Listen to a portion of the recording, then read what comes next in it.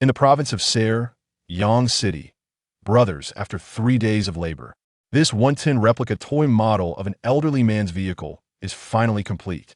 Within the confines of a dilapidated factory, Chun Hanxing solemnly announced to the live streaming screen on his phone, "Behold the sleek contours of the car's body, the elegant yellow headlights." As he spoke, Chun Hanxing opened the car door. Marvel at the minimalist interior design. It embodies simplicity and grandeur. At this, the viewers in the live stream could no longer contain themselves. "Are you serious? You call this sleek? It's rusted to oblivion. Such a scam. Those headlights must have been salvaged from a junked electric vehicle. Whoever buys this car is truly a fool. Will it even run?" Didn't the host mention? It's merely a one-tune replica toy model. If it could drive, that would be a surprise. Still, I pity Richard. Spending 8,000 on such a piece of junk is a total loss. The Richard referred to by the netizens was indeed the purchaser of this vehicle. Unfazed by the ridicule, Chun Hanxing remained indifferent. Once, he was merely an orphan. 3 days prior, he received the shocking news that his long-lost second uncle had passed away. With no children or relatives, Chun Hanxing was the sole legal heir. Upon hearing this news, Chun Hanxing was overcome with exhilaration. However, just as he was preparing to inherit a fortune worth billions, he was informed that his second uncle had left behind nothing but a toy factory on the verge of bankruptcy, whimsically named Little Duck. Yet, it was still better than having nothing. Upon taking over the toy factory, Chun Hanxing unexpectedly awakened a system. According to its description, the system generates a point of technological value every second. This technological value can be exchanged for various technologies and production materials. Moreover, the system rewarded him with a super laboratory. The first novice task issued by the system was to produce and sell an elderly man's vehicle according to the provided blueprint. In pursuit of revenue, Chun Hanxing commenced live streaming on Douyin. Richard was one of the viewers in Chun Hanxing's live stream. Upon learning of Chun Hanxing's intention to create the elderly man's vehicle, Richard expressed his willingness to purchase it for 8,000. The two reached an agreement. "Although the exterior is somewhat unsightly, I constructed the interior precisely according to the system's blueprint. It shouldn't be too disappointing, right?" Chun Hanxing mumbled to himself. He then summoned the transport vehicle he had arranged in advance. Following the address provided by Richard, he prepared a package and delivered the car. In advance, Chun Hanxing also prepared an instruction manual. He repeatedly emphasized, "This vehicle is merely a one-tune replica toy model. Driving it is not recommended.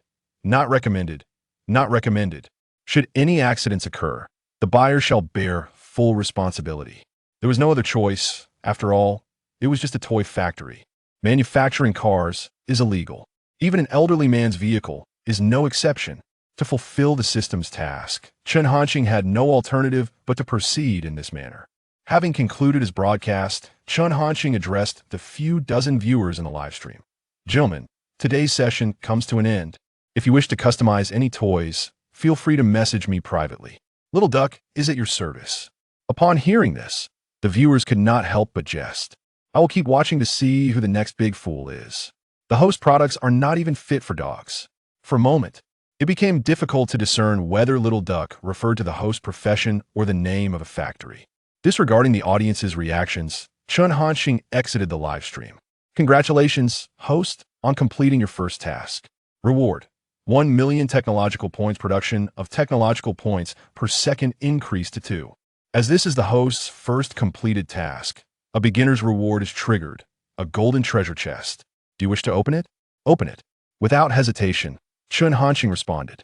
Golden treasure chest opened successfully. Rewards acquired: faster thamlite spaceship technology, annihilation ship technology, space-based weapon technology, aerospace mothership technology, Dyson sphere technology.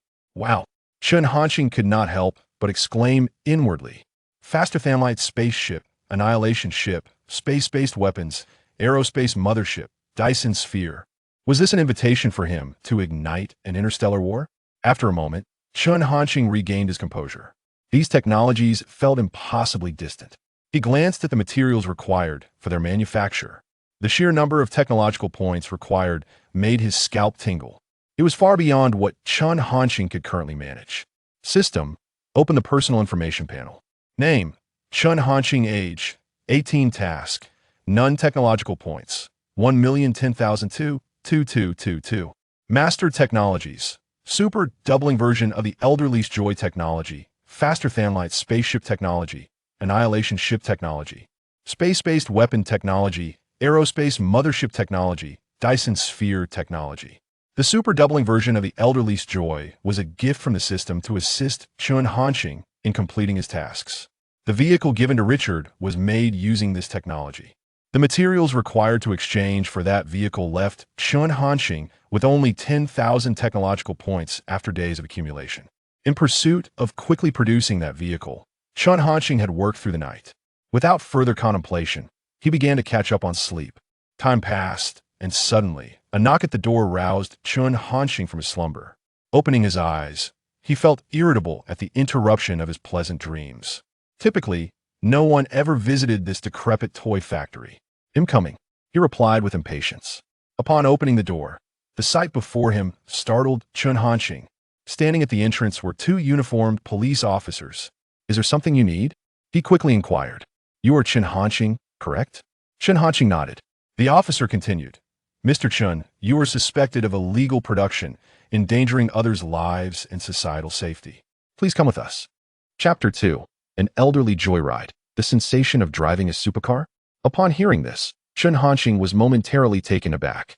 Illegal production? Threatening public safety? From the very beginning, he had merely crafted a humble elderly vehicle. Just as he awakened the system, before he could even harness its power, he was to receive a silver bracelet? What kind of absurdity is this? Simultaneously, a video had gone viral online. The footage began with a car in motion. Suddenly, an elderly vehicle surged past at an astonishing speed. Half a minute later, 3 police cars finally arrived. Yet, that elderly vehicle had vanished completely. Not even the taillights were visible. The moment this video was released, it exploded across the internet. No way. Is this for real? Is it special effects? Can an elderly vehicle really go this fast? Even movies wouldn't dare to depict such a scene. The estimated speed appeared to be around 400 miles per hour. 400 miles per hour? How could that be possible? Even the King of Hell would acknowledge such expertise. This video must be edited. What era is this? Still pulling such tricks to deceive people? As more and more individuals commented, the majority expressed skepticism.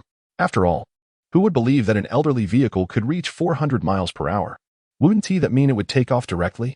Gradually, some netizens began to notice something amiss. This vehicle looked familiar. Was it the one crafted by a certain streamer on Douyin? I witnessed that streamer create this elderly vehicle. If I were to believe it could run at 400 miles per hour, I must be out of my mind. Isn't that just a heap of scrap? Some users recognized the vehicle from Chun Hanxing's live-streamed car building session. Furthermore, someone even shared a clip from Chun Hanxing's broadcast. Upon seeing the war-torn exterior, even fewer people believed the video to be genuine. In the police station, Chun Hanxing was promptly escorted to the interrogation room. Name: Chun Hanxing. Age: 18. Occupation: student. He answered each question honestly. The female officer in charge of the interrogation appeared to be only slightly older than him, with a classic beauty and skin as flawless as jade. She exuded an air of elegance, enhanced by her police uniform. Yet, her alluring peach blossom eyes added a unique charm to her demeanor. A student? Although Officer Zhang Xia had already researched Chun Hanxing's information, she was still somewhat surprised to hear the word student. Can a student really engage in such activities? Nonetheless, Zhang recorded the information. Officer Zhang, may I inquire what exactly I am being accused of? Do you know Li Jiangguo? Without answering, Zhang Xia posed another question. Chun Hanxing shook his head in response. Zhang Xia continued, according to our investigation, Li Jiangguo recently ordered an elderly vehicle from you, which was delivered today. Is that correct? In that instant, Chun Hanxing comprehended. You mean Richard? Richard and Li Jiangguo. These two names cannot be said to be entirely unrelated. Rather, they lack any connection. Had it not been for Zhang Xia's inquiry, Chun Hanxing would not have associated them at all. Is there such a matter? Undeterred by Chun Hanxing's reaction, Zhang Xia pressed on. Chun Hanxing nodded in affirmation. Indeed, 2 hours ago, Li Jiangguo was joyriding in the old man's Joy you manufactured, speeding down National Highway 106. The estimated top speed could reach 400 miles per hour. We damaged 3 police vehicles before finally forcing Li Jiangguo to stop. Due to excessive excitement, he suffered a heart attack and is currently lying in a hospital bed. Upon hearing Zhang Xia's words, Chun Hanxing wore a puzzled expression. Old man's joy? National Highway 106? For 100 miles per hour? That would surely ignite sparks, merely due to exhilaration leading to a heart attack. It is remarkable that Li Jianguo did not drive straight to the underworld. After speaking, Zhang Xia produced several photographs and handed them to Chen Hanqing. In the images, an old man's joy was speeding, its wheels leaving blurred traces. Chen Hanqing recognized this vehicle. It was indeed his creation. Richard, Uncle Li Jianguo told me he is merely 26 years old. I had no knowledge of any of this. Chen Hanqing hurriedly clarified, now grasping the reason he had been summoned. However, Zhang Xia disregarded his explanation and stated, according to our investigation, your factory lacks the qualifications to manufacture the old man's joy. Therefore, the vehicle you produced falls under the category of substandard products. You bear an inescapable responsibility for this incident. Chen Hanqing felt utterly wronged. Officer Zhang, I have already explained this to him. What I created was merely a one-to-one scale model of the old man's joy, intended solely for display and not for any other purposes. The instructions clearly state this. Zhang Xia cast a glance at him and replied, the allocation of responsibility in this matter must ultimately be determined by the court. Right now, Li Jianguo's family is outside. You should negotiate with them. Without waiting for Chen Hanqing's consent, Zhang Xia exited the interrogation room, leaving him alone.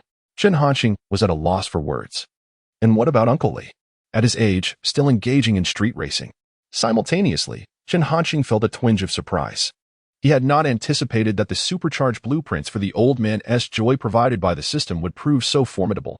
It is worth noting that contemporary family cars typically reach around 200 miles per hour.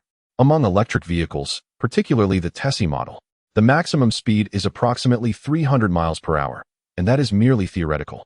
For an old man's joy to achieve 400 miles per hour is akin to experiencing the thrill of a supercar. Just then, the door to the interrogation room swung open, interrupting Chen Hanqing's thoughts. A voice filled with malice reached his ears. Is this the fine mess you've made, you rascal? Chapter 3 What car? I created a toy model.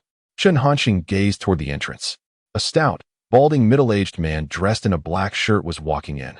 This man was Li Jianguo's son, Li Yuan. Zhang Xia introduced him. She then turned to Chen Hanqing and continued.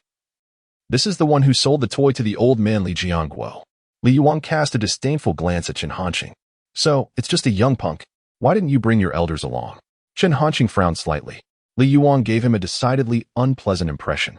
If you have something to say, speak directly, Chen Hanqing replied. Just you? Can you even bear the responsibility? Li Yuan sneered. Don't think just because you look decent, you can act like someone important. He maintained his arrogant demeanor. Zhang Xia found it hard to bear. To her, Chen Hanqing was merely a student, unaccustomed to such confrontations. She prepared to interject. However, before she could say anything, Chen Hanqing interjected, what are you barking about? You're the real punk here. Can't you speak properly? Zhang Xia was taken aback, staring incredulously at Chen Hanqing.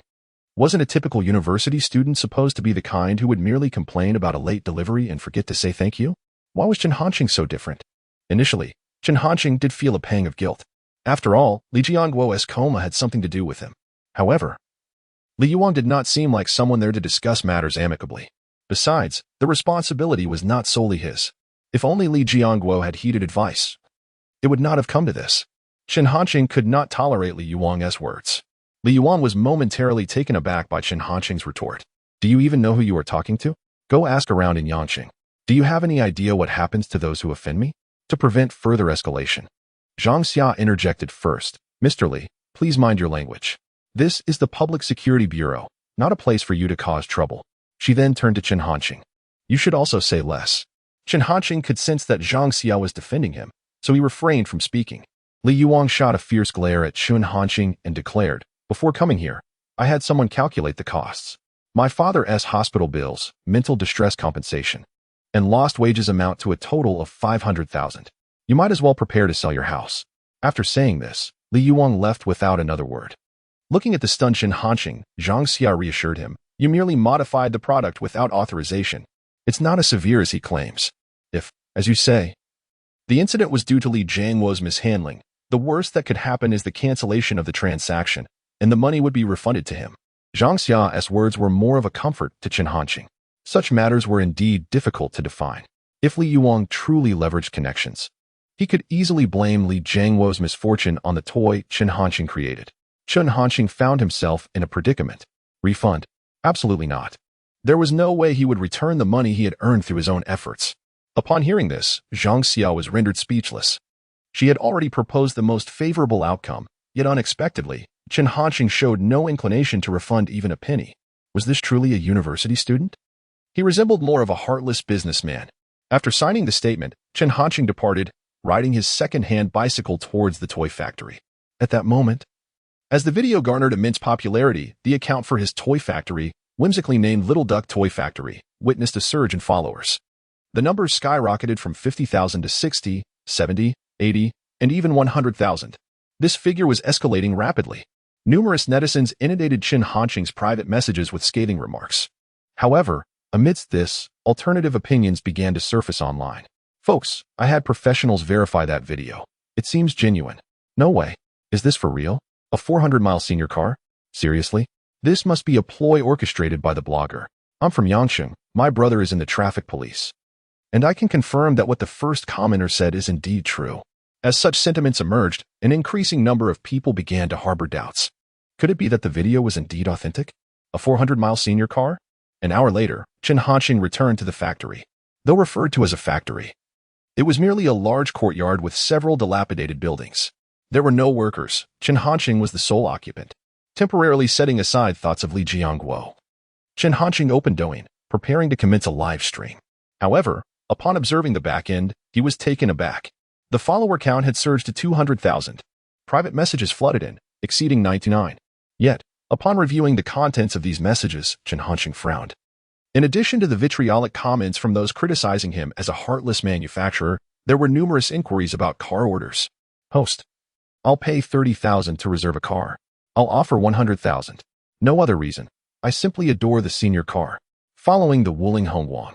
Yet another miraculous vehicle had emerged. The 400-mile senior car. How was this even possible? Chun Hanxing began to feel a sense of panic. Something was amiss.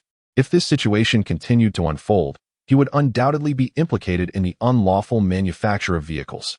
Without hesitation, Chun Hanxing initiated the live stream. Instantly, viewers flocked into the broadcast. Previously, during his streams, he had only attracted dozens or hundreds of viewers. Yet now, within less than a minute of going live, the viewership had already surpassed 10,000. Were they certain they hadn't stumbled into the wrong place? Was this indeed the host behind the senior car? Why did he appear so youthful? Why choose deceit over honest endeavors? Everyone, please remain vigilant and do not be misled by the host. This individual is nothing more than a heartless manufacturer. Name your price. I'm ready to place my order for such a vehicle. As the video was confirmed as authentic, it seemed the host truly possessed the capability to manufacture cars. The production capacity of this vehicle is quite substantial. I am interested in becoming an agent. Observing others speaking on his behalf, Chun Hanxing felt a sense of discontent. He then stated, I wish to make a formal clarification. I do not manufacture cars. What I create is merely a one-to-one replica toy model. Should anyone dare to claim that I produce vehicles, I shall pursue legal action for defamation. Chapter 4, Court Summons. Trial begins tomorrow. In the live broadcast room, silence reigned for a few seconds. No one anticipated that Chun Hanxing would utter such words. Shouldn't he be defending himself at this moment? Why is he deviating so completely from the expected norms? I understand now. This must be a case of feigned indifference. The host has admitted it himself, yet you continue to struggle. The host knows what it means to play with toys. Countless car manufacturers have yearned to create such a vehicle, yet here he stands, refusing to acknowledge it. Such a toy, I would gladly take several. Quickly, go and see. The family of the national road car god has released a video, accusing the host of criminal actions. As this was mentioned, a video link was also shared. Chun Hanxing curiously clicked on it. Li Yuang appeared on the screen. This video was recorded in a hospital. Facing the camera, Li Yuang wore an expression of grievance. Dear friends, my father is 65 years old and suffers from heart disease. Yet even this frail elderly man is not spared by those unscrupulous merchants. Not long ago, under the deceitful charms of a heartless trader, he spent 8,000 yuan on an elderly man's joyride. To my horror, that vehicle reached a staggering 400 miles per hour. Who can comprehend such a speed is bearable for an old man? As a result, my father's heart could not withstand it, and he collapsed. Had it not been for the timely arrival of the police, he would certainly have perished. My poor father. Those despicable merchants. I will pursue this matter to the very end. I hope online friends can support me. An increasing number of netizens viewed this video.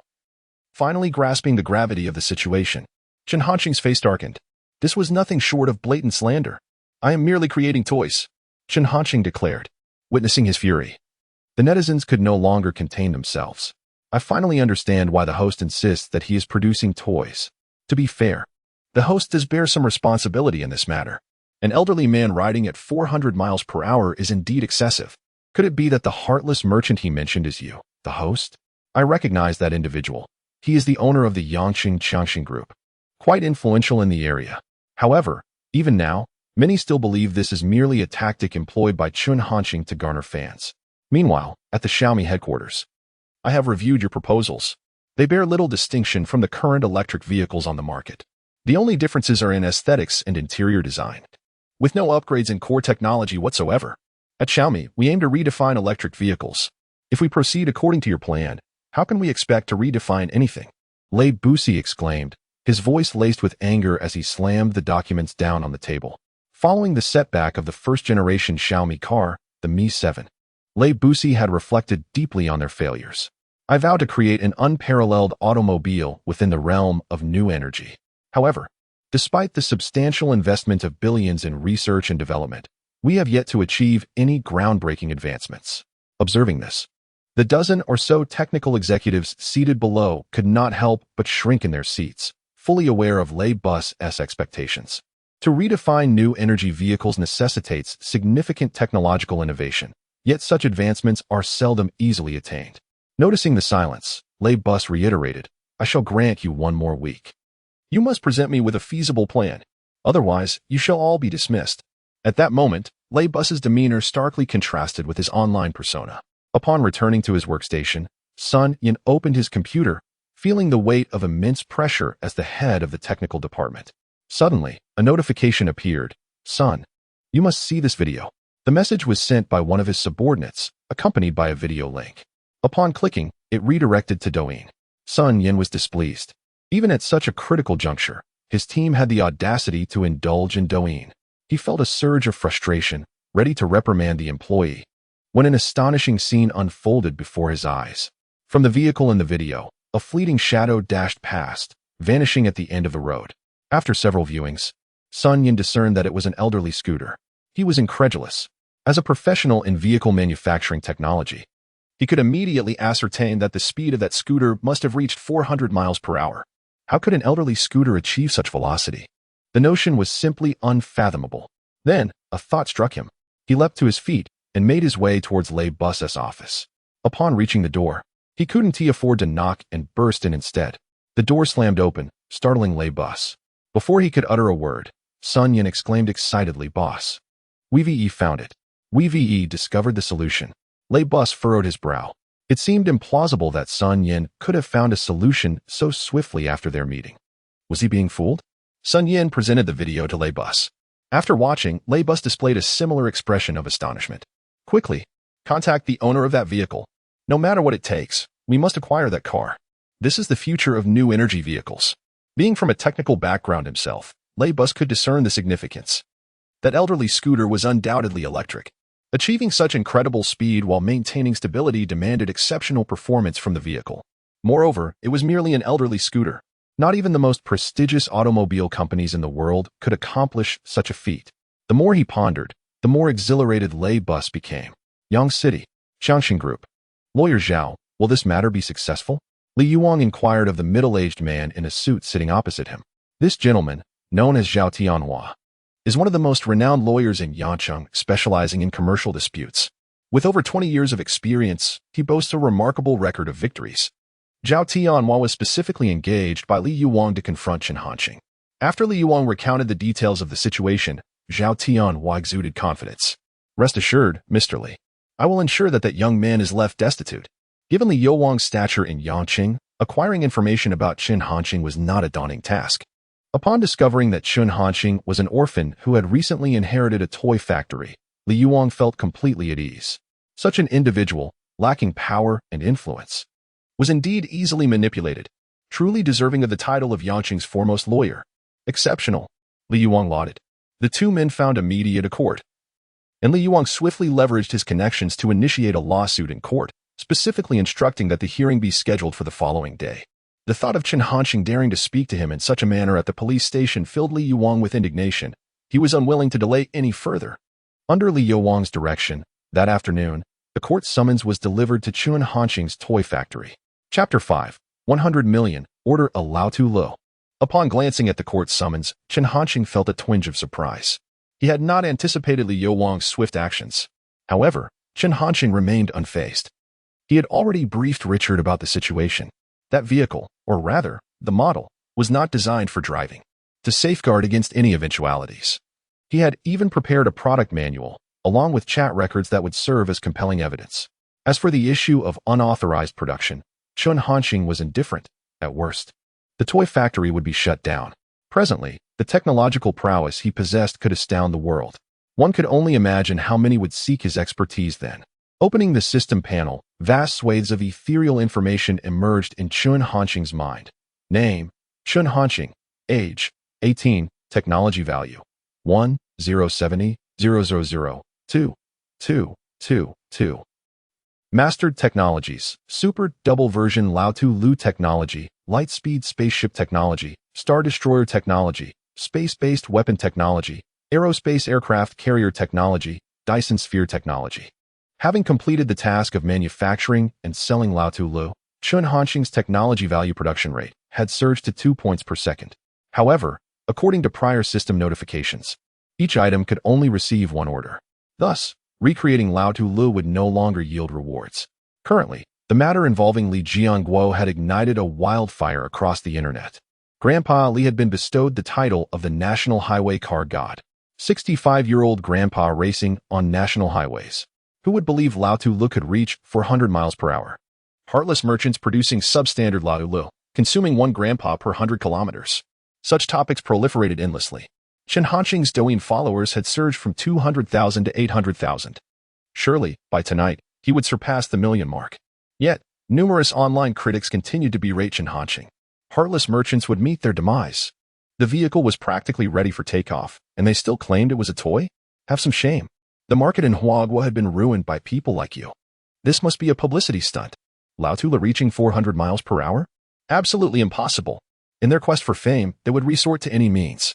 Various opinions abounded. As numerous as the stars in the sky, Chen Hanqing paid them no mind.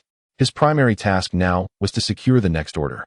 Only by doing so could he once again enhance the efficiency of technology value production. Otherwise, he would be left with an array of formidable technologies, yet unable to manufacture due to a lack of materials. That sensation was utterly unbearable. After a moment of contemplation, Chen Hanqing revised his personal information, preparing to accept orders once more. In response, netizens were abuzz with speculation. Does he dare to take orders? How audacious. The old man remains unconscious. And the streamer dares to act this way. Just as I suspected, so eager to cash in. The streamer's behavior is quite unbecoming, undoubtedly unscrupulous. Who would dare place an order? They would surely be scammed. At the headquarters of Xiaomi, President Lei had found his target. The vehicle in question was manufactured by a toy factory in Yang City, located in the province of Sire, and was sold to an individual named Li Jianguo. Sun Yin gathered all the information available online. Upon hearing this, Lei Bus felt incredulous. A toy factory? He exclaimed. Are you implying that this vehicle was produced by a toy manufacturer? Sun Yin nodded affirmatively. Indeed. I was equally astonished upon discovering this news. Lei Bus was even more astounded. They had invested billions into projects with no progress, only to be outdone technologically by a toy factory. This was somewhat disheartening. As for the online discourse, Lei Bus dismissed it entirely. He had already commissioned professionals for analysis. The video showed no signs of manipulation whatsoever. After a moment, Lei Bus finally regained his composure and inquired, how much did Li Jianguo pay for this vehicle? His question was merely to ground himself with a reference point. Sun Yin hesitated before responding, 8,000. Lei Bus nodded, 80 million. That price is somewhat steep, yet not entirely unacceptable. However, if it were merely a vehicle, it would hardly be worth such an amount. The true value lies in the technology. The research value of this vehicle's technology is priceless. Mr. Lei, it is 8,000, Sun Yin clarified. Lei Bus was momentarily stunned, his pupils dilating in disbelief. 8,000. The revelation struck him like a thunderclap in his mind. He could never have anticipated such a price. Did Li Jianguo save the factory owner's life? After a prolonged silence, Laybus gradually came to terms with this reality. He immediately asked, "Have you contacted the factory owner?" Laybus was eager to order such a vehicle. "Mr. Lay, I have searched extensively but found no information about the Little Duck Toy Factory. However, the factory's manager has announced on their personal account that they are open for orders," Sun Yen reported. Upon hearing this, Laybus commanded, "Go and place an order immediately. Offer 80 million. No, 100 million. Sun Yen was taken aback. Spending 100 million for an elderly man's vehicle? If this were to be disclosed, no one would believe it. Yet, this was unfolding as a tangible reality. Had he not known that the vehicle was previously sold for 8,000, Sun Yen might have accepted the situation, but now he felt it was a significant loss. "Mr. Lay, isn't that a bit excessive?" Sun Yen could not help but caution him. Laybus shook his head. "Not at all.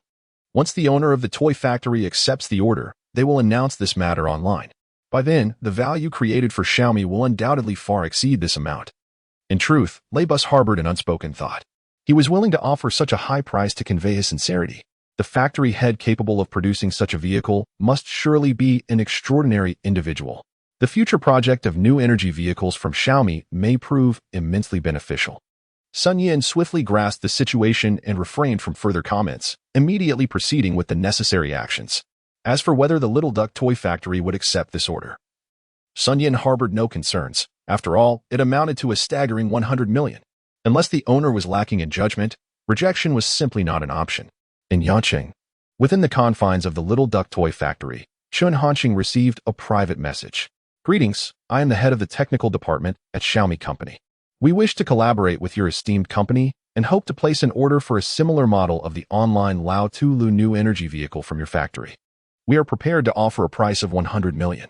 Chapter 6. Laybus arrives, causing a sensation in Yang City upon receiving this private message. Chun Hanqing did not experience the anticipated excitement. Is this the method they intend to employ? To compel me to acknowledge the production of vehicles? Such tactics are utterly clumsy. He mused inwardly. He simply could not bring himself to believe it. Spending 100 million to order an elderly man's vehicle? If this were true, that individual must be deranged. Chun Hanqing preferred to think this was a trap devised by Li Yuang.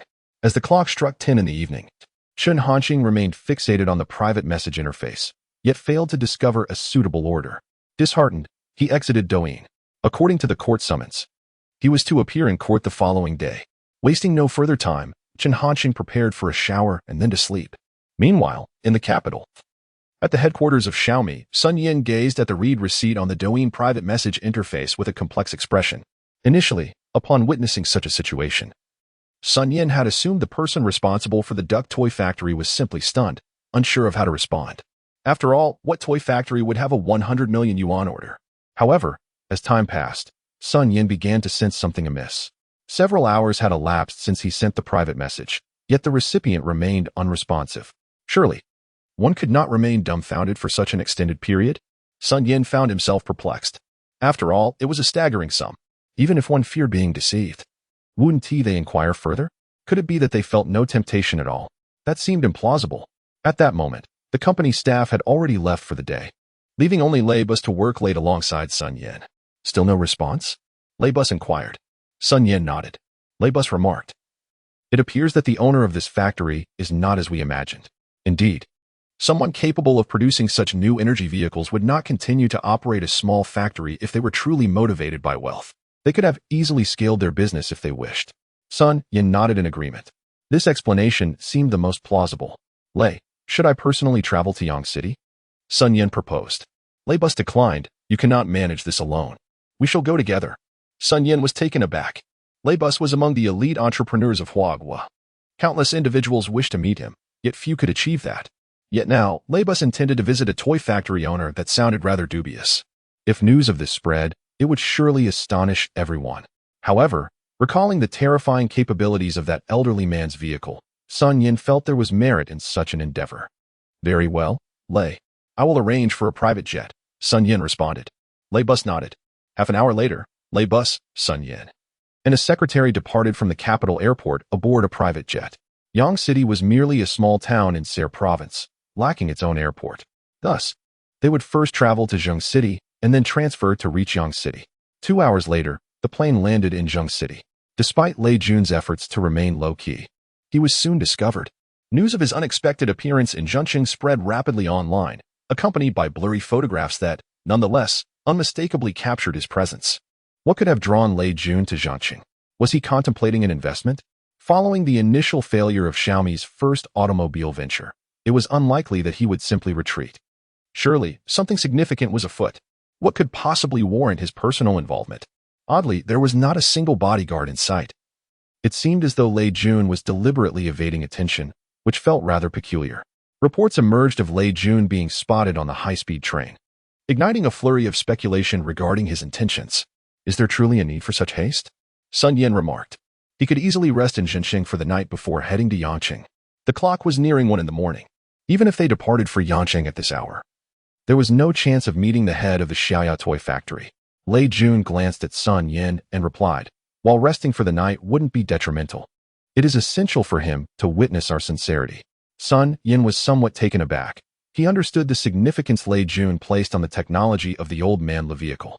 However, he now realized that he had underestimated Lei Jun's determination. It seemed there was much to learn from him. An hour later, Lei Jun and his companion finally arrived in Yangqing. They checked into a hotel, having already researched the location of the Xiaoya toy factory, preparing to visit First Light. This night was destined to be extraordinary. Following Lei Jun's revelation in Zhengqing, further news emerged. He had been spotted in Yangqing. This left netizens even more astonished. Yangqing? While his journey to Zhengqing was understandable, what business could Lei Jun have in such a small locale? As a resident of Sire Province, I had never even heard of this place. Clearly, Lei Jun was poised for something monumental. The anticipation of his true purpose in Yangqing was palpable. As dawn broke, the Xiaoya toy factory was located on the outskirts of the city, a bicycle ride of over 2 hours from the courthouse. With the hearing set for 8 o'clock, Chen Hanxing rose at 5, spending half an hour preparing before stepping out. At that moment, Lei Jun had also departed, en route to the Xiaoya toy factory. By 6 o'clock, the Yangqing municipal government officials, including the mayor and the party secretary, were briskly approaching their black Volkswagen Passats. Leading the procession, Party Secretary Zhang Weimin emphasized, Lei Jun's arrival in Yangqing presents us with an opportunity. We must employ every means to ensure he invests here. The future development of Yangqing over the next 20 years hinges on today. Zhang Weimin's expression was one of grave seriousness. Not only he, but everyone comprehended the significance of this matter. They were fully prepared to engage in a formidable battle. Meanwhile, after an hour's journey, Lei Bus and his companions finally arrived at the Little Duck toy factory. Upon disembarking, they were taken aback by the sight before them. Through the rusted gates, they glimpsed a yard approximately the size of half a football field. On either side of the yard stood factory buildings constructed from colored steel. Perhaps due to the passage of time, these structures appeared dilapidated and worn. Did we come to the wrong place? Sun Yan could not help but remark as he surveyed the scene. It was not just him. Even Lei Bus shared this sentiment. The condition of the Little Duck toy factory was entirely different from what they had envisioned. Could such a place truly manufacture a new energy vehicle capable of reaching speeds of 400 kilometers per hour? Chapter 7. Offending me means no path to survival. Lei Bus had his suspicions, and they were not unfounded. The manufacturing process of electric vehicles is exceedingly intricate, involving components of high precision. Otherwise, Xiaomi would not have invested billions without achieving any significant technological breakthroughs. Initially, Lei Bus believed that this so-called toy factory was a highly sophisticated tech company. However, it now resembled more of a nefarious workshop. Furthermore, the factory's entrance was tightly sealed, revealing an absence of personnel within. As they pondered this perplexity, a middle-aged man approached them. "You must be here to see Xiao Xing," he said. This man, named Zhou Zhong, had previously worked at the toy factory and had assisted Chen Hanxing when he took over the establishment. Lei Bus was taken aback, as he had no knowledge of the individual referred to as Xiao Xing. However, he quickly recovered and nodded. "Indeed. Do you know where the factory's manager has gone?" Zhou Zhong sighed. "You are not aware? Xiao Xing has been embroiled in a scandal for fabricating a vehicle illegally, nearly causing a tragedy. He was taken by the police yesterday for questioning, and I hear he is due in court today." He added, "This lad seemed quite decent. I cannot fathom how he could have committed such an act." Realization dawned upon Lei Bus. This was the information he sought. He was astounded. With such deplorable production conditions, how could they have failed to produce even a single vehicle that could rival the world's elite? The skill required must be extraordinary. Disregarding Zhou Zhong's musings, Lei Bus casually responded and departed with Sun Yan, heading straight for the courthouse. As their vehicle vanished from sight, Zhou Zhong couldn't help but mutter. That person seemed oddly familiar. Suddenly, his pupils widened in recognition. He recalled who that person was, the renowned Lei Bus, a figure he often encountered online. He never imagined he would see such a prominent individual in this location. It took him a moment to regain his composure. Was Lei Bus specifically seeking Xiaoxing? Goodness! Had he stumbled upon something extraordinary? Zhou Zhong felt his heart race. Before long, as he was still reeling from the encounter, another group arrived at the entrance of the toy factory. The sight of over a dozen identical Passats adorned with red flags left him utterly astounded. Could it be that these individuals were also here to see Chen Hanqing? It seemed improbable. Zhang Weiman stepped out of one of the vehicles, equally perplexed. Are you sure we haven't come to the wrong place? He inquired of his secretary. The secretary promptly assured him, Secretary, there is no mistake. The colleagues from the transportation department noted Lei Bus's presence here. Given the remoteness of this location, the surveillance cameras ceased monitoring before reaching this point. They were only aware that Lei Bus had arrived in the vicinity, completely oblivious to the fact that he had just departed moments ago. Zhang Weiman nodded as he surveyed his surroundings, ultimately fixing his gaze upon Zhou Zhong and striding towards him. Zhou Zhong stood there, momentarily dazed. He couldn't recognize Lei Bus right away. However, how could he, the city's secretary Zhang Weiman, be unaware? Zhou Zhong was utterly taken aback. What on earth was happening today? Zhang Weiman was unaware of his thoughts. Upon reaching Zhou Zhong, he inquired, Comrade, did you happen to see a vehicle pass by just now? It was then that Zhou Zhong came to his senses. He excitedly responded, Secretary Zhang, greetings. Are you looking for Xiaoxing or Lei Bus? Zhang Weiman was not familiar with Xiaoxing and could not fathom why Zhou Zhong would associate him with Lei Bus. Nevertheless, he didn't dwell on it. I am searching for Lei Bus. Did you see him? Zhou Zhong nodded. He just left. He should be heading to the court. The court? Zhang Weiman was taken aback. Was someone being sued? That didn't seem right. A company like Xiaomi would have a dedicated legal team. Even if there were issues, it wouldn't require Lei Bus to intervene personally. Moreover, he couldn't think of anyone in this area who could possibly have legal disputes with Lei Bus. Zhang Weiman did not expect to glean any further insights from Zhou Zhong. Thank you, comrade, he said before departing, watching as cars whizzed by. Zhou Zhong felt as though he were in a dream. After all these years, such prominent figures had never descended upon their locale in such numbers. Lei Bus was here to seek Chen Hanqing, while Zhang Weiman was in pursuit of Lei Bus. In essence, Zhang Weiman had come for Chen Hanqing as well. As the clock struck 7:30, Chen Hanqing had arrived at the courthouse entrance, preparing to find a place to park his bicycle when he unexpectedly encountered Li Yuang and Zhao Tianhua. Li Yuang approached, a mocking expression on his face as he looked at Chen Hanqing. Kid, are you scared now? If you kneel and apologize, I might consider letting you off the hook. He exuded an air of confidence, clearly underestimating Chen Hanqing. Kneel to you? Are you out of your mind? Or have you taken leave of your senses? I'd rather kneel on your grave. Chen Hanqing retorted without hesitation. He wasn't a fool. Li Yuang was clearly attempting to insult him. The notion of kneeling for mercy was utterly implausible. Even if it were true, Chen Hanqing would never acquiesce. Who did Li Yuang think he was? Li Yuang was taken aback, not expecting Chen Hanqing to be so bold and defiant. Anger surged within him, yet in a public setting. He dared not act against Chen Hanqing. He could only threaten coldly, little brat, keep pretending. Soon you'll have reason to weep. If you don't leave without a proper compensation, I shall claim you as my son.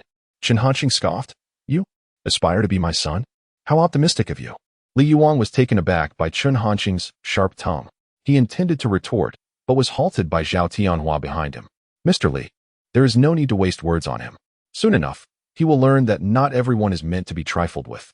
With a cold snort, Li Yuang ceased his words and proceeded towards the courthouse. Upon entering, he inquired, Lawyer Zhao, everything is arranged, correct? We cannot afford any mistakes. That young man must not be spared.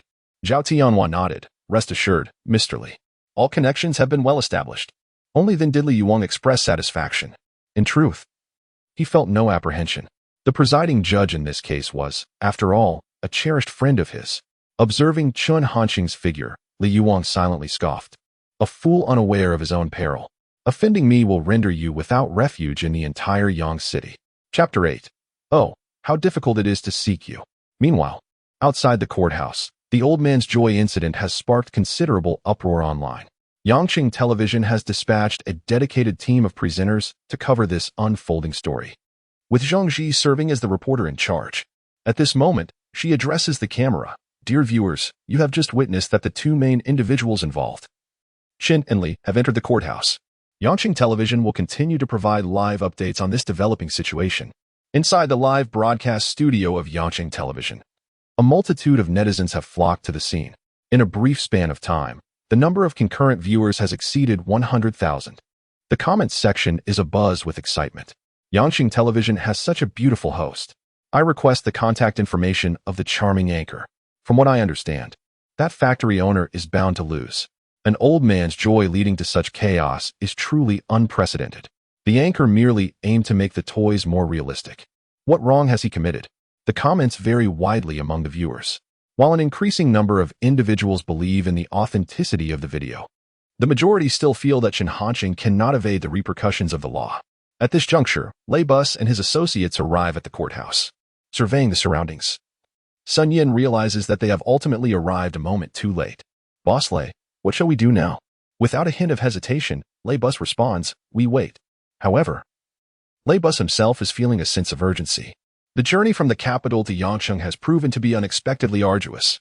Yet, he quickly regains his composure, reminding himself that good things often come with challenges.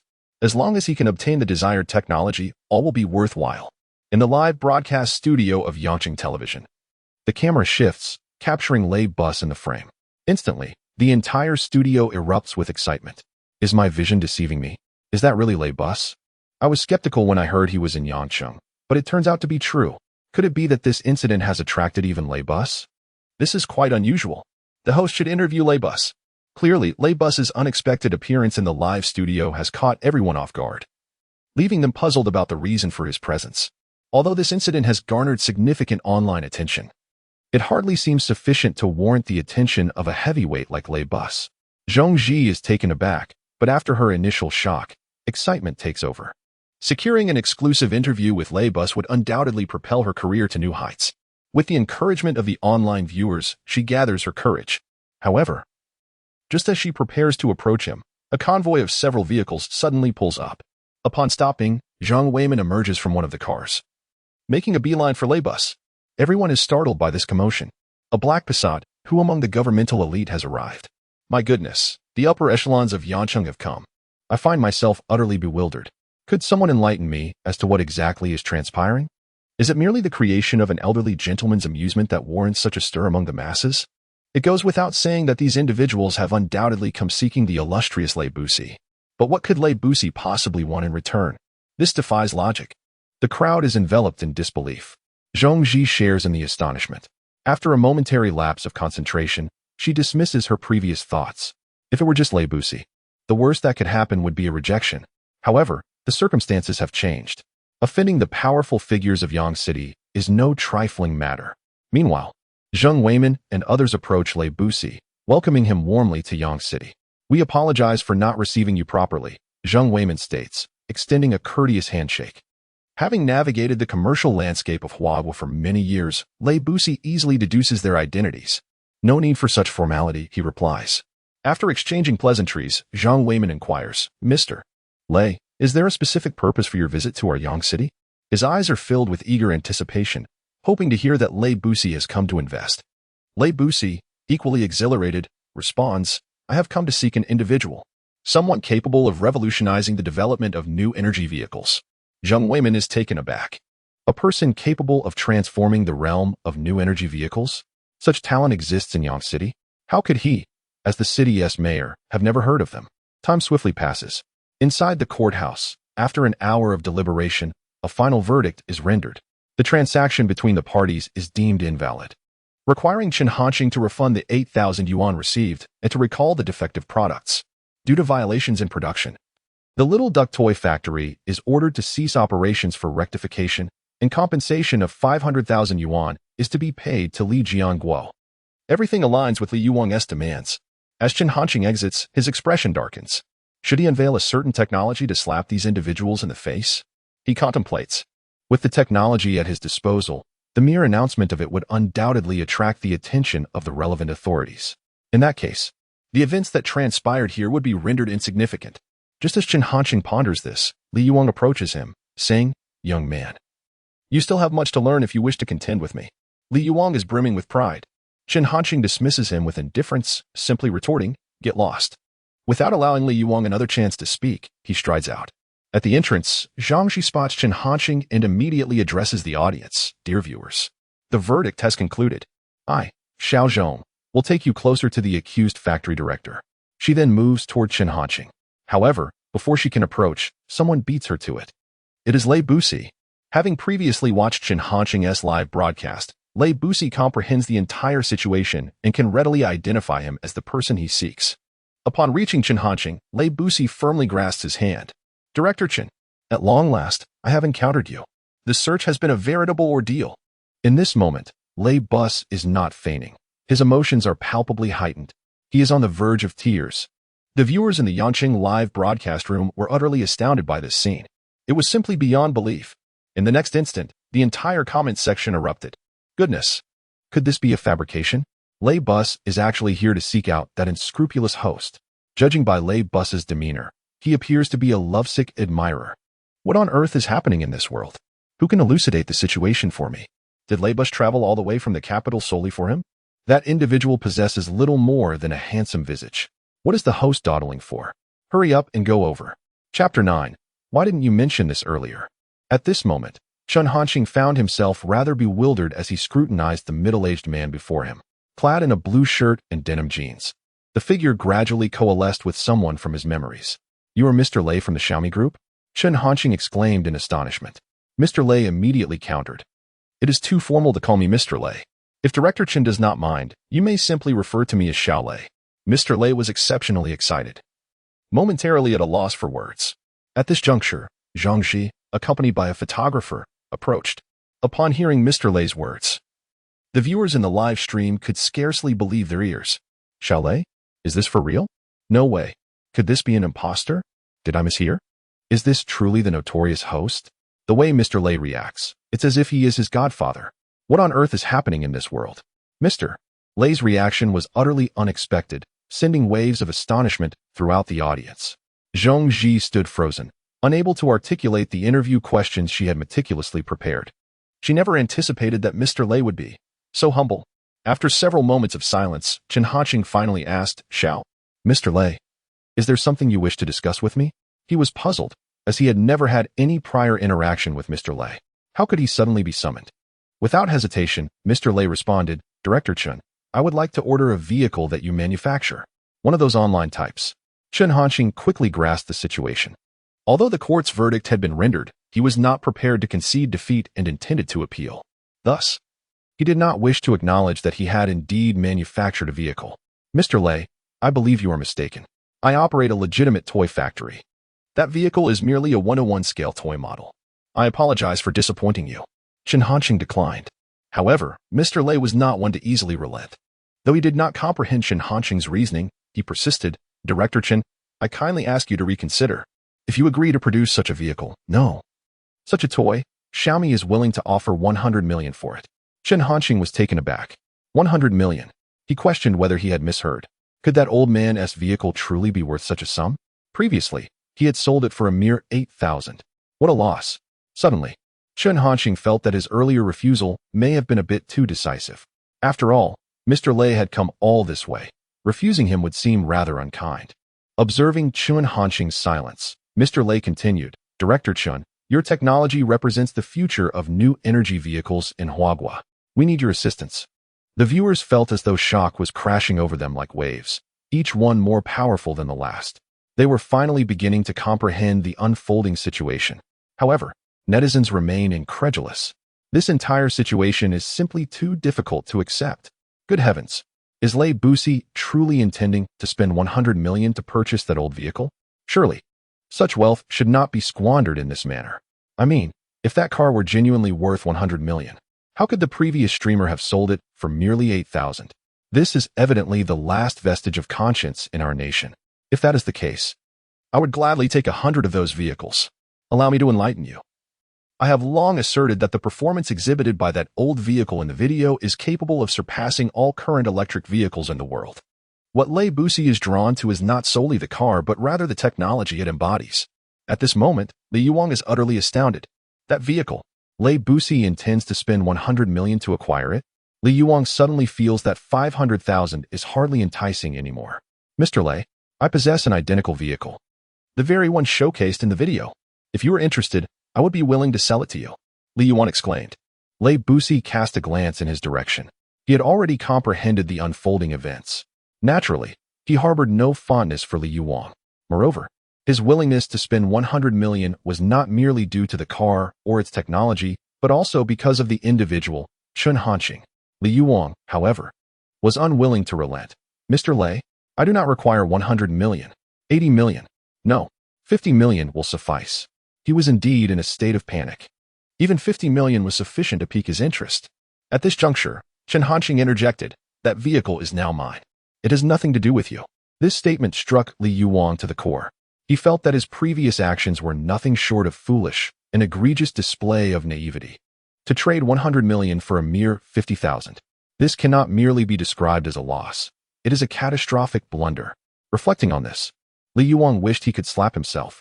Kid, do you still dare to act so arrogantly? I can nullify this transaction and reinstate it at will. In this world, one must wield influence and possess connections. What do you have to challenge me? Li Yuan asserted. He was unperturbed. As previously stated, as long as he desired, he could easily reactivate this transaction. It would require some cost, but compared to 100 million, it was insignificant. After he finished speaking, before Chen Hanqing could respond, a voice interrupted. So, you believe you possess considerable influence and connections? Li Yuan furrowed his brow. You, almost having become a fool. He was already in a foul mood. When interrupted, he instinctively wished to retaliate. However, upon recognizing the speaker, his words became lodged in his throat. The speaker was none other than Zheng Weimin, the mayor of Yangqing, whom he undoubtedly recognized. His heart trembled violently. Why is he here? Without a moment's hesitation, he quickly adopted a fawning demeanor. Mayor Zhang, what brings you here? Li Yuan was utterly unfamiliar with Zheng Weimin. Fearing a misunderstanding with Lei Busi that might adversely affect the investment climate in Yangqing, Zheng Weimin promptly declared, although I do not know who you are, I shall conduct a thorough investigation into your affairs. Should any issues arise, your background and influence shall face dire consequences.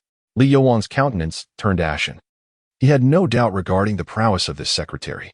He opened his mouth, intending to speak, but before he could utter a word, Zheng Weimin had already turned his gaze towards Chen Hanqing. Comrade, you are a valuable asset to our Yangqing. Rest assured, I will not allow you to suffer any injustice. Whatever the matter, I shall advocate for you. At this moment, Li Yuan felt an even greater sense of despair. It was over. Completely over. His subordinate, the powerful Shengxin group, was hardly clean. As he looked back at Chen Hanqing, Li Yuan's expression had shifted. Wasn't it said that he was an orphan? With such connections? Why had this not been disclosed earlier? Chapter 10. Once again, taking orders. Li Yuan dared not linger any longer. At this moment, he couldn't care less about the billion. He departed in a dejected manner. Chen Hanqing was also preparing to leave. Director Chen, please, allow me to share a ride with you. Lei Busi fervently invited. Unwilling to miss the opportunity to be alone with Chen Hanqing responded, what about my bicycle? Lei Busi replied, isn't it trivial to concern yourself with a bicycle when deals are worth hundreds of millions? Recalling the dilapidated factory he had seen earlier, Lei Busi couldn't help but marvel at how excessively frugal Director Chen was. Observing this, Zheng Weimin immediately assured, rest assured, I will arrange for someone to return your bicycle. Only then did Chen Hanqing agree. After they departed, the live broadcast room of Yangqing TV erupted with excitement. Wait, isn't that heartless anchor's old man's joy a product without any certification? Lei Busi was no fool. If it weren't worth the price, why would he spend $1 billion? Brothers, hurry and place your orders. If you buy, you profit. It's faster than picking up money. I was blind to have mocked the Little Duck Factory director before. Turns out, he is a true master. An hour later, Lei Busi delivered Chen Hanqing to the Little Duck Toy Factory. Mr. Lei, let's stop here. I hope for a pleasant cooperation. Chen Hanqing stated. Originally, Lei Busi had wanted to witness what the factory was like, but seeing that Chen Hanqing had no such intention, he reluctantly abandoned the plan. Director Chen, I look forward to our next meeting, Lei Busi said. Chen Hanqing nodded and left directly. It was only after Chen Hanqing entered the factory and closed the rusty door that Lei Busi withdrew his gaze. Mr. Lei, is this vehicle truly worth such an expenditure? Sun Yin inquired. Earlier, Lei Busi had already reached a partnership with Chen Hanqing, intending to spend $1 billion to purchase Chen Hanqing's vehicle. He was also willing to exchange 1% of Xiaomi Company's shares for the rights to utilize all technologies related to the old man's joy. $1 billion was understandable. But 1% of Xiaomi Company's shares seemed excessive. It is important to note that the current estimated market value of Xiaomi Company has reached an astounding $400 billion. Even just 1% amounts to a staggering $40 billion. Sun Yin couldn't help but doubt whether such a vehicle, which had only been seen in videos, was truly worth it. Moreover, once this matter became public, it would be difficult to explain to the company's shareholders. Hearing Sun Yan's skepticism, Lei Busi replied, Shao-san, you must take a long-term view. Spending this amount to bind ourselves to such talent is undoubtedly worthwhile. Moreover, I have a strong feeling that what is currently exposed online is not the vehicle's true potential. Although Sun Yin couldn't comprehend why Lei Busi was so confident. He nodded in agreement. Let's announce this matter online. The more buzz, the better, Lei Busi instructed. Marketing to the extreme. Such a remarkable marketing opportunity. He naturally would not let it pass. Sun Yin hesitated for a moment before nodding in agreement. All right. This venture is fraught with risks. If the performance of those two elderly gentlemen truly meets expectations, any adverse effects resulting from this affair will be completely mitigated, and it will lead to substantial profits for Xiaomi. However, if the anticipated results are not achieved, it could devolve into a catastrophic failure. Yet, Lei Bus has made his decision, and he can only comply. Subsequently, Lei Bus and Zheng Weimin proceeded to the municipal building, while Chun Hanqing returned to his factory room. He opened his personal attribute panel, and a plethora of information unfolded in his mind. Name: Chun Hanqing. Age: 18. Task: none technology points. 1, 200, 0000222. 2. Acquired technologies: enhanced elderly joy technology, hyperspeed spaceship technology, star destroyer technology, space-based weapon technology, aerospace carrier technology, Dyson sphere technology. After accumulating for over a day, his technology points had reached 1,200,000. However, while this sum may appear substantial, it pales in comparison to the technologies he currently possesses. It felt akin to guarding a mountain of gold, yet being unable to exploit it. This was quite disheartening. At present, the most urgent task was to accept missions to enhance the production capacity of his technology points.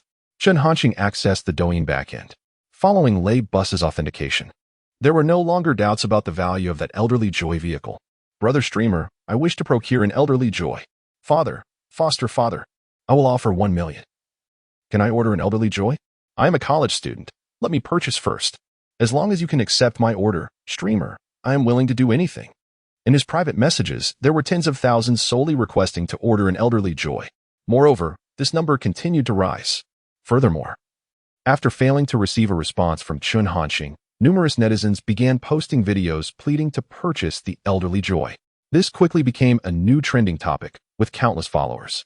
The offered prices were increasingly outrageous. Those manufacturers specializing in elderly joy vehicles were left dumbfounded. They previously sold for 10,000 and were labeled as profiteers. Yet now they were being offered millions, all for the same elderly joy.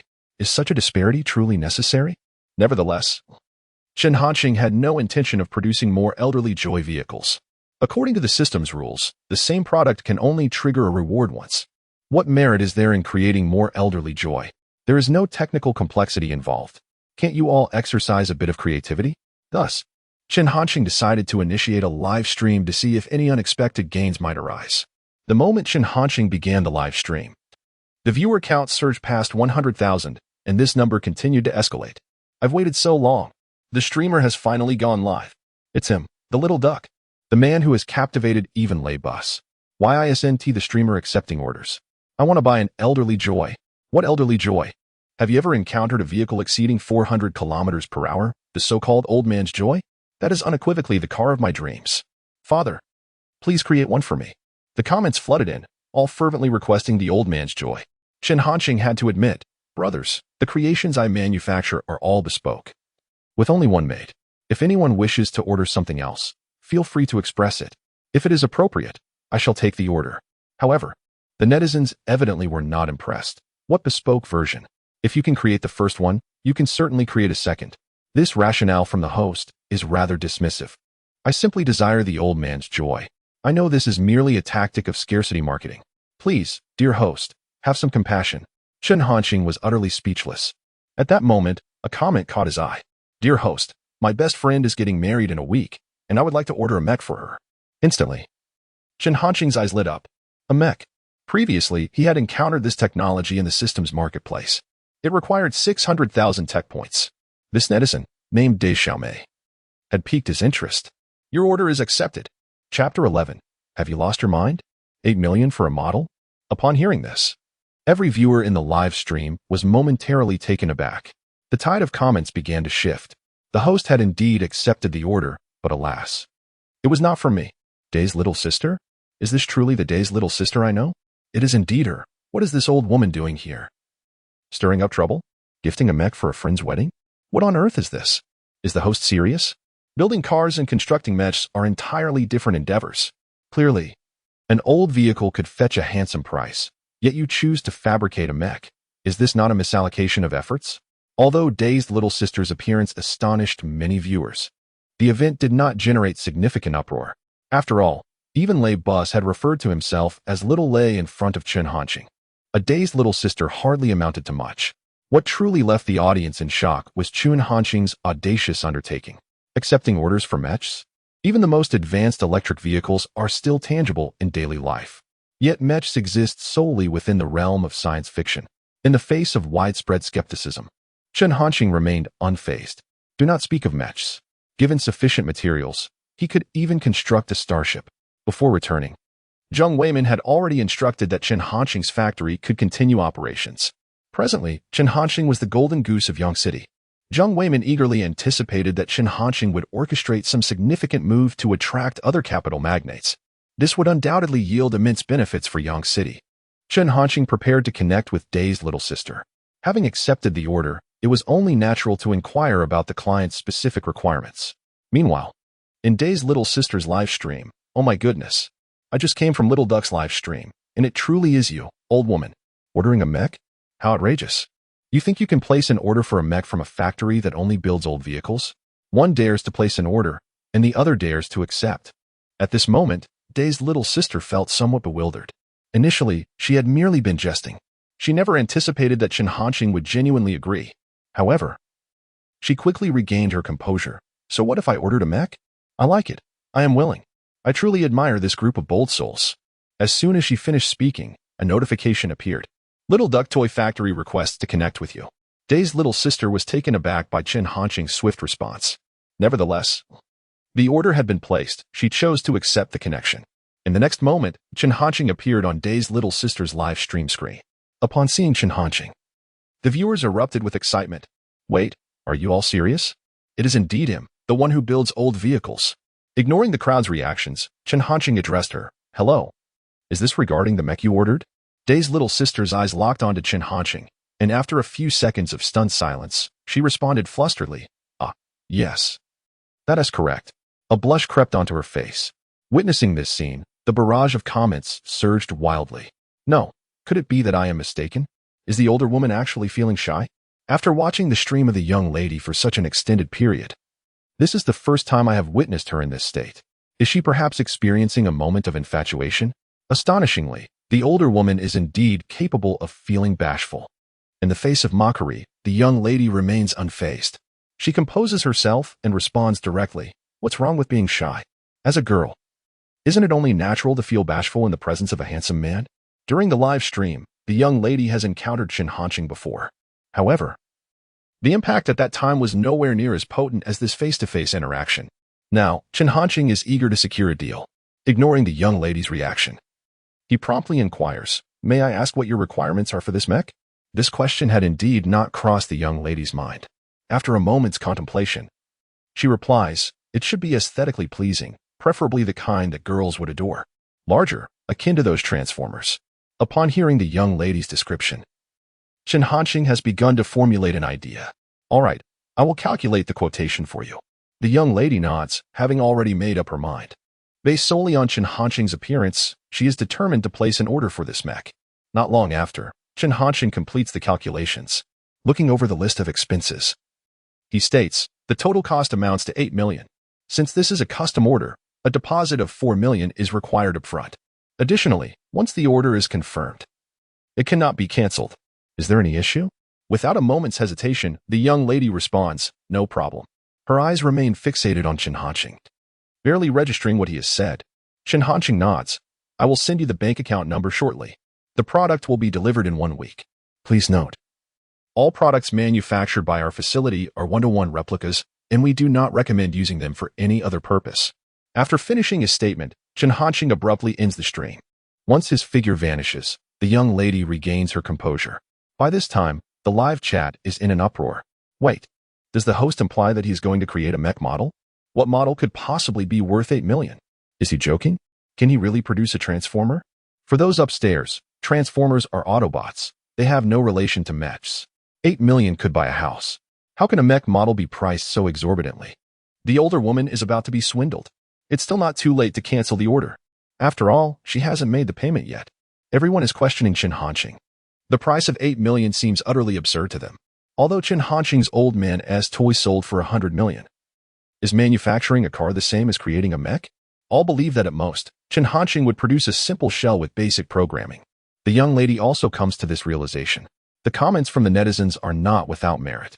The mech she envisioned is merely a figurine. Unless one is out of their mind, it is unreasonable to expect Chen Hanqing to create a genuine mech. The price of 8 million is indeed somewhat beyond budget. However, in the end, the determined young lady made her decision. What is 8 million? I can afford it. I simply wish to see what an 8 million mech model truly looks like and broaden my brother's horizons. This money I shall provide, she declared with confidence. At this point, the netizens could hardly contain themselves. She's gone mad. This old woman has lost her senses. Is it truly worth such a struggle for a handsome man? Soon enough, there will be tears from an older woman. With 8 million, one could accomplish so much. Why choose to be deceived instead? The mind is a precious thing. If it's not needed, perhaps it could be donated. After the broadcast, Chen Hanqing sent his card number to the determined young lady. Before long, he received a text notification indicating that 4 million had been credited. Opening the system store, Chen Hanqing remarked, "Store opening in progress." Instantly, a multitude of information flooded Chen Hanqing's mind. Soon, he located his target. Entry-level mech technology requires 600,000 points of technological value for redemption. Would you like to redeem? Chapter 12. Accepting Orders, Creating Mechas. Indeed, Chen Hanqing replied without hesitation. Although it was merely introductory mecha technology, it was sufficient to accomplish the task at hand. 600,000 technological points have been deducted. Mecha technology exchange successful. The system notification chimed once more. In the next instant, Chen Hanqing felt a surge of intricate knowledge flooding his mind. Moments later, he fully absorbed this information. He now possessed a comprehensive understanding of the technology required for mecha fabrication. Chen Hanqing recalled the specifications that the AI assistant had mentioned earlier. It should be aesthetically pleasing, youthful, and grand, akin to a transformer. With a resolute determination forming in his heart, he proceeded into the super laboratory. Opening his personal information panel, Chen Hanqing noted, Name, Chen Hanqing, age, 18, task, complete mecha order technological points, 628, 000222222, mastered technologies, introductory mecha technology, super doubling old man la technology, lightspeed spaceship technology, annihilation ship technology, space-based weapons technology, aerospace aircraft carrier technology, Dyson sphere technology. Though mecha sounded impressive, the reality was that this entry-level mecha did not require overly precious materials. Chen Hanqing expended 500,000 technological points to exchange for all the necessary components. Without wasting any time, he immediately commenced his work. 7 days to fabricate a mecha was indeed quite a rush. In the municipal building of Yang City, after Leibus negotiated with Zhang Weiman and others, it was already noon.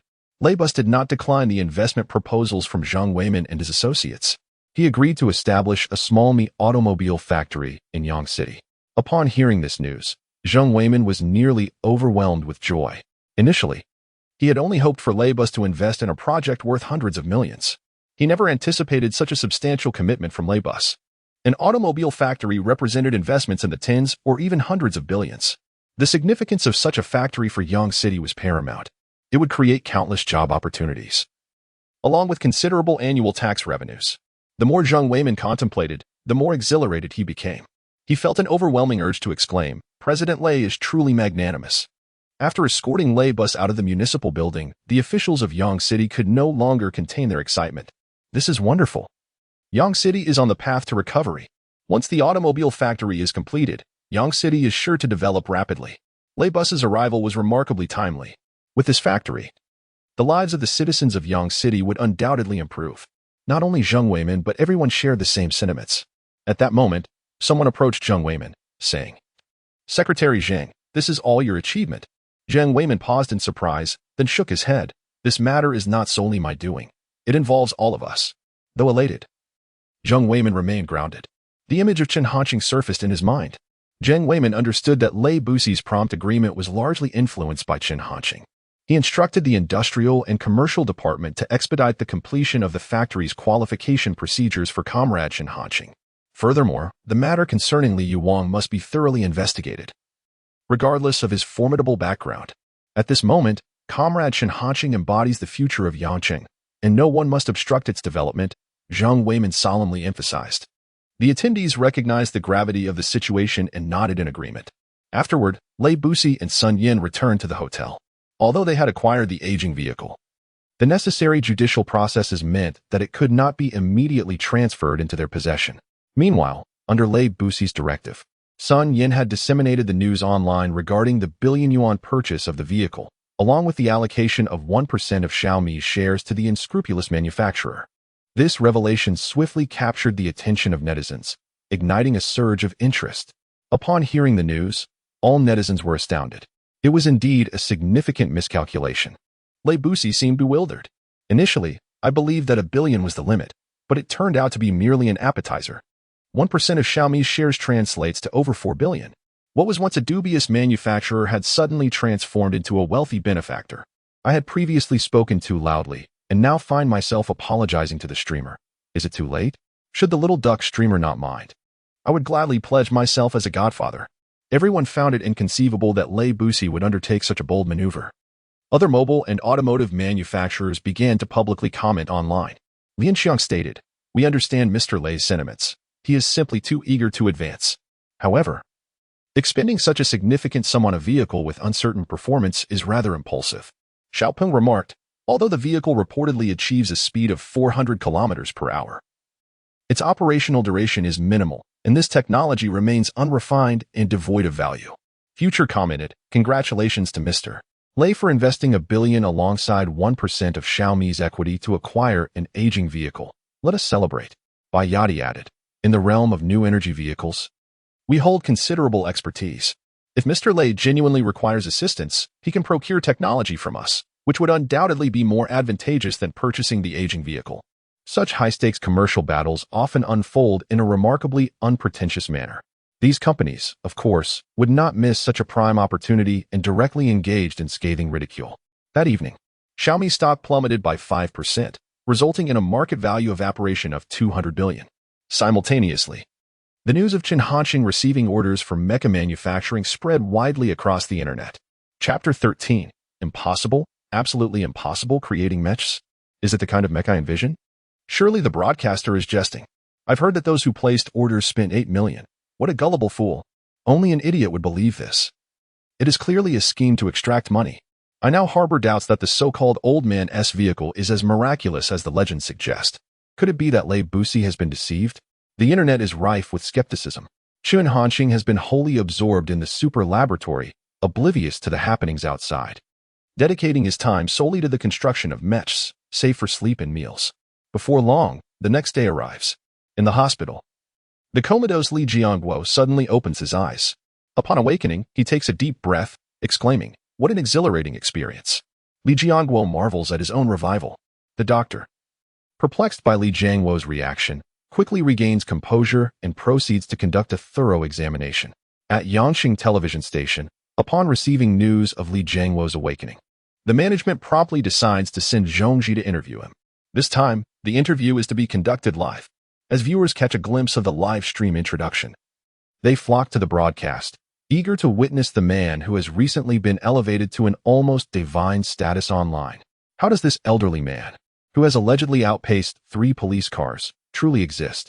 The television station had previously contacted Li Jiangguo and received his consent. Upon entering the hospital room, they find Li Jiangguo engrossed in his phone. "Wipe the glass. Wipe the glass."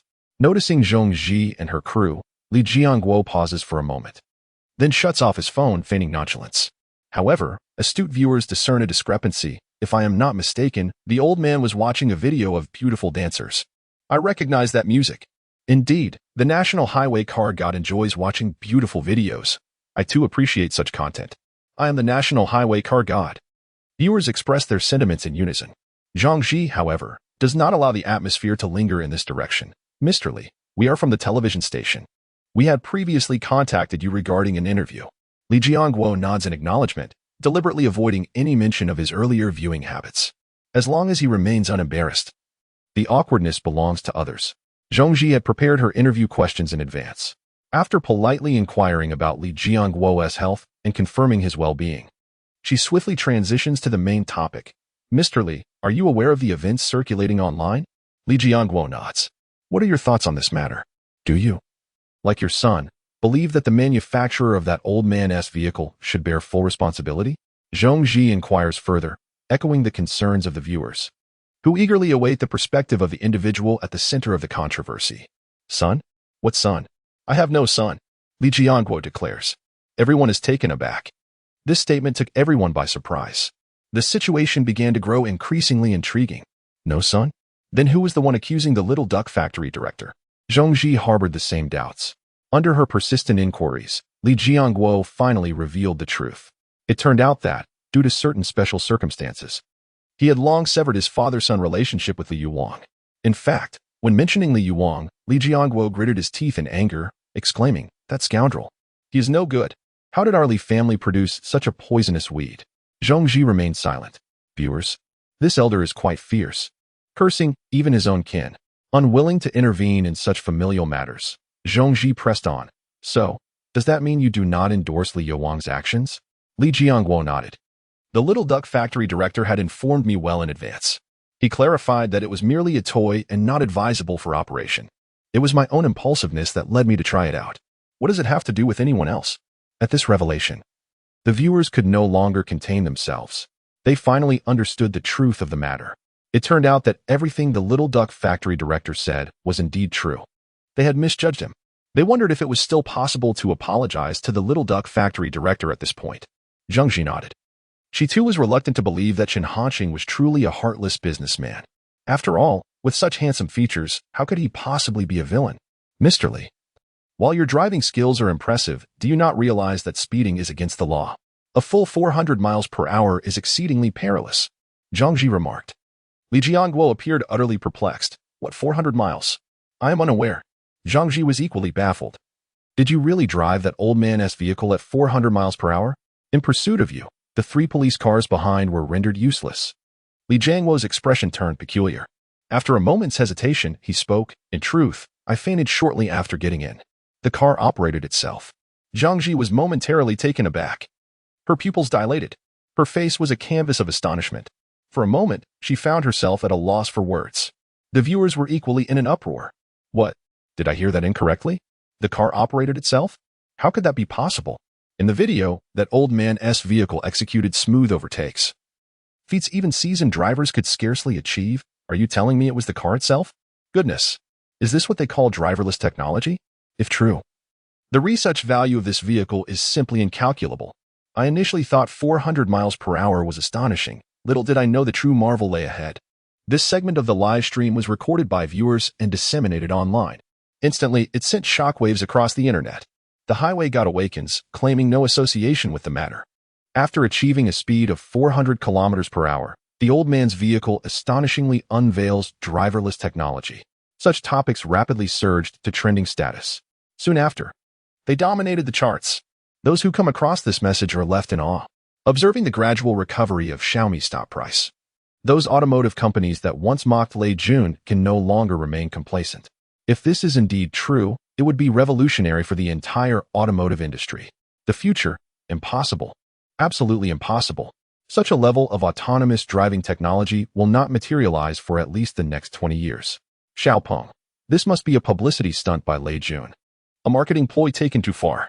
A typical tactic of Lei Jun.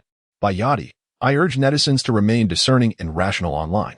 We have thoroughly analyzed that video, and experts unanimously agree that it is impossible, absolutely impossible, that this is autonomous driving. Taisi La, Our autonomous driving technology is the most advanced in the world, and we possess the finest research team globally. If we have not conquered such a level of autonomous driving technology, then others certainly cannot. Chapter 14. The True Era of Autonomous Driving Technology? Are you certain that Li Jianguo expressed this? Upon hearing Sun Yan's report, Lei Bus was taken aback. Sun Yan nodded affirmatively, stating, "There is no mistake, Mr. Lei." Li Jianguo indeed mentioned that shortly after entering the vehicle, he fainted. Moreover, he did not operate it at all. The car was entirely in autonomous mode. Lei Bus's pupils dilated in astonishment. This revelation was profoundly shocking to him. Despite having already held the elderly vehicle in high regard, he would not have risked the decline of Xiaomi's stock price otherwise to make such a decision. However, at this moment, Lei Bus realized that he had ultimately underestimated the capabilities of that vehicle. If what Li Jianguo said is true, then it represents genuine autonomous technology. Although contemporary new energy vehicles tout autonomous driving features, Lei Bus knew well that these functions were far from mature. Indeed, they were utterly trivial. They could not even be compared to true fully automated driving technology. Go inform Secretary Zheng. Inquire if we can expedite the transfer of that vehicle to our possession. I have a premonition. That vehicle holds greater significance for Xiaomi than we can imagine, Lei Bus declared. He had already made a payment to Qin Hanqing, theoretically. The vehicle now belonged to Xiaomi. Understood, Sun Yan replied, promptly attending to the task. A few minutes later, Sun Yan returned.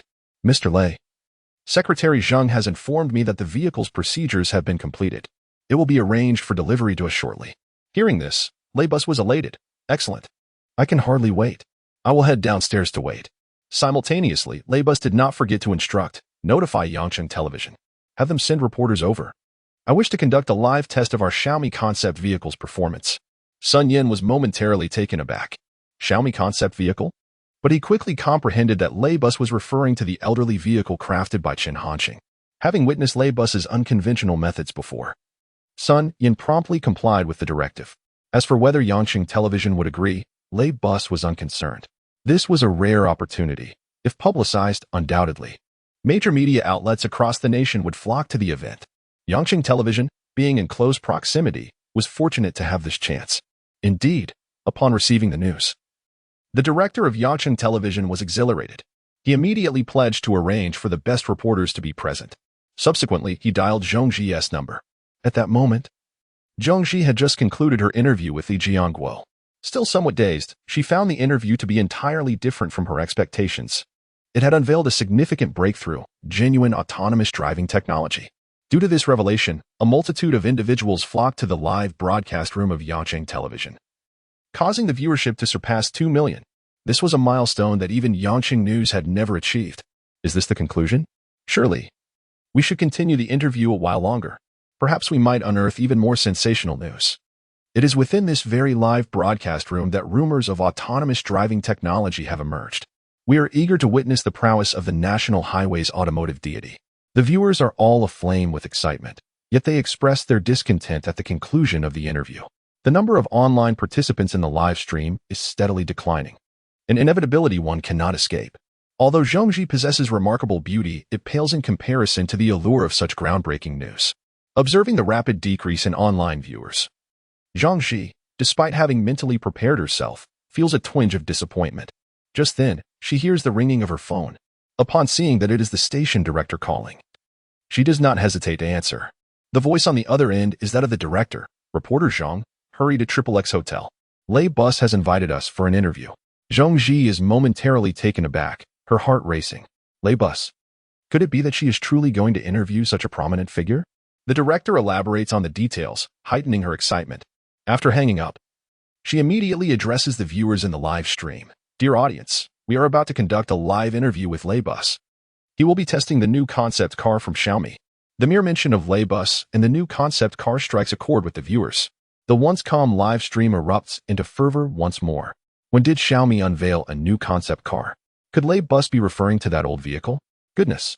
This revelation awakens the dreamers. It is not entirely implausible. Does Lei truly hold that old vehicle in such high regard? Could he genuinely expect it to work wonders? All this talk of autonomous driving and speeds of 400 kilometers per hour seems nothing but hype. Even the private sector has debunked such claims. No such level of autonomous driving exists. While many viewers express skepticism, it does little to diminish the buzz surrounding this event. Laybus tests the performance of the old vehicle. This topic rapidly spreads across the internet, causing the excitement in Yangcity Television's live broadcast room to soar once again. Meanwhile, in the stream of the Navi girl, the elderly woman comments, "You can still get a refund." The Navi girl, in a moment of folly, has spent $8 million on a mecha model. $8 million could have bought my life.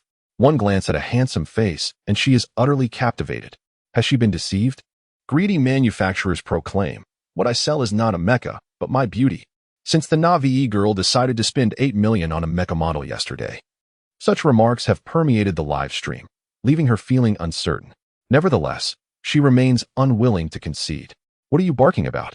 It's merely $8 million for a model. And I'm delighted. Who says I've been swindled? Perhaps that little duck factory manager will indeed craft me a transformer."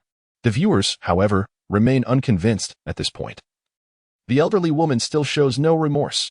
From head to toe, all that remains is a stubborn mouth. Is it merely 800,000? The old woman has become delusional. Brothers, hurry and watch. Lei Busi is about to conduct a live test on that elderly vehicle. Upon the release of this news, it swiftly garnered significant attention from numerous netizens. They eagerly clicked the link. The curious Dai Shame also joined in, wanting to see if that elderly vehicle was truly as remarkable as claimed. Meanwhile, she aimed to roughly assess Chun Hanxing's skills and determine just how severely he had been deceived. At the XXX Hotel, the elderly vehicle had already arrived at the entrance. Zhang Ji and others were also present. For the first time, the elderly vehicle appeared so vividly on camera. The netizens erupted with excitement. Chapter 15. This time. It's truly made. This vehicle, it appears, deviates significantly from my expectations. Can this really be valued at 100 million? It seems merely a collection of scrap metal. If one is ignorant, it is best not to speak frivolously. This is known as Wasteland aesthetics. Initially, I held a modicum of anticipation for this car. Yet now I find myself hesitant. It can reach a speed of 400 kilometers per hour. Why not enhance its exterior design? Might it be possible that the small duck factory director constructed this vehicle to a mere standard of 8,000? Upon reading the final comment, the online community experienced a collective epiphany. It indeed seems plausible. If this decrepit contraption is worth 100 million, then the manufacturer must unequivocally be unscrupulous. However, an 8,000 price tag suddenly feels somewhat acceptable. 8,000, a speed of 400 kilometers, and rumored to possess autonomous driving capabilities. What more could one desire? Alas, it appears that Lei Bus is in for a rough time. Upon witnessing this scene, AI Xiaomei's heart sank. She couldn't help but think, this is it. The small duck factory director wouldn't craft her ordered mech in such a manner, would he? If so, she would rather forego it. For the first time, AI Xiaomei felt such profound concern. Could she truly have been deceived? Yet, Lei Bus remained entirely unfazed. He understood that the essence of this vehicle lies in its internal technology. The exterior is of little consequence. The bodywork and appearance hold negligible technological value. Addressing the camera, Lei Bus proclaimed, "Welcome, everyone, to the unveiling of Xiaomi's new conceptual vehicle. I am certain that our online audience is quite curious about this car. Now, let us embark on a journey into the brilliance of this new energy vehicle." Observing Lei Bus's composed introduction, many could not help but twitch at the corners of their mouths. How could he speak so confidently about such a disheveled contraption? Truly, a magnate. His psychological resilience is extraordinary. Presently, within the Yangcity live broadcast room, numerous automotive enterprises and other major corporations of Huahua have also tuned in, all eagerly awaiting Lei Bus to falter and embarrass himself. The camera followed Lei Bus as he opened the door. Upon gazing at the interior decor, the online spectators could no longer restrain themselves. I retract my previous statement. This is not Wasteland aesthetics. This is unequivocally the aesthetics of waste. One cannot merely label it as inexpensive. It is utterly worthless. Lei Bus is indeed a grand fool. What was I even anticipating? Can this car truly be driven? At this moment, even Lei Bus found it challenging to maintain composure. He coughed softly to mask his embarrassment, forcibly explaining, "Do not concern yourselves with these details. What truly matters is the technology of this vehicle." Given the limited space within, once Lei Bus entered, along with Zhang Ji and another cameraman, the entirety was already occupied. The cameraman was even curled up in the cramped back seat. "Now, let us test the performance of this vehicle," Lei Bus stated.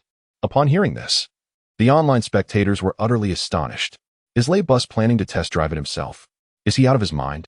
Zhongji also felt a twinge of concern. This minimalist cabin, even a collision with a bicycle could lead to disintegration. Is this truly feasible? However, observing Lei Bus's enthusiastic demeanor, Zhongji refrained from voicing further objections. It was a gamble. There was no choice but to plunge in headfirst. Lei Bus wasted no time and ignited the engine. Amidst the crackling sounds of electricity, the car finally roared to life. In the next moment, a voice unexpectedly resonated. Welcome aboard the Little Duck brand Elderly Joyride. A gentle reminder. This product is merely a one-to-one toy model and is not recommended for driving.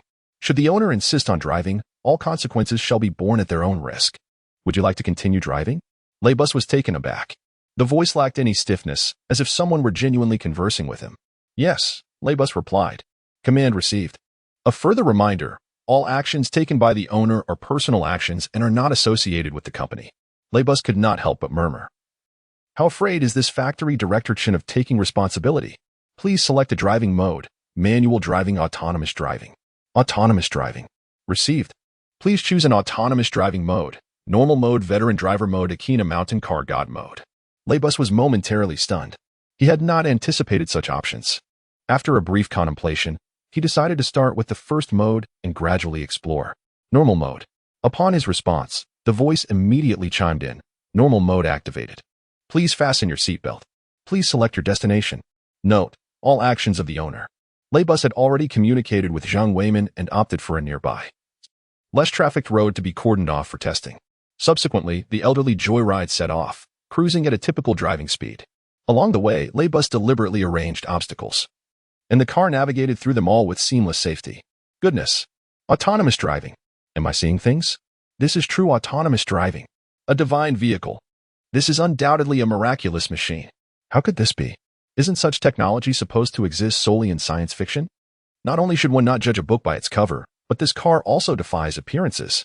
The technology from the Little Duck factory is truly astonishing. In the Yangcheng live broadcast room, viewers were unable to contain their excitement in the comments. Even through the screen, one could sense their exhilaration from the fervor of their remarks. The smile on Lei Bus's face could no longer be suppressed. Let us not even mention other aspects. Just this autonomous driving technology alone far exceeds the cost he incurred for Chen Hanqing. He had struck gold. This time, it was for real. With this technology, in the near future, Little Me Automobile would undoubtedly rise to become the leading brand in global new energy. Forget about manhwaedit. They are mere juniors. After driving for a while, Lei Bus declared, switch to veteran driver mode. Veteran driver mode successfully switched. Upon hearing the prompt, Lei Bus eagerly anticipated what was to come. However, after driving for a while, he couldn't help but feel a sense of perplexity.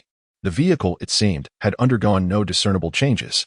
It continued to navigate through each obstacle at the same pace as before. Could it be that this seasoned driver mode was merely a fade, devoid of any real function? Lei Bus found it hard to believe. After all, if Chen Hanqing had designed this feature, it must surely serve a purpose. Just as Lei Bus was deep in thought, the old vehicle overtook a car responsible for maintenance and vigilance. Suddenly, an unexpected commotion erupted within the once tranquil cabin. Are you even capable of driving? How do you keep your eyes on the road? Are you racing to the afterlife?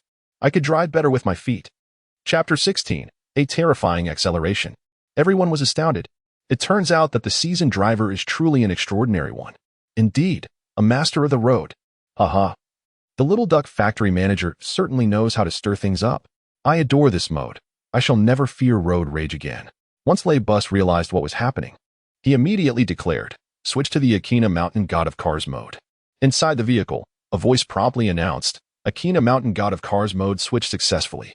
In the next instant, this elderly vehicle began to accelerate. In a heartbeat, it surpassed 100 miles per hour. And it continued to soar. 130, 160, 200. The entire car resembled a beam of light racing down the roadway. Moreover, there were no signs of deceleration when overcoming obstacles. It whizzed past in an almost inconceivable manner. In mere seconds, the speed had already exceeded 200 miles per hour. Although Lei Bus, Zhongji, and the cameraman were all buckled in, the terrifying acceleration pressed their bodies firmly into their seats. Lei Bus felt a tingling sensation on his scalp. As for Zhongji, she was already screaming incessantly. This sensation was even more exhilarating than a roller coaster. The viewers in the live stream, though not inside the car, could still perceive the terrifying acceleration through the rapidly retreating trees outside the window. When the cameraman realized this, he specially zoomed in on the dashboard. Just a few seconds. And it had already reached 200 miles per hour? Goodness, is this really an elderly vehicle?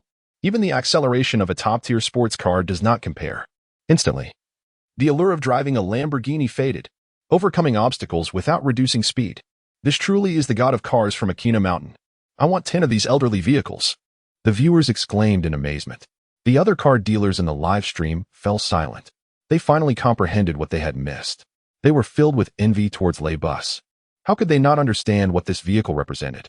Just as Lei Bus said, this car might very well revolutionize the entire new energy vehicle industry. The owners of various car companies could no longer remain seated. They rushed to Chun Hanxing's account to send private messages seeking to purchase. The price of this elderly vehicle soared once more. Since Lei Bus offered 100 million, they would offer 200 million. You provide equity. We shall provide shares. Regardless of the circumstances, this car must be acquired, not only for its technological prowess. This is the essence of an automotive enterprise. Otherwise, they are destined for obsolescence. This is an unavoidable truth. For a business to survive, it must adapt to the times. Back in the elderly vehicle, once the speed reached 200 miles per hour, it automatically ceased accelerating. An electronic prompt sounded. The owner may choose to accelerate or decelerate, or maintain a constant speed. Attention, Lei Bus decisively responded, accelerate. He aimed to ascertain the ultimate speed limit of these two elderly gentlemen. The velocity surged once more, 250, 300, 350, 400. This speed had reached a terrifying apex, as if the entire vehicle were on the verge of takeoff. Inside, Lei Bus, Zhongji, and the photographer were rendered speechless. Not daring to draw a breath, their bodies taut with tension. Their eyes were fixed ahead, as if an electric current coursed through them. They had never encountered such a scenario before. Each time the car navigated an obstacle, their hearts raced in wild apprehension, fearing that disaster could strike at any moment. The photographer's lens remained trained on the dashboard. My goodness, it had already reached 400 miles per hour. This velocity would astonish even the Grim Reaper himself. As long as they maintained this speed, death would struggle to keep pace. It was utterly frightening. A collision at this speed would surely result in grievous injuries. Yet, astonishingly, the vehicle continued to accelerate. Only then did everyone realize the truth. This meant that 400 miles per hour was not the car's limit. All present experienced a moment of breathless astonishment, their eyes wide with terror. They could scarcely fathom where this car's threshold truly lay. Compelled to merely watch in silence as the speed began to climb once more, 401, 402, 403, 404, 405. When the speed reached 405, everyone was left in a state of disbelief. This velocity had surpassed that of the world's most elite supercars. Consequently, the viewership of Yangqing TV's live broadcast soared dramatically, countless individuals captivated by the unfolding spectacle. However, unlike before, the comments section was now eerily silent, as the audience was rendered speechless by the sheer awe of it all. Each individual, too, felt the sweat beat upon their brows as the car navigated each obstacle. Nevertheless, the speed did not wane. 406, 407, 408, 409. Finally, the vehicle ceased its acceleration, halting at 490 miles per hour. Although it did not breach 500, this was still an astonishing feat. At this moment, the car raced along the highway, appearing almost as a mere blur. An alert chimed. Maximum speed achieved. Further acceleration was impossible. Lei Bus exhaled in relief, urging a deceleration. He spoke quickly, his heart still racing from the tension of the test. Had an accident occurred, survival would have been improbable. Fortunately, disaster was averted. He felt his legs tremble slightly. As the speed returned to normal, Lei Bus finally addressed the audience. Dear viewers, you have all witnessed a resounding success in this test. In the near future, the Xiaomi Automobile headquarters will reveal the specific data. Please stay tuned. Upon hearing this, the viewers erupted with excitement. Mr. Lei hastened the production. I must have won. Forget Mercedes and BMW. From now on, I shall only recognize Xiaomi. The factory of the little duckling is impressive, capable of producing such a terrifying contraption. I suggest that Lei Busi consider altering the vehicle's exterior, as it appears somewhat. Lei Busi, what is the range of this car? Gradually, an increasing number of individuals have begun to focus on the issue of range. On the way back to the hotel, Zhongji could not help but pose this question. It was then that Lei Busi came to a realization. Range is indeed a vital factor for new energy electric vehicles. However, on the dashboard of this car, there exists only a speedometer. It seems to have been hastily salvaged from some unknown source. The figures displayed are handwritten and affixed with tape. The emphasis is clearly on a sense of whimsy. It is utterly impossible for it to possess a range display function. Lei Busi attempted to inquire, "What is the range of this vehicle?" In the next moment, a voice echoed within the cabin. "This vehicle has a total range of 2,000 kilometers, with 1,900 kilometers remaining." No sooner had the words left the speaker than an eerie silence enveloped the cabin and the live stream. In that instant, all that lingered in everyone's minds were two words: incredible. Chapter 17, A Touch of Conscience, 2,000 kilometers? How could this be possible? Is this a jest? With such rapid speed, extended range, and autonomous driving capabilities. If this were indeed the case, this vehicle would possess no flaws whatsoever. I must inquire. How could a vehicle like this, priced at 8,000 yuan, lead to such substantial losses for the factory manager of Little Duck? Did Li Jiangguo save the factory manager's life? After a brief silence, all netizens could no longer contain their astonishment. The outcome was utterly astonishing. If any other new energy vehicle claimed a range of 2,000 kilometers, no one would believe it. Yet now, this old model has repeatedly surpassed public perception. They could not help but wonder if this could indeed be true. Lei Busi was equally astonished when he gazed upon this vehicle once more. His eyes were filled with fervor. This was no mere car. It was undeniably the future of Little Me. In response to the netizen skepticism, Lei Busi was unfazed, promptly stating, "Dear netizens, we at Little Me will conduct comprehensive testing on this vehicle. Please allow us some time. We will surely provide you with a satisfactory outcome. Furthermore, although the last Mi 7 vehicle did not meet your expectations, this time, we are determined to create a new energy vehicle that will delight everyone. Please place your trust in Little Me." Seizing such an excellent opportunity, Lei Busi would not let it slip away. Upon hearing his words, netizens enthusiastically rallied. "Go, Lei Busi. Support Little Me." With such technology, it would be impossible for Little Me not to craft an exceptional next model. This round of testing was a resounding success. It not only showcased the formidable capabilities of this old model, but also salvaged Little Me's declining reputation. It was a remarkable twofold victory. Zhangji, the most immediate witness to the old model's extraordinary performance, was filled with awe. The image of Chun Hanxing flashed in her mind. So young, appearing harmless. How on earth was such a terrifying vehicle created? Meanwhile, in Dai Xiaomei's live stream, the sentiment in the comments section had shifted dramatically. "I apologize. My voice was too loud earlier. I should not have doubted the factory manager of Little Duck. I now wonder if the factory manager might truly create a transformer. Spending 800,000 yuan doesn't seem like such a loss after all. I never expected that this time, the old woman truly struck gold." Seeing these comments, Dai Xiaomei felt elated. She intended to send a message to Chun Hanxing to inquire about the progress on the mecha. At this moment, Chun Hanxing was deeply engrossed in the super laboratory, completely oblivious to Dai Xiaomei's message. By the time he concluded his work for the day, it was already past 11 at night. Upon opening his phone and seeing Dai Xiaomei's message, however, Chun Hanxing could hardly muster the energy for a lengthy response. With a few taps on the screen, he typed just 2 characters.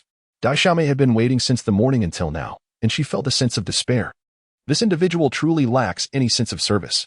The discontented murmurs of the naive girl echoed. However, just as her words left her lips, a message from Chun Hanxing appeared. Her spirits lifted momentarily, but upon reading the content of the message, her expression froze. Just 2 words, "Wait." There was no hint of emotion.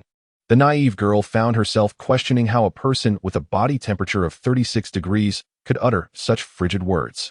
"The mecha you create had better meet my expectations. Otherwise, I shall. After much hesitation, she could not devise an appropriate form of punishment and could only angrily shut her phone. Time passed swiftly. Chun Hanxing continued his monotonous work on the mecha. The day after receiving the old man's joy, Lei Bus left Yang City. There remained a multitude of tasks awaiting him. Before departing, Lei Bus had intended to meet Chun Hanxing once more, but was declined due to Chin's lack of time. On the 5th day of his mecha construction, Chun Hanxing received a court summons necessitating his presence. Under the request of Zheng Weiman, the investigation into Li Youwang's prosperous corporation yielded results, uncovering numerous criminal evidences. Ultimately, Li Youwang could not escape the judgment of the law. He, along with Zhao Tianhua and all associated parties, faced repercussions. The court also revised Chun Hanxing's sentencing, merely requiring him to refund Li Jiangguo the sum of 8,000 yuan and cover his medical expenses during treatment.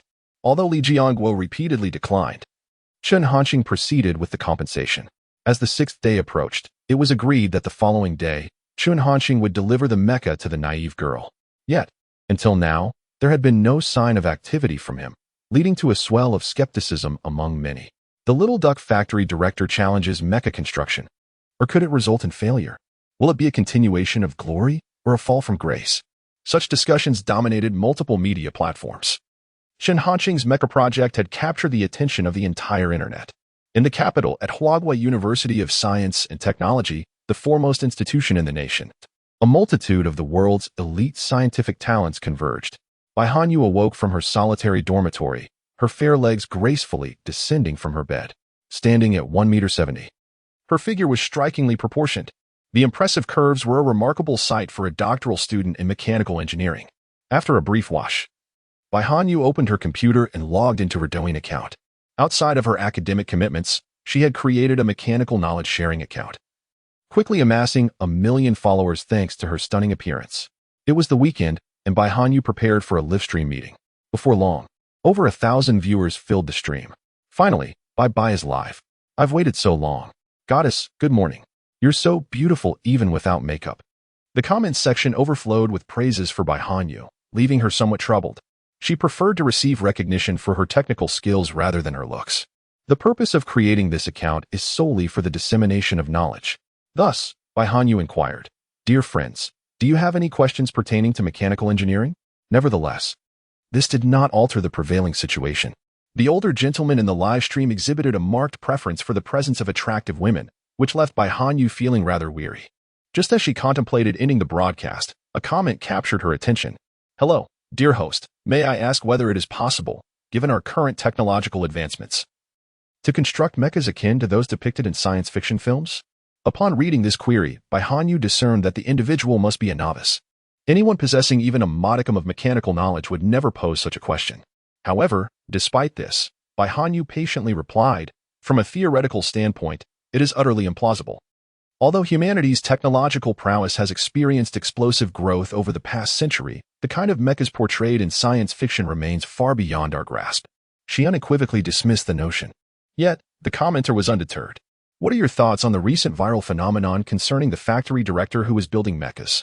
Bai Hanyu was aware of this matter. After a moment of contemplation, she responded, "Firstly, I am familiar with that director, who previously developed an impressive new energy electric vehicle. I must concede that the vehicle is exceptionally advanced, featuring numerous cutting-edge technologies. However, there is no inherent connection between manufacturing cars and constructing mechas. If the director's intent in creating mechas is to push the boundaries of technological limitations, I would greatly admire his endeavor. Humanity requires such pioneers. However, if he is merely accepting payment to produce mechas, that raises some ethical concerns." At this juncture, Bai Hanyu hesitated briefly, then continued after carefully organizing her thoughts. "It seems rather morally dubious." Chapter 18, The Pink Colossus? Upon uttering this statement, the viewers in the live stream began to buzz with speculation. At last, a credible host has emerged. The previous streamers, in their desperate attempts to ride the wave of trending topics, resorted to mindless flattery. Mark my words, this is crucial information to retain. Mechas? How is that conceivable? It is astonishing that anyone would place their faith in such a notion. Bai, holding a doctorate in mechanical engineering from Huaguai University of Science and Technology, speaks with authority. "I have heard that the one who invested 8 million to order a mecha is the dim-witted girl. That unfortunate woman is bound to suffer a great loss this time." This sentiment is not confined to the live stream alone. The online discourse is rife with skepticism. As the fervor surrounding the Old Man La incident begins to wane, many have regained their composure. The once glorious aura surrounding Chun Hanxing has diminished. Hence, the voices of doubt have steadily increased. This is hardly surprising. After all, the mere thought of constructing a mecha sounds utterly preposterous. Meanwhile, in the dim-witted girl's live stream, her recent broadcasts have been characterized by a palpable distraction. As the days draw closer to the anticipated date, this sentiment has become increasingly pronounced. That unfortunate woman is likely to incur a loss of at least 7 million from her 8 million investment. The Little Duck Factory manager is set to profit a staggering 795,000. It is somewhat disheartening to witness the plight of that woman, though I cannot help but find it slightly amusing. Fear not, for a miracle may yet occur, and by tomorrow, the mecha may swoop down beside her. Ha ha ha. You truly know how to console. The live stream is filled with playful jests directed at the dim-witted girl. She is beginning to lose her composure. You troublesome lot are utterly exasperating. Who says I will fall prey to deception? I am ending this broadcast. With that declaration, she offered the viewers no chance to respond and swiftly terminated the stream. Though she feigns bravado, deep down, the dim-witted girl is acutely aware that she has most likely been duped. She is situated in Deep City, over 1,600 kilometers from Yang City. No delivery service could possibly reach her within a mere day, unless it's the east wind. Moreover, up until this moment, she has received no communication beyond a vague promise to wait. This has left her feeling quite distressed. Losing 8 million is one thing, but the Little Duck factory manager 1T even deigned to acknowledge her. This has struck a blow to her spirit. She has given up all hope for the mecha and is now considering alternative gifts. At this juncture, a segment featuring Lei Busie's interview has gone viral online. During the interview, the host queried Lei Busie, "What are your thoughts on the matter of Director Chin constructing a mecha?" Lei Busie responded, "Before that automobile was unveiled, I too found it hard to believe in fully autonomous driving capabilities that an electric vehicle could reach nearly 500 miles, or that a battery could sustain a 2,000-kilometer range. Yet, Director Chin has achieved all of that. This reminds me of a saying, the earth is round, nothing is impossible. I firmly believe that Director Chin will indeed succeed in creating a mecha." Lei Bus firmly stood by Chin Hanqing's side. His words sparked significant reactions from netizens. "I am utterly baffled that one could equate electric vehicles with mechs. They are fundamentally different." They argued that no matter how advanced electric vehicle technology becomes, it merely represents an evolution built upon the experiences of predecessors. In contrast, mechs are an unprecedented invention, conjured from the imagination. Lei Bus's statement clearly stemmed largely from friendship. Even doctoral candidates at technology universities have debunked the notion of creating mechs, yet some still believe it feasible. As time progressed, the next day arrived. Today marked the wedding of Daixi Omiyai's close friend. Daixi Omiyai's hopes were utterly dashed. She had spent the entire night before without sleep, incessantly messaging Chin Hanqing, only to receive no replies. Daixi Omiyai's heart sank completely. How could he do this? She exclaimed in frustration, hurling her phone onto the bed. Subsequently, she rose to prepare. Daixi Omiyai had promised her followers that she would live stream the wedding festivities. Although her spirit for broadcasting was now non-existent, she was determined not to break her word. Once in the car, Daixi Omiyai activated the live stream. Before long, tens of thousands tuned in. Goodness, this older woman still has the audacity to live stream? Let us interview her. What does it feel like to be scammed out of 8 million? I suggest the host report this to the authorities. Little Duck Factory's actions are a severe breach of contract, and we can testify. Daixi Omiyai's mood, already foul, darkened further upon reading these comments. She placed her phone in the portable live streaming setup and chose to look away. Meanwhile, in Yang City, at the Little Duck Toy Factory, with the final component installed, Chin Hanqing finally exhaled a sigh of relief. After staying up all night, he had completed the mech. Gazing at the towering 8-meter mech before him, he whispered, "She should be pleased, right?" Then, glancing at the clock, he realized time was still on his side. Without hesitation, Chin Hanqing commanded the mech, "Activate intelligent operation mode." A surge of electrical sounds followed. Moments later, a voice resonated from within the mech. "Intelligent operation mode activated. Please issue commands." Chin Hanqing promptly instructed, "Follow me." With that, he turned and exited the super laboratory, the mech trailing closely behind. With each movement, the mech produced the sounds of metal friction and hydraulic mechanisms in action. Yet, it exhibited no sense of clumsiness, moving with remarkable agility. Once outside, Chin Hanqing's phone regained signal. Upon seeing dozens of messages from Daixi Omiyai, an unsettling feeling washed over him. After a brief scan, he grasped the situation. Chin Hanqing felt somewhat speechless. It appeared he had been labeled a fraud. He promptly sent a message to Daixi Omiyai. After a brief explanation, he requested the address from the girl. However, she was currently not paying attention to her phone at all. Naturally, Chin Hanqing received no response. Anxiously, he thought to himself, if this drags on and exceeds the deadline, his order would remain unfulfilled. All that effort in crafting the mech would be in vain. Women. Truly troublesome, he lamented. Suddenly, an idea struck him. He activated his live stream. In an instant, a multitude of netizens flooded into his broadcast room. After a 7-day hiatus, the streamer had finally resumed his session. If he had delayed any longer, I would have suspected he absconded with the funds. What has the streamer been up to during this time? Do you have any idea what I've been through these past few days? Calling out to the old woman. The one who deceived you for your money has appeared. In the comments section, Viewers began to chatter excitedly. However, gradually, some viewers noticed something amiss. Wait, why is there a towering figure behind Chin Hanxing? And it's pink. Chapter 19. Astonishingly, it truly took off. This mech, indeed, was designed by Chin Hanxing to resemble Optimus Prime. However, upon the existing foundation, a cockpit was added to cater to the preferences of the adorable girl. Chin Hanxing specifically set the primary color of the mech to a delightful pink hue. Upon witnessing this scene, all netizens were left in utter astonishment, gazing fervently at their screens. For a moment, the comment section of the live broadcast fell eerily silent, as everyone's attention was riveted on the mech behind Chin Hanxing. After a few seconds of silence, the viewers erupted in excitement. Goodness, the host is genuinely serious. A pink Optimus Prime, what man could possibly resist that? Wasn't it supposed to be a mech model? This hardly resembles a mere model. Even if it were merely a figurine, the impact it has is astonishing enough. Adorable girl. Old woman, come quickly. The little duck factory head has truly created it. Do you think this mech can fly? The previous commenter must be overthinking. This type of mech, while visually impressive, is merely superficial. The fact that it can move on its own is already remarkable. Many netizens flooded the chat with praises for the little duck factory head. Observing these comments, Chin Hanxing felt his eyelids twitching. What on earth is happening? Why am I being called a little duck?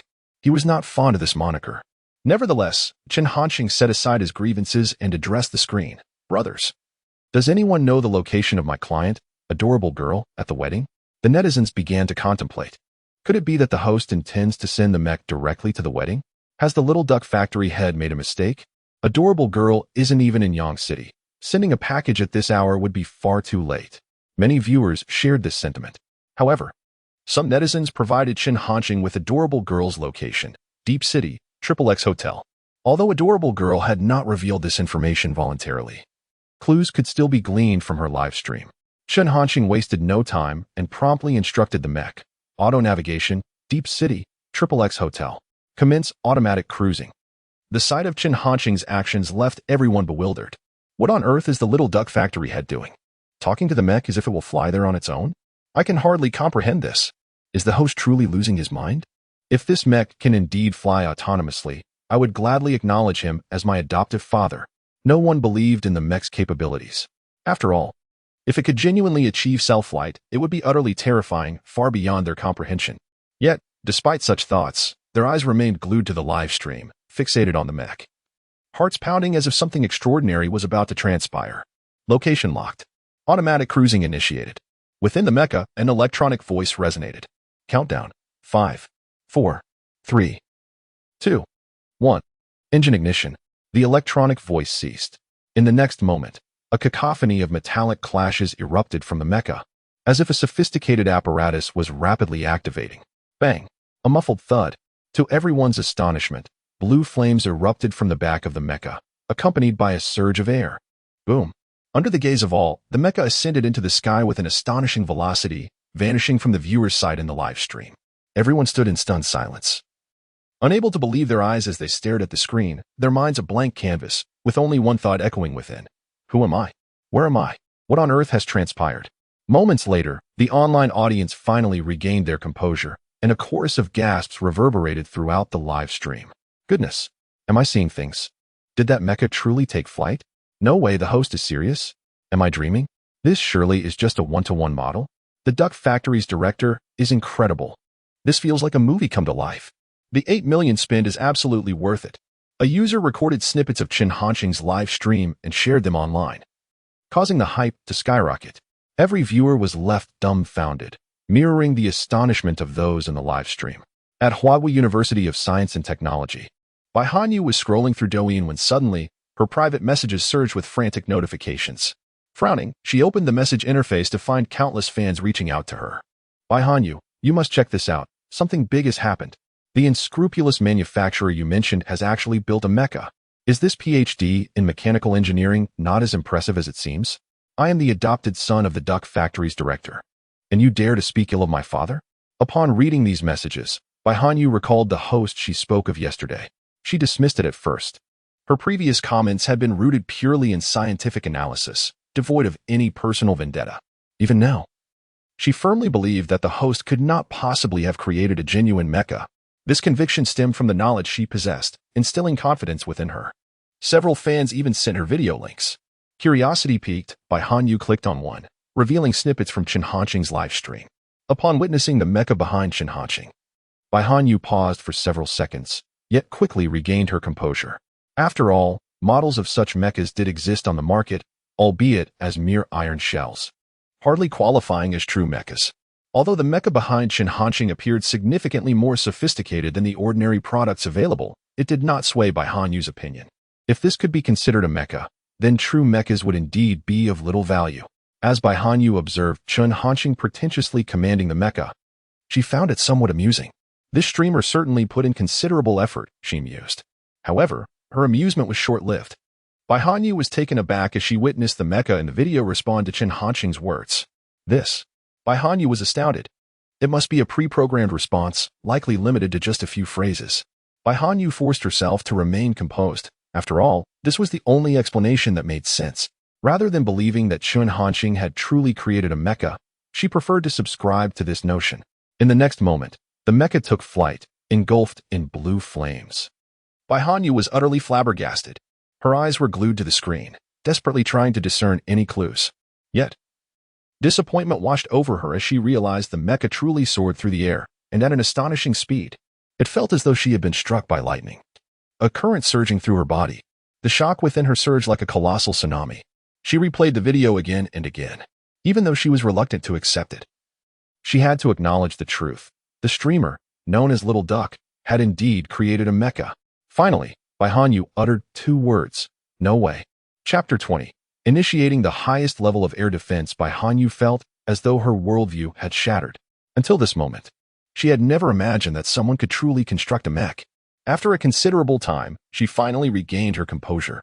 No, this information must be conveyed to her mentor.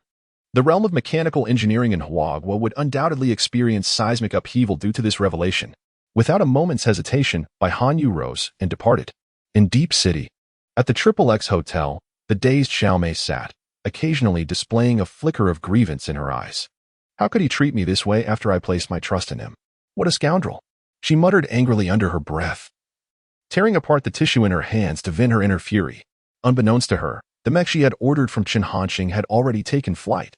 Meanwhile, at the Zhongzhou military base, one of the largest military installations in Hwagwa, equipped with the most advanced military apparatus responsible for all military operations in the Seer province. Soldiers were intently monitoring numerous screens in the radar control room. Any suspicious flying object entering their defense perimeter could not escape their vigilant eyes. The only sound reverberating through the monitoring room was the mechanical alert tones. Although given Hwagwa's current military strength and the strategic location of Seer province in central Hwagwa, it was unlikely for unidentified aerial phenomena to reach this area, they remained cautious nonetheless. Suddenly, a red dot began to flash incessantly on one of the screens. This red dot was particularly glaring. The soldier in charge of monitoring that sector immediately spoke with gravity. Report. Report. An unidentified flying object has been detected over Yangqing. Repeat. An unidentified flying object has been sighted over Yangqing. Please advise. Please advise. The news sent ripples of tension throughout the room. This was no trivial matter. If it were an enemy military operation, the consequences could be dire. The entire military base sprang into action. This information was swiftly relayed to the highest authority at the Zhangzhou military base, Commander Chu Goen. Without delay, Chu Goen issued orders to notify the Air Force units to proceed to Yangcheng at the fastest possible speed. They must eradicate the threat in its infancy and ensure the safety of the populace. In an instant, the Air Force was mobilized. 5 J-20 fighter jets ascended into the sky, racing towards the designated location. The J-20, Hwagwa's most advanced 5th-generation fighter jet, is also recognized as a pinnacle of global standards. Its performance is nothing short of formidable. Stealth capabilities, supersonic cruising, top-tier radar, and attack systems define its excellence. It can reach a maximum speed of 2.8 Mach, equivalent to 3,427 kilometers per hour. Within the Zhongzhou military base, everyone stood at the ready. At this moment, a pilot of one of the J-20 jets reported, "The J-20 has successfully taken off, rushing towards the target point. At the current velocity, it would take approximately 6 minutes to reach the destination." However, as soon as these words left his lips, the pilot suddenly exclaimed in astonishment, "We only have 5 minutes." For minutes, until we reached the target. He sensed something was amiss. Given their speed, it should not be possible to arrive so swiftly. The change in time was evidently suspicious. There could only be one explanation for this anomaly. Contact the radar monitoring room. Contact the radar monitoring room. Please report the current status of the target. The pilot shouted urgently. A prompt response came from the radar monitoring room. The target is moving at high speed towards our direction. To reiterate, the target is indeed moving rapidly. Estimated speed is around 5 Mach. It is projected to arrive over the military base in approximately 2 minutes and 15 seconds. Upon receiving the news of an unidentified flying object appearing over Yancheng, the generals at the military base hastened to the conference room, including figures such as Chu Goen. All the senior officials were present. Hearing this information, they were all taken aback. Although it seemed unbelievable, the radar monitoring system could not be mistaken. Nevertheless, no one panicked. Their gazes turned towards Chu Goen, awaiting his decision. Chu Goen understood that this was not the time for hesitation. The safety of the military base rested entirely in his hands. Remaining remarkably composed, Chu Goen stated firmly, "Activate the highest air defense level. Lock all air defense missiles onto the target. Once it enters the airspace above the military base, launch immediately." Understood. One general responded, taking charge of the arrangements. Inform all soldiers that those who can reach the air raid shelters must do so without delay. Those unable to make it should evacuate from the innermost areas of the military base. Yes. Another general rose to carry out the orders. Chu Goen's actions aimed to minimize casualties as much as possible. He held no illusions. With such rapid movement and no prior notification, it was undoubtedly an enemy. Although the evacuation orders would not significantly mitigate the impact, as the remaining time was insufficient for a complete withdrawal or entry into the shelters. Chu Goen felt compelled to act. Yet, he could not fathom what kind of new weapon this could be. Why had it suddenly appeared over Yancheng? Had it gone undetected while traversing other regions? Chapter 21. As surreal as a dream. After issuing these commands, Chu Goen found the entire conference room enveloped in silence. The speed of the unidentified flying object was truly astonishing. There was no time for any further reactions. At this moment, there was little else to be done. A young general spoke up. "Chief, you should also take shelter in the air raid shelter." Chu Goen did not hesitate and firmly refused. "No need. My presence is still required here. I will share the fate of my soldiers." Upon hearing these words, everyone present was momentarily taken aback. They gazed at Chu Goen in disbelief. "Chief, this is unwise. We can manage the situation here. You must take shelter. The nation can survive without us. But it cannot endure without you." Despite their pleas, Chu Goen remained unmoved. He interrupted them decisively. "No more discussion. My mind is made up." With that, Chu Goen immediately instructed someone to activate the communication broadcast. At this moment, the entire military base was engulfed in tension due to the unidentified flying object. Although most were still in the dark, they sensed something amiss from the orders issued by their superiors. It was clear that such decisions could only stem from the confrontation with an insurmountable enemy. Regardless of their rigorous training, these soldiers were living beings, not emotionless machines.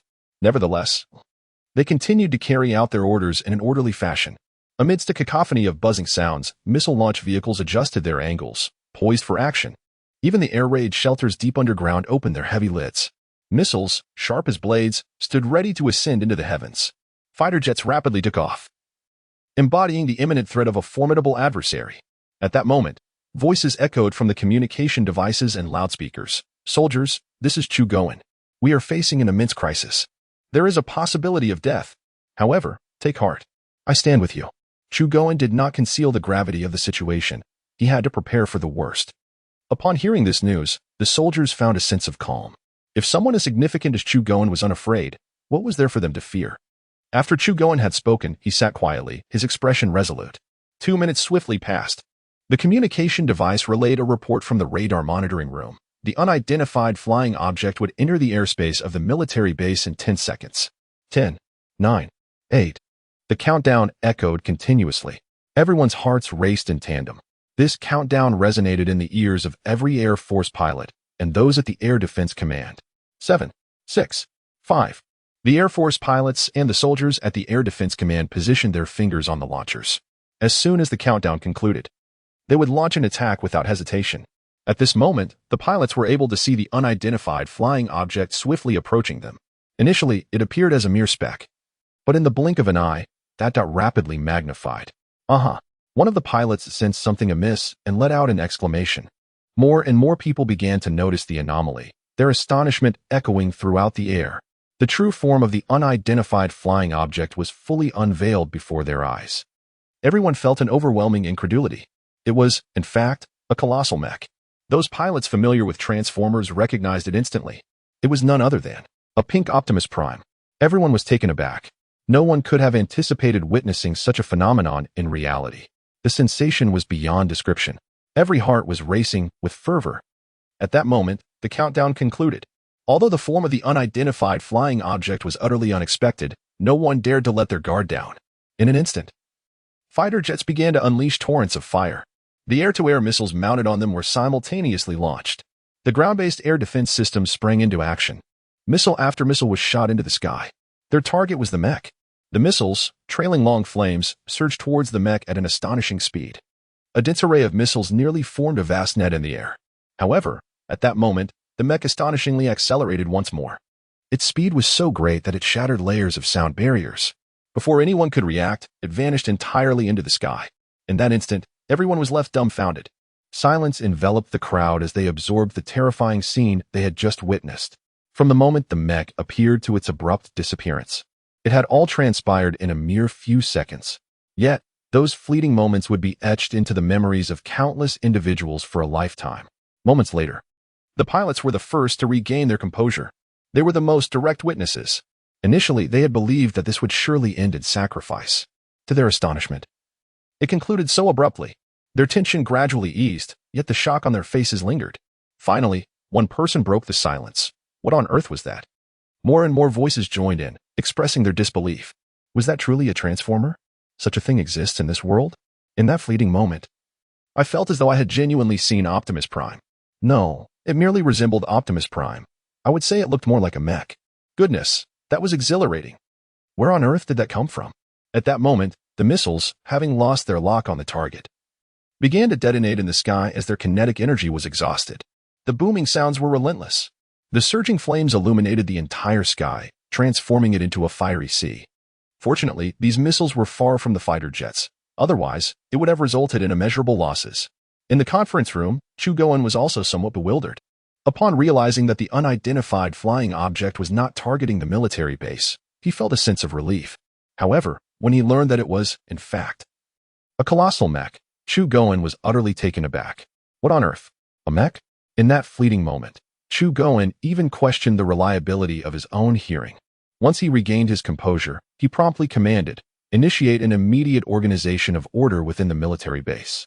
Instruct the radar monitoring center to analyze all information regarding the mech.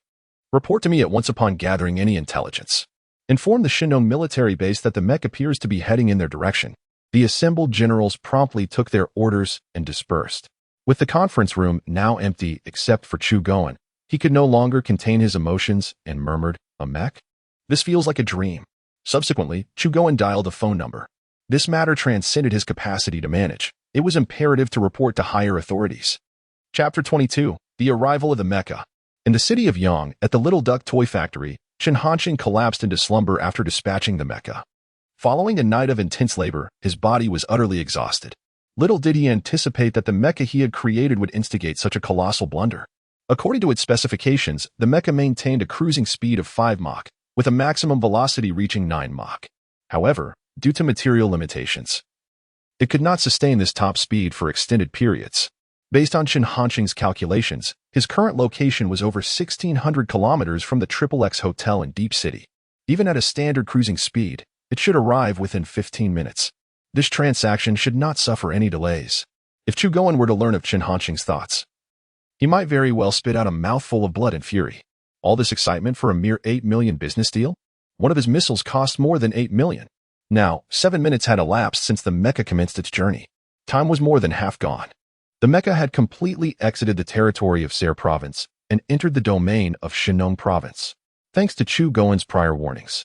The response at the Shinong military base was not as frantic as that at the Zhongzhou military base. Nevertheless, the highest-ranking official at Shinong, Tianjin, still enacted necessary precautions. The air defense systems were fully activated, and soldiers were instructed to take refuge in the bunkers. Better safe than sorry. They had considerably more time than the Zhongzhou military base. At that moment, including Tianjin, all senior commanders were gathered in a conference room within the underground bunker. Silence enveloped them, punctuated only by the sound of their racing hearts. Tianjun's gaze frequently darted towards the communicator on the table. Approximately 3 minutes later, a voice emerged from the communicator. Report, sir. According to the Air Force's update, it is indeed a mecha. Its speed is astonishing. It has now passed directly over our military base. Upon hearing this news, Tianjun breathed a sigh of relief, though he was profoundly shaken.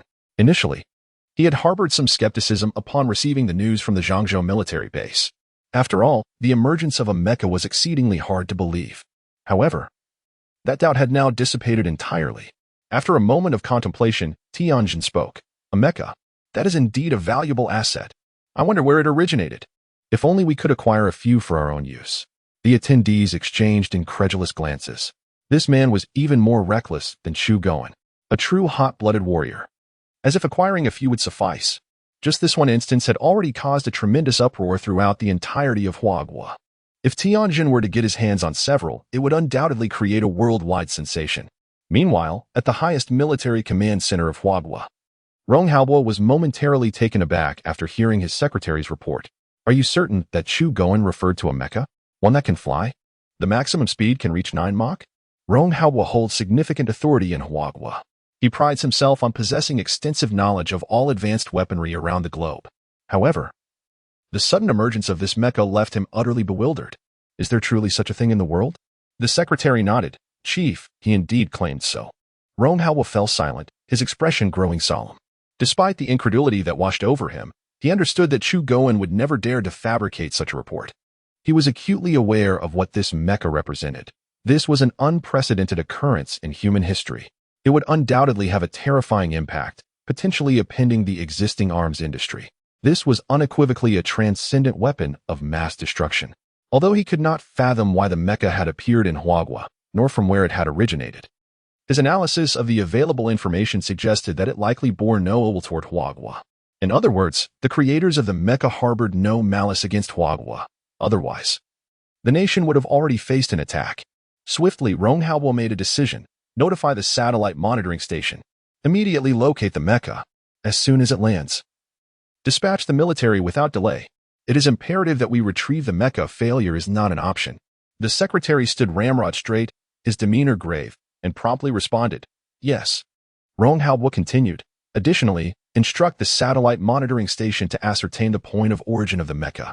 Focus the investigation around Yancheng. The secretary responded again. Understood.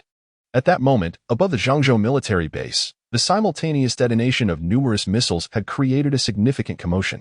Many civilians witnessed the scene, with some capturing it on video and sharing it online, instantly drawing widespread attention. Netizens began speculating. It looks like missile explosions, right? My goodness. How many missiles could that be? Could it be that the White Eagle is up to some mischief again? This is truly terrifying. They could never have imagined that the source of the uproar was, in fact, the mecha created by Chun Hanxing. In Deep City, at the XXX Hotel, just when the naive girl was engulfed in despair, a tremendous noise erupted from outside. The sound caused the entire hotel to tremble slightly, inciting chaos among the crowd. Everyone rose and moved toward the entrance, eager to discern the cause of the disturbance. The naive girl, drawn by the commotion, resolved not to remain seated in solitude. Steadied herself, and picked up the live streaming equipment from the table as she headed for the door. Before she could reach her destination, she heard a chorus of gasps. As if something extraordinary had appeared, her curiosity intensified, and she quickened her pace. Upon arriving at the entrance and witnessing the spectacle before her, her pupils dilated in disbelief. She was astounded to see, right at the hotel entrance, before me stood an imposing mech, towering over 8 meters in height. Chapter 23. The Elevation of Technological Production Capacity. What has the dazed girl realized? The astonishment in her eyes deepens. Could it be that this is the mech I ordered? The girl feels utterly incredulous. She had not disclosed her address to Chen Hanxing. Logically, the mech should not have appeared. Yet, all indications suggest that this mech must have descended from the heavens. Not only is the girl astounded, but also the others present are equally in shock. Am I hallucinating? Is this a mech? Goodness. Could it be that this contraption has flown here? How is that even possible? It defies all scientific reasoning. It feels like a scene from a movie. Yet, who can elucidate what has transpired? Gasps of astonishment fill the air. The events unfolding before them have utterly transcended their comprehension. At this moment, accompanied by a buzzing sound, the mech's head begins to rotate. A blue light emanates from its eyes, sweeping over the crowd. Panic ensues as everyone fears the unexpected. They instinctively retreat. Ultimately, the beam halts upon reaching the dazed girl. Then, the mech strides forward, approaching her. At this juncture, all eyes are fixed upon the girl. She remains motionless, seemingly rendered speechless by fear. She simply watches as the mech advances step by step.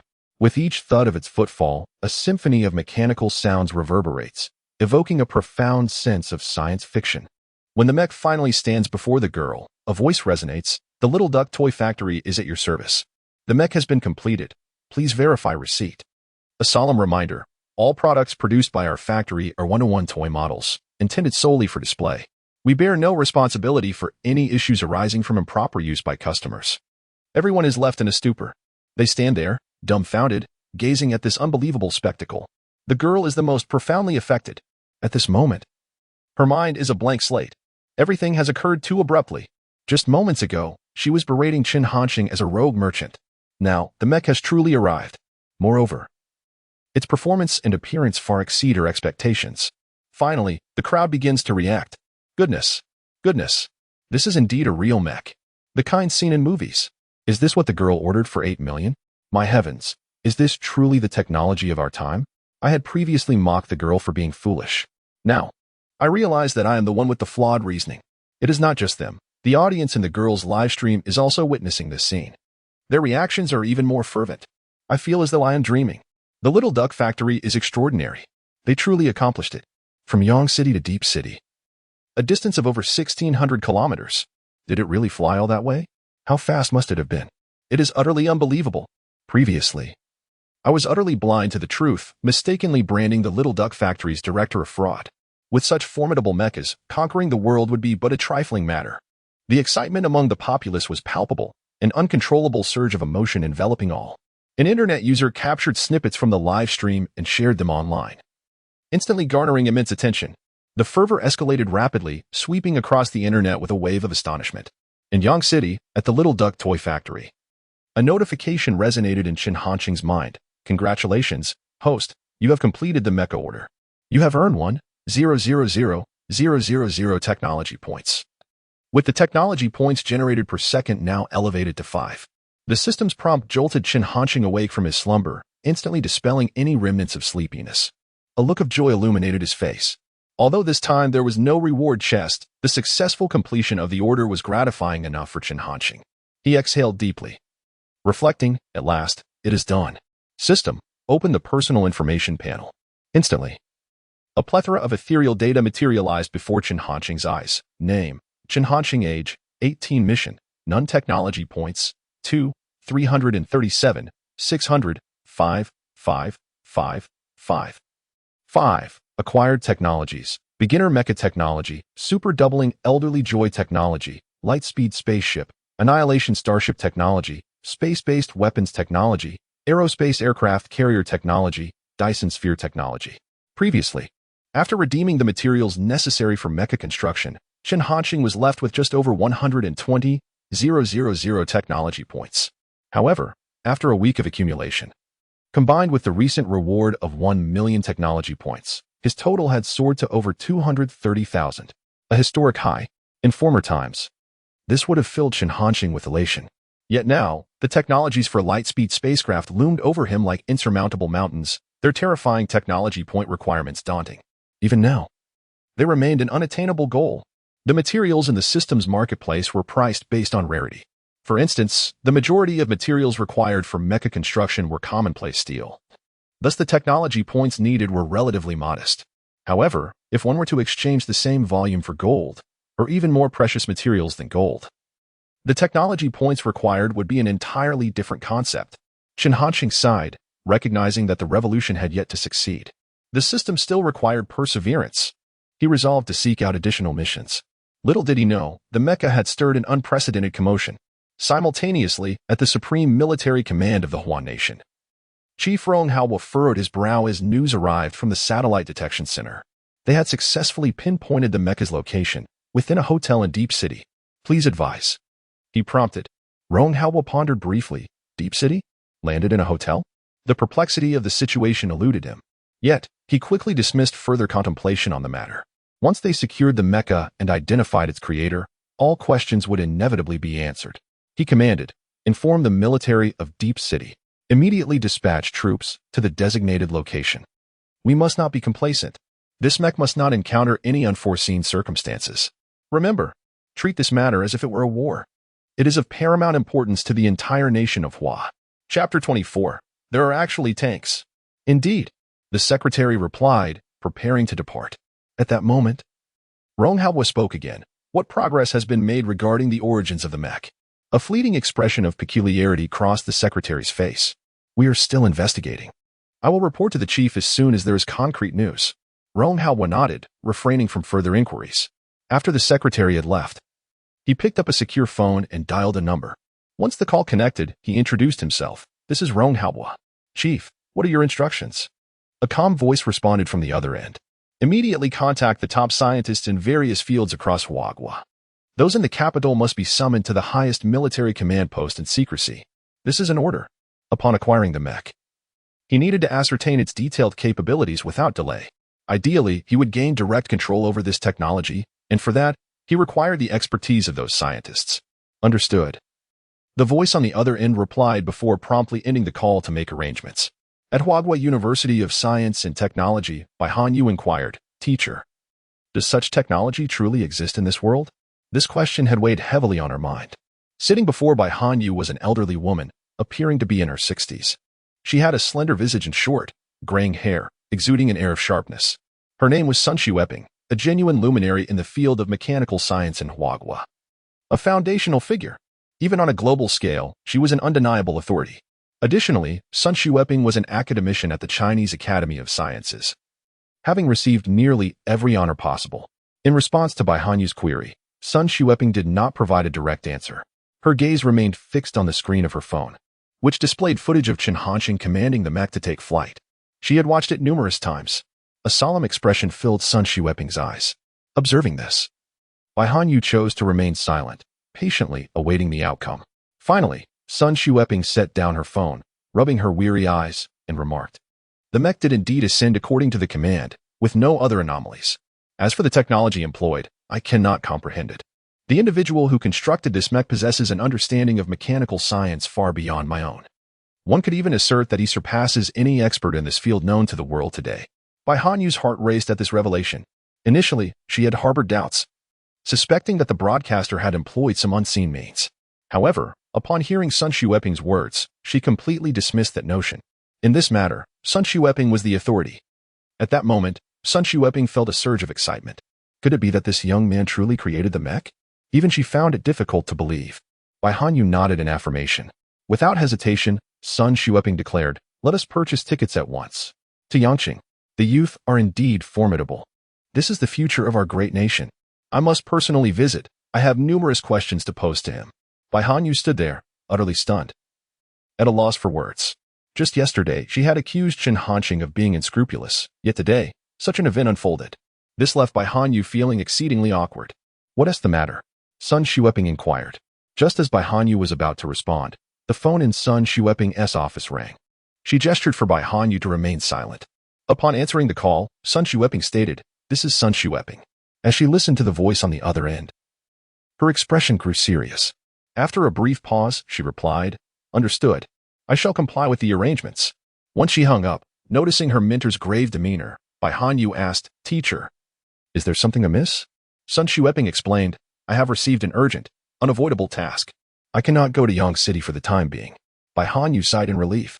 It was perhaps for the best. Otherwise, she truly would not know how to face Chen Hanqing. However, before she could revel in her relief, Sun Xueping added, you will have to go in my stead. Deep City, XXX Hotel. The crowd had finally regained their composure after the initial shock. Daizio stood beneath the mech. Her previous apprehensions completely dissipated, leaving only sheer astonishment. Nonetheless, she was unwilling to part with the mech for her best friend. This marvelous creation had to be kept for herself. Subsequently, Daizio dismissed the mech's driving prompts. The wedding proceeded, unbeknownst to her. A fleet of large military off-road vehicles was racing down the road, over 100 in total. It resembled a colossal dragon on the move. Each vehicle carried 30 armed soldiers. Behind the convoy, 5 tank transporters followed closely. Witnessing such a formidable display, pedestrians were left dumbfounded, hastily clearing the way. As they watched the military vehicles disappear into the distance, a chorus of drivers could no longer contain their astonishment. Goodness, are they preparing for war? They've even deployed tanks. What kind of mission is so crucial? Incredible. This is exhilarating. I fear someone might be in for a rough time. I am truly proud of our nation's strength. At XXX Hotel, 1 hour later, the wedding ceremony concluded, transitioning into the banquet. In Daizio's livestream, the appearance of the mech had drawn an audience of over 1 million viewers. The online community buzzed with excitement. Who cares about the banquet? We want to see the mech. I can't believe that old woman can still eat after all this. I just calculated that from the moment the mech took off in director Xiao's livestream to its landing in the old woman's stream, it took approximately 15 minutes. Given that Deep City is 1,650 kilometers from Yang City, that means the mech traveled at a speed of 110 kilometers per minute. 5 Mach. My friends, faster than the J-20. Is it truly that terrifying? The Little Duck Factory director, an eternal deity. Yet, at that moment, a commotion arose outside the hotel. Following a series of rapid and synchronized footsteps, everyone was left in a state of shock. Peering through the doors and windows, they beheld soldiers brandishing firearms.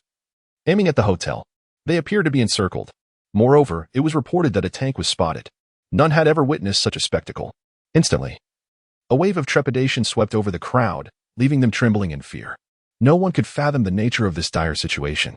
Chapter 25. The activation of the anti-theft system. A profound silence enveloped the scene, as everyone stood in stunned disbelief. Yet, amidst the overwhelming shock, no one dared to utter a single sound. This was not a film set. A single cannonball from a tank could spell doom for all present. Confusion reigned in the hearts of the crowd. Surely, such a grand military operation could not merely be for a wedding. Dai Xiaomei remained frozen in place, too startled to move. Her live stream had been abruptly cut off the moment the military arrived, the signal severed without explanation. A vague intuition stirred within her. Could this be connected to the mecha? She murmured to herself, the thought growing increasingly plausible. After all, it was the only explanation that made any semblance of sense. Her emotions were a whirlwind. A single mecha had incited such a significant commotion. Was that not a touch excessive? Although her stream was terminated prior to its closure, keen observers had noticed something amiss. The online community was abuzz with speculation. Did I just imagine that? Was that a tank I saw? Holy cow. I saw it too. Could it be that the military has intervened? Is it possible they're here for the mecha? It must be. A mecha capable of flying at speeds exceeding 5 Mach is an absolute weapon of mass destruction.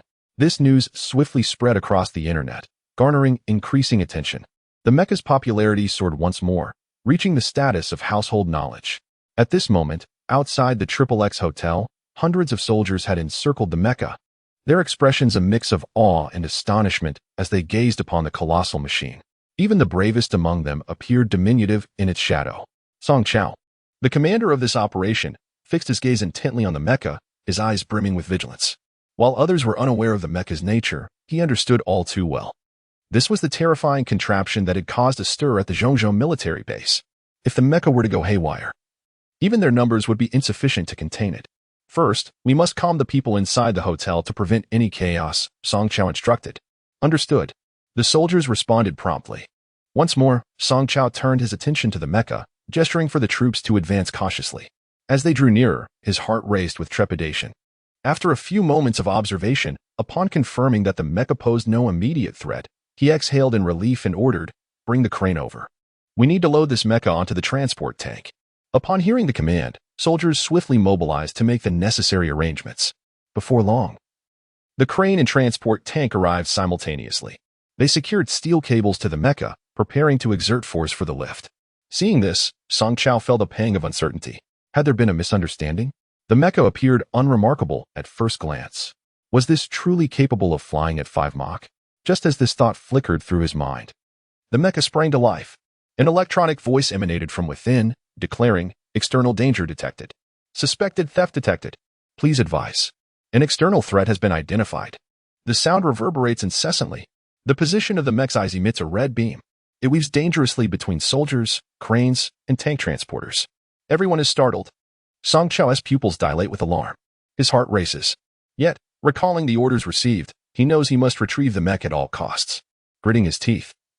Song Chao swiftly resolves to bind it with steel cables. Quickly, following the command, the soldiers spring into action. Prior to their arrival, ample steel cables had been prepared on the crane to guard against such an occurrence. With the collaboration of over 100 individuals and the crane's formidable assistance, within mere minutes, the mech is firmly ensnared. The mech continues to emit warning sounds. Inside the hotel, upon realizing the threat was not directed at them, everyone calms down. Witnessing the situation, they finally understand that these warriors are here to secure the mech ordered for Daixiomi. At this realization, their gazes turn towards her, filled with complexity. At this moment, all of Daixiomi's attention is fixated on the mech. Though she had mentally prepared herself beforehand, she remains utterly astonished. She comprehends that the mech's alarm is meant to alert her. However, she is paralyzed with trepidation. Theft? A tank has rolled in. Can this truly be labeled as theft? The mech seems to be malfunctioning.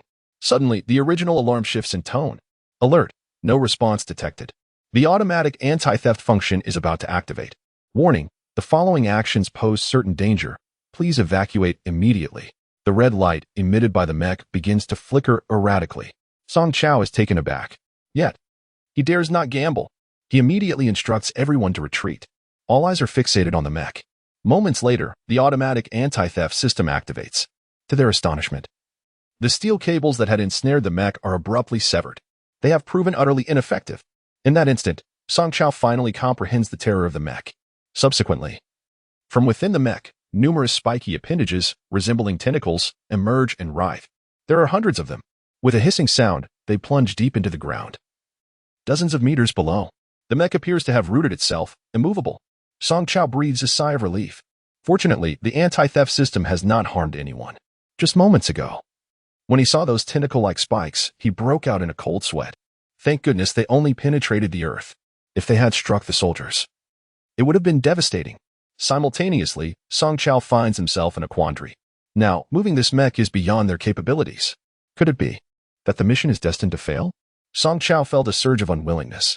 Just then, a voice unexpectedly resonated from within the hotel. May I give it a try? This voice instantly captured everyone's attention. Turning to look, they saw Dai Xiaomei rising to her feet, mimicking what she had seen on television. She raised her hands above her head, signaling that she posed no threat. Song Chao furrowed his brow as he gazed at Dai Xiaomei, his expression filled with perplexity. He certainly did not believe that amidst so many soldiers, accompanied by armored vehicles, a mere young girl could resolve the issue. Do you have a solution? Song Chao inquired. Dai Xiaomei cautiously replied, I believe I do. After a moment of silence, Song Chao ultimately made his decision. After all, there were no other alternatives at present. It was worth a try. What if it actually worked? He then commanded, bring her over. Chapter 26, 8 billion yuan, ordering the lithography machine. After receiving permission from Song Chao, Dai Xiaomei approached the mech. With each step she took, Song Chao's frown deepened. Danger. He could not help but remind her. However, Dai Xiaomei remained unfazed.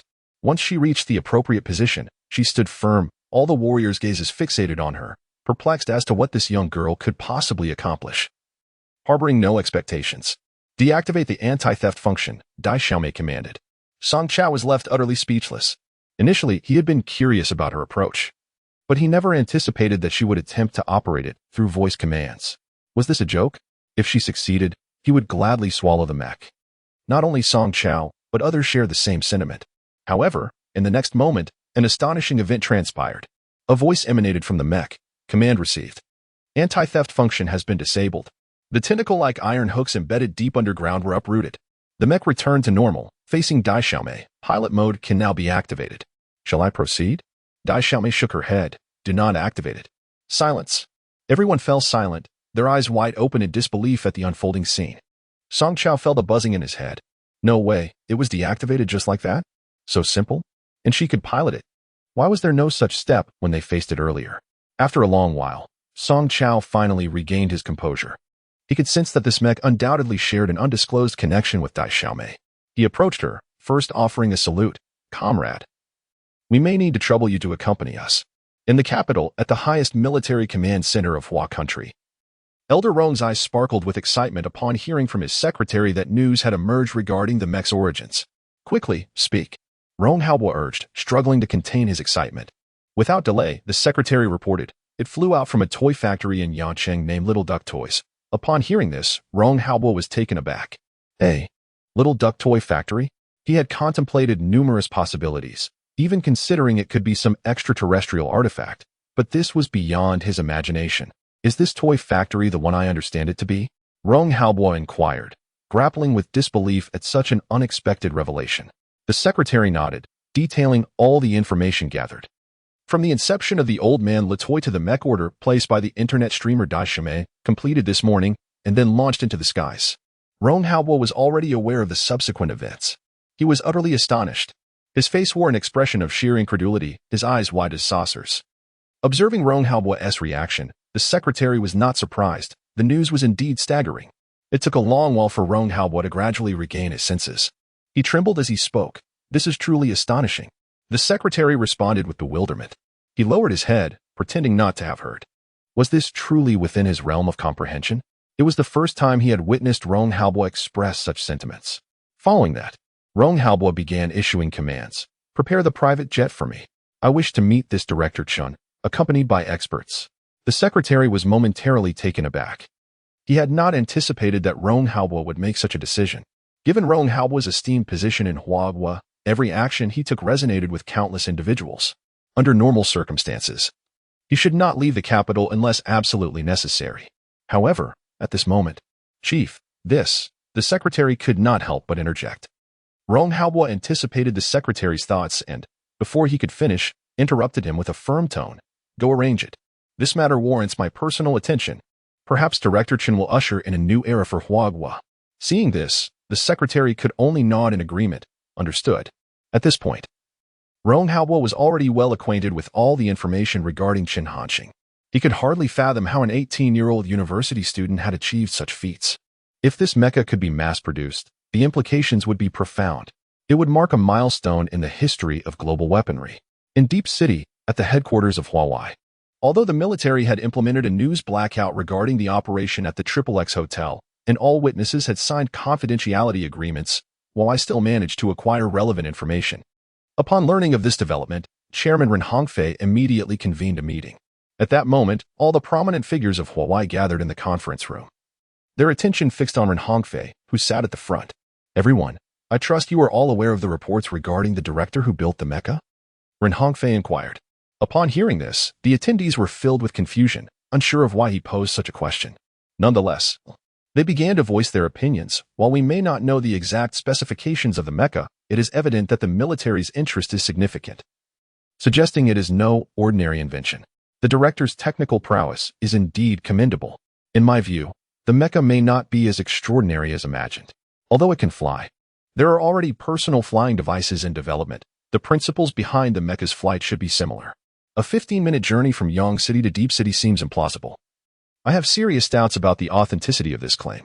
The attendees expressed their varying opinions, each holding firm to their views.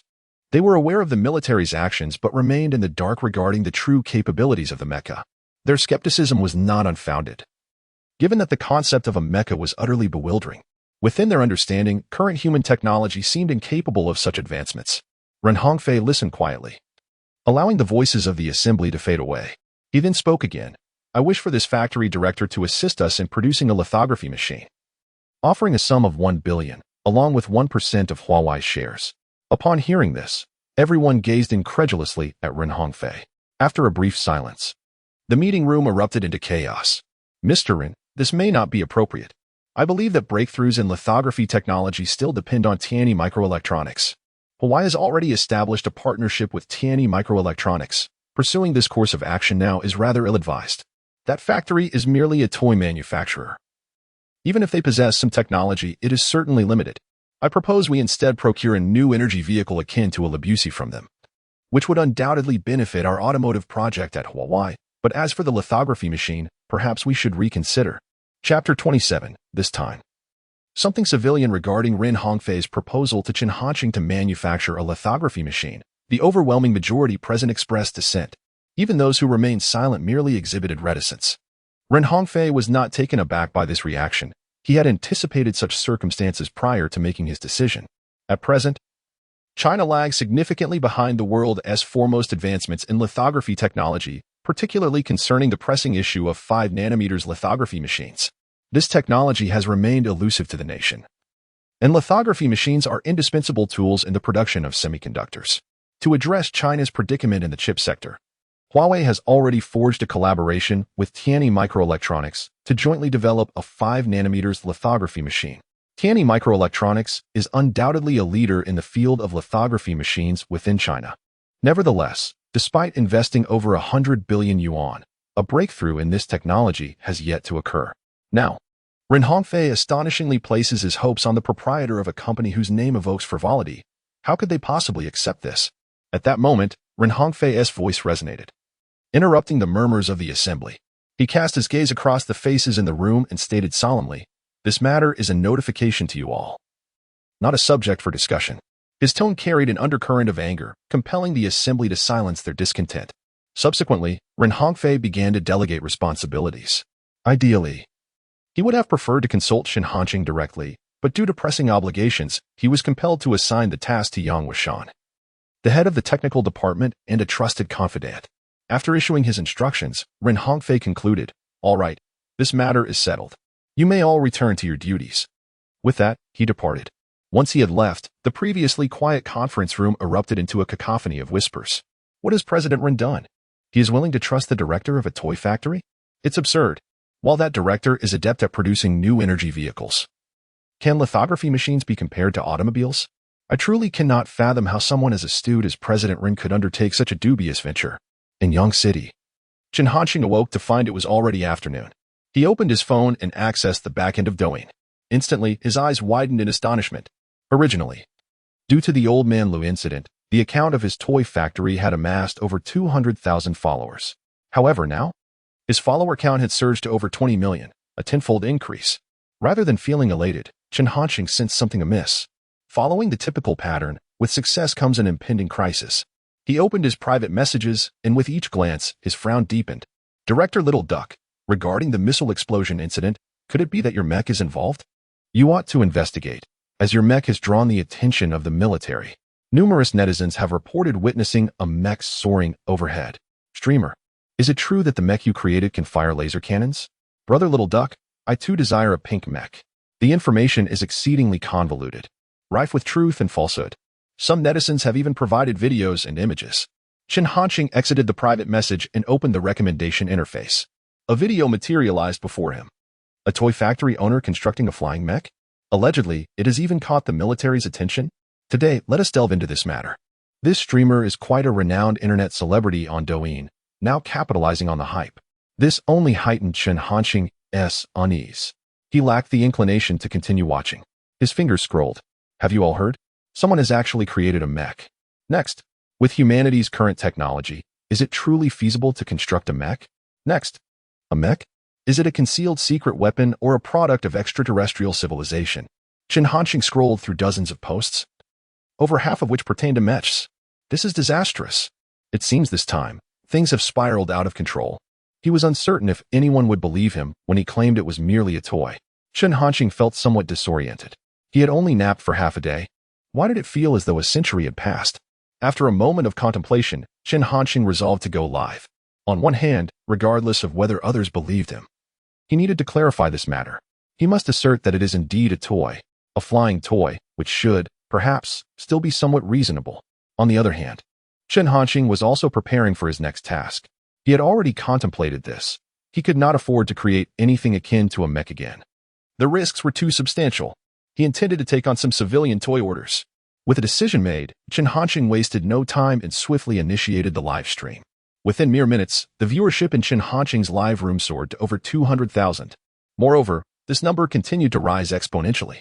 Observing Shen Hanqing on the screen, the netizens were fervently excited. It truly is Director Little Duck. Finally witnessing his live stream. Wow, the streamer dares to show up? Isn't he afraid of being apprehended? It must be said, the streamer's ability to create a mech is truly unparalleled, impressive. Forget the bald eagle. Director Little Duck's technology surpasses theirs by leaps and bounds. Streamer, grant me 100 mechs, and I shall help you conquer the Chicken Kingdom. Such remarks are not to be taken lightly. Upon reading these comments, Shen Hanqing's expression darkened. Without hesitation, he declared, "Brothers, I hereby solemnly reiterate, all products manufactured by our factory are merely toy models. They are for display only and not recommended for any other use. Otherwise, all consequences shall rest upon the buyer, and our factory shall bear no responsibility. However, Chen Hanqing's words now carry no persuasive power whatsoever.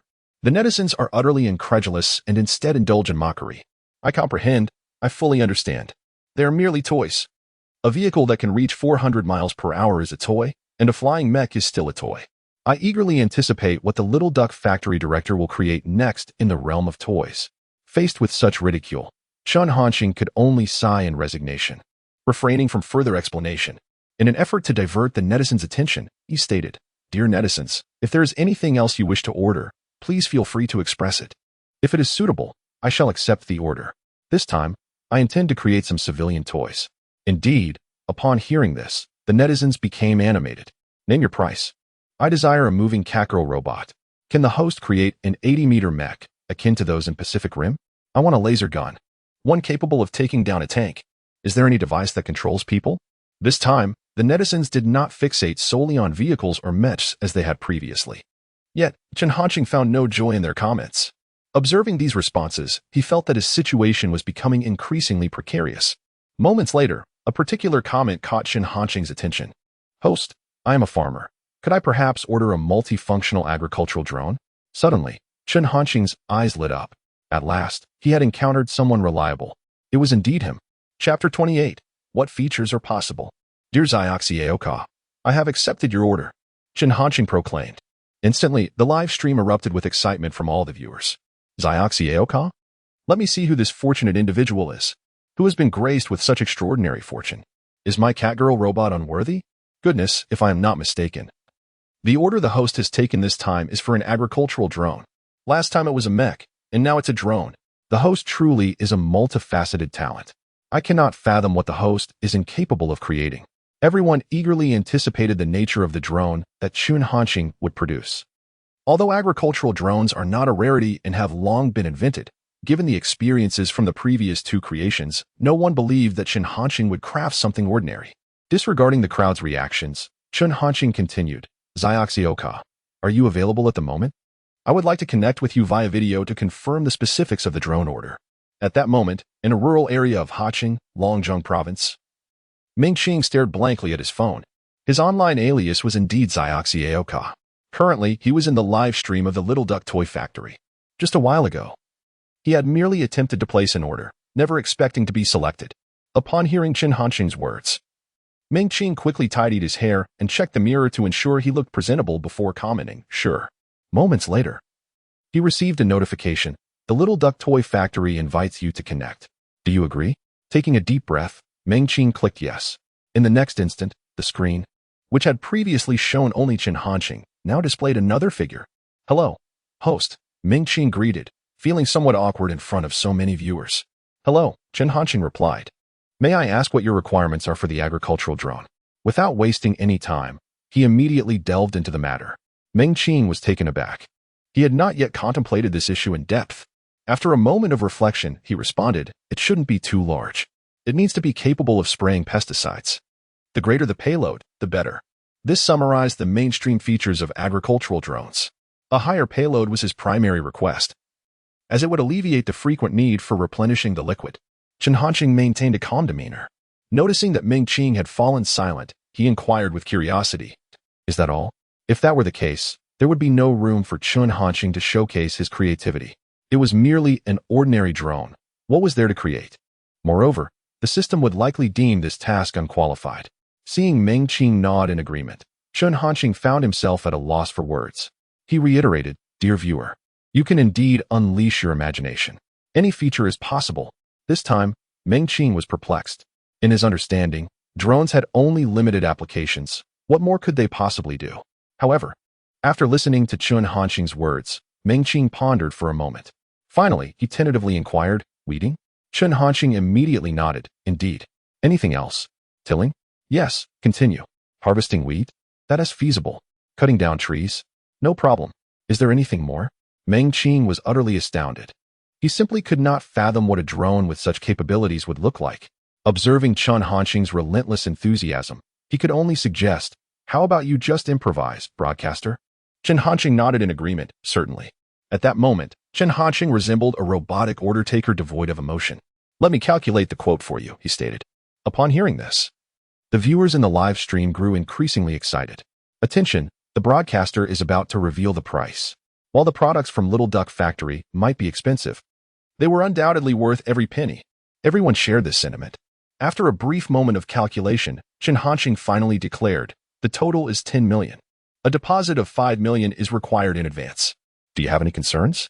Even though the audience had mentally prepared themselves, the quoted price still left them astonished. 10 million for a drone. It was simply unfathomable. Currently, drones on the market only cost around 40 to 50,000. Yet here, with Chen Hanqing, the price had skyrocketed several hundred times. Ming Qing was equally taken aback by this pricing. However, after a moment's hesitation, he gritted his teeth and made a decision. "All right, I'll take it." Chen Hanqing responded, "I will send you the account number via private message. The manufacturing of the drone will take approximately 1 week. I will contact you again after a week."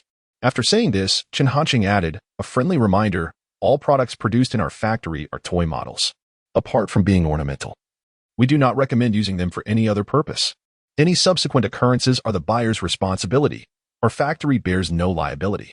The viewers in the live stream were already quite familiar with this disclaimer. Upon hearing Chen Hanqing state it, they could not help but tease. "Last time when he was building the mecha, the broadcaster said the same thing, and I actually believed it. The broadcaster is so afraid of taking responsibility. Yes, they're all models. A 10 million drone model, Little Duck Factory won't actually create a fighter jet, will they? Given the style of Little Duck Factory, it was not entirely out of the question." After securing the order, Chen Hanqing had achieved his objective. Without hesitation, he swiftly ended the broadcast. It was remarkably quick. Once off air, Chen Hanqing privately contacted Xiao Xiao. Meanwhile, Ming Qing hesitated for a moment before finally dialing a number. When the call connected, he spoke. "Dad, I need 10 million. There was a brief silence on the other end of the line. Suddenly, a middle-aged man's voice resonated.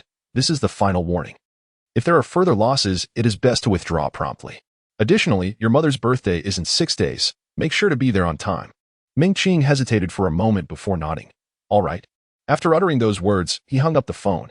Once the funds were transferred, he sent 5 million to Chen Hanqing. In truth, Ming Qing was not a farmer. He was a distinguished graduate of Tsinghua University in the capital, majoring in philosophy. However, after graduating last year, he defied the objections of everyone around him and returned to Hanqing, investing millions to lease an agricultural base. No one understood why he made such a decision. Yet, as a novice in the field, Ming Qing soon realized that agricultural cultivation was far more complex than he had envisioned. In the first season, he incurred significant losses. His father, who operated a real estate company in the capital, had spoken to him more than once about this matter. This time, it was indeed an ultimatum. In Yanqing, upon receiving the notification of the 5 million transfer, Chen Hanqing immediately remarked, "Open the system mall." Chapter 29. It's quite a departure from modesty. The system marketplace has been opened.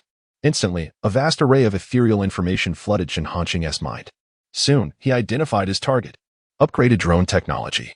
Available for exchange at the cost of 700,000 tech points. Would you like to proceed with the exchange? Without hesitation, Chen Hanqing replied, "Exchange." He then expended an additional 500,000 tech points to acquire the necessary materials for drone manufacturing. No time was wasted. He immediately entered the super laboratory to commence his work. Meanwhile, at the highest combat command center of Huagua, Rong Haobo shifted his attention from the now-closed live stream. Rubbing his temples, he reflected on the broadcast he had been intently watching. Another drone construction? He wondered what peculiarities would arise this time. With a sigh, Rong Haobo's eyes sparkled with anticipation. He could hardly contain his eagerness for Chen Hanqing to unveil groundbreaking technology. At that moment, the secretary entered. "Chief, the experts have arrived. The special flight to Yancheng has also been arranged. Shall we depart now?" Though they were all stationed in the capital, the arrival of those experts required time. Otherwise, Rong Haobo would have set off long ago. Rong Haobo nodded. "Let us go." He rose promptly and exited. His eagerness to meet Chen Hanqing palpable. In truth, it wasn't he, just Rong Haobo. The live stream had drawn the attention of numerous influential figures. Entrepreneurs akin to Lei Busi were merely minor players in the grand scheme. Chu Goen from the Zhongzhou military base, Tian Jun from the Shenong military base, and high-ranking officials from the Huagua political sphere, individuals whose names could instill fear, were all closely monitoring Chen Hanqing. In Deep City, at the headquarters of Huawei, Ren Hongfei had also been watching Qin Hanqing's broadcast. The director, Qin, had unexpectedly accepted an order for drones. He mused, recognizing that this was not favorable news for him. Having accepted another order meant that Qin Hanqing could no longer take on the lithography machine order. Fortunately, the time frame for this project was only 7 days. They still had a chance. He hoped that no unforeseen circumstances would arise. At that moment, Yang Wenshan was aboard a flight to Zhengcheng, seated beside an unexpected individual, Ren Chuanfang, the head of the Huawei automobile project. Yang Wenshan's expression was complex as he occasionally glanced at Ren Chuanfang. Finally, unable to restrain himself, he spoke. This approach may not be wise. Mr.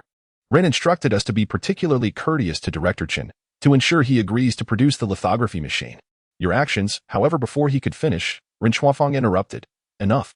If anything goes awry, I will take full responsibility. I've already committed 10 billion. What is the harm in asking him to assist in building a vehicle? Moreover, we are not withholding payment. Throughout this journey, Yang Wenshan had repeated his earlier statement numerous times, much to Ren Chuanfang's growing annoyance. The reason he accompanied them was to seize the opportunity to procure a new energy vehicle similar to the one purchased by Xiaomi from Qin Hanqing. With Ren Chuanfang's discerning eye, it was evident that the technology behind that vehicle represented the future of new energy. As the project leader for Huawei Automotive, his eagerness to acquire one for research purposes was palpable. He harbored no concerns regarding Qin Hanqing's potential agreement. After all, what Xiaomi could offer, they could match and even surpass. A 1% stake in Huawei was far more substantial than what Xiaomi could provide. Ren Chuanfang was confident that Qin Hanqing would not remain indifferent. In Yang City, Bai Hanyu emerged from the high-speed railway station, her expression clouded with dissatisfaction. If given the choice, she would prefer to forego this journey. However, with Sun Xueping's persistent insistence, Bai Hanyu had no option but to comply. She hoped that the factory director, known as the Little Duck, would not be overly petty and hold on to past grievances. Without wasting any time, she promptly made her way to the address she had previously inquired about. After more than an hour, Bai Hanyu finally arrived at the entrance of the Little Duck toy factory. Gazing at the dilapidated gate, she harbored serious doubts about whether she had arrived at the correct location. Could this truly be the place capable of producing flying mechas? Nevertheless, she strode confidently to the entrance.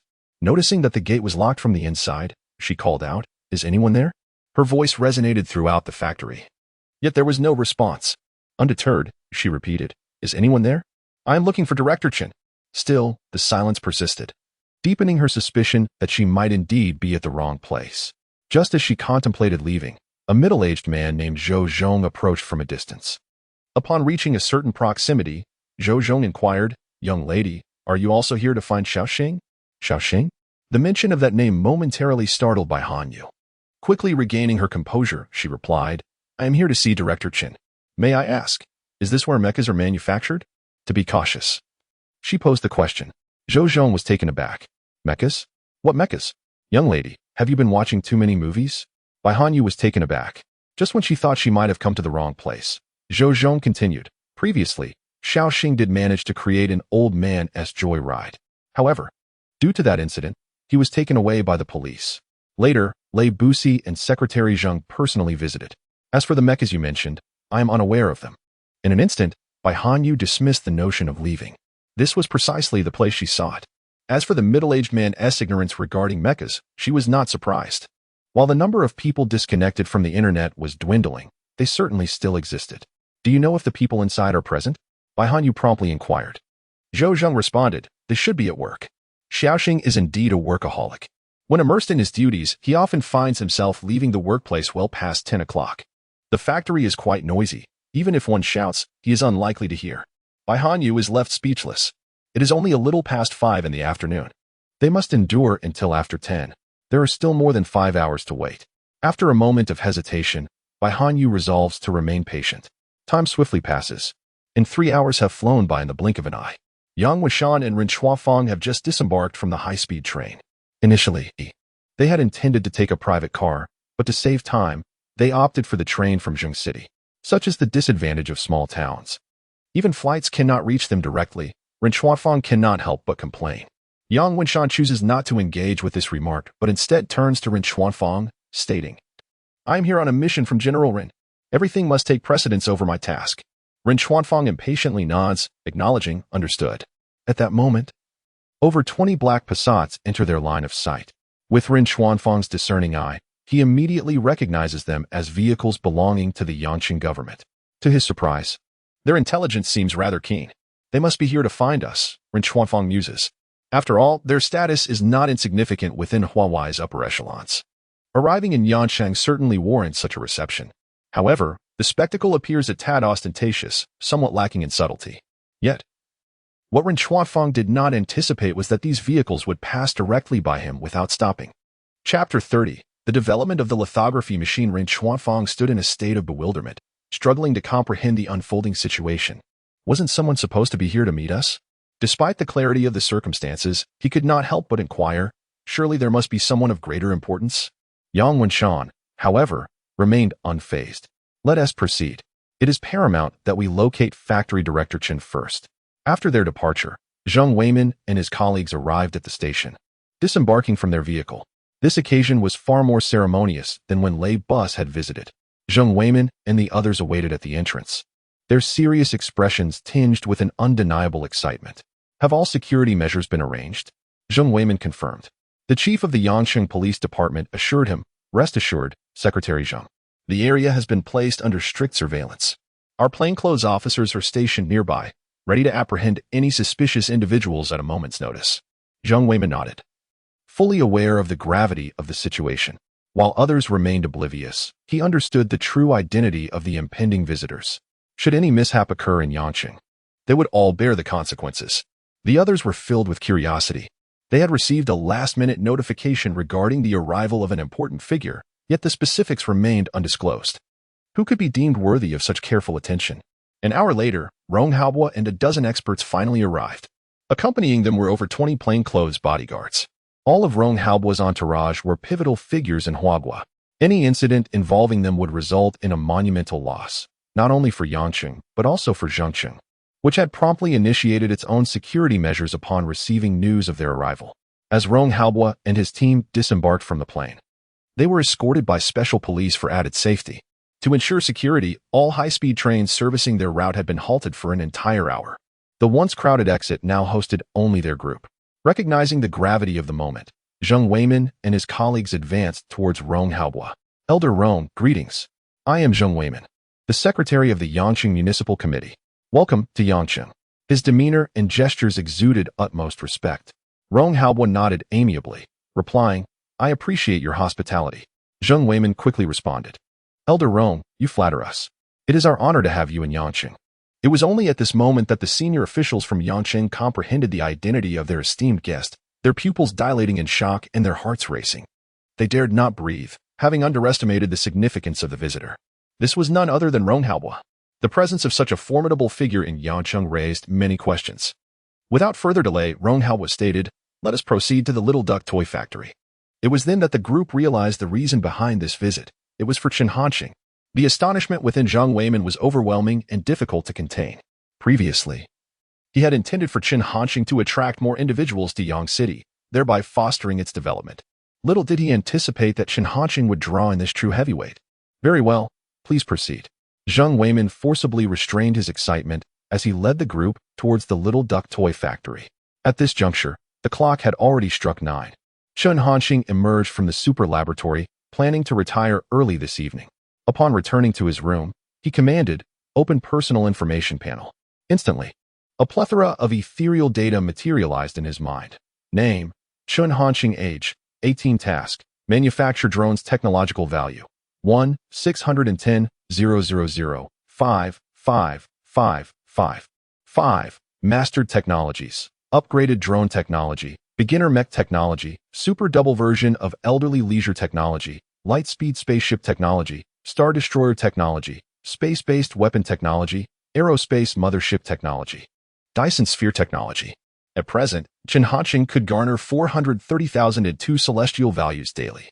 He eagerly anticipated the potential technological output upon the completion of this task. Meanwhile, Bai Hanyu had been waiting at the entrance of the Little Duck Toy Factory for over 4 hours. The winter nights in Yang City were frigid. Despite donning a down jacket, she shivered uncontrollably.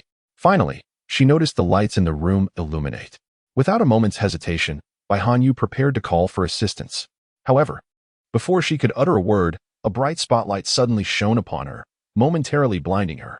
Subsequently, a vehicle came to a halt at the Little Duck Toy Factory. Under Bai Hanyu's gaze, two men alighted from the car, Yang Wenshan and Rin Chuanfang. Are you sure we're not at the wrong place? What reputable company could possibly exist in such a rundown location? Rin Chuanfang couldn't help but voice his discontent as soon as they stepped out. Yang Wenshan dismissed his complaints and proceeded directly to the entrance, noticing Bai Hanyu standing in the corner. Hello? Are you the gatekeeper here? He inquired. Bai Hanyu was taken aback. The notion of being referred to as the gatekeeper was rather disheartening. She glared at Yang Wenshan in indignation. However, her expression gradually transformed. Anger subsided, replaced by astonishment. Are you General Manager Yang from Huawei? Previously, during an event attended alongside her mentor, Sun Xueping, Bai Hanyu had a fleeting encounter with Yang Wenshan. As the head of Huawei's technology department, Yang Wenshan was indeed a notable figure in the public eye. Yang Wenshan regarded Bai Hanyu with curiosity. And you are? Had Sun Xueping been present, he would have recognized her instantly. However, Bai Hanyu lacked that distinction. After Bai Hanyu clarified her identity, Yang Wenshan nodded, opting not to delve further into the matter. Instead, he inquired, are you also here to see Director Chen? He had come to realize that his previous comment was ill-timed. Yes, Bai Hanyu affirmed. Yang Wenshan showed no inclination to pry any deeper. Suddenly, he began to knock on the door. Is anyone there? Director Chen? The voice pierced through the night sky, reaching the ears of Chen Hanqing within the room. Initially, Chen Hanqing was preparing to wash up and rest. Upon hearing this voice, he furrowed his brow slightly. At this hour, who could possibly be visiting? Don't they ever sleep? Chen Hanqing muttered in annoyance as he reluctantly made his way to the door. Once he confirmed their identities, he allowed the three individuals to enter. Upon entering the room, Chen Hanqing wasted no time and immediately inquired, what brings you here? Yang Wenshan replied, Director Chen, it is as follows. We have viewed the videos of your previous creations and wish to collaborate with you on developing a 5nm lithography machine. If we succeed, Hawaii is willing to offer a reward of 1,001% of our shares. Upon hearing this, Bai Hanyu's pupils widened in astonishment. Just moments ago, she was puzzled as to why the head of Huawei's technology department sought out Chen Hanqing. Now, everything fell into place. It was indeed about the lithography machine. This revelation was utterly unbelievable. A 5nm lithography machine. This was a conundrum that Huawei had tirelessly endeavored to conquer. Now, Hawaii was willing to invest 1,001% of their shares to commission this machine from Director Chen. The sensation was surreal. Did the people from Hawaii truly believe that Chen Hanqing could create it? Bai Hanyu turned her gaze towards Chen Hanqing, eager to witness how this director would respond. Initially, she assumed that Chen Hanqing would take a moment to contemplate the gravity of the situation. After all, a lithography machine was no trivial matter. However, to her astonishment, Chen Hanqing exhibited no hesitation and responded immediately. All right. Just that one word. It felt as effortless as eating or drinking. The three individuals stood there, utterly dumbfounded. Chapter 31. Could it be a scam? Director Chen, you may not have heard clearly. What I meant to convey is that I would like to request your expertise in developing a 5nm lithography machine. Yang Wenshan reiterated. Just a moment ago, Chen Hanqing's reaction had been unnervingly calm, leading him to wonder if Chen had misunderstood. Chen Hanqing cast a peculiar glance at Yang Wenshan and replied once more. All right. However, you will have to wait until I complete my current project. His demeanor remained as tranquil as before. Yang Wenshan was no longer composed.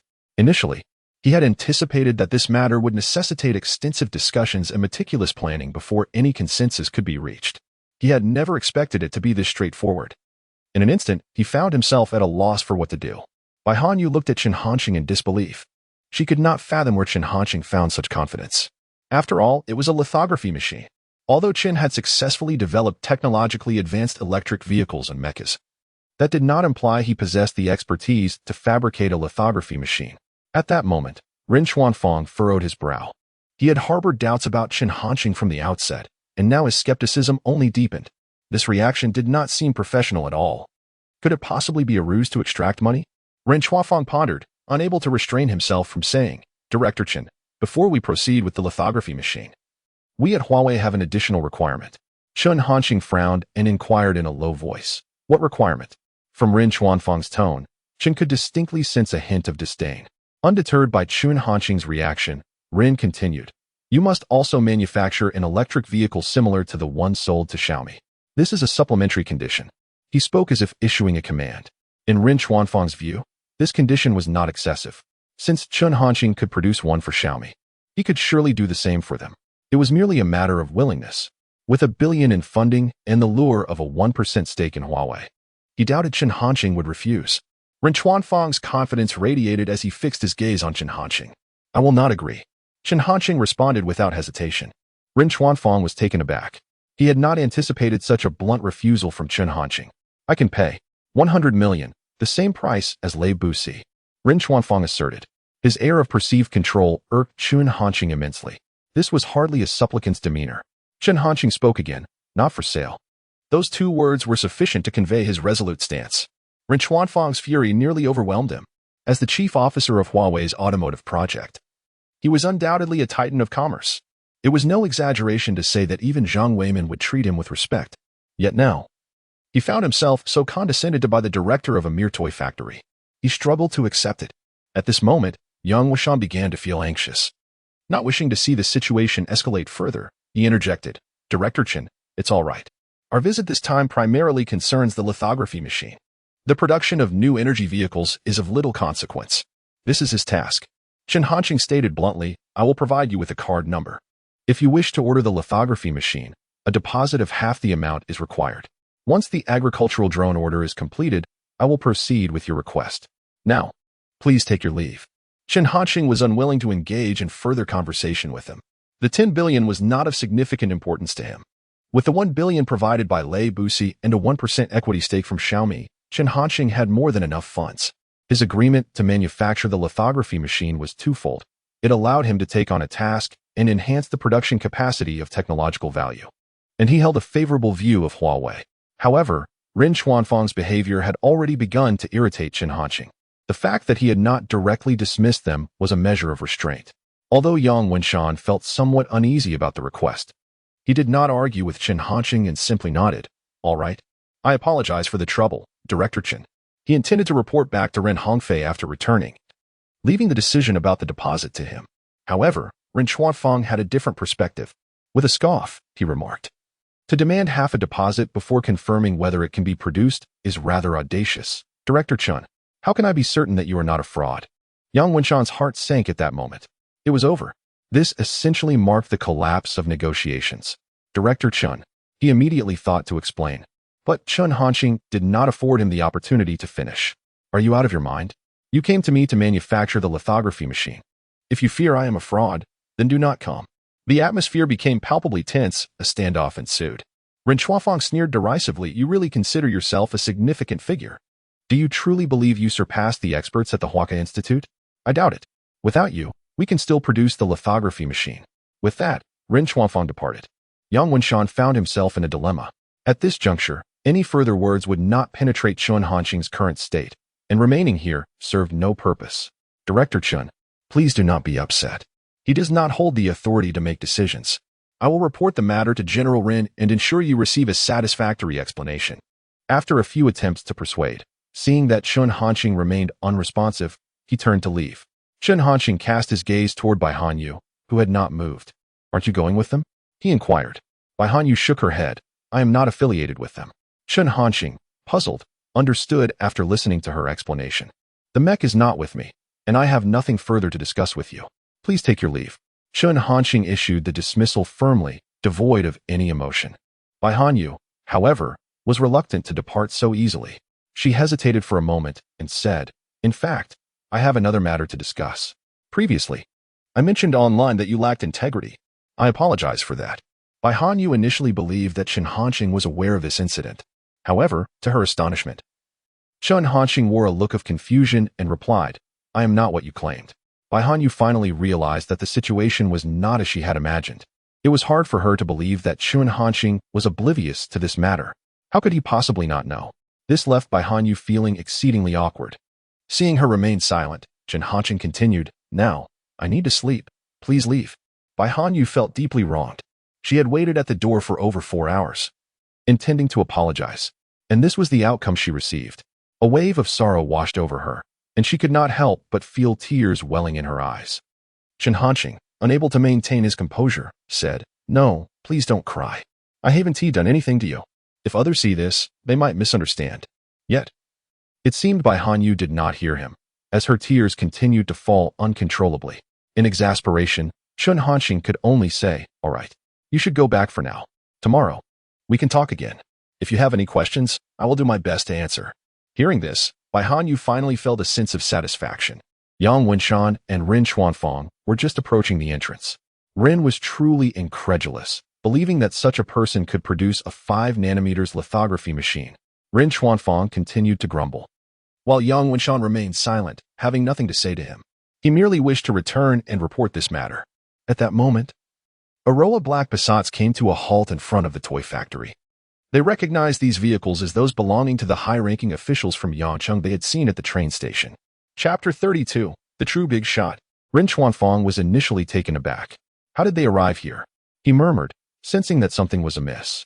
Given the earlier circumstances at the high-speed train station, it seemed that the high-ranking officials from Yangcheng were there to await a significant figure. Could it be that their target was also this toy factory, Little Duck? Reflecting on Chen Hanxing's earlier demeanor, Rin Xuanfang felt a surge of indignation. "I shall not leave just yet. I want to see who is here to seek out that fellow," Rin Xuanfang declared. He had already resolved that if it were an entrepreneur, he must intervene, ideally to disrupt the proceedings directly. Yang Wenshan hesitated but ultimately nodded in agreement. His intentions differed from Rin Xuanfang's. He sought to gain a deeper understanding of Chun Hanxing's situation, so that he could later provide a comprehensive account to Rin Hongfei. Upon arriving at the Little Duck toy factory, the vehicle came to a halt. The doors swung open, and Zheng Weimin emerged from one side without pausing, moving towards the other door with a slight bow, opening it with care. Witnessing this scene, Rin Xuanfang was utterly astonished. He recognized Zheng Weimin's status and could scarcely comprehend what sort of person could warrant such deference from a municipal party secretary. At that moment, Zheng Weimin cautiously opened the door and respectfully announced, "Elder Rong, we have arrived." The journey had been excruciating for him. As a municipal party secretary, he felt utterly insignificant in the presence of Rong Haobua. With every word spoken, Zheng Weimin mentally rehearsed it thrice, fearing the utterance of an inappropriate remark. Rong Haobua nodded appreciatively. "Thank you." He stepped out of the vehicle and directed his gaze toward the Little Duck toy factory. Although he had previously gathered information about the factory, witnessing the reality firsthand left him somewhat dumbfounded. The place was indeed rather dilapidated. However, this feeling did not linger long. Rong Haobua quickly regained his composure, reflecting, "It is truly commendable that Director Chen can immerse himself in research and achieve such results under these conditions." He spoke earnestly, his sincerity evident. Without further hesitation, Rong Haobua entered the toy factory. At that moment, both Rin Xuanfang and Yang Wenshan were rendered speechless. How could they not recognize Rong Haobua? They felt as though they were in a dream, unable to fathom encountering such a prominent figure in this run-down establishment. Was this truly real? It felt surreal. Not only was it Rong Haobua, but even the experts accompanying him were of high standing. Each one, should they be summoned, would possess significant status. All were academicians from the Huaka Institute, leaders in their respective fields. Rin Xuanfang stood there, dazed, his mind a blank slate. Soon, they attracted the attention of the accompanying bodyguards. Those who accompanied such a person were the elite of the elite. Instantly, 5 individuals advanced, effectively blocking the path of Rin Xuanfang and Yang Wenshan. The others remained vigilant, many with their hands resting on their waists, poised as though ready to draw their weapons at any moment.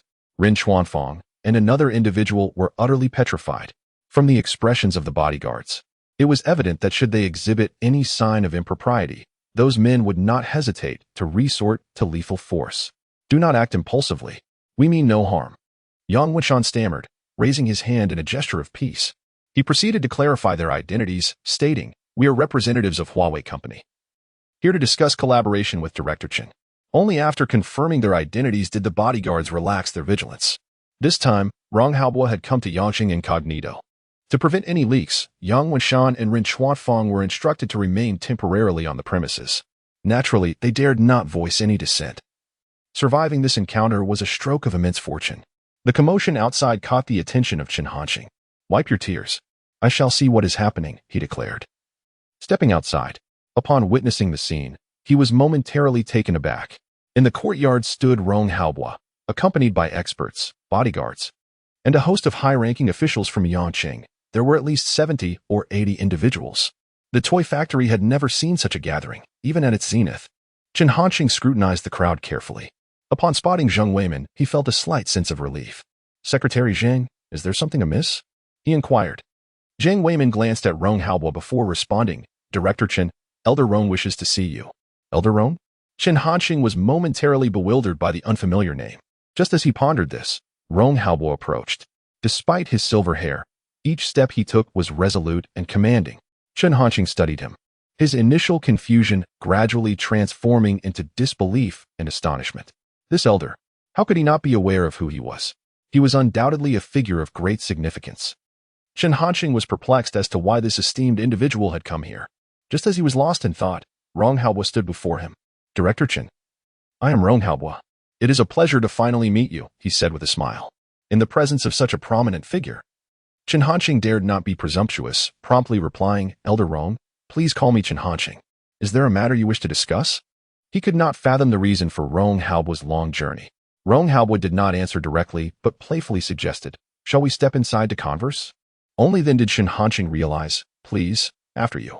Rong Haobo nodded and instructed those behind him, you all wait outside for the time being. Naturally, no one dared to object. Afterward, Rong Haobo stepped inside. Chen Hanqing cast a glance at the crowd outside. The toy factory had other rooms, but they were in disrepair and had not been cleaned for ages, rendering them uninhabitable.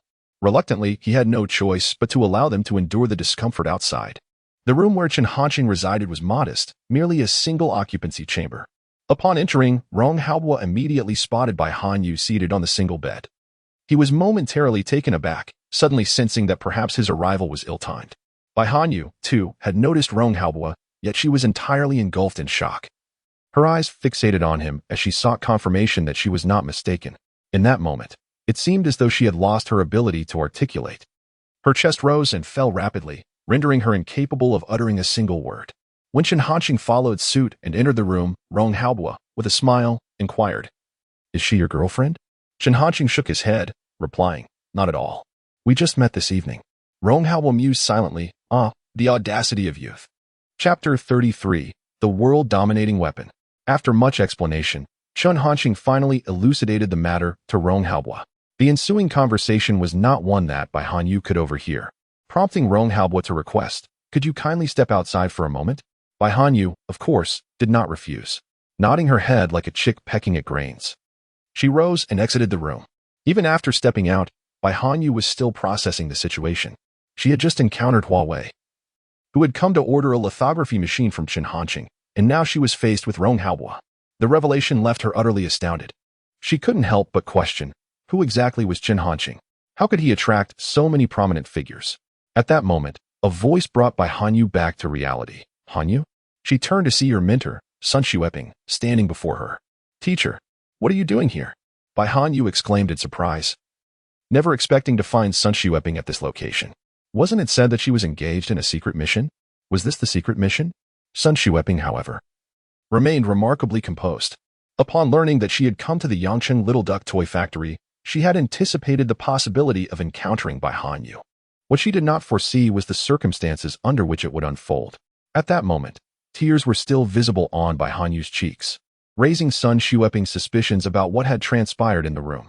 With a furrowed brow, she felt a sense of protectiveness over her own interests, akin to a cabbage being ravaged. Meanwhile, Ren Chuanfang and Yang Wuxian found themselves at a loss, repeatedly shocked to the point of numbness. Especially Ren Chuanfang, who could hardly believe that Rong Haobo had come to seek out Chen Hanqing, the very person with whom he had recently clashed, and was speaking to him with such courtesy. Realizing the folly of his recent actions, Ren Chuanfang was steeped in regret, yet it was too late to remedy the situation. In the room, Chen Hanqing invited Rong Haobo to take a seat. Old Rong, we can now discuss the matter at hand, correct? Rong Haobo no longer hesitated, stating, Director Chen, that mecha was constructed by you, was it not?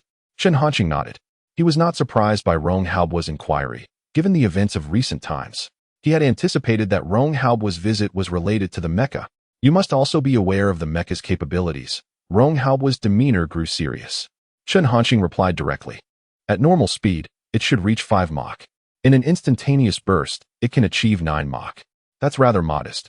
Rong Haobo responded, utterly astonished. 5 Mach at normal speed? 9 Mach at peak performance? Even the most advanced fighter jets of our nation cannot reach such velocities. To Chen Hanqing, it seemed as though the mecha's capabilities were nothing to boast about. In truth, he had already curtailed many of its features during its construction. In terms of speed, in order to conserve materials, compromises were made. There was no alternative. Every bit saved counts. After a prolonged silence, Rong Haobo reluctantly accepted this reality. He cleared his throat, fixed his gaze upon Chen Hanqing, and began, "Are you aware of what this implies?" At this, Chen Hanqing fell silent. What did it mean? He had not truly contemplated this question. The primary objective behind Chen Hanqing's creation of mechs was to accomplish missions and enhance technological productivity. He had not considered the implications beyond that. Seeing this, Rong Haobo continued, "Let me elucidate. By the standards of the world's most advanced fifth-generation aircraft, the speed hovers around 2.5 Mach. Although I am currently unaware of the operational range of this mech, its present performance suggests it should exceed at least 2,000 kilometers. Compared to fighter jets, this mech possesses far greater stealth capabilities. It requires no specific launch site and can take off from virtually anywhere. Should it be equipped with weaponry, it would be an unparalleled weapon of mass destruction. It could even serve as a deterrent to the entire world. If we could achieve mass production of this mech, no, we need not mass produce it. Even having just 30 such mechs would render the air force of Huagua unparalleled." The more he spoke, the more fervent he became. This was the very reason he had braved immense risks and pressures to come to Yangqing in person. This journey was imperative and well worth it. Chen Hanqing remained silent, his expression growing grave. Had it not been for Rong Haobo's analysis, he would never have considered such ramifications. After finishing, Rong Haobo ceased speaking. Yet the excitement in his eyes remained unabated. In the quiet room, one could hear his breaths, slightly heavy with exhilaration. Finally, Chen Hanqing spoke, "Elder Rong, what do you wish for me to do?" Rong Haobo enunciated each word with gravity. "Comrade Chen Hanqing, the nation requires you. The people need you. I formally invite you to join the Supreme Military Command of Huagua. I assure you, I will provide the highest treatment, the finest laboratory, and I will do everything within my power to meet your needs." Chen Hanqing fell silent once more. He could not bear to meet Rong Haobo's fervent gaze. Upon hearing Rong Haobo's words, a pang of trepidation struck Chen Hanqing's heart. The nation? The people? These two terms felt overwhelmingly heavy to him. He had not anticipated shouldering such responsibility. After much contemplation, Chen Hanqing finally spoke. "Elder Rong, I cannot accept." He was genuinely unprepared. These matters felt too distant from him. He had always perceived himself as just an ordinary citizen, having recently fretted over financial concerns. How had he suddenly become so significant? Moreover, the super laboratory remained here. He truly could not leave. Seeing this, although Rong Haobo felt a tinge of disappointment, he nodded in understanding. "I recognize your hesitations. It is all right. I am willing to wait. My invitation stands, always. However, I have but one condition. This technology must never fall into the hands of foreigners." Chen Hanqing readily agreed, assuring, "Rest assured, it absolutely will not." Subsequently, the room descended into silence once more. After a brief moment, Chen Hanqing inquired, "Elder Rong, you have come this time to acquire the mecha technology, have you not?" Upon witnessing the presence of numerous experts, Chen Hanqing had already discerned the intention. It was of little consequence. Although he could not join the Supreme Combat Command of Huagua, contributing in some capacity would provide him with a sense of comfort. After all, within the very essence of every Huagua citizen lies an indelible sense of patriotism, steeped in a rich history and the valor of ancestors, all echoing tales of fervor.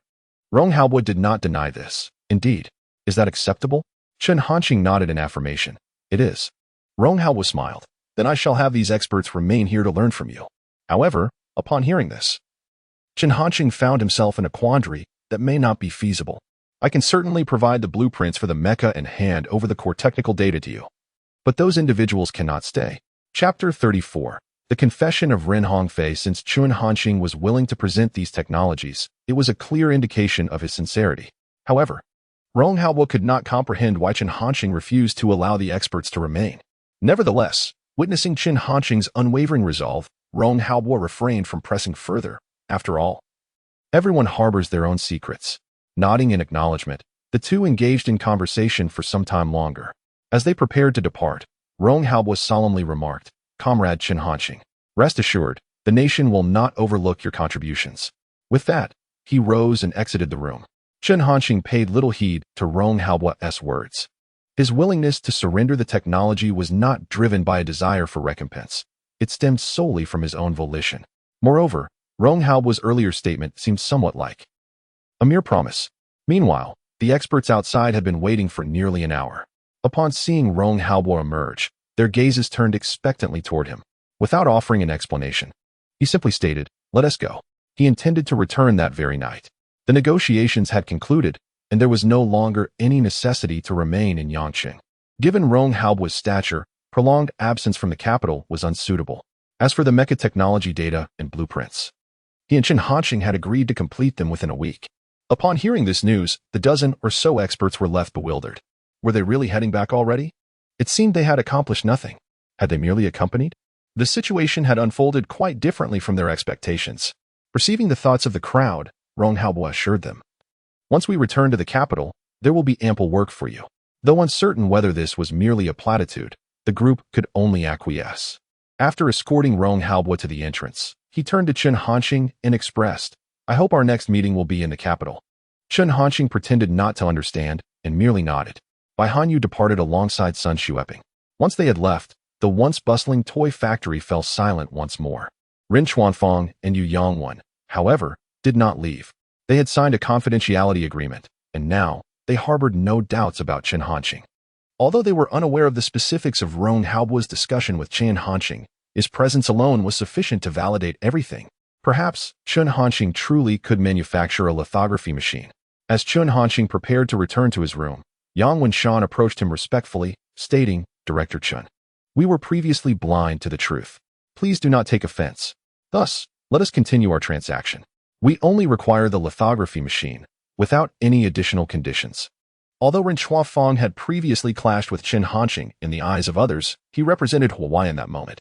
However, Chen Hanqing seemed oblivious to his words and continued on his way to the room. Realizing this, Ren Chuanfang quickly recovered and, disregarding his pride, smiled and said, "Director Chen, I acknowledge my earlier mistakes. Please, let us put this behind us and forgive me just this once." Chen Hanqing remained indifferent. Walking into the room and shutting the door behind him, leaving Yang Wushan and Ren Chuanfang bewildered, their faces etched with confusion. Just as despair began to envelop them, the door swung open once more, and Chen Hanqing's head appeared. Instantly, hope flickered anew in their hearts. "Director Chen," Ren Chuanfang began to speak. But before he could finish, Chen Hanqing interrupted. "When you leave, please remember to close the main door." With that, the door was shut again, and this time, silence reigned. Yang Wenshan and Ren Chuanfang were taken aback, realizing that Chen Hanqing had opened the door merely to convey that reminder. Faced with the futility of remaining, they decided to depart, their journey marked by an oppressive silence. Upon arriving at the designated hotel room, Yang Wenshan promptly dialed Ren Hongfei's number to provide a detailed account of the situation, deliberately omitting any mention of Rong Haobua and the others. A heavy silence filled the line, and Yang Wenshan could sense the simmering anger contained within Ren Hongfei. After a moment, a deep sigh echoed from the other end. "I understand. This matter is beyond your capacity to handle. Return tomorrow." Before Yang Wenshan could respond, Ren Hongfei ended the call. In Deep City, at Ren Hongfei's residence, he sat on the sofa, his brow furrowed in concentration, his eyes betraying the tempest of fury within. Ineffectual in success, yet adept in failure. "It seems I must intervene personally." He was resolute. He would not relinquish the lithography machine. He felt that Chen Hanqing was their sole beacon of hope. Subsequently, Ren Hongfei reached out to the manager of the Human Resources Department. Once the call connected, he instructed, "Tomorrow, come to the office and immediately process Ren Chuanfang's dismissal. Also, demote Yang Wenshan to deputy manager of the technical department." The HR manager was taken aback. Both Ren Chuanfang and Yang Wenshan held senior positions at Huawei, and their close ties to Ren Hongfei made this decision astonishing. Yang Wenshan's demotion and Ren Chuanfang's outright dismissal left him perplexed about what grievous misdeeds they had committed. Yet, the HR manager quickly regained his composure, replying, "Understood, President Ren. I will handle it first thing tomorrow." Ren Hongfei did not elaborate further before hanging up. His actions were aimed at appeasing Chen Hanqing, as only through such measures could he hope to quell Chen Hanqing's wrath, allowing for the continuation of the lithography machine order. In Yang City, at the municipal building, despite Rong Haobua's departure, Zhang Weiman and his associates remained vigilant. Although they were unaware of the specifics regarding Rong Haobuo's conversation with Chen Hanqing, they could still perceive the gravity with which Rong Haobuo regarded the matter. Being of such significance to Rong Haobuo, this issue had the potential to create considerable upheaval in Yang City. From this day forth, they were on high alert.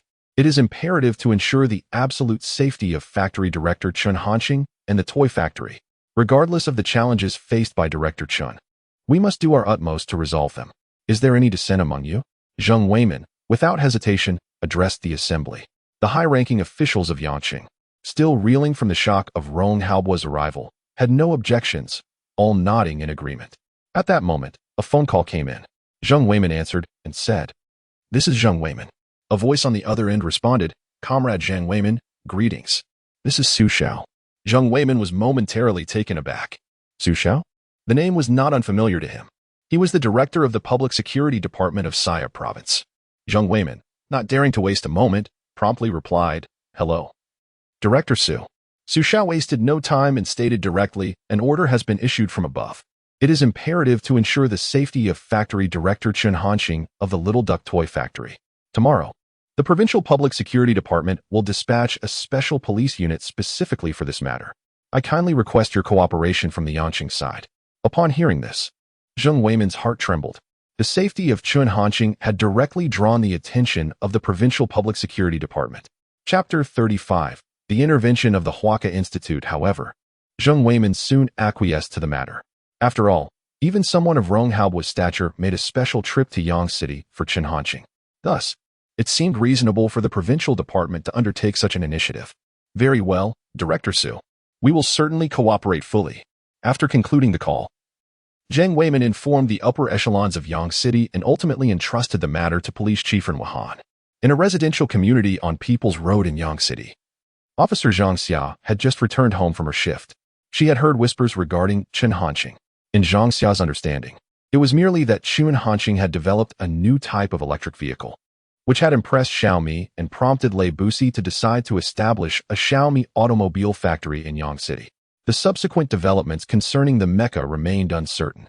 As for matters involving Rong Haobuo, they were beyond her purview. Nonetheless, this revelation left Zhang Xia utterly astonished. It was, after all, the Xiaomi automobile factory. Countless cities vied for this opportunity. It was no exaggeration to say that without Chen Hanqing, Lei Busi would never have considered Yang City. Zhang Xia murmured to herself, recalling the day she had interrogated Chen Hanqing at the police station. At that time, she had merely perceived him as a university student, never imagining he could achieve such feats. Just as Zhang Xia was lost in thought, a phone call interrupted her reverie. Upon seeing that the caller was Police Chief Ren Wuhan, she promptly answered, "Chief Ren, what can I do for you?" Given the hour, it was evident that his call was not for casual conversation. On the other end, Ren Wuhan explained, "Officer Zhang, it is regarding the provincial department's decision to send special police to protect Chen Hanqing." Zhang Xia was taken aback. She struggled to comprehend why the provincial authorities would place such significance on Chen Hanqing's advanced electric vehicle. It seemed utterly illogical. Could it be that Chen Hanqing had accomplished something even more astounding? Was it related to the mecha? As Zhang Xia pondered these possibilities, Ren Wuhan continued, "I would like you to assist the provincial department in this matter. Is there any issue?" When Ren Wuhan broached this topic, Zhang Xia had anticipated such a request. Without hesitation, she affirmed, "No problem. I guarantee the task will be completed." After Ren Wuhan provided further instructions, he hung up, leaving Zhang Xia in deep contemplation. Sitting on her sofa, she took a long moment to gather her thoughts. Taking a deep breath, she murmured, "This truly is enigmatic." Within her heart, she felt a burgeoning anticipation for her upcoming encounter with Chen Hanqing. Time swiftly passed, and soon the next day arrived. Chen Hanqing rose early to continue his work on the drone. Meanwhile, Sun Xueping and the other experts were enthusiastically gathered around the mecha. The previous night, Rong Haobuo and the experts had returned to the capital from Yang City, arriving in the early hours after 2 o'clock. At that time, the mecha had already been delivered. Originally, according to Rong Haobuo's intention, he planned to rest for a night and conduct the research at dawn. However, this proposal was met with unanimous rejection. For researchers, nothing is more alluring than cutting-edge technology. They insisted on conducting research on the mecha overnight. Reluctantly, Rong Haobuo had to acquiesce. Yet, he was already advanced in age. His health was not robust, and after a day of toil, he was utterly exhausted. He did not accompany the experts. At that moment, Rong Haobo had arrived at the highest military command center of Huagua. Observing the state of the experts, he was unsure whether to feel joy or concern. These experts, on average, were over 60 years old, with a few of them being almost of the same age as Rong Haobo. Judging by their current appearance, they seemed intent on forsaking sleep and sustenance. If they failed to comprehend the mecha and lost a few of them, it would indeed be regrettable. Rong Haobo instructed his secretary behind him, "Please ask these experts to have a meal." The secretary hesitated and replied, "Chief, we've already requested several times." They refused to go, stating that they are already satiated with spiritual nourishment and physical hunger is of no consequence. Rong Haobo sighed. Their spirit was indeed commendable. However, no matter how nourishing the spiritual sustenance, prolonged neglect could lead to dire consequences. "I shall go," Rong Haobo declared.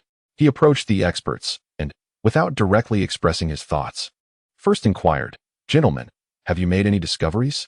Rong Haobo's voice captured the experts' attention. Upon recognizing him, their excitement surged, and they could not help but exclaim, "It is astonishing. Truly astonishing. I never imagined such technology existed in the world. This mecha is a treasure trove. If we could thoroughly understand this power system, it would immensely propel humanity's energy applications. Mr. Chen's technology is extraordinary. In comparison, I feel as insignificant as dust. It is hard to fathom how Mr. Chen could create such a formidable mecha under those production conditions. His skills render my decades of research seem trifling." They were all expressing their admiration.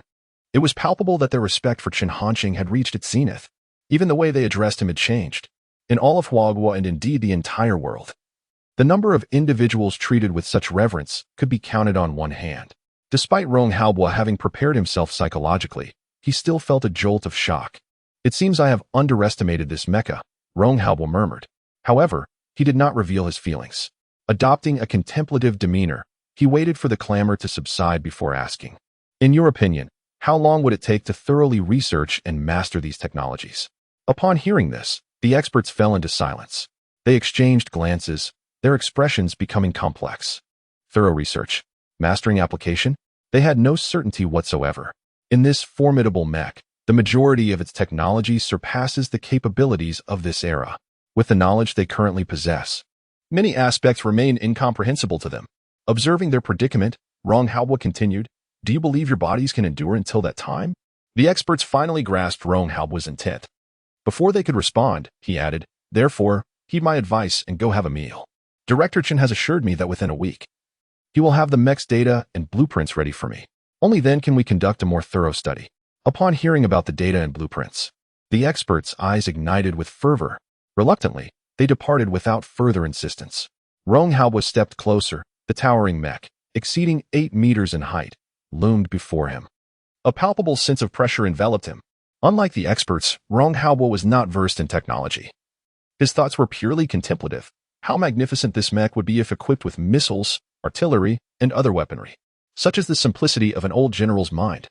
After observing for a considerable time, Rong Haobo finally averted his gaze and instructed his secretary, "Please summon Dean Yo from the Huaca Institute. Director Chen has made such significant contributions. It is imperative that we acknowledge him appropriately and confer upon him the honors he deserves. I suspect that old fellow is quite anxious right now." Chapter 36, Agricultural Drones Approaching Successful Manufacturing in the Capital City at the Huaca Institute. Niozwa paced restlessly in his office, his mouth spewing forth expletives. He could not fathom why Rong Haobo, that old coot, had failed to inform the Huaca Institute about such a monumental development as the mecha. Niozwa firmly believed that Rong had not forgotten. Rather, it was a deliberate act to prevent the Huaca Institute from competing with the Supreme Military Command. The Huaca Institute and the Supreme Military Command functioned as distinct entities, devoid of any hierarchical relationship. Although, according to the responsibilities of the Supreme Military Command, the Huaca Institute was expected to cooperate in times of need. And given Rong Haobo's stature, the experts would heed his call. However, Niozwa was not among those who would be so easily commanded. He was a true titan in the realm of science, a living legend among physicists. Even Rong Haobo could not dictate his actions. Undoubtedly, Niozwa was infuriated by Rong Haobo's behavior. After all, we were speaking of mechas, symbols of future technology. An assistant, unable to contain himself, ventured to say, "Old Nio, perhaps Rong has other plans." Yet, Niozwa dismissed this notion with disdain. What plans could he possibly have? That contraption should be entrusted to the Hwaka Institute to realize its full potential. What does that soldier know about it? It's absurd to think of utilizing our people for his research. His words were unapologetically blunt, rendering the assistant speechless and hesitant to respond. While Nyozwa could afford to disregard Ronghaobwa, the assistant could not. The conflict between the two titans was beyond his capacity to engage in. In fact, across the entirety of Hwagwa, only Nyozwa would dare to speak so boldly. At that moment, the phone in Nyozwa's office rang. Upon answering, he snapped. Who is this? His anger was palpable, evident in his tone. Director Nyo, why are you so furious? Came the voice of Ronghaobwa from the other end. He well understood that Nyozwa would not greet him with kindness, yet he chose to make the call nonetheless, motivated by a sense of mischief. The prospect of Nyozwa squirming brought him delight. Upon hearing Rong's voice, Nyozwa's fury intensified. Oh, so you dare to call me? Do you think I have no temper? You old rascal. Nyozwa's tirade was cut short by Ronghaobwa's interruption. I wanted to discuss the conferral of an academician title to Comrade Shin Hanqing by the Hwaka Institute. Since you refused to agree, then never mind. With that, Ronghaobwa ended the call without further ado. Nyozwa was left in a state of disbelief, grappling with the words he had just heard. The notion of the Hwaka Institute bestowing an honor upon Shin Hanqing? This would undoubtedly be a tremendous boon for the Hwaka Institute. This signifies that from this day forth, Shin Hanqing will be affiliated with Hwaka Institute, at least in name. Nyozwa found himself perplexed by Ronghaobwa's seemingly benevolent intentions. However, without further contemplation, Nyozwa made a decisive choice. Regardless of the ulterior motives that old fellow Rong might harbor, he was resolute in securing Shin Hanqing. Without a moment's hesitation, Nyozwa instructed his assistant. Arrange a vehicle for me immediately. I must go to the Supreme Military Command. The assistant promptly complied, understood. The Supreme Military Command is an exceedingly enigmatic place, not easily accessible to just anyone. Yet, for Nyozwa, such restrictions did not apply. Meanwhile, in Yangcheng, a fleet of military vehicles congregated outside the Little Duck Toy Factory. Surrounded by over 100 armed SWAT officers, the atmosphere was thick with intimidation. Zhou Zhong, witnessing this scene, was taken aback. What trouble has Xiao Xing gotten into? He murmured. He felt increasingly alienated from Shin Hanqing. Recently, it was Lei Busi and Zheng Weiman. Yesterday, it was a young beauty, and today, an entourage of SWAT officers. This felt akin to a movie set. He began to suspect that Shin Hanqing might possess some hidden identity. However, Zhou Zhong understood that such matters were beyond his purview, and he had no desire to linger in the spectacle. Without further ado, he turned and departed. At this moment, Zhang Xia stood at the factory entrance. Having waited for quite some time until she finally caught sight of Shin Hanqing, a smile illuminated her face as she called out, Director Chun. Shin Hanqing, taken aback by the scene at the door, wondered, what is happening?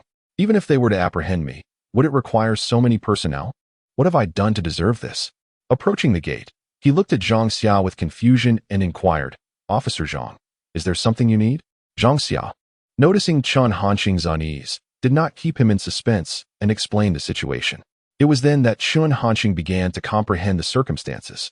He opened the gate, intending to allow everyone inside, but Zhang Xia interjected, stating, Director Chun, prior to our arrival, Director Ren instructed us that we are here solely to ensure your safety and must not disrupt your work. Subsequently, all SWAT officers dispersed, concealing themselves around the Little Duck Toy Factory. With their presence, any suspicious individuals approaching within a 2-kilometer radius would be detected. Shin Hanqing had intended to say more, but seeing their resolve, he opted to keep his thoughts to himself. Returning to the super laboratory, he resumed his work on the production of civilian drones. At the Supreme Military Command, shortly thereafter, Nyozwa and Ronghaobwa reached a consensus. They resolved to award Shin Hanqing the title of Academician of Hwaka Institute. Due to procedural requirements, the ceremony was scheduled for 1 week later. Time passed swiftly, and 5 days had elapsed since Shin Hanqing had undertaken the task of manufacturing civilian drones. Throughout these 5 days, Shin Hanqing remained immersed in the super laboratory, to the extent that even Zhang Xia, who was tasked with monitoring the Little Duck Toy Factory, had scarcely seen him. After completing a day's work, Shin Hanqing returned to his solitary room in the toy factory. Although agricultural drones are considerably smaller than mechs, the engineering efforts required for agricultural drones are by no means insignificant. To achieve functionalities such as pesticide spraying, weeding, and tree cutting, a multitude of intricate components is necessary. For Shin Hanqing, who has fully mastered the advanced drone technology, the entire process while lacking in difficulty, is exceedingly tedious. After a brief wash-up, he lay down on his bed, contemplating that barring any unforeseen circumstances, he would finish installing the infrared detector tomorrow, a day ahead of the estimated schedule. Chun Hanxing reflected on the progress of the project, which he had been navigating in this manner for some time. This 10 million truly felt like mere hard-earned money to him. He opened his personal information panel, and a vast array of ethereal data materialized in his mind. Chapter 37. Is your mind sound? Name: Chun Hanxing. Age: 18. Task: manufacture drones. Technology value: 328. 0005555. Mastered technologies: upgraded drone technology, beginner mecha technology, super double elderly entertainment technology, lightspeed spaceship technology, star destroyer technology, space-based weapon technology, aerospace mothership technology, Dyson sphere technology. At present, Chun Hanxing's technology value has surged to over 3 million. Based on his estimations, upon the completion of this task, his technological output will likely exceed 8 per second. By that time, concepts such as lightspeed spaceships and star destroyers will no longer be mere figments of his imagination. As he pondered these thoughts, Chun Hanxing gradually drifted into slumber. The next day arrived. In Ha City, Meng Qing was waiting at the airport. 6 days prior, he had been compelled to request 10 million from his father to order agricultural drones. At that time, his father had reminded him that today marked his mother's birthday, insisting he must return home. In truth, had he been given a choice, Meng Qing would have preferred to avoid that house altogether. The woman referred to as his mother was not his biological mother, but rather his stepmother. His birth mother had passed away during his first year of university due to illness. Subsequently, his father, Meng Zhixiang, married his stepmother, Fang Bai, and they had a son together, who was now over 4 years old. Since the death of his mother, Meng Qing had felt no warmth in that so-called home. He silently hoped that his father would remain unaware of his order for agricultural drones.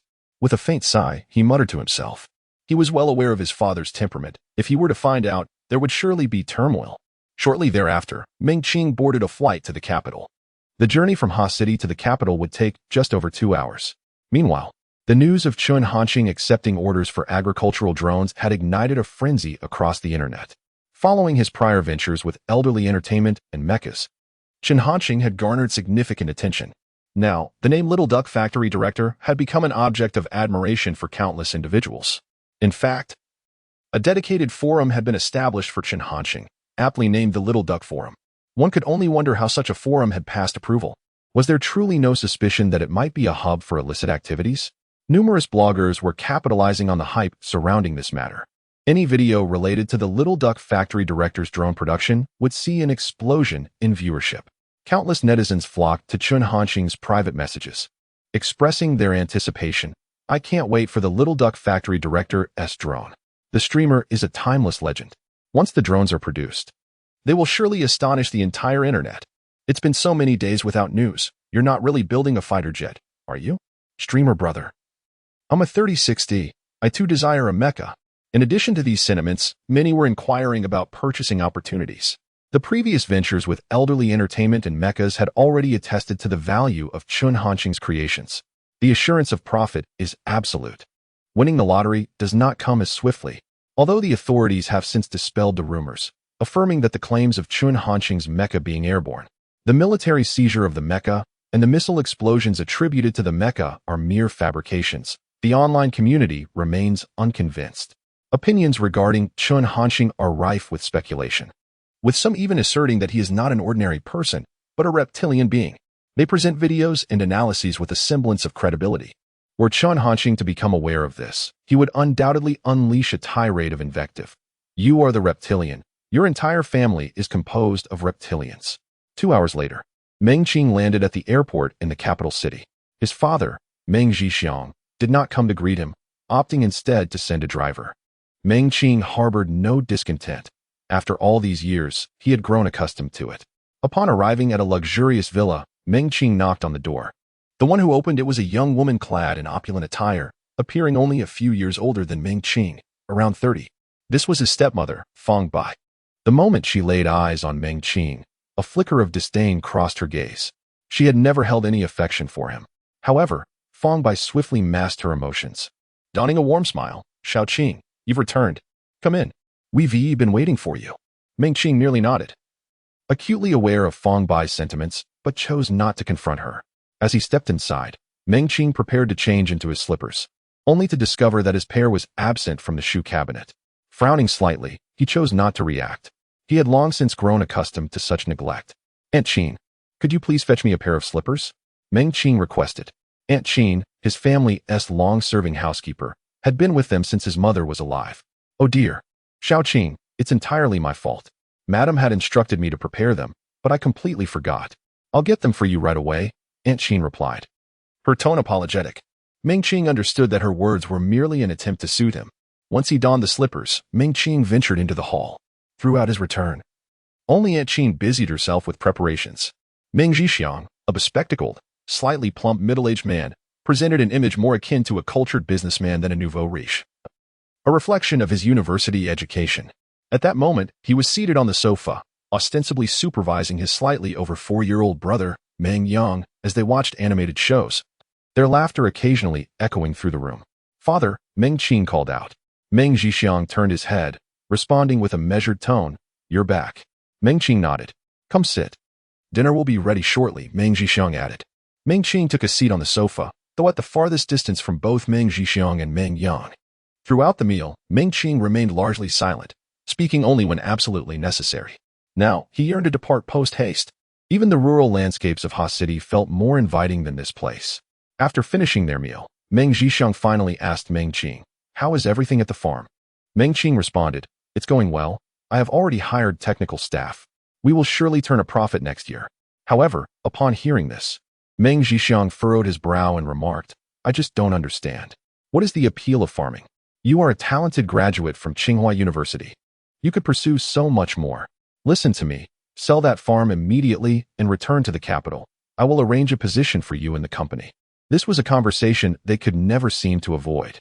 Meng Qing, shedding his previous submissiveness, asserted firmly, No, I intend to continue. Meng Zhixiang, filled with anger, started to respond but was interrupted by Fong Bai, who said, Enough. You have a weak heart. Don't let yourself get worked up. If Xiaoqing wants to farm, let him farm. Moreover, I've heard that he recently spent $1 million online to purchase a multifunctional agricultural drone. Perhaps he might indeed achieve something remarkable.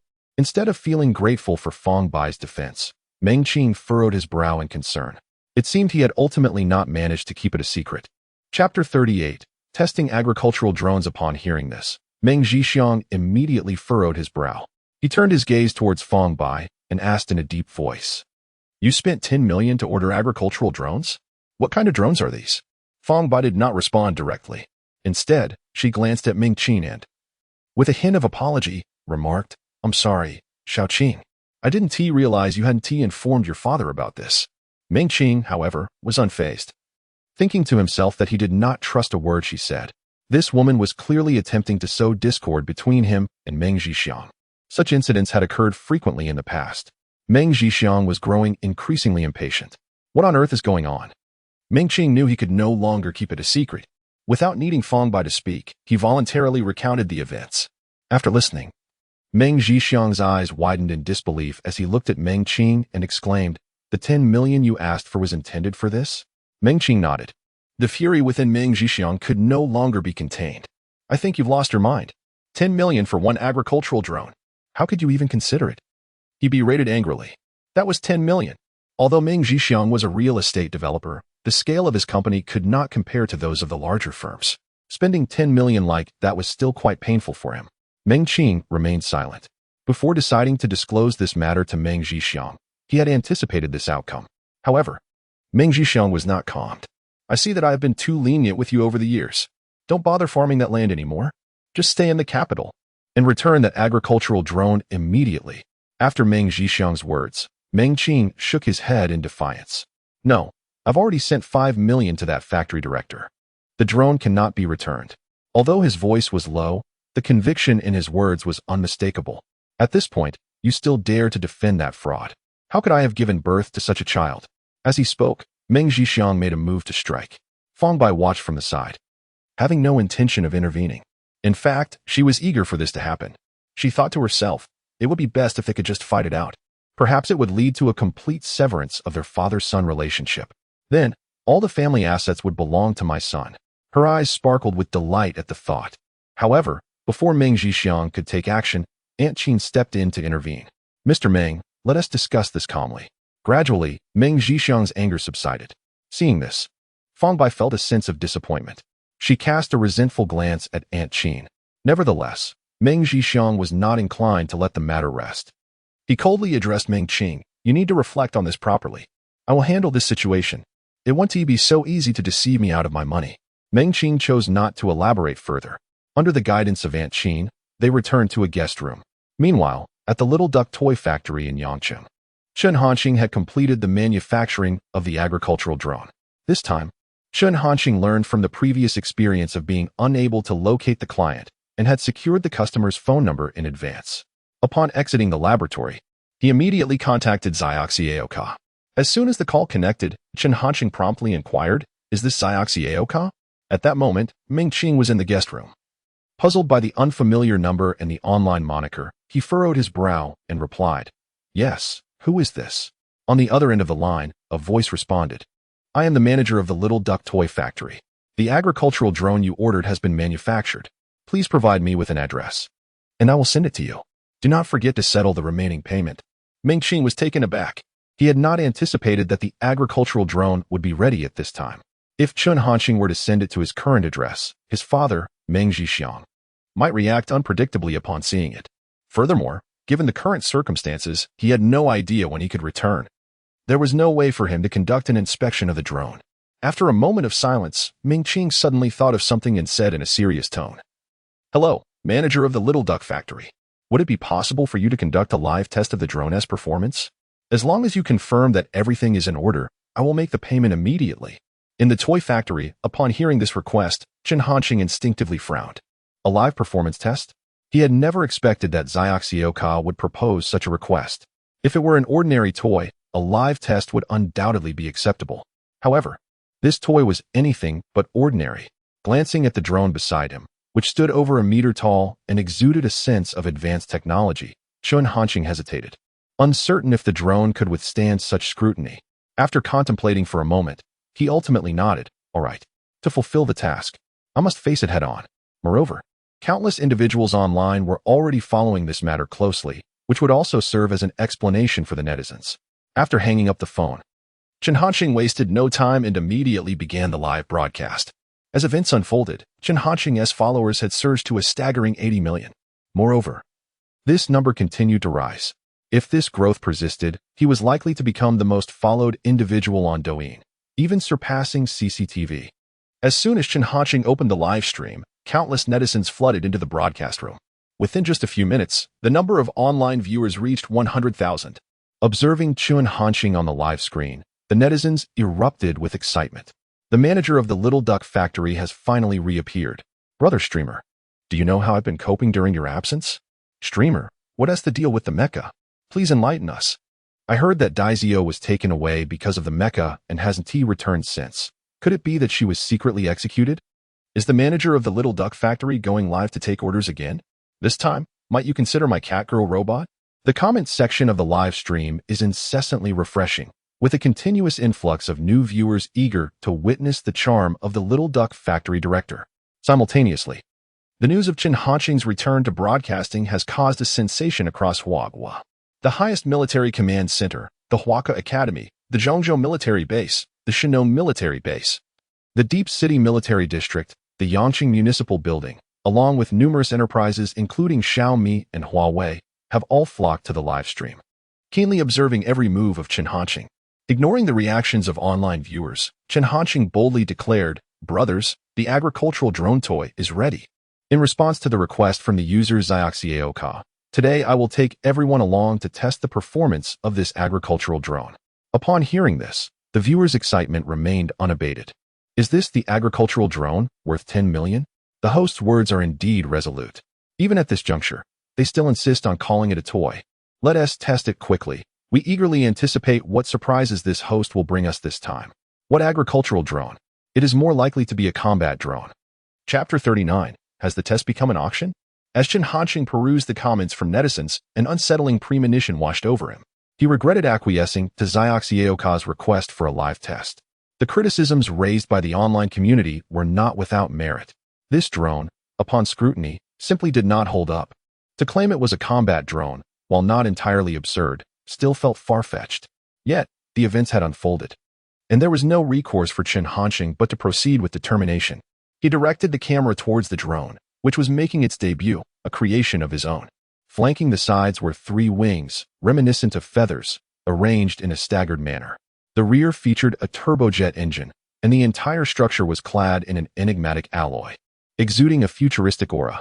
Upon witnessing this spectacle, the viewers were left in awe. A moment of silence ensued before the live chat erupted with excitement. Wow, this drone is nothing like those I've seen before. It resembles a craft straight from a science fiction film. Could it be that the Little Duck Factory inadvertently created something from the movies? The anticipation for the upcoming test surged among the netizens. At that moment, Chen Hanqing inquired, "Zioxioka, are you there?" Meanwhile, Meng Qing was in his room, watching the live stream. The instant he laid eyes on the drone crafted by Chen Hanqing, he too was astonished. This was a far cry from the agricultural drones he had envisioned. Could this device truly be utilized for spraying pesticides? The very thought was beyond his imagination. It seemed more suited for bomb deployment. In that moment, Meng Qing felt that the 10 million he had spent was not in vain. Hearing Chen Hanqing's voice, Meng Qing did not hesitate and promptly responded in the comments, "Hello. Little Duck Factory, I'm here."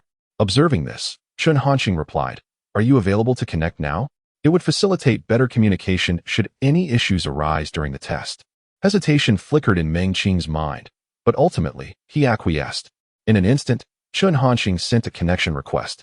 Meng Qing appeared in the live stream, and the viewers, unable to contain their eagerness, urged for the test to commence. Chen Hanqing wasted no time. Grasping the drone, he made his way to the courtyard. Meanwhile, in the capital, at the Ming family villa, Meng Zhixiang remained unusually composed. Yet, his furrowed brow revealed his displeasure. Suddenly, Fang Bai exclaimed, "Old Meng, you must see this. The blogger who took on the agricultural drone project has begun streaming, and he is connecting with Xiaoqing." Meng Zhixiang's expression sharpened instantly. Just moments prior, he had been contemplating how to deal with that blogger. Without a moment's hesitation, he turned his gaze towards the phone screen that Fang Bai had just handed him. Indeed, he saw Meng Qing alongside a streamer. Rage surged within him. He abruptly stood and strode towards the room where Meng Qing was located, entering without knocking. The sudden commotion startled Meng Qing. Turning to see Meng Zhixiang, he understood that trouble was at hand. "Dad, what are you doing here?" Meng Qing still wished to struggle, putting away her phone while inquiring. Meng Zhixiang, uninterested in beating around the bush, stated bluntly, "If I don't come back, you'll squander this household. Hand over the phone. I will confront that fraudulent streamer. It won't be so easy to deceive me." The connection had not been severed. The viewers in the live broadcast room heard the commotion. Chen Hanqing's expression turned grim. Had he been mistaken for a fraudster once again? What kind of situation was this? At that moment, the viewers in the live stream began to jeer and tease. "I can't believe how many people wish to order from the Little Duck Factory manager. They don't cherish the opportunity at all. You're useless even when given a chance. I suggest the streamers showcase their achievements. It would surely astonish them. If they knew the streamer sold an old car for 100 million, they would regret slapping themselves." In the highest military command center, Rong Haobua and several senior officials, along with experts studying mechs, were also watching Chen Hanqing's live stream.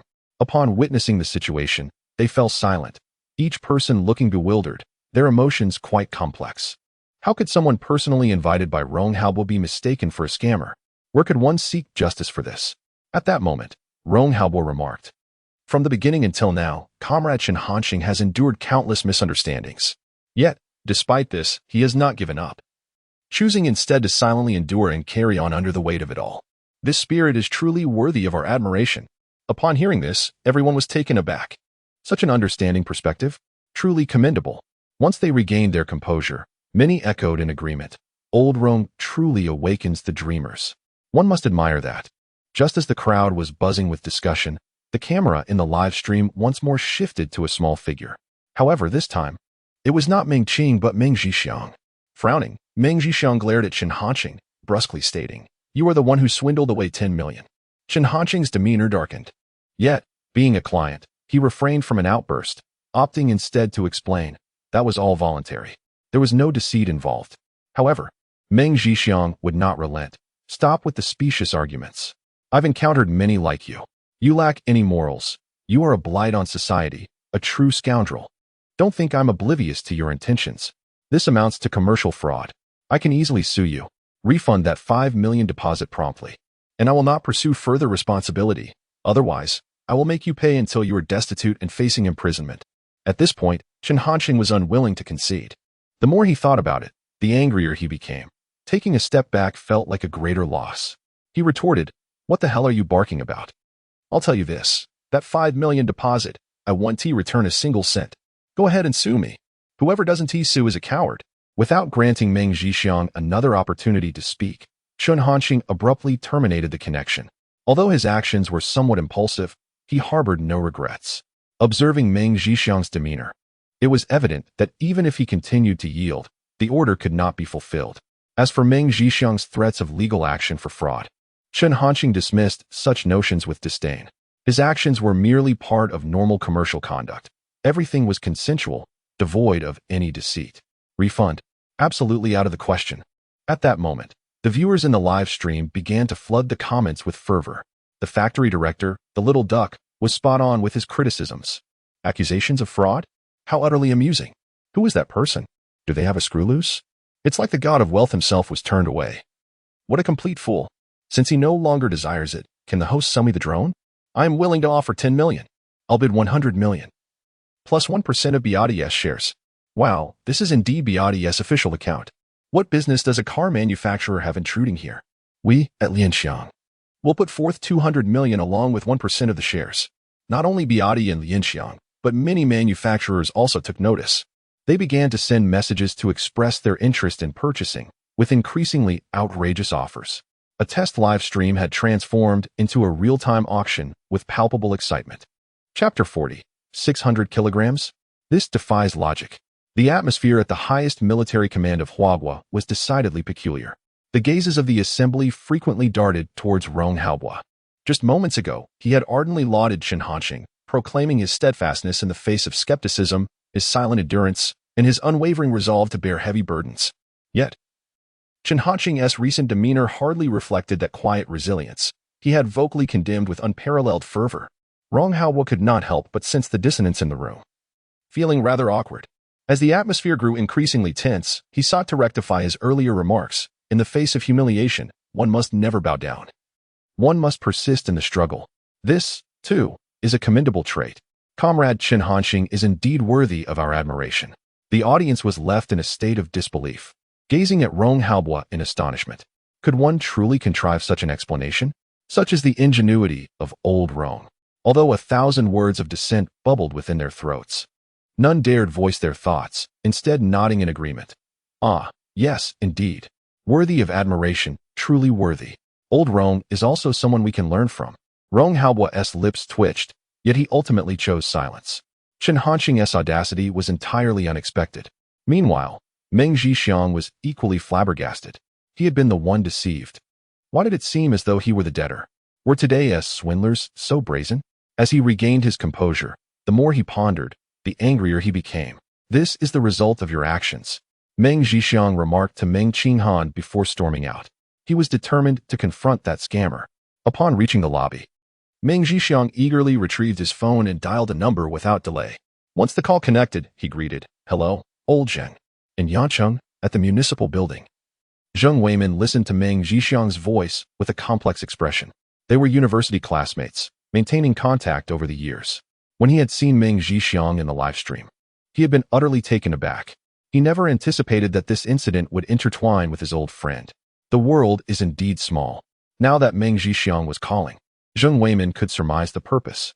"Old Meng, is there something you need?" Zheng Weimin feigned ignorance, aware of the implications. The news of Chen Hanqing's factory in Yangcheng had nearly become public knowledge online. Knowing Zheng Weimin's position in Yangcheng, Meng Zhixiang had reached out. Without wasting time, he articulated his intentions. After doing so, he added, "Rest assured, old Zheng, I will not put you in a difficult position. All I ask is that you handle the matter fairly and bring that fraudster to justice." Zheng Weimin was silent for a moment before responding, "Old Meng, the situation is not as you perceive. I suggest you wait until after viewing the drone evaluation before making any decisions." After hanging up, Meng Zhixiang fell into deep contemplation. He sensed something was amiss from Zheng Weiman's words. Zheng Weiman appeared to be rather familiar with that fraudster. Could it be that he is involved in this matter? Meng Zhixiang murmured to himself, a sense of foreboding creeping into his heart. If that were indeed the case, it would likely mean he would never recover his money. Lost in thought, Meng Zhixiang returned to the sofa, took out his phone, and searched for Chun Hanqing's live stream, eager to uncover the truth. What manner of individual could compel Zheng Weiman to disregard their long-standing relationship so fiercely?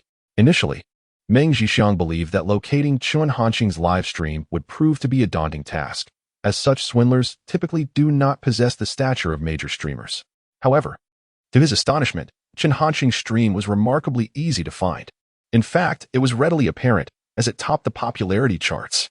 Earlier, while engaged in a heated debate with Chun Hanqing, he had failed to pay close attention to the live stream's details. Now, he was utterly taken aback.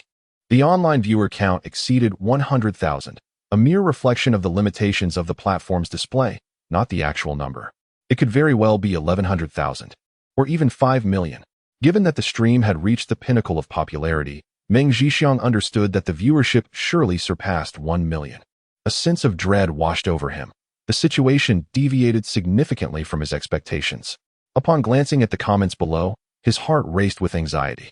He was incredulous to see someone offering 5 billion for the drone. Was this a hoax? Meng Zhixiang could hardly believe it, swallowing hard in disbelief. Meanwhile, within the live stream, Chun Hanqing did not cease testing despite the earlier events. The first testing item was the drone's payload capacity. According to theoretical data, this agricultural drone could carry approximately 600 kilograms, with a maximum capacity potentially reaching 800 kilograms if endurance was not considered. These statements flowed casually from Chun Hanqing's lips, as if they were commonplace. However, the viewers in the live stream were left astounded. Did I hear that correctly? A maximum payload of 800 kilograms? Surely, that must be a mistake. Did he inadvertently add an extra zero? The drone manufactured by the Little Duck factory appeared to be roughly the same size as that of the Dejiang family, whose maximum payload was 60 kilograms. This assertion represented an astonishing increase by several multiples. Dejiang remarked, "We acknowledge the impressive technology of the Little Duck factory, yet we possess ample experience in drone manufacturing. Analyzing the size of the drone from the Little Duck factory, its maximum payload cannot exceed 100 kilograms. The claims of 600 or 800 kilograms are utterly implausible. While I support the streamer, I am inclined to trust in science." The live stream was rife with skeptical voices. In response, Chun Hanqing remained unfazed. He began to search for suitable testing materials, prepared to let the facts speak for themselves. At the highest command center of Huagua, Rong Haobo inquired of the experts, "What do you believe is the veracity of this data, in comparison to the netizens?" These individuals undoubtedly possess a greater authority to speak. The numerous experts present are titans in their respective fields. They initially exchanged silent glances before one expert, named Ding Gang, finally spoke. For a drone of this size to carry a payload of 600 kilograms, the demands on its power, stability, and materials will reach a terrifying level. At our current scientific capabilities, such a feat is simply unfathomable. I believe Mr. Chin's chances of success are rather slim. His words were already quite diplomatic. If he were to express his true thoughts, it would be evident that the prospects for success were not merely bleak. He saw no glimmer of hope whatsoever. Not only he, but the other experts also nodded in agreement. However, at that moment, Rong Haobo interjected, "I have faith in him. This drone will undoubtedly achieve the required payload." The crowd turned their gaze towards Rong Haobo, their expressions filled with confusion. They could not fathom why he held such unwavering conviction. Yet, Rong Haobo offered no explanation, continuing instead to focus on the images displayed in the live broadcast. Chapter 41. Stop pretending. You have created a combat drone. On the other side, Meng Zhixiang felt a sense of relief upon hearing Chun Hanqing's words. Although he possessed limited knowledge of drones, he could not fathom how the drone presented by Chun Hanqing could possibly bear a weight of 600 kilograms. It seemed utterly implausible. He had initially thought he had encountered a technological genius, only to realize he was dealing with a fraud. It perplexed him how so many people tuned into his live stream. Did those viewers truly lack discernment? The claim of spending 500 million to purchase it was either a ruse or indicative of sheer folly. At that moment, within the live stream, Chun Hanqing finally targeted a massive stone, undoubtedly weighing 600 kilograms. "This one will do," he declared. The viewers in the streaming room erupted in astonishment. Wait, is the host serious? Perhaps the factory director should reconsider. A failure would be disastrous. Despite Chun Hanxing's prior achievements in vehicle and mech construction, skepticism lingered among the audience. Undeterred by the reactions, Chun Hanxing retrieved the remote control and began his operation. Under his deft command, the 6 wings of the drone began to tremble, producing a resounding hum. Before the gaze of all, the drone ascended above the stone. Employing the drone's built-in binding ropes, he secured the stone. Millions of viewers were riveted. Fully aware that the odds of success were slim, yet they remained hopeful. If he succeeded, this drone would undoubtedly shatter world records. Then, Chun Hanxing commanded the drone to exert force. The 6 wings vibrated at high frequency, almost creating an afterimage in the air. In that moment, the entire streaming room fell into silence. Everyone awaited the miracle to unfold. At last, the stone actually began to move. As the drone soared into the air, its modest 1-meter frame appeared minuscule compared to the boulder. Gasps of awe filled the air as viewers' pupils dilated in astonishment. Incredible, it has truly lifted off. That stone must weigh 600 kilograms. The factory director is remarkable. How could I have doubted him? I am such a fool. This is a drone? It resembles a crane more closely. I wonder what would happen if this drone carried 600 kilograms of TNT. Would that be too audacious a thought? All the viewers marveled at the spectacle. Had they not witnessed it with their own eyes, they would never have believed it. Meanwhile, at the highest military command center in Huagua, the reaction of Rong Haobua and his colleagues was even more profound. From their vantage point, the potential of this drone far exceeded their wildest imaginations, particularly in military applications. It was nothing short of a formidable weapon. Excitement flickered in their eyes as they gazed at the drone with fervent anticipation. The testing continued. Chun Hanxing deftly maneuvered the drone, executing a full rotation in midair. Only after ascertaining its proper functionality did he gently release the stone. The weight test had been successful. Next, he proceeded to the functionality test for weed removal. Chin's tone remained remarkably composed, as if the 600 kilograms of weight were merely a trivial matter. In truth, this was indeed the case. He had previously conducted countless tests on this drone. Were it not for considerations regarding material costs, the drone's weight capacity could have been elevated even further. Observing the enthusiastic comments from viewers, Chen felt an increasing sense of unease. This was dire, given the current circumstances. He had to persist in claiming that this was merely a toy model of a drone. Surely, no one would believe him. Completing the orders was already in question, and to bear this burden was nothing short of a catastrophic loss.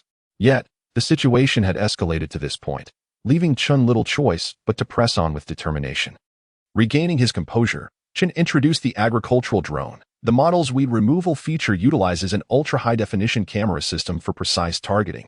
The drone's data analysis module identifies weeds and subsequently emits high-frequency thermal beams to achieve the desired effect. However, the intricate terminology was lost on the viewers, who found it all rather impressive. Although they did not fully grasp these functionalities, some couldn't shake the feeling that it resembled a weapon of war. Was the factory overseen by the little duck truly producing agricultural drones? The viewers in the live stream were growing increasingly impatient, urging him to continue without delay. Without wasting any time, Chen elevated the drone while explaining. To enhance weed removal efficiency, this drone can operate at altitudes of up to 2,000 meters, simultaneously launching 10 beams of high-frequency thermal light. The audience was left in astonishment. Operating at 2,000 meters? Surely, they must have misheard. It felt surreal. Was the little duck factory head truly not mistaken? 2,000 meters. Something felt amiss. Was it really necessary to fly that high for mere weed removal? Come on, host. You must be building a combat drone. It was not just the viewers. Within the highest military command of Huagua, Rong Haobua and a cadre of experts shared similar sentiments. Logically, a drone's operational altitude would only reach a few hundred meters. To launch thermal beams from a distance of 2,000 meters and accurately lock onto weeds was a feat that surpassed their comprehension entirely. It simply seemed implausible. Yet, based on previous analyses, what Chun Hanxing had created defied all reasoning. If anyone else claimed to possess such technology, these experts would undoubtedly scoff. However, coming from Chun, they found themselves compelled to reconsider. Perhaps, just perhaps, it might be true. Do you believe this function can succeed? Rong Haobua inquired. As he posed this question, his earlier calmness had dissipated. His gaze was intensely fixed on the live broadcast. Even in the throes of excitement, his voice trembled. This time, No one responded. Everyone simply gazed in silence, daunted by the gravity of the situation. The entire Supreme Military Command Center was enveloped in an absolute stillness. The expressions of all present mirrored that of Rong Haobwa. The testing continued. As the drone ascended to 2,000 meters, Chun Hanxing commanded it to hover. To facilitate the testing, he gathered 10 stones to simulate weeds. Before commencing the weeding process, it was essential to input images of the weeds. Although this procedure was somewhat cumbersome, the drone system possessed a storage capability, requiring each type of weed to be recorded only once. As he spoke, Chun Hanxing used the preset camera on the remote control device to capture an image of the stones. Upon completing the preparatory tasks, he issued a command to the remote control device, activate weeding mode. An electronic voice emanated from the device, announcing, "Weeding mode has been activated. Please select the intensity level for weeding." Without hesitation, Chun Hanxing replied, "Lowest level. The beam intensity has been adjusted to the minimum. Operations will commence shortly. Countdown. 3, 2, 1. Commencing operations." In the next moment, 10 delicate beams of pale red light erupted from the drone's light port beneath. The speed was astonishing. The 2,000 meters were traversed in the blink of an eye. Sizzle, sizzle, sizzle. The beams struck the stones, producing a series of crisp sounds. All those in the live stream awaited the outcome with bated breath. When the camera focused on the stones, every heart raced wildly. A wave of uncontainable dread surged within as they beheld the stones, each bearing holes the thickness of a thumb. Chapter 42. No more testing. Silence. Everyone fell into an absolute hush, captivated by the scene before them. They appeared almost dazed, their hearts racing, and it seemed as though they had forgotten how to breathe.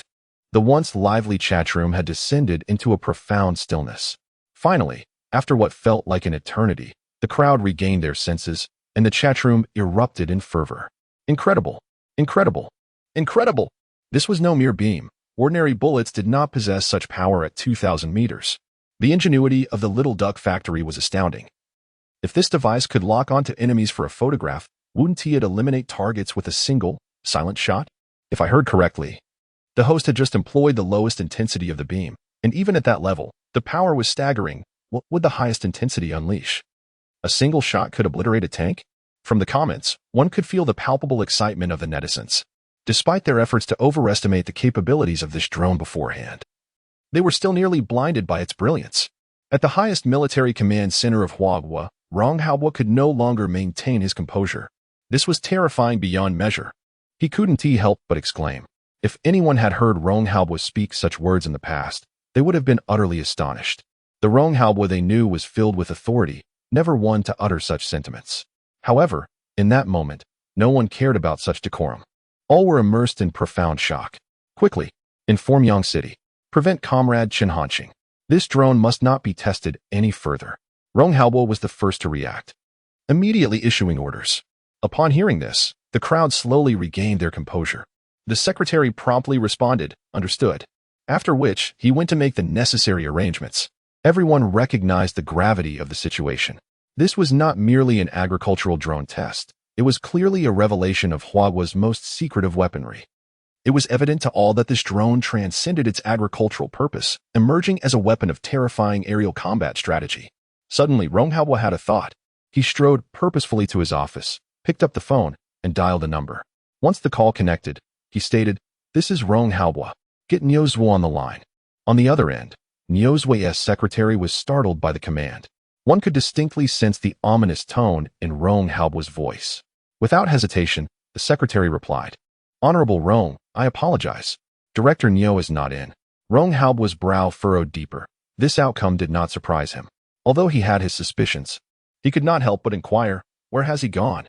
The secretary replied, "I'm not certain. However, Director Nio mentioned before leaving that if you called, I should relay a message to you." "What message?" Rong Haobwa inquired in a low voice. After a moment of hesitation, the secretary finally summoned the courage to speak. Director Nio said, "Old fellow, I know you wish to backtrack, but I shall not grant you that opportunity. That treasure is now mine." After uttering these words, fearing the wrath of Rong Haobwa, he quickly clarified, "Rong Lao, these are Director Nio's exact words. I certainly did not intend to express it in such a manner. I hope you won't take offense." Rong Haobwa could not suppress the furious twitching of his eyelids. He was furious. The flames of anger within him were nearly uncontrollable. However, He would never unleash his ire upon a mere secretary. Taking a deep breath, he finally spoke. Do not worry. This does not concern you. I shall settle the score with Nyozwa upon his return. Meanwhile, Nyozwa's secretary was already drenched in cold sweat. It was utterly terrifying. He had audaciously referred to Rong Lao as an old coot, although he merely relayed the message. It was provocative enough. In the entire Huagua, how many dared to utter such words? At the highest command center of Huagua, Rong Haobo slammed the encrypted phone down on the table. Nyozwa, I will not let this matter rest. He roared. The reason for his call was, of course, Chenhanxing. Rong Haobo's objective was to stabilize Nyozwa first. He regretted his decision to allow the Huaca Institute to confer an academician title upon Chenhanxing. Such talent should be firmly held within the highest military command. Even if Chenhanxing was reluctant to join, he could persist in persuading him. If necessary, he could make a third attempt, until Chenhanxing acquiesced. If he could secure Nyozwa's support, there would still be room for maneuvering. However, it was already too late. He watched helplessly as such a promising talent was about to belong to the Huaca Institute. This was something Rong Haobo could not accept. After a moment of silence, Rong Haobo suddenly became resolute. I refuse to believe it. I shall not be outdone by you. If you can go to Yanqing, so can I. With his decision made, Rong Haobo stepped out. At that moment, the secretary had just finished a call, arranging for someone to prevent Chenhanxing from continuing his tests. Seeing Rong Haobo's urgency, he could not help but inquire, Rong Lao, what troubles you? Rong Haobo replied nonchalantly, I am heading to Yanqing. The secretary exclaimed. Did you not just go there recently? Why the sudden obsession? Without any hesitation, the secretary firmly objected, Rong Lao, you cannot go. This time, it is imperative that you do not. His tone was resolute. The last time Rong Haobo went to Yanqing, he faced immense pressure. If he were to go again, it would be somewhat unreasonable. It could potentially provoke discontent among certain individuals. Seeing Rong Haobo unmoved, the secretary continued, Rong Lao, please prioritize the greater good. His voice was laden with gravity. He positioned himself firmly in front of Rong Haobo. Although this action could be perceived as confrontational towards Rong Haobo, he felt it was necessary. Finally, Rong Haobo calmed down. Despite his reluctance, he had no choice but to concede. With a sigh, he lamented, this time. It seems I must concede to that old scoundrel, Nyozwa. His tone brimmed with regret.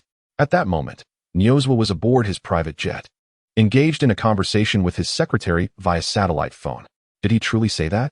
Upon receiving confirmation, Nyozwa erupted in delight. Ha! That old rascal, Rong Haobo, has finally met his match.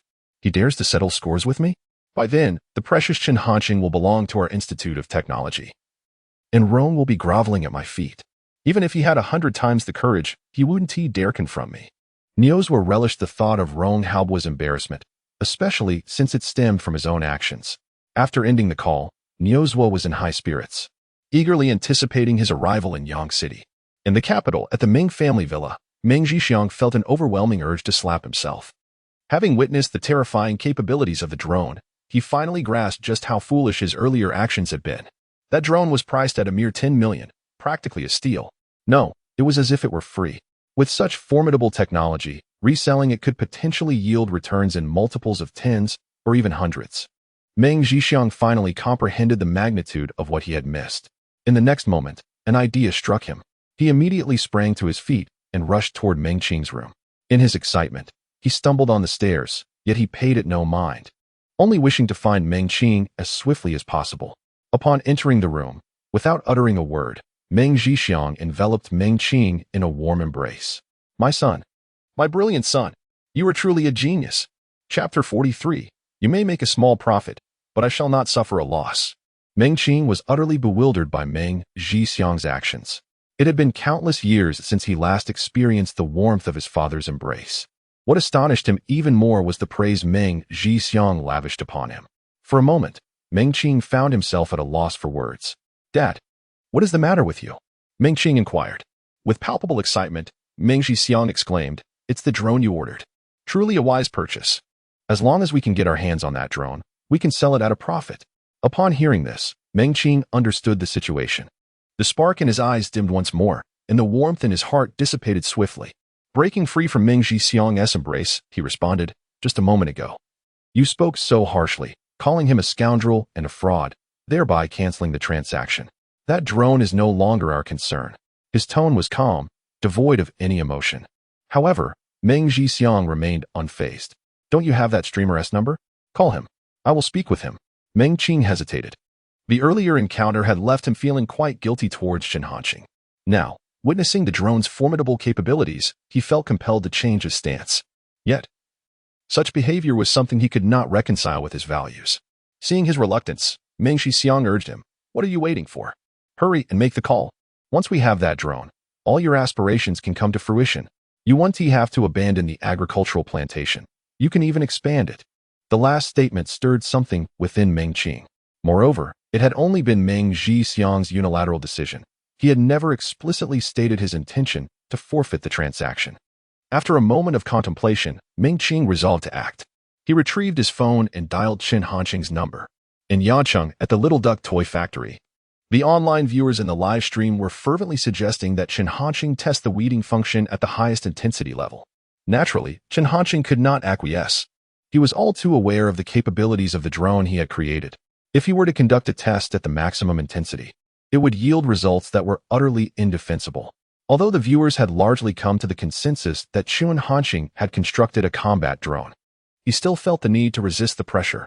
Just as he prepared to commence the next test, his phone rang. Upon glancing at the caller ID, he saw Little Grass and answered, "What do you want?" His tone was indifferent. On the other end of the line, Meng Jixiang's voice emerged, "Hello, streamer. I must confess, I was rather short-sighted earlier." Before Meng Jixiang could finish, he was interrupted by Chen Hanqing. "Have Little Grass take the call. I have nothing further to discuss with you." His words were blunt, revealing his lack of fondness for Meng Jixiang. Not hanging up the phone immediately was already a significant concession. Upon hearing these words, Meng Jixiang's expression darkened abruptly. However, he was currently in need of Chen Hanqing's assistance and dared not to counter, immediately forcing a smile as he replied, "Very well, I shall have him take the call. Please hold on." With that, Meng Jixiang handed the phone to Meng Qing, discreetly signaling him. Reluctantly, Meng Qing accepted the phone. After a few moments of contemplation, he finally spoke. "Hello, Little Duck Factory Director. Chen Hanqing. This fellow truly lacks eloquence. Does he believe that Little Duck Factory Director is an endearing title?" Nevertheless, Chen Hanqing found no inclination to correct him and simply reiterated, "What is it?" Meng Qing composed his thoughts and said, "It is as follows. I wish to continue with the previous order. Is that feasible?" In truth, Meng Qing harbored little hope. After all, it was evident to anyone that the value of this drone was substantial. As long as Chen Hanqing desired, he could easily sell it for a price far exceeding 10 million. Not only Meng Qing, but the viewers in the live stream shared this sentiment. What good fortune do you expect? Just moments ago, you voluntarily canceled the order, and now you wish to reinstate it. I can hear the clinking of your ambitions. I have never encountered such unabashed audacity. Yet, to everyone's astonishment, after Meng Qing concluded, Chen Hanqing promptly responded, "All right. Transfer the remaining 5 million to me. Also, provide me with an address." Everyone was taken aback. No one anticipated that Chen Hanqing would agree so readily. Is he truly so accommodating? The viewers urged caution. Wait. Is Little Duck Factory Director out of his mind? Such a person does not deserve it. Adoptive father, think twice. I will offer 100 million. Host. Sell it to me. This was indeed possible. Little Duck Factory Director is undoubtedly the last bastion of integrity in Huagua. Chen Hanqing remained unfazed. His agreement to Meng Qing's request was purely to fulfill the order. When pitted against the value of money and technology, Chen Hanqing would unhesitatingly choose the latter. Once he constructs the starship, will he still be in want of funds? Meng Qing was momentarily stunned. Regaining his composure, he immediately expressed his excitement. All right. Thank you. Little Duck Factory Director. I will transfer the money right away. After hanging up, even before receiving the notification of Meng Qing's transfer, a system prompt resonated in Chen Hanqing's mind. Congratulations, host, for completing the drone manufacturing task. Reward, 1,000,000 technology points. With the technology points output per second increased to 10 points. Chen Hanqing was instantly elated. He had initially thought that after completing this task, his technology points would increase to 8 per second. To his surprise, it had risen to 10. What a delightful surprise. From the viewer's perspective, this transaction appeared to be a considerable loss for Chen Hanqing. However, in reality, he was the true beneficiary. Meng Qing may have gained a modest profit, but Chen Hanqing certainly did not suffer any loss. Chen Hanqing was also somewhat perplexed. Even now, He found himself unable to grasp how the system determined the completion of tasks. On the first occasion, Chun Hanqing directly received 8,000 yuan from Old Manly. The successful creation of the elderly's joy prompted a notification that the task was complete. On the second occasion, Chun Hanqing collected half of the deposit from the Navi girl, and upon the mech's arrival beside her, the task was considered fulfilled. To this day, she has yet to pay the remaining balance. This time, he also received half a deposit without dispatching the goods. He merely agreed to continue the transaction with Meng Qing, thus completing the task. The methods varied greatly, leaving Chun Hanqing perplexed. Struggling to make sense of it all, he ceased his contemplation. However, this reflection was not without merit. For at the very least, Chun Hanqing learned a valuable lesson. He resolved that in the future, he would insist on full payment up front to avoid situations like the one with the Navi girl. At the Supreme Military Command, the others were equally baffled by Chun Hanqing's actions. They had come to the consensus that this drone must undoubtedly fall under the jurisdiction of the Supreme Military Command. Initially, they could have directly instructed the special police guarding Chun Hanqing to escort it to the capital. Chun Hanqing's conduct, however, undeniably introduced an element of uncontrollable risk. Should we prevent this transaction? The secretary inquired. Yet, Ronghao shook his head, stating, there is no need. Comrade Chun Hanqing must have his reasons for acting this way. Regardless, the drone will ultimately be delivered to our Supreme Military Command. If the purchaser cooperates, we can negotiate to buy it back at the original price. If not, at this point, Ronghao's gaze hardened. We will proceed with compulsory requisition. This is Hua country. Hoarding weapons of mass destruction is illegal. The assembled individuals finally grasped the situation, expressing admiration for Elder Rong's comprehensive foresight. As for Meng Zhixiang's dreams of wealth, they were utterly unattainable. In the live broadcast room, Chun Hanqing prepared to test the next function of the agricultural drone. However, before he could commence, an unexpected incident occurred. Chapter 44, Order Taking. Electromagnetic Pulse Gun. Zhang Xia approached Chun Hanqing and said, Director Chen, we can no longer proceed with the drone testing. She had received a message from Rinwen Han, instructing the cessation of the trials. Initially, Chun Hanqing was somewhat perplexed. However, after hearing the reasons, he nodded in agreement. In truth, he had been contemplating the same course of action, observing the considerable commotion generated by a mere weeding test. He pondered the potential reactions of netizens to the unveiling of subsequent functionalities. Without hesitation, Chun Hanqing addressed the audience in the live stream.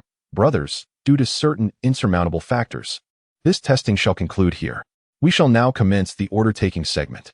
If there is anything you wish to order, please speak up, and if it aligns, I shall consider your requests. Initially, the abrupt termination of the test left the audience dissatisfied. Having witnessed the terrifying capabilities of the so-called weeding function, they eagerly anticipated the forthcoming features. However, upon hearing Chun Hanqing's announcement regarding order acceptance, the viewers became oblivious to their previous grievances. They began to flood the comments with excitement. I wonder who will seize this untold fortune this time. Streamer Daddy, notice me. Kaggirl Robot. Little Duck Factory. I wish to order a phone that can summon a silly girl. Father. Biological Dad. It's my turn this time. Can you create a spider suit for me? At this point, no one harbored any doubts about Chun Hanqing. The Little Duck Toy Factory undoubtedly produced quality products. In the Shinnong military base, has Director Chen still not responded? Tianjin inquired, observing the live stream. The guard beside him shook his head. No. Tianjin furrowed his brow. After a moment of contemplation, he instructed the guard, try commenting differently. State that an elderly person, nearing their end, has a final wish for a laser gun, hoping the streamer can fulfill this desire. The guard was at a loss for words regarding Tianjin's peculiar request. An elderly person nearing death? Their final wish is for a laser gun. What kind of cyberpunk elder is this? Are we preparing to summon the king of hell underground? Is this an old person or a terrorist? Such comments had already been broadcasted in dozens of variants, featuring identities ranging from pregnant women to orphans and beggars. Ultimately, they all desired a laser gun. The guard began to realize that Tianjin was genuinely infatuated with the laser gun. Tianjin remained unaware of the guard's unspoken frustrations. Seeing the guard's hesitation, he impatiently urged, What are you waiting for? Hurry up and send it. Reluctantly, the guard complied. The outcome was, of course, predictable. What had gone awry? Why was Director Chen refusing to take orders? Tianjin could not help but mutter to himself. The guard, meanwhile, was filled with exasperation. Unless Chun Hanqing was out of his mind, It was indeed strange for him not to accept orders. After a moment's hesitation, the guard could not help but suggest, "Chief, it would be wiser to place an order directly in Yang City. There lies a greater chance of success." Tianjin nodded. "It seems I must seize the opportunity to visit Yang City." Initially, the guard felt a sense of relief upon hearing this, thinking that the tormenting discussion would finally come to an end. However, the next moment, he heard Tianjin say, "Let us continue with the release. This time, the persona will be that of a wayward girl." The guard was left speechless. In the imperial capital, at the Ming family villa, Meng Zhishan's excitement had yet to wane. He was already envisioning a splendid future. The technology of that drone would undoubtedly fetch a handsome price. "I shall sell it for 1 billion. No, 50 billion. Unbeknownst to Meng Zhishan, his fate had been clearly orchestrated. Meanwhile, a netizen had captured footage of Chen Hanqing testing the drone live and posted it online. Undoubtedly, the video went viral. Now, Chen Hanqing's reputation resounded throughout the internet. Every viewer who laid eyes on the video was left in awe. "What have I missed?" exclaimed a viewer. "The Little Duck Factory is breaking the rules of fair play. What drone can carry 600 kilograms? High-frequency thermal beams for weeding?" The host has the audacity to say that, if it fell on one's head, it would surely leave a mark. Is this truly a toy factory? It's more terrifying than a military factory, isn't it? "Dear host, I want 100 of those drones." More and more people flocked to Chen Hanqing's live stream. The number of viewers had surged to an astounding 9 million, on the brink of surpassing 10 million. However, Chen Hanqing did not feel elated. As he observed the incessantly refreshing comments, his expression grew increasingly complex. Chen Hanqing intended to create items for civilian use. Yet, the requests pouring in from the comment section were utterly bewildering, especially from a netizen named Tianyi, who persistently demanded the purchase of laser guns. Did he think Chen Hanqing wouldn't recognize him if he merely changed his comments?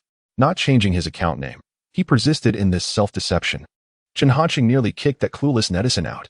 Reluctantly, he had to clarify, "Brothers, this is a legitimate toy factory. We only accept orders for civilian toys. Those interested in such products may place their orders." Nevertheless, the netizens clearly dismissed Chen Hanqing's words. "The Little Duck Factory surely understands what civilian means. My Catgirl robot is entirely civilian. After all, why wouldn't the host accept orders?" At that moment, a comment from a netizen named Goen caught Chen Hanqing's attention. "Hello, host. I am an outdoor adventurer, frequently working in jungles and grasslands. During the summer, I am most concerned about mosquitoes. I would like to request the host to create an electromagnetic pulse gun to eliminate them." After contemplating for a moment, Chen Hanqing ultimately decided to accept this order. There was no choice. The other netizens were simply too unreliable. Just this one, it can be deemed acceptable. An electromagnetic pulse gun utilized for exterminating mosquitoes? This too can be considered plausible, right?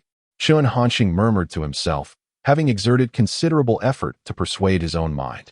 After all, what he had crafted was merely a model of an electromagnetic pulse gun, at least in name.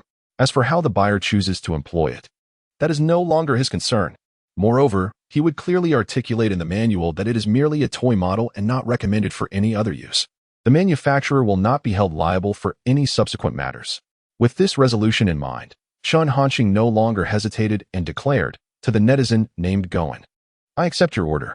Chapter 45. It feels like we're advancing towards the armory. As Chen Hanqing uttered these words, the online community erupted with fervor. The tide of the live broadcast shifted dramatically, with all attention directed towards the user named Guan. An electromagnetic pulse gun? Mosquito extermination? Am I mistaken? This feels rather amiss. Could it be that this user is a military operative in disguise? Goodness, such a possibility cannot be dismissed. Considering the comments made by this Guaran user, along with the implications of that name, many netizens began to harbor suspicions. However, unlike these internet users, Tianjin was privy to the truth. Within the confines of the Shinong military base, Tianjin gazed thoughtfully at the profile of the Guan user. Despite the account harboring no videos and all information being classified, Tianjin remained convinced. This must surely be Chu Guan.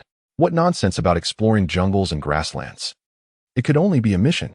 Tianjin felt a surge of indignation. He had sent numerous messages without receiving a response. Why was it that Chu Guan was chosen for merely sending one? It was utterly unfair. The guard standing nearby dared not utter a word. He could sense the raging fury within Tianjin, but was reluctant to provoke him. At long last, after a brief moment, Tianjun managed to regain his composure. Why did Chu Goen possess such fortuitous luck? What he claimed was clearly fabricated. Could Director Chen not discern this? The guard, hearing Tianjun's remarks, found himself at a loss for words. While Chu Goen's statements might appear dubious, the demands Tianjun presented were undeniably implausible. The guard pondered how Tianjun could muster the audacity to voice such thoughts. Meanwhile, at the Zhongzhou military base, Chu Goen appeared somewhat dazed.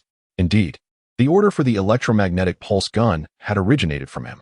Initially, Chu Goen had simply observed a user named Tian Yi incessantly promoting laser guns. Fully aware that it was Tianjun, given that the profile picture was a candid shot of him.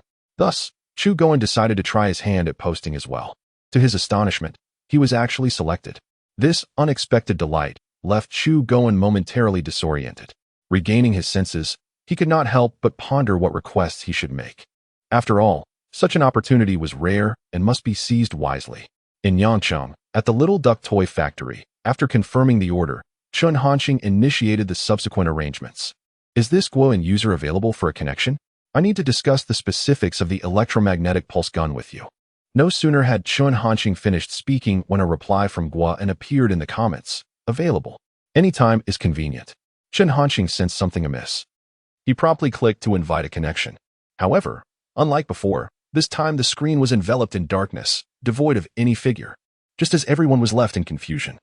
A voice resonated. Hello, Director Chun. At present, I find it inconvenient to reveal my face. Is this acceptable? Chun Hanqing nodded affirmatively, stating that his intention for the video call was to facilitate better communication. As for the client's appearance, it was of no concern to him. Subsequently, Chun Hanqing inquired about the specifications for the electromagnetic pulse gun model, encouraging creativity in the requests. He added, feel free to be bold and unleash your imagination. Chu Goen had already prepared his response and, without hesitation, replied, very well, host. My requirements are quite simple. The pulse intensity must be substantial. The greater, the better. Ideally, it should be capable of penetrating mountains.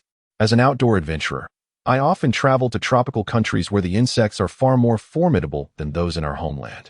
Additionally, the effective range should be extensive, ideally exceeding 2,000 meters. During outdoor expeditions, I cannot always venture alone. Sometimes my teammates set up camp at considerable distances. So I hope this can be accommodated. Upon hearing this, silence enveloped the group. Although Chu Goen's rationale was somewhat sound, his demands felt decidedly off. A higher pulse intensity? One capable of penetrating mountains? Which insects could withstand such force? A range exceeding 2,000 meters? This seemed less like an endeavor to combat mosquitoes and more akin to engaging aircraft. Gradually regaining their composure, the onlookers could not help but voice their thoughts. This is decidedly amiss. I increasingly suspect that this individual known as Chu Goen might be a military bigwig. Does the function of exterminating mosquitoes seem rather excessive? Let us be honest, you are ordering weapons. At the Shinong military base, Tianjin grew increasingly irate upon considering Chu Goen's requests. It was astonishing that he could conceive such notions. If this were indeed a mosquito extermination gun, then the tanks within the military district would essentially be mosquito cannons, and the fighter jets would be mosquito machines. Director Chun had specified civilian use. Even a fool could discern that this was far from a civilian application. In my view, this order is likely to be ruined by this fool. Tianjun expressed his dissatisfaction. His temperament was the antithesis of Chu Goen's, which naturally led to their frequent discord. Witnessing Chu Goen's considerable advantage only intensified his envy and resentment. The guards could only feign ignorance, as the squabbles between these titans were beyond their jurisdiction. Listening to the exchange made the guards feel rather apprehensive. Fortunately, this was Xinhua Nation. In earlier times, they might have been silenced permanently. At the Zhongzhou military base, Chu Goen felt a tinge of unease. Indeed, those demands were somewhat delusional. However, he felt compelled to remind Chun Hanqing. Otherwise, if Chen were to craft an electromagnetic pulse gun that could merely swat mosquitoes, how would he justify that? Despite the improbability of such a scenario given Chun Hanqing's previous conduct, one must remain cautious. In the live broadcast, just as Chu Goen was immersed in his concerns, Chun Hanqing unexpectedly nodded and inquired, is there anything else you require? Chu Goen was taken aback. Was this an agreement? Such a prompt acquiescence left him momentarily incredulous. He had anticipated that persuading Chun Hanqing would demand considerable effort. To his astonishment, it was remarkably straightforward.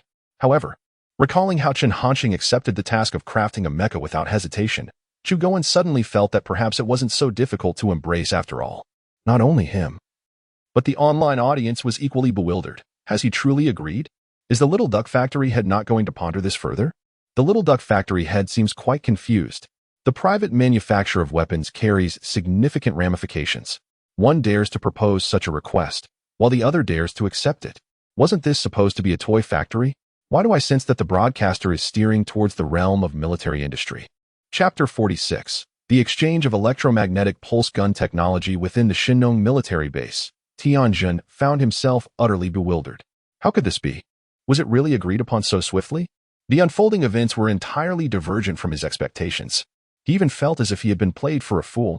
Naturally, Chen Hanqing was aware of the plethora of comments from netizens. It was impossible for him to remain oblivious to the oddities surrounding the electromagnetic pulse gun. Nevertheless, there was no alternative. The mission had to be undertaken. After all, how else could technological productivity be enhanced? On the other hand, Chu Goen quickly regained his composure. Without a hint of hesitation, he replied, "That's all." Chen Hanqing responded, "Very well, allow me to calculate the quotation for you." Upon hearing this, the netizens erupted in excitement.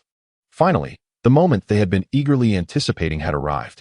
Director Little Duck certainly knew how to quote prices. Moments later, Chen Hanqing had reached a decision.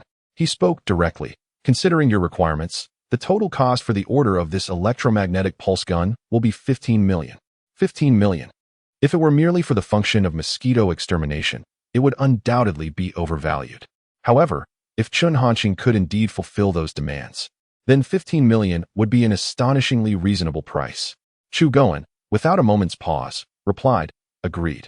Chen Hanqing continued, "After the broadcast, I will send you the account number. You are required to transfer the entire amount. The production process will take 7 days. A gentle reminder, all products manufactured by our factory are merely 101 toy models, intended solely for display purposes and are not recommended for any other use. Any consequences resulting from improper handling by the buyer shall be the sole responsibility of the buyer. Once ordered, products are non-refundable and non-exchangeable." At this juncture, the netizens began to sense something amiss. Wait a moment.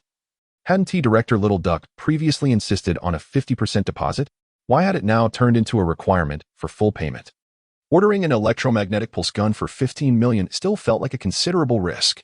However, Chen Hanqing paid no heed to these comments. His rules were his rules. Chu Goen, of course, raised no objections. Satisfied with this outcome, Chen Hanqing was pleased. The order had been successfully placed, and he was eager to avoid any further delays. Without uttering another word, he ended the broadcast. Upon returning to his room, Chen Hanqing immediately murmured, "Open personal information panel." No sooner had he spoken than a cascade of ethereal information materialized in his mind. Name, Chen Hanqing. Age, 18. Task, manufacture electromagnetic pulse gun. Technological value, 4, 360. 000, 10, 10, 10, 10, 10. Acquired technologies, upgraded drone technology, beginner mech technology, super doubling grandpa's fun technology, light-speed spaceship technology, star destroyer technology, space-based weaponry technology, aerospace aircraft carrier technology, Dyson sphere technology. This was the first time Chen Hanqing had accessed his personal information panel after completing the drone task. Observing the continuously flickering 10 indicators, he was filled with genuine delight. Nowadays, the technological value generated by the system in a single day exceeds 860,000. It is truly astonishing. Life has finally begun to flourish. Chen Hanqing eagerly anticipates the potential enhancement of technological value per second upon completing this task. He promptly sends his card number, and within a few minutes, he receives a notification of 15 million credits deposited into his account. Upon entering the system mall, a plethora of technical information floods his mind. Chen Hanqing swiftly identifies his target, electromagnetic pulse gun technology, redeemable for 900,000 technological value. Would you like to redeem? Without a moment's hesitation, Chen Hanqing responds affirmatively, redeem. As 900,000 technological value is deducted, a torrent of complex information rushes into his consciousness. Moments later, he fully comprehends the intricacies of the pulse gun technology. Subsequently, he spends 500,000 technological value to acquire the materials necessary for constructing the pulse gun, in comparison to mechs and drones. While the pulse gun technology is indeed more costly and the materials rarer, Its singular functionality and compact size render the total material value equivalent to that of drones, with relatively manageable manufacturing difficulty. At this moment, the drone has been delivered to the location of the Ming family villa in the capital by the special police guarding the Little Duck toy factory. The reason for the involvement of special police is to facilitate the subsequent retrieval process. In order to expedite delivery, Ronghalbwa has specifically arranged for a dedicated aircraft in Zhengcheng. Timely delivery is critical for the personnel assigned to collect it, a scheme brimming with intricacies. Simultaneously, in Deep City, at the headquarters of Huawei, Ren Hongfei has been attentively watching Chun Hanqing's livestream. He increasingly confirms that the development of a lithography machine hinges solely on Chun Hanqing. Witnessing Chun Hanqing accept yet another order, Ren Hongfei can no longer contain himself. It is imperative that he travels to Yangqing immediately. Without wasting any time, he instructs his secretary to make the necessary arrangements. Meanwhile, after more than 2 hours of travel, Niozwa finally arrives in Yangqing. His purpose for this visit is straightforward: to present Chun Hanqing with the honorary title of Academician of Huaka Institute. Niozwa arrives discreetly, accompanied by only one aide and several bodyguards.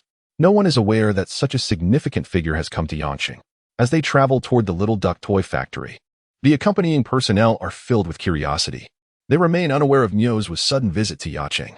However, judging by Niozwa's exuberant demeanor, they sense that something momentous is about to unfold. An hour later, Niozwa and his entourage arrive near the Little Duck toy factory. Yet, before they can approach, they are spotted by the special police station nearby. They observe 2 unidentified business vehicles approaching, estimating the number of occupants to be around 10. Please advise. Zhang Xia, dispatched from Yangqing to assist, is not the true leader of the operation. The actual commander is named Song Zhou. He hails from the most formidable special forces in Huagua, possessing exceptional skills in both individual combat and command. Upon hearing the news, Song Zhou remained impassive, his countenance still resolute. He spoke with unwavering determination. Continue monitoring. The moment we ascertain that their target is the Little Duck toy factory, proceed with immediate interception.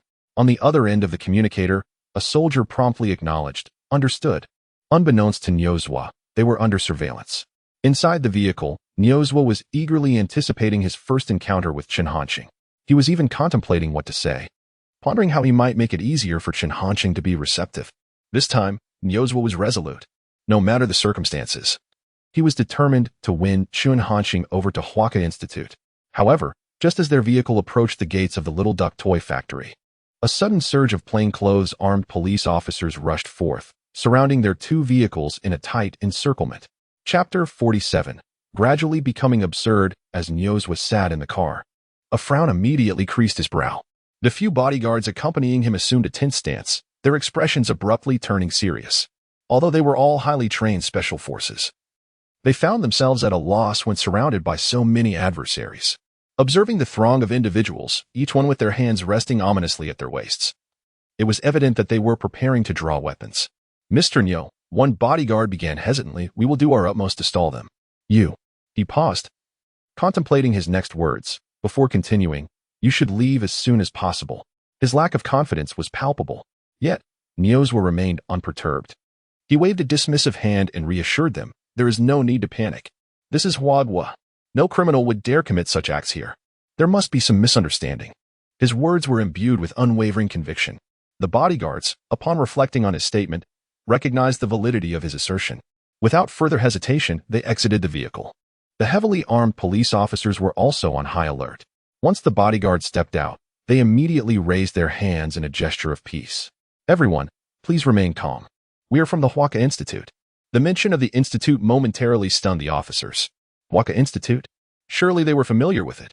However, if someone of significance from the institute was indeed present in the vehicle, they should have been informed in advance.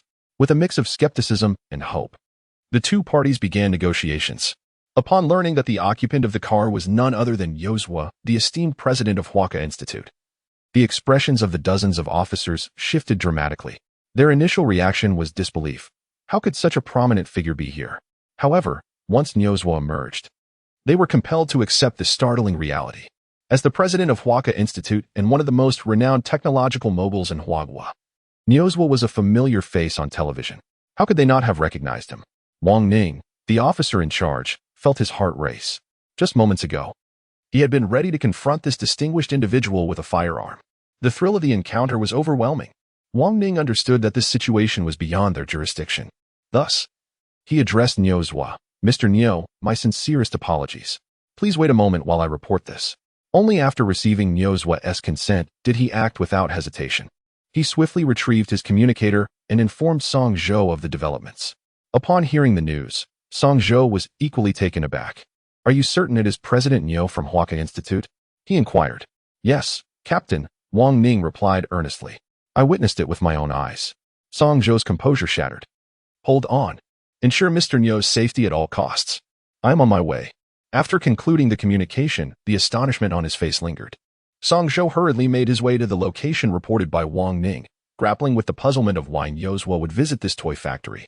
Could it be because of Director Chen? Upon this realization, Song Zhou found it almost unbelievable.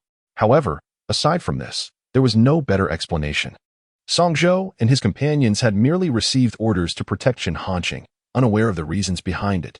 The activities of Chen Hanqing were currently only circulating among the upper echelons of Huagua, although there were rumors online regarding the terrifying capabilities of the mechas he created. Most were mere conjectures, difficult to discern as truth or falsehood. Song Zhou and the others remained perplexed as to why such protection was necessary for Chen Hanqing, and they even harbored some grievances. They were among the most elite in the police force of Ser Province, expected to be on the front lines combating crime, rather than safeguarding a seemingly insignificant toy factory in Yangqing. Despite their absolute obedience to the orders from above, such sentiments were hard to suppress. Now, Song Zhou suddenly felt a sense of urgency. Perhaps their previous assumptions were profoundly misguided. The owner of this little duck toy factory was far more important than they had imagined. With this thought, Song Zhou quickened his pace. A few minutes later, he arrived. The weight of the name Niozwa justified their actions. Even though he had mentally prepared himself, the moment he truly encountered Niozwa, Song Zhou was still taken aback. Approaching Niozwa, Song Zhou and his companions saluted solemnly before speaking. Director Nio, what brings you here? Niozwa appeared somewhat impatient, unwilling to elaborate, and simply explained, I am looking for Director Chen. Upon hearing this, Song Zhou's heart trembled. Just as he suspected, he thought to himself, while simultaneously growing more curious about Chen Hanqing. What remarkable qualities did Director Chen possess to warrant a prominent figure like Niozwa making a personal visit? Not wishing to waste any time, Niozwa, noticing Song Zhou's silence, directly stated, May I proceed inside now? At this juncture, Song Zhou naturally dared not impede him. Niozwa approached the entrance of the toy factory. Song Zhou intended to knock, but before he could utter a word, Niozwa stopped him. Let me handle it. Though this was a trivial matter, Niozwa still preferred to exercise caution. Meanwhile, inside the room, Chen Hanqing had not immediately begun the production of the electromagnetic pulse gun.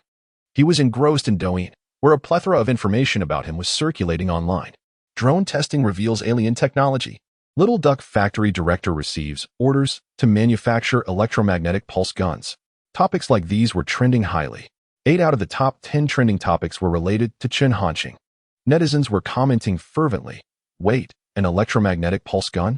Is it the kind of electromagnetic pulse gun I'm thinking of? I initially thought that creating a 400-mile electric scooter was the pinnacle of the Little Duck Factory Director's capabilities, but it seems this is just the beginning.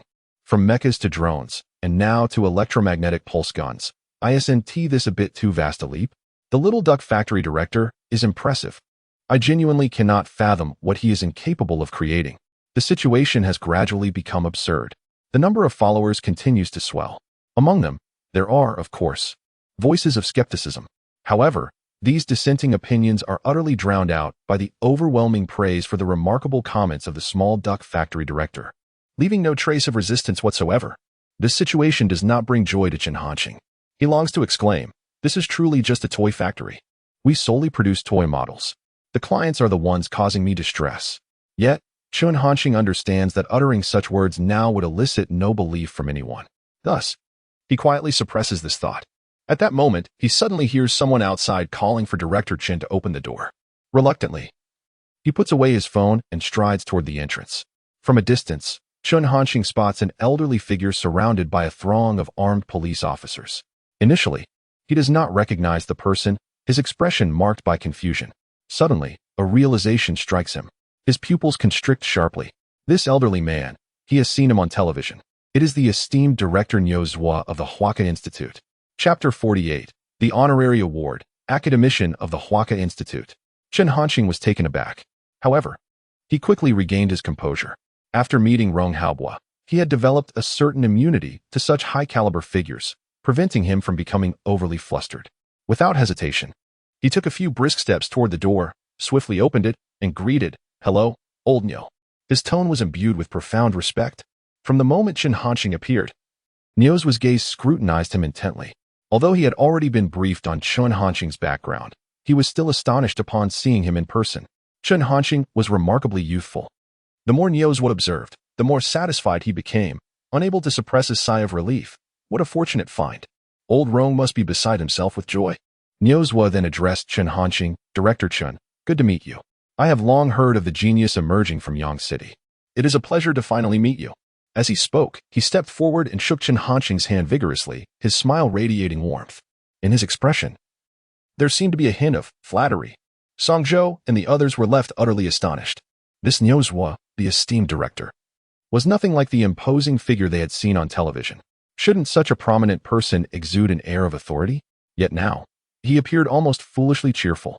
Chen Hanqing was equally bewildered, mechanically returning the smile. At last, Nyozwa released his grip. "Director Chen, I have come today for a matter of great importance." His smile faded, and his demeanor grew serious. Chen Hanqing nodded. "Please, go ahead."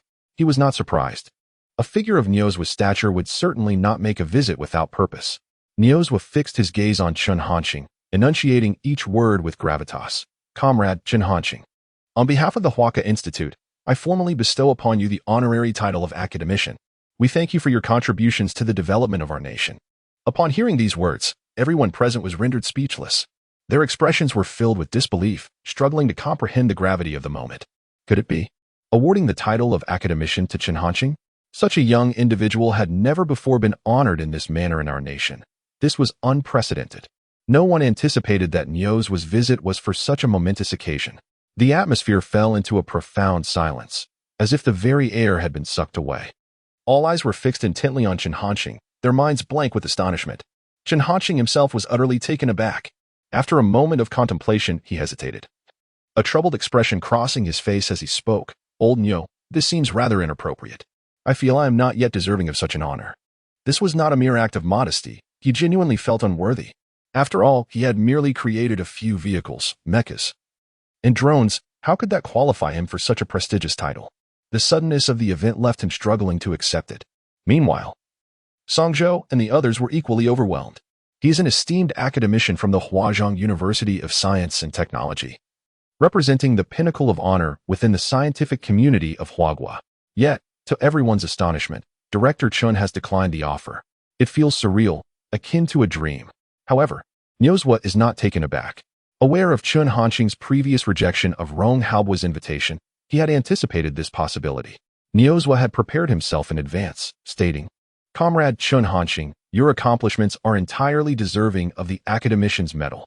This is merely the highest honor I can bestow upon you within my capacity. Yet it does not signify your ultimate potential. I firmly believe that your future achievements will be boundless. Huagua will grow even stronger because of you. One day, you shall become the backbone of our nation. Please do not decline." Nyozwa spoke these words with utmost sincerity. The crowd was left utterly speechless, feeling as though their throats had been constricted, making even the act of breathing a challenge. Song Zhou finally grasped the gravity of the situation, realizing how misguided his previous thoughts had been. The honor of having Nyozwa personally come to present the Academician's Medal to Chen Hanqing is monumental. It is entirely justifiable for the armed police to protect Chen Hanqing, perhaps even more than necessary. After hearing Nyozwa's words, Chen Hanqing fell into contemplation. Ultimately, he conceded, "Very well, I agree." Nyozwa's approach was even more astute than that of Rong Haobua. While Rong Haobua merely invited Chen Hanqing to join the Supreme Military Command Center, Nyozwa had directly brought the medal with him. Chen Hanqing's agreement was also influenced by the fact that, compared to the Supreme Military Command Center, the Huazhong University of Science and Technology imposes far fewer constraints and responsibilities. Nyozwa beamed with joy, swiftly placing the Academician's medal upon Chen Hanqing's chest. as if afraid he might change his mind. Comrade Chen Hanqing, congratulations, Niozwa proclaimed, while the armed police stood at attention in salute. There was no elaborate ceremony. The witnesses were limited to Song Zhou, Zhang Xia, and a few others. Thus, the youngest academician in Huagua was born. Chen Hanqing gazed down at the medal on his chest, his emotions swirling in complexity. It was impossible not to feel exhilarated, after all. This was an accolade from the Huazhong University of Science and Technology. Comrade Chen Hanqing, due to the uniqueness of your position, your status as an academician cannot be publicly disclosed for the time being. I hope you understand, Niozwa stated. Chen Hanqing nodded in agreement. This aligned perfectly with his thoughts. Niozwa's visit had been primarily for this purpose. With his objective achieved, he felt no need to linger any longer. As he prepared to take his leave, Chen Hanqing recalled something important. He retrieved a stack of documents from the room and handed them to Niozwa, saying, Director Niu, here are the core data and manufacturing blueprints for the mecha. Please pass them on to Elder Rong. At these words, Niozwa's heart jolted. Core data and blueprints for the mecha? Without a moment's hesitation, he swiftly accepted, proclaiming, not a bother at all. Niozwa's gaze was fixated on the documents, his eyes seemingly ablaze with excitement. Despite his previous ignorance of mecha technology, Niozwa's discernment allowed him to distinguish authenticity. The palpable thrill emanating from him was unmistakable. These were undoubtedly treasures. Previously, he had been incensed by Rong Haobua's decision to transport the mecha to the highest military command, and had even been ridiculed by Rong for his indignation. However, now that he possessed these blueprints, the scenario had dramatically transformed. The tides of fortune had shifted. Indeed, this journey proved to be fortuitous. With these documents in hand, Rong Haobua would surely find himself pleading before him. Chen Hanqing was left in a state of utter bewilderment, his mind swirling with questions. The unfolding events appeared to diverge significantly from his expectations. Suddenly, he sensed that entrusting Niozwa with these documents to take to the imperial capital may have been a grave miscalculation. It seemed that Rong Haobua had been unexpectedly betrayed. Chapter 49, Elder Rong. This does not regard me as a person. Observing Niozwa's demeanor, Chen Hanqing grew increasingly convinced of this notion. However, even with this understanding, it proved futile. Judging by Niozwa's expression, the document in his possession was akin to a sheep entering a tiger's den. If an attempt were made to seize it at this moment, Niozwa would likely resist fiercely. Chen Hanqing had no desire to take such a risk. Thus, he could only bear the burden for Elder Rong. Once Chen Hanqing had laid out all the documents, Niozwa ceased his lingering presence and departed. As he reflected on the bewildering fact that he had inexplicably become an academician, Chen Hanqing felt a sense of disorientation, although he was indifferent to this newfound identity. To others, the current Chen Hanqing was a stark contrast to his former self. Song Zhou and the others no longer harbored any semblance of disdain towards him. Their eyes were filled with reverence. An 18-year-old academician from Huaca Institute. The weight of that title was simply unimaginable. As Chen Hanqing turned to return to his room, he passed by a formation of armed officers led by Song Zhou, their bodies rigidly erect as they saluted him. Their expressions were imbued with solemnity. Witnessing this scene, Chen Hanqing's emotions became exceedingly complex. For some inexplicable reason, he felt as though, at that moment, something additional had taken root within him. Captain Song, there is no need for such formality. Can't we interact as we did before? Chen Hanqing protested. However, Song Zhou remained unmoved. Academician Chen, I sincerely apologize for my previous lack of respect. Rest assured, we shall ensure your safety. As long as we are here, no enemy shall lay a finger on you. Song Zhou had no doubts regarding the significance of the Huaca Institute's academician title.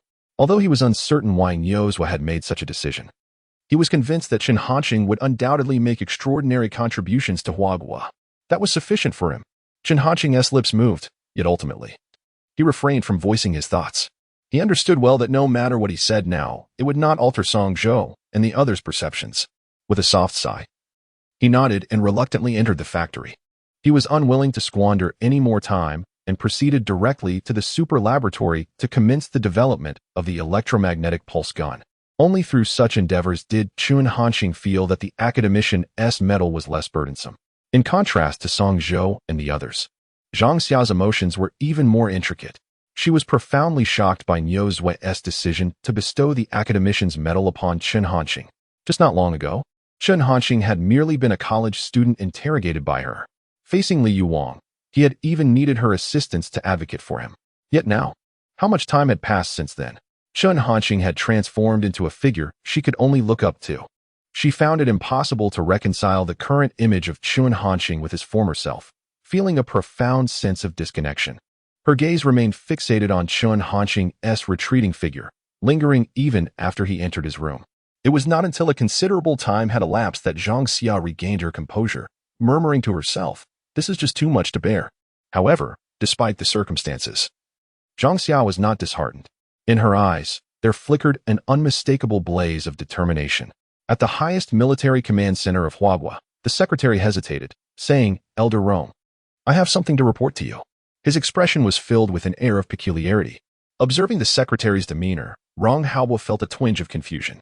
This secretary, named Qi Liang, had been with Rong Haobo for many years. To be entrusted as the secretary of someone of Rong Haobo's stature was no small feat. Qi Liang was certainly no ordinary individual. It was only in front of Rong Haobo that he displayed such hesitation. In the outside world, his position would undoubtedly be regarded as significant. Rong Haobo smiled and inquired, "What is it?" The secretary did not respond directly. Feeling it necessary to issue a warning, "Elder Rong, you must prepare yourself mentally." This only piqued Rong Haobo's curiosity further. "After all these years, what storms have I not weathered? Speak plainly. No matter the matter, I shall not furrow my brow," Rong Haobo asserted with conviction. However, Qi Liang felt increasingly at a loss. He wished to caution Rong Haobo to retract his last statement to avoid embarrassment. Yet, these thoughts were confined to his mind. Not daring to voice them aloud, no longer hesitating, he organized his thoughts and stated, "Just now, we received news from Yangqing. Director Chun has agreed to accept the academic medal and has already completed the awarding ceremony." Despite the discomfort this news stirred within him, Rong Haobo maintained a facade of composure. "The Huaca Institute is also an essential component of our Huagua. Comrade Chun Hanxing's agreement is indeed a positive development. After all, is this not all for the betterment of Huagua?" Qi Liang thought to himself. The more resolute Rong Haobo appeared, the louder the slap of reality would sound later. This was merely a prelude. The main event was yet to come. Qi Liang hoped that after hearing the subsequent news, Rong Haobo could retain his calm. Moreover, as Rong Haobo concluded his remarks, Qi Liang shifted the narrative. According to the information received from Yangqing, Director Niu has also taken away the core data and designed blueprints of the mecha. Upon delivering this news, Qi Liang fell silent. The office was instantly enveloped in an oppressive stillness. Rong Haobo's expression began to transform.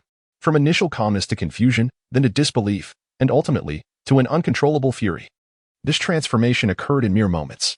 Even the most skilled actors would pale in comparison to Rong Haobo's display. Bang! Rong Haobo's palm struck the table with tremendous force, producing a resounding crash that seemed to reverberate throughout the entire office. He rose to his feet, exclaiming, "That old fool Niu. This is an outrageous affront. Comrade Chun Hanxing has already joined their Huaca Institute, and he dares to lay claim to those blueprints. He treats me as if I am nothing. No. Arrange for a vehicle immediately. I aspire to attend Huazhong University of Science and Technology. Today, I can only choose between Yozhua and that blueprint." Qi Liang? Chapter 50. Haven't even touched it, yet it's considered a concealed, dangerous weapon? Qi Zhua had anticipated that Rong Haobo would undoubtedly be unable to remain composed. However, he had not expected such an overwhelming reaction. Wasn't it said that he had weathered many storms without so much as a furrowed brow? Just this? As he spoke, Rong Haobo attempted to leave. Qi Liang immediately intercepted him, exclaiming, "Old Rong, please do not be agitated. Calm yourself. Force cannot resolve any issues." Yet even at this moment, Rong Haobo stubbornly retorted, "Am I agitated? I am perfectly calm." His voice resonated like thunder. Qi Liang was perplexed. How could Rong Haobo, uttering such words, not feel any psychological burden? This could be considered calmness? In the imperial capital at the Ming family's villa, Meng Zhixiang was still in a state of exhilaration. He had just established contact with a merchant from the Eagle Nation through various channels. Upon learning about the capabilities of the drone, the merchant expressed his willingness to pay 6 billion Huagua dollars should Ming's claims prove true. 6 billion. That was far more than the fortune Meng Zhixiang had accumulated over the years. Shortly thereafter, the doorbell rang.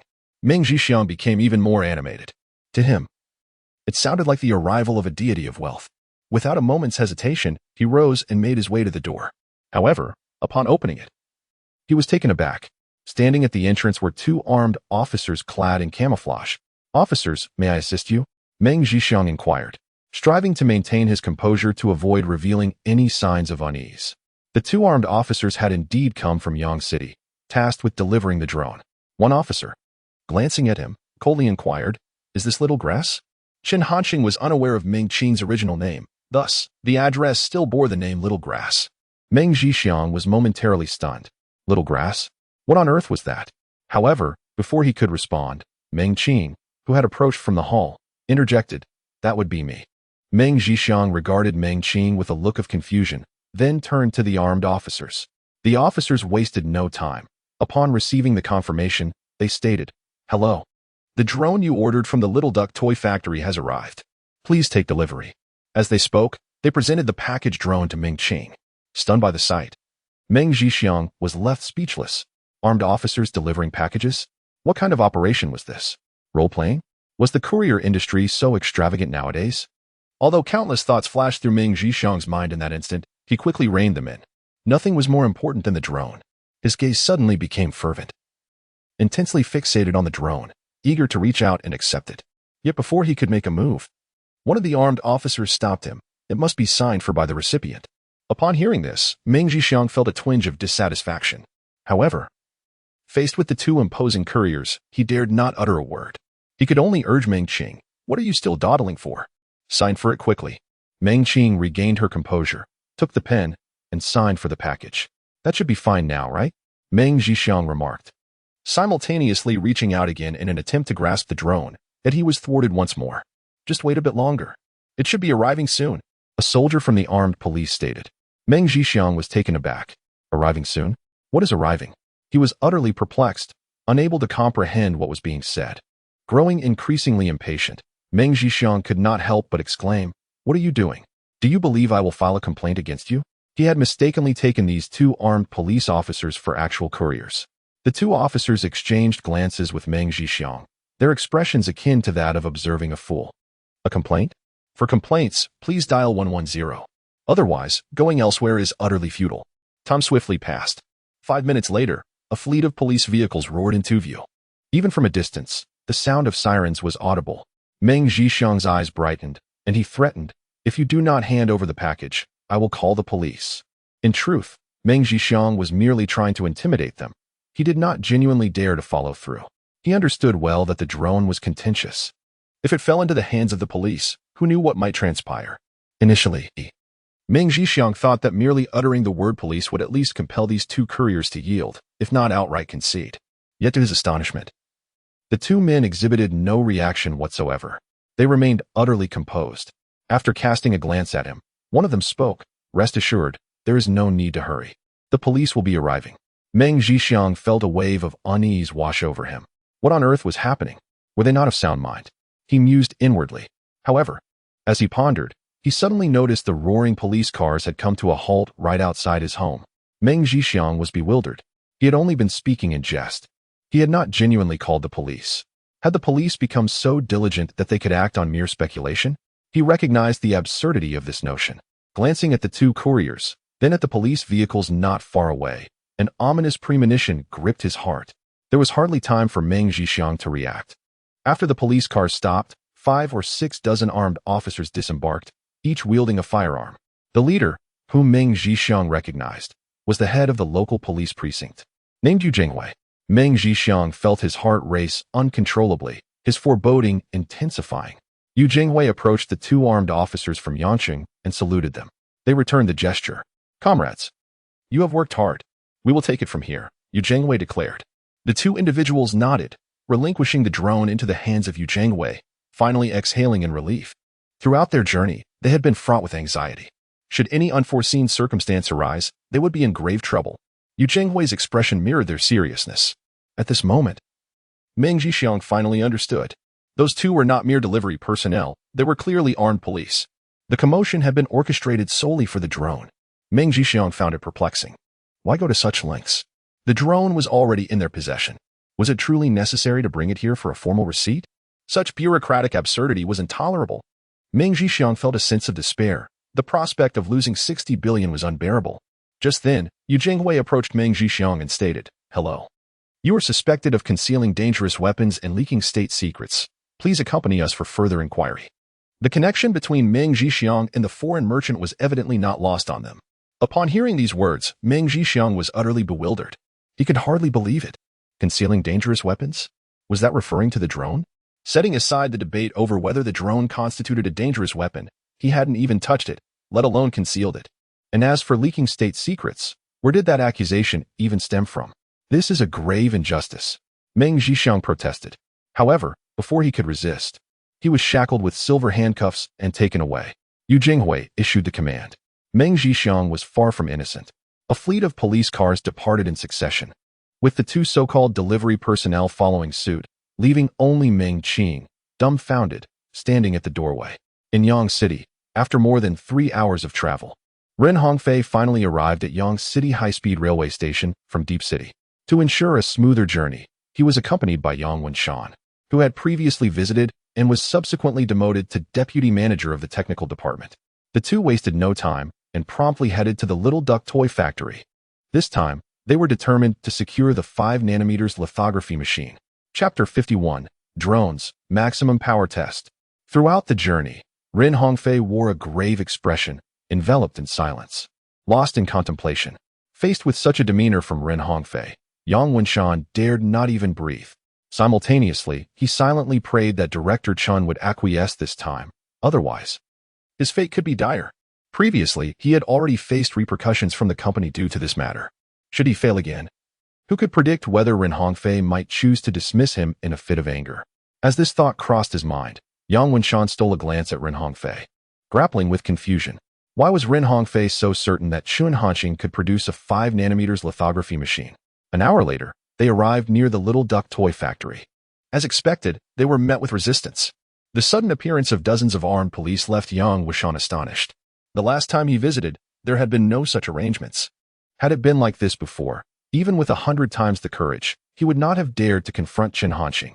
In contrast to Yang Wenshan's apprehension, Ren Hongfei remained remarkably composed. He stepped out of the vehicle and addressed the leader, Song Zhou, with a cordial greeting. "Hello, comrade. I am Ren Hongfei from Huawei. I wish to speak with Director Chun." Song Zhou recognized the chairman of Huawei, but remained indifferent, responding coolly, "Director Chun is currently occupied. I will inform him of your arrival once he is free. For now, please wait here." Earlier, Song Zhou had seen Chun Hanqing enter the workshop. Given the duration of time, he was well aware of Chun Hanqing's work ethic. When engaged, he immersed himself entirely, unwilling to be disturbed. Upon hearing this, Ren Hongfei did not dispute the matter. He nodded. "Then I shall wait here. Thank you for your assistance, comrade." Song Zhou merely inclined his head slightly, offering no further response. He assigned 5 individuals to monitor Ren Hongfei and then turned his attention elsewhere. At that moment, Ren Hongfei was profoundly impressed. He could sense the genuine respect that Song Zhou and his associates held for Chun Hanqing. With 14 years of military experience, Ren Hongfei understood better than anyone how challenging it was to earn the wholehearted admiration of soldiers, especially when the individual in question was merely an 18-year-old factory director. Yet, Chun Hanqing had achieved this. Ren Hongfei regarded Chun Hanqing with heightened significance. It appeared that Director Chun was even more enigmatic than he had previously imagined. Time flew swiftly by. At the military command center of Huagua, Rong Haobo wore a particularly grim expression upon learning that Niuzhua had taken the mecha blueprints. Had it not been for Secretary Qi Liang's valiant efforts to intervene, he might have truly clashed with Niuzhua. Even now, he could not regain his composure. Those were the blueprints for the mecha. He had specifically traveled to Yangqing for this purpose. A significant part of his motivation was tied to this matter. Who would have thought that Niuzhua, that scoundrel, would reap the rewards of his labor? How could Rong Haobo possibly accept such a turn of events? Secretary Qi Liang, standing beside Rong Haobo, sensed his agitation. After a moment of hesitation, Qi Liang could not help but say, "Elder Rong, when Dean Yo arrives, you must exercise restraint and avoid any impulsive actions." He genuinely feared that the two prominent figures might clash within the highest command center of Huagua. At that moment, the drone had already been delivered to the Supreme Military Command for an extensive performance evaluation. In the past, Rong Haobo would never have invited Niuzhua. However, presently, the blueprints for the mecha had become Rong Haobo's most significant vulnerability, leaving him no choice but to yield. Rong Haobo nodded calmly. "Rest assured, I am well aware of my boundaries." Qi Liang, however, felt a sense of unease. Had this been in the past, he would have unquestioningly accepted Rong Haobuo's words, which exuded composure, authority, and meticulousness. Yet, after Chen Hanqing's appearance, Qi Liang increasingly sensed that his previous impression of Rong Haobuo was profoundly flawed. Consequently, he found himself hesitant to fully trust Rong Haobuo's current statements. As they conversed, Niuzhua had already arrived at the entrance of the Supreme Military Command. If Rong Haobuo decides to make a move against me, ensure you intervene, Niuzhua instructed his secretary, Yi Ping. Upon hearing this, Yi Ping was left speechless. Both Rong Haobuo and Niuzhua were undeniably prominent figures on the international stage, titans within their respective fields. Should their actions become public knowledge, it would certainly astonish many. Nevertheless, Yi Ping nodded in compliance, understood. Without further hesitation, Niuzhua entered the highest command center, striving to maintain an air of tranquility. Inside the command center, upon seeing Niuzhua, Rong Haobuo's gaze sharpened. "Dinyo, you have arrived," Rong Haobuo remarked. Although the exchange was ostensibly cordial, his tone was decidedly frigid. Niuzhua felt a twinge of guilt and subtly stepped back before speaking. "Let us not waste time. Let the drone testing commence." He was reluctant to engage in further conversation with Rong Haobuo. Rong Haobuo did not refuse and nodded in agreement. The two, along with the senior officials of the Supreme Military Command, proceeded to the testing site. The highest command center was situated in a secluded part of the capital, adjacent to a vast expanse of open terrain. Upon their arrival, all preparations for the testing were already in place. This time, the evaluation would not solely involve the drone. The mecha would also be tested. During this period, Dai Xiaomei had remained out of sight, contrary to the rumors circulating online about her supposed secret execution. She had been at the Supreme Military Command all along. According to Chen Hanqing's directives, only Dai Xiaomei possessed the capability to operate the mecha. Despite the experts having spent over a week examining the mecha, they had made little progress and were unable to alter the binding conditions. Consequently, they could only temporarily place their hopes on Dai Xiaomei. After acclimatizing herself over this period, she was now capable of maneuvering the mecha. At this moment, she awaited at the testing site. During this period, the relentless tremors have left her somewhat numb. The naive girl never anticipated that her order for a mech from Chen Hanqing would lead to such a cascade of events. She is merely a webcaster. Why must she endure all this? Is it truly reasonable? The initial test involves a drone. In comparison to the mech, operating this drone is significantly simpler. With just a password, it can be unlocked. Following the instructions provided by Chen Hanqing, she quickly grasps the basics. The first feature to be tested is the so-called weeding function. Having witnessed Chen Hanqing effortlessly penetrate stone with minimal power during a live broadcast, Rong Haobuo has been eagerly anticipating the potential of maximum power. To facilitate the test, he promptly arranged for an armored tank to be brought in. Soon, the tester commenced operation. He first utilized a remote device to photograph the tank, inputting the data to assist the drone in target recognition. Activating weeding mode, the tester announced. Upon completion of his statement, an electronic voice resonated. Weeding mode has been activated. Please select weeding intensity. Maximum level, the tester replied without hesitation. The weeding intensity has been adjusted to the highest level. Commencing operations. Countdown. 3, 2, 1. Begin. Chapter 52. Absolutely unprecedented. At this moment, the drone hovered 2,000 meters above the ground. Everyone was intensely focused, their gazes fixed upon the drone that appeared as a mere black dot in the sky. The atmosphere was profoundly silent, and after the electronic prompt from the remote control device concluded, a brilliant beam of light surged forth from the drone's aperture. It was discernible. The beam was significantly thicker than the one Chen Hanqing had tested during the live broadcast, almost equating to the size of a finger. Its hue had also become more substantial, resembling a dark red cord. The beam raced through the air at an astonishing velocity, reaching the 2,000-meter mark in an instant. Boom. Upon contact with an armored tank, the beam produced a thunderous sound. In the face of such might, the armored tank was pierced, creating a hole the size of a human head. The high-strength steel melted away as if it were mere snow, succumbing to the heat emanating from the beam. Witnessing this scene, everyone's pupils dilated and their breaths quickened. Rong Haobuo endeavored to maintain his composure. Yet his trembling gaze and the whiteness of his clenched fist betrayed his inner turmoil. Despite having prepared himself psychologically, he was still profoundly shaken. The sheer destructive power of this drone was nothing short of a divine instrument on the battlefield. Its targets could range from enemy tanks, transport vehicles, artillery, to the enemies themselves. Each strike was utterly silent. Comrade Chen Hanqing never failed to astonish. After regaining a measure of calm, Rong Haobo couldn't help but reflect on his regrets. Had he known it would come to this, he would have never relinquished Chen Hanqing to Huaca Institute. Truly, a single misstep can lead to eternal regret. Niuzhua felt a similar fervor in his heart, yet his thoughts diverged. He lamented that comrade Chen Hanqing ought to draft the schematics for this drone as well. As he contemplated this, Niuzhua glanced at Rong Haobo and, upon witnessing his disgruntled expression, suddenly felt that such an outcome might be acceptable. If he were to claim the schematics for himself, Rong Haobo might indeed fight him fiercely. Subsequently, the drone's functions for tilling soil, harvesting wheat, and chopping trees were tested. The tilling function allowed the drone to fly at low altitude, emitting continuous beams to achieve the desired effect. To be candid, this function was rather ineffective for tilling, but it proved to be exceptionally effective for delivering widespread strikes against ground enemies. As for the wheat harvesting and tree chopping functions, they could essentially be classified as one. At the front of the drone, Chen Hanqing had designed an aperture capable of emitting parallel beams. By adjusting the intensity of these beams, it could differentiate between harvesting wheat and chopping trees. According to the tests, the parallel beams, due to their dispersion, were not as powerful as the downward beams. However, if the power were fully unleashed, slicing through 3-centimeter steel plates would be a trivial feat. After testing these functions, the soldiers present were utterly exhilarated. With hearts racing, they could not help but murmur softly, "How splendid! With this drone, our nation's army will undoubtedly overpower any country.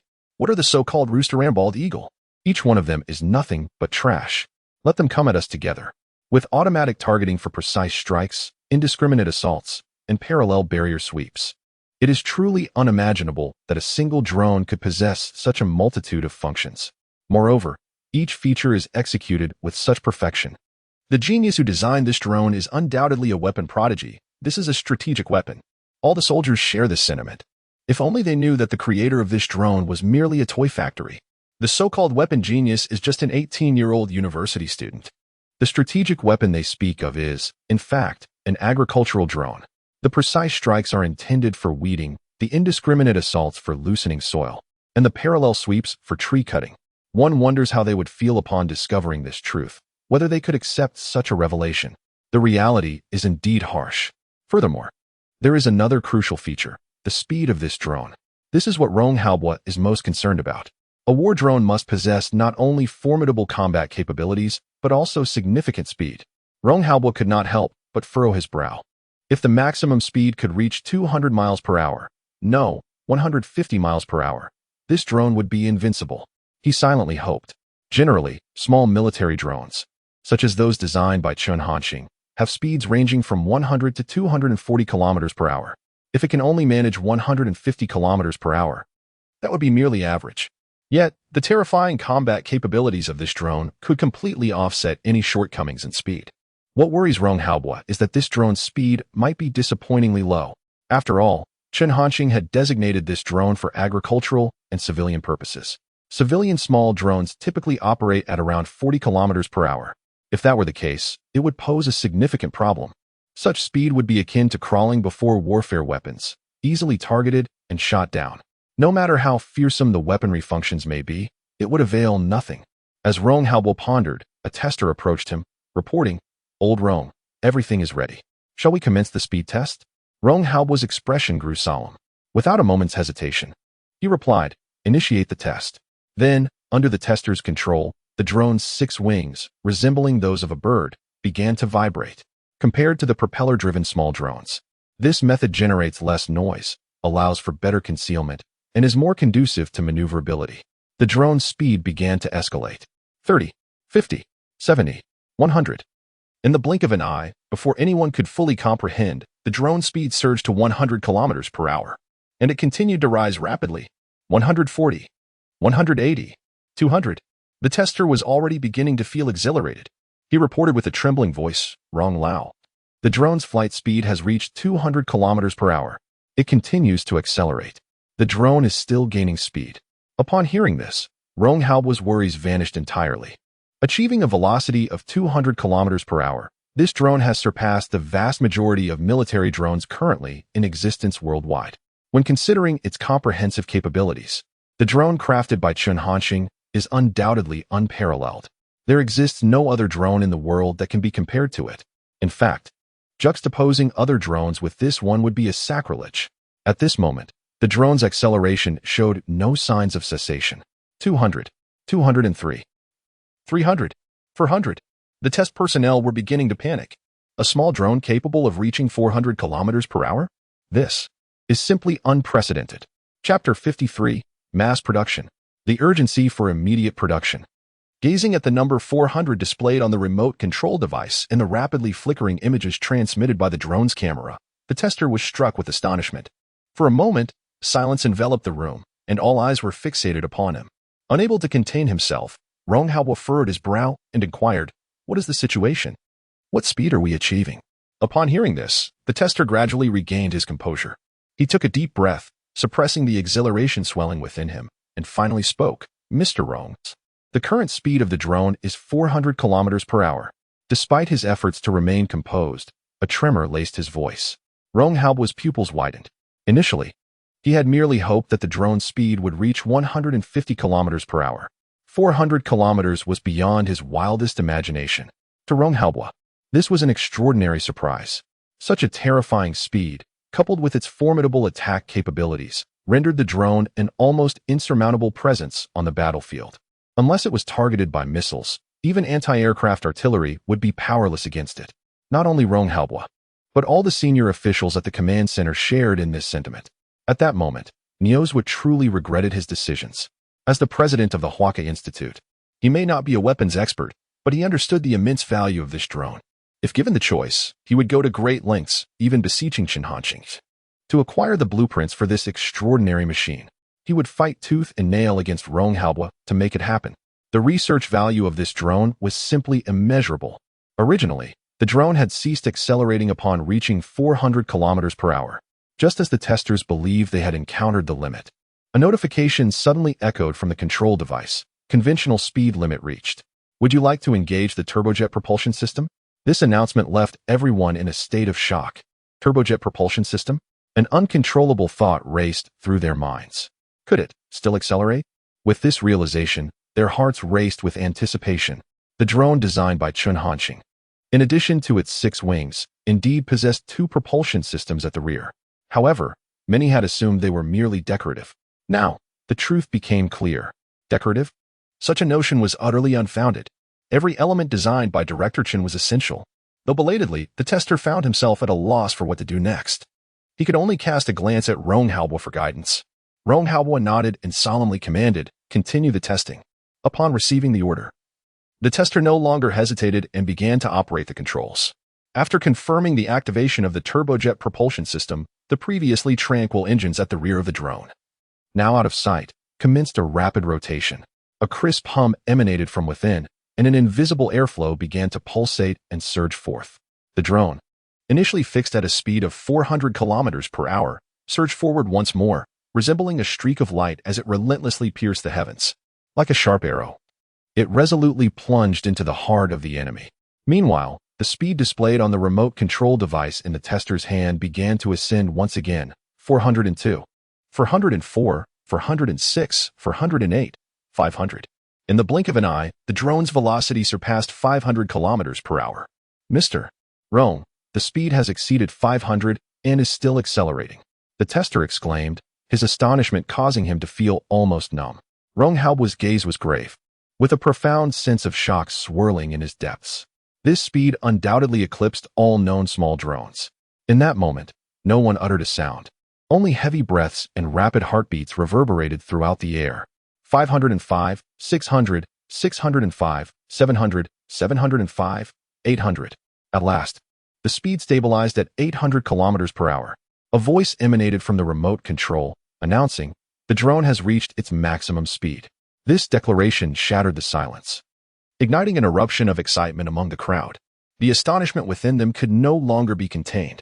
Seizing this opportunity, the maximum operational range and endurance of the drone were tested, yielding the conclusion that the maximum operational range was 100 kilometers, with an estimated endurance of around 10 hours. Such results astonished everyone once more.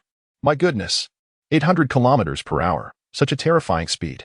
It rivals that of an average medium-sized drone. A maximum operational range of 100 kilometers is simply unbelievable. 10 hours of endurance. coupled with a payload capacity of 600 kilograms. Who could withstand that? This is an absolute asset for the army. It must be mass-produced immediately. This drone is at least 30 years ahead of the world. Everyone was elated, envisioning how this drone would undoubtedly become a nightmare for the enemies of Huagua.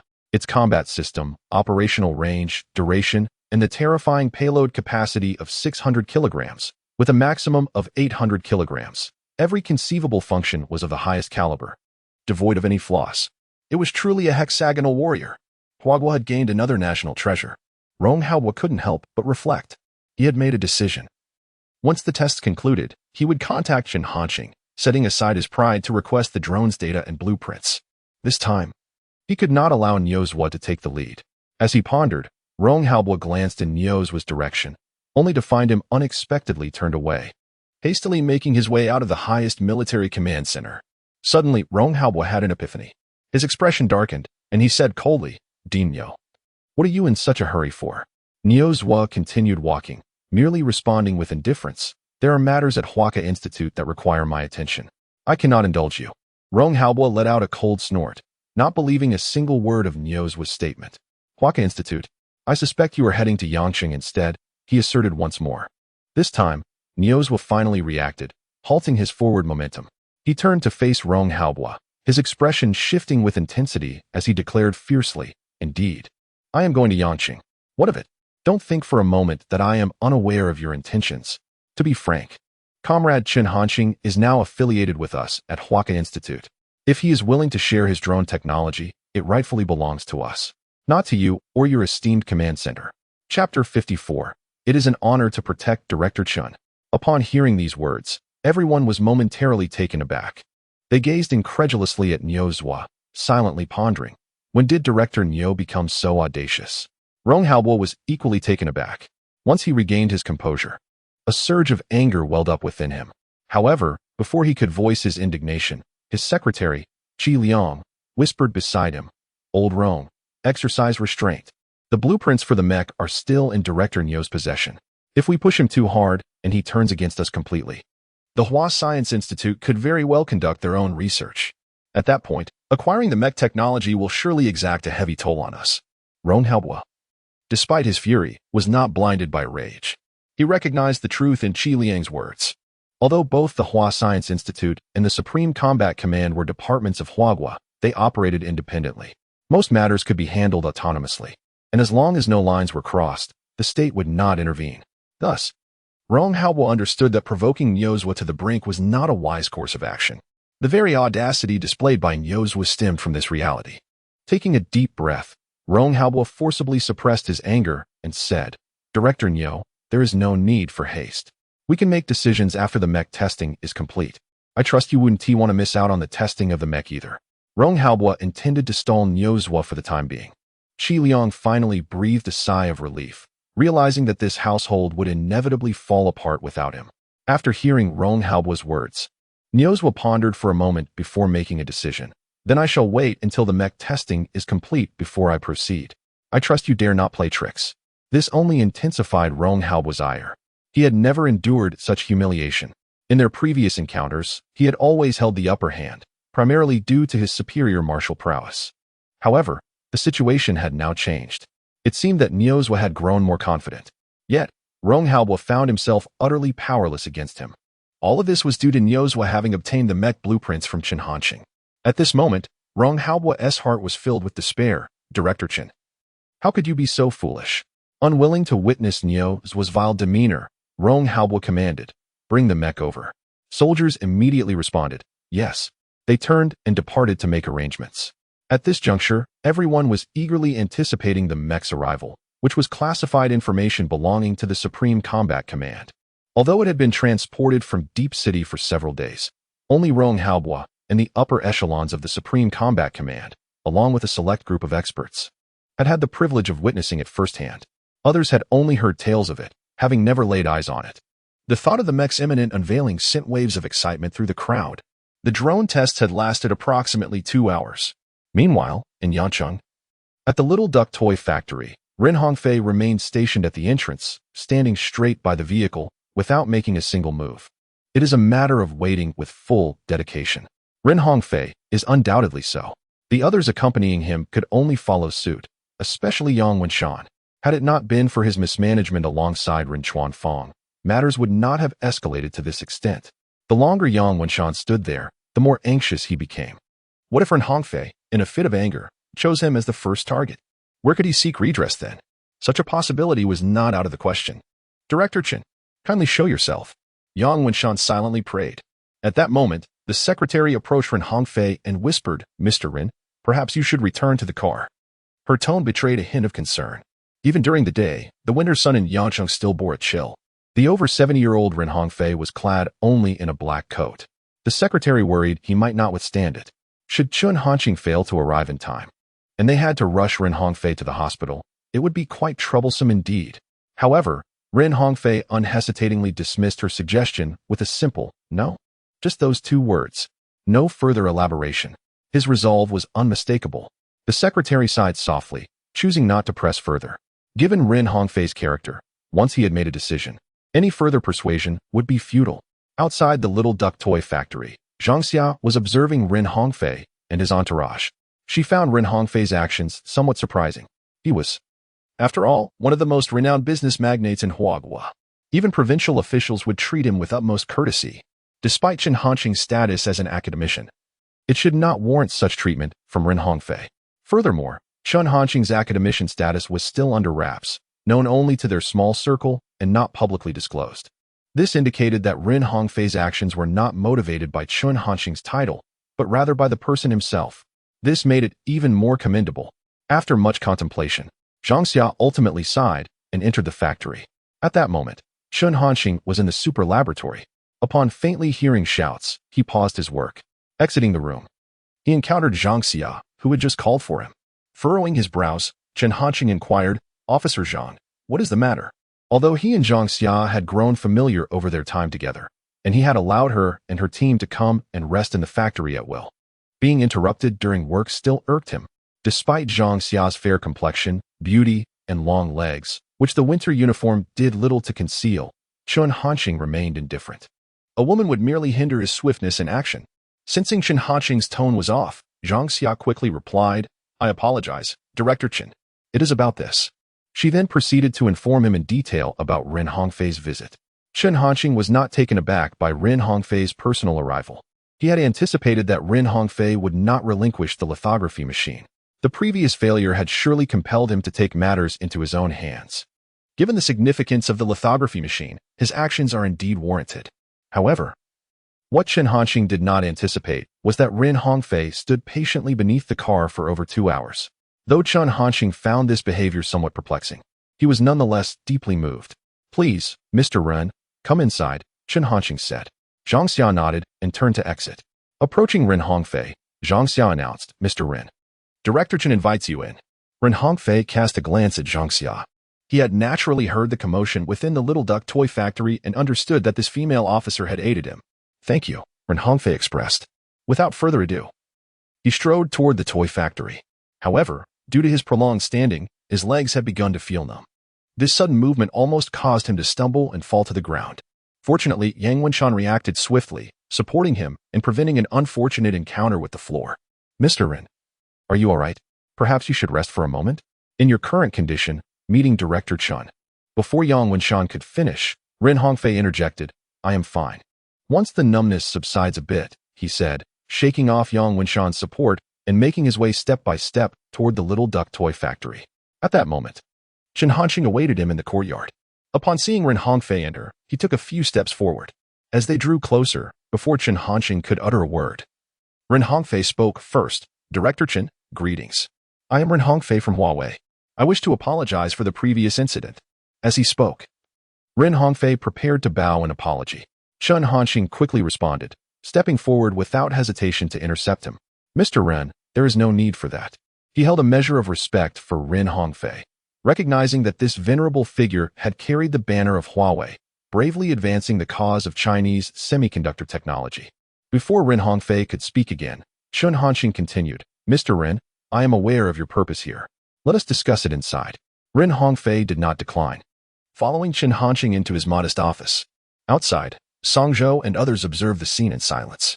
This was Ren Hongfei, given his stature. Even an academician from Huaco Academy would not be treated this way.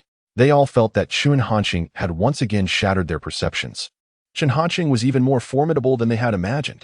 At that moment, an absurd thought crossed Song Shou's mind. Could there come a day when we would feel honored for having once protected Director Chen? The thought sent a shiver through him. Though it seemed somewhat unrealistic, he could not shake the feeling that it was not entirely improbable. Chapter 55. Director Chen's noble character commands admiration upon entering the room. Chen Hanqing first invited Ren Hongfei to take a seat. Ren Hongfei nodded in acknowledgement, expressing his gratitude. As he spoke, he scrutinized the furnishings of the room.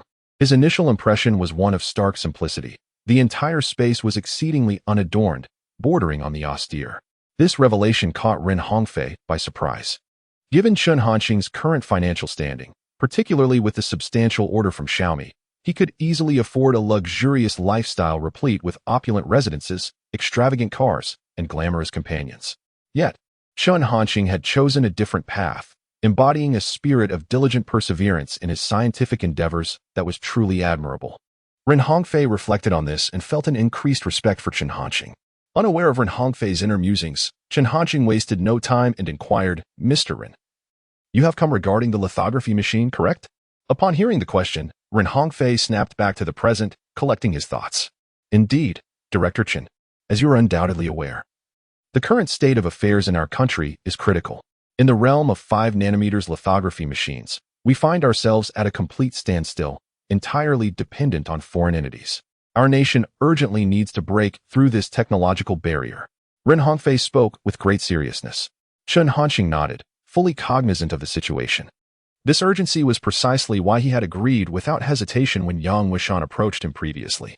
Were it not for subsequent events, he would have been developing a lithography machine rather than an electromagnetic pulse gun.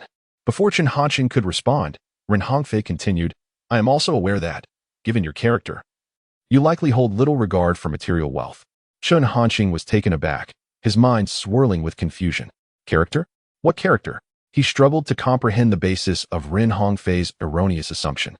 Although the substantial payment from Lei Busi and his stake in Xiaomi had alleviated his financial concerns, it did not imply a disinterest in monetary gain. On the contrary, he had a fondness for it. At this moment, Chen Hanqing felt compelled to remind Ren Hongfei of their prior agreement, 10 billion for the lithography machine and 1% of Huawei's shares. Surely, he was not contemplating a change of heart. Before he could voice his thoughts, Ren Hongfei continued, "However, at this juncture, aside from financial resources, I truly cannot conceive of anything else that Huawei could offer you." Upon hearing this, Chen Hanqing exhaled in relief, though his emotions grew somewhat complicated. He couldn't help but mutter internally, "What a wealthy fool." Unaware of the label Chen Hanqing had just assigned him, Ren Hongfei pressed on, "Director Chen, my proposal is straightforward. If you agree to develop the lithography machine, the terms previously promised by Huawei will remain unchanged. Moreover, all the profits generated by the lithography machine shall belong to you. Huawei will be responsible for its free operation." Upon hearing this, Chen Hanqing was taken aback. He never anticipated that Ren Hongfei would make such a decision. The entirety of the profits from the lithography machine would be his. This implies that the machine was essentially constructed for Chen Hanqing himself. Furthermore, apart from paying 10 billion and 1% of the shares, Huawei would also bear the operational costs, which would result in substantial losses. Chen Hanqing, filled with confusion, gazed at Ren Hongfei and inquired, "What is your motive behind this?"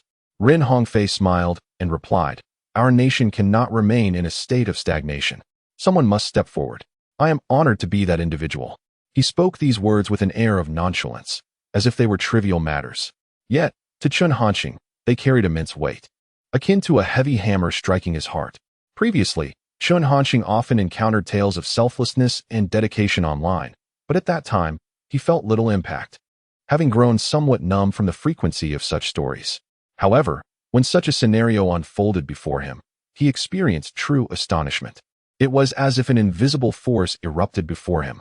For a moment, Chen Hanqing was rendered speechless, unsure of how to articulate his inner emotions. The room fell silent, with only the rhythmic beating of their hearts echoing in the stillness. In the air, it felt as though something was flowing, intertwining. After a brief pause, Chen Hanqing finally regained his composure. He took a deep breath and spoke, "There's no need, Mr. Ren. Once the lithography machine is completed, let Huawei manage its operations entirely. The profits shall be dedicated to charitable endeavors. As for the arrangements, you may decide. Upon hearing this, Ren Hongfei was astonished. It is worth noting that the profits from the lithography machine amount to an astronomical figure. Chen Hanqing had made such a decision. Director Chen's disregard for fame and fortune was truly admirable, Ren Hongfei remarked. Chen Hanqing nodded, accepting it with equanimity. He then added, when engaging in charitable work, please remember to use my name. Moreover, I still desire the 10 billion and the 1% of shares from Huawei. Ren Hongfei. The unfolding of events was not quite as he had envisioned. The image of Chen Hanqing in his mind began to shift. Did he truly not crave fame? Perhaps it was not an absolute aversion, but rather a partial affection? Chapter 56. What does the 5 nanometers fabrication entail? However, it is precisely for this reason that Chen Hanqing's image became even more vivid in Ren Hongfei's mind. He now resembled a living, breathing individual. Not wishing to pursue the matter further, Ren Hongfei said, Director Chen, if you encounter any difficulties in the fabrication of the 5 nanometers lithography machine, please feel free to communicate with me. I will provide my utmost assistance. Chen Hanqing's countenance clouded with hesitation. He struggled to find the right words. Sensing the unusual demeanor, Ren Hongfei inquired, Director Chen, do you face any challenges? After organizing his thoughts, Chen Hanqing finally articulated, General Ren, is it absolutely necessary to pursue the 5 nanometers specification for the lithography machine? At these words, Ren Hongfei was momentarily taken aback. Throughout this entire discussion, he had never entertained the notion of whether Chen Hanqing could indeed fabricate a 5 nanometers lithography machine. He had internally affirmed that Chen Hanqing was undoubtedly capable. Yet now, upon hearing Chen Hanqing pose this question, he realized that he had been remiss. The development of a 5 nanometers lithography machine is, indeed, no trivial endeavor. It requires a significant process. Very well, Director Chen, please endeavor to create it. Regardless of when the 5 nanometers lithography machine is developed, my support will remain steadfast. Ren Hongfei began. Though he maintained a calm facade, the depths of his eyes betrayed a lingering sense of disappointment. If even Chen Hanqing harbored doubts, he could scarcely fathom who else in Huawei could shoulder the monumental responsibility of developing a 5 nanometers lithography machine. However, before Ren Hongfei could finish his thought, Chen Hanqing interjected. General Ren, it's not as you perceive. What I mean is that there is no necessity to confine ourselves to the 5 nanometers specification. That is too simplistic. Furthermore, foreign countries have already accomplished this. What significance would our production hold? For instance, could we not consider fabricating 3 nanometers or even 2 nanometers lithography machines? Upon hearing Chen Hanqing's words, Ren Hongfei's eyes widened in astonishment. The earlier feelings of disappointment evaporated entirely, leaving only shock in their wake. He realized that he had misjudged the situation. He had assumed that Chen Hanqing believed the 5 nanometers lithography machine to be an insurmountable challenge, when in fact, he regarded it as too simplistic. If experts in Huawei's lithography machine development were to hear such sentiments, they might very well be driven to despair. It is crucial to recognize that the 5 nanometers lithography machine stands at the pinnacle of global technological advancement. The leap to 3 nanometers or 2 nanometers may seem minuscule, but the implications are profoundly different. The technological gap is monumental. Quickly regaining his composure, Ren Hongfei exclaimed with fervor, Absolutely. Director Chen, if you can develop a lithography machine of that caliber, you will be hailed as a national hero. We at Huawei will certainly provide our full support. Chen Hanqing nodded in agreement. Thus, this matter was conclusively settled. Without delay, the detailed arrangements were determined, and Ren Hongfei departed from the little duck toy factory, hastening back to Deep City. Meanwhile, Chen Hanqing resumed his work on the electromagnetic pulse gun. At Huawei's highest military command center, a medium-sized transport vehicle arrived. A colossal object shrouded in a black tarpaulin trailed behind. All eyes were fixated on the transport vehicle, each gaze ablaze with fervor. Through the dark covering, one could vaguely discern the immense silhouette. Once granted permission by Roan Halbua, several soldiers stepped forward, unveiling the black tarp. The mech was laid bare before the astonished crowd. In an instant, all present experienced a profound dilation of their pupils, despite their belief that they had mentally prepared themselves. The sight of the mech before them left them utterly awestruck. At that moment, the towering, pink mech, standing over 8 meters tall, lay quietly at the rear of the transport vehicle. Even the vehicle itself barely accommodated the mech, with numerous parts suspended precariously outside. This scene delivered a formidable visual impact. After a few moments of silence, The atmosphere erupted. This is truly a mech. It is astonishing, something one would expect to witness only in films. Pinch me. I can scarcely believe this is real. Take my knee. Forget the bald eagle. Our Hua country is truly the most formidable. The soldiers could not help but express their amazement. Due to the nature of their work, their information was relatively insular, leaving them unaware of the viral sensation that was the Little Duck Factory director. They could only take pride in the explosive growth of Hua's technology. The earlier drone, along with the current mech, was significantly ahead of global standards. If they were to discover that both the drone and the mech were the creations of a single individual, one could only imagine their astonishment. At that moment, bolstered by the gaze of the crowd, the girl, Daixiomi, summoned her courage and stepped forward. Approaching the mech, she felt an undeniable nervousness. Previously, she had only encountered online trolls. She had never faced such a scene. The soldiers present were oblivious to her identity as the mech's operator, and their curiosity piqued. Who is this person? She seems unfamiliar. What is she approaching the mech for?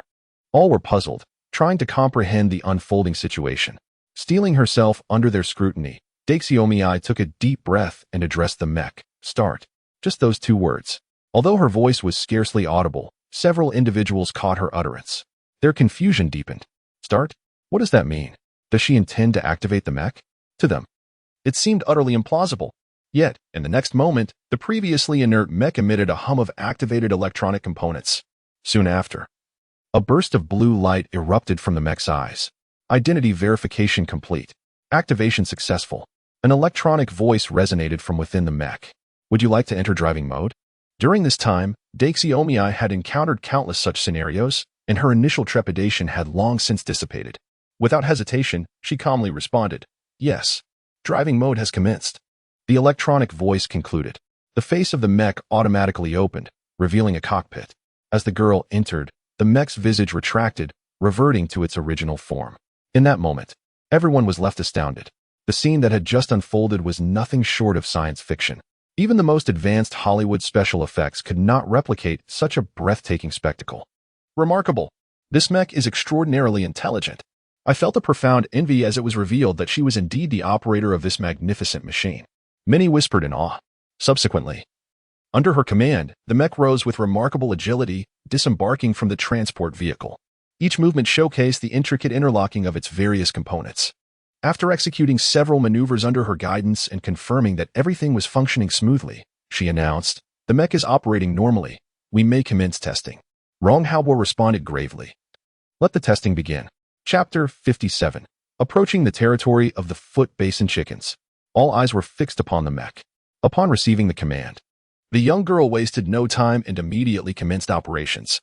The first test to undertake was the terrestrial running speed of the mech. In the next moment, the mech resembled a towering mountain.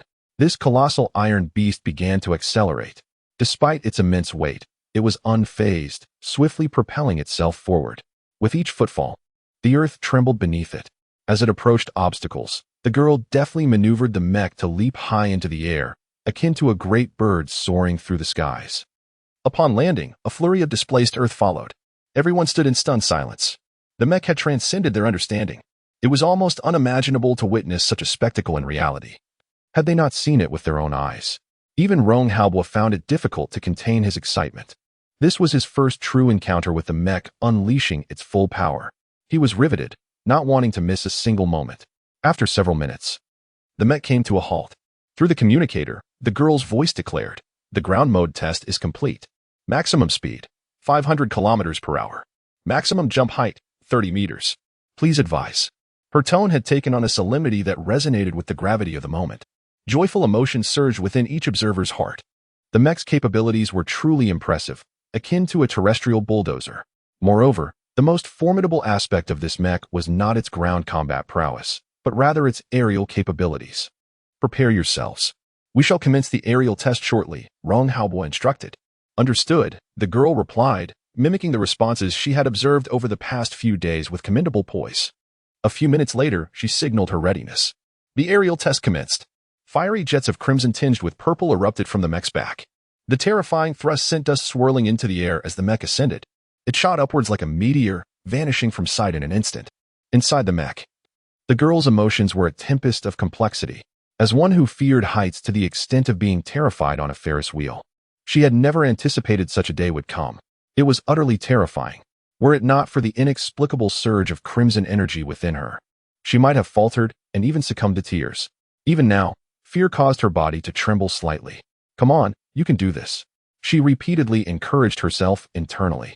At last, the mech reached an altitude of 20,000 meters, hitting its limit.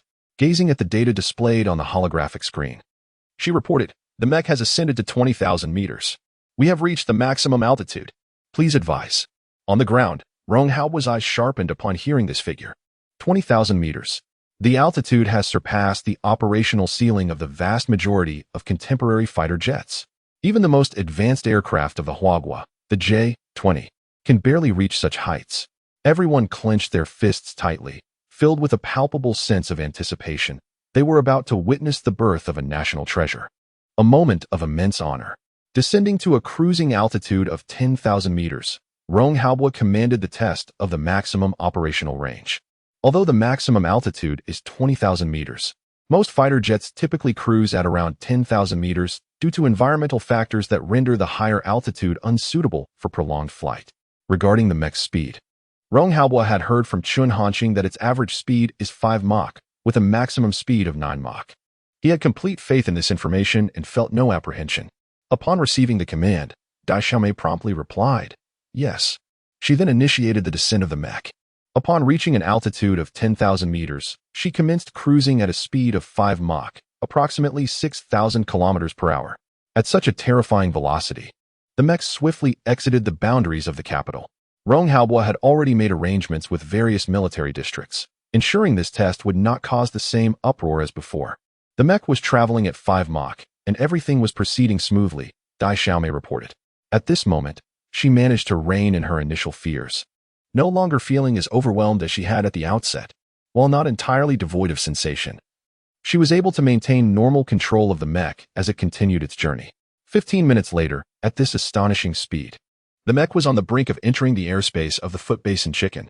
Dai Xiaomei hesitated to make any unilateral decisions and slightly reduced the speed. Meanwhile, in the highest military command center, Qi Liang cautioned, "Old Rong, we must not allow the mech to advance further. If we provoke an international dispute, it could lead to dire consequences. Entering another country's airspace without permission can be construed as an act of aggression." However, Rong Hao did not make an immediate decision. After a moment of contemplation, his gaze grew resolute. He declared, "Proceed forward." Including Qi Yang, everyone stared at Rong Hao in disbelief, unable to fathom his decision. No one believed he was unaware of the gravity of the situation. "Old Rong, this." Qi Liang began to urge caution, but before he could finish, he was interrupted by Rong Hao. "We are entering the airspace of the Foot Basin Chicken. What can they do about it?" Chapter 58. How is this possible? Upon hearing these words, everyone present fell into silence. Rong Hao's actions were indeed quite satisfying, yet they also bordered on irrationality. Just as the crowd weighed the pros and cons, Rong Hao shifted his argument. Moreover, the transformers that entered the territory of the Foot Basin Chicken were filmed by the Bald Eagle folk. Even if the Foot Basin Chicken were to pursue accountability, it would be the Bald Eagle's responsibility. What relation does this have to our Hua nation? The crowd was momentarily taken aback, but soon regained their composure. Although Rong Hao's statement was somewhat unethical, it bore a semblance of truth, coupled with his unwavering conviction that could only nod in agreement. Thus, Rong Hao issued a command to Dui Xiaomei, "Continue advancing." After speaking, he did not forget to remind her, if any danger is detected, return immediately. Ensuring safety is paramount. If an accident were to occur due to intruding into the Foot Basin Chicken's airspace, it would be a grave loss. Although Rong Hao's decision appeared casual, it had indeed been made after considerable contemplation. Given the current military prowess of the Foot Basin Chicken, even their most advanced fighter jet, the F-2B, boasts a maximum speed of merely Mach 2. In the face of the terrifying conventional speed of 5 Mach and a maximum speed of 9 Mach of the mechas, they are utterly outclassed. Even if the Foot Basin Chicken were to deploy surface-to-air missiles, their speeds typically range from 2 to 4 Mach. Air-to-air missiles, at best, reach 3 to 5 Mach. The mechas need not even engage their maximum cruising speed. A standard cruising speed would suffice to easily counter any threat. This is precisely why Rong Hao felt emboldened to proceed.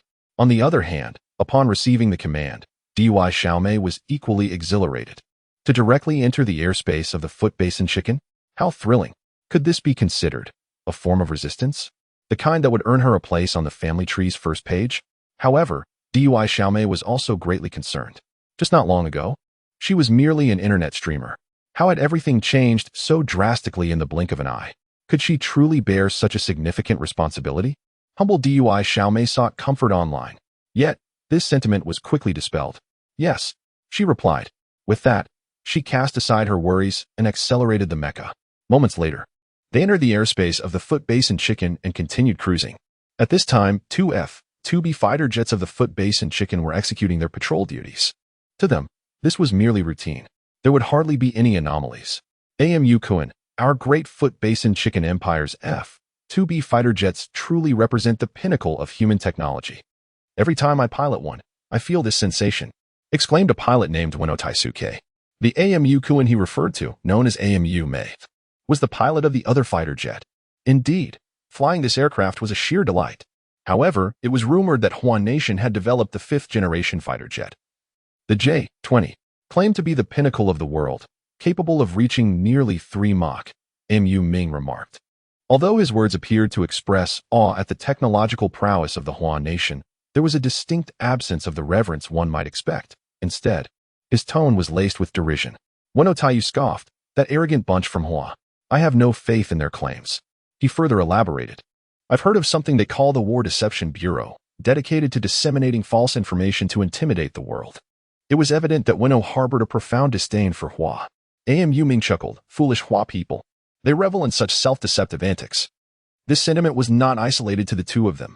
Within the confines of the domestic sphere, particularly among the military, many shared this perspective.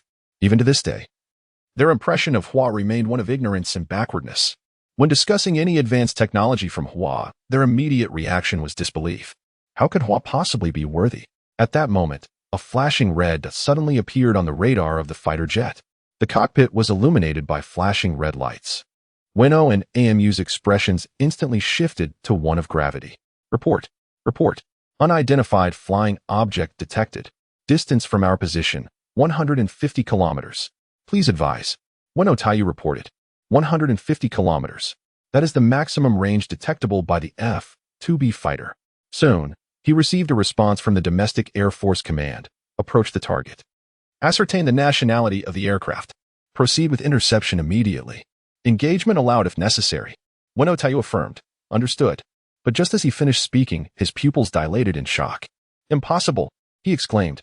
He could hardly believe that the target denoted by the red that was hurtling towards him at an astounding speed. The velocity had reached an unfathomable level. Without hesitation, Weno reported the incident and provided an analysis. The speed of the unidentified flying object may have reached 5 Mach within the Air Force Command. This revelation sent shockwaves through the ranks. 5 Mach? How could anything achieve such a terrifying speed? They reasoned that even the most advanced fighters, such as the White Eagle, could not reach such velocities. Only a ballistic missile could. Yet, if a ballistic missile had indeed penetrated their airspace, their satellite systems would undoubtedly have alerted them. An uncontrollable thought arose among them. Surely, there must be an error with the fighter's radar? To them, the notion of an unidentified object traveling at 5 Mach was far less palatable. At this moment, Weno Taiyu was utterly stunned. Given the speed of the unidentified object and the distance of 150 kilometers, it would only take a little over a minute to reach him. His expression turned gravely serious. The earlier sense of ease and comfort has vanished. A layer of sweat has already formed in the palms. It is not just him. Amuna finds himself in the same predicament. Although there is merely an unidentified flying object, they are engulfed by an overwhelming sense of impending doom. They can barely withstand it. The pressure is insurmountable. Yet, the orders from the Air Force Command are to persist with the mission and investigate the situation, regardless of their terror. They must continue to pilot their fighter jets forward. A minute has passed, fleeting as it is. Yet, for them, that minute feels like an agonizing eternity. Finally, the unidentified flying object comes into their line of sight. Weno Taisuke and Amuna's pupils dilate, their expressions filled with sheer horror. In this moment, they forget to breathe. Their minds blank. Before their eyes unfolds a scene they will never forget.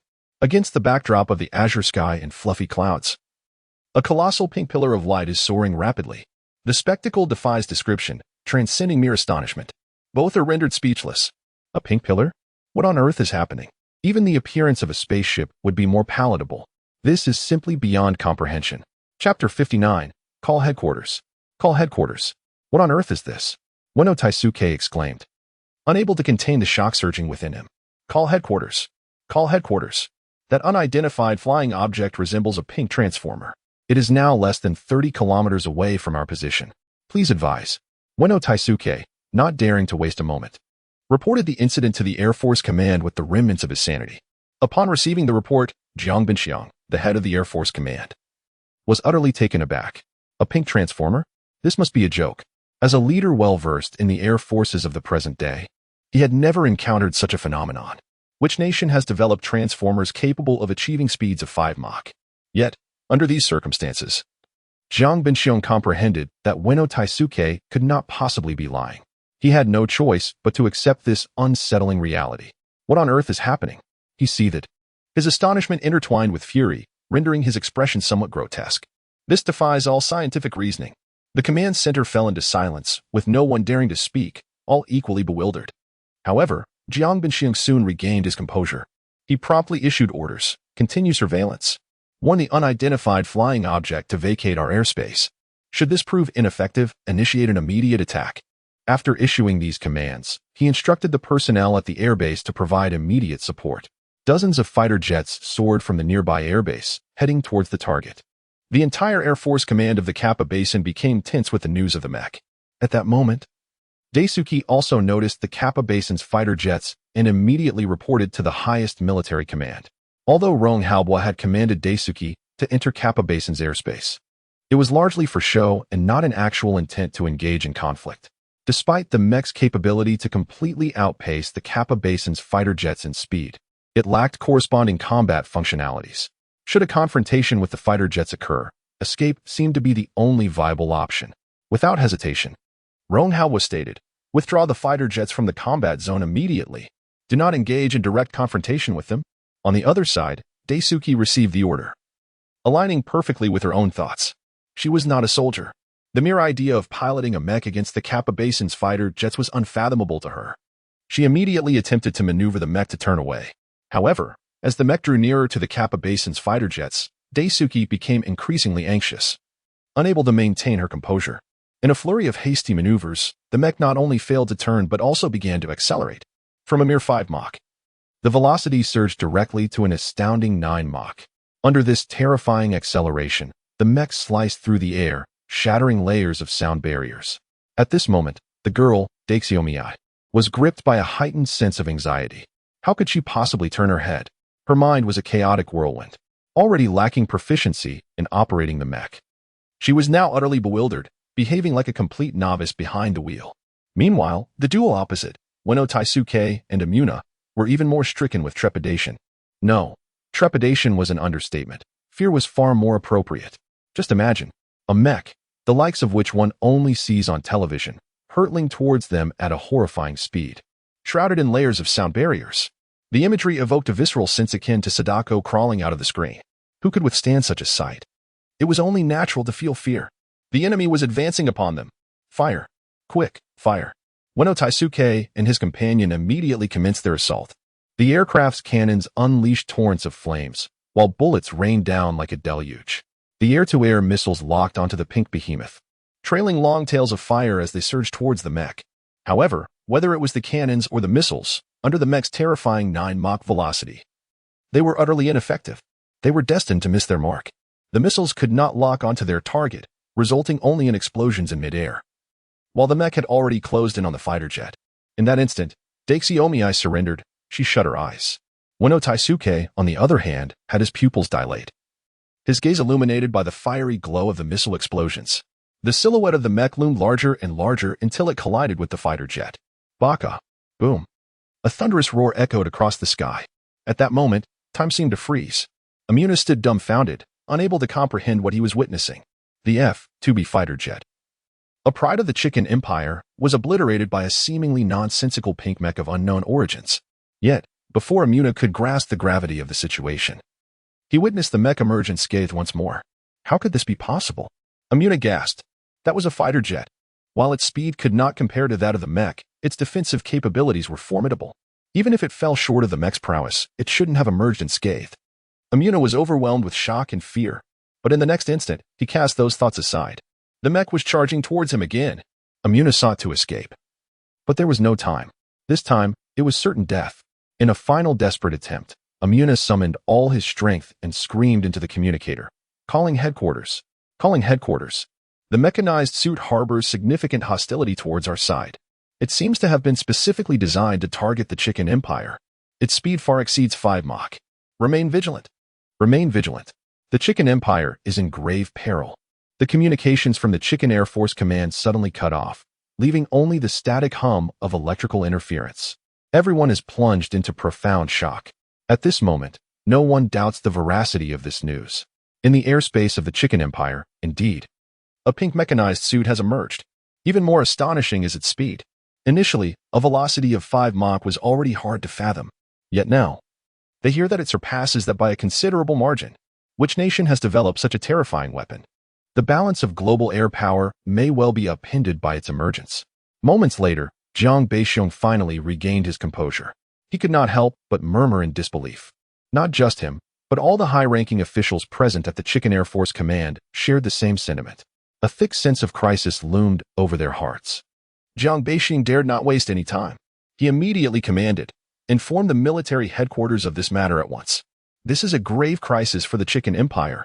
Chapter 60. The bald eagle struggles to sleep at the headquarters of the Chickenfoot Army. After Jiang Baixiong reported the news, a wave of panic swept through the room. Transformers? Speeds exceeding Mach 5? In an instant, 2 fighter jets were obliterated? This news detonated like a bomb at the military headquarters, leaving everyone in a state of disbelief. As the highest authority in the military, Yamamoto Tai's expression turned gravely serious. He simply could not comprehend why such a terrifying entity would suddenly emerge in the airspace of Chickenfoot. However, there was little time for contemplation. Yamamoto Tai had to make a decision immediately. He instructed all departments to initiate a state of alert and closely monitor the unidentified flying object. As soon as it entered the attack range, they were to launch an assault. Understood, responded the commander beside him, who then hurried off to prepare. In the office, Yamamoto Tai fell into deep thought. Who could be targeting Chickenfoot? Meanwhile, on the other side, I was equally bewildered. Initially, when confronted by the Chickenfoot fighter jets and realizing she could not control her craft, she had given up hope. After all, these were fighter jets, dominators of the skies. She had never entertained the notion of being able to contend with them. Yet the reality was, 2 fighter jets had simply vanished. In the clash with the mech, they had offered no resistance whatsoever, instantly turning into mere sparks in the sky. In stark contrast, the mech remained unscathed. I was utterly astounded, as if caught in a dream. At that moment, she recalled Chun Hanqing's words. Was it merely a one-to-one toy model? Not recommended for any other use? Was this truly a toy model? It felt like a cruel joke. The communicator crackled to life with a voice from the highest military command of Huagua. Please report the situation. Please report the situation. Finally, I regained her composure, albeit slightly. After a moment of hesitation, she stammered, "It seems there has been a minor incident." Without concealing anything, she recounted the encounter with the fighter jets, the tense mismanagement, and the ensuing explosions in detail. At the highest military command of Huagua, everyone listened to Dishiomi's account, their expressions a complex tapestry of emotions. Could this truly be an accident caused by nervous mismanagement? It felt more like a deliberate act of retaliation. Simultaneously, they were astonished by the terrifying strength of the mech. Merely relying on its defenses, it had managed to destroy 2 fighter jets while sustaining no damage whatsoever.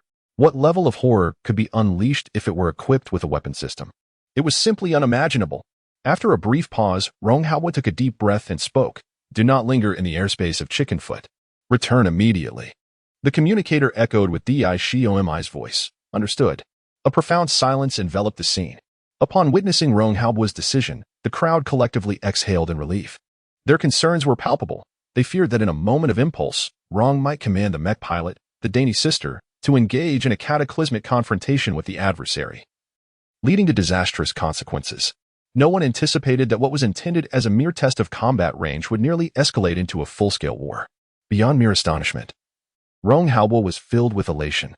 The greater the strength of the mech, the more significant its impact. He yearned for the mech to deliver a decisive blow, perhaps even to eliminate the foe in one fell swoop.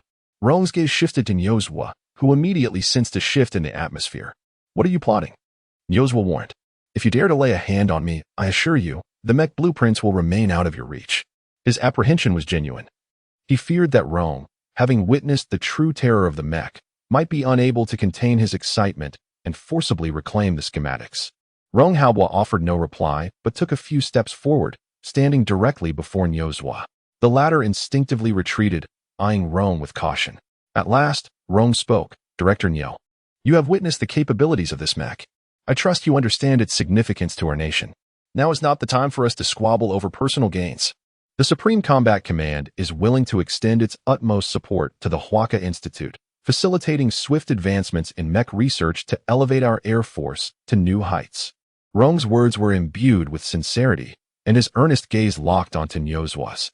The emotional weight of his declaration resonated deeply, stirring the hearts of all present.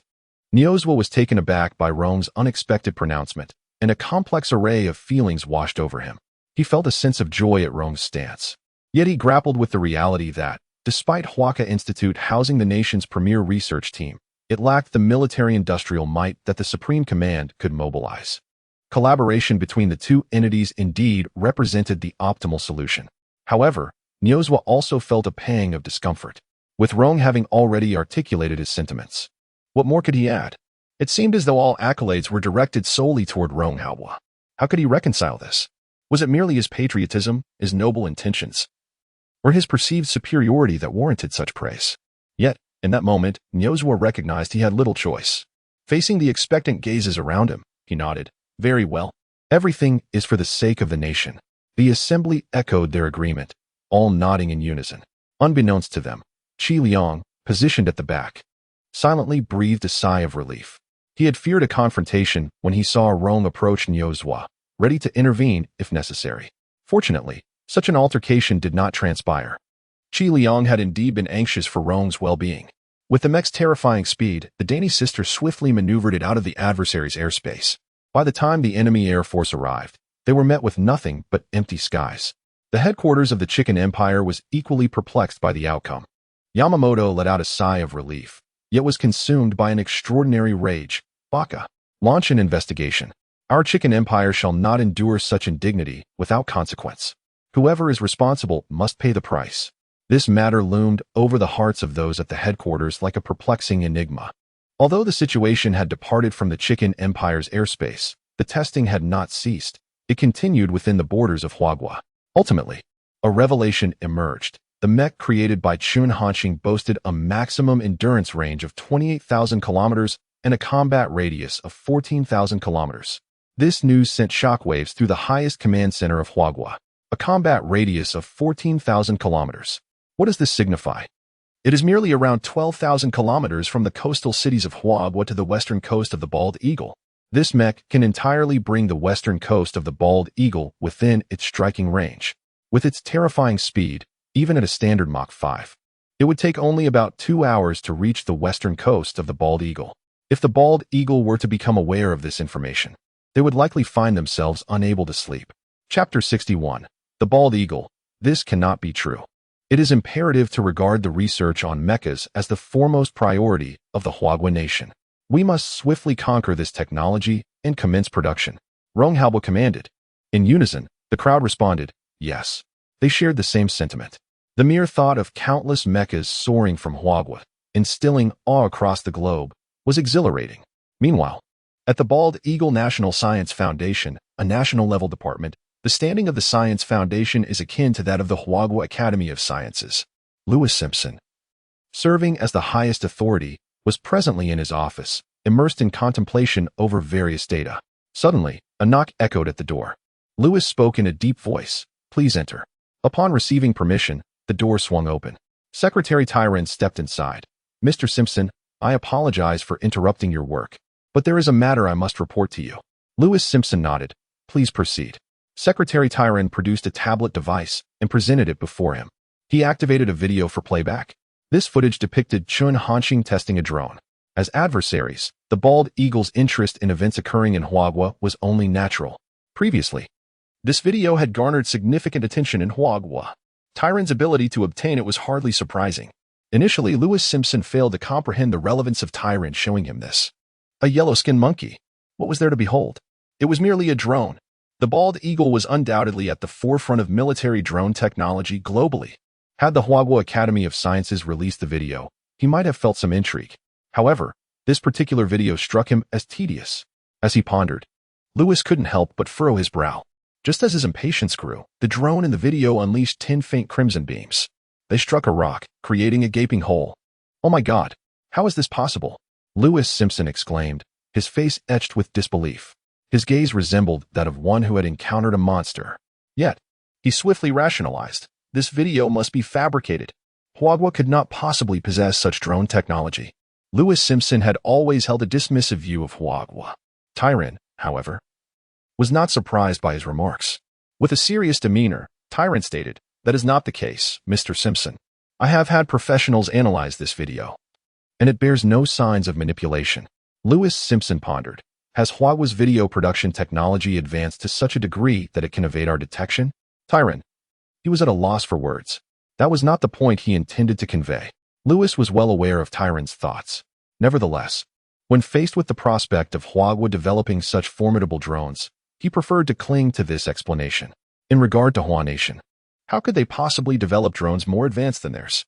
Tyron inhaled deeply and remarked, "Mr. Simpson, not long ago, a man named Meng Zhixiang from Hwa Nation expressed his intent to sell us this drone for 6 billion.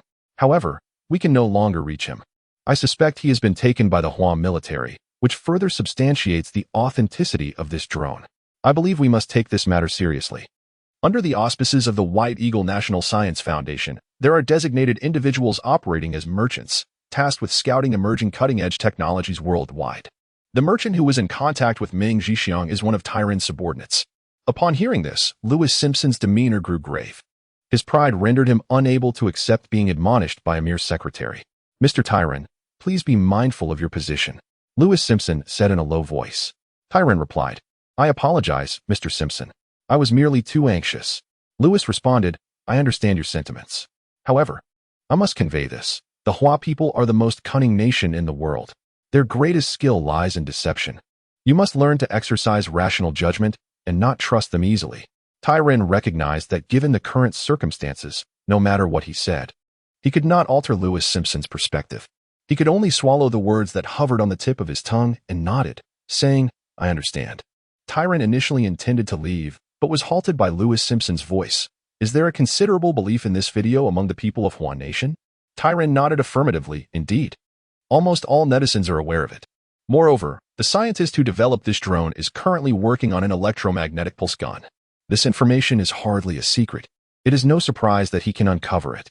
Originally, Tyron had planned to share the video of Chun Hanxing piloting the mech, intending to present it to Lewis Simpson as well. However, after witnessing Lewis Simpson's attitude, he abandoned that notion, knowing that he would not believe it regardless. Upon hearing Tyron's words, Lewis Simpson scoffed, "An electromagnetic pulse gun? How absurd. This is not a product that current Blue Star technology can produce. Mr. Tyron, I think it more fitting to label him a fraud rather than a scientist." Tyron remained silent. Lewis, undeterred, continued, "Those yellow-skinned monkeys from Hwa Nation revel in self-deception. You should send a message to the Huaxing City Daily, under my name, demanding they expose this fraud from Hwa Nation." Tyron's emotions were conflicted. He felt an urge to voice his thoughts, but hesitated and ultimately dismissed the idea. "Very well," Tyron said before turning and departing. Chapter 62. Intentional military intimidation. As darkness enveloped the sky, through the diligent efforts of Chun Hanxing, the electromagnetic pulse gun had taken on a rough form. At this pace of development, it was likely that within a week, Chun Hanxing would successfully complete his research and development task. Upon opening his personal information panel and returning to his room, Chun Hanxing remarked, and instantly, a vast array of ethereal information manifested within his mind. Name: Chun Hanxing. Age: 18. Task: manufacture electromagnetic pulse gun. Technology value: 3,450,000, 10, 10, 10, 10, 10. Acquired technologies: electromagnetic pulse gun technology, upgraded drone technology, beginner mecha technology, super doubling senior leisure technology, light speed spaceship technology, star destroyer technology, space-based weapon technology, aerospace carrier technology, Dyson sphere technology, after deducting the 1.3 million technology value required for redeeming the electromagnetic pulse gun technology and production materials, along with today's accumulation, Chun Hanqing's technology value reached 3.45 million. Previously, Ren Hongfei had watched Chun Hanqing's live stream and was aware of his rules. To avoid any unforeseen circumstances, before his departure, Ren Hongfei had already requested Chun Hanqing's card number. Now, the 1 billion for the development of the lithography machine had been successfully transferred. After closing the personal information panel, Chun Hanqing commanded, "Open the system mall." No sooner had he spoken than a myriad of technological information appeared before him. Without wasting any time, Chun Hanqing swiftly identified his objective. 2 nanometers lithography machine technology. Redeemable for 700,000 technology value. Would you like to redeem? Without hesitation, Chun Hanqing replied, "Yes." Following the deduction of the technology value, a surge of information flooded into his mind. In no time, he had fully absorbed the intricacies of the 2 nanometers lithography machine technology. Chun Hanqing then examined the materials required for producing the lithography machine, totaling 600,000 technology value. With his current reserves, he could easily afford it. However, Chun Hanqing chose not to rush into the redemption. He intended to complete the manufacturing of the electromagnetic pulse gun first before contemplating this matter. Just as Chun Hanqing was preparing to wash up and retire for the night, the sudden sound of a phone notification pierced the air. Upon connecting the call, before Chun Hanqing could utter a word, a voice resonated from the other end. "Comrade Chun Hanqing, this is Rong Haobua." As soon as Rong Haobua's voice faded, another voice eagerly interjected, "And I, Nyo Zhua, Director Nyo, now that you are an academician at our Huaka Institute, when will you have the time to visit the capital and see our laboratory? I will arrange for you to have an office." Nyo Zhua did not forget to assert his claim. Although Rong Haobua and Nyo Zhua had preliminarily reached an agreement during the day to collaborate on the technologies provided by Chun Hanqing, technology is one thing. But the human element remains paramount. There is only one Chun Hanqing, and that is the crux of the matter. Neither party was willing to yield. Moreover, I have heard that you are developing an electromagnetic pulse gun. If you encounter any difficulties, do not hesitate to inform me. As long as it is not a technical issue, I can provide assistance. Nyo Zhua continued, exhibiting a degree of self-awareness. He understood that if even Chun Hanqing could not surmount the technological challenges, he too would likely be powerless. Within the highest military command center, Rong Haobua could not help but furrow his brow. Is it necessary for you to mention this? If Comrade Chun Hanqing faces any challenges, he will certainly reach out to me, Rong Haobua declared. This response did not sit well with Nyo Zhua. "I say, you old man, you are quite cunning. Why would he call you? What do you understand? Can you comprehend what I am saying?" Nyo Zhua retorted without reservation. At the little duck toy factory, as he listened to their quarrel, Chun Hanqing felt utterly speechless. He inwardly lamented, "Regardless of the circumstances, you two are significant figures in Huagua. Cannot you be more mindful of your image? This is akin to squabbling like 2 village elders. Is this appropriate?" However, Chun Hanqing would not voice these thoughts aloud. He could surmise that the reason for their behavior was significantly linked to his decision to hand over the mech designs to Nyo Zhua. He had no intention of provoking trouble at this juncture. Thus, he chose to remain silent, merely listening. As the tension escalated, and it appeared that a confrontation was imminent, he felt compelled to interject. Comrade Rong, Dean Nyo, please continue your argument. If there is nothing pressing, I shall take my leave." Rong Haobua, Nyo Zhua. They were momentarily taken aback by his statement. Continue arguing? In light of the current situation, should they not be offering some words of counsel? How was it that Director Chun was deviating from the expected script? At this moment, both Rong Haobua and Nyo Zhua sensed that Chun Hanqing was not aligning with their preconceived notions. Once they regained their composure, Rong Haobua and Nyo Zhua ceased their bickerings, losing interest in further debate.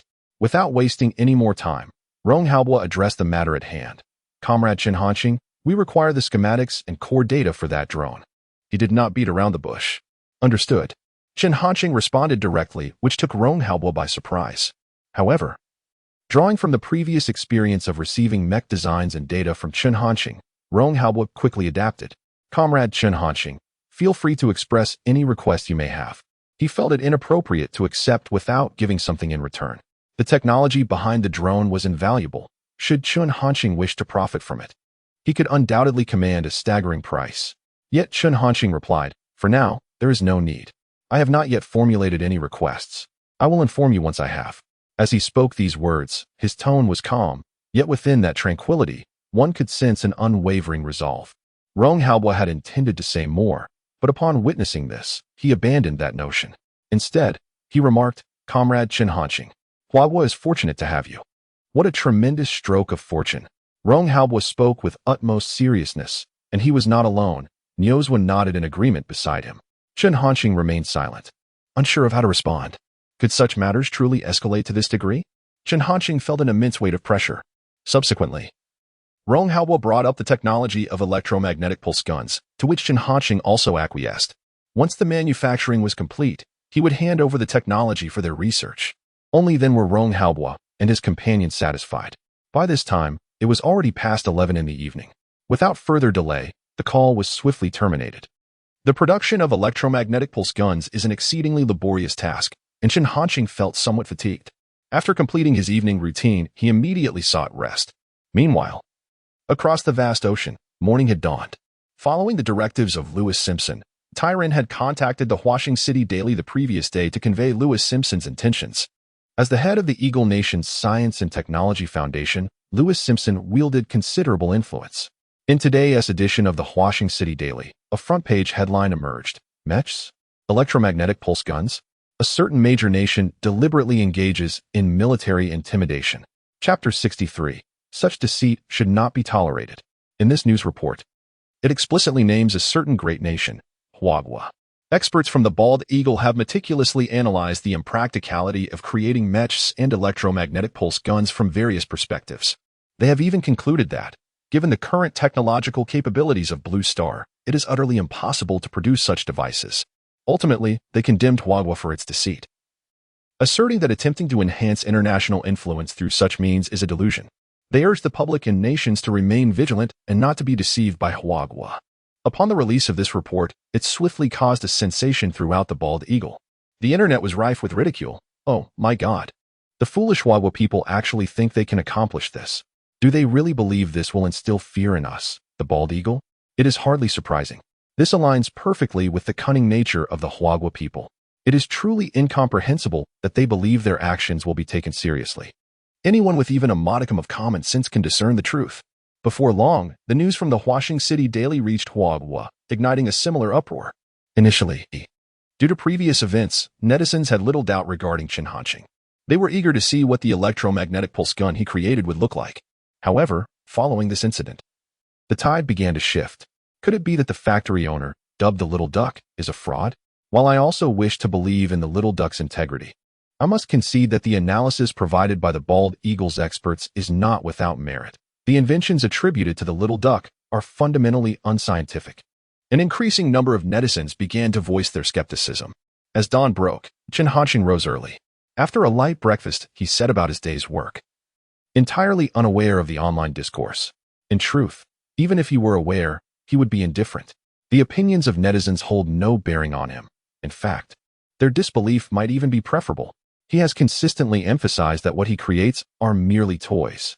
After a night of fermentation, the article in the Huaxing City Daily gained remarkable traction on Huogua's internet.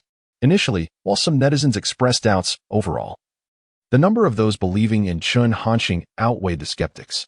However, gradually, some experts began to step forward, both openly and covertly, supporting the assertions of the Bald Eagle. Among them, a prominent expert named Huang Si emerged, known for his vehement rhetoric. In a video, Huang Si stated, "Firstly, I have watched the video of that Little Duck toy factory owner.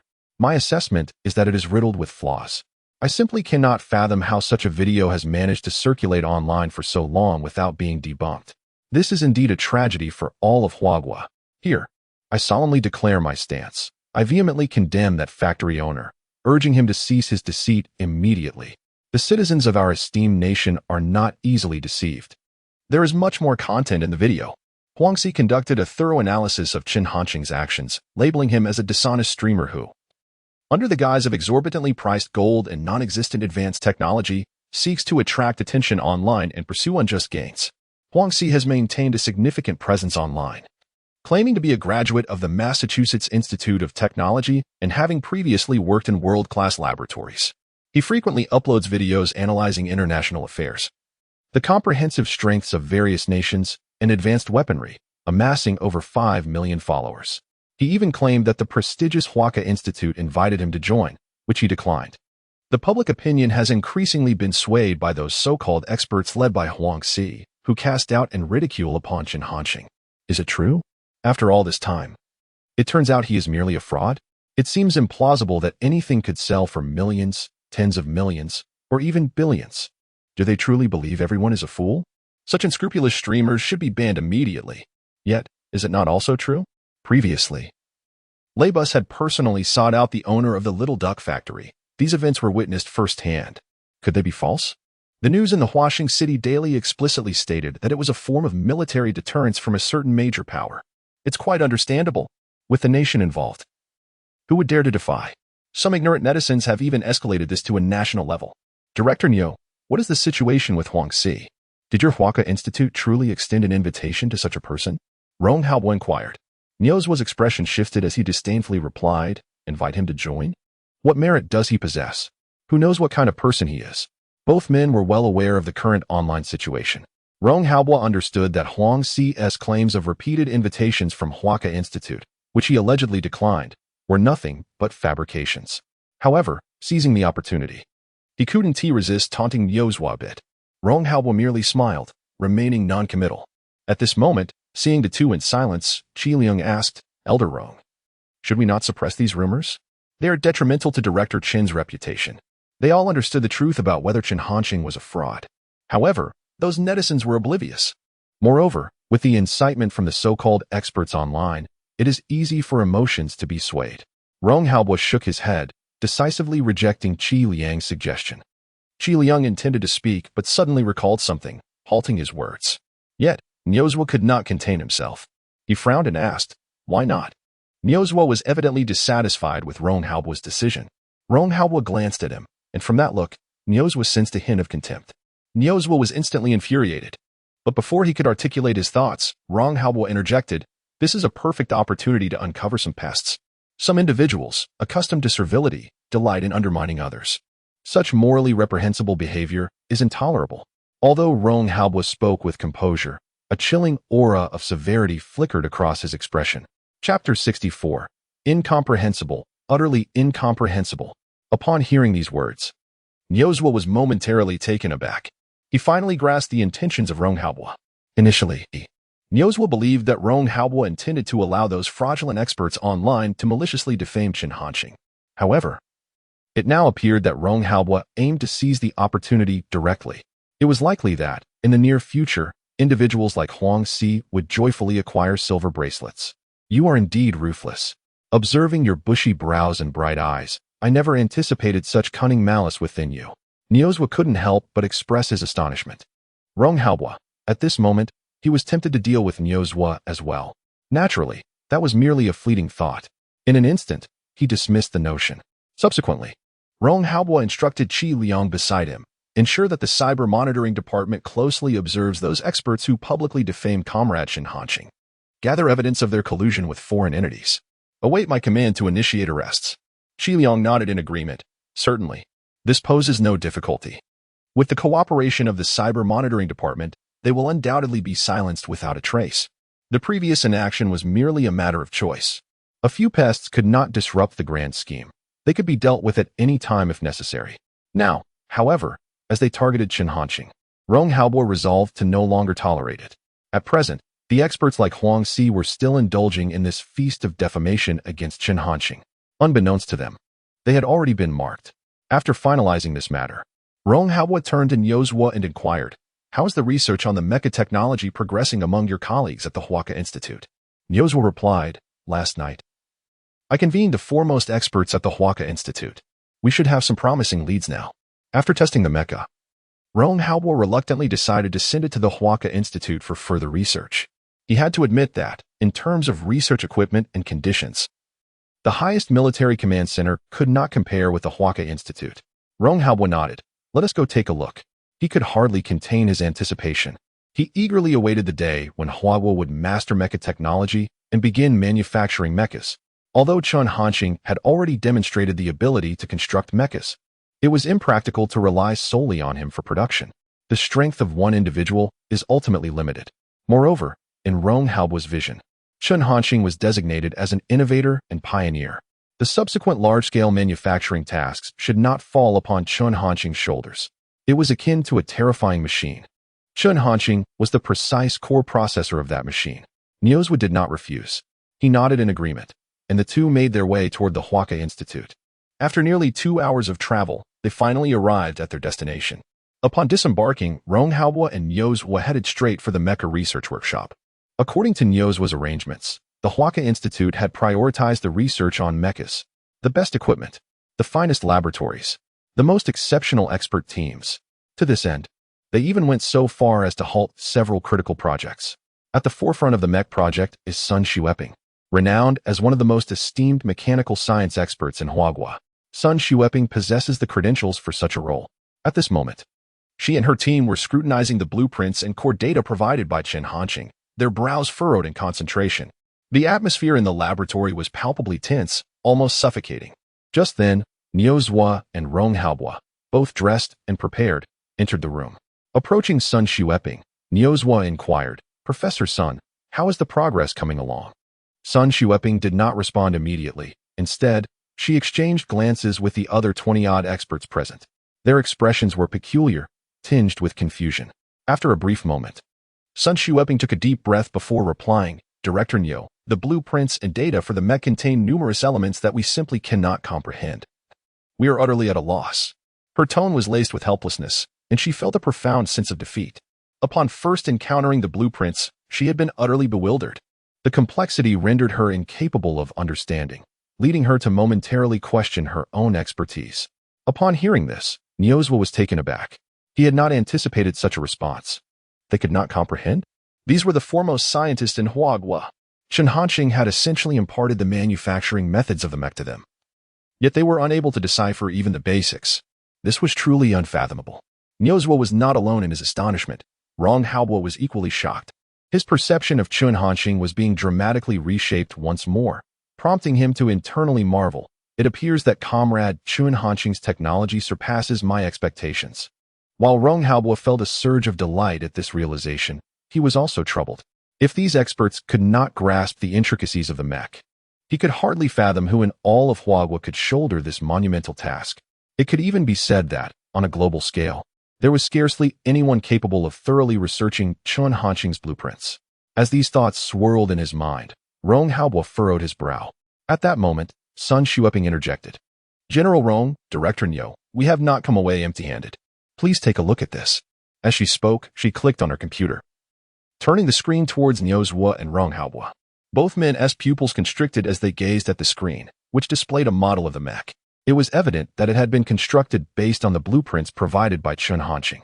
However, compared to the pink Optimus that Chun Hanxing had created, this mech was far more formidable.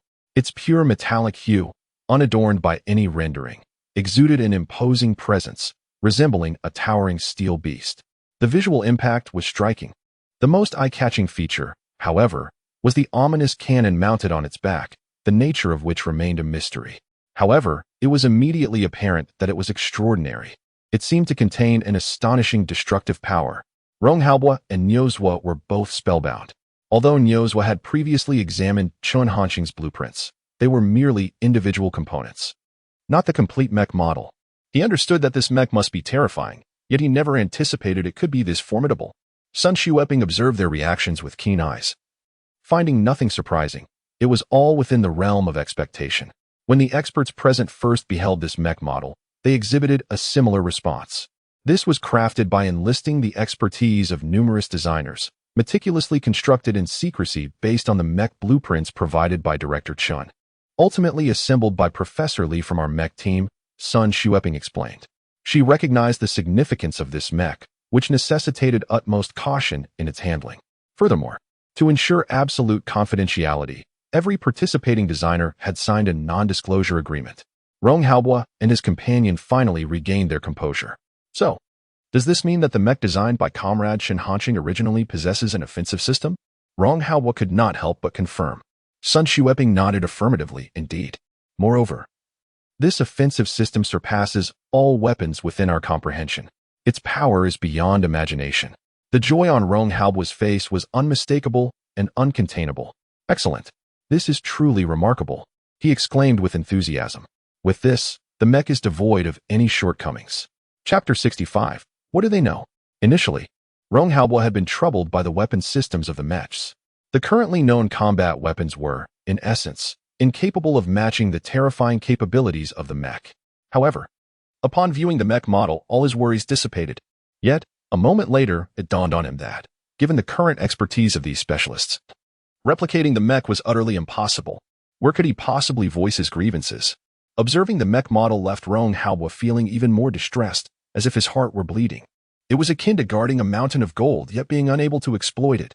What a waste of brilliance. Nevertheless, despite his discomfort, Rong Halbo understood the futility of the situation. In the end, he could only sigh in resignation. What a pity. In light of this, Sun Xueping remarked, General Rong, Director Chen's technical prowess is far superior to all of ours. In fact, it exceeds the highest levels known in the world today. Our hope is to seek counsel from Director Chen. The fact that an expert in the field of mechanical science in Huagua could express such sentiments speaks volumes about Chen Hanqing's skills. Rong Halbo nodded. I will communicate with Comrade Chen Hanqing. He then gazed at the mech displayed on the screen, his eyes brimming with hope. If Huagua could produce a batch of such mechs, which nation would dare to provoke them? They could simply act decisively. However, at that moment, Rong Halbo suddenly felt a twinge of concern. Comrade Chen Hanqing's remarkable skills might not be entirely advantageous. Others simply could not keep pace with him. Time passed. And in Yang City, at the Little Duck Toy Factory, Chen Hanqing emerged from the super laboratory, preparing for lunch. However, he first noticed the figure of Zhang Xia, who was intentionally waiting for him. Upon seeing him, she immediately approached. Director Chen, there is something I believe is necessary to discuss with you. Standing beside Chen Hanqing, Zhang Xia spoke earnestly. Chen Hanqing nodded. Officer Zhang, what is it? Without wasting time, Zhang Xia elaborated on the news published by the Huaxing City Daily, as well as the negative opinions circulating about Chen Hanqing online. Director Chen, your technology has been recognized by the Huaca Institute. We all have faith in you. Zhang Xia added this final note. After listening, Chen Hanqing exhibited little reaction. Initially, seeing the grave expression on Zhang Xia's face had led him to believe something significant had occurred. To his surprise, it was merely this. Meeting Zhang Xia's gaze, Chen Hanqing calmly replied, It's nothing. Let them say what they will. This is merely the usual tactic of the bald eagle. Furthermore, he paused momentarily before continuing. Those so-called experts from the bald eagle, what do they even know? As for the netizens who questioned him, Chen Hanqing was even less concerned, too indifferent to comment. It was still the same sentiment, just as he preferred. Zhang Xia. She was momentarily taken aback. What do the experts on the bald eagle truly understand? This statement is undeniably audacious. Although reluctant to concede, one cannot deny that. Given the current technological prowess of Blue Star, the bald eagle maintains an unequivocal dominance. Even Huagua has significantly weakened in high-tech domains. Chen Hanqing's words implied a complete disregard for the bald eagle. Yet, moments later, Zhang Xia realized that, considering Chen Hanqing's caliber, such a sentiment was not entirely unfounded. For a brief instant, Zhang Xia found herself at a loss for a response, ultimately nodding in acknowledgement, realizing her concerns were unwarranted, her cheeks flushing with embarrassment. Chen Hanqing, oblivious to her reaction, exchanged a few pleasantries and, after expressing gratitude for Zhang Xia's conduct, chose to say no more. Presently, the content in the Huaxing City Daily, published by the Bald Eagle, has generated a sensational uproar online, coupled with the momentum stirred by various experts. An increasing number of individuals have begun to question Chen Hanqing's credibility. Could it be that the Little Duck Factory director is indeed a fraud? If this is, as they claim, a grand scheme orchestrated by the upper echelons, the implications would be grave. I refuse to believe it. I implore my adoptive father to clarify. At the headquarters of the Foot Basin Chicken Military, Yamamoto Taiha was in his office, his brow furrowed in deep concentration. He remained troubled by the inexplicable appearance of the Transformers from the previous day. Although the loss of 2 fighter jets was far less than anticipated, the very existence of such entities posed a threat to the Foot Basin Chicken. Just then, a rapid knocking echoed through the room. Yamamoto Taiha furrowed his brow and said, Enter. Upon receiving permission, his secretary, Arashima Yuta, hurriedly stepped inside. As soon as he entered, he exclaimed, Lord Yamamoto, we have news regarding the unidentified flying object. Yamamoto Taiha's demeanor transformed with excitement. Speak quickly. Arashima Yuta, without hesitation, relayed all the information from the Bald Eagle's online reports, the Huaxing City Daily, and the rumors circulating within Huagua. The more he listened, the more astonished Yamamoto Taiha became.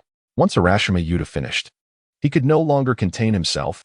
Are you saying that terrifying mech was manufactured by Huagua? How could Huagua possibly possess such advanced technology, even with the evidence before him? Yamamoto Taiha found it hard to believe. Before Arashima Yuta could utter another word, he regained his composure, reluctantly accepting this unsettling truth. His heart swelled with fury. Baka. Those detestable Huagua people must be made to. Initially, Yamamoto Taiha had intended to issue a fierce warning, demanding that Huagua pay dearly.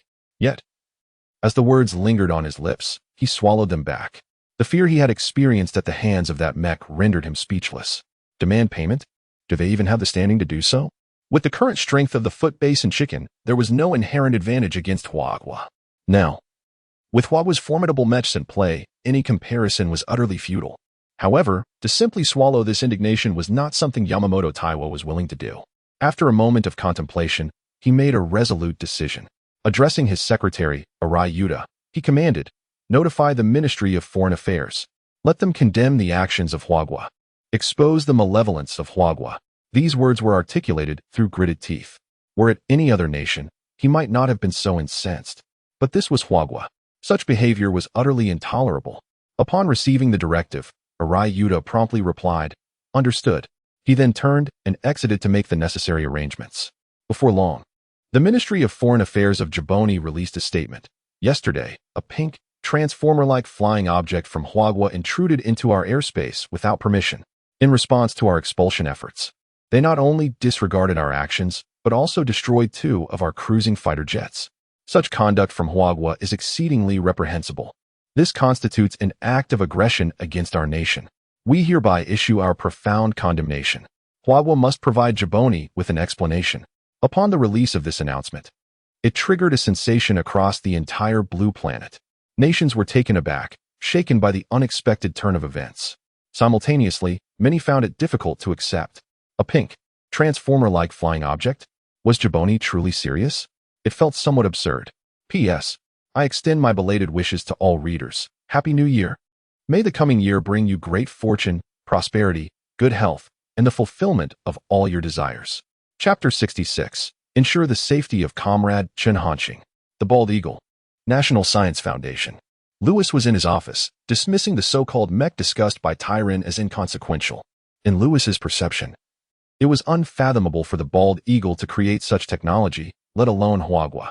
Just then, a knock resonated through the office. "Come in," Lewis Simpson called out. The door swung open, and in walked Tyron, his demeanor grave. Noticing Tyron's seriousness, Lewis inquired, "What is the matter?" Tyron replied directly, "Mr. Simpson, I must inform you that the mech from Huagua is likely real. Moreover, its capabilities may be far more alarming than we anticipated." Upon hearing this, Lewis frowned. Without a moment's contemplation, he retorted, "Do you realize what you are saying? This is impossible." Tyron did not argue, but simply handed Lewis a document. As he spoke, he presented the file containing a statement from the Ministry of Foreign Affairs of the Foot Base and Chicken, alongside a detailed account of the incident. Lewis accepted the document and turned his gaze towards it. Initially, he appeared unfazed, but gradually, his composure waned. Upon reading that the mech's speed could potentially reach a terrifying 9 Mach, Lewis could no longer contain himself. He exclaimed, "My God, this cannot possibly be true." It was inconceivable for Lewis to believe that Huagua could develop such a formidable mech. His face was a portrait of shock. A maximum speed of 9 Mach was utterly unprecedented. Even the most advanced fighter jet of the Bald Eagle, the F-22, could only achieve a speed of 2 Mach, rendering it incomparable. Furthermore, the document revealed that the mech had swiftly destroyed 2 fighter jets from the Foot Base and Chicken. Although the method was unknown, it was evident that the mech must possess a fearsome offensive capability. This had surpassed Lewis Simpson's understanding. Tyron hesitated for a moment before finally speaking. "Mr. Simpson, it appears that Huagua has produced a genius. This matter must be taken seriously." This time, Lewis did not rebut, though reluctant to accept it. He understood that the Foot Base and Chicken would not dare to fabricate such a report. After a moment of contemplation, Lewis nodded in agreement, feeling a mix of anger and frustration towards the Huagua people. Meanwhile, at the highest military command of Huagua, Rong Haobo wore a solemn expression. He had just reviewed the statement issued by the Ministry of Foreign Affairs of the Foot Basin Chicken. This situation was significant. If it were merely the Foot Basin Chicken, there would be no cause for fear, given Huagua's current comprehensive national strength. They utterly disregard the footbath chicken. The crux of the matter is that once this incident comes to light, it is bound to implicate Chen Hanqing. When Chen Hanqing initially accepted the order to construct the mech, it had not yet caught the attention of the high echelons of Huagua. By the time they realized, the video of Chen Hanqing piloting the mech had already gone viral across the internet. There was no way to contain it. Qi Liang stood by silently, fully aware of the gravity of the situation. The entire office was engulfed in an oppressive silence, the atmosphere thick with tension. Rong Haobua could easily surmise that once other countries became aware of the talent that Chen Hanqing represented, they would undoubtedly be restless. Those hostile forces would not passively watch Huagua grow more formidable. They were bound to take action. The most vulnerable target was none other than Chen Hanqing. If they could orchestrate an accident for him, it would sever Huagua's hopes at the source. In truth, the most prudent course of action would be to relocate Chen Hanqing to the capital. As the political heart of Huagua, as long as Chen Hanqing was there, no accidents could possibly occur. Rong Haobua had this confidence. Yet, he also understood that Chen Hanqing would likely not acquiesce. At last, after a moment's contemplation, Rong Haobua made his decision. His gaze turned resolute as he commanded, "Contact the military base in Zhongzhou." Qi Liang responded immediately, "Yes." Meanwhile, within the Zhongzhou military base, Chu Goen furrowed his brow. Beside him, his secretary was reporting, "Chief, the Shinong military base has sent word, expressing their willingness to cover the total cost of purchasing electromagnetic pulse guns, hoping that once they are produced, they can be jointly owned by both parties." No sooner had the secretary finished speaking than Chu Goen, without a moment's thought, impatiently retorted, "Tell Tianjin to cease sending such messages. Want electromagnetic pulse guns? Not a chance. Damn it, they're trying to encroach upon my territory." The secretary's expression was complex, yet he quickly replied, "Understood." Chu Goen was renowned in the military for being a straightforward character, always maintaining strict discipline over his words and actions. Yet now, he found himself driven to utter expletives. An unusual occurrence indeed. This frustration could not be solely attributed to Chu Goen. Tianjin was simply infuriating. Upon learning that Chen Hanqing had accepted Chu Goen's order for the electromagnetic pulse guns, Tianjin could no longer remain idle. Initially, he attempted to call Chu Goen, who, overwhelmed with annoyance, simply refused to answer. But this did not deter Tianjin. He resorted to messaging, fixated on the electromagnetic pulse guns. Chu Goen was on the verge of a breakdown from the incessant harassment. Just then, a secure phone call rang. Upon answering, Chu Goen impatiently inquired, "Who is it?" The voice on the other end responded, "It is Rong Haobua." Hearing this, Chu Goen was taken aback, his body instinctively shooting upright from his chair. He immediately stood at attention, his demeanor shifting to one of gravity. "General Rong," Chu Goen replied solemnly. His tone was entirely different from before, imbued with profound respect. Rong Haobua, as the head of the highest military command in Huagua, commanded immense prestige within the armed forces. Without wasting any time, he stated directly, "Immediately dispatch an enhanced regiment to the vicinity of the Little Duck Toy Factory to ensure the safety of Comrade Chen Hanqing." Upon hearing this, Chu Goen was taken aback. It is essential to understand that an enhanced regiment comprises between 4,000 to 5,000 troops. This would certainly constitute a significant maneuver for the Zhongzhou military base. However, Chu Goen quickly regained his composure. He promptly replied, "Yes. It is the duty of a soldier to obey orders. This is a principle that every soldier of Huagua adheres to." Even so, Rong Haobua still harbored some unease. He continued to solemnly instruct, "Chu Goen, remember this. Comrade Chen Hanqing must not encounter any unforeseen circumstances. Otherwise, you will be deemed a traitor to Huagua." Though the reasons behind Rong Haobua's urgency were unclear, Chu Goen could surmise that something grave was afoot. "Rest assured, General Rong, I will guarantee the safety of Comrade Chen Hanqing," Chu Goen declared, his voice involuntarily rising in excitement, filling the entire office with a palpable tension. Chapter 67. The electromagnetic pulse gun is complete. Upon witnessing this, Rong Haobua chose to say no more and promptly ended the call. However, the stern and solemn expression on Chu Goen's face remained unyielding. After placing the phone down, Chu Goen showed no hesitation and immediately began to mobilize the troops. He dispatched the most capable personnel from the Zhongzhou military base. Were it not for his obligations to oversee various affairs at the base, he would have preferred to go himself. Before long, a convoy of armed vehicles departed from the Zhongzhou military base, heading straight for Yang City. The sheer number of military vehicles required was staggering, resembling a colossal dragon snaking along the road, undoubtedly capturing the attention of countless onlookers. What on earth is happening? This feels off, very off. Could it be that they are truly preparing for war? 3 hours later, the reinforcement regiment arrived in Yang City, causing quite a stir. Upon receiving the news, Zheng Weimin was left dumbfounded. He simply could not fathom the reason behind such a large contingent arriving in Yang City. Without a moment's hesitation, Zheng Weimin set aside his current work and rushed to the scene. Only after learning that the military was there to protect Chen Hanqing did he breathe a slight sigh of relief, though he was still taken aback. So many people, all for the sake of safeguarding Director Chen? Was this a bit excessive? Nevertheless, Zheng Weimin did not question the upper echelon's decision. He understood that Chen Hanqing was now more significant than he had previously realized.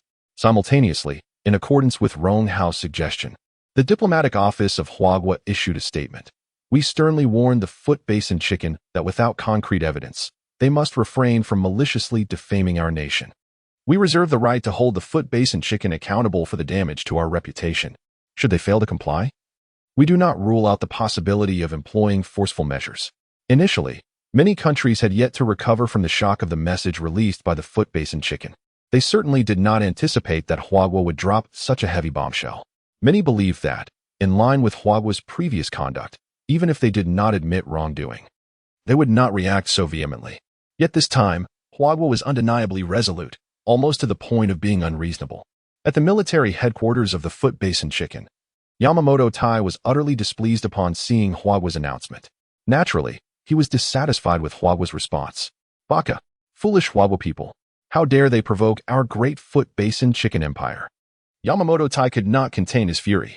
Once his emotions calmed slightly, he promptly contacted the White Eagle. Before long, the White Eagle also released an international statement. Huagua's actions are merely an attempt to shirk responsibility and constitute a serious violation of international law.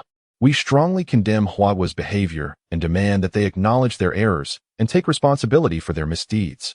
Without any unexpected developments, the Bald Eagle once again invoked international legislation, assuming the role of a global police force. With the Bald Eagle at the helm, other signatory nations hastened to voice their opinions.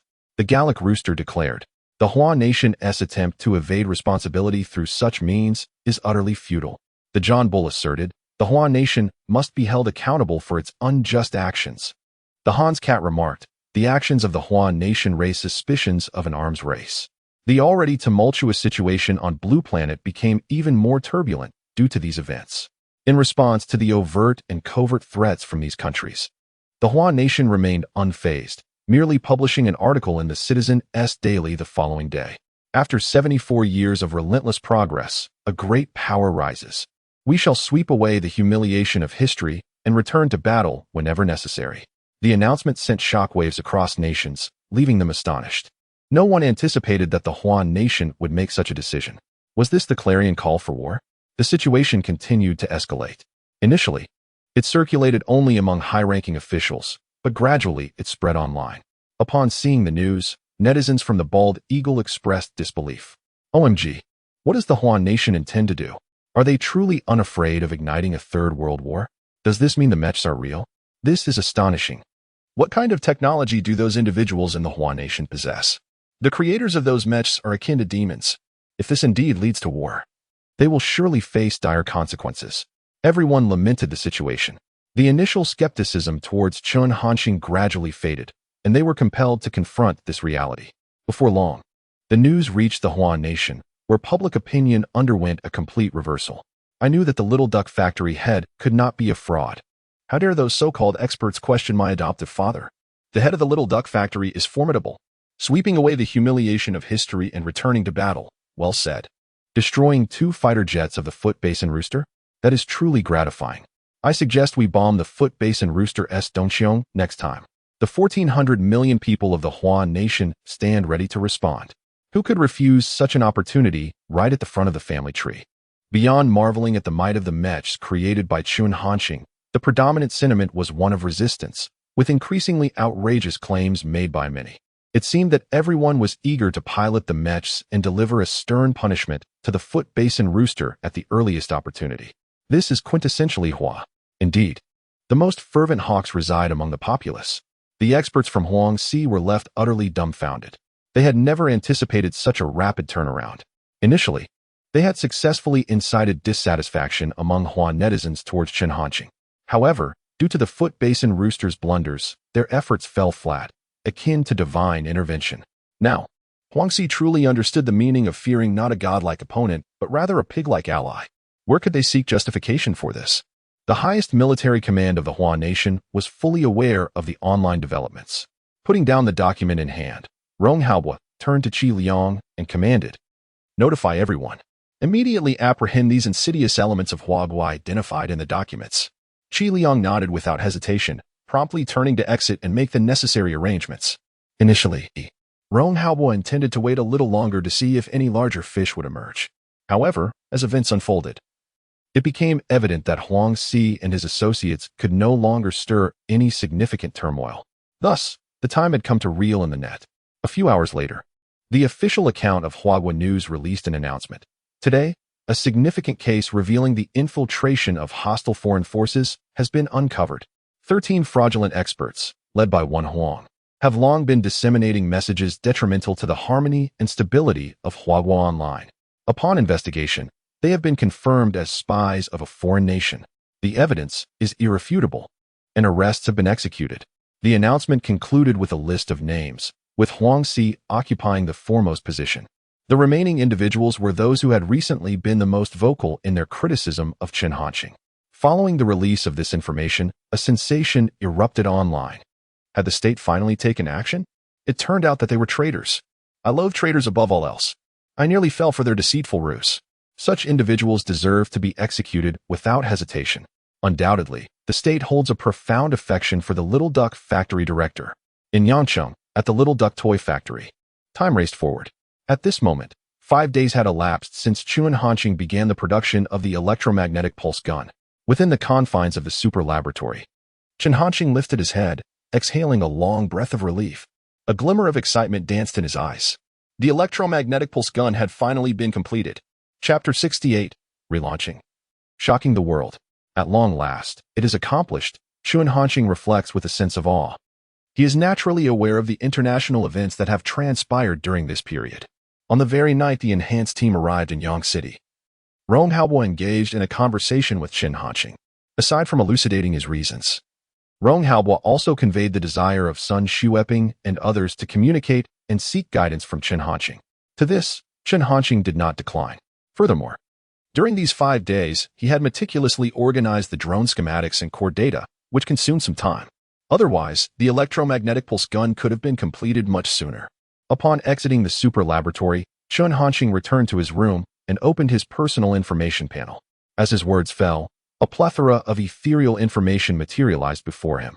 Name: Chen Hanqing. Age: 18. Task: manufacture electromagnetic pulse gun. Technology value: 6, 200, 000, 10, 10, 10, 10, 10. Mastered technologies: 2 nanometers lithography technology, electromagnetic pulse gun technology, upgraded drone technology, introductory mecha technology, super doubling elderly leisure technology, light speed spaceship technology, star destroyer technology, space-based weapon technology, aerospace aircraft carrier technology, Dyson sphere technology. After deducting the 700,000 technology points for the exchange of the 2 nanometers lithography technology and following the accumulation over this period, Chen Hanqing's technology value has now reached a staggering 6.2 million. Witnessing this figure filled him with joy. He wondered how much the per-second technology output would increase upon completing this task. Chen Hanqing murmured, eagerly anticipating what was to come. Currently, the internet is abuzz with information about Chen Hanqing. Following the previous international incident, his popularity has surged even further. All netizens are eagerly awaiting the electromagnetic pulse gun crafted by him. Chen Hanqing is well aware of this. After a moment of contemplation, he resolved to initiate a live stream. Presently, his Douyin follower count has reached an astonishing 150 million. Only the Huagua Daily can barely rival him. As soon as the live stream commenced, an overwhelming influx of viewers poured in. The viewer count immediately surged past 1 million. and this figure continues to rise. Finally, the moment we've been waiting for. The Little Duck Factory director is live streaming again. I heard that the mech is crafted by the Little Duck director shot down 2 fighter jets of the Foot Basin Chicken. I want to order a few. Money is no object. I just want to say, the Little Duck director is incredible. I was blind to have been deceived by those traders and doubted the Little Duck streamer. According to my adoptive father's usual style, this time of the broadcast should be showcasing the completed electromagnetic pulse gun. Where is the electromagnetic pulse gun? Everyone is exhilarated. Their perception of Chun Hanxing has undergone a transformation. In the past, despite Chun Hanxing's creations repeatedly reshaping netizens' understanding, however, for internet users, even so, Chun Hanxing remains merely a scientist proficient in terrifying technology. Upon learning of the mech affair, the perception of Chun Hanxing transformed in the hearts of netizens. He became a veritable hero against oppression. In Huagua, these 4 characters carry significant weight. His stature has risen to greatness, not just among these netizens. The highest military command of Huagua, along with esteemed institutions such as the Huaca Academy, have also been closely monitoring Chun Hanxing during this period. As soon as they learned he was going live, they promptly entered the broadcast room. The most exhilarated among them was Chu Goen. Inside the office at the Zhongzhou military base, Chu Goen's eyes fixated intensely on the screen. He did not blink, fearing the loss of crucial information. The mere thought that Chun Hanxing's live stream was likely to announce the successful creation of the electromagnetic pulse gun sent Chu Goen into a state of excitement. He even found himself beset by anxiety. Although he was aware that, given Chun Hanxing's expertise, the chances of any mishap were slim, he still felt a twinge of concern. The entire office was enveloped in an absolute silence. Only the slightly labored sound of Chu Goen's breathing echoed through the room. His secretary stood beside him, scarcely daring to breathe. He had no doubt that should he dare to make any noise, it would surely result in a severe reprimand. Meanwhile, at the National Science Foundation, Louis Simpson was lost in thought. Upon realizing that Huagua had indeed succeeded in creating mechs, he had been profoundly affected. This revelation starkly contradicted everything he had previously believed. How could Huagua possibly create such a terrifying contraption? This left Louis Simpson, who had consistently underestimated Huagua, in utter disbelief. His worldview had been shattered. Even more unfathomable to him was the fact that the creator of this mech was the director of a factory known as the Little Duck Toy Factory. Where could one even begin to rationalize that? During this period, Louis Simpson had been attempting to deconstruct the principles behind the mech. However, despite his efforts, he had found no leads whatsoever. He simply could not comprehend how such a mech could achieve such terrifying speeds. 9 Mach. It was utterly unprecedented. At that moment, a loud bang. The office door was flung open. Louis Simpson was jolted back from his thoughts. He frowned and glanced toward the entrance. His secretary, Tyron, stood there. "What are you doing?" Louis Simpson reprimanded. His heart was already laden with frustration, and now his anger was boiling over. Tyron did not respond but took a deep breath and said, "Mr. Simpson, the director of the Little Duck Factory has gone live." Upon hearing this, Louis Simpson was taken aback. The expression on his face froze. In the next moment, it melted like ice and transformed into exhilaration. Louis Simpson immediately replied, "Quick, enter the so-called director of the Little Duck Factory's live stream. I must see for myself. What an extraordinary phenomenon this is." He could hardly contain his excitement. Tyron nodded, producing a specially modified device. On its screen was the live broadcast of Chun Hanxing. This occurrence is not unique to the Bald Eagle. It has transpired in numerous countries.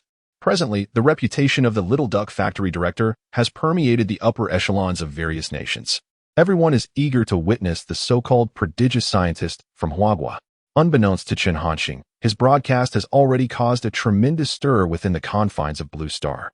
Observing the incessantly refreshing barrage of comments, Chun Hanxing, without hesitation, declared, "Brothers, after 5 days of diligent effort, the electromagnetic pulse mosquito extermination gun ordered by that national security netizen has been completed."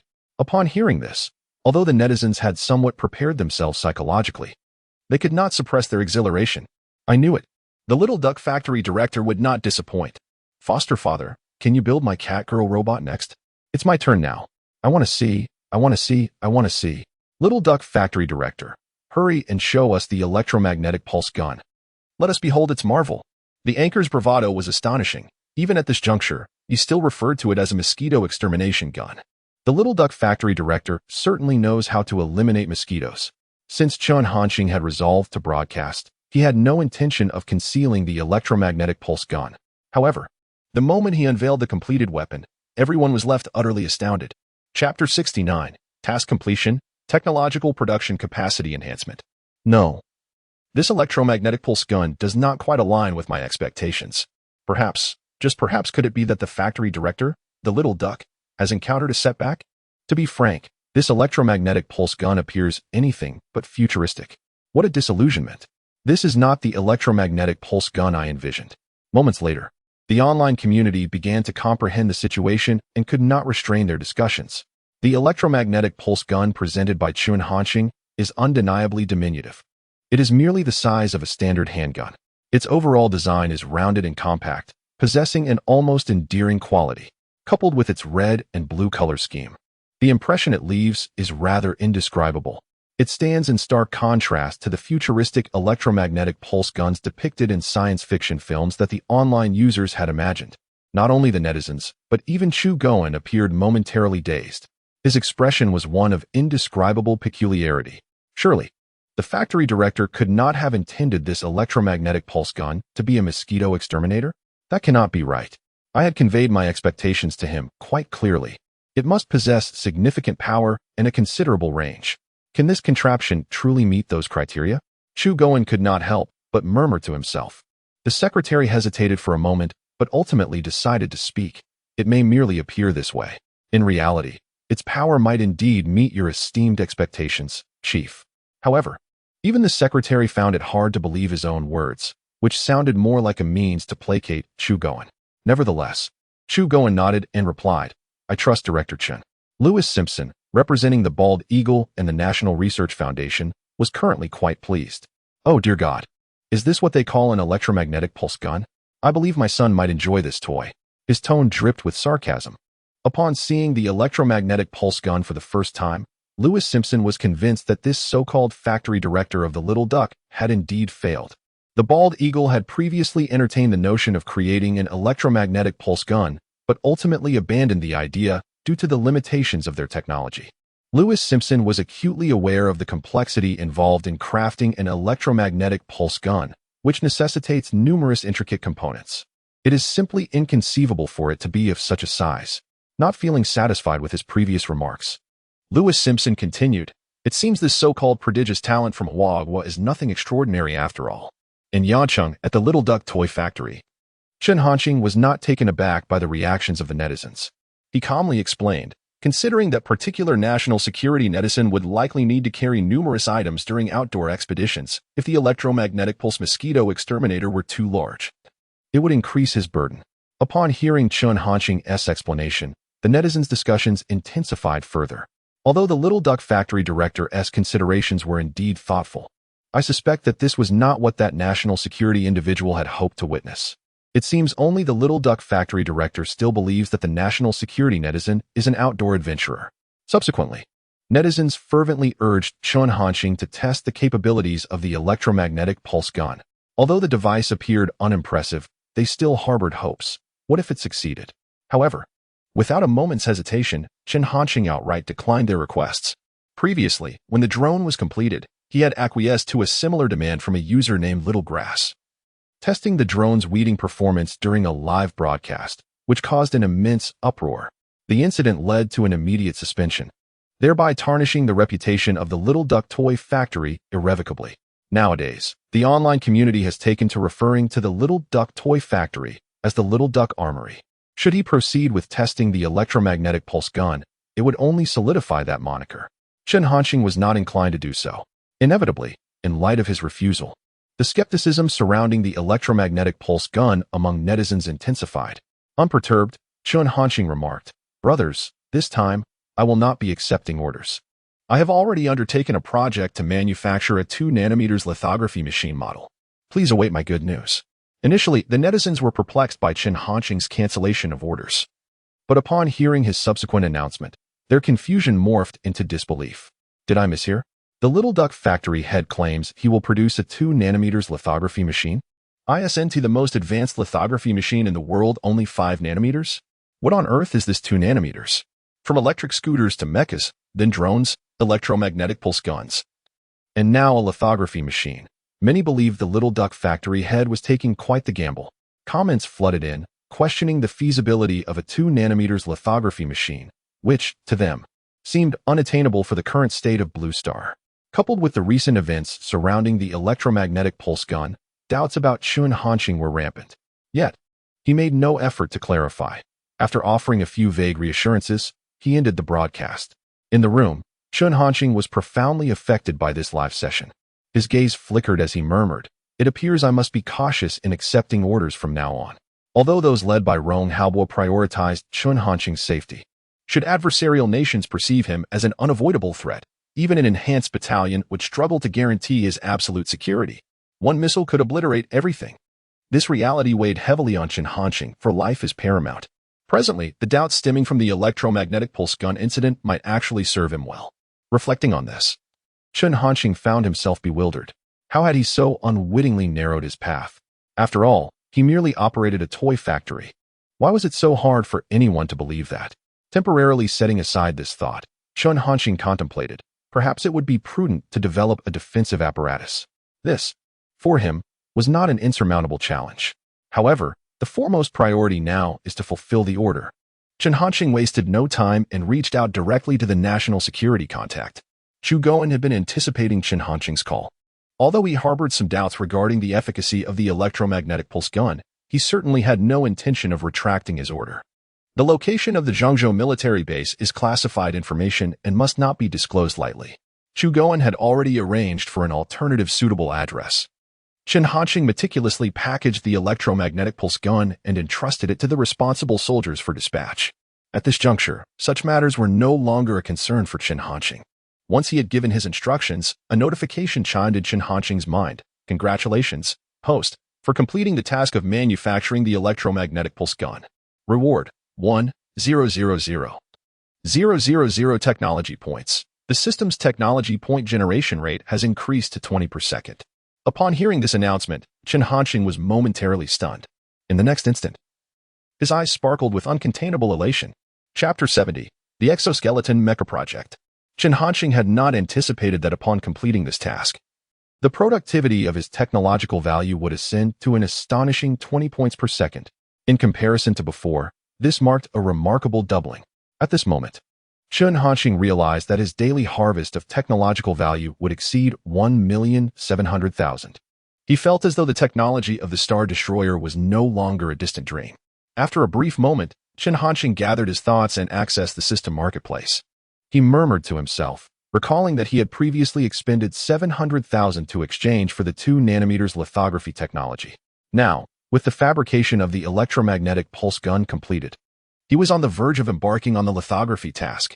He allocated 600,000 technological points to procure the necessary materials. However, Chun Hanxing did not immediately commence the manufacturing of the lithography machine. During this time, he had been either engaged in product creation or en route to it. There were matters that required his attention. Having not returned for such an extended period, it was time to make the journey back. With a quiet resolve, he stepped out of his room and made his way toward the factory. At the entrance of the toy factory, Song Zhou, who was stationed there, immediately saluted respectfully upon seeing Chun Hanxing. By now, Song Zhou was well aware of Chun Hanxing's accomplishments in crafting mechas and drones, and his respect for him had only deepened. Noticing this, Chun Hanxing nodded in acknowledgement and chose not to elaborate further. Yet, at that moment, Song Zhou inquired, "Academician Chun, are you heading out?" Chun Hanxing replied affirmatively. Song Zhou's expression shifted. After a moment's hesitation, he continued, "I apologize, Academician Chun. As you know, we are in a special period. Our directive is to ensure your safety. Therefore, if you wish to go out, we must accompany you." Fearing that Chun Hanxing might misconstrue this as an infringement on his freedom, Song Zhou explained that this precaution was taken out of necessity. Given the prominence of Chun Hanxing's name, it was inevitable that there would be individuals harboring ill intentions who could pose a threat to him. Allowing Chun Hanxing to venture out alone was simply too great a risk. Upon hearing Song Zhou's words, Chun Hanxing harbored no resentment. He understood the rationale behind Song Zhou's actions and nodded, saying, "Then I must trouble you, Captain Song." Chun Hanxing's response took Song Zhou by surprise. He had not expected such acquiescence from him. Quickly regaining his composure, Song Zhou replied. You are too kind. Director Chen, it is our duty. Subsequently, Song Zhou summoned over 30 soldiers who, to avoid drawing attention, had specially changed into civilian attire to accompany Chen Hanqing. Meanwhile, at the Scientific Research Foundation of the Bald Eagle Nation, the situation was utterly ludicrous. The Chinese were, as always, remarkably foolish. The idea that the director of that trivial toy factory could possibly fabricate a 2 nanometers lithography machine was patently absurd. It appeared that the failure of the electromagnetic pulse gun had not imparted any lessons to him. Lewis Simpson remarked, his tone dripping with sarcasm. The notion of manufacturing a 2 nanometers lithography machine? To Lewis Simpson, it was nothing short of a farce. Secretary Tyran stood nearby. Upon hearing this, a flicker of concern flashed in the depths of his eyes. Tyran always harbored the belief that the Little Duck Factory director was not as straightforward as he appeared. After a moment of silence, Tyran could no longer restrain himself. Mr. Simpson, I believe it is premature to draw conclusions at this juncture. It is prudent to remain cautious. Moreover, the electromagnetic pulse gun may not necessarily be a failure. Lewis Simpson cast a glance at Tyran, his brow slightly furrowing. Mr. Tyran, please reconsider your position. If you continue to advocate for that Chinese individual, I must contemplate your suitability for this role. Lewis Simpson declared, his dissatisfaction with Tyran's actions palpable. As his secretary, it was intolerable for Tyran to repeatedly speak in favor of the so-called Chinese monkey. Tyran was taken aback by Lewis Simpson's reaction. His eyes flickered, and ultimately, he chose to acquiesce. Mr. Simpson, I understand. From now on, I shall steadfastly uphold your stance. Only then did Lewis Simpson express satisfaction. He continued, make the arrangements. I am going to the White Palace. Tyran was momentarily stunned. The White Palace. That was the seat of the highest authority of the Bald Eagle. Lewis Simpson's visit there was likely concerning the Little Duck Factory director. Tyran was convinced that, under such circumstances, the decisions made by Lewis Simpson were fundamentally erroneous. Nevertheless, he nodded. Very well, Mr. Simpson. I shall make the necessary arrangements. With that, Tyran turned and departed. Once outside, he could not help but sigh and softly murmur. Arrogance may ultimately plunge the entire Bald Eagle into the abyss. May the Lord protect them. At the highest military command of the Chinese nation, Comrade Chu Goen, after testing the performance of the electromagnetic pulse gun, immediately reported to me. In the office, Rong Haobo spoke into a secure phone. On the other end, Chu Goen's voice promptly responded, Understood, General Rong. Rong Haobo nodded, refraining from further words, and hung up. He was well aware of Chu Goen's order regarding the electromagnetic pulse gun. Chu Goen reported to him without delay. Unlike others, Rong Haobo wore a calm expression at that moment. Observing this, Nyozwa could not help but interject. Aren't you the least bit concerned about the potential failure of the electromagnetic pulse gun? Rong Haobo did not respond directly. After a moment of contemplation, he replied, Director Nyo, what is your perspective on this matter? Nyozwa shot Rong Haobo a disapproving glance. I am inquiring about your opinion, not inviting you to turn the question back on me. Nonetheless, after a brief pause, Nyozwa continued, based on the knowledge I currently possess. The potency of an electromagnetic pulse gun of that size is undeniably limited. However, the creations of Director Chen have consistently defied conventional understanding. The success of the electromagnetic pulse gun is not entirely out of reach. This statement is tantamount to Nyozwa acknowledging that he cannot rival Chen Hanqing. Yet, Nyozwa felt no discontent in this admission. The technology mastered by Chen Hanqing is indeed beyond his grasp. Moreover, as a physicist, Nyozwa possesses limited knowledge of mechanical sciences. This is precisely why the research on the mecha project is spearheaded by Sun Xueping rather than himself. Rong Haobo nodded affirmatively, proclaiming, Comrade Chen Hanqing has never failed to impress. He will undoubtedly bring us surprises. His words were imbued with unwavering conviction. At this moment, Rong Haobo had developed an almost blind trust in Chen Hanqing. It seemed that anything crafted by Chen Hanqing was destined for success. Subsequently, Rong Haobo shifted the conversation, inquiring, How is the research on mechas progressing on your end? Upon hearing this, Nyozwa's expression grew somewhat intricate. Although the remote assistance from Director Chen has made it possible to comprehend the blueprints and data, the myriad components of the mecha are exceedingly complex and advanced. Achieving a thorough understanding within a short time frame is simply unattainable. Rong Haobo understood this, yet he still felt a tinge of disappointment. It appears that witnessing countless mechas from our nation soaring into the skies will take an indefinite amount of time, he mused. Nyozwa nodded, resigned to the reality. However, He continued, "Yet, it is not entirely devoid of progress. During this period, we have been endeavoring to simplify the mecha design, and we have made considerable strides. A dedicated project team has now been established, and the technical issues have been largely resolved. We are merely awaiting final implementation." Upon hearing this, Rong Haobuo's eyes sparkled with excitement as he promptly asked, "What is the project?" Niozhua, not one to keep secrets, responded, "The Individual Exoskeleton Armor Initiative. Chapter 71 Academician, have you been beaten?" Upon hearing these words, Rong Haobuo was momentarily taken aback. His gaze sharpened, and he eagerly inquired, "What are the odds?" He was quite familiar with the concept of individual exoskeleton armor, having previously participated in research on such military equipment in Huagua. However, due to technological limitations, the project had ultimately been abandoned, leaving Rong Haobuo with unfulfilled aspirations. After a brief moment of contemplation, Niozhua replied, "Close to 100%. Upon hearing this, an uncontrollable smile spread across Rong Haobuo's face. He was well aware of Niozhua's scientific demeanor. He would never make such bold assertions without absolute certainty. The fact that Niozhua had declared nearly 100% certainty meant that the individual exoskeleton mech plan was practically assured of success and ready for implementation. This was magnificent. Rong Haobuo struggled to contain his excitement, feeling his face flush. He owed this splendid news to Academician. This mech represented a tremendous treasure for Huagua. Niozhua could not help but express his sentiments as well. Rong Haobuo intended to nod in acknowledgement, but something felt amiss. Academician, those three words resonated uncomfortably. Rong Haobuo understood perfectly well what Niozhua was implying. This was a declaration of authority. The old man. Rong Haobuo scoffed inwardly, silently cursing. Nevertheless, in light of Niozhua's optimistic news about the individual exoskeleton armor, he refrained from voicing any objections, treating it as a concession. While it was true that the exoskeleton armor could not rival the formidable mechs, if successful and produced in bulk, it would undoubtedly enhance the combat effectiveness of Huagua's army significantly. One soldier could take on 10, or even 100. To exaggerate further, it might even be possible to disable a tank with bare hands. The Huagua army would ascend to become the true sovereign of the land, vanquishing all challengers. Lost in thought, Rong Haobuo envisioned a bright future beckoning him. Yang City. Academician, what do you intend to do with all these supplies? Song Zhou inquired, gazing at the vehicle filled with rice, flour, and other provisions. In his mind, he found it difficult to reconcile the image of Chun Hanxing with these mundane items.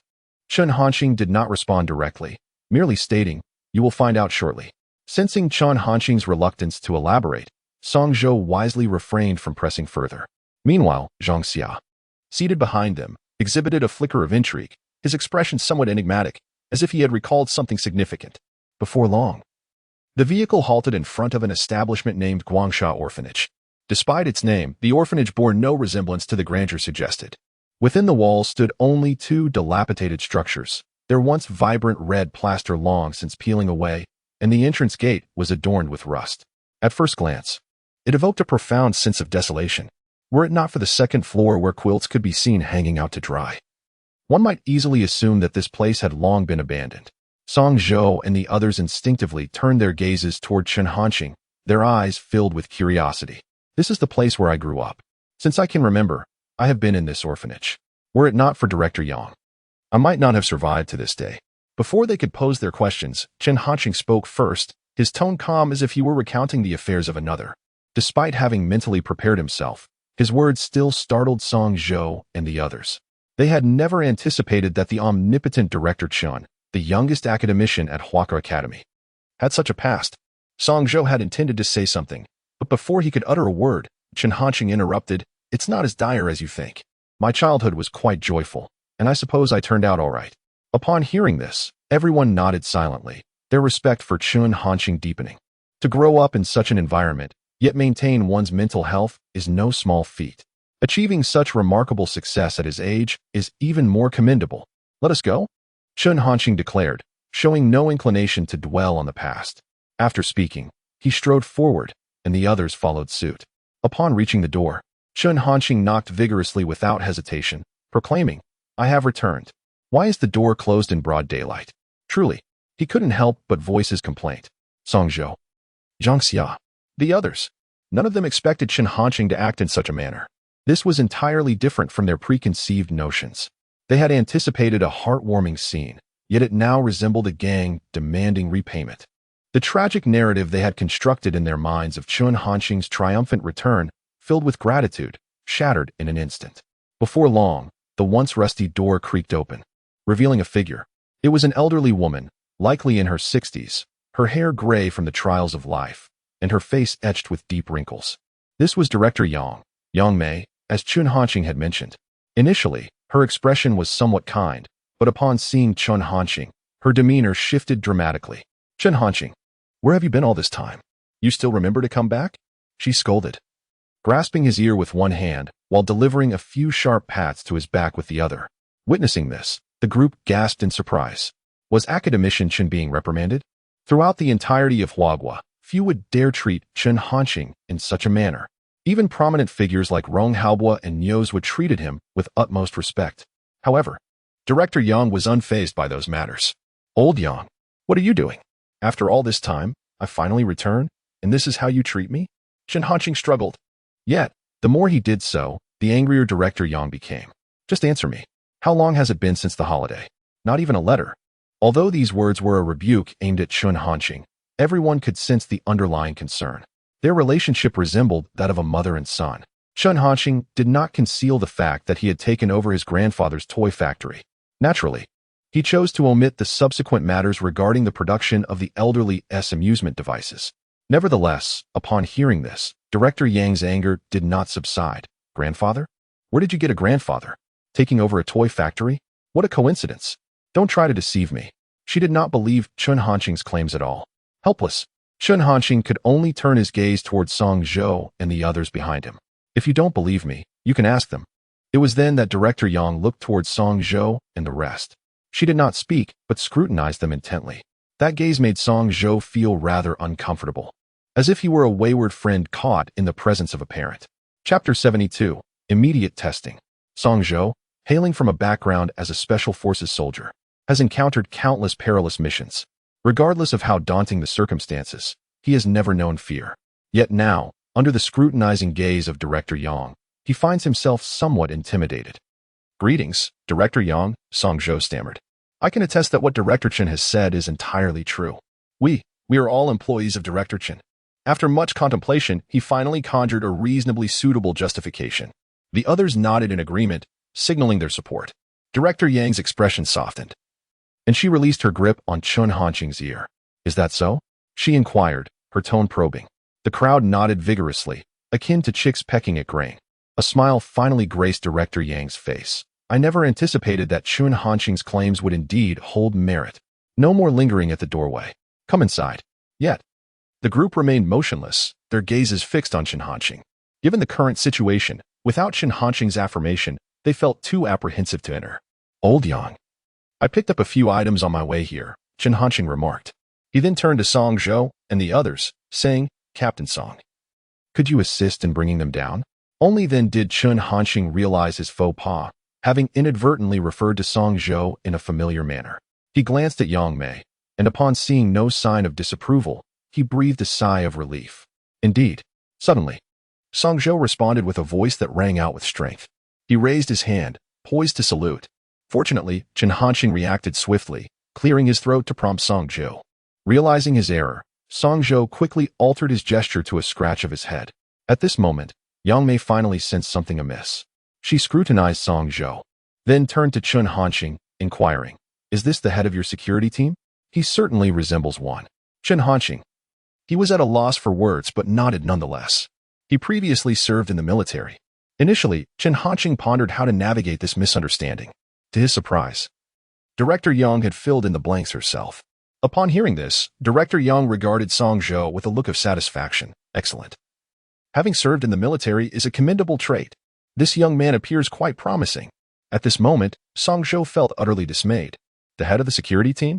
If his former comrades were to learn of this, it would undoubtedly become a lifelong source of ridicule. However, Song Zhou quickly regained his composure, unsure of how to respond, and could only awkwardly nod in agreement. Without further ado, he led the 20 or so soldiers to begin unloading the items from the vehicle. Initially, Yang Mei had assumed that Chun Hanxing had merely brought a small quantity.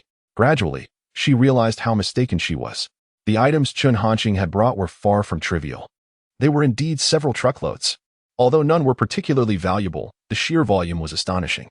However, Director Yang was quite distressed. What on earth are you buying all these things for? Are you so wealthy that you have nowhere to spend it? She scolded with dissatisfaction. Chun Hanqing felt utterly helpless and could only explain, I am now the factory director. What do you think these items amount to? In response, he received a scathing glare from Director Yang. I believe you are simply inviting trouble. There will be many future expenses for you. College requires money, and after graduation, you'll need to purchase a house and a car, and even wed a wife. Like many other parents, once the subject arose, Director Yang began to ramble incessantly. Those present found themselves momentarily dazed. Who could have imagined that academician Chen also faced the pressure of marriage? If this scene were captured on film and shared online, it would undoubtedly astonish countless netizens. Chun Hanqing had long since grown accustomed to it, merely feigning ignorance. Suddenly, Director Yang's voice faltered. Chun Hanqing sensed something unusual. Previously, discussions of this nature would typically last at least half an hour. What was different today? Following Director Yang's gaze, he eventually fixed his eyes on Zhang Xia. At that moment, Zhang Xia was carrying 2 large buckets of oil towards the orphanage. Earlier, due to the crowd and Zhang Xia standing at the back, Director Yang had not noticed her. But now, she observed clearly. Chun Hanqing could almost feel the sparkle in Director Yang's eyes. A sense of foreboding washed over him. However, before he could utter a word, he saw Director Yang move forward. Upon reaching Zhang Xia, she instantly donned a radiant smile. Dear girl, I didn't see you earlier. Please don't take offense. You should have let me know you were coming. I would have prepared better. Zhang Xia was initially bewildered, but soon, she realized something and understood that Director Yang must have misunderstood. Director Yang, you, Zhang Xia began, but before she could finish her sentence, she was interrupted by Director Yang. Chun Hanqing, why are you still standing there? How can such work be left for a girl? Hurry over and assist her. Despite his reluctance, Chun Hanqing approached. He first took the oil from Zhang Xia's hands before saying, Old Yang, what are you doing? It's not what you think. But Director Yang paid no heed, pushing Chun Hanqing aside. Go away. She then affectionately linked arms with Zhang Xia, laughing as they walked towards the orphanage. Song Zhou and the others were left in a state of shock. They exchanged glances between Zhang Xia and Chun Hanqing, their expressions filled with incredulity. Chun Hanqing could easily guess what they were thinking. After a moment of contemplation, he said, just so you know, it's really not as she imagines. Yet, Song Zhou and the others paid no attention, pretending they hadn't heard, and continued with their tasks. Chun Hanqing, what is this all about? As Chun Hanqing entered the orphanage, instantly, more than 30 children surrounded him. Brother Xiaoxing, you have finally returned. Brother Xiaoxing, you promised me you would take me to buy candied hawthorns. Brother Xiaoxing, Qin Yiming snatched my toy again. They clamored in unison, their voices creating a cacophony. The children wore tattered clothes, and their appearance evoked memories of Chun Hanqing's own childhood. Chun Hanqing had long since grown accustomed to this. He patiently addressed each child's concerns one by one. Once everything was moved, under the direction of Director Yang, the group began to prepare lunch. Initially, Song Zhou and the others felt a sense of burden about dining here. To outsiders, it seemed like an ordinary meal, but for the orphanage, it represented a significant expense. It was only after Chun Hanqing's persuasion that they finally acquiesced. Meanwhile, at the Zhongzhou military base, in the testing area, the electromagnetic pulse gun had arrived. Chu Goen could hardly contain his eagerness and immediately arranged for its testing. His expression was solemn. Though he appeared calm, anxiety churned within him. At that moment, a soldier sprinted to Chu Goen's side, saluted with military precision, and reported, Report, Commander. Everything is ready. Please give your orders. Chu Goen's gaze sharpened, and without hesitation, he commanded, Commence the testing. Chapter 73, 2,000 meters, maximum power. Understood. The soldier responded promptly to the command and turned to depart. At this moment, the tester stood ready, his expression somewhat peculiar, for the firearm in his grasp was extraordinarily unusual. Had he encountered it elsewhere, he might have dismissed it as a mere toy. However, witnessing the solemn demeanor of Commander Chu Goen, the tester could not genuinely regard it as such. Yet, the intrigue in his heart remained, prompting him to ponder. Is this device truly reliable? Upon delivery, Chun Hanqing had included a manual for the electromagnetic pulse gun, which indicated that it was remarkably easy to operate. By merely pulling the trigger, one could initiate the charging process, and releasing it would result in automatic firing. With the command issued, the tester hesitated no longer. His countenance grew grave as he raised the electromagnetic pulse gun, aiming it at a target 500 meters away. In accordance with Commander Chu-Goen's directives, the initial test would not reach the full 2,000 meters. He intended to proceed gradually. Taking a deep breath, the tester steeled himself and decisively pulled the trigger. Buzz! The electromagnetic pulse gun emitted a faint hum, and the weapon itself trembled slightly. At the muzzle, a shimmering wave of light appeared to pulse and coalesce. At that moment, all attention in the command center was fixated on the tester and, more specifically, the electromagnetic pulse gun in his hands. With brows slightly furrowed and eyes keenly focused, they observed. The first test would not involve an extended charge. Merely a second had passed when the tester released the trigger. Buzz! Instantly, a translucent pulse wave, akin to the size of a fist, erupted from the muzzle, racing toward the target at an astonishing velocity. Had it not been for the accompanying fluctuations in the air, the human eye would have struggled to perceive it. The scene was imbued with a sense of science fiction. Upon the pulse wave's contact with the target, boom! An explosive sound resonated as the steel target was obliterated into fine dust, leaving nothing behind. A profound silence enveloped the room, with expressions of astonishment etched on every face present. The attendees, all high-ranking officials from the Zhangzhou military base, comprehended the monumental implications of what they had just witnessed. The power of the electromagnetic pulse gun exceeded their wildest imaginations, and it was likely that this was far from its ultimate capability. Moments later, the crowd finally stirred from their astonishment, and their emotions surged uncontrollably, prompting them to exclaim, "Electromagnetic pulse! This is a genuine electromagnetic pulse gun. The potential is unimaginable. What would it do to a human target? Even at 500 meters, its force is formidable. A single hit could potentially render a tank inoperable. Continue the testing immediately." It was no exaggeration to assert that all firearms in the world paled in comparison to this electromagnetic pulse gun. Excitement danced across their faces, and not just them. Commander Chu-Goen's feelings were equally jubilant, for this remarkable electromagnetic pulse gun was his order. Thus, Chu-Goen harbored high hopes for this endeavor. Yet, he remained silent, his lips pressed tightly together, striving to maintain an air of tranquility. However, the tremors of his body betrayed the true turmoil within him. At that moment, a soldier approached Chu-Goen to report. "Report, Commander. The 500-meter test was successful. Please give your instructions." Even the soldier's voice involuntarily rose a pitch. Chu-Goen nodded, forcing himself to rein in his emotions before responding. "Proceed with the test. Distance, 2,000 meters. Maximum power." The 2,000 meters represented the utmost limit Chu-Goen had proposed to Chen Hanqing. Even a standard small-caliber sniper rifle has a maximum lethal range of merely 1,500 meters. If, at 2,000 meters, this electromagnetic pulse rifle could still perform admirably, it would undoubtedly be regarded as a divine instrument of the army. "Yes," the soldier replied. Yet, before he could turn to leave, Chu-Goen's gaze flickered, a sudden thought striking him as he directed his attention toward a nearby mountain. "Wait," Chu-Goen commanded. The soldier halted in his tracks, treating the mountain as a target. Upon hearing Chu-Goen's words, everyone was momentarily taken aback, followed by expressions of shock, their incredulous gazes fixed upon him. The video clips of Chu-Goen's connection with Chen Hanqing had long since circulated, and they had all seen them. Witnessing Chu-Goen's current demeanor, they couldn't help but recall the request he had made to Chen Hanqing. The greater the power, the better. Ideally, something capable of penetrating a mountain. Was Chu-Goen indeed contemplating such an action? Silence enveloped the group once more, the atmosphere thick with disbelief. They had never taken Chu-Goen's earlier conditions seriously, nor did they genuinely expect the electromagnetic pulse rifle to breach a mountain. If it were true, it would be utterly absurd. Facing their skeptical gazes, Chu-Goen's expression remained resolute. He could discern their thoughts, yet he was filled with unwavering confidence in Chen Hanqing. As long as it was a condition agreed upon by Chen Hanqing, it would undoubtedly be fulfilled. The soldier responsible for relaying the message appeared equally bewildered. However, despite the incredulity, he quickly regained his composure. "Understood." After speaking, the communication soldier turned to depart. When he conveyed this request to the testers, they were momentarily taken aback. Treating the mountain as a target? Such a procedure had never been undertaken before. Nevertheless, regardless of their reservations, the testers dared not defy Chu-Goen's orders. They swiftly adjusted their positions, preparing to commence the test. The tension among the onlookers intensified, Their eyes widened, and even their breathing became labored.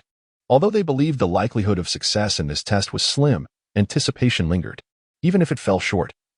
This test should provide a rough indication of the electromagnetic pulse rifle's limits. Without further delay, the testers initiated the operation. He fiercely pressed the trigger with his finger. As the energy built up, a resonant hum grew increasingly louder. The gun's body trembled with escalating intensity. After a brief span of several seconds, just as the tester felt he could no longer endure the pressure and was about to release the trigger, the electromagnetic pulse gun automatically discharged. A pulse wave, approximately 2 meters in diameter, erupted from the small muzzle, roaring forth towards the mountain with astonishing speed. Everything in its path was utterly obliterated. Even the very ground was torn asunder, leaving a profound chasm in the brown earth. In the blink of an eye, the pulse wave reached the mountain, followed by a tremendous rumble. The ground itself began to quiver. Even though Chu Goen and the others were still quite distant from the targeted mountain, they could distinctly feel the tremors. Nevertheless, their gazes remained unwaveringly fixed on the mountain. Gradually, their expressions began to shift from anticipation to terror as they beheld an enormous, pitch-black void manifesting upon the cliffside. Chapter 74. You truly deserve this. Silence. Behold the mountain ravaged by the electromagnetic pulse weapon. Everyone stood ensconced in profound silence, as if they had forgotten to breathe. Their minds were blank, devoid of any thoughts, overwhelmed by sheer astonishment. Time appeared to freeze at that moment. After what felt like an eternity, Chu Goen was the first to regain his composure. The electromagnetic pulse weapon. The test was a resounding success. As he uttered these words, his heart raced uncontrollably, his voice trembled, and it even bore a hint of hoarseness. Upon hearing this, the crowd gradually returned to their senses. Suddenly, the atmosphere erupted like a detonated bomb. Everyone could no longer contain their excitement. Could it be that I am not mistaken? It succeeded, it truly succeeded. This is utterly terrifying. Such a compact weapon could unleash such formidable destructive power. I can hardly fathom the chaos that would ensue if this electromagnetic pulse weapon were deployed on the battlefield. No army equipment could withstand its might. All I wish to express now is that Director Chun is remarkable. They could not help but exclaim, their exhilaration lingering in the air. Subsequently, detailed tests were conducted, and once concrete results were obtained, Chu Goen promptly returned to his office and dialed a number. The Supreme Military Command of Hua Nation. At that moment, Rong Haobo and Yozhuo were seated in their office, enveloped in silence, awaiting the call. Suddenly, the encrypted phone on the desk rang. Without a moment's hesitation, Rong Haobo answered, stating, "This is Rong Haobo. General Rong, this is Chu Goen." The voice from the other end immediately resonated. Rong Haobo's expression became intensely focused. He could surmise the reason for Chu Goen's call. Without further ado, he inquired, "How did the test go?" Chu Goen's voice came through, brimming with excitement. It was a complete success. The performance of the electromagnetic pulse weapon fully met our expectations. Upon hearing this, Rong Haobo's breath grew heavy, and his eyes sparkled with unrestrained joy. Following this, Chu Goen provided a detailed report of the testing results to Rong Haobo. With each revelation, Rong Haobo's astonishment deepened. Upon learning that the weapon could penetrate nearly 2,000 meters and almost breach the mountain, he could not contain a gasp of amazement. His elation was impossible to suppress. Once Chu Goen finished speaking, Rong Haobo found it difficult to regain his composure. Finally, he took a deep breath and declared, "Comrade Chen Hanqing is indeed a pillar of our Hua Nation. His existence is worth 1,000,000 troops." Rong Haobo spoke with unwavering conviction. On the other end, Chu Goen nodded in agreement. Rong Haobo continued, "You must arrange immediately for the electromagnetic pulse weapon to be delivered to the Supreme Military Command. Remember, we must avoid any mishaps at all costs. Furthermore, all individuals who witnessed the testing of the electromagnetic pulse gun must sign the highest level of confidentiality agreement. This matter must remain undisclosed." In previous instances, a lack of preparation forced Chen Hanqing into the spotlight. Having learned from past experiences, Rong Haobo holds this issue in high regard. He is determined not to again thrust Chen Hanqing into such a precarious position, as it would be exceedingly detrimental to him. Chu Goen did not respond immediately. He pondered for a moment before hesitantly stating, "General Rong, I have arranged for the signing of the confidentiality agreement. However, the electromagnetic pulse gun was procured from Director Chun at a considerable expense to our Zhongzhou military base, and I must inquire." Rong Haobo was well aware of Chu Goen's intentions. Before Chu Goen could finish his thought, Rong Haobo interrupted, "Indeed, Your Zhengzhou military base has made significant contributions in this matter. I will report to the higher authorities to secure a 30% increase in your military funding. A 30% increase in military funding is an immensely substantial figure. Chu Goen immediately expressed his gratitude. Thank you, General Rong. However, I have one small request. Rong Haobo furrowed his brow, his tone turning decidedly less amiable. Another request? Chu Goen could sense the displeasure in Rong Haobo's voice. Yet, this matter was crucial to the development of the entire Zhengzhou military base, compelling him to press on, General Rong. I wish to request that once there are breakthroughs in the research of the electromagnetic pulse gun, and it is ready for production, that Zhengzhou military base be considered first for its equipment. I hope for your approval. Chu Goen was well aware that the electromagnetic pulse gun could not remain indefinitely at the Zhengzhou military base. Only by relinquishing it could its full potential be realized. However, having witnessed the power of the electromagnetic pulse gun, it would be disingenuous to claim he was not tempted. Thus, after careful consideration, he made this request. Once Chu Goen finished speaking, there was a notable silence on the other end of the line, causing him considerable anxiety. He was acutely aware of General Rong's formidable reputation, one that even instilled fear in the white-headed eagle. If he were to truly offend him, the consequences would be unimaginable. Chu Goen felt the pressure mounting. Finally, when he was on the verge of breaking under the strain, Rong Haobo's voice finally emerged from the other side of the line. Approved. The call was promptly disconnected. Without any further pleasantries, Chu Goen exhaled in relief. Overflowing with joy, he pondered for a moment before picking up the encrypted phone and dialing another number. Upon connection, a voice greeted him. Hello, this is Tianjun. Chu Goen had reached the Shinong military base. His motive for this call was quite straightforward, a desire to showcase his triumph. This is Chu Goen, he declared. On the other end of the line, there was a moment of silence before the words came forth. Has the electromagnetic pulse gun been tested? Tianjin could readily surmise the purpose behind Chu Goen's call. Nevertheless, his curiosity compelled him to engage. Chu Goen affirmed, the tests have been completed. A sense of pride began to swell within him. Well, how did it go? Tianjin inquired. Remarkably well. As for the specific results, General Rong has instructed that they remain confidential, Chu Goen replied. Meanwhile, Tianjin's emotions became exceedingly complex. Initially, upon witnessing Chen Hanqing unveil the electromagnetic pulse gun during the live broadcast, he harbored concerns regarding the potential failure of the device. Thus, upon receiving news of its success, he was undoubtedly elated. Yet, alongside this joy, a sentiment of envy and resentment also brewed within him. To this day, he could not fathom why Director Chen had chosen Chu Goen over him, especially when it was evident that everyone was equally pretentious. Why the disparate treatment? After an extended silence, Chu Goen made no effort to rush him, simply waiting patiently. At last, Tianjin spoke again. Did General Rong promise you any benefits? Though he already harbored an answer in his heart, he felt compelled to seek confirmation. Chu Goen responded directly, indeed, quite substantial. So much so that it is beyond imagination. As for the specifics, you are aware of the rules. I cannot disclose them. At this point, Tianjin could no longer contain himself. Chu Goen, you truly deserve to be condemned. Chapter 75. Something is amiss. This is truly unsettling. Shinong military base. At this moment, Tianjin was genuinely furious. He had come to a complete understanding. Chu Goen's call was merely an attempt to provoke him. Without hesitation, he resolved to deny Chu Goen any further opportunities to gloat. With that, Tianjin abruptly hung up the phone. That scoundrel.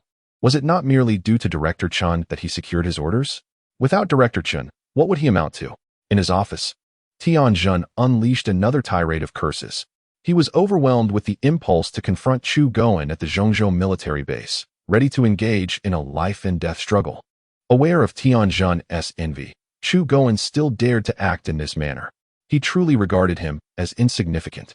At the Zhengzhou military base, Chu Goen found himself in stark contrast to Tianjin's predicament. His smile radiated with brilliance. This was precisely the effect he desired. After days of brooding resentment from Tianjin, he had finally avenged himself. A double joy indeed. He felt an extraordinary sense of exhilaration. As Chu Goen exited his office, the guard at the entrance immediately saluted. Chu Goen, with an amiable smile, nodded gently at the guard. The guard was taken aback. He had never witnessed Chu Goen behave in such a manner. Typically, he merely offered a slight nod. Yet today, Chu Goen actually smiled at him. Something is not right. This is exceedingly strange. Observing Chu Goen's retreating figure, the guard could not help but ponder, what has come over the chief today? Has he been stimulated by something? Yang City, Guangsha Orphanage. My dear girl, are you not cold dressed so lightly? Is work at the factory tiring for you? How old are you now, my dear? At the dining table, Director Yang had been holding Zhang Xia's hand, inquiring with warmth and concern. He even subtly probed into Zhang Xia's circumstances. The atmosphere was reminiscent of a father-in-law preparing to welcome his soon-to-be daughter-in-law. Zhang Xia had never encountered such a situation. She felt somewhat bewildered, yet faced with Director Yang's attentiveness, she could hardly refuse. She could only strive to play along. When Director Yang once again inquired about her feelings regarding Chen Hanqing, Zhang Xia could finally bear it no longer. With a pleading gaze, she turned to Chen Hanqing. Her face a portrait of grievance and helplessness. It was truly remarkable how Director Yang could corner this illustrious police flower of Yang City to such an extent. Witnessing Zhang Xia's expression, Chen Hanqing could not remain indifferent. He cleared his throat and spoke. Old Zhang, I have told you repeatedly, things are not as you perceive. We truly share no relationship. Chen Hanqing had uttered this statement many times before.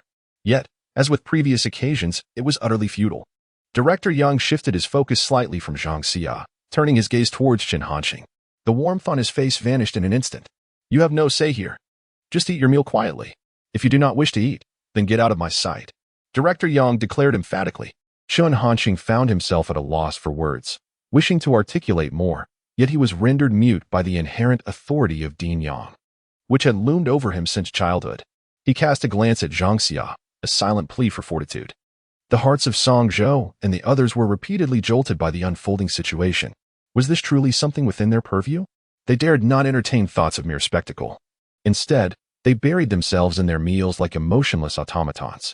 At last, the peculiar atmosphere culminated in the conclusion of the meal. Chen Hanqing did not linger. Dean Yang accompanied them to the door, still holding Zhang Xia's hand. My dear, listen to me. Although this lad, Chen Hanqing, is an orphan, he is quite commendable. Through his own efforts, he has secured admission to a prestigious university. Besides earning his own living, he sends money to the orphanage every month. Do not let his background dissuade you. Initially, as she spoke, Dean Yang's tone brimmed with pride, but it faltered at her last words. Her expression suddenly tinged with melancholy. The words she longed to utter eluded her. She understood all too well that Chen Hanqing's status as an orphan was an insurmountable vulnerability. This truth was immutable. With a sigh, Dean Yang assured, regardless, as long as you do not reject him, I shall always be your unwavering support. Zhang Xia quickly interjected. Dean Yang, you flatter me. Chen, Director Chen is truly remarkable. Yet, as soon as she uttered those words, a sense of unease washed over her. Did her response imply acceptance of Chen Hanqing? Indeed, she bore no disdain, yet the situation was not so straightforward. Dean Yang, Zhang Xia attempted to clarify, but was abruptly interrupted. Good, that's splendid. You two should get along well. If this lad ever wrongs you, just let me know, and I shall ensure he receives his due. Dean Yang offered no room for Zhang Xia to refute, having made her decision. Turning her gaze toward Chen Hanqing, she spoke sternly, come here for a moment. Without waiting for his response, she strode away to a more secluded spot. Chen Hanqing, resigned, followed suit. Once they had come to a halt, he could not contain his frustration. Old Yang, why are you being unreasonable? I have already stated that Zhang Xia and I have no connection. What is this all about? In that moment, the formidable persona he wielded online seemed to dissipate. Reason? What good was reasoning? If I were to engage in such discourse, where would you find a partner? Do you think I am oblivious to the fact that you share no bond? That girl is quite commendable and likely harbors feelings for you. I must insist that you cherish this opportunity, otherwise, I shall not spare you. Dean Yang threatened.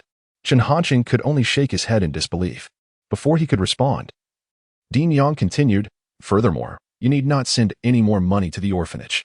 Not long ago, a kind-hearted individual anonymously donated 5 million to the orphanage, alleviating its financial concerns for a considerable time. Be prudent with your money. Manage the factory well, save your earnings, and when the time comes, along with my personal savings, it should suffice for you to marry, she chattered on. Yet, Chen Hanqing felt a pang of sorrow. Director Yang, uneducated and unfamiliar with the internet, remained oblivious to the transformations in Chen Hanqing's life. That 5 million was indeed a donation from him. Chen Hanqing understood that had he presented it directly, Director Yang would surely have refused. He planned to repeat this gesture periodically, as his current wealth permitted him to do so without strain. However, when Chen Hanqing heard Director Yang mention using her savings for his marriage, he felt as though an unseen force constricted his throat. leaving him momentarily speechless. After a brief pause, he regained his composure and said, "I'm leaving. I am currently dealing with millions. I cannot afford to waste time with you." With that, he turned on his heel. Behind him, Director Yang scolded, "You little rascal. Did you hear me? Take my words to heart." Chen Hanqing did not turn back but replied over his shoulder, I know. Director Yang fell silent, watching his retreating figure. The winter wind swept past her, stirring her wispy white hair. Behind her stood the dilapidated two-story orphanage, its red paint peeling and the gate rusted. Chapter 76. What is there to negotiate with them?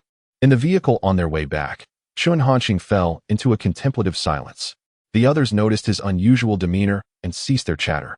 Finally, after a moment, Chen Hanqing spoke, "I apologize for causing any amusement." At this juncture, he reverted to his usual composed and earnest self, revealing his most authentic nature solely in the presence of Director Yang. Upon hearing his words, Song Zhou and the others in the vehicle shook their heads.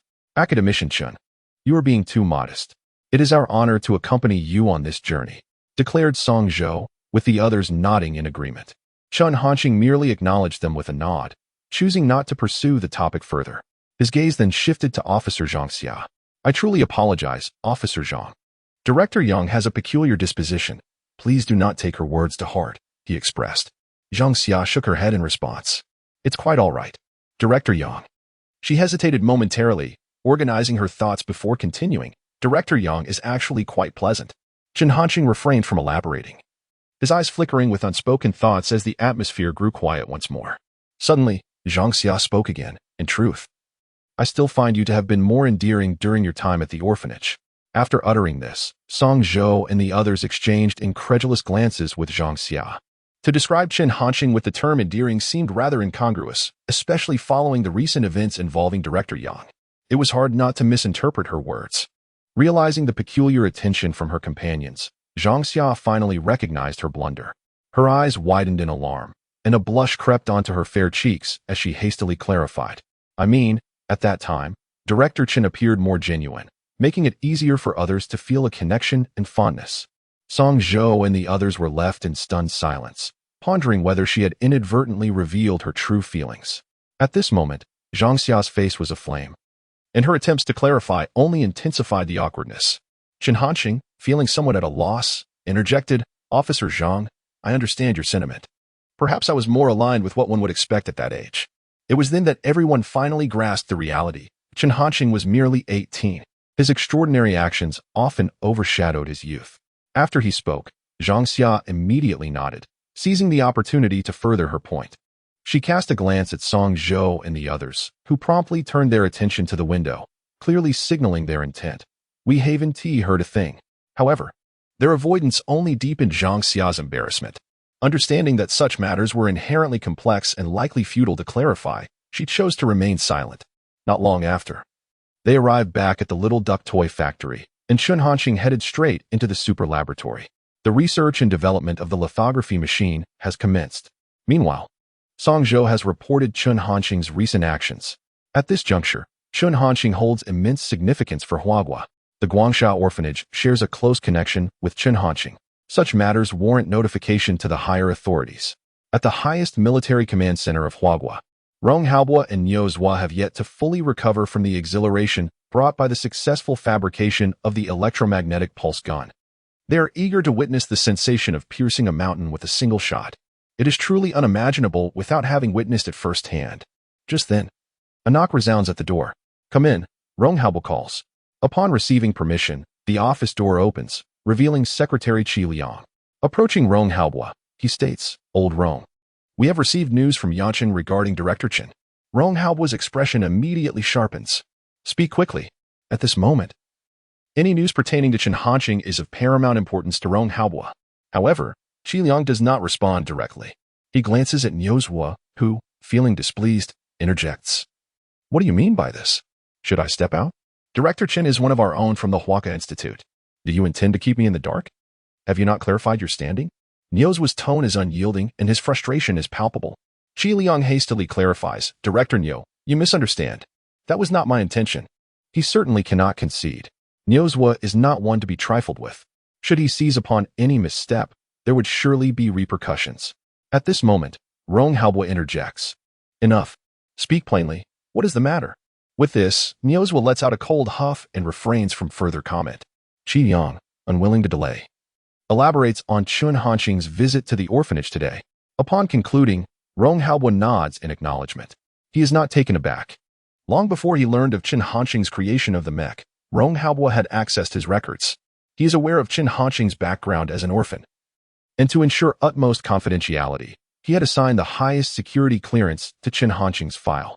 Nyozwa is also cognizant of this fact when the decision was made to award Chun Hanqing the Huake Institute's academic medal. A thorough background check was conducted to affirm there were no issues before the honor was conferred. Rong Haobo instructs. You shall inform those who accompanied Comrade Shin to the orphanage that they must not disclose any related information. Understood. Qi Liang promptly replies before turning to leave. At this moment, Nyozwa suddenly recalls something. He speaks up. I just remembered that the Huake Institute has some matters to attend to. I shall take my leave now. Rong Haobo furrows his brow, sensing something amiss. He fixes his gaze upon Nyozwa. Let me be clear. Do not resort to any cunning tricks. Currently, Comrade Chun Hanqing is on favorable terms with us. Should you inadvertently provoke the disdain of Comrade Chun Hanqing, I assure you that this matter will not rest easily. Rong Haobo threatened. Nyozwa's eyes flickered with uncertainty as he feebly retorted, What are you talking about? I truly have matters to attend to. His bravado was evident. Rong Haobo, however, remained unconvinced, snorting disdainfully, You'd best be aware of the gravity of the situation. Nyozwa chose to disregard him and departed with haste. His secretary, Yi Ping, awaited him outside. Upon spotting Nyozwa emerging in a flurry, he promptly approached. Without wasting words, Nyozwa instructed, You must immediately arrange for an anonymous donation to the Guangsha orphanage in Yangqing. The sum shall be 30 million. No, 60 million. Yi Ping was taken aback, utterly bewildered by this sudden decision. He struggled to comprehend why Nyozwa would take such a step. Yet, he understood that this was not his place to question. Nyozwa's reasoning was undoubtedly sound. Nevertheless, Yi Ping felt compelled to voice his concern. Director, should we not first confer with the other deputy directors before reaching a conclusion? In his view, such discourse was imperative. Otherwise, matters could easily spiral out of control. However, Nyozwa countered, I am using my own funds. This does not involve Huake Institute's finances. What need is there for their consultation? Chapter 77. Termination of all cooperation. Upon hearing these words, Secretary Yi Ping was momentarily taken aback. He had not anticipated that Nyozwa intended to personally finance this sum. Noticing his lack of immediate response, Nyozwa continued, Are there any questions? It was then that Yi Ping regained his composure and hurriedly shook his head. No issues, Dean. I will make arrangements at once. Nyozwa nodded, choosing not to elaborate further. Subsequently, the two exited the Supreme Military Command Center. As a researcher, and one who had achieved notable success, Nyozwa's financial standing was quite substantial. 50 million, while not an insignificant amount, was certainly within his means. His decision to do this was almost instinctive. Should Chun Hanqing become aware of this matter, he would undoubtedly feel a sense of gratitude towards him. Even if he remained oblivious, it was inconsequential. The opportunity itself was sufficient. Spending 50 million to secure a favor from Chun Hanqing was indeed worthwhile, if given the choice. Countless individuals would eagerly vie for such an opportunity. In the office, though unclear about Nyozwa's intentions, Rong Haobo was certain that Nyozwa would not abandon his course of action due to a few words from him. When Shiju returned, Rong Haobo instructed, Have someone keep an eye on Nyozwa's recent movements.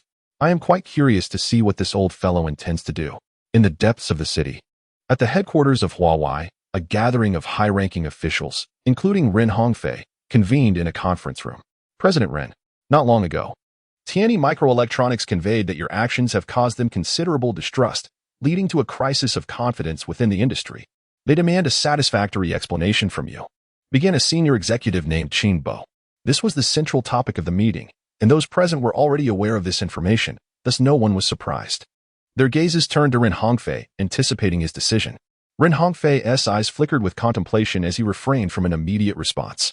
After a moment of reflection, he inquired, An explanation? What are their sentiments?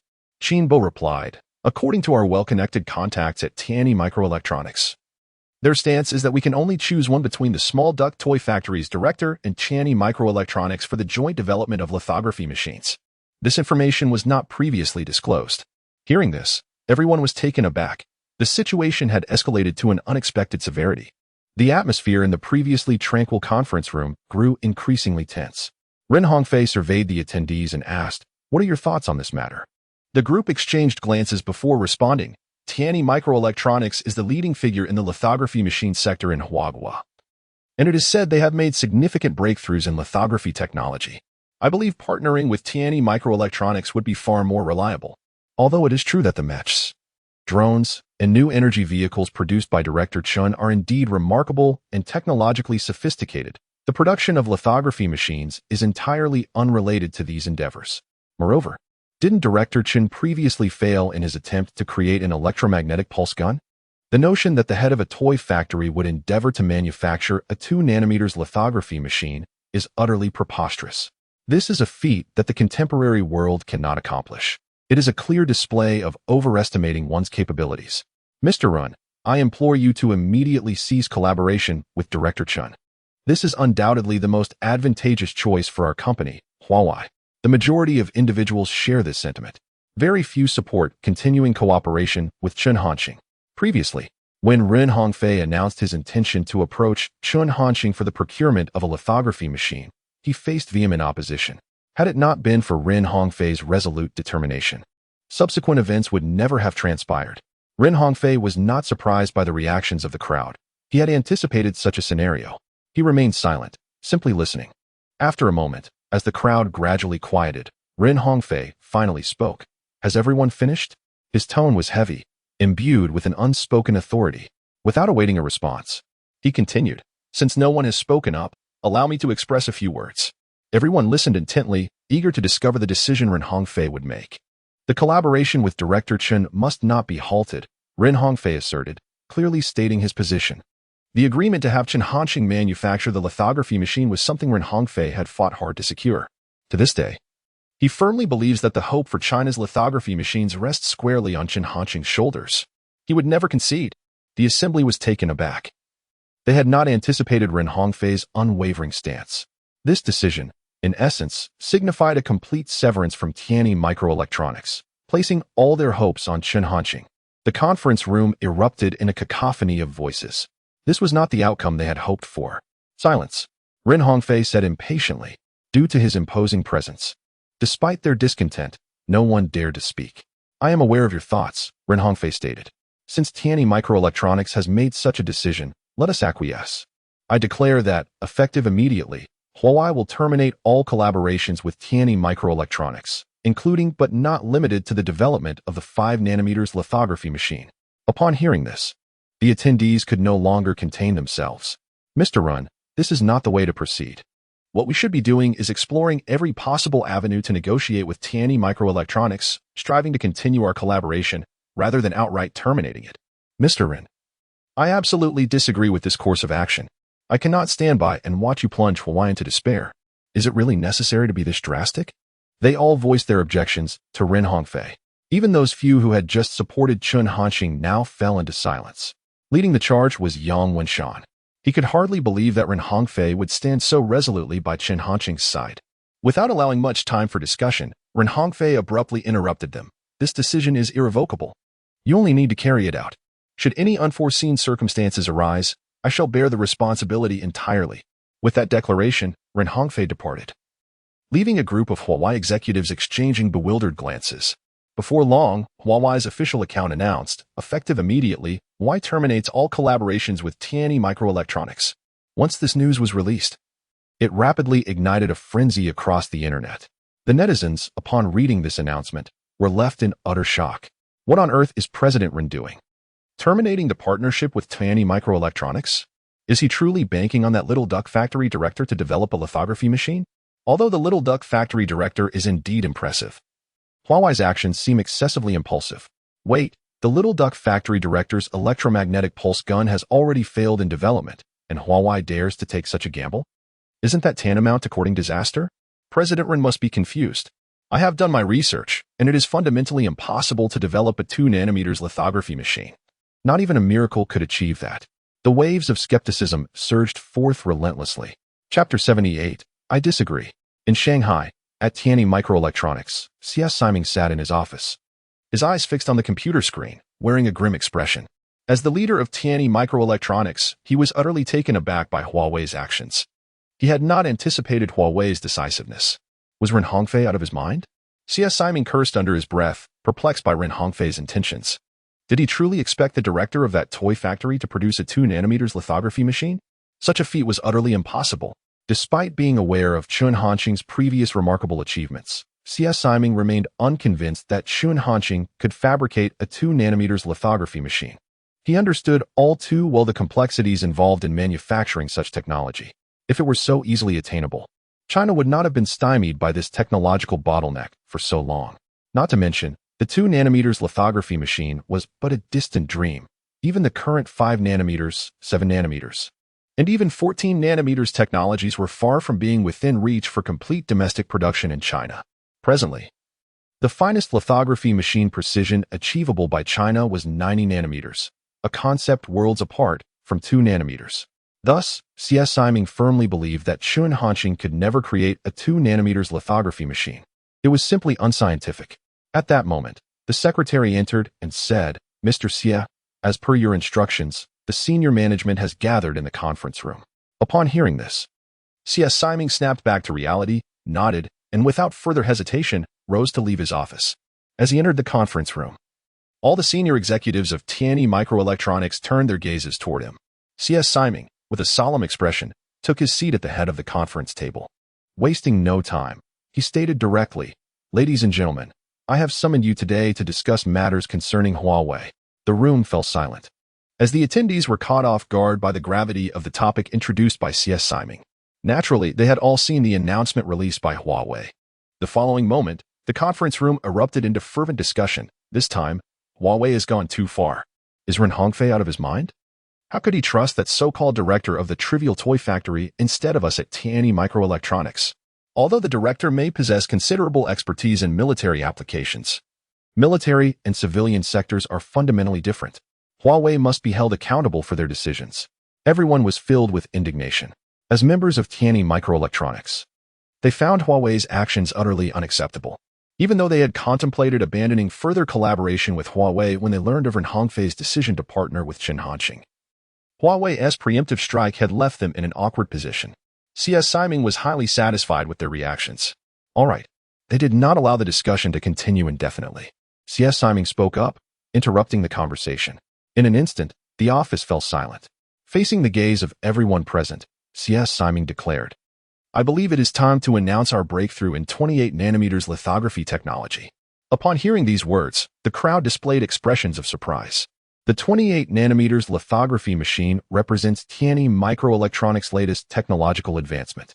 However, this technology is not yet fully mature, and its success cannot be guaranteed without reservation.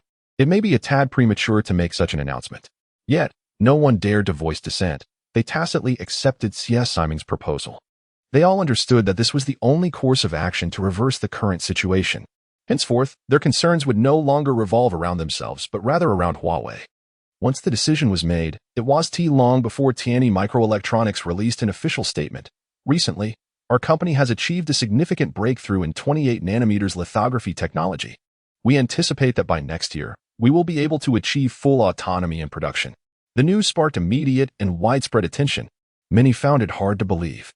A breakthrough in 28nm lithography technology? If true, this would hold monumental significance for China. Is it real? Full autonomy in the production of 28nm lithography machines? How could this be possible? Just as Huawei announced the termination of its cooperation with Tianyi Microelectronics, the latter released this news. The implications are profound. Huawei must be in despair. Is the 28nm lithography machine truly that formidable? Even the factory director of Little Duck has stated intentions to create a 2nm lithography machine. While netizens engaged in fervent discussions, many raised questions. Numerous tech magnates stepped forward to clarify. The term 28nm lithography machine does not merely refer to a chip manufacturing precision of 28nm. Through the application of multiple exposure techniques, it is entirely feasible to produce chips with dimensions of 14nm or even 7nm. Should China indeed achieve complete autonomy in the production of 28nm lithography machines, it would signify the breaking of technological blockades imposed by nations such as the United States. As for Chun Hanqing's ambition to manufacture a 2nm lithography machine, to professionals, this sounds more like a jest. The announcement from Tianyi Microelectronics continued to gain traction online, drawing increasing attention. Time flew by, and in the blink of an eye, a day had passed. The news released by Tianyi Microelectronics had become a sensation across the internet. Major television networks clamored to report on it, and various talk shows invited experts in the field for interviews. All the experts expressed their support for Tianyi Microelectronics. Naturally, this also led to discussions about Chun Hanqing's endeavor to create a 2nm lithography machine. Although the experts' words were measured, their message was unmistakably clear. A 2nm lithography machine cannot be produced at this time, not only in China, but indeed across the entire globe. There exists no company or country capable of achieving such a feat. Meanwhile, Huawei finds itself ensnared in a profound crisis. The internet is rife with disparaging remarks about the company. This time, Huawei has truly suffered a significant loss.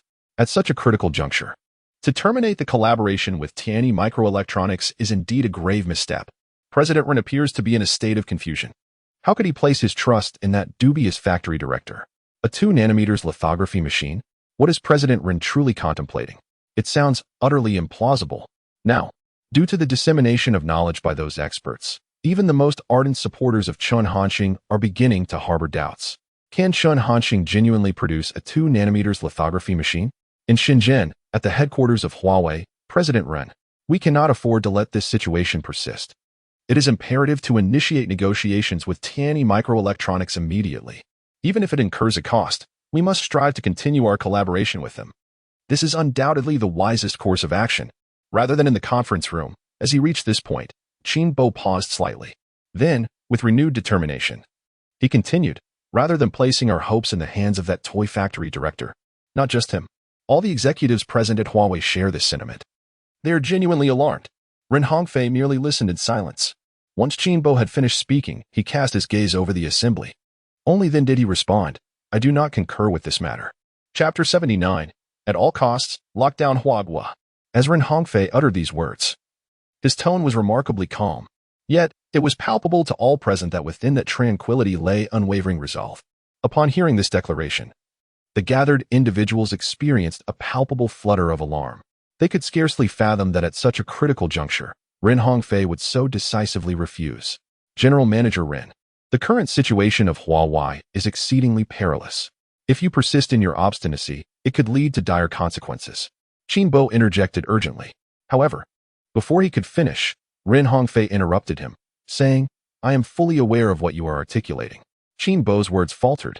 The scenarios he envisioned were undoubtedly acknowledged by Ren Hongfei, the one responsible for Huawei. Yet, Qin Bo remained perplexed. He could not help but exclaim, do you genuinely expect that so-called toy factory director to produce a 2nm lithography machine? Ren Hongfei did not respond directly.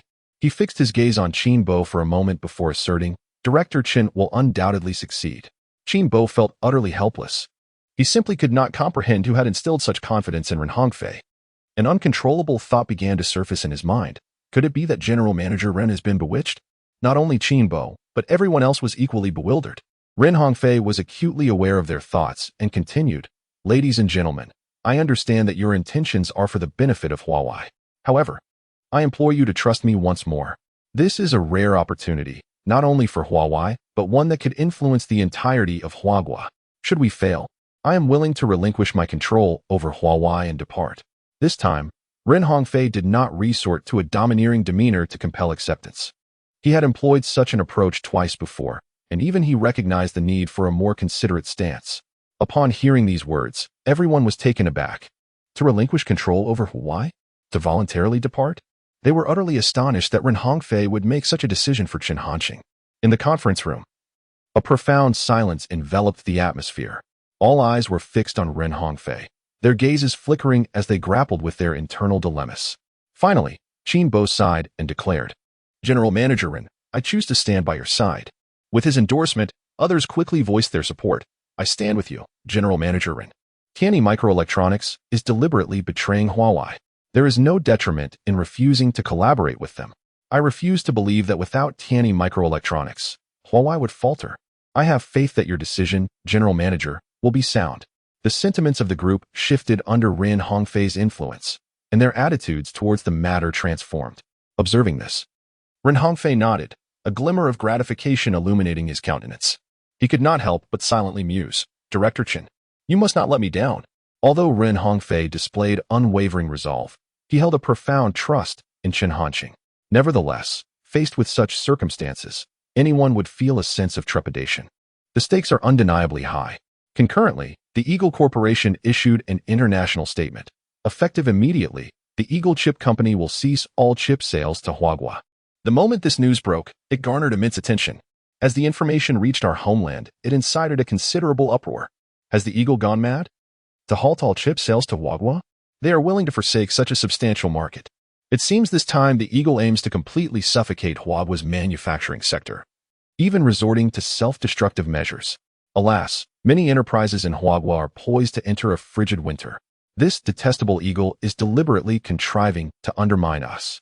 If this situation cannot be adeptly managed, it will pose a grave crisis for Huagua.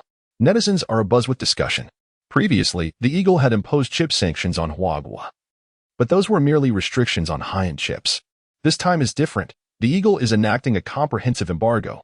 Although Huagua now boasts companies like Huaxin International capable of producing mid to low-end chips, relying solely on these firms will not suffice to meet Huagua's chip consumption.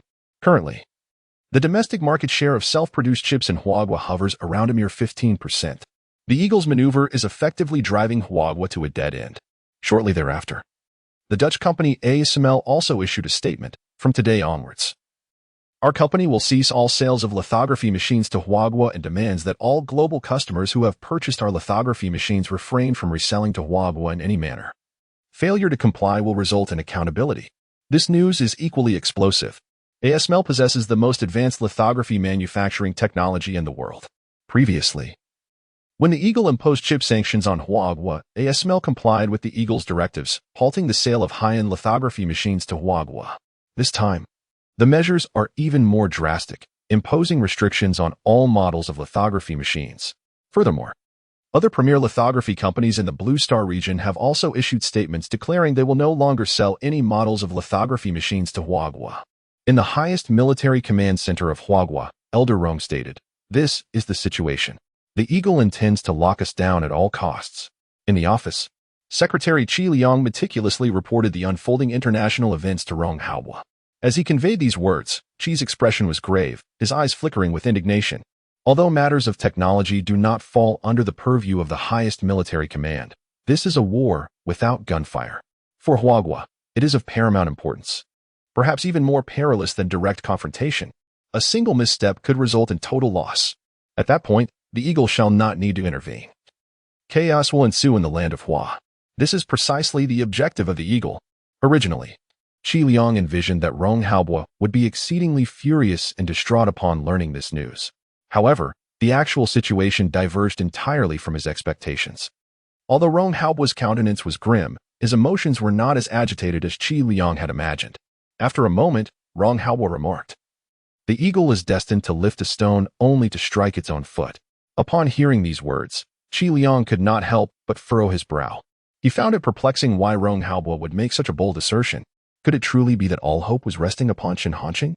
Setting aside whether Chen Hanqing could indeed develop a 2 nanometers lithography machine, even if success were achievable, the time required would undoubtedly be extensive. Achieving a breakthrough in lithography technology is not a matter to be resolved overnight. Whether Hua can endure until that time remains uncertain. Chapter 80. Securing special funds from Chen Hanqing. Although Qi Liang harbored such thoughts, he dared not voice them in the presence of Rong Haobo. Qi Liang was acutely aware of Chen Hanqing's esteemed position in Rong Haobo's mind. As a mere secretary, he paled in comparison. At that moment, Rong Haobo inquired, "What progress have you made regarding Miozwa's movements?" Qi Liang was somewhat taken aback. He had not anticipated that Rong Haobo would still have the presence of mind to concern himself with such matters. He responded candidly, "I have received some news. Director Niu's secretary, Yi Ping, has secretly donated 50 million to the Yangchang Guangsha orphanage."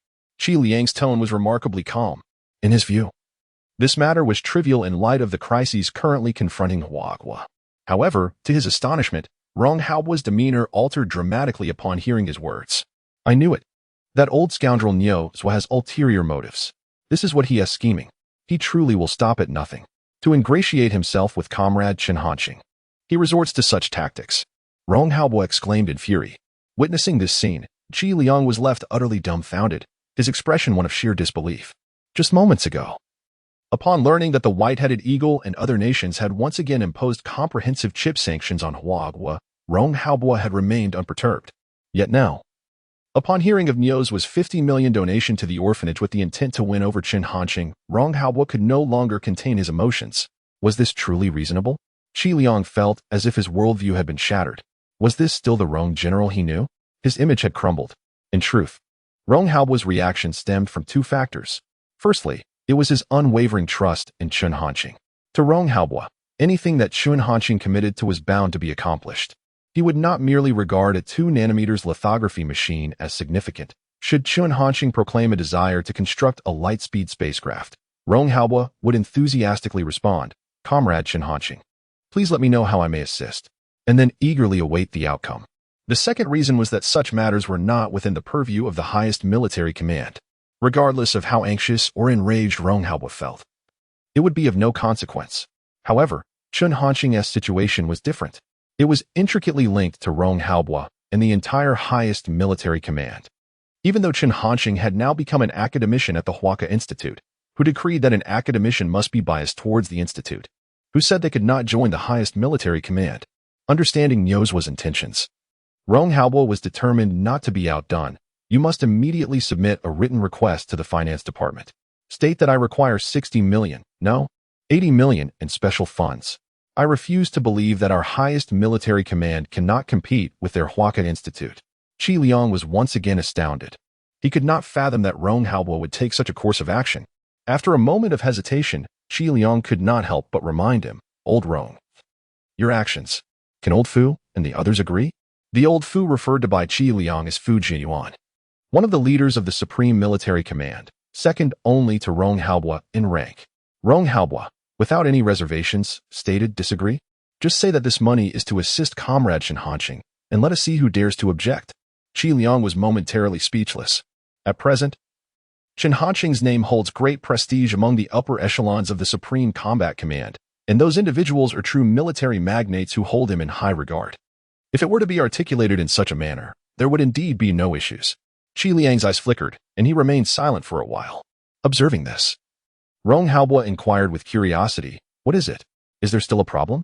After a moment of contemplation, Qi Liang decided to speak up. "Old Rong, there is one more situation to consider. In truth, that 60 million did not come from the Huaka Institute, but rather from Director Niu's own pocket." Rong Haobo was rendered speechless, his expression gradually taking on a peculiar demeanor. He muttered under his breath, "Bah? That old fellow truly has money." He then directed his gaze towards Qi Liang, exclaiming, "What are you still doing there? Do you expect me to foot the bill as well? I am not like those engaged in research. I have no money. Get lost." In response, Qi Liang promptly replied, "Yes," not daring to linger any longer. Fearing Rong Haobo might create further trouble for him, he quickly turned and departed. Meanwhile, at the Huaka Institute, the atmosphere was as oppressive as Rong Haobo had anticipated. As the premier research institution in Huagua, the current situation weighed heavily on them. Niu and others were gathered in the conference room, consisting of the top experts of the Huaka Institute, predominantly from the field of optoelectronics. At this juncture, Niu spoke, "Ladies and gentlemen, you are all aware of why we have gathered here today. Just a moment ago, I received orders from above mandating that we must achieve a breakthrough in 28 nanometers lithography technology within 3 months and realize complete autonomous production." As he articulated these words, Niu's voice was low and his expression grave. As previously stated, if Huagua could independently develop the 28 nanometers lithography machine, it would break the technological blockade and achieve self-sufficiency in chip production. However, accomplishing such a feat within 3 months is exceedingly arduous, almost an impossible task. Upon hearing this, everyone's countenance darkened, and no one spoke. The conference room fell into a profound silence. "Academician Ho Jian, what are your thoughts?" Niu broke the stillness once more. This academician Ho, the head of the Optoelectronics Research Institute at the Huaka Institute, was not only involved with companies like Tianyi Microelectronics, but the institute had also been engaged in the development of lithography machines and had made certain technological advancements. The Institute of Optoelectronics at Huazhong University of Science and Technology is responsible for this project. Ho Jian rose from his seat and spoke, "Director Niu, It is utterly impossible to develop a 28 nanometers lithography machine within 3 months relying solely on the Optoelectronics Institute. To accomplish the task at hand, we must pursue a singular path, a collaboration with Tianyi Microelectronics. Upon his conclusion, the assembly nodded in agreement. Voicing their support, I believe that academician Ho's suggestion is indeed feasible. This is our only option. Just recently, Tianyi Microelectronics announced a significant technological breakthrough in the realm of 28 nanometers lithography machines. Thus, collaborating with them to achieve development within 3 months is not out of the question. With the backing of Huazhong University, Tianyi Microelectronics should not refuse. Niozwa remained silent, merely listening to the discourse around him. After a brief pause, as the atmosphere settled once more, he turned to Ho Jian and remarked, "Is uniting with Tianyi Microelectronics truly our only avenue? I beg to differ." Chapter 81. Add fuel to the fire for Huawei. All eyes turned to Niozwa, their expressions tinged with confusion. They could not comprehend the situation. Aside from collaborating with Tianyi Microelectronics, what other viable options existed? However, seeing Niozwa's unwavering confidence sparked a flicker of anticipation among the crowd. "Director Nio, do you have any further suggestions?" Ho Jian inquired. Without a moment's hesitation, Niozwa responded, "Isn't academician Chen from Yang City also developing a lithography machine?" Upon hearing this, the assembly fell momentarily silent, before recollecting who Niozwa referred to as academician Chen. The atmosphere in the conference room shifted to one of peculiar tension. They were well aware of Chen Hanqing, although the specifics regarding the electromagnetic pulse gun and the mech's data had veered into the realm of military secrecy, leaving Ho Jian and others in the dark. Nonetheless, the decision made by Niozwa to bestow the title of academician upon the 18-year-old student had caused quite a stir. Many within the Huaka Institute opposed this notion, deeming it utterly absurd for a mere student to be conferred such an honor. Ultimately, it was Niozwa's steadfast resolve that enabled Chen Hanqing to attain the status of an academician. Moreover, news of Chen Hanqing's endeavor to develop a 2 nanometers lithography machine had already circulated widely online. Those present had certainly encountered this information, yet initially, they had dismissed it. The more knowledgeable individuals understood that such an undertaking was nearly impossible. Now, in this context, Niozwa had audaciously brought up Chen Hanqing once again, leaving everyone astonished. After a moment of contemplation, Ho Jian asked, "Director Nio, do you genuinely believe that Director Chen can produce a 2 nanometers lithography machine?" Niozwa nodded affirmatively, which rendered the assembly speechless. They found themselves at a loss for words. Sensing the collective sentiment, Niozwa continued, "Let us prepare for contingencies. Academician Ho, you will be responsible for liaising with Tianyi Microelectronics to express the Huaka Institute's intent to collaborate with them. I shall follow up with academician Chen." Upon hearing this, the others nodded in agreement. This indeed seemed to be the most prudent course of action. With a resolution in place, they dared not linger and promptly commenced their endeavors. Upon returning to his office, Niozwa's expression remained grave. He picked up the encrypted phone on his desk and dialed a number, Chen Hanqing's number. However, the line rang for an extended period without anyone answering. Reluctantly, Niozwa placed the phone down, pondering, academician Chen must be engrossed in the development of the lithography machine. I can only wonder how long it will take for him to achieve success. Prior to making this call, Niozwa had anticipated the likelihood of being unable to reach Chen Hanqing, so he did not feel disheartened and planned to try again later that evening. Nevertheless, a sense of concern lingered within him. He was eager to uncover the truth. The 2 nanometers lithography machine, how long will it take to achieve success for our nation? Time is of the essence for us. Although we possess a certain reserve of chips to sustain us for a while, this duration will undoubtedly be limited. Should there be a widespread disruption in chip supply, it would pose a significant blow to our industry. In Shanghai, at Tianyi Microelectronics, CEO C.S. Siming received news from the Optoelectronics Research Institute of Huaka University, expressing a desire to share technology and jointly develop a 28 nanometers lithography machine. Upon hearing this from his secretary, Xie was not surprised. He had anticipated such a decision from the institute. He nodded and instructed, "Please respond to the Optoelectronics Research Institute. Tianyi Microelectronics is willing to collaborate with them. We will wholeheartedly support our nation." The secretary promptly acknowledged, then turned to leave. C.S. Siming's gaze flickered. Although his words were imbued with noble intent, he had his own considerations. Despite their earlier announcement of a significant breakthrough in 28 nanometers lithography technology, there was considerable exaggeration involved.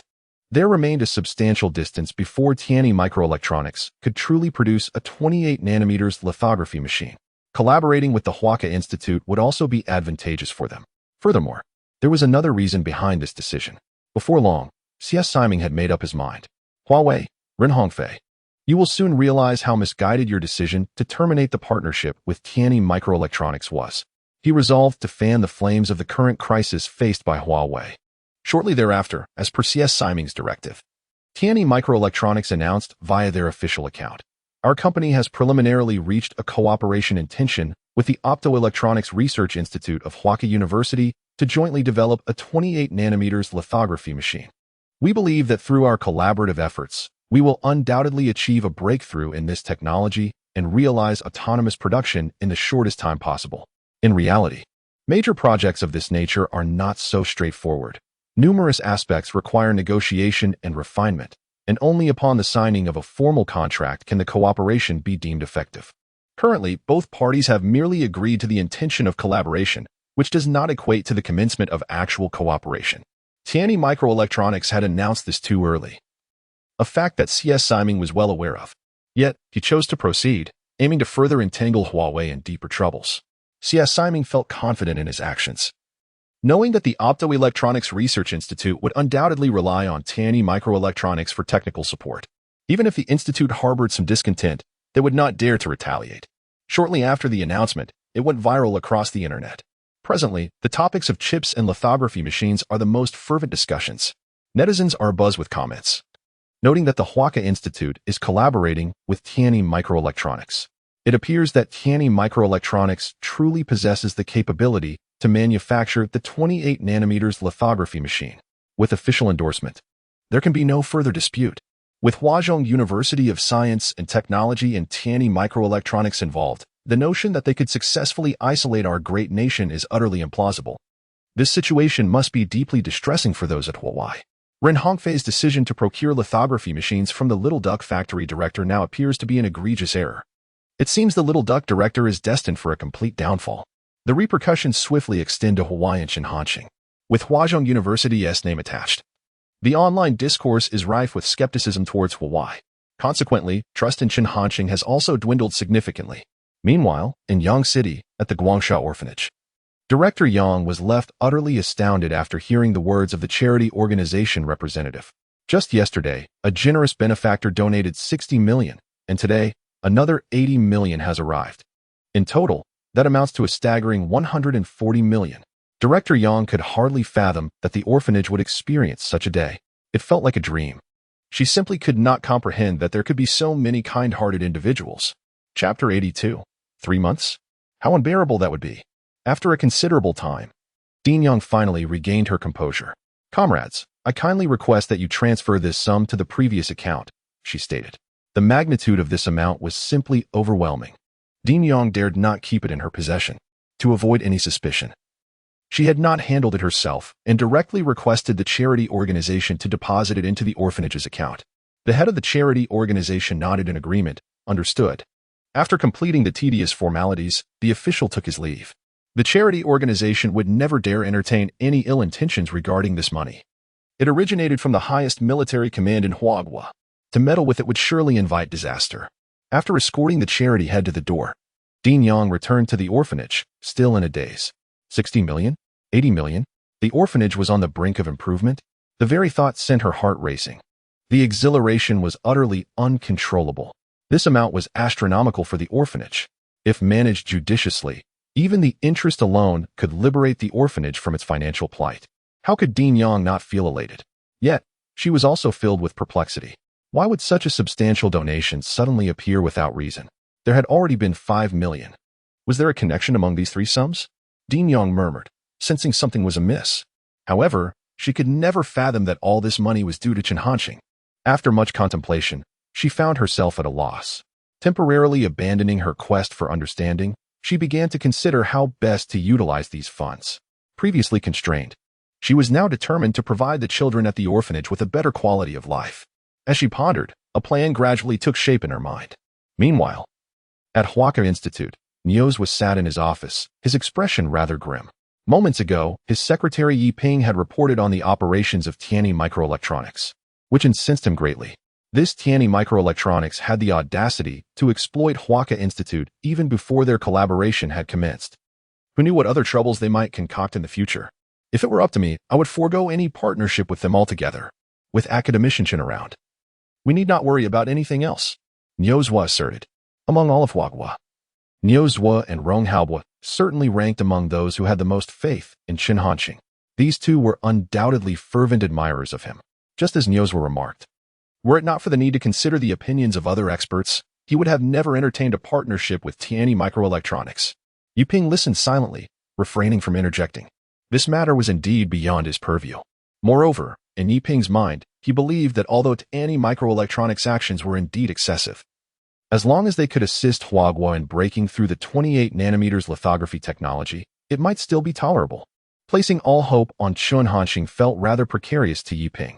Time hurried by, and soon it was 11 o'clock in the evening at the Little Duck Toy Factory in Yang City. Having completed his tasks for the day, Chen Hanqing emerged from the super laboratory. It had been a day and a half since he commenced the fabrication of the photolithography machine. At this pace, he aimed to complete the construction of the 2 nanometers photolithography machine within a week. Unlike the production of drones or electromagnetic pulse guns, the creation of a photolithography machine was exceedingly intricate, requiring over 100,000 components. Although Chen Hanqing possessed knowledge of photolithography technology that far surpassed the current world standards, the manufacturing process remained labor-intensive and time-consuming. After a brief freshening up, Chen Hanqing lay down on his bed, exhaling deeply. He activated his personal information panel and mused inwardly. Instantly, a plethora of ethereal data materialized before his eyes. Name: Chen Hanqing. Age: 18. Task: manufacture 2 nanometers photolithography machine. Technology value: 9,220, 000, 20, 20, 20, 20. 20. Mastered technologies: 2 nanometers photolithography technology, electromagnetic pulse gun technology, upgraded drone technology, introductory mech technology, super doubled elderly entertainment technology, light-speed spacecraft technology, annihilation ship technology, space-based weapon technology, aerospace mothership technology, Dyson sphere technology. Gazing at the continuously fluctuating 20 figures and the staggering technology value that had reached an astonishing 9.22 million, Chen Hanqing felt an overwhelming joy. Checking his personal information panel every day was his most cherished moment. The pulsing numbers of technology value appeared to him as coins incessantly bouncing with life. Just then, a notification tone from his phone echoed. Upon answering, a voice immediately resonated from the other end. Academician Chen, this is Niozwa. Taken aback for a moment, Chen Hanqing still had not fully acclimated to his identity as an academician. However, he quickly regained his composure. Director Nyo, what is the matter? Sensing the unusual tone in Niozwa's voice, Chen Hanqing refrained from pleasantries and directly inquired. Niozwa, skipping formalities, said, Academician Chen, have you seen the news online? Chen Hanqing, puzzled, responded, what news? For the past few days, he had been wholly engrossed in the production of the 2 nanometers photolithography machine, leaving him neither the time nor the inclination to pay attention to external affairs. Although Niozwa found Chen Hanqing's reaction hard to believe, he refrained from elaboration and explained the comprehensive sanctions imposed by the White Eagle on China regarding chips, the halting of sales of photolithography machines to China by the Dutch company ASML and other manufacturers. Upon hearing this, Chen Hanqing was taken aback. He had not anticipated such a plethora of events could unfold in just over a day. The White Eagle intended to utterly cripple China. Chen Hanqing could not help but reflect. Although his understanding of international affairs could not compare to that of a figure like Niozwa, he felt the weight of the situation. However, the situation has become exceedingly clear, a fact that Chen Hanqing is capable of discerning. Niozwa replied, the intentions of the White Eagle and other nations to extinguish our Chinese sovereignty remain undying. Should they succeed, our nation would be in grave peril, likely to become a vassal of Western powers. Academician Chen, this time, our country needs you. Chen Hanqing fell silent. He undoubtedly understood what Niozwa was alluding to. Gradually, his expression transformed to one of composure. He nodded and declared, Director Nyo, rest assured, I shall do my utmost. The plans of the White Eagle will certainly not succeed. This assertion from Chen Hanqing was not mere lip service. Upon hearing Chen Hanqing's response, Niozwa expressed his satisfaction. Academician Chen, forgive my boldness, but I wish to make a request. After receiving Chen Hanqing's consent, Niozwa continued, The lithography machine must be completed within 3 months. Chen Hanqing, 3 months? He had indeed intended to finish it within a week. A day and a half had already elapsed, leaving only 5.5 days. Yet, Nyozwa was suggesting a timeline of 3 months. Was he expected to deliberately prolong the process? 3 months. How torturous that would be. After a moment of hesitation, Chen Hanqing finally spoke. Director Nyo, must it truly be 3 months? Chapter 83. The 2nm lithography machine is complete. If Ren Hongfei were present, he would undoubtedly feel a sense of familiarity. When he initially ordered the lithography machine from Chen Hanqing, a similar situation had unfolded. However, Nyozwa remained unaware of this. He naturally assumed that Chen Hanqing felt that 3 months was an exceedingly brief period. This did not surprise Nyozwa, for he understood the formidable challenges of completely overcoming lithography technology and achieving autonomous production within such a short span. Even the 28nm lithography machine might not be feasible, let alone the 2nm variant. Yet, orders had already been issued from above, leaving Nyozwa with no alternative. After a moment of contemplation, he addressed Chen, academician. You may not fully grasp the gravity of our current situation in Huagua. With each passing day, we incur tremendous losses. His words were delivered with utmost sincerity, leaving Chen Hanqing at a loss for words. He pondered how Nyozwa would react once he learned the truth. Director Nyo, what I meant to convey is. As the misunderstanding deepened, Chen Hanqing was reluctant to waste further time and spoke up. Yet before he could finish, Nyozwa interrupted, academician. I am not attempting to pressure you. Please do your utmost. However, I do have a proposal. Chen Hanqing could only nod in agreement. Go ahead, he replied. Nyozwa continued. The challenge of advancing the 2nm lithography technology is exceedingly daunting. Academician Chen, could you perhaps first develop the 28nm lithography machine? This suggestion was not without merit. Given the current predicament facing Huagua, there was no need to aim for world-leading status in lithography technology. The immediate priority was to address the pressing issues at hand. Only then could subsequent matters be pursued. However, what Nyozwa did not anticipate was Chen Hanqing's immediate response. Director Nyo, that may not be feasible. Nyozwa's brows furrowed in surprise. This was entirely unexpected. In his impression, Chen Hanqing was not one to be so rigid. Why was he fixated solely on the 2nm lithography machine? Nyozwa wished to elaborate, but Chen Hanqing preempted him. Director Nyo, my plan is to fabricate the 2nm lithography machine within 5 days.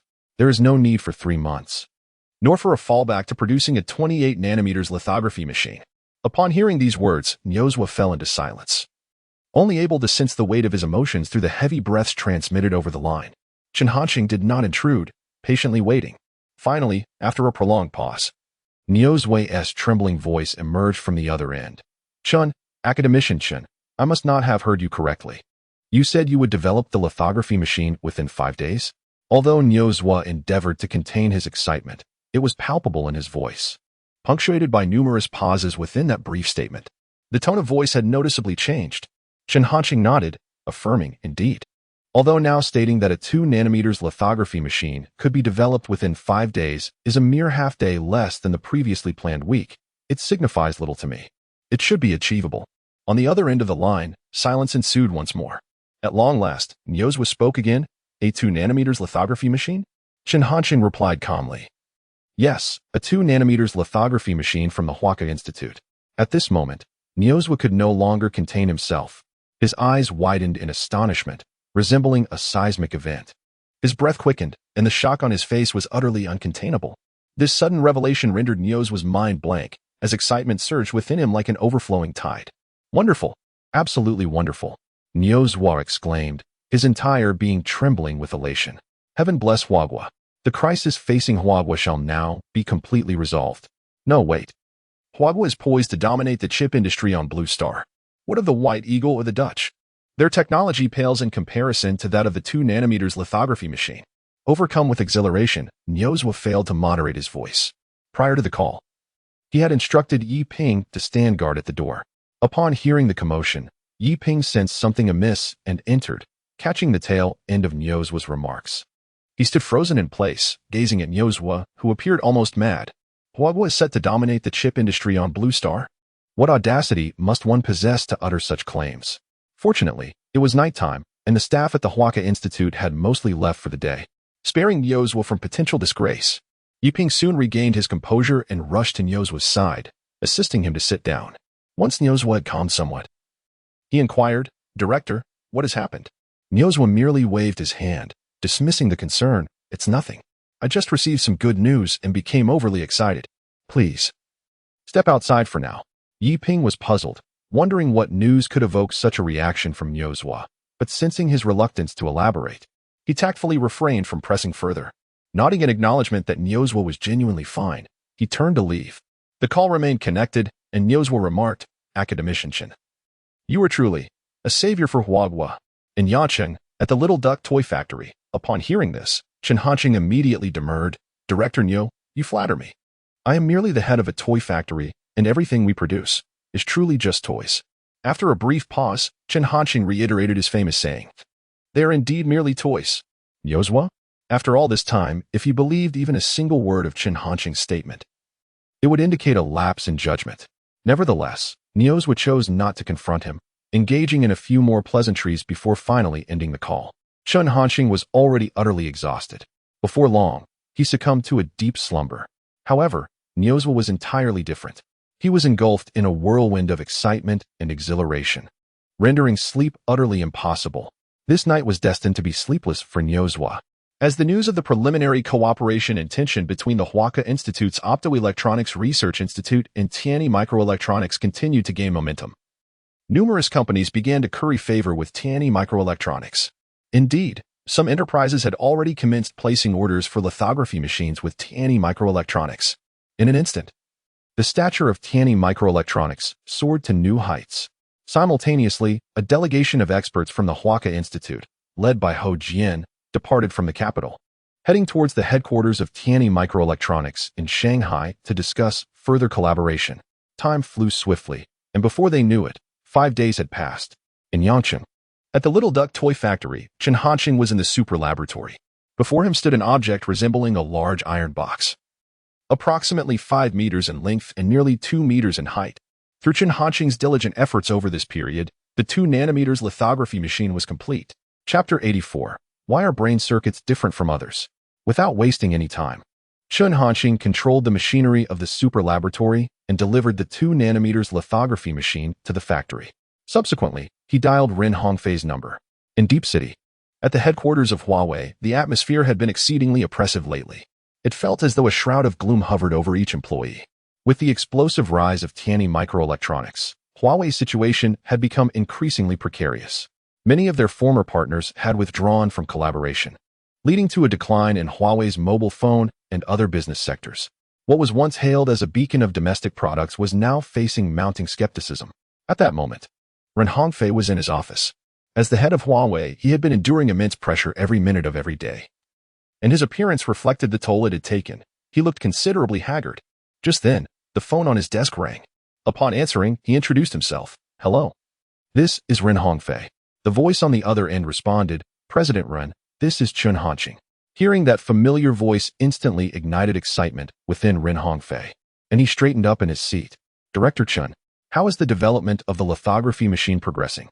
He inquired eagerly, as this was his foremost concern. Chen Hanqing replied directly, "It has been successfully manufactured." Ren Hongfei was taken aback, almost unable to believe his ears. "It has been completed? Just a few days have passed?" Initially, he had assumed that Chen Hanqing's call would merely provide a progress update, never anticipating such momentous news. The incredulity washed over him, prompting him to confirm, "Director Chen, the 2 nanometers lithography machine has truly been manufactured?" Chen Hanqing nodded affirmatively. At this moment, Ren Hongfei could no longer contain his emotions. The revelation struck him like thunder, reverberating in his mind. "Wonderful! Wonderful! Wonderful!" he exclaimed repeatedly, his lips trembling with excitement. Words felt utterly inadequate to express his current feelings. After a prolonged silence, he managed to regain his composure and solemnly expressed, "Director Chen, thank you." He had no doubt regarding the authenticity of this information and held immense trust in Chen Hanqing's words.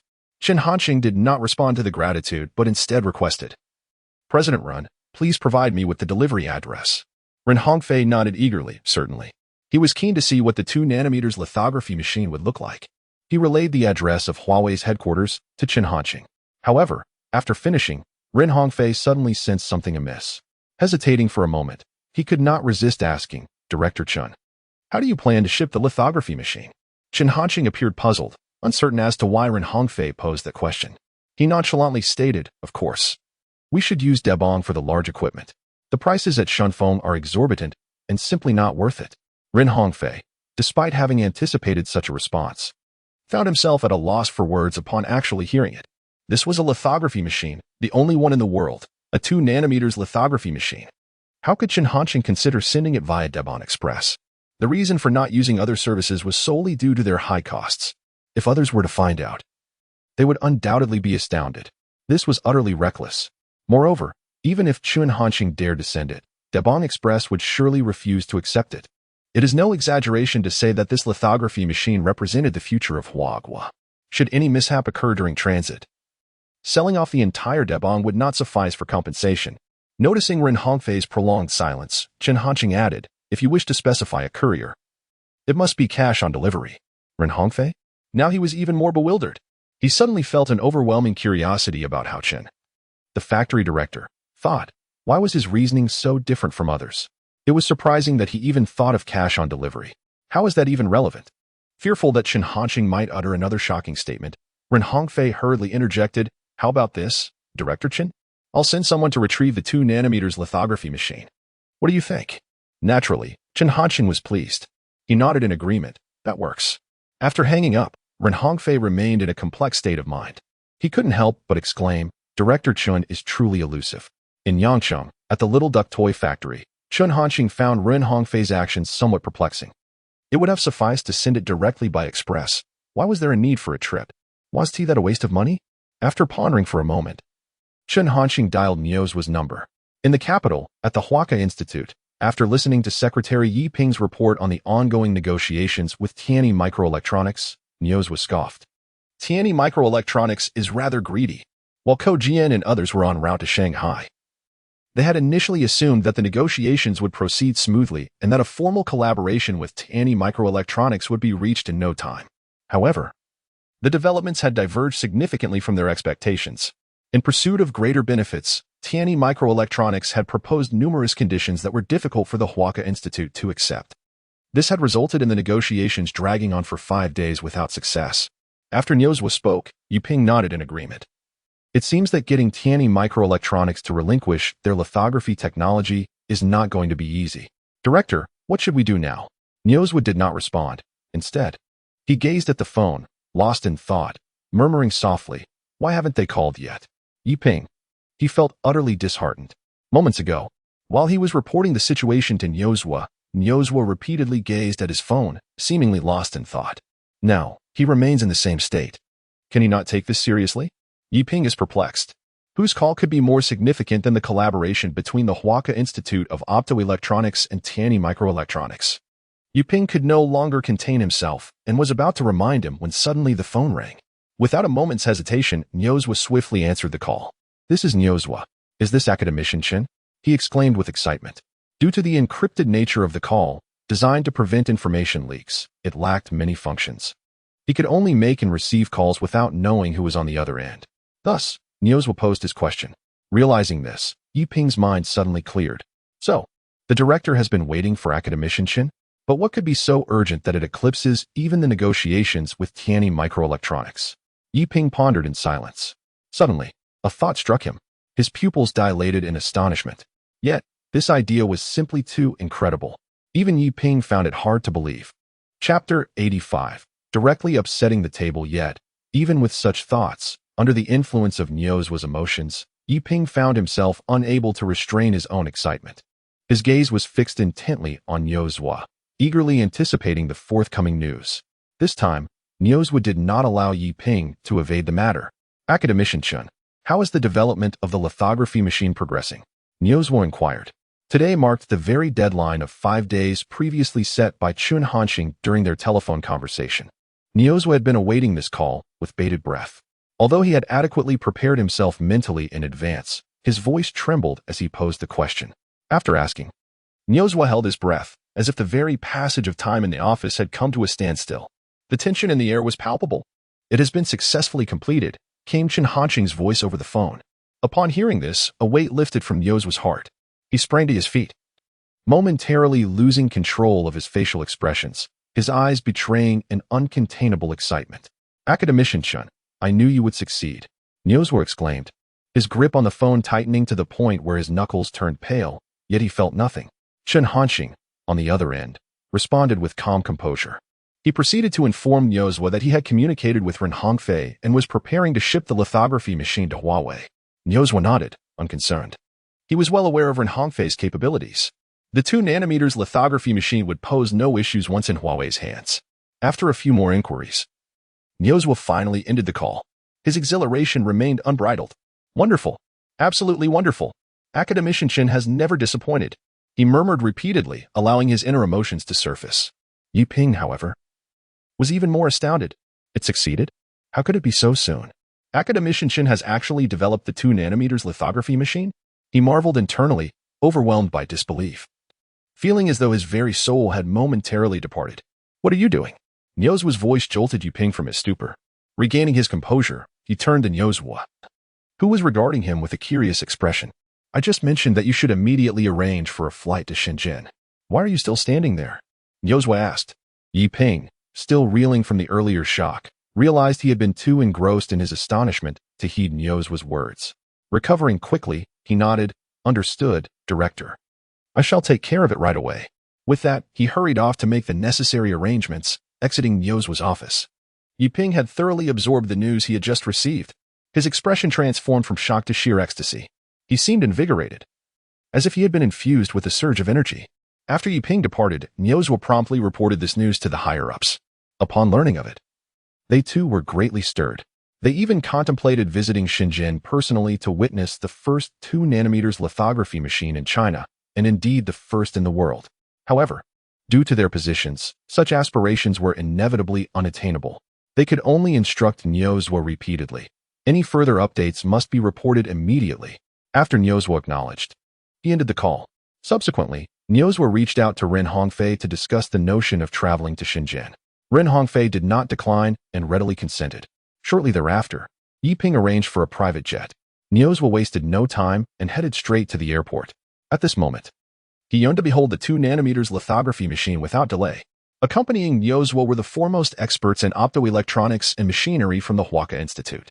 The lithography machine, upon arrival at Huawei, could not be utilized immediately as it required calibration, a task for these specialists. At this juncture, the experts were filled with perplexity. They had received an urgent order to rush to Shenzhen, yet the reason behind it remained unclear to them. They struggled to comprehend what could warrant such gravity from Nyozwa. While en route to the airport, Yi Ping, Nyozwa's secretary, received a call from Ho Jian. He glanced at Nyozwa, and upon receiving a nod of approval, he answered the call. The next moment, Ho Jian's anxious voice resonated on the line. "Secretary Yi. What did Director Nyo say?" Yi Ping responded, "Academician Ho, I am currently beside the director." Upon hearing this, Ho Jian directly stated, "Director, Tianyi Microelectronics is quite adamant. They remain steadfast in their position. I believe our best course of action now is to acquiesce to their demands. After all, our time is running short."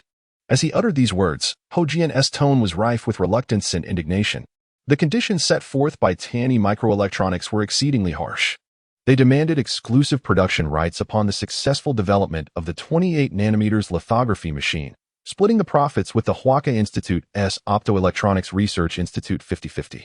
Moreover, Tianyi Microelectronics insisted on controlling all sales rights of the lithography machine within China. This meant they could dictate to whom the machine could or could not be sold. Initially, Ho Jian had no intention of accepting these terms. However, he now found himself reluctantly compelled to compromise. After all, the deadline imposed upon them was a mere 3 months. Tianyi Microelectronics could afford to wait, but they could not. After listening to Ho Jian's account, Nyozwa displayed no change in demeanor. His expression calm as he stated, "No need for negotiations. Let us overturn the table." Ho Jian? Overturn the table? Ho Jian was momentarily taken aback. "Dean, what did you just say?" He couldn't help but ask for confirmation. Not only Ho Jian, but also Yi Ping was taken aback. Although news had already spread that Chen Hanxing had developed a 2nm lithography machine, making a hasty decision to confront Tianyi Microelectronics without verifying the authenticity of this information seemed rather impulsive, didn't it? Yi Ping intended to interject with a word of caution. But before he could voice his thoughts, Nyozwa preemptively responded, I say.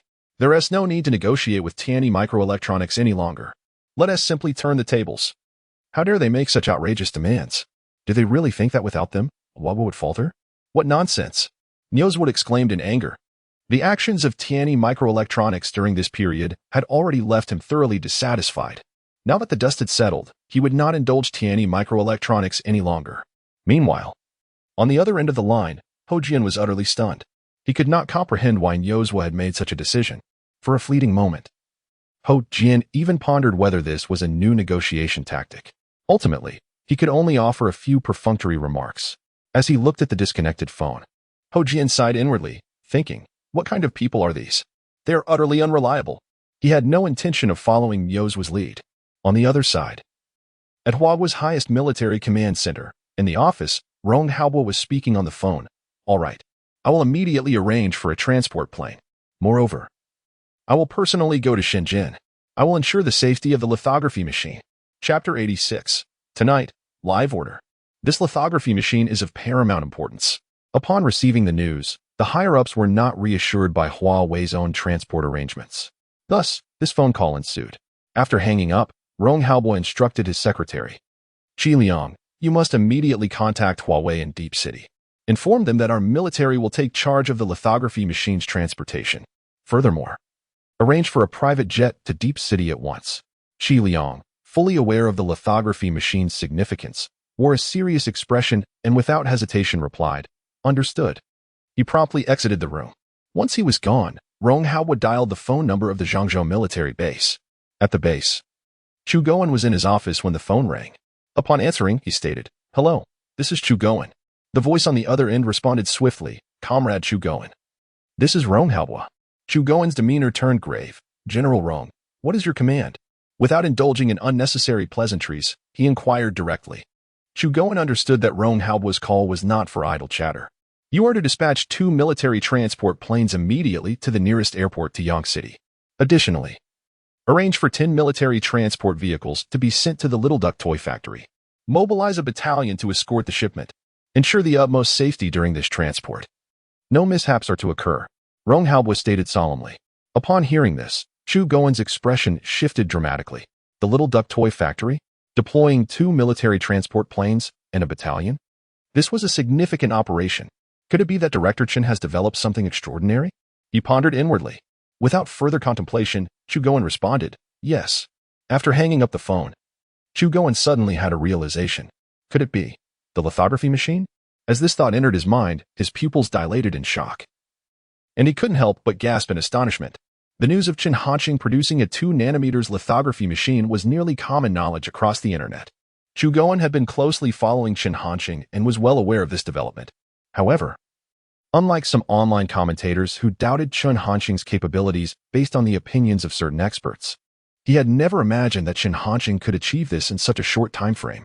He clearly recognized that it had only been a week since the delivery of the electromagnetic pulse gun. To develop a 2 nanometers lithography machine in such a brief period was nothing short of fantastical. If this were to happen to anyone else, Chu Goen would undoubtedly dismiss it as mere folly. Yet, Chen Hanqing was different.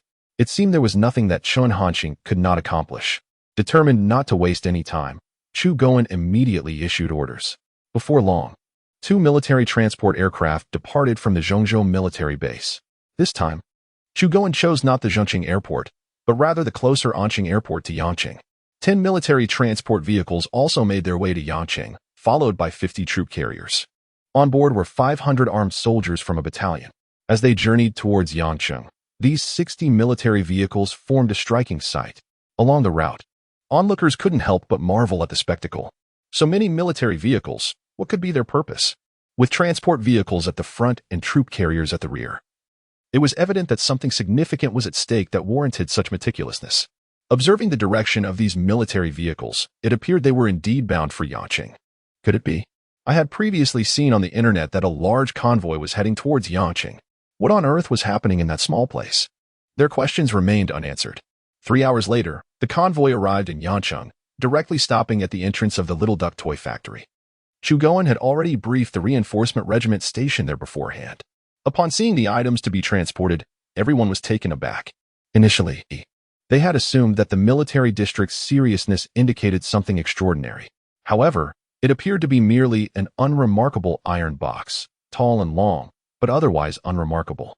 Nevertheless, despite their thoughts, the soldiers meticulously loaded the iron box onto the transport vehicle as required. Throughout this process, Chen Hanqing assisted diligently. The lithography machine was simply too large. One transport vehicle could not accommodate it. It required disassembly for transport. This procedure was exceedingly intricate. The soldiers were ill-equipped to handle it and could only rely on Chen Hanqing's expertise. After 2 hours of labor, they finally managed to complete the task. To ensure that no part of the lithography machine was damaged during transport, each component was carefully packed in specially designed wooden crates, with gaps filled for added protection. Once the transport vehicles departed, Chen Hanqing scarcely had a moment to catch his breath before he returned to his room, remaining silent and waiting patiently. Before long, a system notification echoed in Chen Hanqing's mind. Congratulations, host, on completing the task. Manufacture a 2 nanometers lithography machine. Reward, 1,000,000 points of technology value. With technology value production increased to 40 points per second. Although he had mentally prepared himself, the sound of the notification still sent waves of exhilaration through him. Initially, Chen Hanqing had anticipated that completing this task would likely elevate his technology value production to 30 points per second. To his astonishment, it had doubled to 40 points. This was indeed a delightful surprise for him. Moments later, as his emotions began to settle, he thought to himself, "Open the personal information panel." Instantly, a vast array of ethereal information materialized before him. Name, Chen Hanqing. Age, 18. Task, none. Technology value, 18, 900, 000, 40, 40, 40, 40, 40. Technologies mastered, 2 nanometers lithography technology, electromagnetic pulse gun technology, enhanced drone technology, beginner mecha technology, super double version of Old Man Lu technology, light-speed spaceship technology, planet destroyer technology, space-based weapon technology, aerospace aircraft carrier technology, Dyson sphere technology. After 5 days of accumulation, coupled with the 1 million technology points awarded by the system for completing a recent task, Chen Hanqing's technology reserves have now reached an impressive 18.9 million. Suddenly, he felt a surge of optimism. However, upon opening the system marketplace and discovering that the materials required to manufacture the planet destroyer demanded technology points measured in the hundreds of millions, that feeling quickly dissipated. The revolution has yet to succeed. It seems further effort is required. Chen Hanqing sighed. He then began to ponder his next order. After a brief contemplation, he opened Douyin. During this period, due to skepticism circulating online, his follower count had not only failed to increase but had actually decreased, plummeting from 150 million to 130 million. Nevertheless, Chen Hanqing remained indifferent. At this moment, follower count held little significance for him. What truly mattered was technology points. When his planet destroyer ascends into the sky, he knew that, should he desire, every single person online would inevitably become his follower. Without hesitation, Chen Hanqing updated his Douyin bio to live streaming orders tonight. Chapter 87. Reclaiming what was lost. After revising his signature, Chen Hanqing exited Douyin. During this period, he had been engaged in an intense work schedule to meet the deadlines for the lithography machine. Although the support of the super laboratory considerably expedited the process and enhanced efficiency, Chen Hanqing still felt profoundly fatigued. He lay down on his single bed, and before long, he succumbed to a deep slumber. Unbeknownst to him, shortly after he altered his Douyin profile, news of this event rapidly circulated online, garnering increasing attention. Topics such as the Little Duck Factory manager is preparing to accept orders again. In 2 nanometers lithography machine manufacturing fails, the prodigy engineer falls from grace, swiftly ascended to trending status. With the surge of interest from netizens, these discussions dominated multiple platforms, occupying the top 5 spots on the Douyin trending list, all centered around Chen Hanqing. Beneath these topics lay an avalanche of comments from internet users. Wait, how is the Little Duck Factory manager accepting orders again? Wasn't he supposed to be focused on manufacturing the lithography machine? The 2 nanometers version, no less. How could he be taking orders again so soon? Has he given up on the lithography machine? I knew it was impossible to produce one. To boast of developing a 2 nanometers model and then face such embarrassment, how shameful. Is it possible that the Little Duck Factory manager has actually succeeded in producing the lithography machine? What a joke. To create a 2 nanometers lithography machine in such a brief time frame? One would have to be out of their mind to even consider that. It must be said, this time, the Little Duck Factory manager is truly on the brink of disaster. The skepticism surrounding Chen Hanqing's capabilities was escalating. Even ordinary internet users recognized that manufacturing a lithography machine in such a short span was utterly implausible. In an instant, detractors were emboldened, while Chen Hanqing's supporters opted for silence. In the current climate, even if they wished to defend him, they were at a loss for words. At the Central Plains military base, Chu Goen sat in his office, his expression grave as he closely monitored the transportation situation. The trucks dispatched to Yancheng had just arrived at Anqing Airport. At that moment, a series of urgent knocks on the door disrupted Chu Goen's thoughts. "Come in," he said in a low voice. The office door swung open to reveal his secretary, whose anxious demeanor instantly raised alarm bells in Chu Goen's mind. "What has happened?" he inquired hastily, immediately fearing the worst about the lithography machine in transit. Chu Goen felt a surge of anxiety. Should any mishap occur, he would be unable to shoulder the responsibility. The secretary wasted no time in responding. "Chief, Director Chun has released a statement. He intends to accept orders once more this evening." Upon hearing this, Chu Goen's concerns dissipated. In place of hesitation, excitement surged forth. Previously, Chen Hanqing's electromagnetic pulse gun had been his most direct witness, its power deemed extraordinary. Merely mastering the technology behind this electromagnetic pulse gun could lead to a seismic shift in the military prowess of Huagua. Furthermore, this invention brought immense benefits to the Zhongzhou military base. In an instant, Chu Goen regained his composure. Without a moment's hesitation, he commanded, "Quick! Immediately instruct the relevant departments in the military district to monitor Director Chen's account. Once he begins broadcasting, commence the order placement." The secretary nodded affirmatively. Just as he prepared to leave, he suddenly recalled a crucial question. He turned to Chu Goen and inquired, "Chief, what exactly shall we order this time?" Chu Goen was momentarily taken aback. He had not contemplated this matter. However, without overthinking, he replied, "Anything related to military technology will suffice. Remember, do not explicitly mention arms. Devise a suitable justification." Chu Goen was well aware of Chen Hanqing's style in accepting orders. Although he was indeed manufacturing arms, it was imperative to maintain the FAAD. For instance, the electromagnetic pulse gun should be referred to as the electromagnetic pulse mosquito repellent gun upon leaving the Little Duck toy factory. The function of mosquito extermination merely overlooked. As for the potency of the ordered products, Chu Goen harbored no concerns. As long as one dared to make the request, Director Chen would undoubtedly deliver. The secretary nodded in agreement and promptly exited to make the necessary arrangements. At the Shannon military base, Tianjun's reaction to the news of Chen Hanqing accepting orders again was even more fervent than Chu Goen's. The opportunity had finally arrived. Last time, that fellow Chu Goen had struck fortunate luck. This time, it was certainly his turn. Tianjun was filled with emotion. His excitement was nearly impossible to contain. The secretary, standing nearby, remained silent, his expression somewhat complex. He did not share Tianjun's sentiments. He was well aware that even if Director Chen had declined the order from the Zhongzhou military base last time, it likely would not have fallen to them. Tianjun's reasoning was, frankly, rather naive. However, despite his thoughts, the secretary dared not voice them. Otherwise, he would surely face dire consequences. After expressing his thoughts, Tianjun continued, "Notify everyone down the line. Have the personnel from the Network Information Department prepare. Once Director Chen begins his broadcast, they shall act entirely according to my instructions. This time, success is imperative." The secretary recalled the terror from the last time he was under Tianjun's command.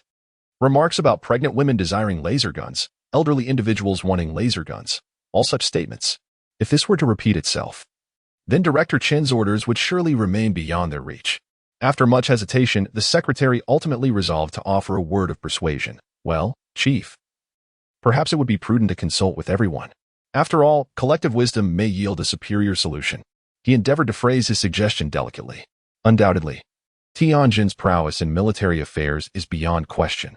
Among all the military district leaders, he stands out distinctly, having achieved numerous commendable victories. However, when it comes to the nuances of human relationships, he remains, regrettably, somewhat lacking. Yet, despite this, upon hearing the secretary's words, Tianjun furrowed his brow in discontent. Consult? What is there to discuss? If they propose some ill-conceived notion that jeopardizes Director Chen's orders, will you accept the responsibility? The secretary found himself at a loss, unable to comprehend Tianjun's audacity in uttering such a statement. It was clear that the flawed idea originated from Tianjin himself. Yet he was preoccupied with concerns about others. Was he truly so self-satisfied? Nevertheless, this time, the secretary refrained from further comment. He understood all too well that no matter what he said, Tianjin would be impervious to reason. He merely nodded. Very well, Chief. I shall make the arrangements immediately. With that, the secretary turned to leave, leaving Tianjin alone in the office, his eyes ablaze with excitement and an irrepressible smile gracing his lips. This time, I shall reclaim all that I have lost. Chapter 88. The Highest Secrecy of Huaghua. Not only the military bases in Zhongzhou and Shinno, but also regions such as the Xinjiang Military District and the 1st Military District of the Huaghua Navy have received the same intelligence. Their reactions have been profound. Presently, the reputation of Chun Hanqing has spread across various military districts in Huaghua. Everyone is eagerly anticipating Chun Hanqing's next broadcast. Unbeknownst to him, this singular decision of his has incited such a sensation. In Shanghai, at the headquarters of Tianyi Microelectronics, in the conference room, representatives, led by CS Siming, continue negotiations with Ho Jian and others. Although Ho Jian had previously wavered, leaning towards acquiescing to Tianyi Microelectronics' requests, upon learning of Niu's ultimatum, he could only momentarily suppress this inclination. Now, under the persistent request from the experts at the Huaca Institute's Optoelectronics Research Institute, CS Siming has finally shown signs of yielding. No longer maintaining his resolute stance, he has consented to the development of the photolithography machine, with the sales rights to be co-held by Tianyi Microelectronics and the Huaca Institute's Optoelectronics Research Institute. However, before he could truly finalize this decision, the conference room door swung open, and the figure of CS Siming's secretary appeared before the assembly. CS Siming furrowed his brow and remarked sternly, "Did I not instruct that no one was to be disturbed during discussions with the experts from Huaca Institute?" The secretary hurriedly explained, "Mr. Xie, I apologize. There are urgent matters at the company that require your direct intervention." CS Siming's brow did not relax but instead deepened in concern. He turned to Ho Jian and the others, saying, "Academician Ho, I sincerely apologize. Shall we temporarily pause our discussions? I will expedite the resolution of matters on the company's end, and we can resume shortly." Despite his reluctance, Ho Jian had no choice but to acquiesce to CS Siming's words, nodding in resignation. Very well. With a slight gesture, CS Siming led the team from Tianyi Microelectronics out. Upon returning to his office, CS Siming's demeanor transformed dramatically. The displeasure that had marred his countenance due to the interruption dissipated, replaced by tranquility. His earlier actions had merely been for the benefit of Ho Jian and the others. Regardless of the negotiation's outcome, a certain demeanor must be upheld, especially when dealing with Huaca Institute. In matters not involving absolute interests, he was reluctant to offend them entirely. Without wasting time, CS Siming inquired, "What has transpired?" The secretary responded, "Mr. Xie, it is such that." She proceeded to detail how Chun Hanqing had resumed accepting orders and the reactions of netizens online. Upon concluding, a look of delight spread across CS Siming's face. "So, the so-called factory director of the Little Duck Toy Factory has utterly failed in manufacturing the photolithography machine? This truly is splendid news for me, having previously witnessed Chun Hanqing's formidable technology in creating mechas and drones. To assert that they are entirely unconcerned about Chun Hanqing's ability to fabricate a lithography machine is utterly implausible.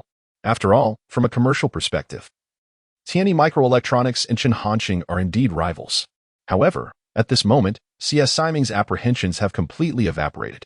It can even be proclaimed that, throughout the entirety of Huaghua, no other company poses a threat to Tianyi Microelectronics in the realm of lithography machine production. Hu Wei and Ren Hongfei, your retribution has arrived," CS Siming mused. Furthermore, he has formulated new plans regarding the collaboration with the Optoelectronics Research Institute of Huaca. As 4 hours swiftly passed, at the entrance of Hu Wei's headquarters, Niuzhua, Rong Haobo, Ren Hongfei, and a cadre of experts from Huaca stand solemnly.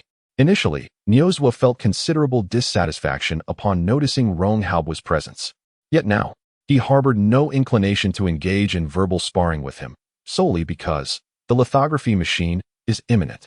The emotions of Niuzhua, Rong Haobo, and Ren Hongfei are fraught with anxiety. This lithography machine bears immense significance for Huaghua. It can be regarded as the very hope of the nation. Even in their unwavering faith in Chun Hanqing, they cannot quell their nervousness. The atmosphere thickens with anticipation. The surroundings are profoundly silent. Not a sound escapes their lips. They merely await in quietude. The only noise reverberating in their ears is the rhythmic beating of their hearts within their chests. At last, moments later, 10 transport trucks emerge into view. In front of and behind these trucks, over 20 military vehicles stand guard. These military transports were requisitioned by Rong Haobo from the Xinjiang military district, mirroring the same configuration as when coordinating with the Zhangzhou military base. Witnessing this scene, the eyes of the onlookers ignite with fervor. Their breaths quicken, and their gazes are fixated upon the 10 transport vehicles. The trucks roll directly to the entrance of the Huawei Optoelectronics Laboratory. The soldiers on duty commence unloading. Enormous wooden crates are carefully lowered. Throughout this process, Niu Zhuo and the others watch intently. Niu Zhuo frequently interjects, urging, "Take it slow, be gentle, be careful not to damage it. What are you doing? Focus." His demeanor resembles that of a foreman extracting labor from his workers. Rong Haobo and Ren Hongfei, well aware of the contents of these crates, remain unfazed. They deem Niu Zhuo's actions entirely reasonable. In fact, Rong Haobo occasionally chimes in with supportive remarks. However, the accompanying experts from Huaka are quite different. They remain oblivious to what lies within the transport vehicles, and they regard Niu Zhuo and Rong Haobo's reactions with perplexity. Is it truly necessary? What could possibly warrant such meticulous care from these two prominent figures? Finally, the wooden crates are placed in their designated spots within the laboratory. As for the soldiers, Rong Haobo has not instructed them to depart immediately. Instead, he instructed them to stand guard outside the Huawei Optoelectronics Laboratory. This only heightened the curiosity of the experts, who could hardly contain their anticipation regarding the significant items contained within the box. Once the laboratory was left with only the three of them and the specialists, Niu Zhuo finally decided to speak. His gaze swept across the assembly, and his demeanor grew exceedingly grave. From his eyes, one could faintly discern the occasional flicker of excitement.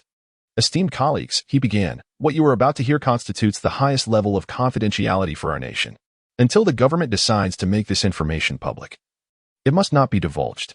Failure to adhere to this will result in the most severe legal repercussions." The expressions of the gathered individuals shifted to match the gravity of his words, although they remained uncertain about the nature of the revelation. As esteemed academicians of the Chinese Academy of Sciences, they were accustomed to handling numerous projects that necessitated discretion. Nonetheless, none had encountered a situation as serious as this one. In silent agreement, they nodded. Observing their response, Niu Zhuo no longer hesitated and stated directly, "Contained within this box is a photolithography machine, the very first 2 nanometers photolithography machine. Chapter 89, Inappropriate for Children, Excessively Violent." Upon hearing this, everyone was momentarily taken aback, their faces awash with disbelief, as if their very breaths had been suspended in that instant. After a brief pause, they gradually regained their composure, only to erupt into exclamations of astonishment. "What? This contains a 2 nanometers lithography machine? How can this be? Where did this lithography machine come from? Could it be that Director Chen truly succeeded? This is inconceivable." As they spoke, their expressions shifted when they turned their gaze towards the stack of wooden crates. Despite the surreal nature of the situation, the experts understood that in such matters, Niu Zhuo would never jest. Reluctantly, they began to accept this astonishing reality. Their eyes soon ignited with fervor, as they finally grasped the reason behind Niu Zhuo's earlier caution and solemnity. After all, it was a lithography machine. No degree of seriousness could be deemed excessive. Niu Zhuo was not surprised by their reaction. Not only these experts, but even he, who had known the truth all along, found it difficult to contain his excitement. "Ladies and gentlemen, we are now poised to commence the installation and debugging of the lithography machine. Extreme caution is imperative. No mishaps must occur. I deeply appreciate your efforts." Upon hearing this, the gathered experts hastily shook their heads, dismissing any notion of hardship. To witness the first ever 2 nanometers lithography machine in China, and to partake in its assembly and calibration, was an opportunity they had scarcely dared to dream of. It was a profound honor for them. Without further ado, they began to collaborate, utilizing the equipment in the Huawei Optoelectronics Laboratory to unbox the lithography machine. As Niu Zhuo had instructed, each movement was executed with the utmost care, fearing any misstep. Although merely reassembling and adjusting required considerable time, they were fortunate that Shen Hanqing had provided a product manual, which greatly expedited the process. Time flew by, and 4 hours slipped away in the Huawei Optoelectronics Laboratory, where the assembly continued, with completion still a distant prospect. Meanwhile, in Shanghai, at the headquarters of Tianyi Microelectronics, CS Siming and Ho Jian gathered once more in the conference room to initiate a new round of discussions regarding their collaborative endeavor to develop the lithography machine. President Xie. Our Optoelectronics Research Institute at Huaca has no objections to the results of the last discussion. We are ready to prepare the contract. I hope our collaboration will be fruitful, Ho Jian stated. As the head of the Optoelectronics Research Institute and the representative for this partnership with Tianyi Microelectronics, Ho Jian possessed the authority to dictate the collaboration's terms. Independent of Nio's stipulations. However, upon hearing the conclusion from Ho Jian, CS Siming did not nod in agreement. Instead, he wore a troubled expression. Observing this, Ho Jian could not help but furrow his brow. The moment the meeting was interrupted, he sensed something amiss. Furthermore, he later became aware of Chun Hanqing's intention to accept orders again, which only solidified his apprehension. Now, witnessing the situation unfold, Ho Jian realized that his instincts had indeed been accurate. He remained silent, lips pressed together, patiently waiting. At last, after a brief moment, CS Siming spoke. Academician Ho. I sincerely apologize. Regrettably, we cannot agree to the terms proposed by your institute's Optoelectronics Research Department. This revelation irked Ho Jian, yet he maintained his composure and inquired, then, what does Mr. Xie propose? Without hesitation, CS Siming responded, regarding the sales rights of the lithography machine, Tianyi Microelectronics cannot share them with your institute. They must be exclusively owned by Tianyi Microelectronics. As you are aware, the development of a 28 nanometers lithography machine is immensely challenging. Achieving a complete technological breakthrough and commencing production within a short time frame requires astronomical research and development funds. The subsequent production and sales also incur substantial costs. Tianyi Microelectronics must ensure its normal operation. I hope you understand. After hearing CS Siming's words, Ho Jian's expression darkened significantly. He was acutely aware that the so-called research funds and sales costs were merely excuses. CS Siming and his associates were attempting to exploit the situation, aiming to seize total control over the sales rights of the lithography machine for Tianyi Microelectronics. The atmosphere in the room turned tense and silent. The members of the Optoelectronics Research Department were all filled with indignation and frustration, genuinely feeling the urge to overturn the table. Meanwhile, in Yangcheng, at the Little Duck Toy Factory, Chun Hanqing had completed his preparations and was ready to go live. After an afternoon of rest, he was brimming with energy. Without further hesitation, he initiated a live stream on Douyin. Instantly, a multitude of viewers flooded into the stream, with the concurrent viewer count soaring to 500,000. These viewers had been eagerly awaiting Chun Hanqing's broadcast. Moreover, this number continued to rise. Within mere minutes, it surpassed the million mark. The comments section was ablaze with messages. I've waited so long. The Little Duck Factory director has finally gone live. I want to place an order for the Catgirl robot. It's my turn this time. How can you even go live? Weren't you supposed to be developing a 2 nanometers lithography machine? Why has that not materialized? The electromagnetic pulse gun and lithography machine both failed. It seems the Little Duck Factory director isn't as formidable as the internet claims. Critics, don't be too harsh. The Little Duck Factory director has produced electric vehicles, mechs, and drones. Even with these 2 setbacks, you have no grounds for mockery. Director Chen, I am a single mother, tirelessly juggling 20 jobs each day, dedicating 18 hours to work while caring for 3 children. With my child's birthday approaching, I wish to order a laser gun as a gift and hope that you, Director Chun, will accept my order. However, Chun Hanqing remains indifferent to such comments. He merely gazes at the screen and calmly states, brothers, if there is anything you wish to order, feel free to type it out on the public screen. If it aligns with our offerings, the host will take the order. Please note, our factory specializes solely in toys and will only accept orders for civilian toys.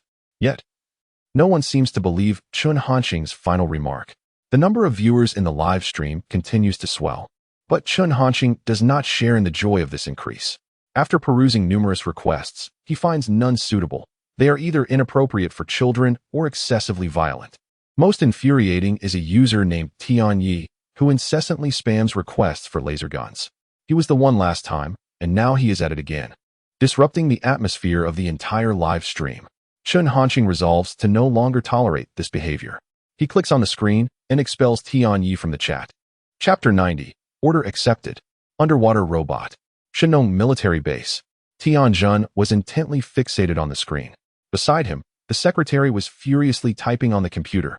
It shouldn't be this way. Director Chen should have seen the message we sent long ago. Why hasn't he accepted the order yet? Tianjin murmured in confusion. Upon hearing his words, the secretary was at a loss for how to respond. It was the same method, the same flavor, even the same account. It was indeed puzzling for Director Chen to accept. Yet, despite such thoughts, the secretary dared not vocalize them, fearing to dampen Tianjin's spirits. He could only silently suppress these notions. This time, the attempt was akin to a beggar on the street, often bullied, wishing to purchase a laser gun for self-defense. Tianjin remained oblivious to any discrepancies and continued speaking. Secretary. He truly found it hard to comprehend. What kind of beggar requires a laser gun for protection? What a ludicrous excuse. This was no beggar, more like a terrorist. Noticing the secretary's continued inaction, Tianjin couldn't help but frown, urging, "What are you still dawdling for? Hurry and send it." The secretary finally could no longer hold back and spoke up. "Chief, is this really a good idea?" Tianjin responded in confusion. "What is wrong with it? As long as Director Chen can accept the order, it's all fine." The secretary longed to express, it would be astonishing if he did accept. However, after some contemplation, he decided to swallow those words and prepare a more tactful response. Yet, before he could formulate his thoughts, the screen flickered. The live broadcast room was no more. In its place was a notification. "You have been kicked out of the live broadcast room due to inappropriate remarks." Staring at those words, both men were rendered speechless. The atmosphere in the office turned awkward. Tianjin was completely stunned. He never anticipated such an occurrence. Kicked out of the live broadcast room? This shouldn't be. I haven't even made my move yet. How could I be expelled? Director Chen must have made a mistake. Tianjin was unwilling to accept this. The secretary, hearing this, could only choose silence. Hadn't he even had the chance to act yet? Thank goodness for that. If he had acted, he would have likely faced a complete ban. "Chief, there are still other comrades. We still have a chance," the secretary consoled after a brief contemplation. Although Tianjin felt quite unsettled, he could only nod in agreement. Just as the secretary believed this matter would pass, Tianjin suddenly exclaimed, "No, I can't let them operate. I don't feel secure. I must go and see for myself." As he spoke, Tianjin hastily exited the office. The secretary was now utterly at a loss for words. He could only imagine what kind of situation would unfold next. This was it. It was all over. Yang City, Little Duck Toy Factory. Chen Hanqing was currently feeling exceedingly impatient. Just moments ago, after expelling that troublesome individual from the chat, he had anticipated that the matter would conclude there. Yet, to Chen Hanqing's astonishment, a plethora of comments, bearing a striking resemblance to the style of that individual, re-emerged in the live stream. All conveyed the same tone and ultimately pointed towards the laser gun. It was evident that a singular entity was orchestrating this chaos. This incensed Chen Hanqing, who felt thoroughly provoked. Consequently, he resolved to ban each offender he encountered, totaling dozens. At last, the live stream regained a semblance of tranquility. Chen Hanqing scrutinized the comment section. Despite the abundance of remarks, he found no suitable orders. Just as he was beginning to believe that today would yield no commissions, a particular comment caught his eye. "Director Chen, I am a fishing vessel captain wishing to order an underwater robot toy model to inspect underwater conditions and repair my boat." This message, from a user named Bio, ignited a spark of excitement in Chen Hanqing. A fishing vessel captain, an underwater robot, and specifically a toy model, everything aligned perfectly with his expectations. Without hesitation, he declared, "Dear Bio, I shall accept your order." Upon hearing this proclamation, millions of viewers in the live stream erupted with excitement. Who is it? Which fortunate individual has emerged? I can't believe it's an underwater robot this time. Director Little Duck isn't over his head. Have the lessons from previous orders not been sufficient? Why take on such a challenging request? I eagerly await to see what extraordinary feat Director Little Duck will accomplish this time. At the Zhongzhou military base, Chu Goen could scarcely contain his amusement. Although Chen Hanqing had not accepted their order, which filled him with regret, he could not overlook the sheer absurdity of Tianjin's antics. As a competitor, Chu Goen had been closely monitoring the situation on Tianjin's end. The account associated with the Shinong military base was easily identifiable. Anyone wielding a laser gun was undoubtedly linked to them. Throughout this process, as the comments from the Shinong military base dwindled, Chu Goen surmised they must have been banned. Director Chen's actions were nothing short of brilliant. Tianjin must be on the verge of collapse. Chu Goen couldn't help but revel in his delight. Meanwhile, at the Shinong military base, Tianjin's expression was one of utter dismay. This shouldn't be happening. Why is this the case? He continuously furrowed his brow, lost in thought. He simply could not comprehend how Chen Hanqing managed to ban them. If it were just one or two accounts, it could be dismissed as mere coincidence. but the sheer volume indicated a significant issue. "Chief," the secretary could no longer contain himself and began to speak, having followed Tianjin out of the office. Yet he ultimately could not prevent Tianjin's distress. After a moment of contemplation, the secretary continued, "Could it be that our phrasing is flawed?" Upon hearing this, Tianjin was momentarily taken aback, his expression shifting to one of confusion. In that fleeting instant, he grappled with self-doubt. However, this feeling did not linger for long. His gaze soon regained its clarity. He firmly declared, "Impossible." Witnessing this, the secretary relinquished any further argument, feeling exhausted. So be it then. Who else could persuade him? In Luzhou province, within the city of Qing, at China's foremost naval base, the person in charge, Chao Jing, was brimming with excitement. Just moments ago, he had orchestrated the release of an order for an underwater robot, and to his astonishment, it had indeed been accepted by Chen Hanqing. Chao Jing had previously familiarized himself with the process of order acceptance by Chen Hanqing. Once he regained his composure, he swiftly began to contemplate what demands he should articulate. In Yang City, at a toy factory specializing in rubber duckies, after finalizing the order, Chen Hanqing no longer hesitated. He addressed the screen, saying, "To the user by O who placed the order, may I inquire if you are available for a call? I need to confirm the specifics regarding the underwater robot." Naturally, Chao Jing would not decline. He promptly responded with a comment, "I am available." Seeing this, Chen Hanqing directly clicked on the option to connect. Similar to the previous interaction with Chu Goen, Chao Jing refrained from revealing his identity due to its sensitivity. Before Chen Hanqing could speak, Chao Jing preemptively stated, "Director Chen, I apologize for not being able to show my face at this moment.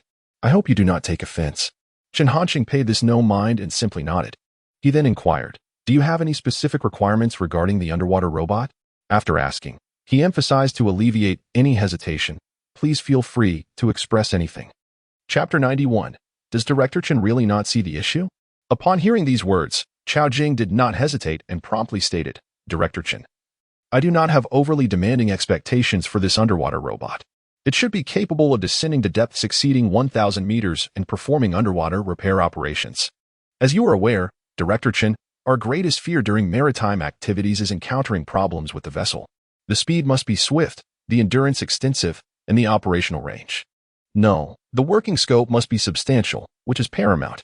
Furthermore, it would be ideal if it could evade radar detection to avoid interception by other ships. A self-destruction mechanism would also be preferable. Thus, even if it falls into the hands of others, it would be rendered useless. The greater the destructive power upon self-destruction, the better." By the end of his statement, Chao Jing felt a twinge of guilt. Although he had provided explanations for these performance requirements of the underwater robot, such assertions felt exceedingly forced. As he concluded, before Director Chen Hanqing could respond, the viewers in the live stream could no longer contain themselves. "Wait. Why do I feel something is amiss with this underwater robot? A self-destruction mechanism with greater destructive power. Are we certain this is intended for fishing vessels? Spare me the charade. This is undoubtedly military grade. Are they attempting to deceive Director Duck? Do they really think he is a fool?" Within the first naval base of Huagua, Chao Jing and the senior naval officers were intently observing the screen, their faces etched with concern. They understood that the viewers' suspicions were not without merit. At this moment, witnessing Director Chen Hanqing's prolonged silence, Chao Jing could not help but inquire, Director Chen, is there an issue?" Director Chen Hanqing did not respond directly but instead asked, "Is that all?" Chao Jing, afraid that Director Chen might refuse, dared not present any additional requests. Thus, upon hearing Chen Hanqing's words, he responded without hesitation, "Yes. That is all." This time, Chen Hanqing did not deliberate and stated directly, "All right. If there are no issues, I shall calculate the quotation for you." Upon hearing this, Chao Jing was momentarily taken aback. Director Chen's response was rather unexpected, leaving Chao Jing in a daze. Has he agreed so readily? Is this not too straightforward? Will he not ask anything further? Nevertheless, Chao Jing quickly regained his composure and replied, "Great." Immediately, joy and excitement surged within him. This deal is secured. At that moment, the viewers in the live stream were unable to bear it any longer. Does Director Duck know what he is doing? Wasn't it stated that only civilian orders would be accepted? Can this even be considered a civilian order? I can't shake the feeling that we've been played. Director Duck is confused. To dare accept such an order, he is becoming increasingly reckless. All the viewers were perplexed by Director Chen Hanqing's actions. However, he paid no mind to their opinions and remained focused on meticulously calculating the quotation. Before long, the answer crystallized in Chen Hanqing's mind, and he wasted no time. Announcing directly, the order for the underwater robot requires 18 million. Dear netizen, is this price acceptable to you? Xiao Jing would undoubtedly not refuse. He immediately responded, absolutely acceptable. As long as Chen Hanqing can produce an underwater robot that meets our satisfaction. Not to mention 18 million, even if it were 1.8 billion. It would pose no issue. Xiao Jing harbored no doubts regarding Chen Hanqing's expertise and eagerly anticipated the splendid surprise he would deliver. All right, after the live stream concludes, I will send you the bank account details. You will need to transfer the entire payment in one go. The production process will take approximately 1 week.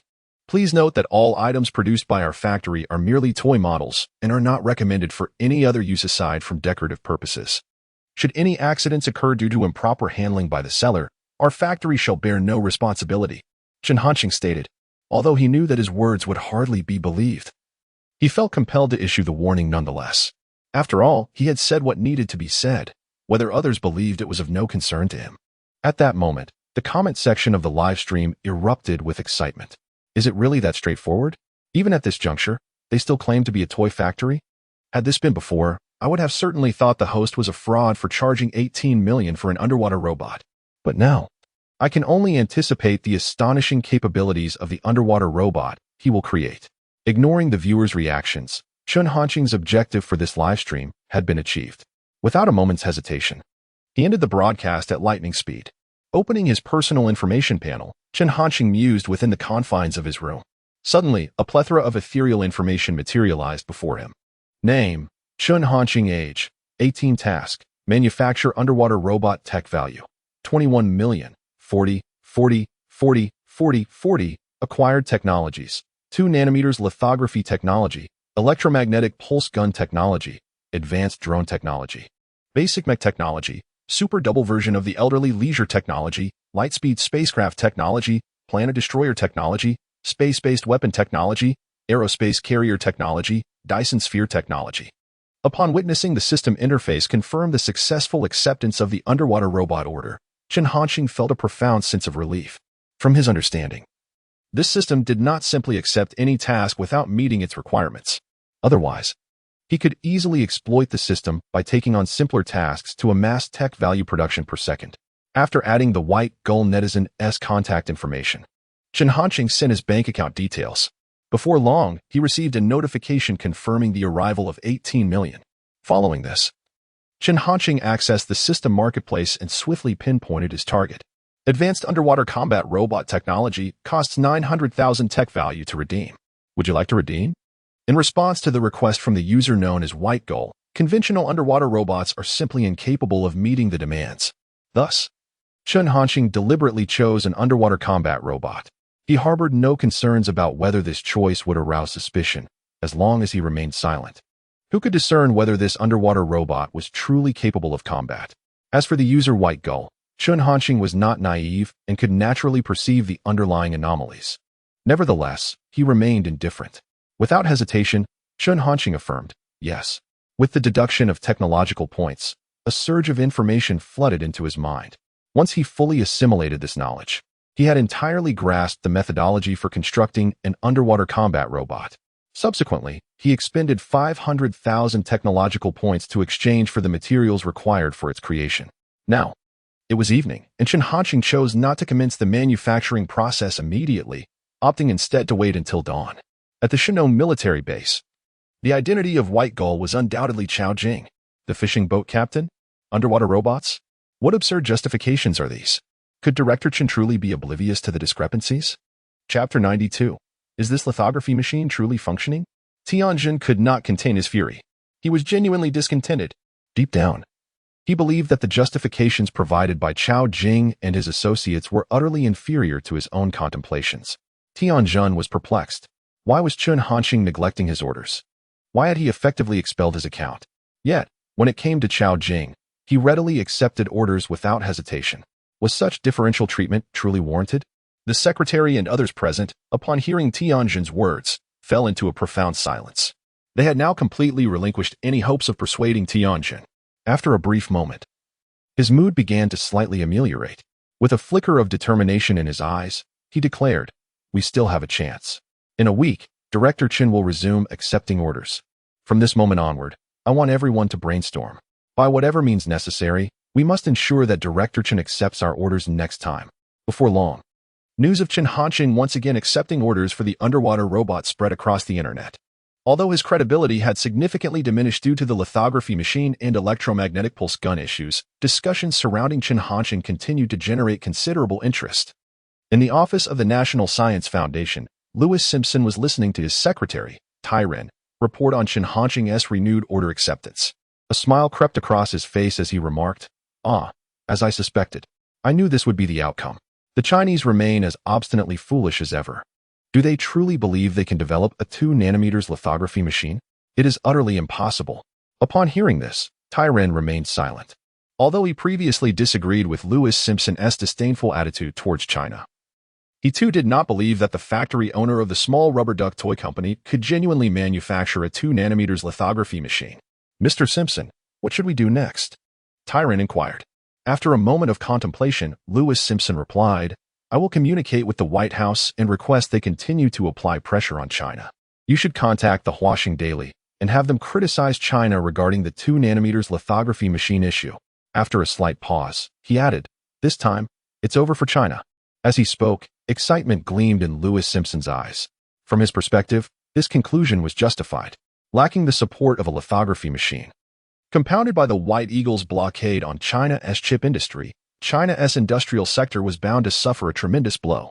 This would be sufficient to plunge China into a significant crisis. Tyren nodded in agreement, acknowledging, understood. With that, he promptly turned and exited to make arrangements. The following day, the front page of the Huaxing Daily featured a headline, overreaching.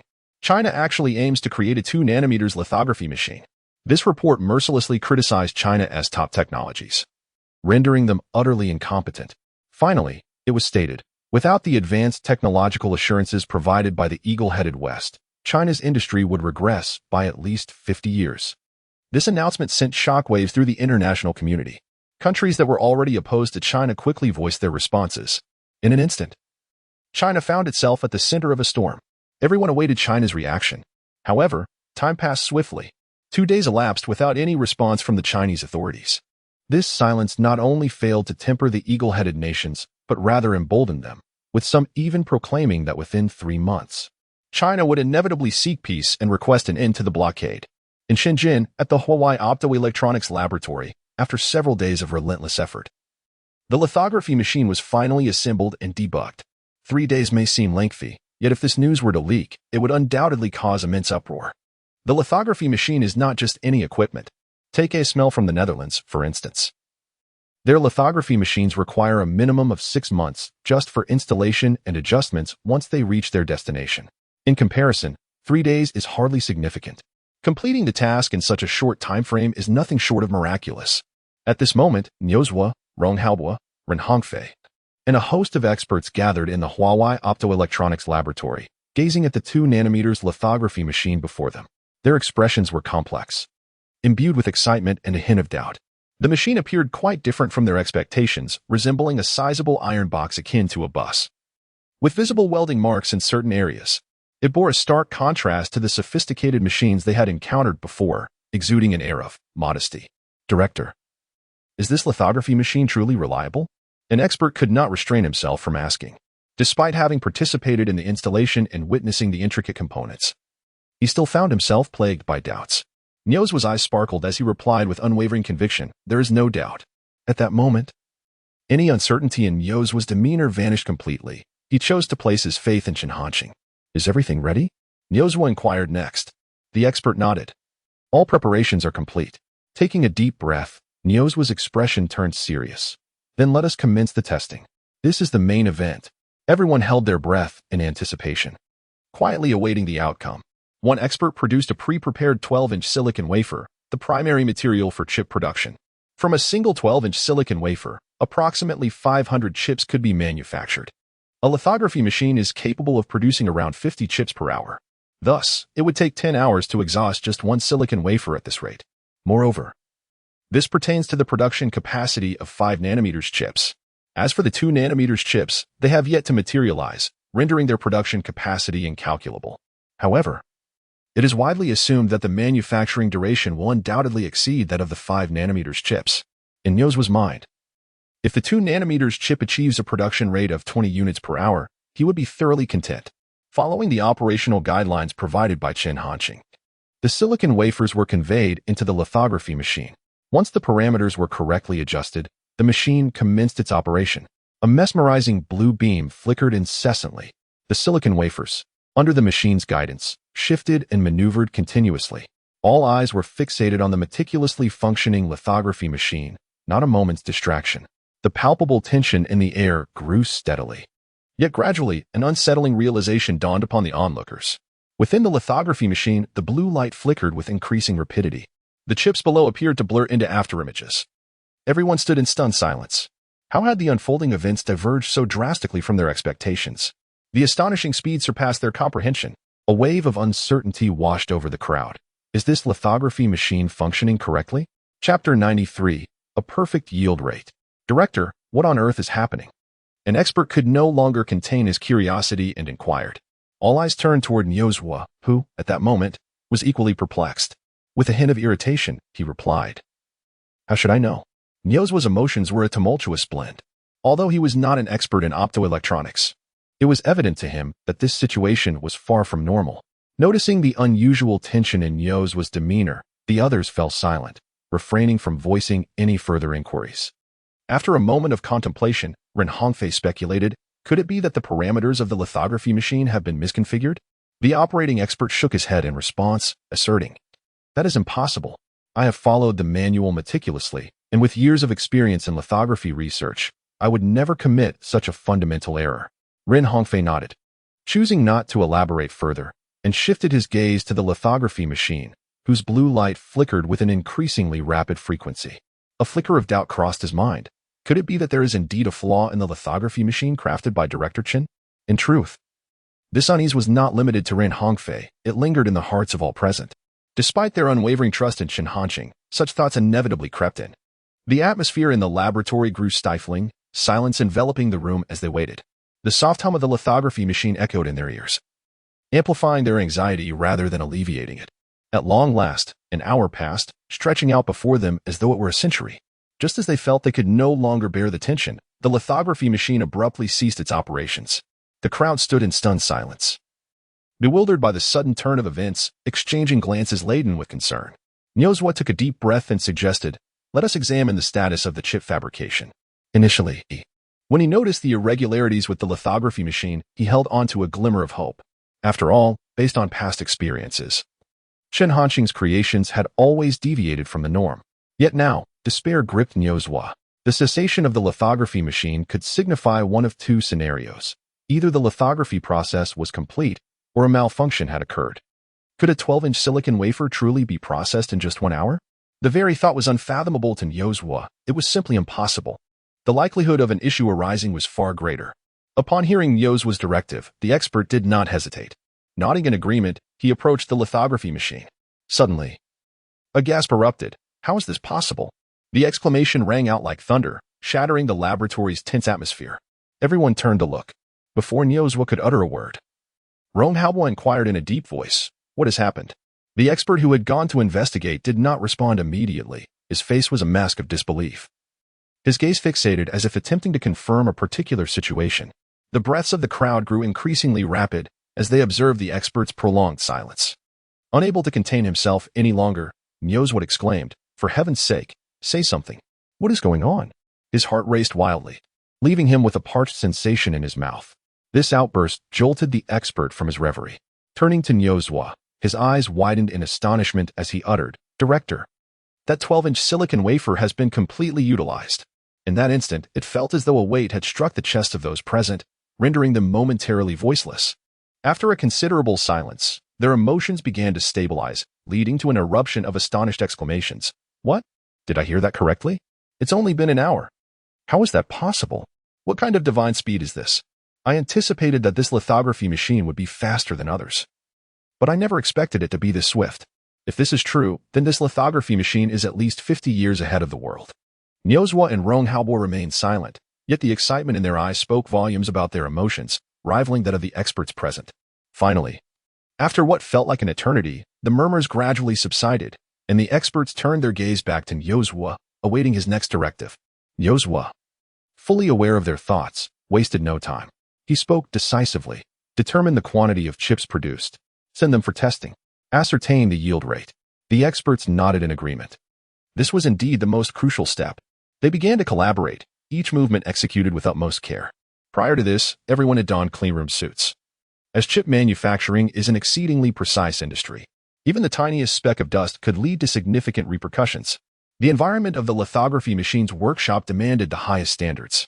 Subsequently, Nyozwa, Ronghaobwa, and Rin Hongfei chose not to linger further.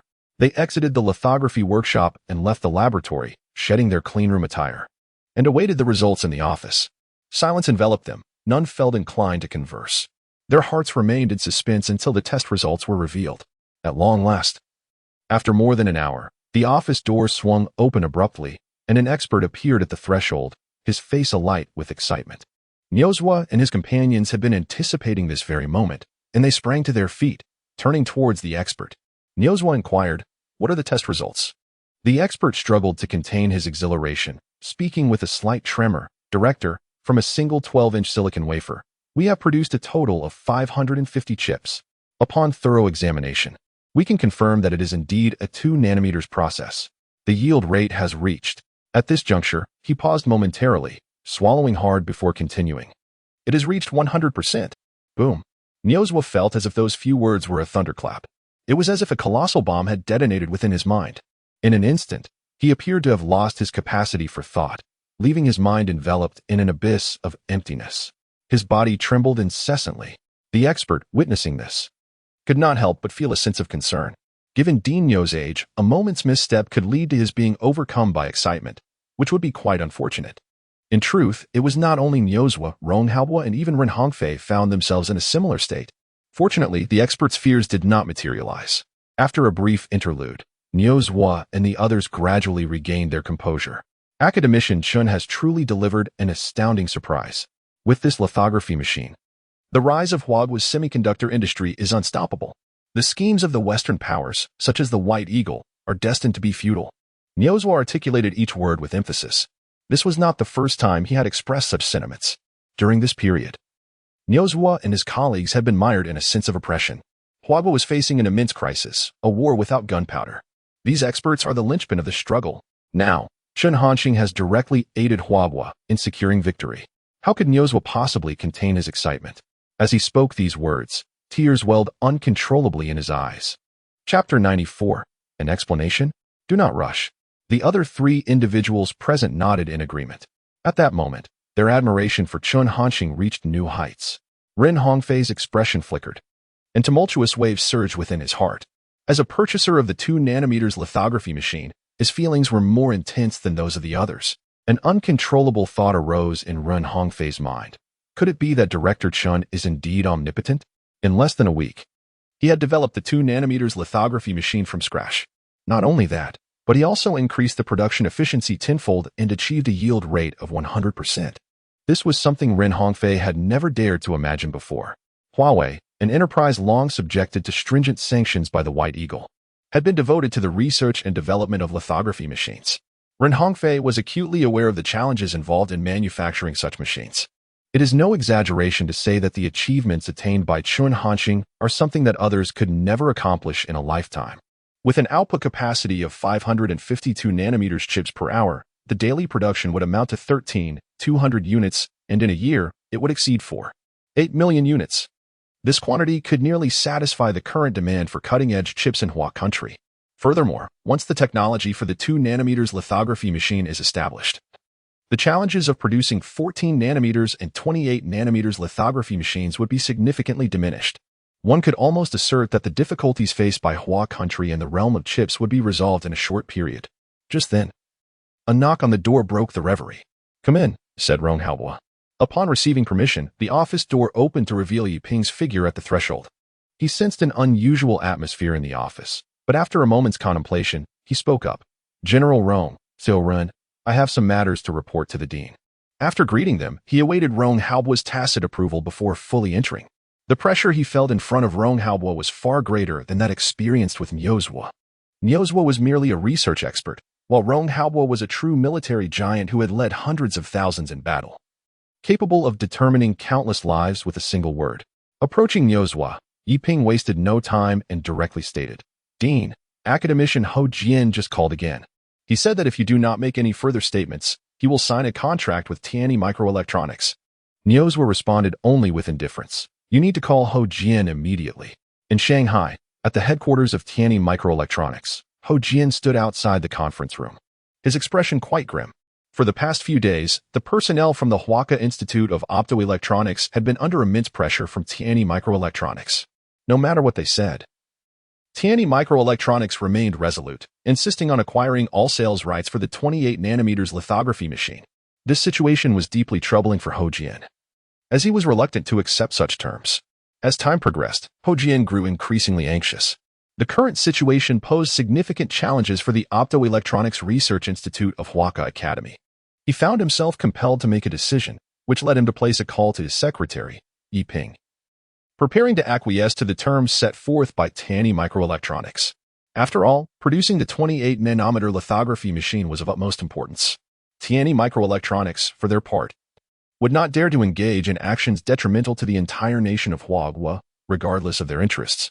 Shi Siming was certainly not foolish. Just as Ho Jian anticipated no response from Nyozwa and was preparing to return to the conference room, a notification tone sounded on his phone. He promptly answered. But before he could utter a word, Nyozwa's voice erupted from the other end. "What contract are you talking about? Let me reiterate. Just overturn the table. Let those clumsy fools at Tianyi Microelectronics handle it." Nyozwa's tone was decidedly arrogant, which only intensified Ho Jian's frustration. Unable to contain himself, he exclaimed, "Director, what time is it? Can't you just—" However, he was interrupted by Nyozwa. "The 2nm lithography machine has been successfully developed. It is currently housed in the Huawei Optoelectronics Laboratory. Moreover, tests indicate that its performance surpasses that of any lithography machine in the world. You need to bring a team to Shenzhen immediately." That's it. With that, Nyozwa hung up without hesitation. As Ho Jian listened to the dial tone, he stood there in stunned silence. This sudden piece of good news left him utterly petrified, momentarily struggling to grasp the reality of the situation. While he was preoccupied with the troubles of the 28nm lithography machine collaboration and losing sleep over it, they had already quietly produced the 2nm machine. Where could he possibly voice his grievances? After a brief moment, Ho Jian finally regained his composure. The excitement on his face was impossible to conceal. It was truly remarkable. He could not help but murmur to himself, realizing that the lithography machine must have been crafted by the director of that toy factory. The news of Huawei's order for the 2nm lithography machine had already spread, causing quite a stir. Yet, what puzzled Ho Jian was how Chen Hanqing had managed to accomplish this in such a short span of time. He was acutely aware that merely installing and configuring the lithography machine could not be achieved in such a time frame. Although the news seemed almost too incredible to believe, Ho Jian did not doubt its authenticity. In matters of this nature, Nyozwa would undoubtedly not take any risks. After a moment of contemplation, Ho Jian turned and strode towards the conference room. His demeanor had undergone a remarkable transformation. No longer was he burdened with worry. Instead, he radiated an air of triumph. As he entered the room, the gazes of those present instantly fixed upon him. Their astonishment was palpable, for while they did not know the specifics of what had transpired, they could clearly perceive the change in Ho Jian. Xie Siming could not help but furrow his brow, yet he refrained from dwelling on it. In his perspective, the Optoelectronics Research Institute of Huaka University had been driven to the brink. Collaboration was their only recourse. As Ho Jian returned to his seat, Xie Siming promptly declared, "Academician Ho, our demands at Tianyi Microelectronics are immutable. If you are amenable, we may proceed to sign the contract immediately." As he spoke, Xie Siming gestured to a senior executive from Tianyi Microelectronics to present the prepared contract to Ho Jian. However, to everyone's astonishment, Ho Jian did not even glance at it, merely busying himself with tidying up the items on the table. All present were left bewildered, unable to comprehend this unexpected turn of events. Ho Jian offered no explanation, simply addressing the representatives from Huaka University. "What are you still dawdling for? Hurry up and pack your things. We are leaving." Xie Siming's frown deepened significantly. He spoke in a grave tone. "Academician Ho, what does this signify? Regardless of the circumstances, Tianyi Microelectronics deserves an explanation." Ho Jian met Xie Siming's gaze, responding coolly, "Do not rush. The explanation will come later. Chapter 95. The job well done. Upon hearing these words, the atmosphere around Ho Jian grew tense. C.S. Simon instinctively sensed something was amiss, yet he refrained from voicing his concerns, opting instead to observe in silence. The members of the Huaka Institute were equally perplexed. But despite their confusion, they followed Ho Jian's instructions and began to pack their belongings. After such a prolonged negotiation, resentment had long since festered towards Tianyi Microelectronics, and at this moment, they wished to linger not a second longer. As for the ensuing issues, Ho Jian's audacity to act in this manner suggested he had a plan in place. Before long, the group had gathered their items. Without uttering a single word, Ho Jian made to exit the conference room, followed closely by the experts from Huaka Institute. Just as they were about to step out, C.S. Simon could no longer contain himself. His expression darkened to an extreme, and he coldly remarked, "Academician Ho, is this the explanation you offer? If this reflects your attitude at Huaka Institute, then you are recklessly disregarding the future of our nation. Such negligence is utterly irresponsible." C.S. Simon did not wish to abandon the collaboration. With the support of Huaka Institute's Optoelectronics Research Institute, the resources at their disposal could be significantly enhanced. Perhaps, they could indeed achieve a breakthrough in 28 nanometers lithography technology in a short span of time. Upon hearing this, the members of Huaka Institute were incensed. Had it not been for the excessive demands put forth by C.S. Simon and his team, the negotiations would have concluded successfully long ago. However, they remained silent, awaiting Ho Jian's decision. Ho Jian, with an imperceptible sigh, murmured softly, "This is of your own making." He then turned to C.S. Simon and the others, stating, "Very well. I shall provide you with a true explanation." Ho Jian stepped forward, drawing the attention of all present. Approaching the negotiation table, which was merely an ordinary table, he prepared to make a statement regarding the collaboration on the 28 nanometers lithography machine, an endeavor shrouded in national secrecy, reserved solely for the upper echelons of Tianyi Microelectronics. The assembly was rife with confusion. None could fathom Ho Jian's intentions. Yet soon, he clarified his purpose through action. Gripping the edge of the table, he exerted force and overturned it, sending cups and documents crashing to the floor with a resounding clatter. The scene left everyone in stunned silence, disbelief etched upon their faces. "What are you doing?" C.S. Simon could no longer restrain himself, unleashing a sharp roar. Should this incident become public, Tianyi Microelectronics would surely suffer irreparable damage to its reputation.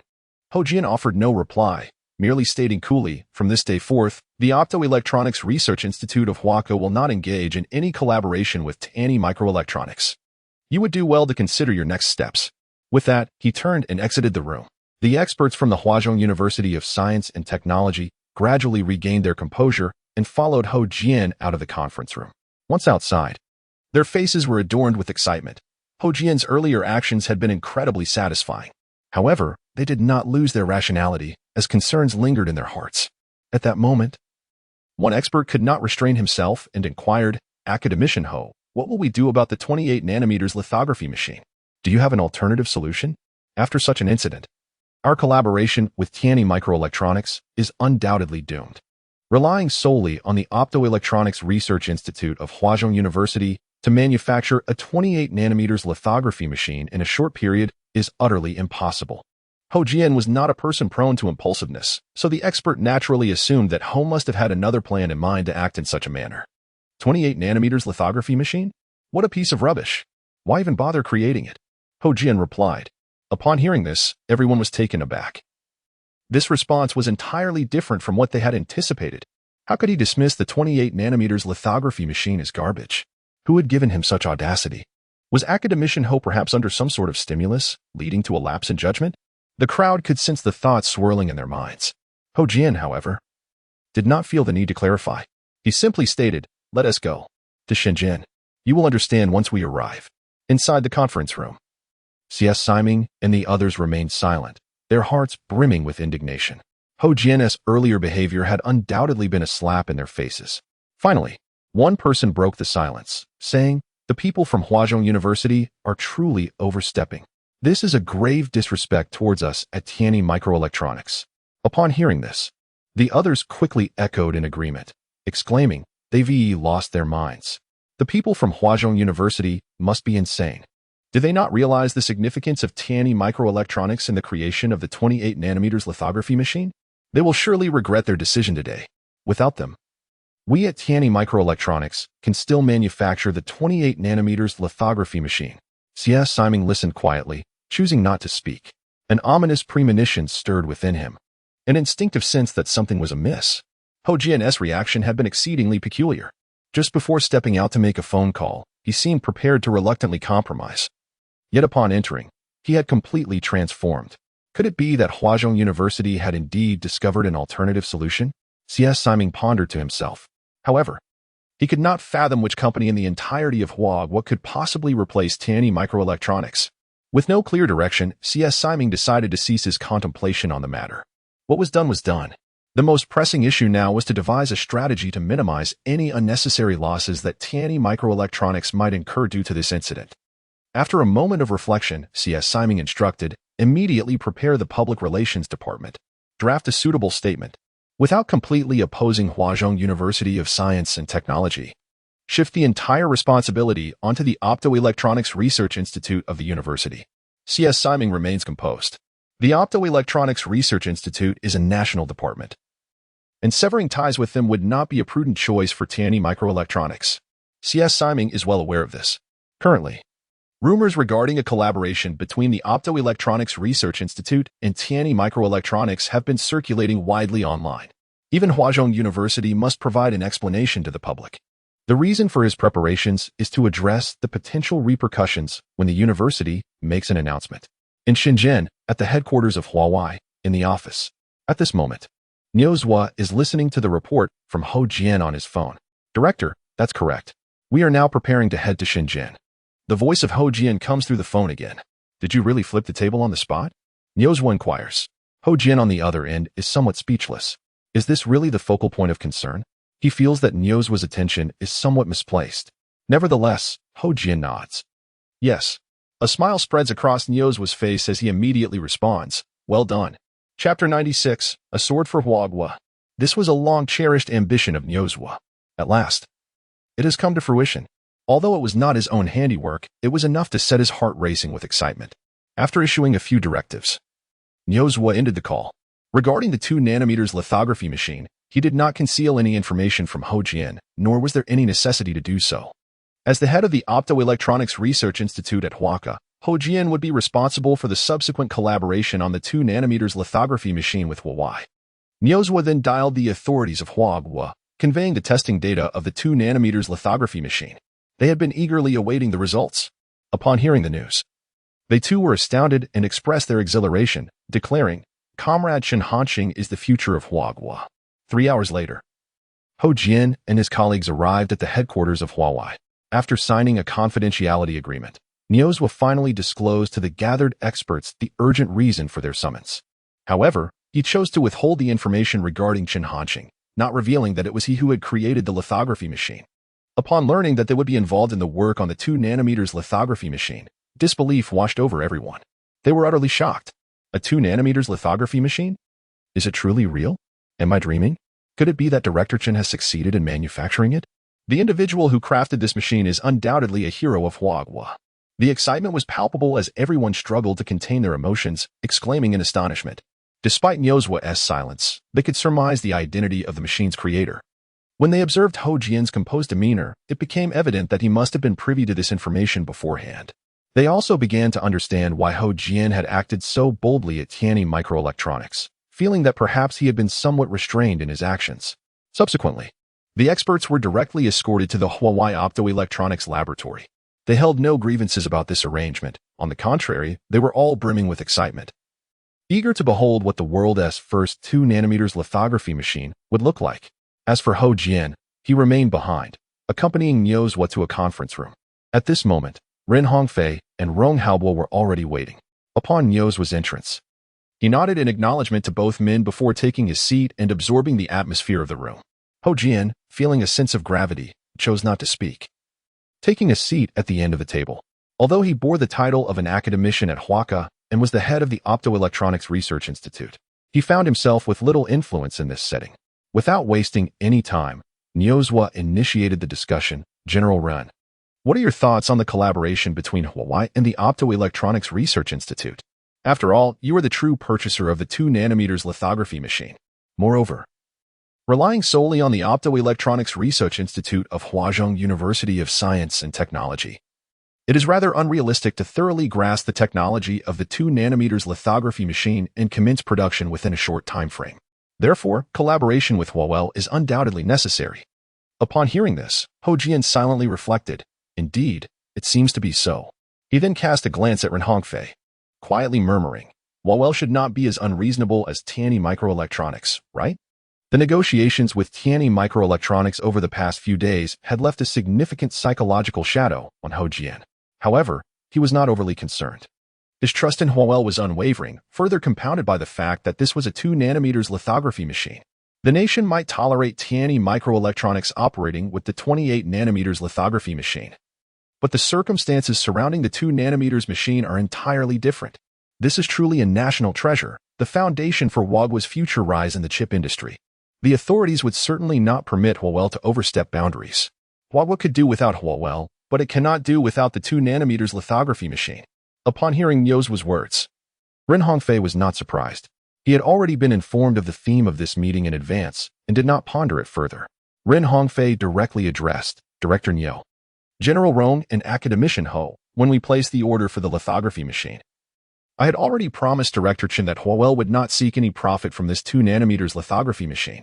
We will donate according to Director Chen's wishes to charitable causes. You may supervise this process entirely. As for the collaboration with the Optoelectronics Research Institute of Huazhong University, I have no demands. We will share all our technology with the institute free of charge. Upon hearing these words, Niu Zhuo and the others were taken aback. They had not anticipated such a response from Ren Hongfei. Although they expected him not to be unreasonable, his decision still astonished them greatly. The most shocked among them was Ho Jian. The stance Ren Hongfei took regarding this matter was completely different from that of Tianyi Microelectronics.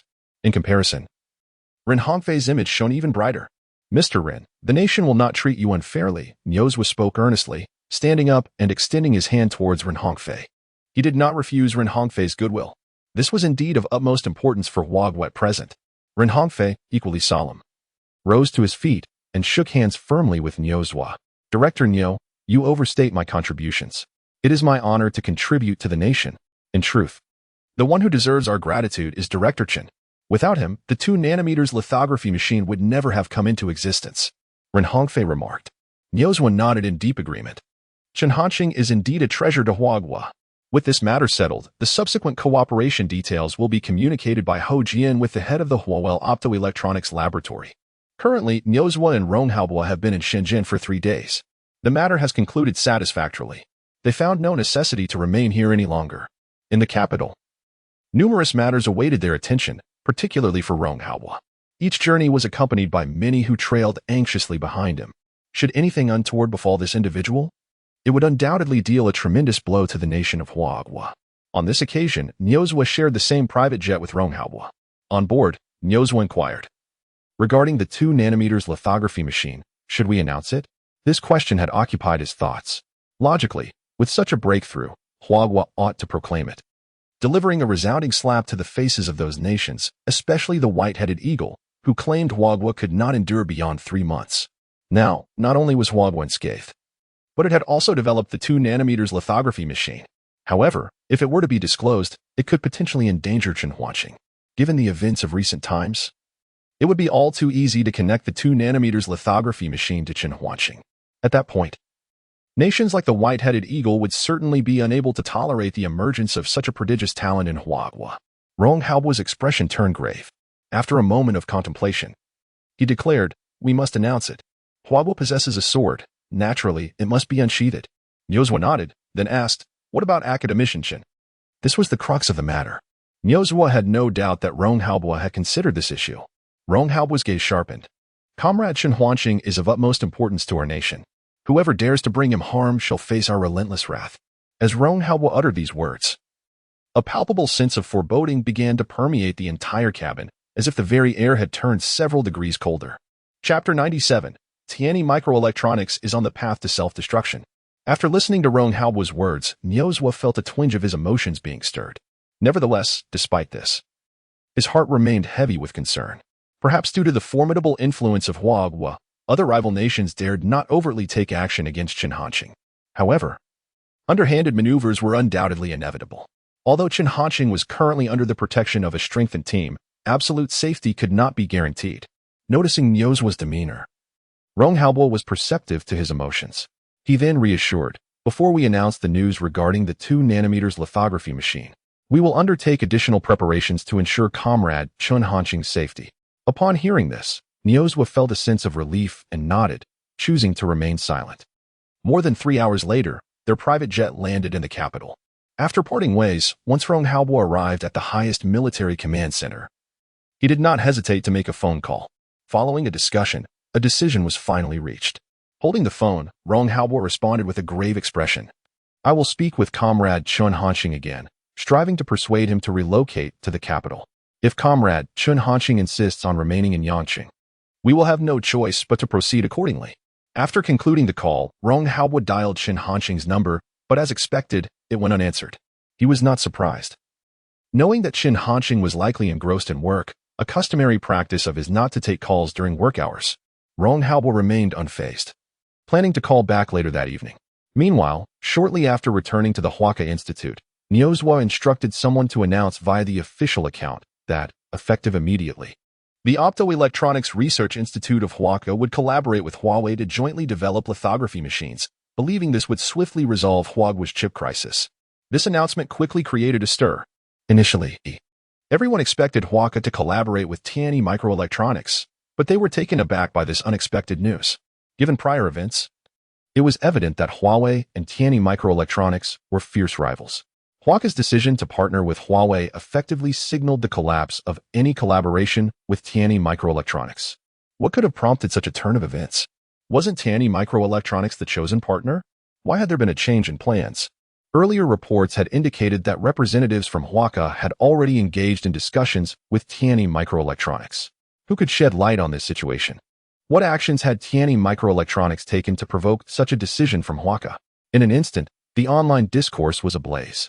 Compared to Tianyi Microelectronics, netizens were more inclined to trust Huaca.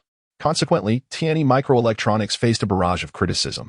C.S. Siming was in his office when he came across the news from Huaca Institute, and his expression darkened considerably. When Ko Jian and others decided to cease collaboration with Tianyi Microelectronics, turning their backs in anger, C.S. Siming already sensed that Huaca Institute had likely found a new partner. However, he could hardly fathom that it would be Huawei. Previously, Tianyi Microelectronics had leveraged the reputation of Huaca Institute to suppress Huawei decisively. Yet now, the situation had taken such a dramatic turn. He felt as though he had been stabbed in the back. The statement released by Huaca Institute was a direct affront to him. How could C.S. Siming not be furious? "President Xia, what should we do now?" inquired a senior executive from Tianyi Microelectronics, whom Xia had summoned. C.S. Siming took a deep breath, his anger slightly abating. He spoke. "Proceed according to the original plan." The executive did not argue, nodding in understanding before promptly turning to make the necessary arrangements. Before long, Tianyi Microelectronics issued a lengthy electronic statement titled, "An Explanation Regarding Recent Collaboration Issues with Huaca Institute." In this correspondence, Tianyi Microelectronics analyzed the situation from their perspective. They did not delve into the specifics of the failed collaboration, merely summarizing it as a lack of consensus. They stated that Tianyi Microelectronics had proposed suggestions regarding the cost of lithography machines, which could not gain the approval of Huaca Institute's representatives. This electronic statement was well-crafted, not only shielding Tianyi Microelectronics from public criticism, but also sparing Huaca Institute from any reputational damage. In fact, they concluded by expressing their willingness to continue negotiations with Huaca Institute, emphasizing that they were prepared to overlook costs for the advancement of China's lithography machine industry. Indeed, upon the release of this news, the online discourse began to shift. The criticisms directed at Tianyi Microelectronics gradually diminished. Many netizens were misled, regardless of the circumstances. Tianyi Microelectronics is still a business and cannot engage in unprofitable ventures. I believe Huaca Institute should continue collaborating with Tianyi Microelectronics. After all, Huawei's technology in lithography machines is still somewhat inferior and cannot compare with Tianyi Microelectronics. I previously misjudged Tianyi Microelectronics. The fact that they are willing to assist in the development of lithography machines without considering costs shows their commitment, and there is no basis for criticism. Many began to defend Tianyi Microelectronics, urging Huaca Institute to respond once more. Director of Huaca Institute. Those individuals from Tianyi Microelectronics are truly excessive. What should we do now? Secretary Yiping interjected, his tone filled with indignation. They were well aware that Tianyi Microelectronics' statement had already spread across the internet. Yiping was well aware of Tianyi Microelectronics' actions during the negotiations. Had it not been for their insatiable greed, they would not have found themselves in such a predicament today. Yet now, astonishingly, Tianyi Microelectronics has transformed into a paragon of virtue in the eyes of the nation. This is something he simply cannot fathom. Niozwa let out a cold snort, his eyes brimming with mockery. He retorted, "There's no rush. Let us wait and see." Tianyi Microelectronics is merely courting its own demise. Yiping, confused, did not inquire further but merely nodded in acquiescence. In Shanghai, at Tianyi Microelectronics General Manager Xie, you truly possess an uncanny foresight. On the side of Huaca Academy, there has been absolutely no response, nor any attempt at justification. The secretary spoke, her tone laced with reverence for C.S. Siming. C.S. Siming simply nodded and replied nonchalantly, "I knew it would turn out this way. What can Huaca Academy do? They are too fearful to sever ties completely with us at Tianyi Microelectronics. This time, Huaca Academy is destined to serve as a stepping stone for Tianyi Microelectronics." Chapter 98. Bigger. The bigger, the better. The audacity of C.S. Siming to utter such words stemmed from his certainty that the Huaca Institute of Optoelectronics would undoubtedly require the services of Tianyi Microelectronics in the future. After all, within the realm of lithography machines, Tianyi Microelectronics undeniably held the position of a frontrunner in the nation. The technological prowess possessed by Tianyi Microelectronics far surpassed that of Huawei. In C.S. Siming's perception, the current actions of Huaca Institute were merely a tactic to exert pressure on Tianyi Microelectronics, compelling them to concede. Convinced that he had fully deciphered the thoughts of the individuals at Huaca, C.S. Siming felt no trepidation. Not only was he unwilling to compromise, but he also prepared to escalate the stakes. Did Huaca wish to engage in a game with him? Then he would gladly indulge in their game to the fullest. When Huaca eventually sought them out again, the price would be altogether different. After all, Tianyi Microelectronics had the capacity to endure, yet Huaca was not so fortunate. As the clock struck 10 in the evening, in Yang City, at the Little Duck Toy Factory, the day's work came to a close. Chen Hanqing emerged from the super laboratory and returned to his room. He activated his personal information panel, ready to commence his daily review. Instantly, a plethora of ethereal information materialized before him. Name: Chen Hanqing. Age: 18. Task: manufacture underwater robot technology. Value: 27, 500, 000, 40, 40, 40, 40, 40. Acquired technologies: underwater combat robot technology, 2 nanometers lithography machine technology, electromagnetic pulse gun technology, upgraded drone technology, basic mech technology, super double version of elderly leisure technology, lightspeed spaceship technology, star destroyer technology, space-based weapon technology, aerospace aircraft carrier technology, Dyson sphere technology, with the technological value output per second now elevated to 40. Chen Hanqing's accumulation of technological value had significantly accelerated.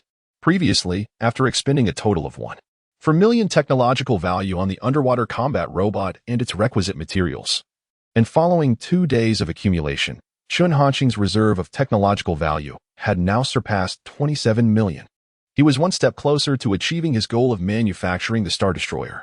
After closing the personal information panel, Chen Hanqing performed a brief ablution, preparing to rest.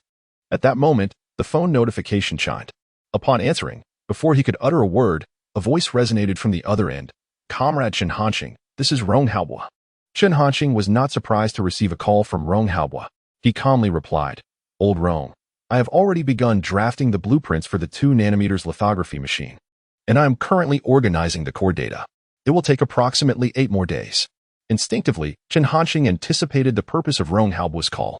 Previously, whether it was regarding the mech, drones, or electromagnetic pulse guns, Rong Haobua had never missed an opportunity. This time was no exception. The manufacturing of the lithography machine was no less intricate than the others, as each component was exceedingly complex. Thus, the organization of blueprints and information is indeed a time-consuming task. After Chen Hanqing finished speaking, Rong Haobua did not refute him, but rather replied earnestly, "Comrade Chen Hanqing, your efforts are truly appreciated."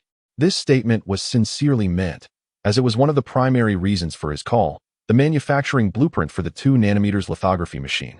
The most pressing need for Huaguo at present. Naturally, He could not let this opportunity slip by. Chun Hanxing nodded and continued to inquire. Elder Rong, is there anything else? Without hesitation, Rong Haobo responded, Comrade Chun Hanxing, you should be well aware of your significance to Huagua. The news of the successful development of the 2 nanometers lithography machine cannot remain concealed for long. At that point, the nation will be concerned about potential threats to your safety. He began by analyzing the current situation, then continued. Therefore, the state wishes to invite you to the capital. Comrade Chun Hanxing, rest assured. We will provide you with the finest experimental conditions to meet all your needs. This time, Rong Haobo was speaking not in a personal capacity, but on behalf of Huagua. As the implications of this matter were immense, it is not an exaggeration to state that Chun Hanxing's importance to Huagua currently surpasses even that of Rong Haobo. Chun Hanxing was well aware of this, yet he did not respond immediately. He appeared thoughtful. Finally, after a brief moment, he spoke. Elder Rong, I do not wish to leave Yangqing. Chun Hanxing had anticipated that such a day might come, and this was a decision reached after careful consideration. Rong Haobo was not surprised by this, though he felt a tinge of regret. Nonetheless, he nodded and said, Very well, Comrade Chun Hanxing, I respect your opinion. However, to ensure your safety, there will be some movements in Yangqing in the near future. Please understand. This time, Chun Hanxing did not refuse, as he valued his life greatly. After exchanging a few more words, just as Rong Haobo was about to end the call, Chun Hanxing suddenly said, Elder Rong, our toy factory is preparing to develop a set of toys that automatically intercept birds. I wonder if you might be interested? Upon hearing this, Rong Haobo was taken aback. An automatic bird intercepting toy?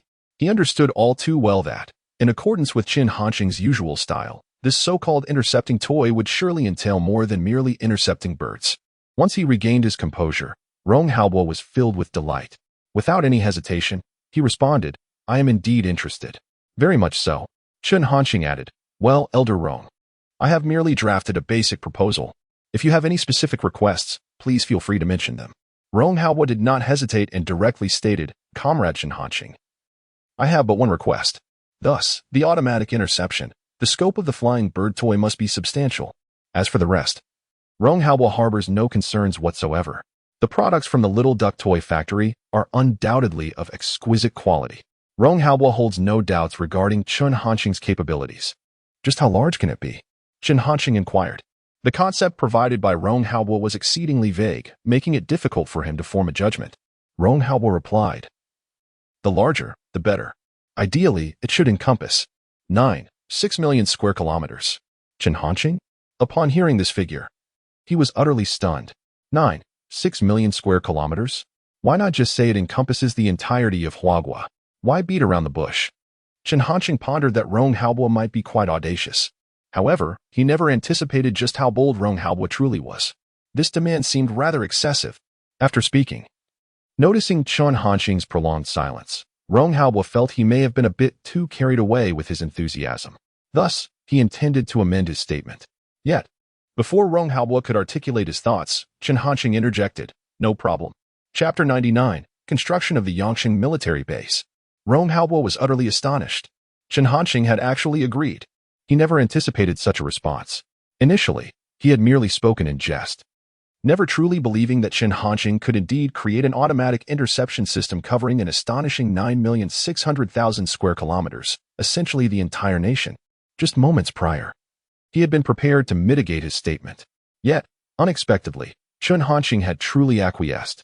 The turn of events was utterly unforeseen, leaving Rong Haobo momentarily at a loss for words. Chun Hanxing, however, did not rush him, simply waiting in silence.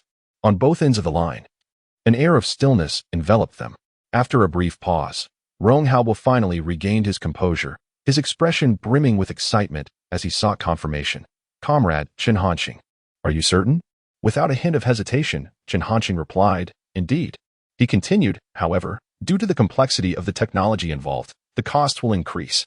Rong Haobo, undeterred by the prospect of added expense, readily consented, No problem. It's merely an increase in funds. Increase is necessary. As long as Chun Hanxing can genuinely produce a nationwide automatic interception system, any amount spent will be worthwhile. Furthermore, this expenditure will not come from my own pocket.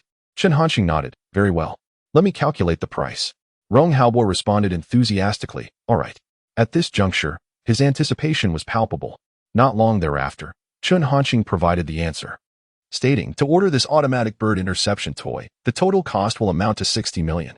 Old Rong, can you accept this price? Rong Haobo affirmed decisively. I can accept it. There are absolutely no issues. This price was significantly lower than his initial expectations, truly a remarkable deal. Chun Hanqing continued, excellent. Once the underwater robot is completed, I will commence production of the automatic interception bird toy. Old Rong, please ensure that the full payment is transferred in advance. The production process will take approximately 1 week. Please note, all products manufactured by our factory are merely toy models, intended for ornamental purposes only. Should any accidents arise due to improper handling by the buyer, our factory bears no responsibility. Rong Haobo remained silent. Although he was already aware of Chun Hanqing's adamant refusal to acknowledge the military nature of the products, hearing such words from him directly was still quite disheartening. Even at this juncture, he insisted on referring to it as a toy. Was there really a need for such stubbornness? Nevertheless, Rong Haobo chose not to confront him. After exchanging a few more casual remarks, he finally ended the call. In Yanqing, at the Little Duck Toy Factory, Chun Hanqing let out a sigh of relief. He too felt a wave of nervousness when uttering those final words. While others might be oblivious, Rong Haobo was all too aware of the true nature of what he was creating. What automatic bird interception system? This is merely Chun Hanqing's excuse. What he truly intends to create is a missile interception device, aimed at preventing the complete exposure of his identity. Some nations, unable to remain idle, have resorted to the madness of directly launching missiles towards Yang City. At that moment, regardless of the number of protective measures in place, it would be futile. His small, dilapidated factory could never withstand such an assault. Within the confines of a super laboratory, it would pose no issue. However, the crux of the matter is that Chun Hanqing cannot remain in the super laboratory indefinitely. Thus, reluctantly, he made the decision to approach Rong Haobo to inquire about placing an order. As for why he didn't undertake the task himself, the rationale is rather straightforward. Chun Hanqing's philosophy is, why not seize the opportunity to earn money? He bears no psychological burden regarding this action. The earnings he is pursuing are, indeed, hard-earned. Before long, Rong Haobo transferred 60 million to him. Collecting his thoughts, Chun Hanqing silently contemplated, opened the system mall. Instantly, a plethora of ethereal information materialized before his eyes. Among various technologies, Chun Hanqing pinpointed his target. Super Air Defense System technology, costing 1,000,000 tech points for redemption. Would you like to redeem? Without hesitation, Chun Hanqing responded, yes. Subsequently, the tech points were deducted, and a torrent of information regarding the Super Air Defense System flooded into Chun Hanqing's mind. In a short while, he had mastered it completely. Following that, Chun Hanqing examined the materials required to manufacture the air defense system device.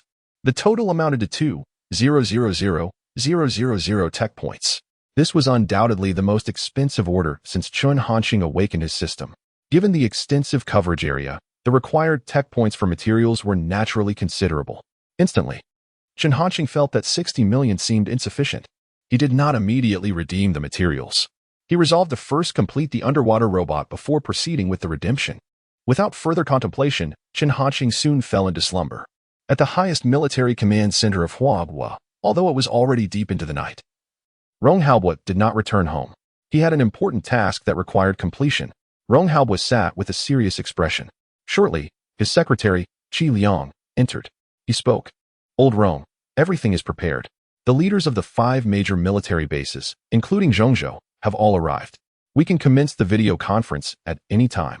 Qi Liang understood the gravity of the situation, and his tone was exceedingly solemn as he spoke. Rong Haobo nodded, rising to proceed to the prearranged online conference room. This meeting was of utmost importance to Huagua.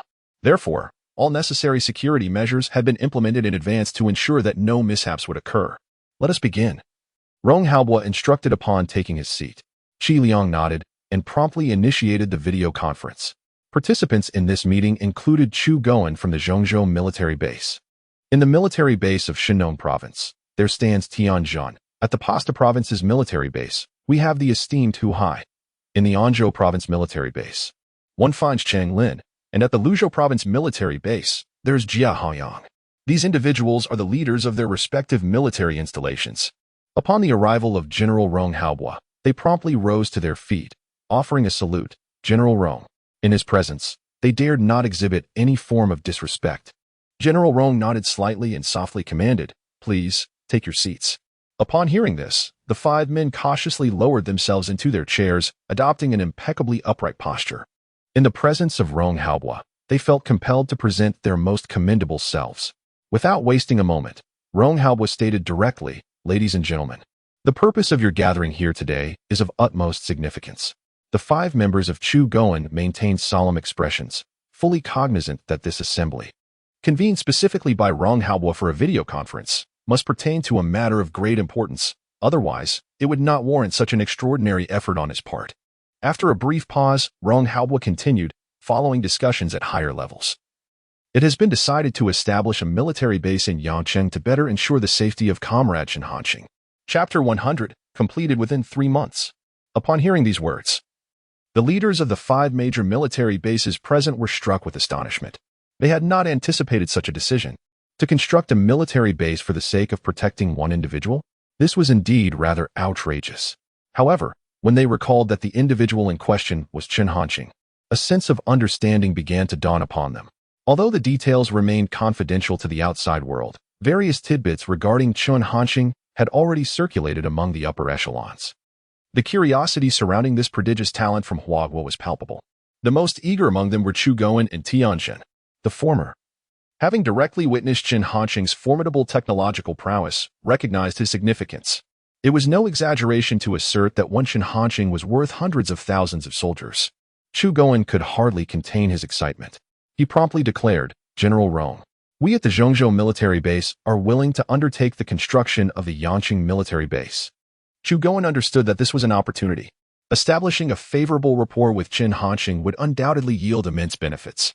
He still had lingering thoughts regarding the 30% increase in military funding due to the electromagnetic pulse gun. If they could replicate such success, the Zhongzhou military base could truly thrive. Given enough time, becoming the foremost military base in Huagua was not beyond the realm of possibility. However, before General Rong Haobua could respond, Tianjin interjected, "General Rong, I believe this task would be more suitably entrusted to our Shinong military base." He was well aware of Chu Goen's little schemes. Tianjin had long coveted the inventions created by Chen Hanqing and had been seeking opportunities to get closer to him. Now, with a chance finally at hand, he certainly would not let it slip away. As for whether his actions might offend Chu Goen, Tianjin was utterly unconcerned. Chu Goen, taken aback, quickly retorted, "Yacheng belongs to our Serre province. What does it have to do with your Shinong province? Stay out of matters that do not concern you." Tianjin was not one to back down easily. "While Yangcheng may belong to your Serre province, Comrade Chen Hanqing is a treasure to all of Huagua. As a soldier of Huagua, I have every reason to be responsible for his safety. Moreover, in terms of manpower and weaponry, your Zhongzhou military base cannot compare to our Shinong military base. Can you truly handle this task?" Chu Goen was taken aback by Tianjin's sharp retorts and found himself at a loss for words. Something felt amiss. The Tianjin of old had been a brash individual. What had changed today? Had he consumed some extraordinary medicine? At that moment, the commander of the Mianshe province military base, Hu Hai, interjected, all right. You would think you were all soldiers of Huagua. How astonishing it is that such trivial matters can ignite such fervent disputes. If this were to leak out, it would undoubtedly tarnish the reputation of the esteemed soldiers of Huagua." Colonel Hu Hai's tone was somewhat harsh, although his words may have lacked finesse. Neither Chu Goen nor Tianjin offered any retort, merely responding with a disdainful snort. They were aware that Hu Hai's assertions, albeit blunt, contained a semblance of truth. However, before the weight of his words could settle, he continued, "Let us proceed thusly. The responsibility of constructing the military base in Yangcheng shall be entrusted to our province of Mian. You may quarrel amongst yourselves." Chu Goen and Tianjin were taken aback. They had initially perceived him as a mediator, only to discover that he was, in fact, a traitorous instigator. Such duplicity was utterly despicable. "Do not prattle on. Yangcheng belongs to our Sire province, and the task of developing the military base there must be overseen by our Zhongzhou military base," exclaimed Chu Goen. "This duty unreservedly belongs to our Shinong province military base," retorted Tianjin. "Our Luzhou military base is equally capable of undertaking this task. Even Anzhou military base wishes to partake." The leaders of the 5 military bases descended into chaos. Should word of this discord leak, it would surely leave onlookers astounded. These individuals were prominent figures within Huagua, yet they found themselves embroiled in such a petty dispute. Initially, their exchanges bore a semblance of restraint, but gradually, their tempers flared, spiraling towards a near confrontation. Just as the situation threatened to spiral out of control, Rong Haobo could no longer bear to witness the turmoil. Frowning, he interjected, "Silence." Instantaneously, the video conference seemed to have been muted. The 5 individuals, who had been locked in heated argument, fell into an immediate silence. Such was the formidable presence of Rong Haobo. Even Chu Goen and the others, despite their high-ranking positions as heads of military districts, dared not exhibit any insolence before him. Rong Haobo continued, "Decisions regarding the construction of the military base in Yangcheng have long been established. Is there truly any need for your petty squabbles?" The 5 remained silent, each feeling a twinge of guilt. Should they provoke Rong Haobo's ire, they would undoubtedly face severe repercussions. Fortunately, he chose not to pursue the matter further. He proceeded, "The establishment of the military base in Yangcheng shall be led by the Zhangzhou military base, with the cooperation of the other 4 major military bases. You will allocate equipment and troops from your respective bases and ensure the completion of the Yangcheng military base within 3 months. Upon hearing this, everyone was left incredulous. The construction of a military base is no trivial endeavor, involving vast complexities. Radar stations, air defense, army, air force, all must be taken into account. The completion of a military base typically spans years, even decades. Yet now, they were confronted with the audacious demand from Rong Haobo to finalize the Yangcheng military base within a mere 3 months. Even with the collaborative efforts of their 5 major military bases, this task remains nearly insurmountable. The 5 individuals fell into deep contemplation. Rong Haobo could easily surmise their thoughts. He addressed them, stating, "Comrades, I am acutely aware of the challenges you face. However, the situation confronting our nation is exceedingly dire. The time at our disposal is truly limited. I understand your difficulties, and I will request the cooperation of the Saya province to assist you in your endeavors. We must concentrate the resources of Saya province to complete the construction of the Yangcheng military base. Despite the myriad of obstacles, this must be accomplished within 3 months." Upon hearing Rong Haobo's words, the expressions of Chu Goen and the others gradually hardened with resolve. In unison, they declared, "We guarantee the completion of the task." Rong Haobo nodded. Without further ado, he promptly terminated the video conference. Thus, the matter was settled. As dawn broke in the Yangcheng City Hall, Jiang Weiman sat in his office, staring in astonishment at the issued red-headed document. Chapter 101. Adding fuel to the fire for Huagua, the document starkly proclaimed the blueprint for constructing a military base in Yangcheng. Jiang Weiman could hardly fathom that Yangcheng would one day host such a facility. He was utterly perplexed by the rationale behind such a decision. Yangcheng was hardly a military stronghold. Moreover, the Sayre province already boasted the Zhangzhou military base. Was it truly necessary to establish another military base in Yangcheng? As he perused the document, Jiang Weiman's pupils suddenly dilated. A thought struck him. Could it be because of Director Chen? He murmured to himself. Given his position, it was impossible for him to access classified information, and he remained unaware of the activities Chen Hanqing had engaged in during this period. He only knew that Chen Hanqing had been the talk of the internet. Yet, the only possibility that Jiang Weiman could conceive was this. The more he pondered, the more astonished he became. He swallowed hard, unable to contain the emotions surging within him. What kind of significant figure had emerged from Yangcheng? Not only was it the municipal government building in Yangcheng that was affected, now, cities across Sayre province had received the news. They were instructed to prepare various resources and personnel to support the construction in Yangcheng. In an instant, the entire Sayre province mobilized. The personnel from the 5 major military districts also began to take action. Countless military vehicles surged toward Yangcheng, although they endeavored to maintain a low profile. Such a massive operation could hardly go unnoticed. As military vehicles traversed certain areas, they elicited waves of astonishment. Drivers witnessing the spectacle were left dumbfounded. What on earth is happening? Goodness. So many troops? Are they preparing for war? I haven't heard any news about this. It's all so sudden. If the country goes to war, I would be the first to enlist. Many individuals captured photographs, but when they attempted to share them online, their efforts were thwarted with a message indicating that the content did not comply with regulations. This was due to Rong Haobo having previously coordinated with the authorities of the Huagua Internet Monitoring Department. All news related to military matters was strictly censored. The entire Huagua was enveloped in a sense of impending turmoil. In Yangcheng, at the Little Duck Toy Factory, Chen Hanqing concluded his morning work and emerged from the super laboratory. Zhang Xia was waiting for him. As Zhang Xia approached, Chen Hanqing inquired, "Officer Zhang, is there something you need?" Zhang Xia replied, "Academician Chen, it is regarding." He proceeded to divulge the details concerning the construction of the military base in Yangqing. Upon hearing this, Chen Hanqing was taken aback. Just last night, Rong Haobo had mentioned that measures would be taken to ensure his safety. However, Chen Hanqing could never have anticipated that Rong Haobo would directly establish a military base in his vicinity.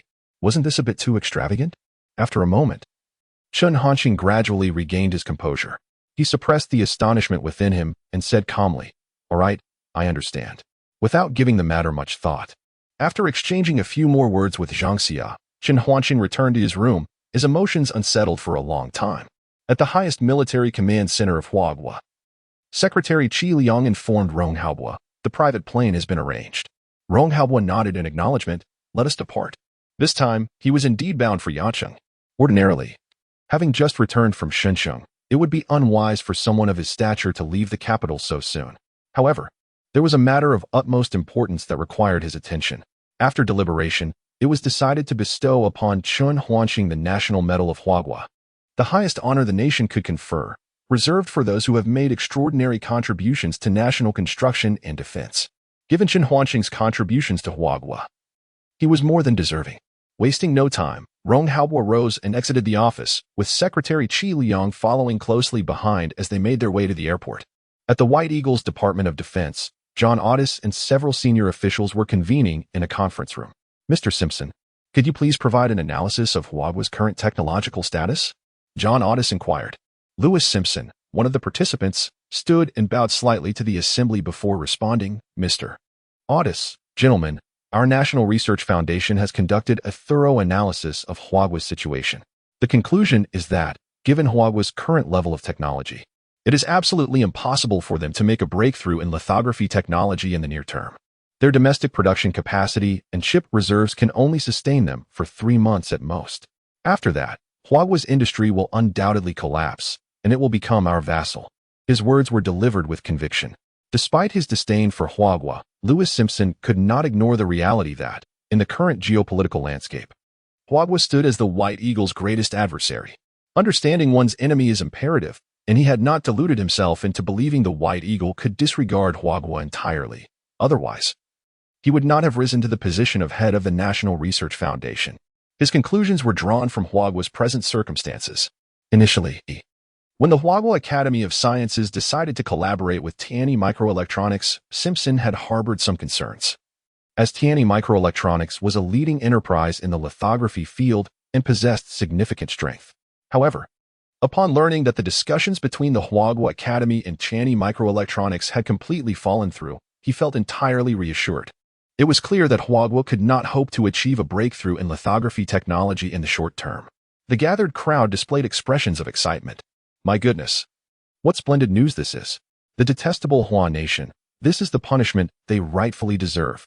Soon, Hua Nation shall become a lucrative market for our bald eagle. I eagerly anticipate that day's arrival." They began to voice their opinions in fervor. All high-ranking officials of the bald eagle harbored no fondness for Hua Nation. The rise of Hua Nation has infringed upon their interests far too much. This is something they cannot permit. After a brief moment, the chatter gradually subsided. At this juncture, John Otis spoke again. "Excellent.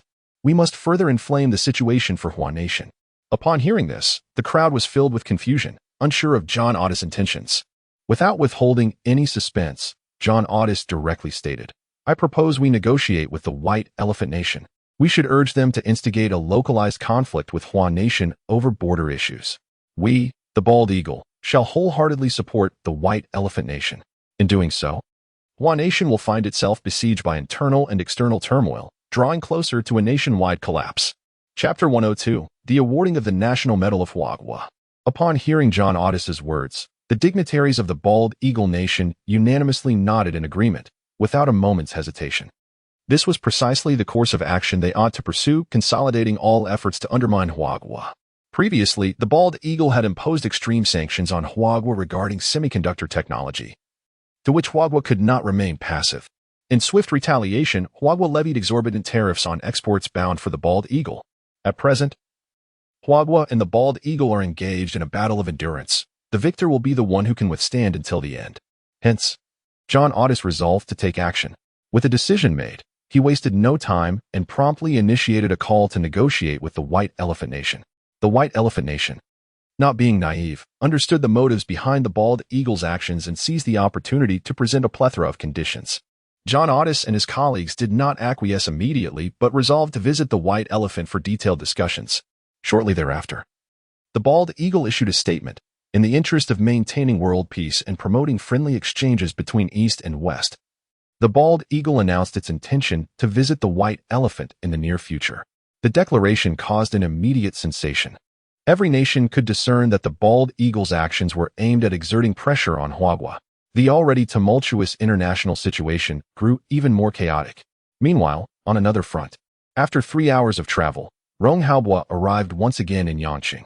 As Yangqing still lacked an airport, he had to transfer from another airport. However, this situation would soon change, as the planning of a military base naturally included the construction of an airport. This time, Rong Haobwa had specifically instructed that the Yangqing government remain unaware of his arrival, accompanied only by a small entourage of security personnel. Wasting no time, they boarded the prearranged vehicle waiting for them and immediately set off for the Little Duck toy factory. An hour later, the vehicle halted at the entrance of the factory. The reinforcement team stationed there received word to enhance their protective measures, as an important individual was about to arrive. Little did they know that the visitor was none other than Rong Haobwa himself. In the eyes of these ordinary soldiers, Rong Haobwa was akin to a deity of the military in Hwagwa. The chance to witness him in person left them exhilarated. Yet, they maintained their composure, adhering strictly to their duties while suppressing their excitement. The guards at the entrance immediately saluted Rong Haobwa. General Rong. He nodded slightly, acknowledging their efforts. "Thank you for your hard work," he said calmly. Without further ado, and not allowing the soldiers another opportunity to speak, Rong Haobwa strode directly into the Little Duck toy factory. Though it was a simple gesture, it was enough to leave a lasting impression on those soldiers. After all, this was Rong Haobwa, a truly towering figure in Hwagwa. To have exchanged even a single word with him was a momentous occasion. This is indeed a tremendous honor. It is the kind of achievement worthy of being placed on the first page of the family genealogy, a lifetime of pride. Prior to this moment, Chen Hanqing had already learned of Rong Haobwa's impending arrival. At this moment, Chen Hanqing stepped out of his room. Although he had previously met Rong Haobwa and had conversed with him numerous times, the sight of Rong Haobwa still stirred an unusual feeling within him. He respectfully addressed him. "Elder Rong." Rong Haobwa's reaction was even more intense. Approaching Chen Hanqing, he grasped his hand firmly and, with palpable excitement, exclaimed, "Comrade Chen Hanqing, it is fortunate to have you. You have saved our nation." Rong Haobwa's words were undeniably heartfelt. As the head of the highest military command in the country, he understood better than anyone the gravity of the situation they faced. Had it not been for Chen Hanqing, he knew all too well the dire consequences that would have befallen their nation. However, Chen Hanqing did not share this sentiment. His expression grew complex. After a moment of contemplation, he replied, "Elder Rong, I merely fulfilled a paid contract. I am far from the hero you describe." Upon hearing this, and witnessing Chen Hanqing's conflicted demeanor, Rong Haobwa's admiration only intensified. Each of Chen Hanqing's accomplishments was indeed a monumental achievement. The remuneration he received was utterly disproportionate to the value he had created. Had it been anyone else, they might have succumbed to pride. In contrast, Chen Hanqing's humility was all the more commendable. As these thoughts crossed his mind, Rong Haobwa's gaze towards Chen Hanqing grew increasingly fervent, making Chen Hanqing feel quite uncomfortable, even prompting him to consider taking a step back. "Comrade Chen Hanqing, your noble character is an exemplar for all citizens of our nation.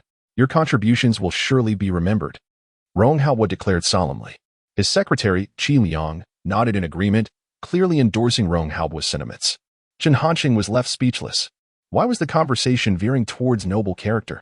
Did it truly warrant such exaltation? He found it rather overwhelming. Previously, when Rin Hongfei had visited, a similar situation had unfolded. Now, Rong Haobwa echoed those sentiments. Did prominent figures often indulge in such flights of fancy? Fearing further abstract praise from Rong Haobwa, Chen Hanqing hastily shifted the topic, asking, "Elder Rong, what brings you here today?" Upon learning of Rong Haobwa's visit to Yangqing, Chen Hanqing had been puzzled about the reason that necessitated his personal presence. Rong Haobwa did not respond directly. He glanced at Chen Hanqing and said, "Comrade Chen Hanqing, let us speak inside." Chen Hanqing nodded, not refusing, and invited Rong Haobwa and Qi Liang into the room. Once seated, before Chen Hanqing could pose his inquiry, Rong Haobo spoke first. Comrade Chen Hanqing, the 2 nanometers lithography machine you developed has aided Huagua in overcoming a significant crisis. In recognition of your contributions during this period, we have decided to bestow upon you the National Medal of Huagua. As he spoke, Rong Haobo presented the medal. Chen Hanqing was taken aback, realizing that this was the purpose of Rong Haobo's visit. He understood well the weight of the National Medal of Huagua. Gazing at the medal, Chen Hanqing found himself momentarily paralyzed. While others might be overwhelmed with excitement in the face of such honor, he felt differently. He was uncertain whether he should accept it. A sense of inadequacy washed over him. The atmosphere in the room grew tense. Ultimately, upon meeting Rong Haobo's earnest gaze, Chen Hanqing let out a soft sigh and nodded. Thank you, Elder Rong. I certainly will not betray the trust of our nation. When he uttered the word nation, he paused for a moment. After saying it, he felt an undeniable weight settle upon his shoulders. Accepting this National Medal of Huagua would signify his commitment to assume the corresponding responsibilities. Behind every honor lies an inescapable obligation. Alas, this was an inadvertent entrapment. Chapter 103. The Huaca Institute is certainly not interested. Upon hearing Chen Hanqing's affirmative response, a look of satisfaction spread across Rong Haobo's face. This was the outcome he had fervently hoped for. Subsequently, Rong Haobo placed the National Medal of Huagua around Chen Hanqing's neck. The medal, while not heavy in weight, bore a profound significance that Chen Hanqing felt acutely. Comrade Chen Hanqing, your presence in Huagua is indeed a fortuitous blessing. You are truly a vital asset to our nation. Rong Haobo remarked, his sentiments reflecting the innermost thoughts of his heart. Secretary Qi Liang shared a similar emotional complexity. Having not witnessed Rong Haobo display such a state in quite some time, Chen Hanqing nodded but refrained from elaborating further. Bestowing the national medal was the primary task for Rong Haobo on this occasion. Once accomplished, he did not linger and conversed briefly with Chen Hanqing before departing. The global landscape was becoming increasingly tumultuous, and there were pressing matters awaiting his attention at the highest military command of Huagua. Once Rong Haobo had left, Chen Hanqing swiftly composed himself and resumed his work. It had been 3 days since the commencement of the underwater robots development, and today marked the 4th day. The manufacturing of the underwater robots was already more than halfway complete. At this pace, finishing within a week posed no challenge. Numerous technicians and soldiers continued to arrive in Yangcheng, initiating preparations for the construction of the Yangcheng military base, which was strategically located adjacent to the Little Duck toy factory. Were it not for the fear of offending Chen Hanqing, Rong Haobo might have even considered incorporating the toy factory into the military base's construction. On the flight to the capital, Qi Liang inquired earnestly, Old Rong, the White Eagle's representatives have now proceeded to the White Elephant. How should we respond? This news reached Rong Haobo as soon as the White Eagle announced its intentions to visit the White Elephant. Upon hearing Qi Liang's question, Rong Haobo did not respond immediately. His eyes flickered with contemplation.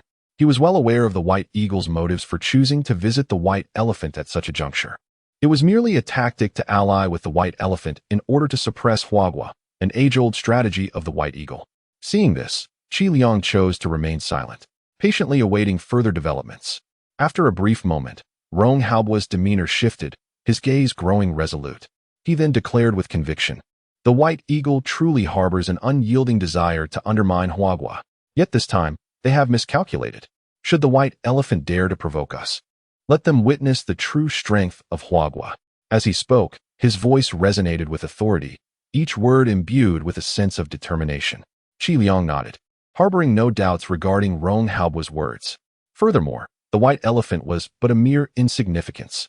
Hua Nation truly does not regard us with any seriousness. Upon returning to the Supreme Military Command Center, Rong Haobo wasted no time and immediately began to organize the necessary deployments. He first notified the Border Defense Forces to heighten their vigilance during this period. Although Rong Haobo did not fear the White Elephant, he understood the importance of preparedness. Taking precautions is vital. He would never gamble with the lives of the soldiers from Hua Nation. Next, Rong Haobo dialed Nyozwa's number at the Hua Institute. At that moment, Nyozwa was in his office. Upon hearing the phone ring, he answered promptly, stating, "This is Nyozwa." The voice on the other end responded immediately, "Director Nyo, this is Rong Haobo." Upon hearing the title Director Nyo, Nyozwa's eyelids involuntarily twitched. He had known Rong Haobo for decades and was well aware of his character. The more polite Rong Haobo was, the more it indicated that he harbored ulterior motives. "I'm quite busy.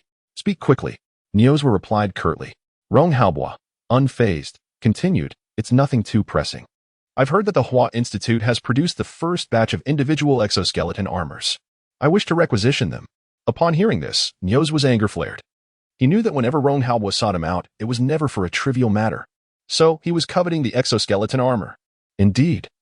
Based on the mech blueprints and core data provided by Chen Hanqing, they had developed an initial batch of 10 individual exoskeleton armors. However, Nyo's intended to use that armor solely as a reference for research to facilitate the creation of even more advanced armor in the future, without a moment's hesitation. He flatly refused. "Don't even think about it." Rong Haobo was not taken aback by this response. He merely replied coolly, "I hope you won't regret this." Upon hearing this, Nyo's paused, a sense of foreboding creeping in. Although it was clear that Rong Haobo was the one seeking assistance, why was he being so adamant? This was not the demeanor of someone making a request. Was there some trickery afoot? Nevertheless, despite this unsettling thought, Nyo's could not be intimidated by a mere statement. He maintained his assertiveness, retorting, "I have no regrets whatsoever." Rong Haobo sighed. "Just yesterday, I placed an order with Comrade Chen Hanqing. Initially, I intended for the Hua Institute to conduct research once the product was completed, but it seems that may no longer be necessary. So, Director Nyo, you may continue with your work." Though he said as much, Rong Haobo had no intention of ending the call. Indeed, the very next moment, Nyo's exclaimed in astonishment. "Academician Chen accepted your order?" Rong Haobo confirmed. "Yes." Nyo's found this hard to believe, his face etched with confusion. Deep down, he questioned the veracity of Rong Haobo's claim. Previously, Chen Hanqing had only accepted orders online. He had not refrained from attempting to procure items from Chen Hanqing. However, each endeavor was met with refusal, as Chen Hanqing cited the unsuitability of the current circumstances. Yet, Nyo's hesitated to take a gamble. What if it were indeed true? Offending Rong Haobo at this juncture could lead to significant losses. Thus, Nyo's cautiously inquired, "What order?" Rong Haobo replied nonchalantly, "It is merely an automatic interception device. Apart from its extensive range, it bears no particular distinction." Listening to the subtle pride woven into Rong Haobo's words ignited Nyo's indignation further. Moreover, he increasingly sensed that Rong Haobo's claims might hold some truth. That air of arrogance was not easily feigned. "A larger range, you say? Just how extensive?" Nyo's forced himself to remain composed as he asked. "Not too vast, merely 960,000 square kilometers." Such a trivial matter would hardly pique the interest of the Huaca Institute. On the other end of the line, at the Huaca Institute, Nyo's had now risen to his feet, clutching the phone tightly. His eyes widened in disbelief, his mouth slightly agape, and his face was awash with astonishment. Chapter 104, The White Elephant Begins Its Actions.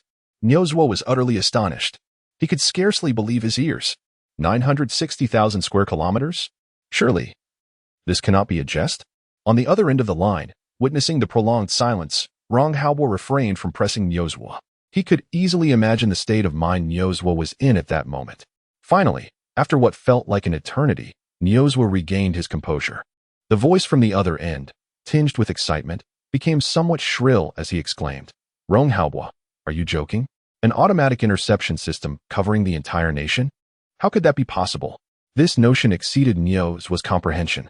He had never heard of an automatic interception system capable of such an extent. It was simply unprecedented. In the face of Nyo's skepticism, Rong Haobo remained unperturbed. He calmly replied, "Do you doubt Comrade Chen Hanqing?" Upon hearing this, Nyo's was momentarily rendered speechless. For a moment, he found himself at a loss for words. Although the idea of a nationwide automatic interception system seemed far-fetched, this was Chen Hanqing we were discussing. What others could not achieve, or even conceive, Chen Hanqing had the capacity to create. From the elderly's joy to the 2 nanometers lithography machine, each innovation had dramatically reshaped the understanding of those around him. Now, if Chen Hanqing claimed he could produce an automatic interception device covering the entire nation, it did not seem implausible.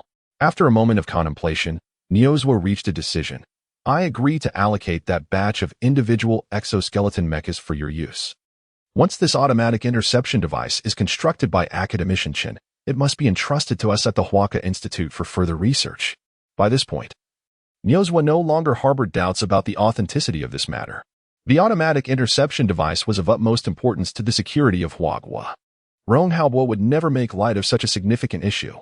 Seeing this, Rong Haobo nodded without hesitation, "Very well. In truth, Even without the matter of the individual exoskeleton armor, Ronghaobua would have entrusted the automatic interception device to the Huaka Institute for study. After all, this device could not be tested in the same manner as other equipment. It would be unthinkable to launch a missile at every corner of the nation. Therefore, it was imperative for the Huaka Institute to conduct research and provide a feasible hypothesis. Although Ronghaobua held great faith in Chen Hanxing, as Niozwa had surmised, this issue pertained to national security. It required the utmost caution. Subsequently, after discussions with Niozwa, Ronghaobua also called upon the agricultural drones manufactured by Chen Hanxing. This time, Niozwa did not decline. After all, these drones were not the product of their Huaka Institute. As the head of Huagua's foremost military command center, Ronghaobua held the authority to requisition them. Without further ado, the two concluded their call. Ronghaobua then instructed his secretary, Qi Liang, you are to personally fetch the individual exoskeleton mechas and the drones from the Huaka Institute and deliver them to the Huagua garrison in the Yawandi region. This time, should the white elephant dare to make any missteps, I shall present them with a grand surprise. As he spoke, Ronghaobua's eyes flickered with a vibrant intensity. Imbued with a palpable sense of battle fervor, he was none other than the chief commander of the counteroffensive against the white elephant in the early days. The Awan region, a contentious borderland between Huagua and the white elephant nation, frequently witnessed clashes. Should the white elephant dare to provoke Huagua at this juncture, it would undoubtedly select the Awan region as its stage. Secretary Qi Liang responded affirmatively, acknowledging the gravity of the situation. He sensed that if the white elephant chose to act, it would surely face dire consequences. Without hesitation, Qi Liang set about making arrangements. At Huaka Institute, Niozwa sat in his office, still reeling from the overwhelming shock of the nationwide interception system. How had academician managed to accomplish such a feat? This question lingered in his mind, tormenting him. Niozwa contemplated countless strategies, only to find each one leading to failure. With his current level of knowledge, achieving such a system seemed utterly unattainable. However, this did not deter Niozwa from believing in Chen Hanxing. What Niozwa could not accomplish, Chen Hanxing could. This was not an extraordinary notion. Suddenly, a realization struck him, and his expression shifted from astonishment to indignation. Academician Chen was undeniably one of us at Huaka Institute. How could he utilize our own inventions to broker exchanges with us? Ronghaobua's audacity felt like a slap in the face. Niozwa raged, feeling as though he had lost a fortune, or perhaps even the entirety of the world. A day later, at the White Eagle's Department of Defense, Mr. Otis reported that the white elephant had responded positively, expressing a willingness to comply with our demands regarding provocations against Huagua. Upon hearing his secretary's words, John Otis broke into a smile. This was indeed splendid news. With divine favor, once we eliminate Huagua, no nation shall stand against us, the White Eagle. At that moment, he envisioned opening the finest champagne to celebrate. In John Otis's eyes, Huagua was undoubtedly facing an unavoidable catastrophe. He was already beginning to relish the taste of victory. Meanwhile, at the National Assembly in New City, White Elephant's senior politicians gathered, exclaiming their excitement. This was a tremendous opportunity for us. The current Huagua resembled a feeble rabbit, hardly deserving of fear. If we act now, when Huagua collapses, we shall undoubtedly claim our share. I have awaited this day for far too long. And retribution for Huagua is finally at hand. Their exhilaration was palpable, and no one opposed the White Eagle's request. After all, the border issue had long been a point of contention between the White Elephant and Huagua. Now, the nation of Hua finds itself in a precarious situation, presenting a remarkable opportunity for them. Furthermore, the assistance promised by the Bald Eagle is exceedingly generous, a veritable twofold gain. The White Elephant has no legitimate grounds for refusal. Ajum sits at the forefront of the conference table, remaining silent as he absorbs the discourse around him. Yet, his expression reveals a profound endorsement of the proposals being discussed. Eventually, the cacophony of voices in the conference room begins to wane, and it is only then that Ajum speaks. I have comprehended everyone's thoughts. Thus, the matter concerning Hua is hereby resolved. Upon hearing this, the assembly of politicians nods enthusiastically in agreement. Subsequently, Ajum instructs, General Hayter, you shall be entrusted with this task. Remember, it is imperative that we achieve success this time. The individual known as Hayter rises, expressing with utmost seriousness, rest assured, I shall not disappoint you. Following the conclusion of the meeting, Hayter promptly sets the wheels of action in motion, dispatching 2 infantry regiments along with a tank battalion to the Yawandi region. A day swiftly passes, and the military forces mobilized by the White Elephant arrive in the Yawandi area, commencing covert deployment as they await further orders. Meanwhile, after 2 days of relentless travel, the 11 military transport vehicles led by Qi Liang are on the verge of reaching the Hua military station in the Yawandi region. Chapter 105, The Drone and 10 Individual Exoskeleton Armors. At this moment, the commanding officer of the station troops, Qi Baohua, awaited the arrival of a highly anticipated shipment. They had received prior intelligence regarding a consignment of secret weaponry destined for their unit, filling everyone with eager anticipation. "Commander, what extraordinary equipment do you think will be delivered this time?" ventured Shen Hongwei, the captain of the 1st Battalion, unable to restrain his curiosity. Before Qi Baohua could respond, another officer interjected, "Most likely some firearms. It has always been the case. Otherwise, would they send us a helicopter directly?" This speaker, Wang Xiang, the 2nd Battalion commander, had a long-standing rivalry with Shen Hongwei. The regiment comprised 3 battalions, with the 3rd Battalion commander, Shi Yuan, overseeing artillery operations. He chose to remain silent, patiently awaiting the outcome, unwilling to let Shen Hongwei and Wang Xiang's quarrel escalate. "Enough. Silence," Qi Baohua admonished, his voice firm. "Equipment is arriving from above, and it is not your place to speculate. Even if they were to send helicopters, who among you possesses the skill to operate them?" As he spoke, Qi Baohua cast a fierce glare at the assembly. Shen Hongwei and Wang Xiang quickly fell silent, as did the other company and platoon leaders present, who dared not utter a word. However, at that moment, Shi Yuan, who had remained quiet, unexpectedly spoke up. "Commander, I learned to fly helicopters at military school. I can pilot one." Qi Baohua? Shen Hongwei? Wang Xiang? Qi Baohua was rendered speechless. Was I even discussing the issue of helicopters? Though irritated, he found himself unable to reprimand Shi Yuan. Over time, he had grown accustomed to Shi's peculiar demeanor and chose not to engage further, merely responding with a dismissive huff. All right, you're impressive. I concede." Witnessing Qi Baohua's reaction, Shen Hongwei and Wang Xiang struggled to suppress their laughter. Typically, they would not dare speak to their commander in such a manner. Only Shi Yuan, with his boldness, would venture such a tone. Their amusement did not escape Qi Baohua's notice, further aggravating him. He intended to issue another reprimand. But before he could articulate his thoughts, a line of military transport vehicles came into view. Instantly, Qi Baohua quelled his frustration, his expression shifting to one of solemnity. While the others remained unaware, he understood that the shipment was unlike any they had received before, although the specifics had not been disclosed. Recalling the tone of the brigade commander, Qi Baohua sensed that this consignment was indeed extraordinary. A few minutes later, the convoy halted before them, comprising 11 vehicles. The cargo compartments were covered, concealing their contents from view. Qi Liang descended from the foremost transport vehicle. Qi Baohua stepped forward, extending his hand to shake with Qi Liang, saying, "Comrade, greetings. I am the commander here, Qi Baohua. I appreciate your efforts." Upon hearing this, Qi Liang promptly replied, "Commander Qi, you flatter me. It is you who bears the burden of safeguarding our nation's borders." These few words from Qi Liang left a favorable impression on Qi Baohua. Subsequently, Qi Liang offered a brief self-introduction, merely stating that he had come from the imperial capital, without delving into further details. Had they known that Qi Liang was the secretary to Rong Haobua, it would undoubtedly have caused quite a stir. Qi Baohua, aware of the protocols, refrained from inquiring further. Bypassing any idle pleasantries, he directly asked, "Comrade Qi Liang, was the shipment sent directly from the imperial capital?" Upon hearing Qi Liang affirm this, Qi Baohua's curiosity was piqued. Not only him, but Shen Hongwei and others also shared this intrigue, turning their gazes toward Qi Liang. Qi Liang did not conceal the truth and nodded affirmatively. Indeed, the confirmation brought forth excitement on the faces of Shen Hongwei and the others, who couldn't help but entertain a thought. This time, it must be something extraordinary. Their line of reasoning was sound. If it were merely ordinary goods, it would hardly warrant the long journey from the imperial capital. At that moment, their eyes upon Qi Liang burned with fervor. Qi Liang could sense the thoughts swirling in their minds.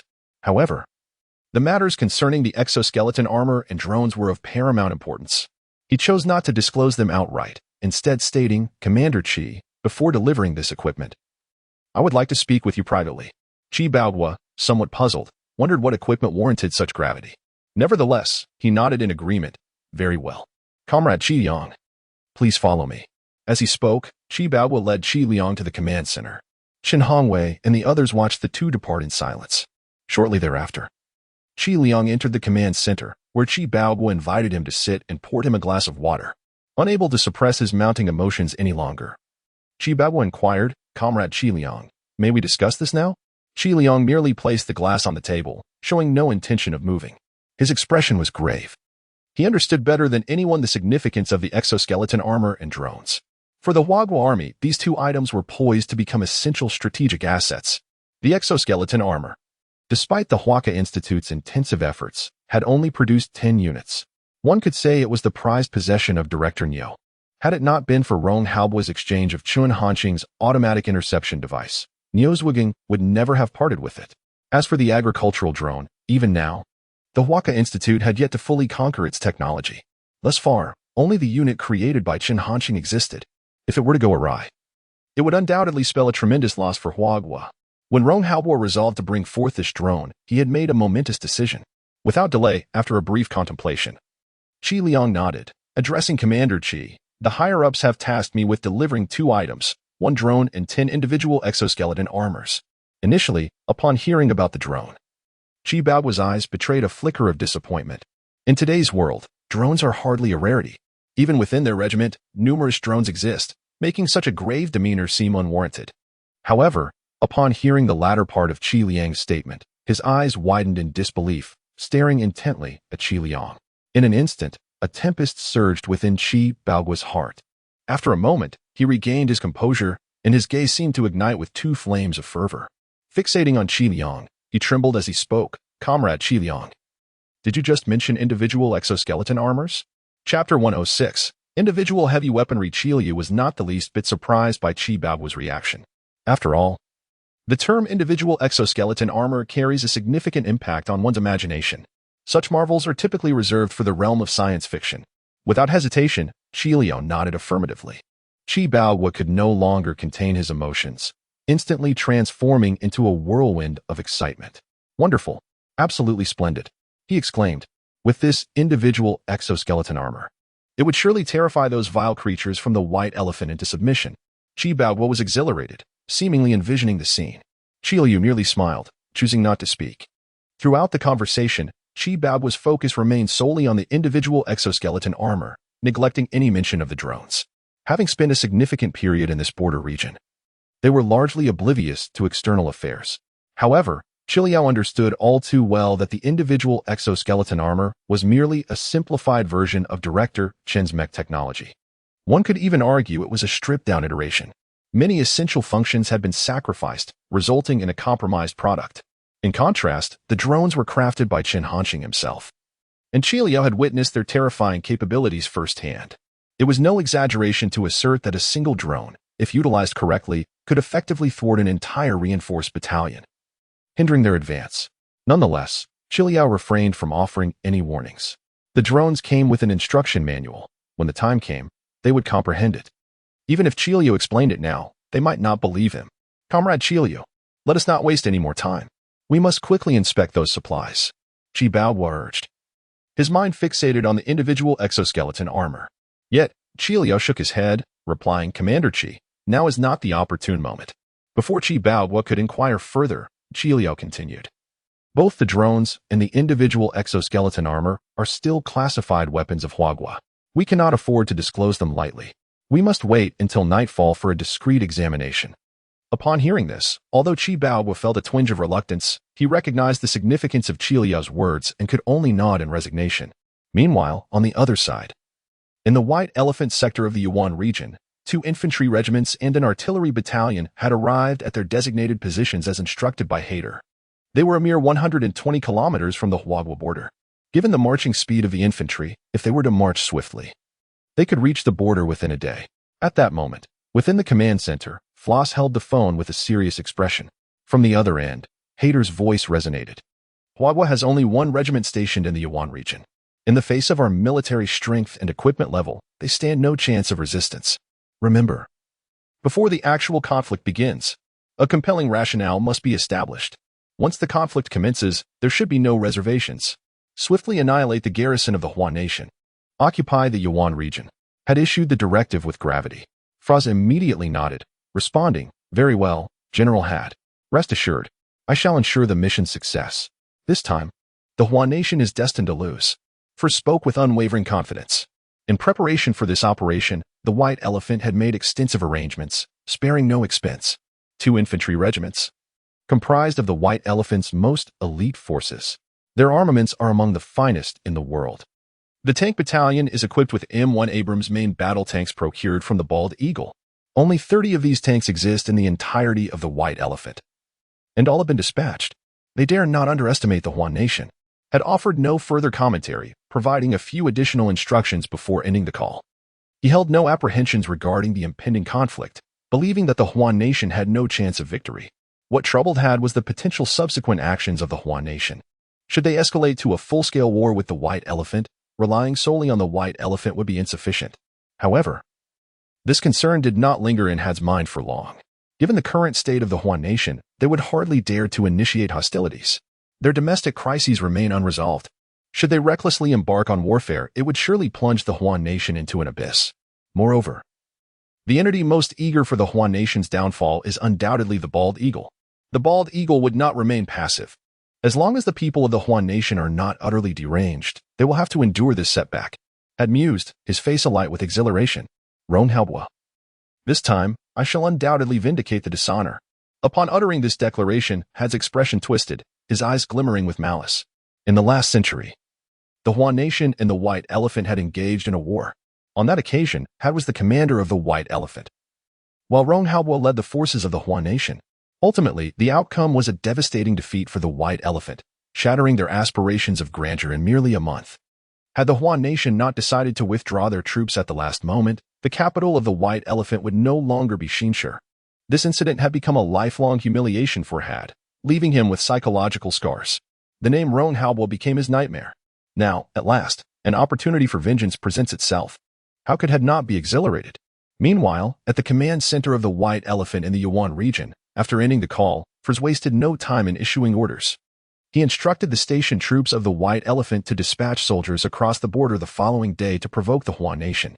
In addition to the 2 infantry regiments and a tank battalion, the White Elephant originally had another regiment stationed there. Upon receiving the command, the White Elephant Corps, though reluctant, had no choice but to comply. Hours slipped by in a blink. The sun vanished beyond the horizon, and darkness enveloped the land. At this moment, in the Huagua garrison located in the Yuan region, Chi Baogua and Chen Hongwei stood before a transport vehicle, flanked by 20 selected soldiers, each one a paragon of excellence within the regiment. From among them, a driver for the individual exoskeleton armor was to be chosen. Confusion adorned the faces of all present, except for Chi Baogua and Qi Liang, who remained privy to the true nature of this event. However, the air was thick with excitement. They understood the significance of being treated with such gravity. It could well be a formidable piece of individual heavy weaponry, an unimaginable pinnacle for these soldiers. At that moment, Chi Baogua exchanged a glance with Qi Liang, who nodded in affirmation. Chi Baogua, shedding any further hesitation, addressed the assembly with a solemn tone. What the imperial capital has sent us this time is of utmost importance. Remember, it must remain confidential, never to be spoken of in dreams.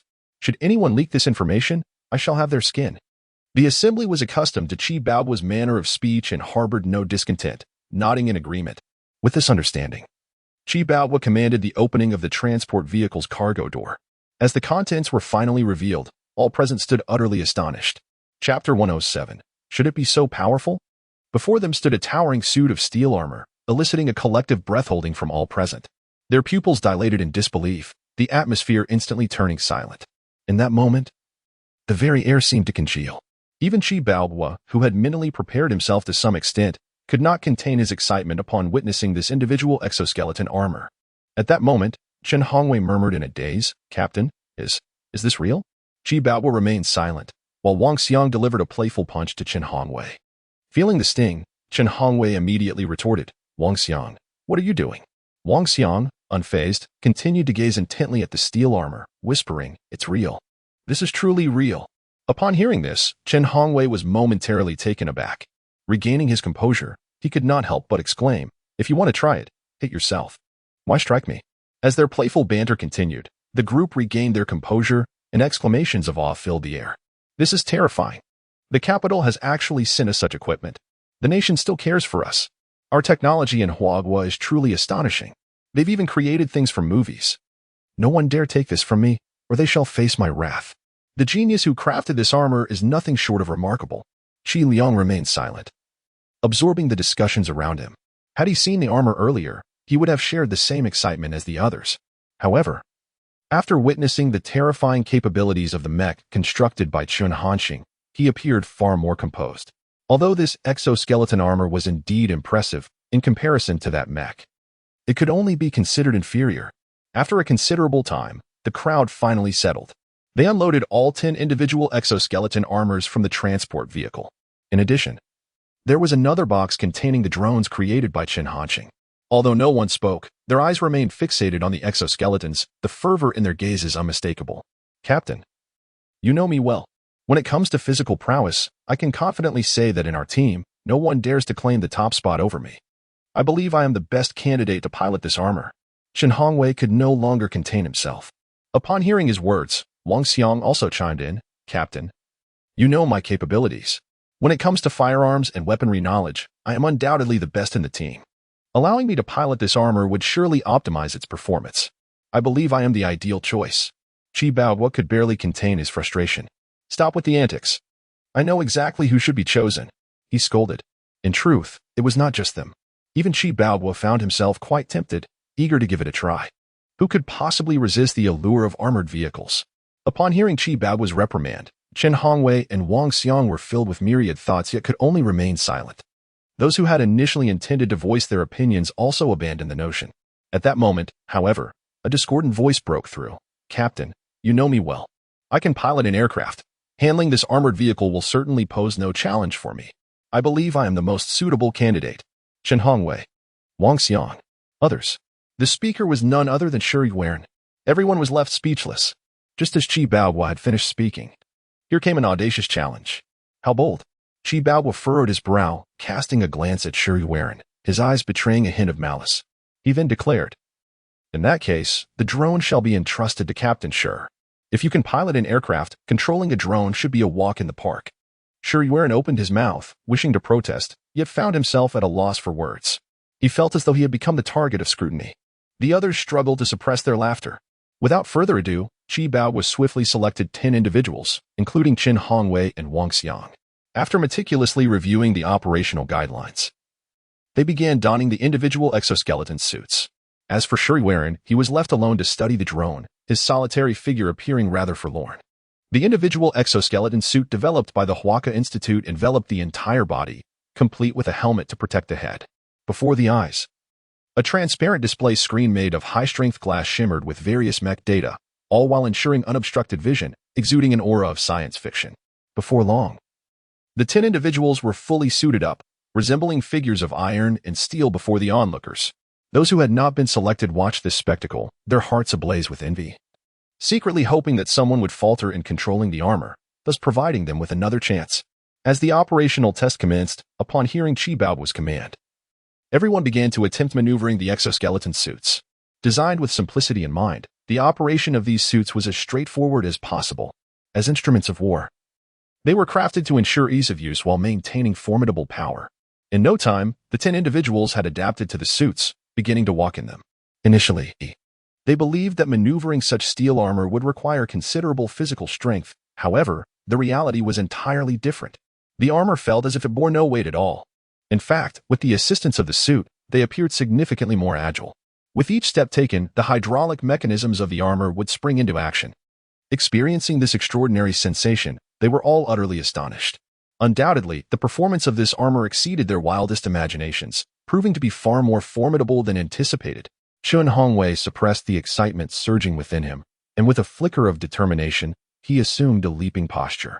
The exoskeleton armor enveloping him mirrored his movements, subtly charging with energy.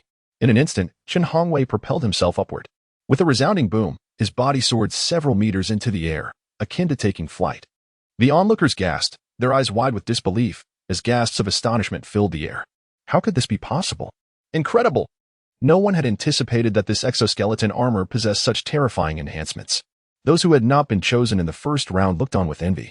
It wasn't just them. Even Chen Hongwei was taken aback by the magnitude of the moment. Struggling to adjust his form mid-air, he expertly avoided a direct descent. As the armor made contact with the ground, the leg shock absorption mechanism played a crucial role, ensuring that despite falling from such a height, Chen Hongwei emerged unscathed. Witnessing this, the other 9 could no longer restrain themselves and eagerly followed suit.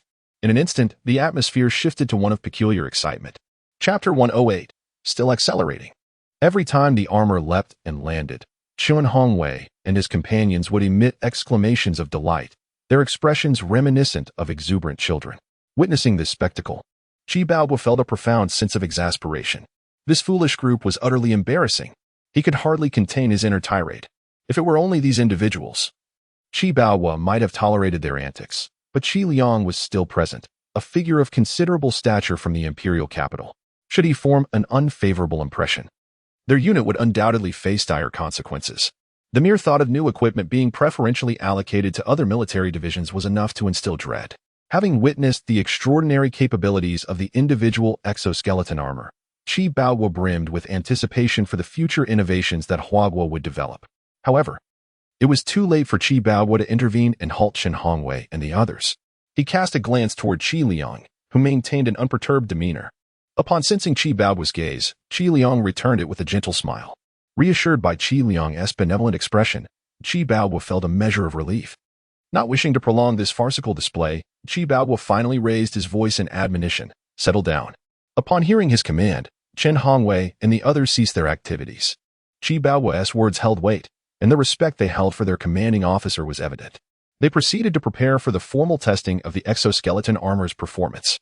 Although Waka Institute had already provided extensive data, the armor had only recently been constructed and had yet to undergo practical testing. There could be discrepancies between theoretical and empirical data. The initial test focused on maximum jump height, while they had already engaged in some informal jumping. Those actions had been too haphazard to serve as reliable references. In the interest of accuracy, each of the 10 mechs required thorough testing. Chen Hongwei was the first to take the stage. Upon receiving the command, he inhaled deeply, crouched down, and then propelled himself upward with tremendous force. With a resounding thud, his body, assisted by the exoskeleton, soared into the night sky like a bullet. Upon landing, even with the shock absorption mechanism, a cloud of dust was kicked up. The final measurement revealed an astounding height of 15.3 meters. Despite having anticipated the formidable jumping ability of the armor, the actual data still left everyone profoundly astounded. Over 15 meters, taller than an average 5-story building. The performance was nothing short of extraordinary. Subsequently, the other 9 mechs underwent their maximum jump height tests, yielding results remarkably similar to Chen Hongwei's, with any variances merely a matter of centimeters, insignificant in the grand scheme. The second test involved measuring the maximum jumping distance. And once again, the results were astonishing. 20 meters, achieved from a stationary position. With a running start, the distance could even reach 50 meters. The crowd was utterly captivated by this revelation. It was simply terrifying. The augmentation provided by this armor to the human body was overwhelmingly significant. If every soldier in Huaguo were equipped with such armor, wouldn't they all become super soldiers? Many in attendance yearned for the opportunity to try it themselves. Their eyes fixated on the 10 suits of armor, radiating envy that was almost palpable, even igniting jealousy in some. Not even Qi Baobo was immune to such thoughts. Were it not for his responsibilities as commander, he would have insisted on acquiring a suit for himself. The next test focused on the armor's speed, which is one of its most vital core functionalities. After a brief moment of preparation, the crowd readied themselves for the test. This time, all 10 suits would be tested simultaneously. Without hesitation, Qi Baobo, with a serious demeanor, issued the command to commence the speed test. The 10 participants, Chen Hongwei among them, were eager to begin. Upon receiving the order, they dashed forward with no hesitation, like 10 arrows released from a bow, speeding away into the distance. In an instant, they had surpassed the limits of human capability, vanishing from sight in mere moments. Witnessing this spectacle, the onlookers fell into a profound silence, their expressions filled with astonishment. Such a scene seemed only possible in a science fiction film, and yet here it was, unfolding before their very eyes. The mechas were equipped with built-in communication devices, which were now connected to the communicator in Qi Baobo's hand. He raised the device to his mouth and commanded, "Report status." A voice immediately responded. Armor 1 has currently reached a speed of 80 kilometers per hour, with no abnormalities, and is still accelerating. Armor 2 has reached 78 kilometers per hour, functioning normally, and is still accelerating. Armor 3 has reached 70 kilometers per hour, with no issues, and is still accelerating. The 10 suits were designated from 1 to 10, and the reports continued to flow in. As the last report was delivered, Chi Bao's face was alight with excitement and joy. All 10 suits were now clocking speeds between 70 and 80 kilometers per hour, a truly remarkable feat. Even the world's most advanced main battle tanks achieve similar speeds at their best, coupled with the armor's impressive jumping height and distance, along with its protective capabilities. It would be an invincible presence on the battlefield. Deployed for targeted missions or assassination tasks, it would undoubtedly become the enemy's worst nightmare. Even this alone was enough to inspire awe. Chi Bao was already satisfied. Moreover, the armor was still accelerating. He endeavored to maintain his composure and spoke into the communicator. Everyone, pay close attention. If you notice any anomalies, halt immediately. If anything happens to the armor, I will not spare you.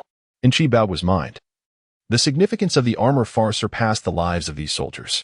His thoughts were not unfounded. It was a stark reality, not only for these soldiers, but even for Chi Bao himself. Should he be faced with the choice between preserving the armor and his own life, he would unhesitatingly choose the individual exoskeleton armor. The capabilities of such armor could not be compared to the value of his own life. Chen Hongwei and the others felt no sense of discord in this regard. The communicator echoed with their responses. Understood. At that moment, everyone awaited in silence, eager to discover the limits of the armor and just how astonishing it could truly be. Chapter 109. The armor cannot compare to drones. As the crowd awaited eagerly, it wasn't long before a voice emerged from Chi Bao's communicator. The first armor has reached a speed of 200 kilometers per hour and has indicated that it has achieved its maximum velocity, with no abnormalities reported. This was not solely the case for the first armor. Following this announcement, voices from the communicator echoed in succession. The third armor has currently reached 200 kilometers per hour, hitting its speed limit, with no abnormalities. The fifth armor has achieved a speed of 200 kilometers per hour, at its limit, with no abnormalities. All 10 units of armor reported reaching their maximum speed, 200 kilometers per hour. Chi Bao felt a surge of exhilaration within him. The velocity of these armors had far surpassed his expectations. Even automobiles can scarcely achieve such speeds. Remarkably, with the aid of exoskeletal armor, soldiers could attain such astonishing velocities. It was utterly beyond comprehension. Not only Chi Bao, but the reactions of the others present were equally fervent. My heavens! 200 kilometers per hour. What a divine speed! Such terrifying velocity, combined with other capabilities, renders this armor a veritable instrument of slaughter on the battlefield. If only we had a few hundred of them. We could march straight into the capital of the White Elephant. A wave of envy washed over the soldiers who had not been selected. The more they witnessed the armor's terrifying prowess, the stronger their jealousy grew. Among them, only Qi Liang managed to maintain his composure. Noticing Chi Bao's prolonged silence, Qi Liang could not help but remind him, Commander Qi, let those 10 soldiers also test the maximum endurance range. Upon hearing this, Chi Bao finally came to his senses. Without hesitation, he nodded, then picked up the communicator to issue orders to the 10 soldiers. Ultimately, the conclusion they reached corroborated the figures displayed on the armor's monitor. The maximum endurance was 500 kilometers. This revelation once again brought forth astonishment. An endurance of 500 kilometers. This armor could almost be deemed devoid of any shortcomings, truly a divine weapon of war. As for its protective capabilities, they depended on the materials used in the armor's construction. Prior to manufacturing, the Huaka Institute had tested this alloy material countless times. They had no need for further testing. The data from the Huaka Institute indicated that it could withstand all firearm projectiles, including heavy sniper rounds. However, it would not hold up against artillery shells or other heavy firepower. Nevertheless, even so, it was more than sufficient. The testing lasted a total of 6 hours. When the 10 soldiers regrouped, they had already removed their armor, their faces alight with excitement. Captain Chen Hongwei of the 1st Battalion and Captain Wang Xiang of the 2nd Battalion were both drivers of the armor. At that moment, Captain Shi Yuan of the 3rd Battalion also approached. Throughout these 6 hours, he had been engrossed in studying drones.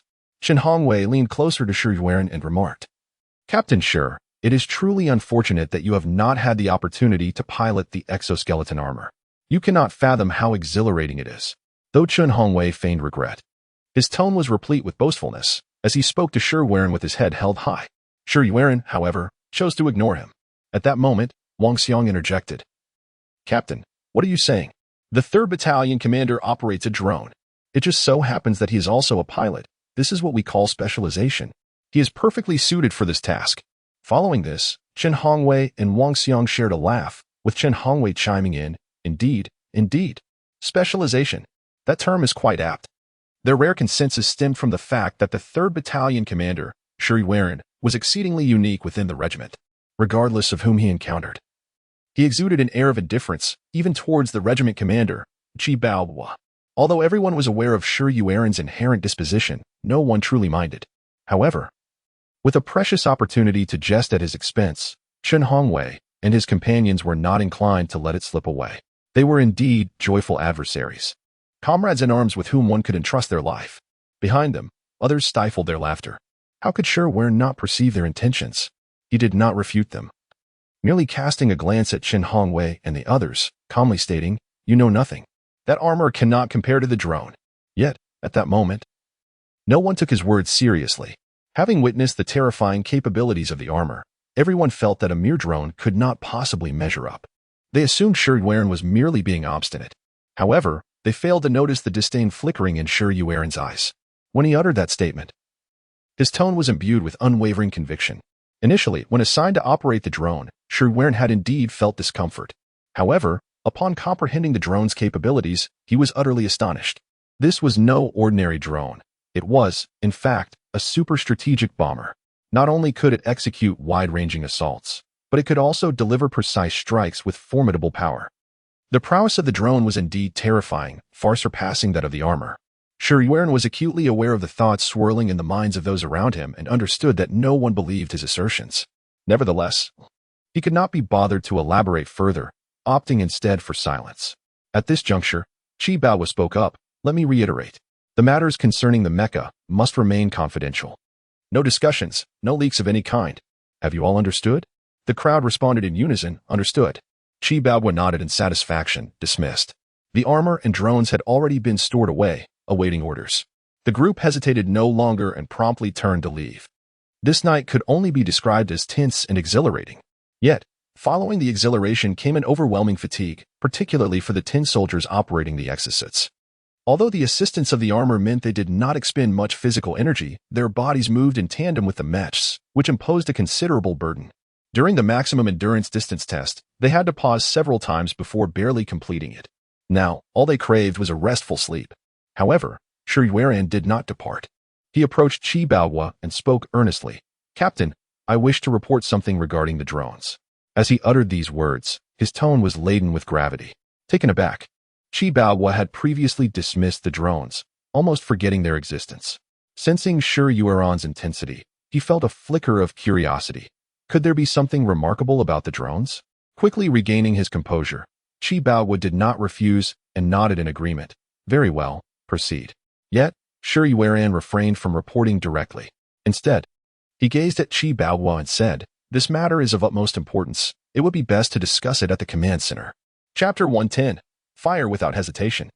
Upon hearing Shuriwaran's words, Chi Baohua was filled with perplexity. What was so extraordinary about this drone that it necessitated a discussion at the command center? Just as Chi Baohua hesitated, Qi Liang interjected, "Captain Qi, let us proceed to the command center." Qi Liang was well aware of the drone's true capabilities. The reason he refrained from disclosing this information directly was that the drone's potential was truly terrifying. If he were to voice it himself, Chi Baohua might find it hard to believe. With Shuriwaran's presence, however, it would lend credence to the claims.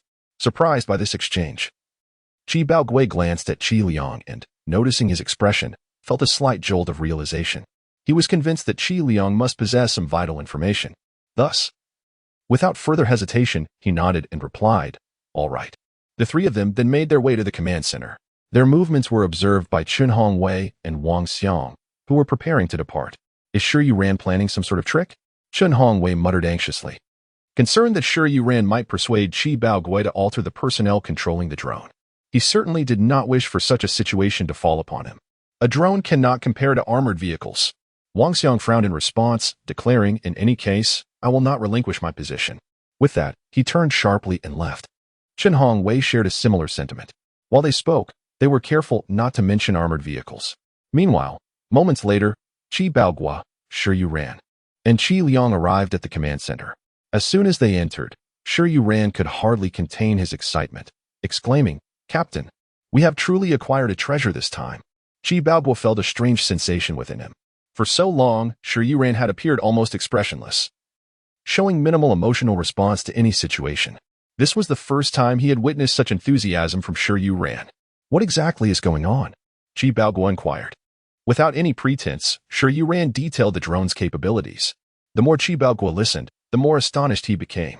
By the time Shi Ran finished speaking, he was left utterly speechless, his eyes wide with disbelief. Shi Ran was not surprised by Chi Baoguo's reaction.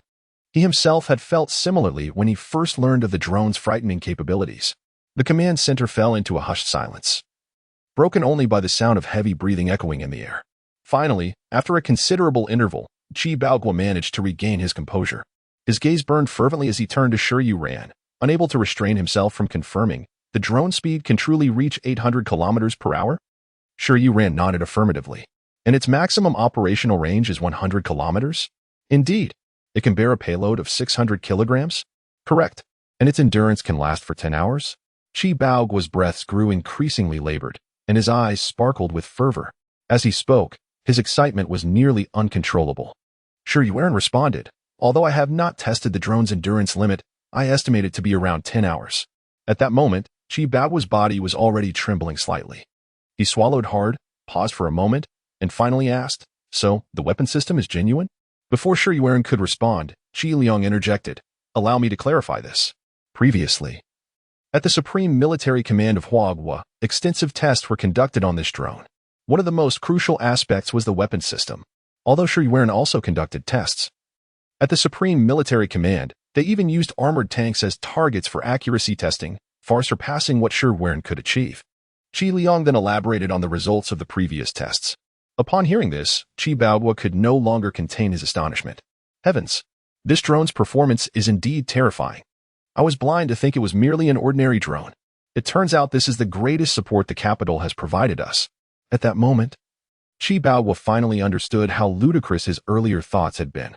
The true treasure was, in fact, the drone. As he expressed these sentiments, his voice grew hoarse from overwhelming excitement. He continued, the genius who designed this drone is truly among the most exceptional. With such a weapon expert, the rise of Huagua is undoubtedly assured. At this time, Chi Baoguo felt an unprecedented pride.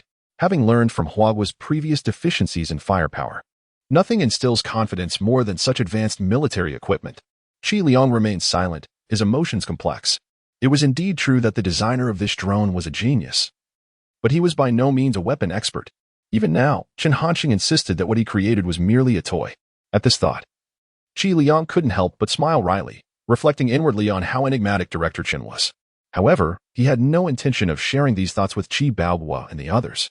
Soon, Qi Liang composed himself, his expression turning serious. Commander Qi, I trust you can understand the purpose behind the capital sending you these supplies. Upon hearing this, Chi Baoguo, still shaken by the drone's capabilities, gradually regained his composure. He naturally understood the intent.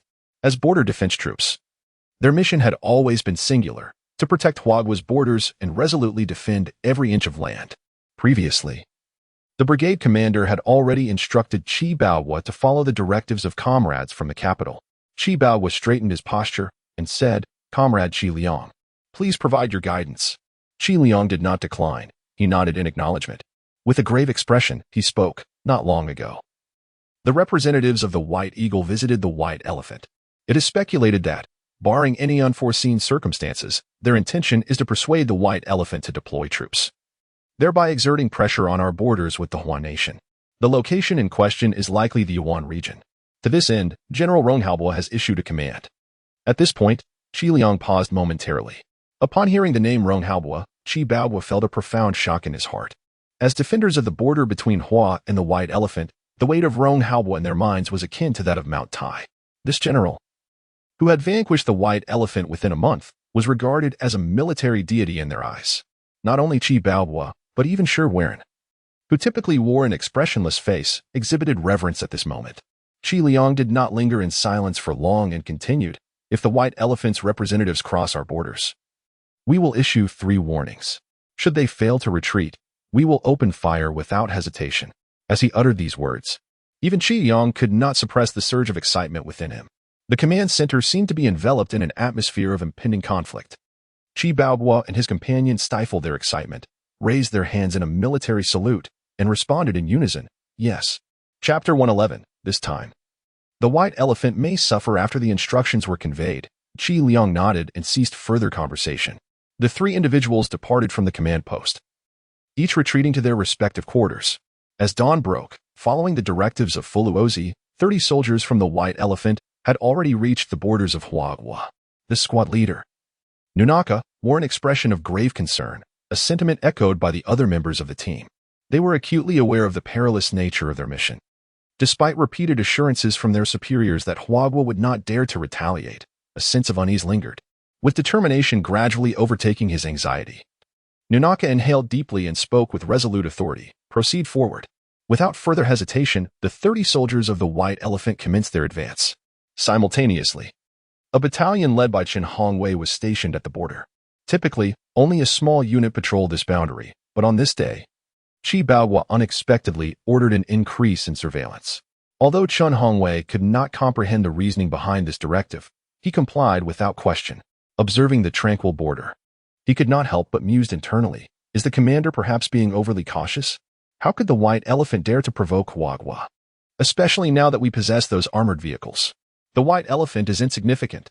Even now, the recollection of the previous night's armored vehicles stirred excitement within Chen Hongwei.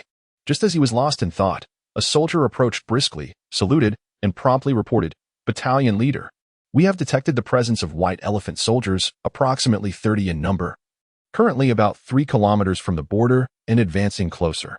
Upon hearing this, Chen Hongwei's previous dismissiveness vanished entirely, replaced by a grave demeanor. They truly had arrived. He reflected, his eyes glinting with fury. He promptly instructed, maintain close surveillance of every move made by the white elephant soldiers. Report any developments immediately. The soldier acknowledged with a swift response, understood.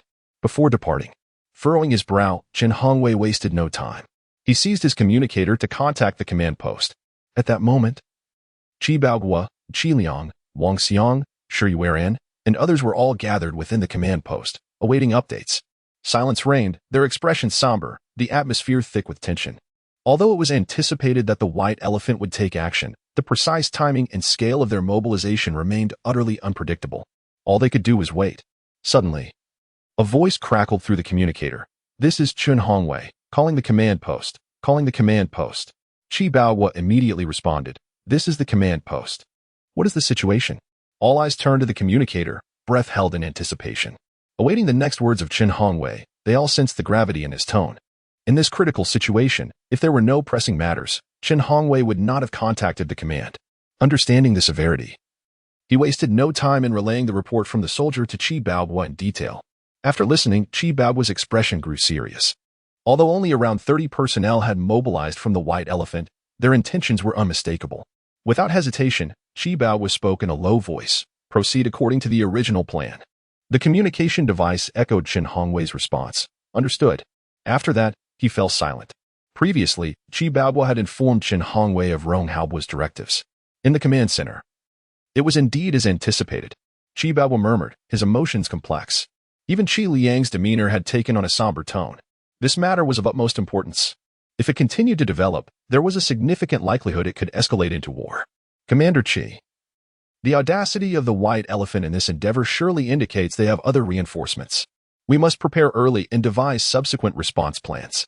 Qi Liang interjected.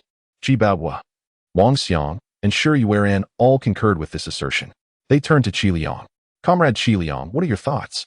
Qi Baoguo inquired. Qi Liang did not hold back, stating unequivocally, 10 sets of individual exoskeleton armor and drones are the keys to this operation. Previously, Rong Haobuo had briefed him on this matter. Qi Liang then laid out the entire plan, should Huagua indeed clash with the white elephant. The satellite monitoring station will immediately locate the white elephant's forces in the Yuan region. At that moment, we will deploy armored vehicles and drones to utterly dismantle the white elephant's military strength. Upon hearing this, Qi Baoguo and the others fell silent. They understood the rationale behind Qi Liang's proposal. The number of Huagua's stationed troops in the Yuan region was no secret. Given the white elephant's provocation, they had undoubtedly made thorough preparations. Relying solely on their regiment's strength would likely render them incapable of matching the white elephant. Deploying armored vehicles and drones was indeed the most prudent choice. However, doubts lingered in their hearts. Could merely 10 armored units and a single drone truly succeed against the white elephant's forces? This was especially true for Wang Xiang, who remained unaware of the drone's capabilities. In his mind, he dismissed the drone's potential, focusing solely on the 10 armored vehicles confronting the White Elephant's army. He had witnessed the terror of the armored units firsthand. Yet he knew the White Elephant would not be without tanks or heavy artillery. Consequently, sending just 10 armored vehicles seemed akin to a death sentence. Qi Baobo pondered for a moment. He finally spoke. Comrade Qi Liang, I believe that besides armored vehicles and drones, our warriors can also play a significant role. However, before Qi Baobo could finish, Qi Liang interrupted him. Captain Qi, this is General Rong's order. There is no need for unnecessary sacrifices. Upon hearing the name of General Rong, Qi Baobo's words caught in his throat, and ultimately he nodded in agreement. I will obey the order. Witnessing the captain's resolve, Wang Xiang and Shi Yuan naturally had no further objections. However, their expressions were entirely contrasting. Wang Xiang's face was grave, almost resigned to fate. As the driver of the armored vehicle, he understood the task's inherent peril. In his view, this mission was almost certain to be fatal. Conversely, Shi Yuan's demeanor was markedly different. Though his expression remained calm, his eyes sparkled with excitement and anticipation. As the most direct witness to the drone's formidable power, he was acutely aware of its capabilities. Coupled with 10 armored vehicles, he reasoned that as long as the White Elephant did not deploy an entire battalion, victory was virtually assured. In his heart, Shi Yuan murmured, this time, the White Elephant is likely to face calamity. Chapter 112, The Final Warning. At the White Elephant Command Center in the Yuan region, Froze gazed intently at the sand table, repeatedly simulating the imminent battle. Just then, a soldier entered, reporting, Commander Froze, the dispatched squad is nearing the border of Huagua. Upon hearing this, Froze nodded, but his expression soon darkened. How are the arrangements coming along? He inquired. The soldier replied, everything is prepared. Those soldiers will certainly perish at the hands of the Huagua people. He emphasized the last sentence, underscoring the intent behind their mission. This was precisely Froze's plan. Fearing that Huagua's tolerance might be too high, if those 30 soldiers returned safely, their aim of inciting conflict would be thwarted. Even now, if the White Elephant wished to strike against Huagua, they needed a suitable pretext. Thus, those 30 soldiers were destined to be sacrificial pawns. Froze felt a sense of satisfaction. This time, Huagua was bound to suffer a significant loss. After a moment of reflection, he commanded, inform everyone to prepare. Tomorrow, we shall launch a surprise attack on Huagua. Meanwhile, the 30 soldiers of the White Elephant were about to cross the border. Qin Hongwei's gaze was fixed sharply upon them, his eyes ablaze with the spirit of battle. He had instructed his battalion to aim their rifles at the White Elephant personnel, ready to unleash a torrent of fire at the mere signal. In an instant, those 30 men would be turned to mere sieves. Minutes later, a soldier rushed over to report to Qin Hongwei, Commander, that pack of scoundrels from the White Elephant has crossed the border. Our people are in negotiations with them, but they show no inclination to leave. Upon hearing this, Qin Hongwei's anger surged. What nonsense! A bunch of oblivious fools. He yearned to give the order to fire immediately. However, according to Qi Baobo's instructions, a warning needed to be issued first. Ordinarily, such matters did not require Qin Hongwei's direct involvement, but he could no longer contain his fury. He turned to his deputy commander and said, await my command. The moment I say fire, act without hesitation. Without allowing his deputy a chance to respond, Qin Hongwei swiftly made his way toward the border. Before long, he reached his destination, where Nakaka was confronting the 30 soldiers of the White Elephant, clearly holding the numerical advantage. They were firmly within Huagua's territory. Upon seeing Qin Hongwei, the 5 soldiers saluted, Commander. Qin Hongwei nodded and advanced to the forefront with an imposing demeanor. As Qin Hongwei fixed his gaze upon Nonaka, he declared firmly, you have trespassed into the territory of Huagua. I hereby issue a warning. Depart immediately or face the consequences. However, Nonaka and his comrades clearly dismissed Qin's words, their faces adorned with mocking expressions. Your territory? We, the White Elephants, have never acknowledged it as yours, retorted Nonaka. The soldiers accompanying him echoed his sentiment, asserting, this land has always belonged to us, the White Elephants. You Huagua people are nothing but thieves. The Huagua are the most despicable nation of Blue Star. Are the Huagua attempting to threaten us? They scoffed, for they had already received orders to provoke a response from Huagua, anticipating that the Huagua would retaliate physically. In the minds of these White Elephant soldiers, they believed that the Huagua would merely engage in a physical altercation, as had occurred previously, where only a few had sustained minor injuries, leading to a hasty conclusion. What they remained oblivious to was the multitude of dark gun barrels trained upon them from a nearby location. Upon hearing the taunts from the white elephant soldiers, the Huagwa soldiers seethed with anger, each preparing to act. Yet, without Chen Hongwei's command, they dared not make a move. In the face of Nunaka's provocation, Chen Hongwei refrained from responding in kind, his expression darkening further. He then spoke again. "This is your final warning. You have entered Huagwa territory. Leave at once." It was palpable that when Chen uttered these words, his voice brimmed with an icy resolve. Observing Chen's demeanor, Nunaka felt an ominous premonition. He had encountered Huagwa soldiers before. Under normal circumstances, they would have retaliated after such provocations. Yet now, the unfolding situation diverged from his expectations. Was Huagwa plotting something unexpected? Nunaka pondered. However, glancing at the 6 Huagwa individuals, including Chen Hongwei, he felt reassured. He fixed his gaze on Chen and boldly declared, "We will not retreat." "What can you do?" Chen Hongwei narrowed his eyes, filled with murderous intent. At that moment, he nearly burst into laughter. The more defiant the white elephants became, the more his spirits soared. If these individuals were easily intimidated, how could he command his troops to open fire? For years, Chen had awaited this day. Giving no thought to the repercussions that might follow, he was resolved to act. They were the true hawks of Huagwa. Then, for the 3rd time, Chen Hongwei issued his declaration. "This is the last warning. You have entered Huagwa territory. Depart immediately. Otherwise, it would be regarded as an invasion of the Huagwa." This time, the people of the white elephant felt something amiss. Chen Hongwei's actions were indeed rather peculiar. A deep sense of confusion enveloped their minds. What exactly did Huagwa intend to achieve? They had already crossed the border. Yet, they were still issuing warnings? This was not characteristic of Huagwa. When did Huagwa become so courteous? On this occasion, the people of the white elephant chose silence rather than speech. However, they had no intention of departing. Time ticked away. Second by second. Minutes later, noticing that the white elephant individuals remained unchanged, Chen Hongwei nodded. "Excellent." This remark left the white elephant people even more perplexed. Was he praising them?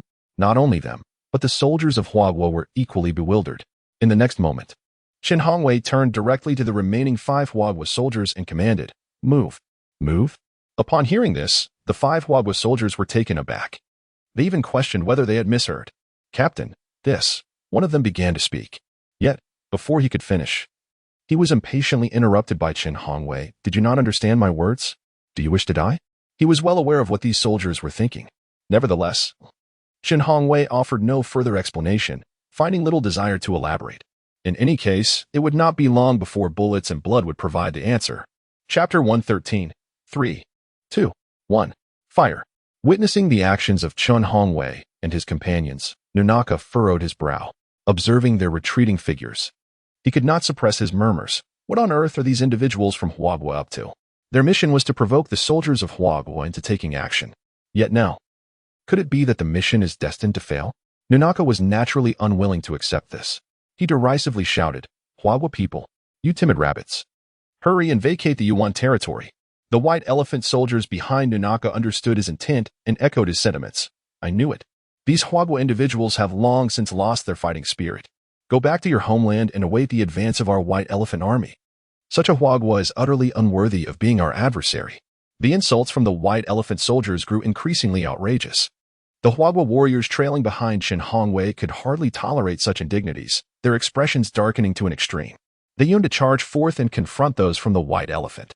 However, upon witnessing Chen Hongwei's unwavering determination to move forward, they refrained from making any rash decisions. The 5 soldiers were utterly perplexed. This was not how their commander typically behaved. What had changed? Noticing the silence from Huagwa, the voices of the white elephant soldiers began to fade. One soldier approached Nunaka, inquiring, "Captain, it seems the Huagwa individuals are aware of our intentions. What should we do now?" Nunaka remained silent, his gaze flickering as he fell into contemplation. Deep down, Nunaka sensed something was amiss. Yet, he could not pinpoint the reason.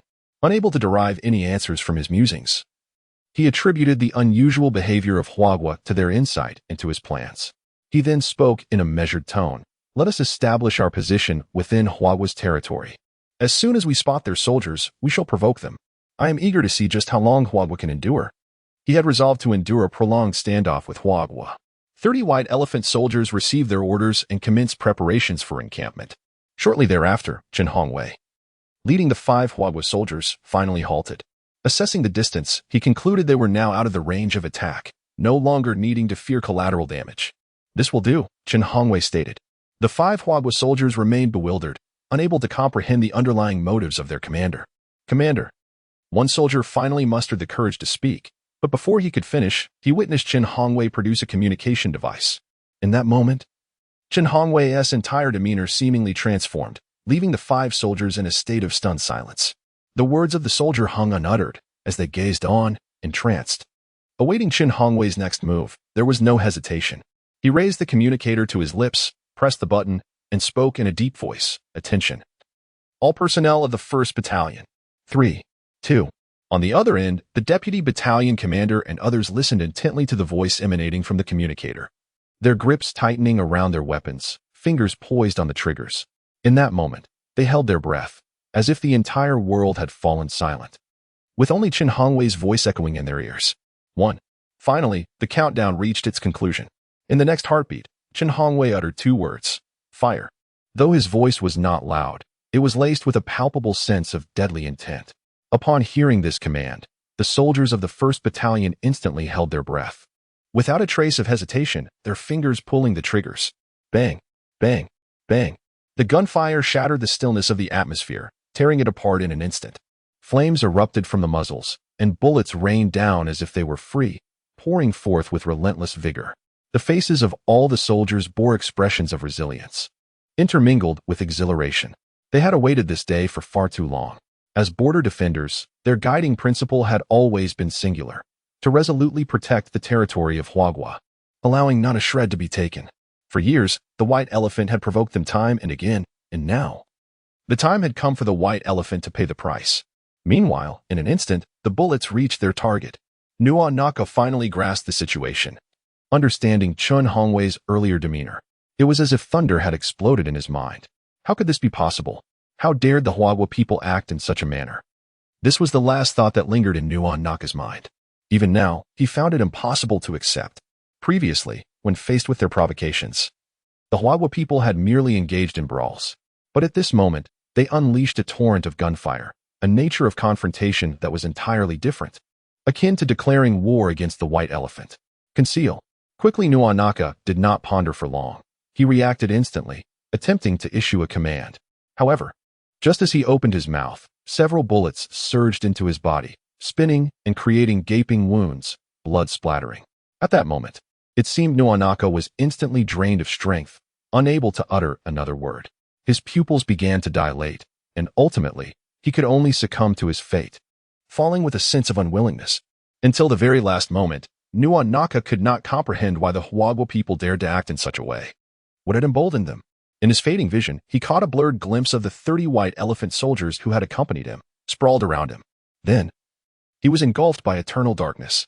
At that moment, the 5 Huagua warriors trailing behind Chen Hongwei were utterly astonished. They gazed in disbelief at the unfolding events not far away, their breaths becoming increasingly labored. After a considerable while, they finally regained their composure. Was that gunfire? Good heavens! They were indeed firing. How exhilarating! Those wretched white elephant soldiers, I wonder how they will continue their arrogance now. Remarkable! This is the true spirit of our great nation. Action speaks louder than words. At this moment, I finally grasped the meaning of the captain's words. It's truly unfortunate that I didn't get to fire a few rounds myself. They could not restrain their exclamations, their excitement nearly overwhelming. Although the gunfire had ceased, his heart continued to race, his face flushed with fervor. When they turned their gaze back to Chen Hongwei, their expressions had shifted in the depths of their eyes. There was now an abundance of respect. Chen Hongwei spoke little, merely glancing towards the position of Nuka and the others before calmly stating, "Let us proceed." Upon reaching the 1st Battalion's location, Chen Hongwei dared not waste a moment and promptly reported to the command center. Meanwhile, Chi Baoguo and others at the command center were quietly awaiting the outcome. Just then, a voice suddenly emerged from the communicator. "This is Chen Hongwei. 30 soldiers from the White Elephant have unlawfully entered our territory. Despite 3 warnings from our side, they refused to retreat. The enemy has now been completely annihilated." Chapter 114. The underwater robot is complete. Chen Hongwei unequivocally classified the 30 White Elephant soldiers as adversaries. This categorization was entirely justified, for these soldiers had long been regarded as invaders. In the command center, although the outcome had been anticipated, The expressions of Chi Baohua and his colleagues turned particularly grave upon hearing Qin Hongwei's pronouncement. Continue to patrol the borders and await further orders. Report any developments to me immediately, Chi Baohua stated in a serious tone. The communicator crackled with Qin Hongwei's voice in response. Understood. After this, he fell silent. Chi Baohua then turned to Qi Liang and said, Comrade Qi Liang, the next steps are in your hands. Qi Liang nodded. Fully aware that the matter at hand had escalated beyond a mere border skirmish, it now involved the nations of Hua and White Elephant, transforming into a significant national issue that a mere border patrol could not resolve. After exchanging a brief greeting with Chi Baohua, Qi Liang exited the command center. Once in a secluded area, Qi Liang retrieved a satellite-encrypted phone and dialed a number. His lips pressed tightly together as he listened to the beeping tone in the receiver. Finally, the call connected. Qi Liang spoke first. Elder Rong, this is Qi Liang from the Supreme Military Command of Hua. Rong Haobo, who was in his office, felt a slight twitch in his brow upon hearing this. The events between White Elephant and Hua had been weighing heavily on his mind in recent days. He composed himself and calmly inquired, What is the situation? Qi Liang, unwilling to conceal any details, promptly began his report. Elder Rong, just this morning, 30 soldiers from White Elephant. He recounted the events in detail and with utmost accuracy. After listening, Rong Haobo did not respond immediately but fell into deep contemplation. Qi Liang refrained from interrupting, choosing instead to wait silently. Before long, merely a few minutes passed, and Rong Haobo finally spoke. All right, I understand. I will make arrangements for the subsequent matters. Not wishing to dwell on this topic, Rong Haobo shifted gears and asked, What is the status of the drones and armored units? Qi Liang replied, The selected soldiers have mostly acclimated and are ready for combat. Rong Haobo nodded, his tone turning serious. Relay the orders. Prepare for tonight's operation. The objective is to annihilate the White Elephant forces. Upon hearing this, Qi Liang felt a surge of determination and responded emphatically, Understood. After ending the call, Rong Haobo's expression turned somber. The situation was urgent, and every second counted. Without delay, he contacted the satellite monitoring station, instructing them to surveil the Yuan area and identify the locations of all White Elephant troops. Subsequently, Rong Haobo dialed higher authorities, recognizing that the gravity of the situation could no longer be concealed. Before long, the White Elephant will be informed. At that time, it is imperative for Huawei to deliberate on how to respond to this matter. Meanwhile, in Yang City, at the Little Duck Toy Factory, it has been 7 days since Qin Hanqing commenced the construction of the underwater robot. Within the super laboratory, Qin Hanqing meticulously maneuvered the mechanical apparatus, finalizing the assembly of the last component. The underwater robot is complete. Qin Hanqing finally exhaled, gazing at his creation. When this underwater robot makes its debut, it will undoubtedly astonish onlookers. Its appearance is entirely unlike what one would envision. Though termed a robot, it resembles more peculiarly designed mechanical crab. At the forefront are 2 tentacle-like mechanical arms, which constitute one of the most vital components. The tips of these tentacles can morph to adapt to various tasks, including repairing fishing vessels, searching, and collecting. At the rear, several thrusters ensure the robot's speed, alongside various mechanical elements within the body of this mechanical crab. Qin Hanqing has also installed a self-destruct mechanism. Once activated, it emits a unique airwave that can instantaneously deliver catastrophic damage to all electronic components within a 3-kilometer radius, inflicting irreversible harm. Naturally, should it come to such an extreme, the underwater robot itself would not escape unscathed. Initially, at the behest of the netizen known as White Gull, the more powerful the self-destruct mechanism, the better. While it is feasible to achieve significant explosive force within such a compact form, it would necessitate nuclear fission. Consequently, to refer to this as an underwater robot would be a misnomer. It ought to be dubbed a mushroom bomb. Presently, Qin Hanqing has become the subject of suspicion regarding arms manufacturing. If he were truly to create a mushroom bomb, he would find himself in considerable trouble. Reluctantly, Qin Hanqing opted for this particular device. In his view, such a self-destruct mechanism is quite appropriate. After all, according to the White Gull netizen, the rationale behind self-destruction is to prevent others from salvaging and utilizing it. That is understandable. However, even if someone were to inadvertently recover it, surely it would not warrant a death sentence? To subject someone to a mushroom bomb strike seems rather unreasonable. At this juncture, Qin Hanqing even harbored doubts about the credibility of the White Gull netizen. Without further ado, he operated the apparatus in the super laboratory, dispatching the underwater robot to the external world. Subsequently, he dialed the number of the White Gull netizen. Meanwhile, in Luzhou province in Qishir, at Huagua's foremost naval base, Qiao Jing was in his office. The entire nation, not just the Yuan region, is currently in a state of turmoil. During this period, the Navy has remained on high alert. Just then, the telephone on his desk rang. Upon answering, Qiao Jing replied in a grave tone, "Hello, this is Qiao Jing." On the other end of the line, a voice filled with confusion emerged from Chun Hanqing. "Qiao Jing, aren't you the netizen bio?" Upon hearing this, Qiao Jing was momentarily taken aback, but he quickly regained his composure, a flicker of joy and excitement crossing his face. "Indeed, I am bio. Is this Director Chen?" Once he had calmed down, Qiao Jing hastily replied. Chun Hanqing recognized that this voice belonged to the bio he had previously connected with. Thus, he directly stated, "Greetings, netizen bio. The underwater robot toy you ordered from our Little Duck Toy Factory is now complete. Please send me your address so I can arrange for shipping." Following Chun Hanqing's words, Qiao Jing's excitement intensified. During this time, he had been eagerly anticipating the capabilities of the underwater robot that Chun Hanqing had created. However, at that moment, Qiao Jing found himself harboring the same doubts that Ren Hongfei had previously expressed. He inquired, "Director Chun, how do you plan to ship it?"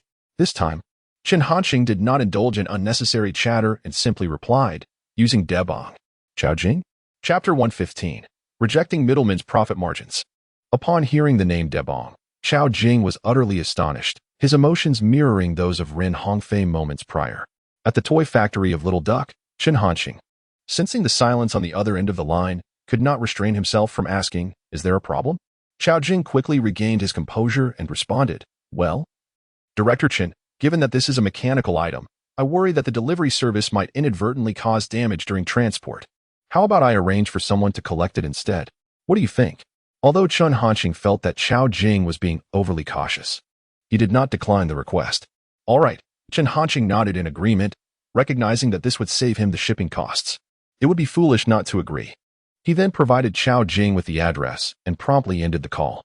This time, Chun Hanqing refrained from broadcasting live. He understood that his current identity and the nature of his creations were exceedingly sensitive matters, better to exercise caution. He had already secured the next order. A device designed to automatically intercept birds, commissioned by Rong Haobo. Chun Hanqing then made his way to his room. After hanging up, Qiao Jing remained momentarily stunned. The name Debong echoed in his mind like a haunting specter. Shaking his head, he took a deep breath to suppress such absurd thoughts. He then dialed the number for the highest military command of Huagua. The news of the military base construction in Yangcheng had already circulated among the upper echelons of the military. This was undoubtedly a significant development that could not be concealed. Moreover, after Chun Hanqing accepted Qiao Jing's order, he had already contacted Rong Haobo. Now that the underwater robot was complete, it was only natural to report to Rong Haobo. After a few beeps, the call connected. Before the other party could speak, Qiao Jing initiated the conversation. "General Rong, this is Qiao Jing." Almost immediately, Rong Haobo's calm voice resonated from the other end. "Ah, Xiao, what is it?"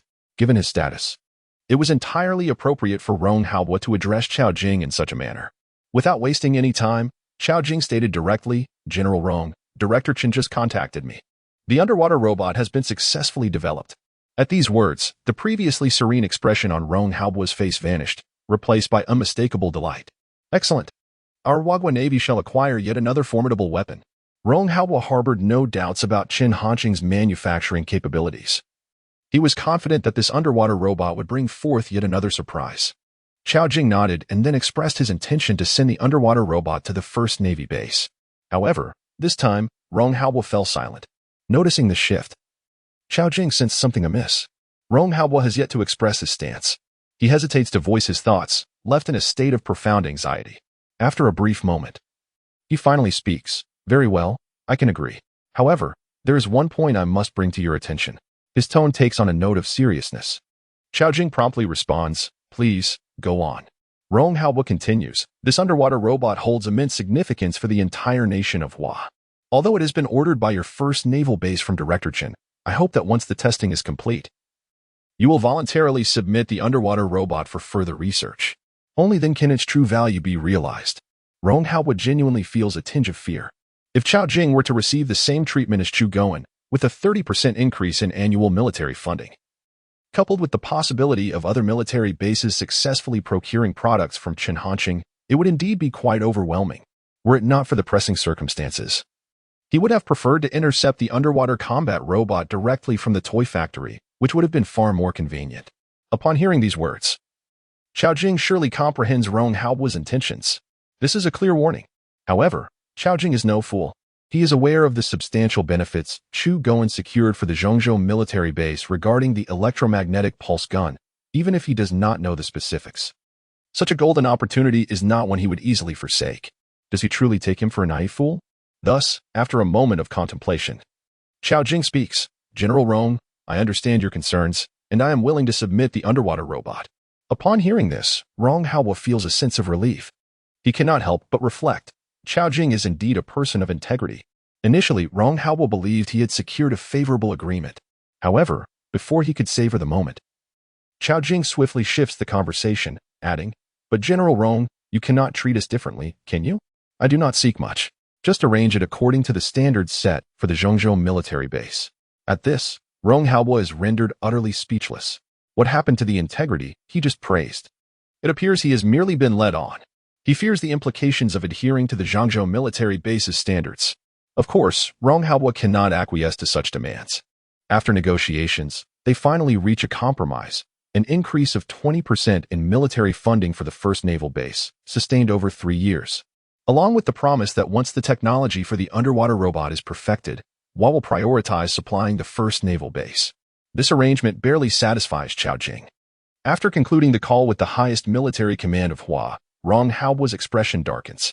None of this is enjoyable. He cannot help but vent his frustrations. Yet, in matters such as these, he finds himself at a loss when dealing with individuals like Chao Jing and Chu Goen. If Rong Hao were indeed to issue a mandatory command, they would naturally have no choice but to comply. However, such an action might seem somewhat inhumane.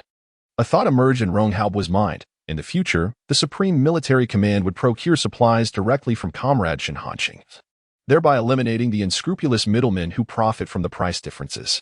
Rong Hao mused about how Chu Goen and others would react if they were aware that he had categorized them as middlemen. In Yancheng, at the Little Duck Toy Factory, during a recent phone conversation, Rong Hao had already agreed to have the soldiers stationed at the factory deliver the underwater robot to the first naval base. After confirming with Chao Jing, Chen Hanqing packed the underwater robot and entrusted it to the responsible soldiers. As for the enigmatic netizen known as White Gull, Chen Hanqing could hardly be bothered to ponder the source of such influence. As long as he could fulfill the order, what else mattered to him? In any case, Chen Hanqing consistently emphasized in the product guidelines, this product is merely a toy. Our factory bears no responsibility for any consequences resulting from improper use by the buyer. Chapter 116. The technological value production capacity reaches new heights. Upon returning to his room, Chen Hanqing sat motionless on the bed. It wasn't long before a notification echoed in his mind. Congratulations, host, for completing the task. Manufacture an underwater robot. Reward: 1,000,000 points of technological value. The system S per second technological value generation has increased to 80. Upon hearing this announcement, the calm demeanor on Chen Hanqing's face vanished. He could hardly contain his excitement and joy. A smile broke across his face. The value truly had risen to 80. Chen Hanqing murmured in awe. He had long anticipated the outcome of this task, and wondered how significantly the system's production per second would increase. Despite his intuition suggesting it might double, the reality of the moment still took him by surprise. This was a staggering 80 points of technological value per second. In a minute, that amounted to 4,800 points. In an hour, it became 288,000 points. In a day, it would reach an astonishing 691 million. At this moment, Chen Hanqing felt an overwhelming sense of optimism. It seemed as though a bright path lay ahead of him. Starships, light-speed vessels. Given time, he could fabricate them all. After a brief moment, Chen Hanqing composed himself. He silently instructed himself, open the personal information panel. Instantly, a plethora of ethereal information manifested before his eyes. Name: Chen Hanqing. Age: 18. Task: manufacture a super air defense system. Technological value: 41. 400, 000, 80, 80, 80, 80, 80. Mastered technologies: super air defense system technology, underwater combat robot technology, 2 nanometers lithography machine technology, electromagnetic pulse gun technology, upgraded drone technology, introductory mecha technology, super doubled elderly leisure technology. Lightspeed spaceship technology, star destroyer technology, space-based weapon technology, aerospace aircraft carrier technology, Dyson sphere technology, after deducting the 1 million points spent on exchanging the super air defense system technology. And considering the accumulation over the past few days, coupled with the recent reward from completing the underwater robot task, Chen Hanqing's technological value reserve had astonishingly surpassed 40 million. Particularly, seeing the continuously fluctuating 80 figures reignited the excitement that he had just managed to temper. Without wasting any time, Chen Hanqing closed the personal information panel and then opened the system mall. Previously, he had only exchanged for the technology of the super air defense system and had yet to acquire the manufacturing materials. He swiftly located his objective and spent 2 million points of technological value to exchange for all the necessary materials. However, Chen Hanqing did not immediately commence his work. During this period, while completing the underwater robot, he had also been diligently working on the design and core data compilation of the lithography machine. Chen Hanqing planned to focus today on wrapping up the subsequent work on the lithography machine before proceeding to manufacture the super air defense system. After a brief moment of rest, he prepared to continue his endeavors. Chen Hanqing commenced his drawing. There remained a considerable amount of blueprints and data. He must hasten. At this moment, in the Yuan zone, at the White Elephant Command, Frost was present at the command center. Alongside him, several senior commanders of the White Elephant's operation had gathered here. At this juncture, Frost was no longer studying the sand table. Instead, he sat quietly, awaiting news of the team dispatched to provoke the Huagua. Occasionally, a flicker of anxiety crossed his gaze, revealing that his inner turmoil was far from the calm facade he projected. Before long, a soldier approached with a report. Upon receiving Frost's permission, the soldier entered. All eyes instantaneously locked onto him. The soldier felt an overwhelming pressure. He dared not waste a moment and immediately stated, "Commander, we have a situation." Without waiting for Frost and the others to inquire, he continued, "The soldiers responsible for patrol have just relayed the news. Our 30-man team sent to the border has been entirely annihilated by the Huagua." Upon hearing this, everyone was momentarily stunned, their faces etched with disbelief. They could hardly fathom that this would be the outcome. Soon after, the senior commanders of the White Elephant began to regain their composure, their hearts brimming with boundless fury. A cacophony of furious exclamations erupted. "Damnable Huagua! How dare they act so? This is an affront to the dignity of our White Elephant nation. Scoundrels! Huagua has ignited the flames of war. They have already fired the first shot. We absolutely cannot compromise. We must ensure the despicable Huagua pays the price. We should launch an immediate counterattack. Otherwise, they will think we, the White Elephant, are afraid of them." Their emotions were highly charged. Unbeknownst to them and Frost's plan, this 30-man team was destined to meet such a fate. At that moment, they felt as though they had been dealt a stinging slap across the face by Huagua. Although it was true that the White Elephant soldiers had initially crossed the so-called border, the Yuan zone had always been a subject of contention. The two sides had not reached a complete accord, leading to intermittent conflicts. They did not believe that the fate of those White Elephant warriors should be one of slaughter at the hands of Huagua. Frost remained silent. Upon receiving the news, he too was taken aback. He had never anticipated that Huagua would dare to open fire. Otherwise, he would not have arranged subsequent actions. At this moment, Frost's emotions were somewhat complex. On one hand, a target had been achieved, which should have brought him joy. Yet, on the other hand, he felt a tinge of anger. Just as the senior commanders of the White Elephant had articulated, Huagua's actions were indeed a violation of their dignity. Not allowing the discussion to linger further, Frost collected his emotions and spoke. Silence. Upon hearing his words, although the group remained aflame with anger, they ceased their chatter. In the command center, an eerie silence enveloped the room. All eyes were fixed upon Frost, awaiting his next words. Frost wasted no time. He spoke directly. "I shall report this matter to General Hayter. The Hua nation must pay the price for its actions. Now, prepare yourselves and finalize the battle arrangements. Tonight, we shall launch an assault on Hua."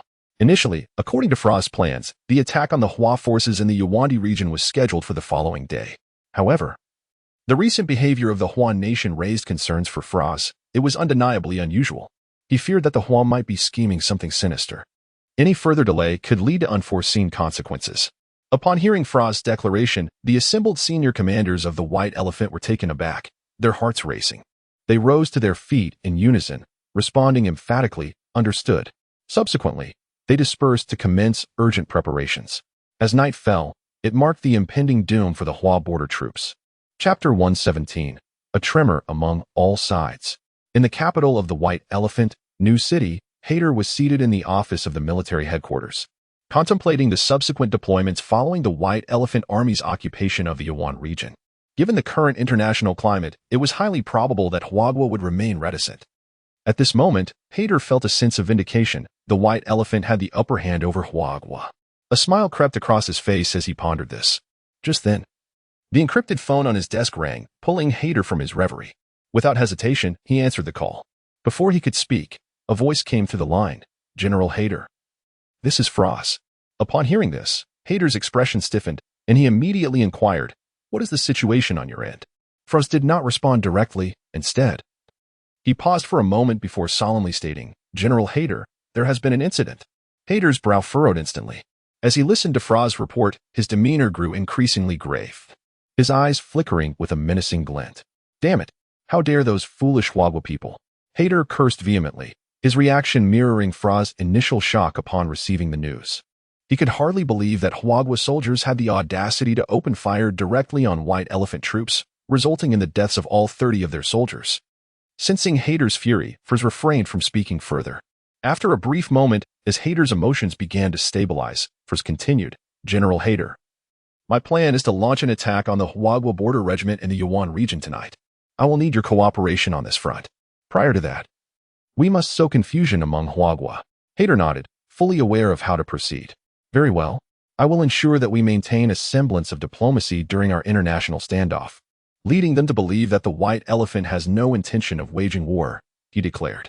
Without waiting for Froz's response, he added, remember, we must achieve a swift resolution. By dawn, we shall secure complete control over the Yawan region. Froz's voice took on a solemn tone. Understood. With the plan set, the two men exchanged no further pleasantries before disconnecting the call. In the military headquarters office, Hader's gaze flickered as he contemplated the situation. After the White Elephant and the Bald Eagle had forged an alliance, the Bald Eagle had utilized satellites to monitor the Yawan region. If Hwagwa were to undertake any significant military actions, they would undoubtedly be detected by the Bald Eagle and warned in advance. Yet, there had been no such communication. Could it be that the border troops of Hwagwa had acted on their own accord? Hader pondered. The more he considered it, the more plausible it seemed. After all, given Hwagwa's current circumstances, it was improbable that their authorities would initiate war unless they were utterly irrational. This situation is exceedingly unfavorable for Hwagwa. However, Hat's expression soon turned cold and foreboding. Regardless of the circumstances, Hwagwa is inevitably facing a calamity this time. The White Elephant has made its decision, seizing this opportunity to launch a legitimate attack on Hwagwa. As for Flaw's suggestion to collaborate in deceiving Hwagwa, it is merely a precautionary measure. Had does not believe that Hwagwa's border defense forces can contend with the military dispatched by the White Elephant. Hwagwa is destined to be crushed. Without wasting any time, Had quickly contacted a gym. Before long, the White Elephant issued an international statement. Today, in the Yawandi region, the Hwagwa military has unprovokedly shot 30 of our soldiers. This heinous act will not be tolerated. Should Hwagwa fail to provide a satisfactory explanation, we shall consider this an act of war against us. The statement went on to detail the entire incident, portraying the White Elephant as the victim. The squad of 30 was described as conducting a routine patrol. This news spread rapidly, creating a sensation across the Blue Star. All nations turned their attention to this matter. Both Hwagwa and the White Elephant are regarded as major powers within Blue Star, and if conflict were to erupt between them, the consequences would be dire. It is impossible to predict how many countries would be affected. Furthermore, this development caught the political leaders of various nations by surprise. Hwagwa's unprovoked attack on White Elephant soldiers was unexpected and did not align with Hwagwa's usual conduct. The political figures are not Na'vi. They would not take the White Elephant's account at face value, fully aware that the truth is likely far more complex than the White Elephant's narrative suggests. Additionally, just recently, representatives from the White Eagle had visited the White Elephant, adding to the peculiarity of the situation. Nevertheless, Hwagwa's actions remain inscrutable. Everyone knows the precarious state within Hwagwa. The domestic crisis is exceedingly challenging, and a misstep could lead to significant issues. In such circumstances, how could Hwagwa dare to act so boldly? What audacity do they possess? In the White Eagle's capital, Hwashing City, at the Department of Defense, John Audis could hardly contain the smile on his face. He was already aware of the developments between the White Elephant and Hwagwa, and this knowledge filled him with joy. Oh, God, what splendid news! John Audis mused. This was precisely the scenario he had hoped for. It would be ideal if Huagua and the White Elephant engaged in direct conflict, as this would align perfectly with the interests of the White Eagle. How foolish can the Huagua people be? Did they not foresee the consequences of their actions? John Otis lamented, his tone dripping with sarcasm. In his view, Huagua's behavior would drag the entire nation into an abyss of despair. Not only he, but those around John Otis also shared in this sentiment. Secretary Morrison shared the same sentiment. Within the White Eagle, attaining the position of secretary to John Otis afforded Morrison a significant status. Naturally, he possessed the qualifications to be privy to such confidential information.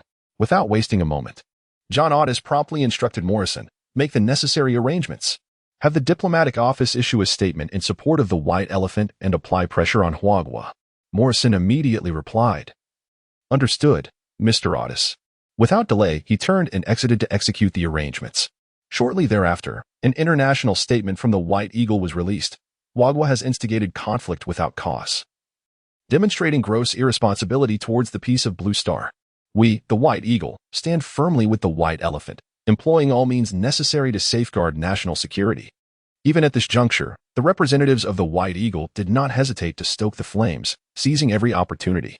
Fearful that the White Elephant might refrain from engaging with Huagua, with the White Eagle taking a stance, other allied nations also voiced their support for the White Elephant, among which the Basin Chicken was particularly fervent. The Basin Chicken declared, Huagua has consistently posed the greatest threat to the peace of Blue Star. Their actions have significantly endangered global tranquility. Furthermore, after extensive investigation and evidence gathering, we have essentially confirmed that the 2 fighter jets previously belonging to us were indeed destroyed by an unidentified flying object from Huagua that entered our airspace. Huagua must provide a satisfactory explanation regarding this matter. Otherwise, we do not rule out the possibility of employing military force to protect our national interests. Chapter 118. Madness. They must all be insane. Previously, the Chicken of the Basin harbored resentment towards Huagua due to the destruction of its fighter jets. However, lacking direct evidence and acknowledging the formidable military strength of Huagua, even the Chicken of the Basin had to admit that it stood no chance against Huagua alone. Reluctantly, it had to swallow its indignation at that time. Now, with Huagua embroiled in crisis and led by the Bald Eagle, the Chicken of the Basin would undoubtedly seize this opportunity to kick a man when he is down. Besides the Chicken of the Basin, numerous nations within the Western Alliance have also publicly voiced their opinions. John Bull, Huagua is currently evolving into a militaristic nation. The Third World War will undoubtedly be instigated by Huagua, which may lead the entire world to ruin. Hans Cat, Huagua's actions have already crossed the threshold of global security. It should face a collective boycott from the world. Galactic Rooster, with the existence of Huagua, permanent peace on Blue Star is a mere illusion. These nations are staunch supporters of the Bald Eagle. As for other countries, even those that previously maintained amicable relations with Huagua now dare not voice their support, choosing instead to remain silent. Presently, Huagua is struggling to protect itself, and should it fail to weather this crisis, those who speak up for Huagua may face retribution from the Bald Eagle afterward, a scenario they wish to avoid. After all, self-interest reigns supreme. Assisting Huagua at this time is evidently not a prudent choice. At Huagua's supreme military command, Rong Haobua was intently observing the equipment, which displayed the international statements issued by the Bald Eagle and other nations. As the head of the Supreme Military Command, these messages reached Rong Haobua immediately.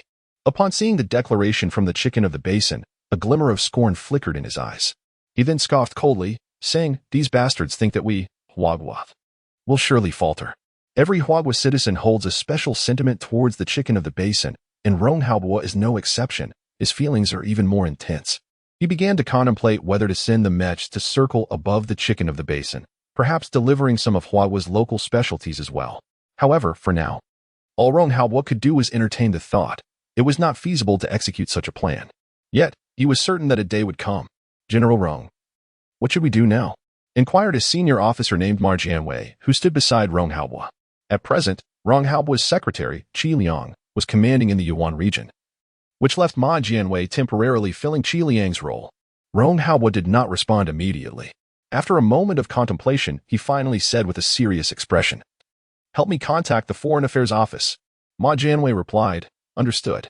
He then proceeded to reach out to the personnel at the Foreign Affairs Office. Once the call was connected, upon receiving the call from Rong Haobua, the head of the Foreign Affairs Office Fong Ru immediately adopted a respectful demeanor. In the landscape of Huaghua, Rong Haobo is a figure whose very presence can instigate significant tremors. General Rong, what are your instructions? Fong Ru inquired with deference. Rather than divulging his intentions directly, Rong Haobo first posed a question. Minister Fong, how does your office intend to respond to the current international discourse? At this remark, Fong Ru was momentarily taken aback, reflecting inwardly that indeed, the purpose of Rong Haobo's call was likely related to this matter. After a moment of contemplation, he replied, I have ascertained that it was the soldiers of the White Elephant who first crossed into our borders. It is not the case that Huaghua has provoked or initiated fire without cause. We plan to clarify this fact. As for subsequent matters, further communication with higher authorities is necessary. Fong Ru refrained from providing a definitive answer, recognizing the gravity of the situation, which required extensive deliberation before determining an appropriate response. After all, the Foreign Affairs Office embodies the voice of Huaghua. Once he finished speaking, Rong Haobo nodded and stated, I will have someone send you the detailed account of events shortly. For now, I must articulate a clear demand. General Rong, please proceed, Fong Ru urged. Rong Haobo's actions were not considered overstepping. Indeed, his insights were a crucial reference for the Foreign Affairs Office, and to a significant extent, he represented the military of Huaghua. Without hesitation, Rong Haobo declared, the actions of the White Elephant soldiers constitute an invasion of our territory. The elimination of these aggressors by our soldiers is a righteous act, a defense of our homeland. The White Elephant must provide a satisfactory explanation for this incident. Otherwise, not only will I object, but so will a million warriors of Huaghua. His words resonated with conviction, yet Fong Ru was left utterly astounded. He had not anticipated such demands from Rong Haobo. Invasion? Defense of national territory? A call for the White Elephant to account? And that last statement, what did it imply? Did it suggest the potential for war? Fong Ru could scarcely believe his ears.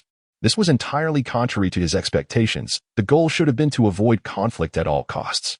However, Rong Haobo's demeanor suggested a desire for escalation rather than de-escalation. Was this truly the norm? Until now. The successful development of the 2 nanometers lithography machine by Chen Hanqing remained a closely guarded secret, known to only a select few, none of whom included Fong Ru. He was completely unaware that Rong Haobo had already orchestrated plans to deliver a significant blow to the White Elephant in the Yuan region. After a prolonged silence, Fong Ru finally began to accept this new reality.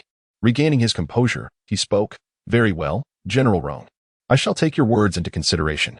With no further pleasantries, he exchanged a few more remarks before abruptly ending the call. Time was of the essence, and he promptly reached out to his superiors. Initially, Fong Ru believed that Rong Haobo's demands were utterly absurd and that the higher-ups would certainly reject them. To his astonishment, however, upon relaying Rong Haobo's statements, everyone expressed a nearly unanimous sentiment. We shall proceed as General Rong has advised. At that moment, Fong Ru was utterly flabbergasted. In the office, clutching his phone, he struggled to process the news, his face a canvas of disbelief. Madness. They must all have lost their minds, he murmured. Yet, almost immediately, exhilaration surged within him. Should anyone witness this scene, they would undoubtedly think Fong Ru had lost his faculties. He murmured again, Then I shall join in this madness. At this juncture, all nations awaited a response from Huaghua regarding the matter, and they did not have to wait long. The statement from Huaghua was soon unveiled. Chapter 119, As Darkness Falls. War is imminent. Regarding the conflict in the Yuandi region, it is essential to note that the soldiers of the White Elephant entered the territory of Huan Nation without cause, disregarding our warnings and persistently provoking our warriors. We were left with no choice but to open fire. Huan Nation stands resolute on territorial matters. We shall not yield a single inch. Our nation possesses both the determination and the strength to safeguard our national interests and territorial security. We hereby issue a stern warning to the White Elephant. Their actions are an affront to Huan Nation and must be met with satisfactory reparations. Otherwise, Huan Nation reserves the right to employ any means necessary. Simultaneously, we solemnly declare to those nations that deliberately tarnish our reputation and fabricate threats from Huan Nation, cease your machinations. The eyes of the world are discerning. Moreover, in addition to these statements, the Foreign Ministry has released a detailed account of the events surrounding the conflict in the Yuandi region, complete with images of the fallen soldiers of the White Elephant, serving as proof that they indeed trespassed upon our territory. However, this act is perceived by others as a distortion, more akin to a show of intimidation by Huan Nation, akin to displaying corpses for public spectacle. Upon the release of Hua Nation's statement, all nations of Blue Star were taken aback. A warning to the white elephant? Demands for compensation? Such actions can only be described as quintessentially Hua. Under normal circumstances, this might be acceptable. However, in the current climate, one nation dares to respond in such a manner. Is this truly a prelude to war with the white elephant? Are they prepared to fight to the death? Many nations share this sentiment. They do not perceive Hua Nation's actions as a display of confidence, but rather as a desperate struggle before demise. In the capital of the White Elephant, New City. In the military headquarters office, Hader seethed with rage. Damn it! Those detestable Hua people. They all deserve to perish. Hader cursed vehemently. The statement from Hua Nation had deeply pierced his nerves. Nevertheless, as a general of the White Elephant, Hader was no fool. He understood that anger was futile. In moments like these, one must remain composed. Hader took deep breaths, striving to suppress the fury within him. His gaze flickered as he instructed his secretary. Go, call Frost. Tonight's operation must ensure the complete annihilation of Hua's soldiers. Leave not a single one alive. Moreover, photograph their bodies. This was Hader's intended retribution against Hua Nation. If Hua Nation could release images of his soldiers, then they could certainly reciprocate. It was merely an exchange of harm. Come on. The secretary affirmed, yes, and promptly exited to contact Frost. In the office, only Hader remained. He then dialed Ajim's number. The phone rang for a moment before being answered.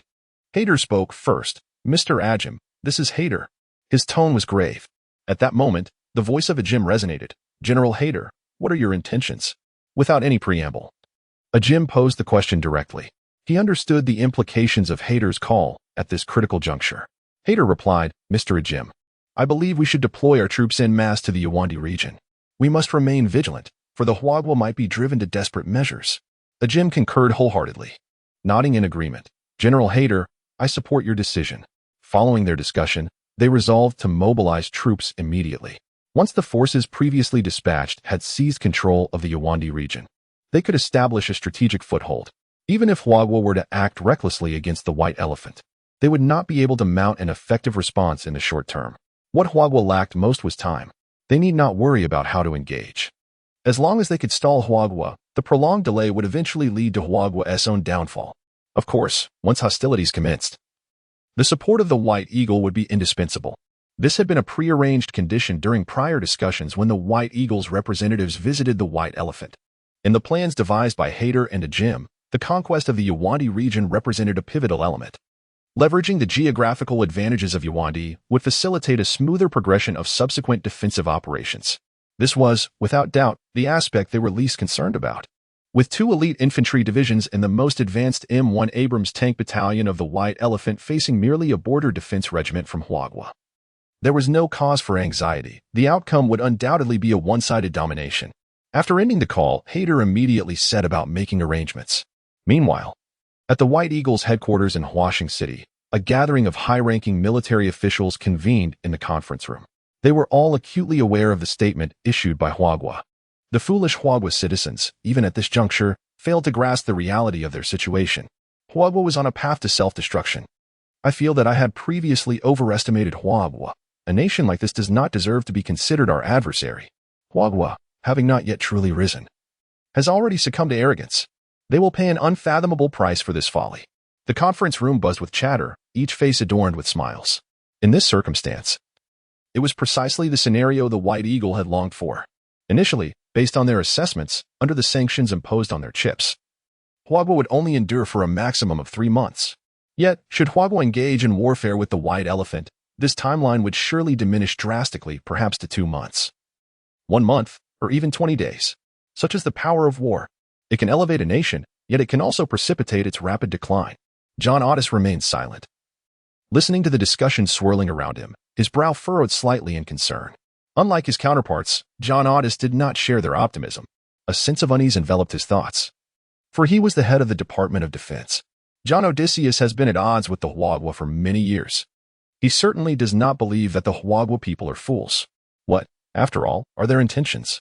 John Odysseus murmured to himself, contemplating countless possibilities yet arriving at no conclusion. At least from his perspective, engaging in combat with the White Elephant at this juncture seems to be a grave miscalculation. However, despite this belief, John Odysseus would never voice such thoughts. Unable to devise an answer, he resolved to cease his musings. After all, the truth would soon reveal itself. He surveyed the crowd, and gradually, a smile crept upon his face. Time swiftly passed, and before long, night fell. In the Yuan region, the stronghold of the Huagua border defense team. Amidst the tranquil night, more than 20 figures stood resolutely. Among them were Qi Baohua, Qi Liang, and others. The remaining members included Qin Hongwei and 10 other wearers of exoskeleton armor, along with the previously selected reserve candidates, all prepared for any unforeseen circumstances. Silence enveloped the group as they stood quietly, their eyes reflecting a palpable intensity. Chapter 120. None shall be left behind. This marks the inaugural true combat deployment of the individual exoskeleton armor of our nation, Huagua. You are faced with an adversary that vastly outnumbers you. Remember your mission. Strive to annihilate the enemy. Dismantle their effective combat capabilities. Qi Baohua spoke with solemnity, his resonant voice piercing the night sky. As soon as he finished, Chen Hongwei and the others responded in unison, understood.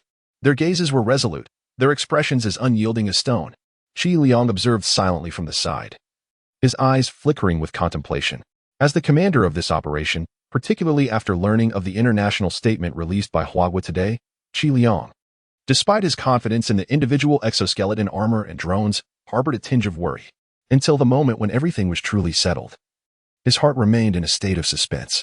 Just as Qi Baohua was preparing to issue the order for everyone to don their individual exoskeleton armor, Chen Hongwei could no longer contain himself and spoke first. Captain, there is something I wish to entrust to you. At this moment, Chen Hongwei's demeanor appeared peculiar. Noticing this, Qi Baohua felt a pang of confusion but did not decline. Instead, he inquired, "What is it?" Chen Hongwei retrieved an envelope from his pocket. "Captain, these are words I have left for my wife. If I do not return this time." He hesitated, taking a deep breath before continuing. "If I do not return, please send this home for me." Upon hearing this, Qi Baohua was taken aback, gazing at Chen Hongwei in disbelief. He never anticipated such words from him. While Qi Baohua was still in shock, Wang Xiang interjected, "Captain, here is my letter. I am not yet married. Please deliver it to my mother." Following suit, others began to perform the same gesture. Witnessing this scene, Qi Liang's expression shifted. As he looked at the soldiers, a newfound respect glimmered in his eyes. It dawned on him that these warriors had, in essence, accepted this mission as one that could lead to their demise, having preemptively penned farewell letters. Yet, even so, there was no sign of retreat among any of them. The satellite monitoring station, per Rong Haobua's instructions, had thoroughly assessed the strength of the White Elephant forces and relayed the information to the Border Defense Regiment. Qi Baohua had already briefed Chen Hongwei and the others in advance. While Qi Yang could fully comprehend their sentiments, the reality was far from their expectations. At this juncture, Qi Baohua regained his composure. He opened his mouth to speak, but before he could utter a word, Qi Liang interjected, "Comrades, I understand your thoughts. However, Captain Qi cannot acquiesce to your requests." The others were taken aback, and upon hearing these words, a sense of discomfort inevitably stirred within them. They are all prepared to sacrifice their lives for the nation. It is rather unreasonable that not even a letter can be left behind. Yet, despite this, they did not voice their objections, merely tightening their grips around the envelopes in their hands. Qi Liang's gaze swept over the crowd, capturing the nuances of their reactions in its entirety. He did not intend to prolong the suspense and continued without delay. "You are the elite of Huagua. The contributions you have made over the years will be remembered by our nation. However, comrades, you must understand that Huagua will never allow any soldier to make a futile sacrifice. We have already made the necessary preparations. This mission is not as perilous as you might imagine. You will all return safely, awarded for your merits, basking in the honors you deserve, and reuniting with your families unscathed." As he concluded this stirring address, the expressions of the crowd shifted from initial reluctance and confusion to palpable excitement. Their eyes glimmered with fervor. To be honored, to bask in glory. Especially the declaration that the nation would remember their contribution struck a profound chord. As soldiers of Huagua, is this not the very pursuit of their lives? The fervor within each heart began to boil. Do you remember? Not a single one of you is allowed to fall behind. You must all return safely. Qi Baohua proclaimed loudly. The crowd echoed in unison. We remember. Thereafter, they hesitated no more and began donning their individual exoskeleton armor. In no time, the armor was fully equipped, presenting a visually striking spectacle. They proceeded with the actions they had previously planned. This time, they would cross the border and ambush the soldiers of the White Elephant. denying them any opportunity to enter Huagua's territory. Watching these warriors, Qi Baoguo felt a surge of emotion. With a commanding shout, he declared, "Let us depart." At his command, 10 armored warriors of Huagua sprang into action, each akin to bullets fired from a chamber, vanishing from sight in an instant. It was not until they were completely out of view that Qi Liang withdrew his gaze. He turned to Shi Yuan, asking, "Are you ready?" Shi Yuan nodded affirmatively. "Team leader, I am ready." Qi Baoguo glanced at Qi Liang before stating, "Then let us begin." In their plan, the drone was a crucial element, tasked with destroying the tank battalion of the White Elephant. Only in this way could the safety of the 10 armored warriors be ensured. Otherwise, even with individual exoskeleton armor, they would surely be overwhelmed by the relentless bombardment of dozens of tanks. Under Shi Yuan's control, the drone took off, instantly reaching its maximum speed of 800 kilometers per hour. The drone's operational range extended to 100 kilometers. While it is true that this is quite remarkable for small unmanned aerial vehicles, it still proves insufficient. The garrison of the White Elephant is situated 120 kilometers from the border of Huagua. Naturally, Shi Yuan cannot cross the border. Therefore, after a deliberation between Qi Liang and Qi Baoguo, they resolved to set an ambush. They would wait for the White Elephant army to act and enter the attack range of the drones before launching their assault. Based on their analysis, it is likely that the White Elephant will choose to act tonight. From this point on, what Qi Baoguo and his team must do is wait. Meanwhile, at the command center of the White Elephant, Fuluozi was convening with several senior commanders. For them, this night would also be one of sleepless anticipation.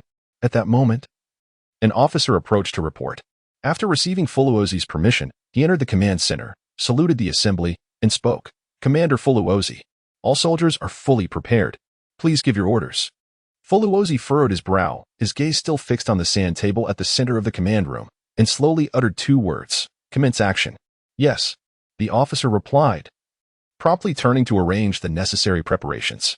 Before long, the tank battalion of the White Elephant led the way, followed closely by 2 infantry regiments. As they commenced their march towards the border of Huagua, the great battle was on the verge of erupting. Chapter 121. Annihilation. The thunder of tanks reverberated. In order to ensure a swift assault on Huagua, the speed of the infantry's advance was accelerated. Bai Xiang opted not to have the army march on foot but instead deployed troop carriers. The convoy surged forward with great momentum. Meanwhile, at the command center of the Huagua Border Defense Regiment, it was noted that at the maximum speed of the drones, which could reach up to 800 kilometers per hour, the designated position could be reached in approximately 5 minutes. Indeed, it was not long before the communicator crackled to life. "This is Shi Yuan, calling the command center. Please respond." "Here's Qi Baoguo, please proceed," came the immediate reply. The voice on the communicator continued, "The drone has arrived at the designated position. To avoid early detection by Bai Xiang's radar, I will be cruising 30 kilometers away. Please advise." "Excellent," Qi Baoguo responded. "Once the target enters the designated range, promptly strike their tank battalion." Shi Yuan affirmed, "Understood." His decision was astute. Modern military operations typically incorporate vehicle-mounted radar systems. Short-range radars operate within a range of 10 kilometers, while medium to long-range radars cover distances of 20 to 40 kilometers. However, a current limitation of battlefield radars is their inability to effectively monitor stationary targets, focusing instead on moving personnel and vehicles. Within the command center, as the voice on the communicator faded, a profound silence enveloped the room. The ambush point selected by Huagua was located 60 kilometers from the border, an essential route for Bai Xiang's impending assault on Huagua. They had just received intelligence from satellite surveillance indicating that Bai Xiang's forces had commenced their advance. At their current speed, they would reach the ambush point in roughly 2 hours. Meanwhile, with the aid of exoskeletal armor, Chen Hongwei and his team could achieve speeds of up to 200 kilometers per hour, allowing them to arrive at the designated ambush site in about 30 minutes. They had ample time.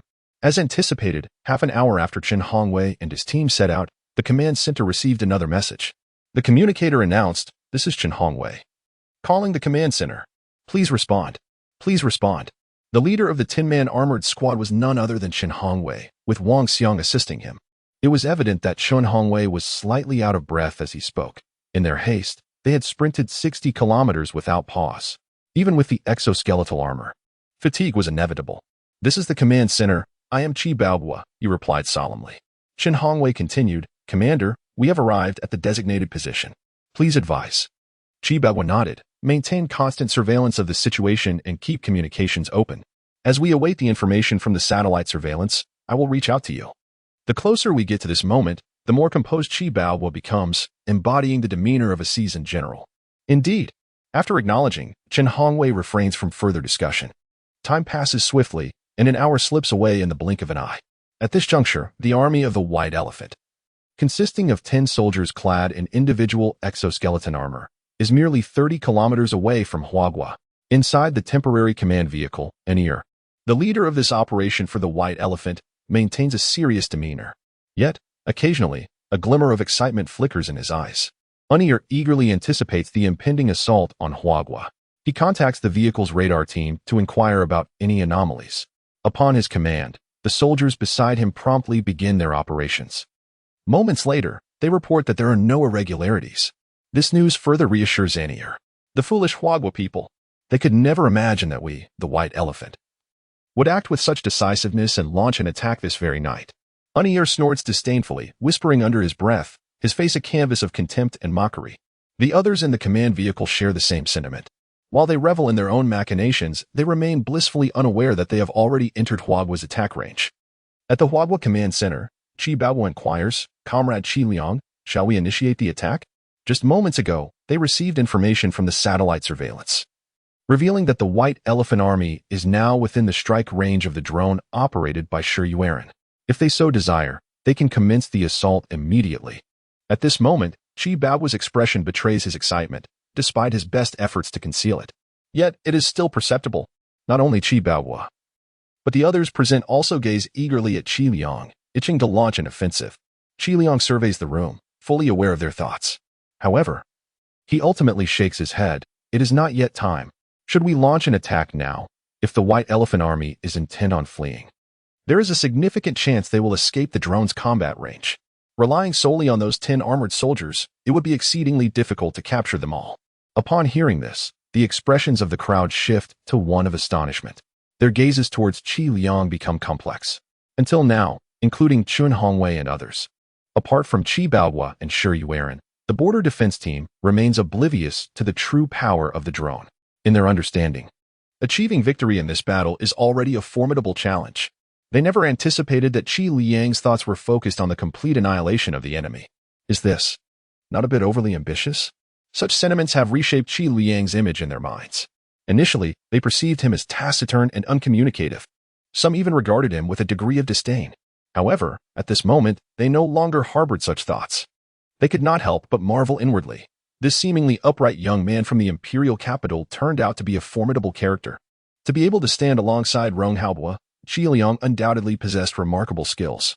Previously, during his time at the National Defense University, Qi Liang had been hailed as the most gifted student since the institution's inception. Ignoring the reactions of those around him, Qi Liang continued, "Wait for another 20 minutes. In 20 minutes, the drones and armored soldiers will launch an attack." As he spoke, his voice involuntarily rose in intensity. Upon hearing this, the expressions of the others grew solemn. In response, Qi Baohua had no objections. He relayed the information to Chen Hongwei and Shi Yuan. What about the ambush point? Wang Xiang could not resist inquiring, glancing at Chen Hongwei. Chen Hongwei cast a sidelong glance at Wang Xiang, disregarding him, and instead addressed everyone. "The commander has issued the order. Attack in 20 minutes. Everyone, prepare yourselves." Upon hearing this, the group's spirits were jolted. Their already taut nerves tightened further. Chapter 122. A soldier at 200 kilometers per hour? Excitement, exhilaration, and even a hint of anxiety coursed through the hearts of the gathered crowd. They were not strangers to confrontations with the White Elephant.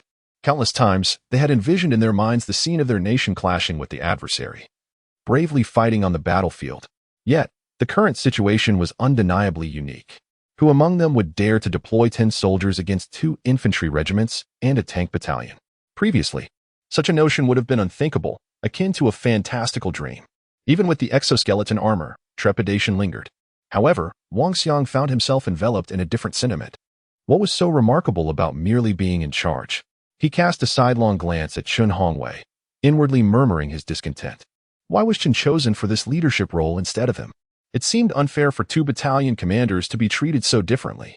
Nonetheless, thoughts of Shi Yuan brought him some solace.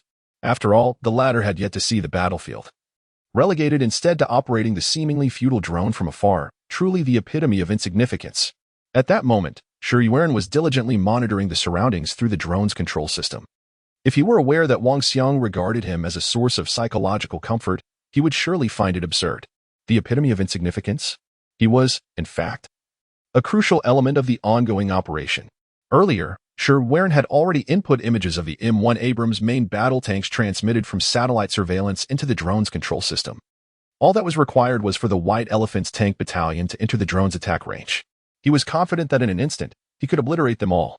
In the capital of the White Elephant, New City, although it was already past midnight, Commander Hayter and several senior military officials remained at the military headquarters, their expressions grave. This atmosphere was mirrored at the highest military command center of Huagua, where Ron Haobo and his colleagues wore similarly serious expressions.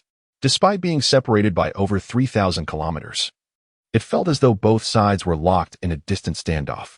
20 minutes swiftly elapsed. Action. As the time arrived, Chen Hongwei wasted no time and issued the command. The 10 armored warriors had long been prepared, eagerly awaiting this moment. They ceased their concealment and immediately accelerated, reaching a staggering speed of 200 kilometers per hour in an instant. Like fleeting shadows, the 10 armored warriors surged forth at such terrifying velocity that their forms appeared to blur. This scene bore an unmistakable sci-fi quality. Anyone witnessing it would surely be left in awe, struggling to comprehend the reality of such a sight. At present, the White Elephant's forces were approximately 20 kilometers away from their ambush point. At this speed, they would arrive in about 6 minutes. Not accounting for the White Elephant's ongoing advance, they were not alone.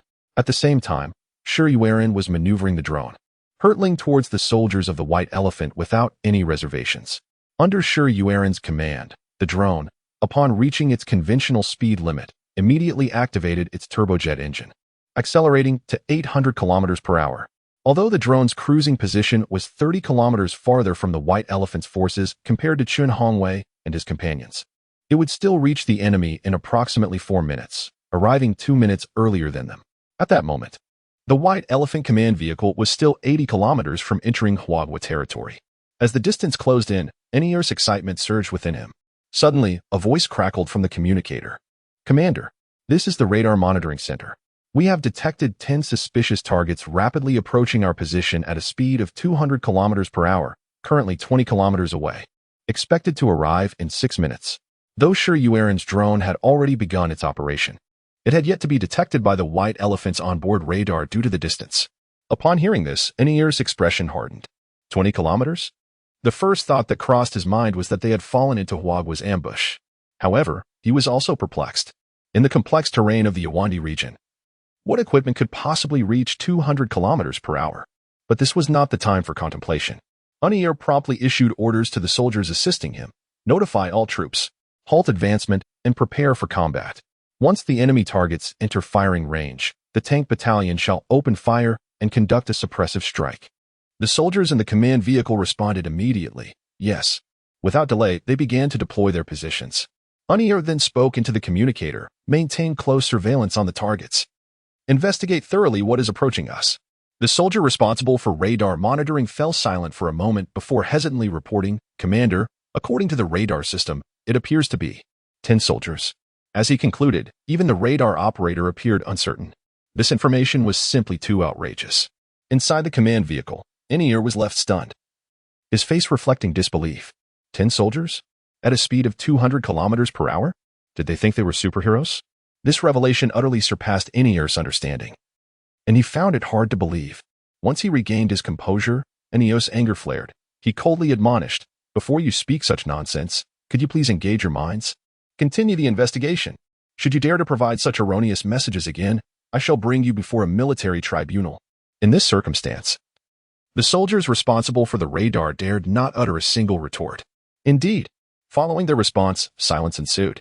Outside, the soldiers of the White Elephant promptly halted their march. One by one, the M1 Abrams main battle tanks, guided by the radar's indications, began to pivot their turrets, awaiting the target's entry into the attack range. The M1 Abrams, heralded as one of the most advanced main battle tanks in the world, boasts an impressive range of 4,000 meters, truly remarkable. Both army regiments found suitable positions and prepared to commence their assault. Anil remained unperturbed, given their current military configuration. As long as they did not confront an enemy several times their number, they would surely be safe. Moreover, there were only 10 suspicious targets from the Hua nation. Unless the Hua truly summoned 10 super warriors, they would hardly pose a threat. 2 minutes passed swiftly, as Anil awaited in silence.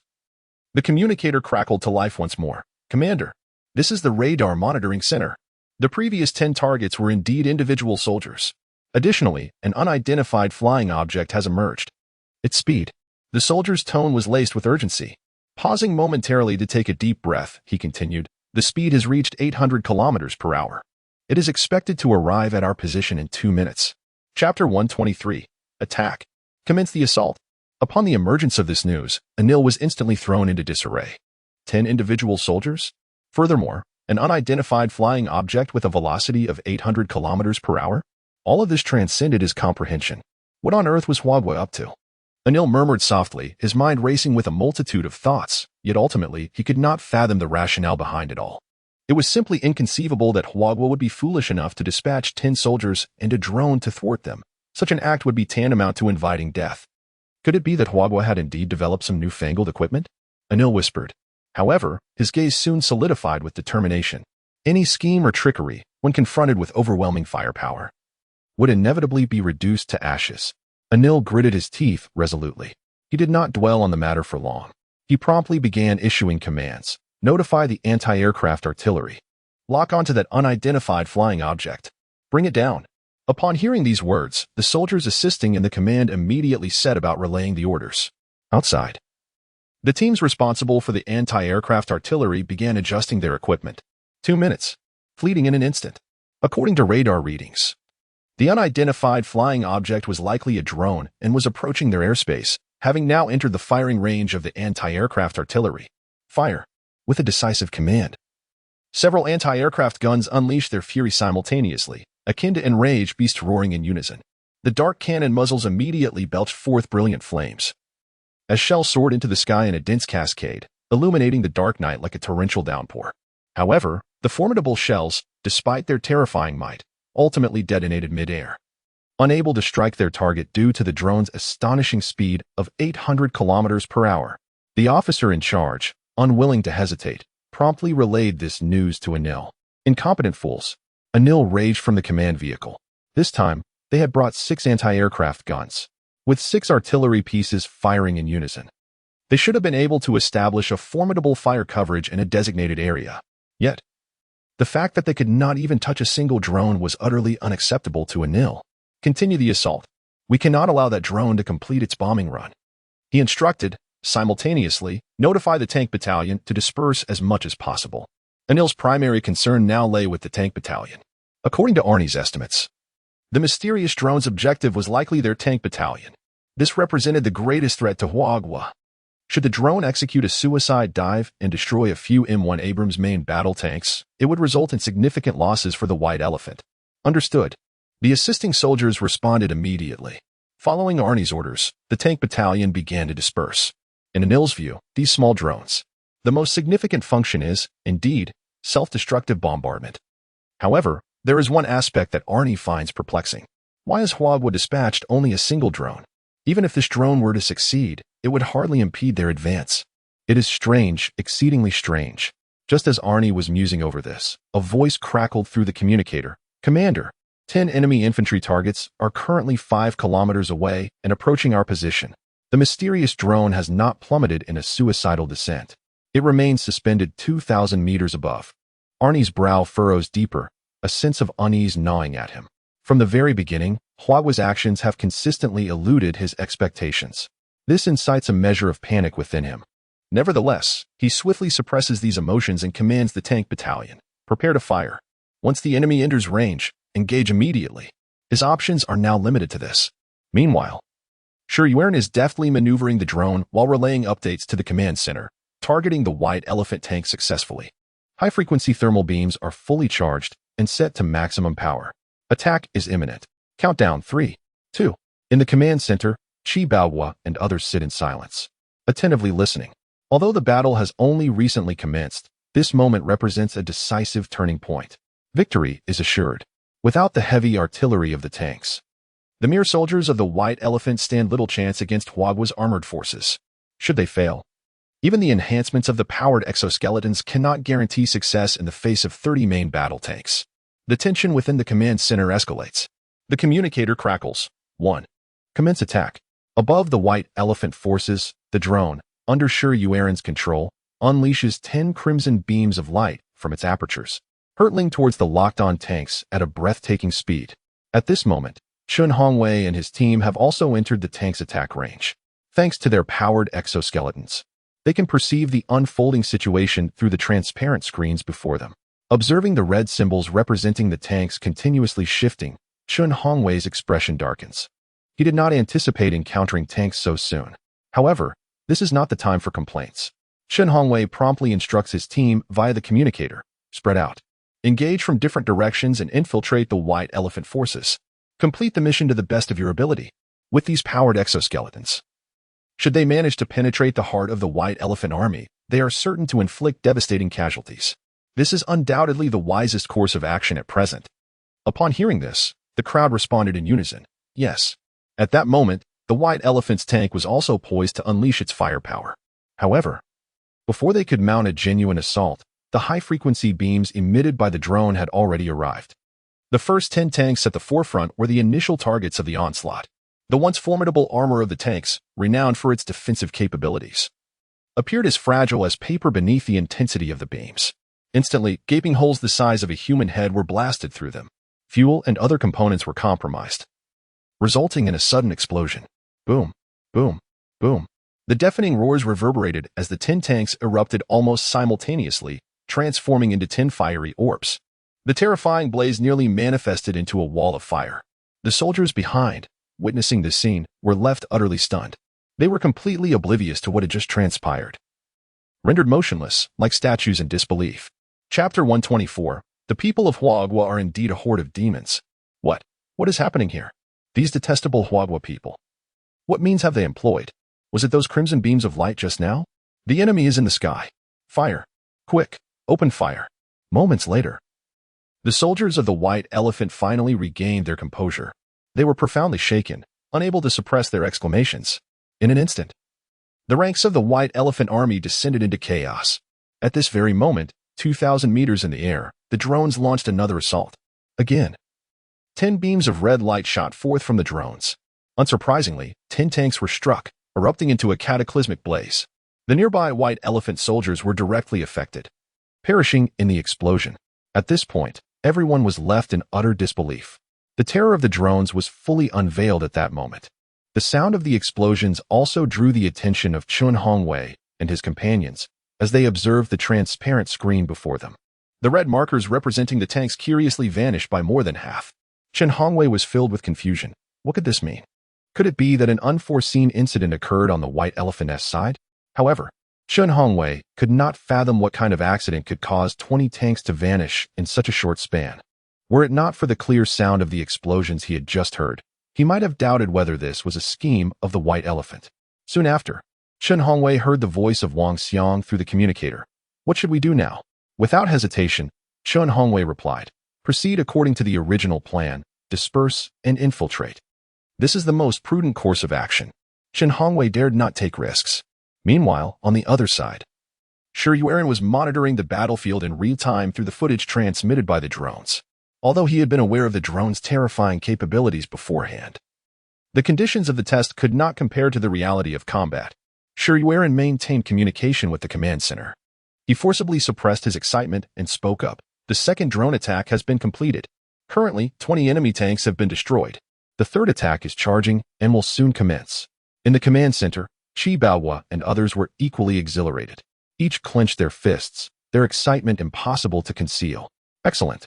Once the charging is complete, launch another assault. Annihilate the tanks of the White Elephant. Qi Baohua responded.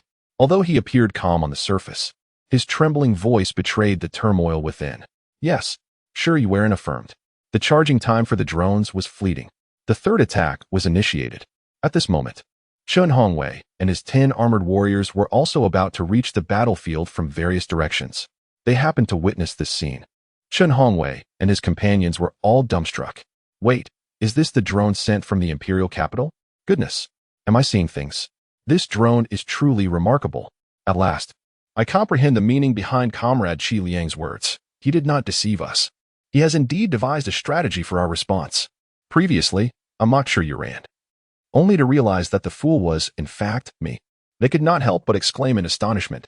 Initially, everyone believed that the exoskeleton armor was the primary equipment dispatched from the imperial capital, while the drone was merely an accessory.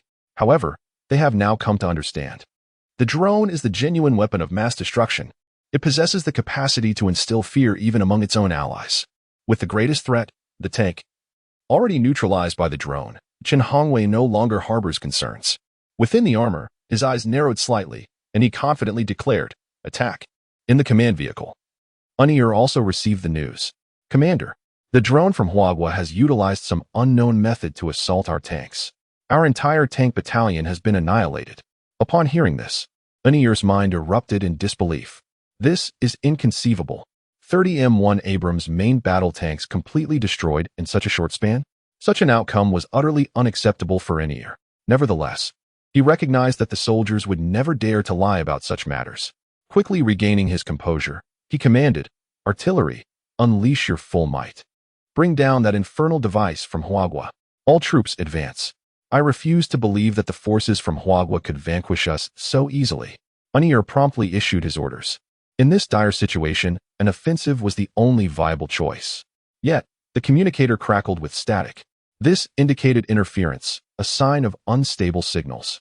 The soldiers on the other end failed to respond to NER's commands, only fragmentary messages intermittently breaking through. "The infantry from Huagua has arrived." What in the world has Huagua unleashed? Is this a steel warrior? Damn it. Why do bullets have no effect on them? My heavens. What is that drone? Suddenly, the voice on the communicator ceased abruptly. Listening to the continuous roar outside, NER's expression turned ashen. Though he could not ascertain the exact circumstances, he understood that the situation was far from optimistic. "Commander, it seems we have greatly underestimated Huagua's strength.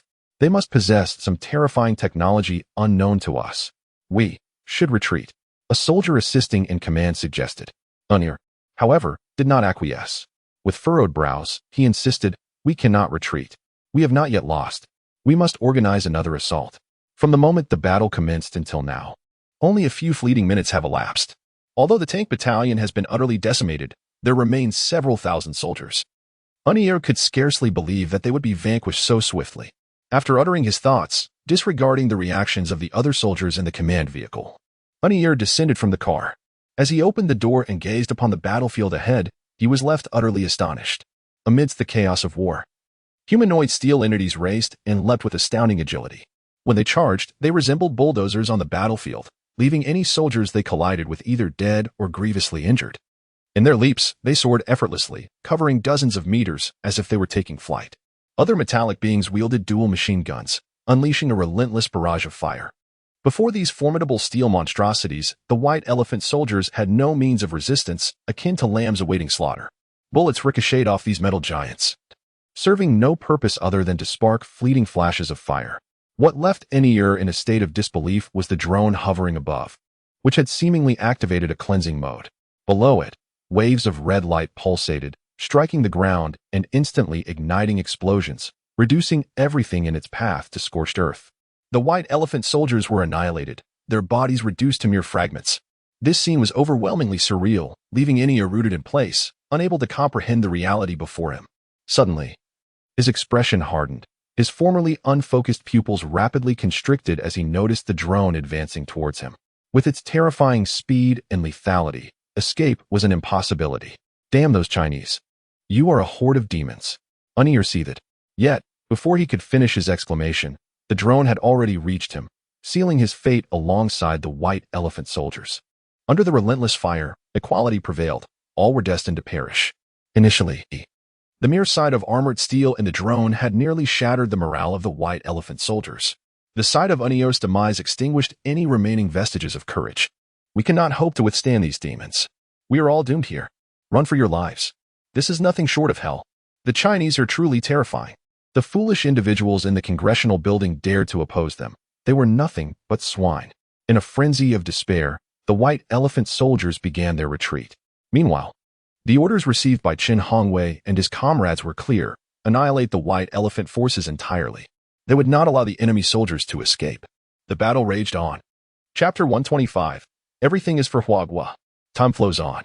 Under the coordination of Qin Hongwei and his 10 armored warriors alongside drones, the soldiers of the White Elephant had no chance of escape. Before long, they were entirely annihilated. However, per orders, 3 White Elephant soldiers were spared. This time, Huaguo's objective was not merely the destruction of the White Elephant army, but also to establish a deterrent. This applies not only to the White Elephant but to all nations hostile to Huaguo. Although the news of the 2 nanometers lithography machine cannot yet be disclosed, the armored units and drones do not need to be completely concealed. Given the current circumstances, revealing some information would serve Huaguo's interests even more. At the command center, a report came in. Team leader: the 2 infantry regiments and tank battalion of the White Elephant have been completely wiped out. Our losses are 0. The mission has been successfully completed. The voice of Qin Hongwei emerged from the communicator. Despite his efforts to maintain composure, the excitement in his tone was unmistakable. Though it was anticipated, hearing the news still left Qi Baoguo and the others profoundly stunned. They held their breaths, their spirits uplifted. This was a victory they had never envisioned. Soon after, a cacophony of exclamations arose. Incredible! We actually succeeded. Those wretched White Elephant scoundrels. I wonder if they will dare to be arrogant again. Well done. They dare to covet our Huaguo territory. How could the White Elephant even think themselves worthy? What a pity I was chosen. The other 10 substitute soldiers present felt a whirlwind of emotions. Joy for the victory mingled with envy toward Qin Hongwei and his team. Who could resist the allure of armored glory? Moments later, the discussions began to fade. Qi Baoguo regained his composure, taking a deep breath. All right. Let us retreat. Through the communicator, Qin Hongwei responded, affirmative. He then refrained from further elaboration. Meanwhile, on the battlefield, the combat from start to finish was astonishingly swift. The armored vehicles and tanks of the White Elephant erupted into flames upon being attacked, casting a fierce glow that pierced the heavy darkness of the night. Not far away, the ground was strewn with the lifeless bodies of White Elephant soldiers. This scene resembled an apocalyptic vision. For an ordinary person, it might become an indelible nightmare. The 10 armored warriors stood in silence. Even they, in this moment, felt an unusual sensation within. However, there was no regret or guilt among them. Given the chance for another choice, they would act the same way. Their sole purpose was to protect Huaguo. Retreat, commanded Qin Hongwei. His words echoed through the armored communication devices into the ears of every soldier. Wasting no time, they turned and swiftly made their way back to Huaguo territory. The battlefield in the distance swiftly receded at a speed of 200 kilometers per hour, plunging into utter silence. At the command center, Qi Baoguo finally felt a sense of relief. He approached Qi Liang and, with utmost seriousness, expressed his gratitude. Comrade Qi Liang, thank you. The other attendees turned their gazes toward Qi Liang, their eyes brimming with appreciation. They all understood that had it not been for the capital's foresight in predicting the White Elephant's scheme, and Qi Liang's timely provision of individual exoskeleton armor, drones, and other equipment, their fate would have been dire. Qi Liang stood up, surveying the room before fixing his gaze on Qi Baoguo. Captain Qi, there is no need for such formality. Everything we do is for the sake of Huaguo. In this context, Qi Liang's words resonated powerfully with everyone present. They all nodded emphatically. The phrase "everything is for Huaguo" had indelibly etched itself in their hearts. When will you depart, Comrade Qi Yang? Qi Baoguo inquired, devoid of any disingenuous pleasantries. He was acutely aware that Qi Liang's mission was complete, and he would not linger any longer. The 3 fortunate White Elephant soldiers, having relayed the unfolding events to their superiors, would undoubtedly deter any further military action from the White Elephant, given the formidable nature of Huaguo's equipment. Qi Liang, unreserved, replied, I will leave tonight once comrades Qin Hongwei and the others bring back the individual exoskeleton armor and drones. These items, being strategic assets of Huaguo, could not remain with the Border Defense Regiment, especially the drones.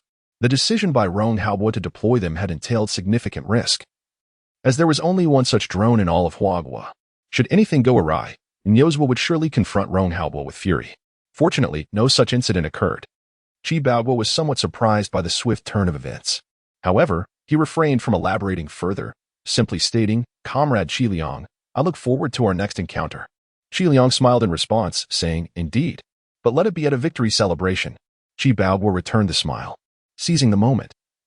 Qi Liang intended to relay this news to Rong Haobua at the highest military command center, although it was late at night. Rong Haobua and his colleagues were still awaiting updates. They understood the significance of the impending information for Huagua. Just then, the encrypted phone on the table rang. Without hesitation, Rong Haobua answered. Before the other party could speak, he declared, "This is Rong Haobua. Old Rong. This is Qi Liang," came the voice from the other end. Hearing this, the dozen or so individuals present immediately tensed up. In his gaze, there was a glimmer of anticipation, without the need for Rong Haobua to utter a word. Qi Liang continued, "The battle has concluded. Aside from the 3 White Elephant soldiers who were deliberately allowed to escape, both infantry regiments of the White Elephants and the tank battalion comprising 30 tanks have been completely annihilated. Our side has suffered no casualties." At this juncture, Qi Liang could scarcely contain his overwhelming emotions. His words resonated in the ears of everyone present, igniting a wave of exhilaration among them. Their spirits surged like a flood breaking through a dam, filling their hearts with joy. Each individual felt invigorated. As if a warm current surged from the crown of their heads to the tips of their toes, their breaths becoming rapid and fervent. Even Rong Haobua was swept up in this tide of enthusiasm. Moments later, he regained his composure and spoke into the phone. "Excellent. Proceed according to the original plan." Qi Liang promptly replied, "Understood," and refrained from further elaboration. The instant the call ended, the collective emotions of the crowd could no longer be restrained. "Haha. This is absolutely marvelous. The individual exoskeleton armor and drones are astonishingly powerful. All those white elephants and bald eagles are utterly worthless. Just imagine the impact if the full-fledged mechs were deployed on the battlefield. Director Chen is truly remarkable." Chapter 126. How is this possible? The attendees, all high-ranking officials of the military from Huagua, were well aware of Chun Hanqing's reputation. The previously quiet conference room erupted into a cacophony of excitement. Their exhilaration stemmed not solely from the victory in the border conflict, but also from the remarkable effectiveness of the armor and drones deployed for the first time on the battlefield. Chun Hanqing's stature in their minds grew even more formidable. As discussions unfolded, an incongruous voice suddenly pierced the air. What was old Rong thinking when he allowed a genius like Director Chun to be given to the Huaca Institute? The moment those words were uttered, the atmosphere in the room froze instantly. Everyone seemed awakened, their gazes converging on Rong Haobua, filled with complex emotions. Indeed, General Rong had made a grave miscalculation. Even the astute old Rong was not immune to missteps. Alas, General Rong, how could you be so foolish? In the past, they would have never dared to speak to Rong Haobua in such a manner. Yet, the weight of their regret was simply unbearable now. Had it been anyone else in this situation, they would undoubtedly have been subjected to harsh criticism. The expression on Rong Haobua's face soured. Silence. As the conversation began to veer off course, Rong Haobua intervened forcefully. His authority remained intact. Though the crowd was reluctant, they had no choice but to comply, their eyes still betraying a lingering sense of sorrow. In the Yuan region, 20 minutes later, Chen Hongwei and his companions returned to their garrison. Upon hearing that Qi Liang intended to take the armor and drones away, disappointment etched itself across their faces. What they were contemplating was not lost on Qi Liang. With a smile, he remarked, "The removal of this armor is for the purpose of better research. It won't be long before such armor becomes commonplace in the military. Moreover, even more advanced equipment than the individual exoskeleton armor will emerge." Had Qi Liang expressed such sentiments in the past, it would have been out of character for him. However, he had undergone a transformation after experiencing real warfare. Previously, he possessed an extensive theoretical knowledge, yet lacked first-hand experience. Now, Qi Liang had developed his own understanding of war. Ultimately, war is fought with conviction. As long as the spirit of red endures in one's heart, it will inevitably ignite a blaze that spreads far and wide. Upon hearing Qi Liang's words, Chen Hongwei and the others felt invigorated, though some confusion lingered. Equipment more advanced than the individual exoskeleton armor? In their minds, the exoskeleton armor already represented a near-invincible presence on the battlefield. If they could field hundreds of armored soldiers alongside dozens of drones, the mere presence of the white elephant would pose no threat whatsoever. They could hardly fathom the possibilities. The individual exoskeleton armor is already terrifying. What could be more advanced than this? Gradually, a thought began to take shape in the minds of the onlookers. Could Comrade Qi Liang be merely spinning tales? Qi Liang was preoccupied with directing personnel to load the packaged individual exoskeleton armor and drones onto vehicles. Moreover, it was nighttime. and he remained oblivious to the unease among Qin Hongwei and the others. Were Qi Yang to discern their thoughts, he would undoubtedly be left speechless. What is individual exoskeleton armor compared to the true mechs they had yet to witness? That would be the real horror. Not only a nightmare for the army, but also for the Air Force. If Wagwa could indeed break through mech technology and achieve mass production, all nations, even the White Eagle, would be left begging for mercy. Once the individual exoskeleton armor and drones were secured, Qi Liang wasted no time. After shaking hands with the border defense soldiers present, he departed directly. The impending assault by the White Eagle's Department of Defense and the White Elephant's military on the border stirred the hearts of the White Eagle's leaders. John Otis and other high-ranking officials were gathered in a conference room, their faces alight with excitement, occasionally punctuated by hushed whispers. The calamity for Wagwa was on the horizon. This was their retribution. This time, Wagwa was doomed. It wouldn't be long before it faced its demise. This is the price of Wagwa's arrogance. The international statement released by Wagwa during the day still lingered in the minds of the White Eagle's representatives. At this moment, the White Eagle's satellites were focused on the Yawandi region. Furthermore, the White Elephant's deployed forces had already communicated with them in advance. The White Eagle's personnel had long since concluded that Wagwa had no chance of victory. At this moment, they awaited the arrival of good news. Listening to the discussions, John Otis did not intervene, for this aligned with his own thoughts. Suddenly, a rapid knocking echoed through the door. The once boisterous conference room gradually fell silent as they turned their gazes toward the entrance. "Come in," John Otis commanded. Upon receiving permission, the door opened, revealing a White Eagle officer at the threshold, his face unmistakably etched with urgency. "Mr. Otis, we have a situation." In the next instant, the officer declared.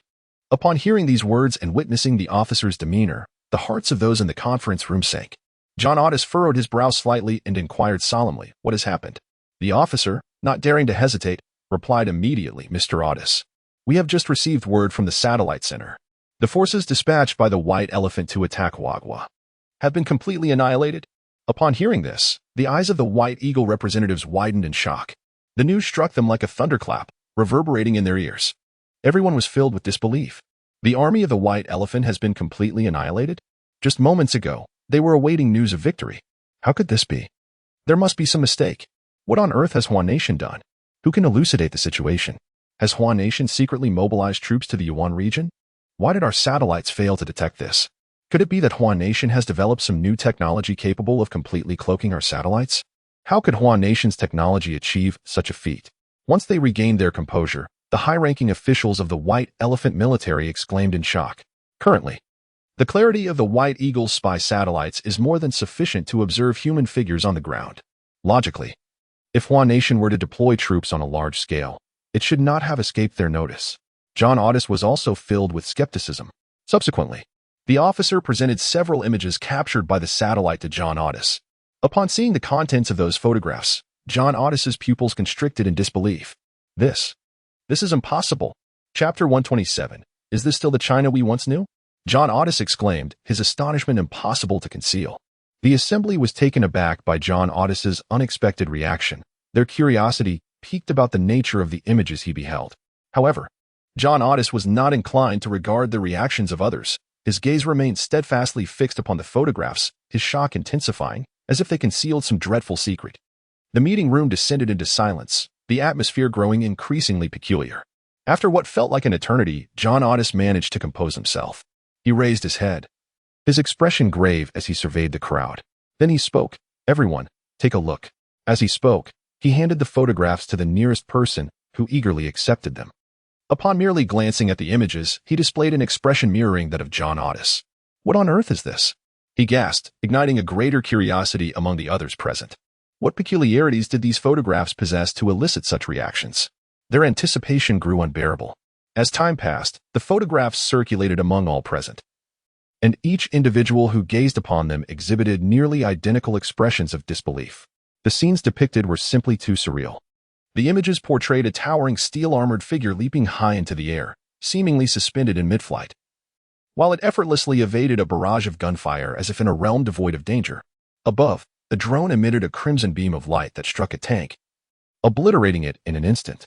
This was indeed a glimpse into the combat encountered by the White Elephant Army in the Yuan Zone. Had they not been in such a context, one might easily mistake these images for stills from a science fiction film. The countenances of all present grew grim. When the photographs returned to John Otis, he refrained from examining them again, instead placing them gently on the table. "What are your thoughts on this matter?" he inquired. Upon hearing his words, the collective mood of the assembly became impossible to restrain, and the atmosphere ignited with fervor. The audacity of China was shocking. They possessed such terrifying capabilities. The exoskeleton armor? This was a project our own White Eagles had yet to realize. How had China achieved it? What sorcery enabled that drone to perform such feats? What was that red light? I cannot comprehend it. Those cunning Chinese. They are truly a band of devils. And surely divine retribution awaits them. An arms race. China is engaging in an arms race. We cannot afford to be complacent. Action must be taken. For China will undoubtedly pose a grave threat to our White Eagles. Each person present harbored their own thoughts. John Otis remained silent, merely listening to the discourse around him. Among those present, some advocated for a military strike against the Chinese nation, aiming to swiftly eradicate the perceived threat. Others contended that China was already on the brink of collapse. Even if they refrained from direct action, the stringent control over chips would inevitably lead to internal disintegration. This was not a situation that could be altered by a handful of advanced military assets. The Eagle had no need to take unnecessary risks, lest China retaliate with devastating consequences. The two factions held steadfast to their positions, unwilling to yield. As it became evident that further discussion would yield no resolution, John Otis could no longer restrain himself. Enough. Silence. His authority commanded attention, and the room fell quiet as all eyes turned toward him, acknowledging the focus upon him. John Otis continued, "Let us decide this matter through a vote. The implications are of great significance. A single misstep could plunge the Eagle into peril. After all, if China truly intends to engage in a mutual destruction scenario, the repercussions would be unbearable even for us." Uncertain himself, John Otis found no dissent among the assembly. The voting commenced immediately, ultimately determining that no assault on China would be initiated for the time being. Instead, they would seek to undermine China through chip control. Although the hawks among them were dissatisfied with the outcome, they had no choice but to accept it in silence. "Send these photographs to the National Research Foundation for detailed analysis," John Otis instructed, to glean as much information as possible about China's armored vehicles and drones, and to endeavor to advance relevant technologies. He then prepared to reach out to the White Elephant. While the Eagle would not directly engage with China, they would certainly incite other nations to take action, a tactic consistent with their historical approach. Meanwhile, at the new capital of the White Elephant, in the Congressional Building, Jim gritted his teeth and demanded, "Repeat what you just said." On the other end of the line, Hader could sense Jim's fury. Nonetheless, he steeled himself to respond, "Mr. Jim, we have located 3 soldiers from the forces dispatched to assault the Chinese border. According to their reports, aside from themselves, our contingent was..." Here, Hader faltered, the weight of his words heavy, completely annihilated. After a moment of contemplation, Hader continued, anxious to convey the gravity of the situation. "Mr. Jim, a significant portion of this failure can be attributed to intelligence errors. According to these 3 soldiers, China deployed terrifying equipment that had never before been revealed. Suspected exoskeleton armor and solar-powered bombing drones. Our military possesses no experience in this form of warfare and is utterly unprepared." Hader is merely justifying himself. He is acutely aware that he bears an inescapable responsibility for this failure. Jim listens in silence. Once Hader falls silent, he inquires, "Are you finished?" Hader, taken aback, promptly replies, "Yes, I am done." No sooner has he uttered these words than Jim terminates the call without uttering another word. In the office of the Congressional Building, Jim's brow is furrowed, his expression rife with fury. Hader is a worthless fool, a complete imbecile. He can scarcely restrain his rage. Moreover, Jim is also shaken. He understands that Hader would never dare to fabricate information in such matters. Otherwise, the repercussions would be far graver than mere defeat. The more he contemplates, the more incredulous he becomes. Exoskeleton armor? Solar-powered bombing drones. Where did these come from? Is this still the Hua country he once knew? Chapter 128. The Huagua must be engaged in an arms race. At this moment, Jim was suddenly startled by the ringing of the telephone on the table. Taking a deep breath, he answered the call, his tone brusque. "What is it?" He had anticipated that the caller would be Hader. However, he was taken aback upon hearing the subsequent voice. "Hello, Mr. Jim. This is John Otis. I sincerely apologize regarding the situation with the White Elephant. Huagua will certainly face repercussions." Jim had not expected John Otis to call at this juncture.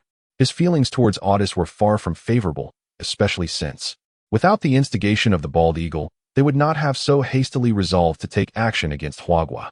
Nevertheless, due to the promised assistance from the bald eagle, Alnai suppressed his impatience and responded, "Mr. Audis, this is not your fault. You need not feel guilty."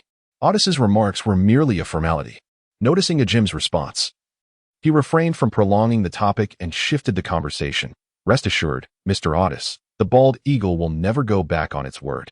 The promised assistance will not only remain intact but will also increase by 30%. Upon hearing this, Ajim did not feel elated. Instead, he furrowed his brow. "Mr. Audis, what do you wish for us, the white elephant, to do?" Ajim inquired.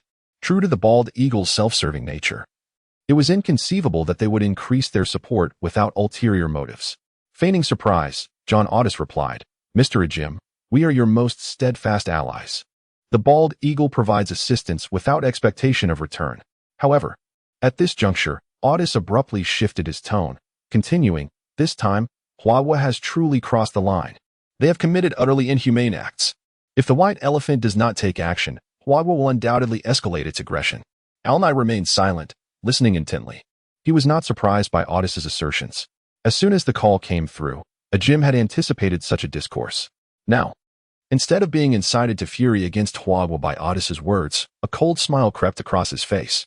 Not sensing any embarrassment from Ajim's silence, Audis continued, "Mr. Ajim, the bald eagle has resolved that should the white elephant engage in full-scale war with Huagua, the bald eagle and our allied nations will stand firmly with the white elephant, providing maximum support." At this point, he no longer concealed his intentions. After all, John Audis understood that someone of Ajim's stature within the white elephant could not be Navi. Ajim finally broke his silence. He responded, "Mr. Audis, you are surely aware that Huagua has employed some unknown method to manufacture unprecedented new equipment." John Audis remained silent, tacitly acknowledging the statement. Although he refrained from broaching the subject himself, he understood that this matter would inevitably come to light. Ajim continued, "The decision regarding whether to engage in war with Huagua is not one I can make alone. However, Mr. Audis, I can assert with utmost responsibility that the stance of the bald eagle will significantly influence the eventual outcome." John Audis inquired, "What do you require of us?" Alnai had awaited this question, having deliberately steered the conversation towards this moment. Without hesitation, Ajim directly stated, "I hope the supplies and equipment that the bald eagle previously promised to assist the white elephant with can be delivered promptly. Furthermore, if you could also send the additional 30% you mentioned earlier, it would be even better." On the other end of the line, John Audis felt a twitch in his eyelid at this request, a shadow flickering in his gaze. Nevertheless, after a brief silence, he replied, "Very well. I will communicate with the other departments to expedite the arrangements." Once the call ended, John Audis let out a cold snort, muttering under his breath, "Damnable white elephant." Even at this juncture, they still wish to take advantage of the bald eagle. Our resources are not so easily acquired. A pack of old foxes. John Audis was well aware of Ajim's intentions. He sought to seize this opportunity for personal gain, regardless of whether or not they went to war with Huagua. At that moment, within the White Elephant, New City, and the Congressional Building, despite Huagua's reprehensible actions, the bald eagle was not blameless either. They still wished to use the White Elephant as a pawn? A futile dream. Ajim seethed. After learning of the terrifying exoskeleton armor and drones from Huagua, he resolved not to pursue war any further. Moreover, Huagua had prepared themselves. They had already missed the best opportunity. Even if they engaged, they would certainly reap no benefits. However, this did not imply that the White Elephant would remain passive. He immediately issued a notification demanding the release of an international statement condemning Huagua, following Ajim's orders.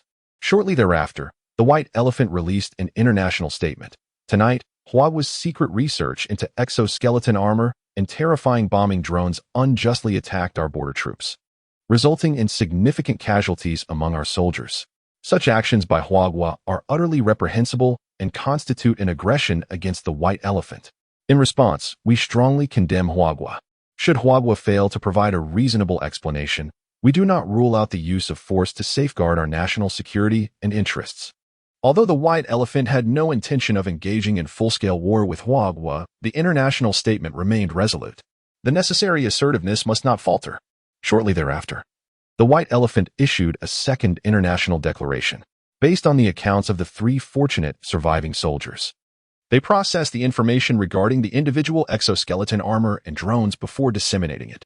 The announcement concluded with a statement asserting that Huagua had long been engaged in an arms race and harbored intentions of igniting a third world war. The release of these two pieces of news swiftly caused a sensation, leaving nations incredulous. However, they were acutely aware of the gravity of the situation.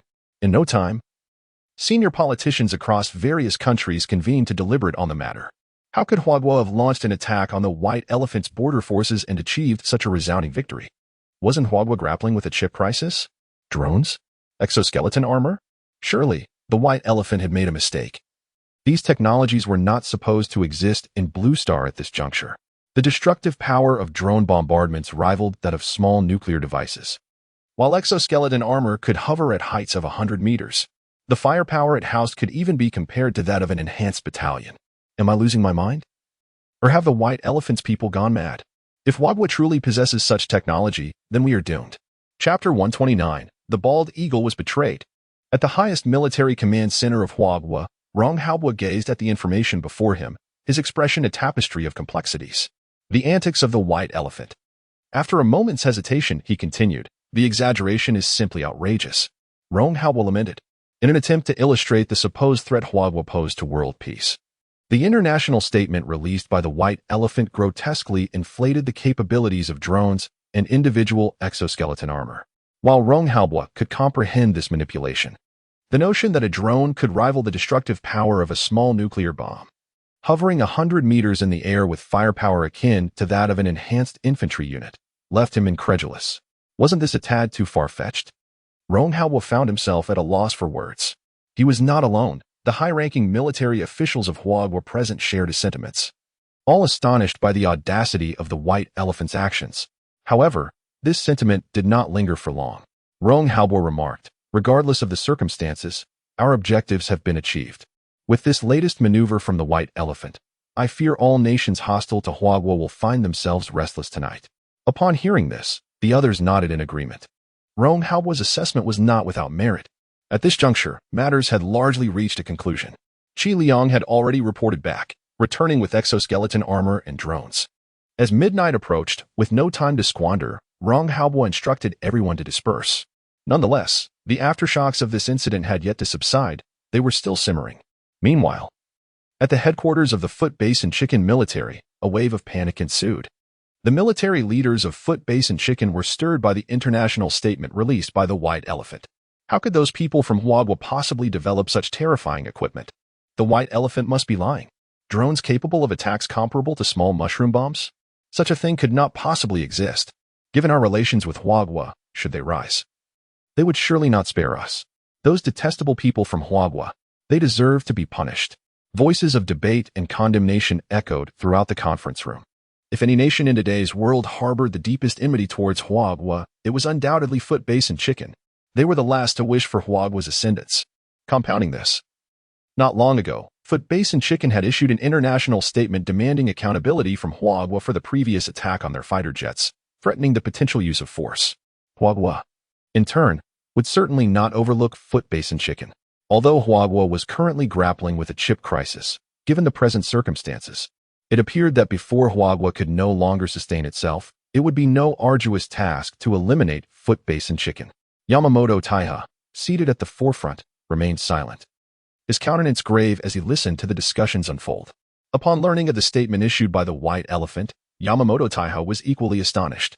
As the only nation in the world to have endured the devastation of mushroom bombs, not once but twice, they were acutely aware of the magnitude of such destructive power. A drone, capable of instilling such terror? How is this possible? Yet, despite such thoughts, Yamamoto Taiha could not afford to be careless. As the murmurs persisted, he could no longer restrain himself and exclaimed, "Enough!" Silence. Witnessing Yamamoto Taiha's fury, the crowd fell silent, the atmosphere turning somber. All eyes were fixed upon him, awaiting his decision. Yamamoto Taiha had already reached a conclusion. Wasting no time, he declared, "The White Eagle must surely know the truth regarding this matter. Let us first communicate with them before we make any decisions." The assembly nodded in agreement, expressing no dissent. Subsequently, Yamamoto Taiha dialed the number for the White Eagle's Department of Defense. White Eagle, Department of Defense. Damn it, those fools from the White Elephant. Do they not realize that such actions only serve to elevate the deterrence of Huagua? John Otis fumed. Upon learning of the international statement released by the White Elephant, he was utterly flabbergasted. What nonsense about drones comparable to mushroom bombs and exoskeleton armor? Such things do not even exist. In that moment, John Otis truly grasped the meaning of the phrase, "Fear not the godlike opponent, but rather the pig-like ally." He felt as though he had been stabbed in the back by the White Elephant. At that juncture, the secure phone in his office suddenly rang. John Otis suppressed his fury and answered the call. "Mr. Otis, this is Yamamoto Taya." Upon hearing this, John Otis furrowed his brow slightly. He could surmise the purpose of Yamamoto Taya's call. Nevertheless, feigning ignorance, he inquired, "What is it?"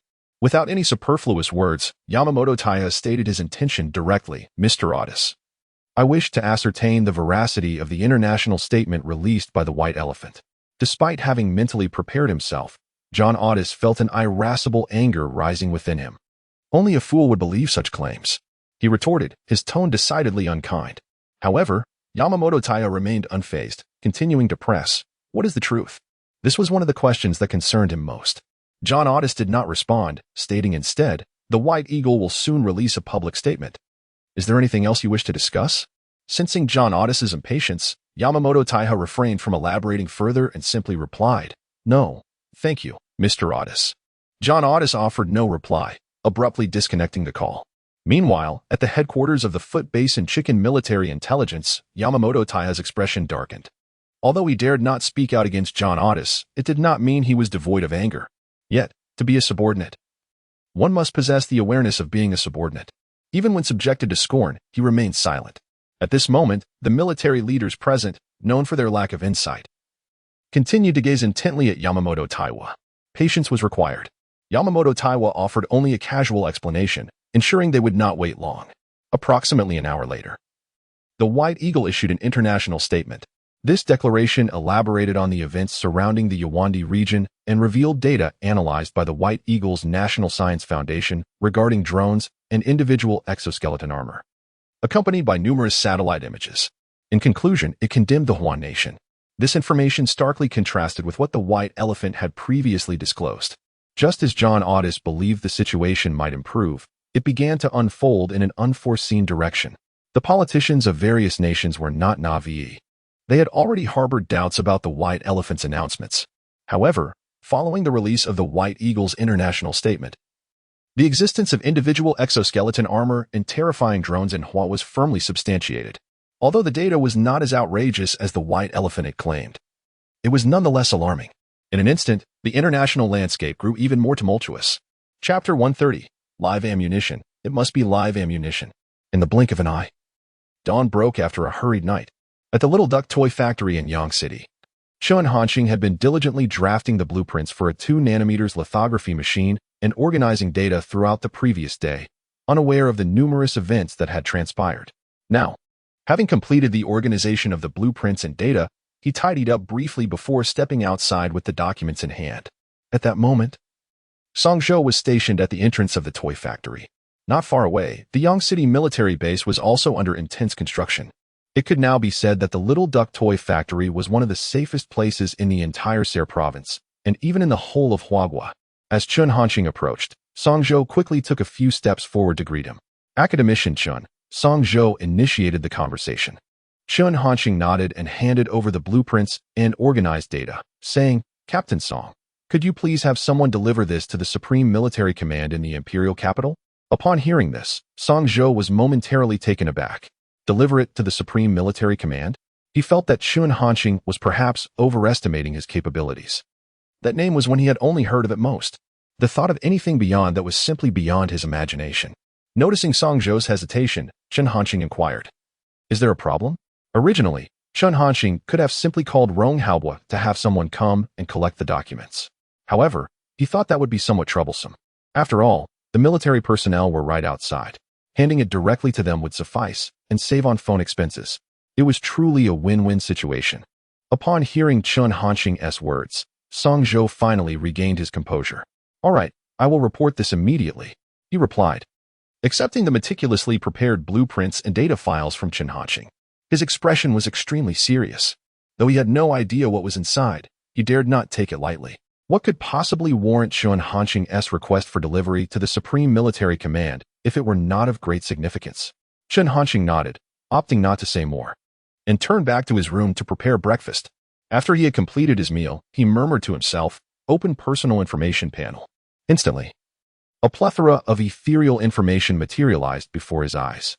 Name: Chun Hanqing. Age: 18. Mission: manufacture super air defense system device. Technology value: 46, 300, 000, 80, 80, 80, 80, 80. Mastered technologies: super air defense system technology, underwater combat robot technology, 2 nanometers lithography machine technology, electromagnetic pulse gun technology, upgraded drone technology, introductory mecha technology, super double version elderly entertainment technology, lightspeed spaceship technology, star destroyer technology, space-based weapon technology, aerospace aircraft carrier technology, Dyson sphere technology, after deducting the materials required for exchanging the super air defense device.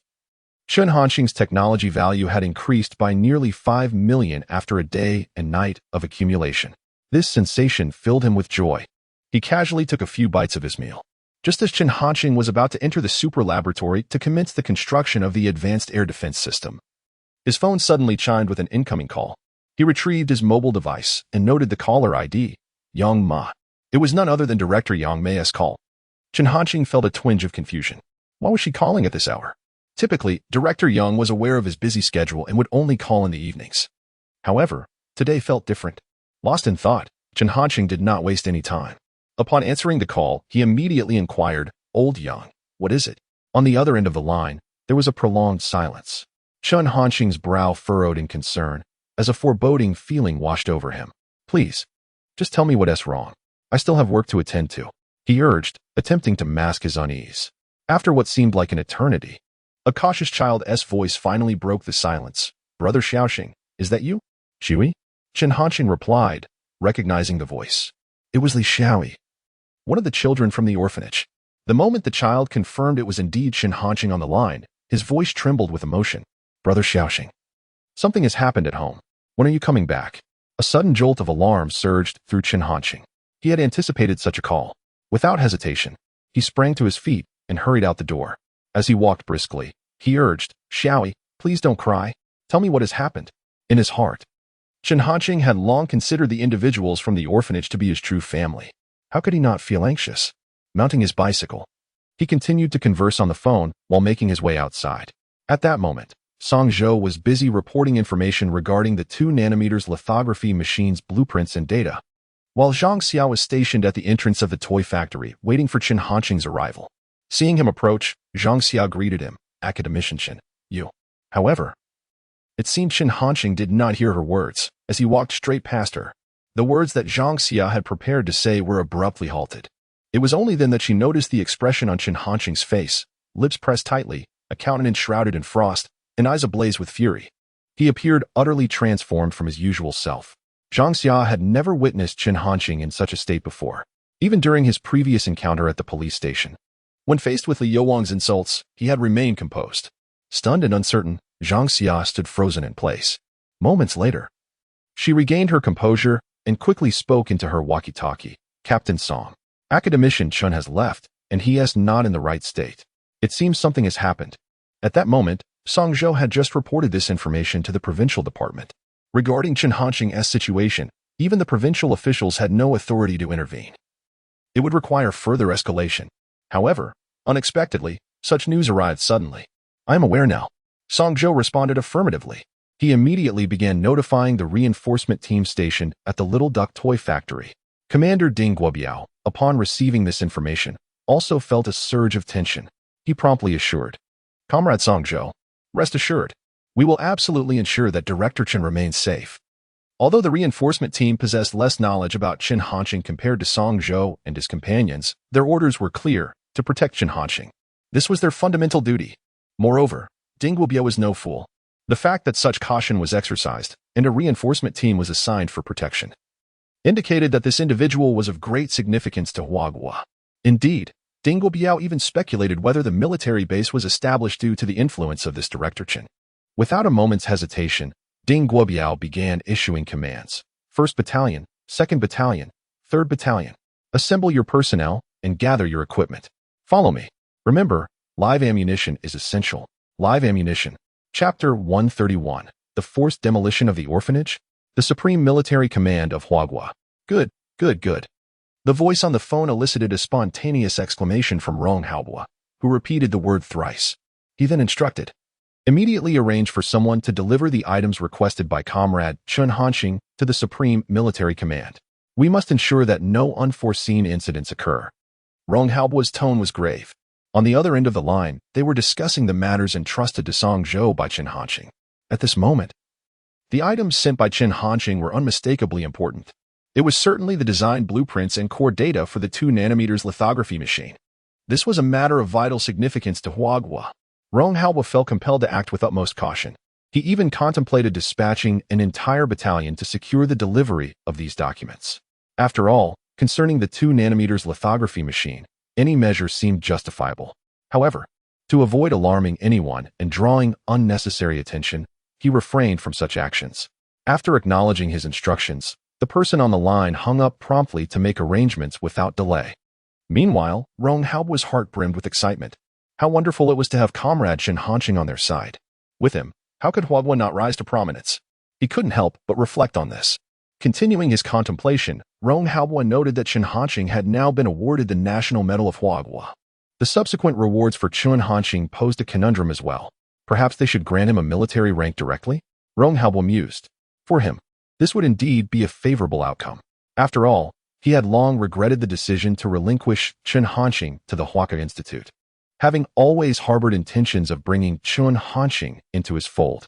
Moreover, this would allow Rong Haobwa to shed the label of being a muddle-headed general. This sentiment had begun to circulate among the upper echelons of the military. Anyone who mentioned Chen Hanxing would inevitably remark on Rong Haobwa's folly. However, it remained uncertain whether Chen Hanxing would agree to such an arrangement. Rong Haobwa pondered on how to persuade Comrade Chen Hanxing to acquiesce. His gaze hardened, as if he had resolved to act. Even if it meant sacrificing everything for a legacy of honor, he was prepared to fight for it.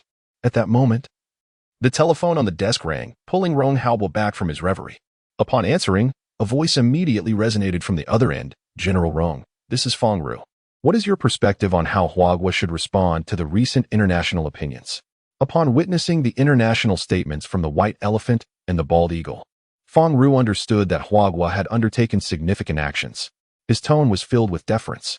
To this, Rong Haobwa responded nonchalantly, there is no rush. Let them stew for a while. The ones who should be anxious are not us. Fong Ru nodded in agreement with Rong Haobwa's assessment. In such circumstances, the more Hwagwa remained silent, the more flustered other nations would become. After all, the sword was now in Hwagwa's hands. If Hwagwa were to make a statement, it would signify that there remains room for reconciliation. However, should silence prevail, anxiety would grip everyone, fearing that misfortune might befall them. Once the call concluded, Rong Haobwa had yet to exhale in relief when another call came through. He had long grown accustomed to such scenarios. In his position, there was an abundance of matters to address daily. Without displaying any signs of unease, Rong Haobwa answered the phone, introducing himself. General Rong, this is Chu Goen. There has been an issue with Director Chen. Upon hearing this, Rong Haobwa's brow furrowed immediately. What has happened? He inquired, his tone darkening. Nothing could agitate Rong Haobwa's nerves more than matters concerning Chen Hanxing. His tension was palpable. Chu Goen, perceptive to Rong Haobwa's emotions, refrained from wasting any time and stated, the specifics are not yet reported by the commander's station beside Director Chen, but it is known that he left in a rather unusual state. 3 battalions have already been dispatched to protect Director Chen. After issuing the orders, Ding Guobiao promptly contacted Chu Goen. The reinforcement battalion had been dispatched from the Zhangzhou military base. Any developments would be reported by Ding Guobiao to Chu Goen, who would then judiciously decide whether to inform Rong Haobwa. However, after hearing Chu Goen's words, Rong Haobwa's anxiety did not abate. He spoke in a low voice. I have but one demand. Ensure the safety of Comrade Chen Hanxing at all costs. I do not care what methods you employ. Should any misfortune befall Comrade Chen Hanxing, you will face dire consequences. Chen Hanxing was a treasure not only to Rong Haobwa but to the entirety of Hwagwa. This was the first time Chu Goen had heard such words from Rong Haobwa, and he understood that the old general was genuinely enraged. Understood, General Rong. Chu Goen promptly replied with gravity. Rong Haobwa remained unconvinced. Should any new developments arise, report to me immediately. Remember, anyone who poses a threat to Comrade Chen Hanqing must be regarded as an enemy of Huagua. Even at this juncture, Chu Goen grasped Rong Haobua's intent. When it came to enemies, Huagua had always maintained a singular stance. No leniency would be afforded. Indeed, Chu Goen affirmed. After hanging up, Chu Goen retained his serious demeanor and called Ding Guobiao. Following an exchange that included both reprimands and instructions, he finally ceased. In his office, Chu Goen sighed, Director Chen. Please do not let anything happen to you. He lamented, aware that Rong Haobua's character meant he would undoubtedly follow through on his words. Should anything untoward happen to Chen Hanqing, he certainly cannot bear the weight of this responsibility. Chu Goen understood the significance of Chen Hanqing to Huagua. The burden is indeed immense. He feels somewhat overwhelmed. In Yacheng, Chen Hanqing was hurrying towards the Guangsha orphanage. From Li Xiaoi, he had gleaned the unfolding circumstances. Yangsheng is poised for the establishment of a military base, which, upon completion, is bound to usher in a significant wave of development. Furthermore, the automobile factory, previously initiated by Xiaomi, is also under construction, and Hawaii has expressed intentions to invest in Yangsheng. This has piqued the interest of various merchants, notably real estate developers. The Guangsha orphanage finds itself embroiled in a predicament, as a real estate developer has set his sights on the land it occupies, seeking to purchase it at an unreasonable price.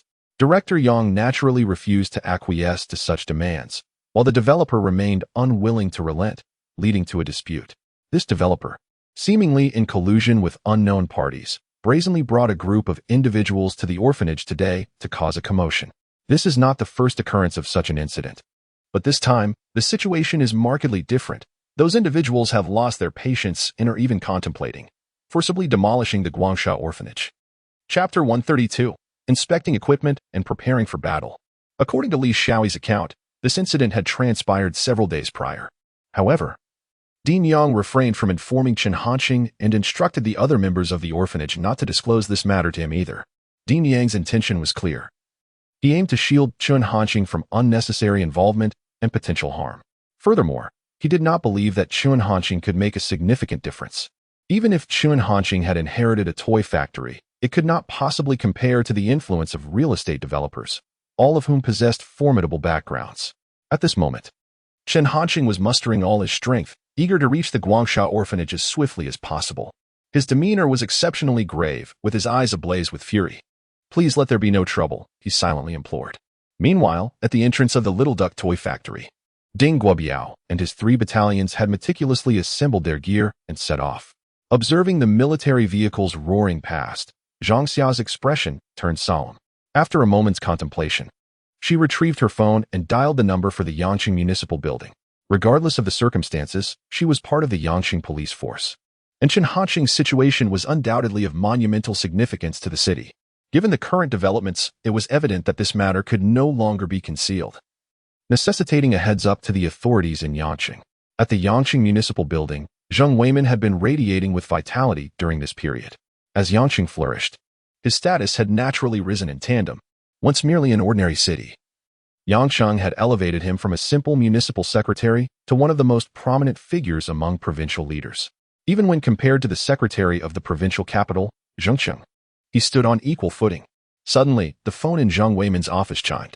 Upon answering, he greeted the caller. Hello, this is Zheng Weimin. Secretary Zhang, this is Zhang Xia. Upon hearing this name, Zheng Weimin's expression shifted to one of seriousness. He was well acquainted with Zhang Xia, the individual who stood vigil over Chen Hanqing. Officer Zhang, how may I assist you? Zheng Weimin inquired cautiously. Zhang Xia replied, Secretary Zheng, it seems there may be an issue concerning Director Chen. He has left the toy factory, and his destination is currently unknown. I believe it is imperative for Yangqing to take appropriate action. Upon hearing this, Zheng Weimin felt a wave of dizziness wash over him, his blood rushing. Understood. Thank you, Officer Zhang. He responded dismissively before abruptly hanging up the phone. As the secretary of Yangqing, if anything were to happen to Chen Hanqing, he could not evade responsibility. Although Chen Hanqing's endeavors remained largely confidential, one thing was abundantly clear to Zheng Weimin. In comparison to the significance of Chen Hanqing, the position of the municipal party secretary is utterly inconsequential. Yet, before Zheng Weimin could take any action, the phone rang once more. Furrowing his brow, he answered the call, only to be met with a furious roar from the other end. Zheng Weimin, what are you doing? It was unmistakable to Zheng Weimin that the caller was Zhang Gu, the provincial party secretary of Saya province. He understood the implication of Zhang Gu's words. Faced with the reprimand, Zhang Weimin dared not express any dissatisfaction and quickly reassured. Secretary Zhang, rest assured, I will handle this matter appropriately.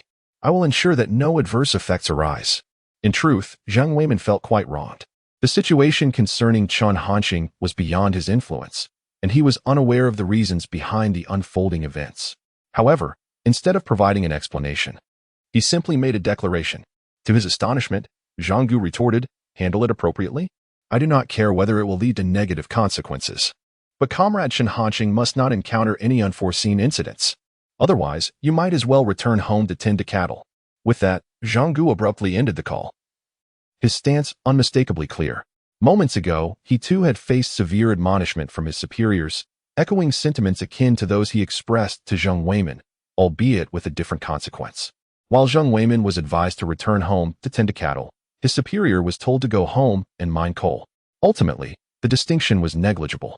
Inside the Yangqing Municipal Building, Zheng Weimin contemplated the gravity of the situation, yet he never anticipated it would escalate to such an extent. Without hesitation, he promptly contacted the Transportation Department, instructing them to immediately trace Chen Hanqing's whereabouts. Shortly thereafter, upon receiving news from the Transportation Department, Zheng Weimin informed the senior officials of Yangqing and swiftly proceeded to the designated location. Anxiety gnawed at Zheng Weimin's heart. What had transpired? Damn it! Was this an intentional affront against us in Yangqing? He could not suppress his inner fury. Meanwhile, shortly after Chen Hanqing's departure, he was pursued by Ding Guobiao and his associates, with Song Zhou among them. At that moment, Song Zhou was engaged in dialogue with Chen Hanqing, urging, Academician Chen, please do not act impulsively. Regardless of the circumstances, you must trust us. We will ensure your safety, as well as that of those you hold dear. Having visited the Guangsha orphanage, Song Zhou had begun to surmise the underlying issues. In the entirety of Yangqing, it was likely that only the orphanage could provoke such distress in Chen Hanqing. Beside him, Ding Guobiao nodded in agreement, genuinely at a loss for words. Merely echoing Song Zhou's sentiments, Chen Hanqing's expression remained grave.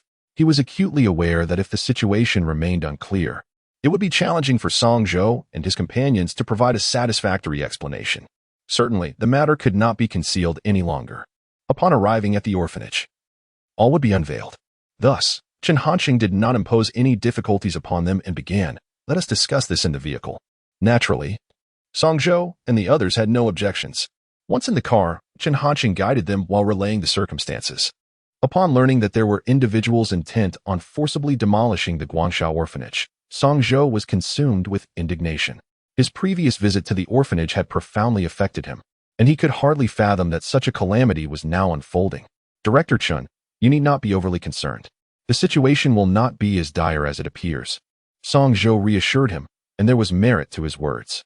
As long as Chen Hanqing was present, the challenge of preserving a single orphanage would be trivial, let alone the prospect of constructing 10 or even 100 more. However, Chen Hanqing remained silent, offering no response. The significance of the Guangsha orphanage in his heart could not be substituted by merely erecting additional orphanages. At that moment, Ding Guobiao, who had remained silent until now, suddenly spoke into the intercom. 1st, 2nd, and 3rd battalions, all personnel, pay attention. Check your equipment. The enemy has been confirmed. Prepare for engagement. Song Zhou was taken aback. And so was Chen Hanqing. The mention of a battalion, typically comprising around 500 soldiers, meant that 3 battalions equated to an impressive force of 1,500 armed troops. Their adversary was merely a real estate developer, not a terrorist organization. The sheer presence of such a formidable military force was likely to instill fear in the opposition. Yet they were preparing for combat. Was this truly an appropriate course of action? Chapter 133. Everyone, stand down. No, Captain Ding, is that truly necessary? Chen Hanqing could not help but interject. In response to his words, Ding Guobiao replied resolutely, Director Chen, Commander Chu has given explicit instructions. You are the future of Huaguo. Your enemies are the enemies of Huaguo. Chen Hanqing was left speechless. He found it quite challenging to articulate his feelings. To claim that he was unmoved would be utterly disingenuous. The assertion that his enemies were indeed the enemies of Huaguo held immense weight. Ultimately, Chen Hanqing merely nodded. Choosing to shift the conversation, when we arrive at the Guangsha orphanage, you all should wait at a distance. Please refrain from making an appearance unless absolutely necessary. Chen Hanqing had his own plans. In the mind of Director Yang, Chen Hanqing's rise to a minor factory director was somewhat acceptable. However, becoming a figure who required an army of thousands for protection was far too sudden. Chen Hanqing worried that Director Yang might struggle to comprehend this transformation. Director Chen, this seems inappropriate. What if you? Ding Guobiao hurriedly began, but before he could finish, Chen Hanqing interrupted him. Captain Ding, I hope you can respect my wishes. Chen Hanqing's tone was somewhat grave as he spoke. Ding Guobiao swallowed the words he had intended to voice and nodded in agreement. Understood, Director Chen. I shall comply with your instructions. Chen Hanqing fell silent, refraining from further conversation. Throughout this exchange, Song Zhou remained quietly attentive. He cast a glance at Ding Guobiao. His expression somewhat intricate. Just moments ago, Ding Guobiao's behavior, while clearly stemming from concern for Chen Hanqing's safety, also hinted at an underlying desire to win him over. Yet, Song Zhou felt no sense of wrongdoing in this. It was entirely reasonable, given Chen Hanqing's current standing, that such efforts would be made. As the military vehicles traversed the streets, they captured the attention of countless onlookers. Gasps of astonishment erupted wherever they passed. What is happening? Why are there so many military vehicles? Has some terrorist threat emerged in Yacheng? With this many vehicles, there must be over 1,000 people involved. Who warrants such a significant mobilization? Alas, it seemed someone was destined to face dire consequences. Although the presence of military forces in Yangcheng was no longer a secret, such a large-scale operation had never been witnessed before. Curiosity abounded, yet the populace was acutely aware that it was best to remain uninvolved. After all, curiosity killed the cat. Upon nearing the Guangsha orphanage, in accordance with Chen Hanqing's directives, the military vehicles halted at a considerable distance, refraining from advancing further. In a bid to safeguard Chen Hanqing's safety, Song Zhou and 5 other soldiers resolutely insisted on accompanying him. Chen Hanqing did not object. He merely instructed them to change into civilian attire. As they proceeded towards the orphanage, Ding Guobiao remained vigilant. The moment Chen Hanqing and his companions departed, he swiftly issued a command via the intercom. Prepare everyone. Surround the orphanage. Snipers were instructed to find optimal firing positions, all aimed and ready. Should any situation arise, immediate action was to be taken. The 5 soldiers accompanying Chen Hanqing and Song Zhou were equipped with earpieces, ensuring constant communication with Ding Guobiao. Though Ding Guobiao's earlier remarks may have contained ulterior motives, his genuine concern for Chen Hanqing's safety was undeniable. Upon receiving the orders, 1,500 soldiers mobilized without delay. Shortly thereafter, voices crackled through the communicator. 1st Battalion in position. 2nd Battalion in position. 3rd Battalion in position. Snipers are in position. The atmosphere grew increasingly tense, charged with the anticipation of imminent conflict. Meanwhile, within the expansive orphanage, 3 excavators loomed at the entrance, their arms raised high, poised for action. In front of these machines stood a group of over 20 individuals, their attire betraying their nefarious intentions. Opposite them stood Director Yang, who, during this period, had witnessed an unexpected influx of donations that had alleviated the orphanage's previously strained circumstances. She had even recruited 4 or 5 staff members to assist with cleaning and cooking, as she had been the sole adult responsible for the 30 children, who had relied on each other for support. However, in light of recent events, those staff members had shown reluctance to engage further and had resigned. Director Yang understood their decision, recognizing that not everyone felt compelled to partake in such risks for strangers.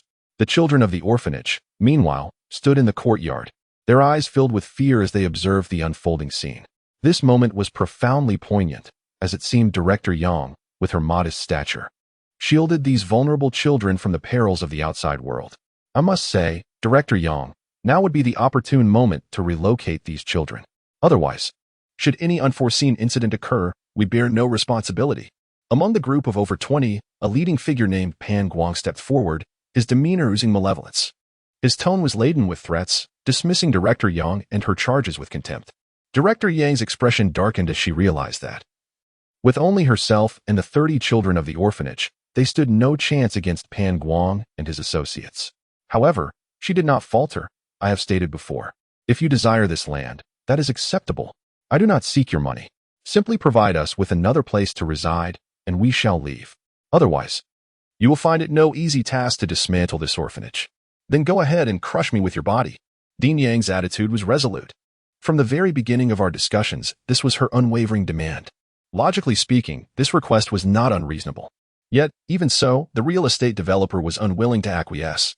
By various means, they transformed the orphanage's location into an illegal structure. As for the land, they had already secured the rights to its use. They were only willing to offer a meager 1 million as compensation. Everything else was off the table. This was utterly outrageous. How could Dean Yang possibly consent to such an arrangement? Upon hearing her words, Pan Guang scoffed coldly. At this point, you still dare to be obstinate. Since you refuse to accept our goodwill, do not blame us for our actions. With that, Pan Guang hesitated no longer and waved his hand towards the 3 excavators behind him. Immediately, the machines roared to life, emitting a thunderous sound as they began to advance slowly, their target being Dean Yang. Just then, a figure suddenly dashed out and stood beside Dean Yang. It was none other than Chen Hanqing. Stop this at once. Chen Hanqing bellowed, his voice brimming with fury. Even the cacophony of the excavators could not drown out his enraged declaration. Chapter 134. Are you planning to stand up for them?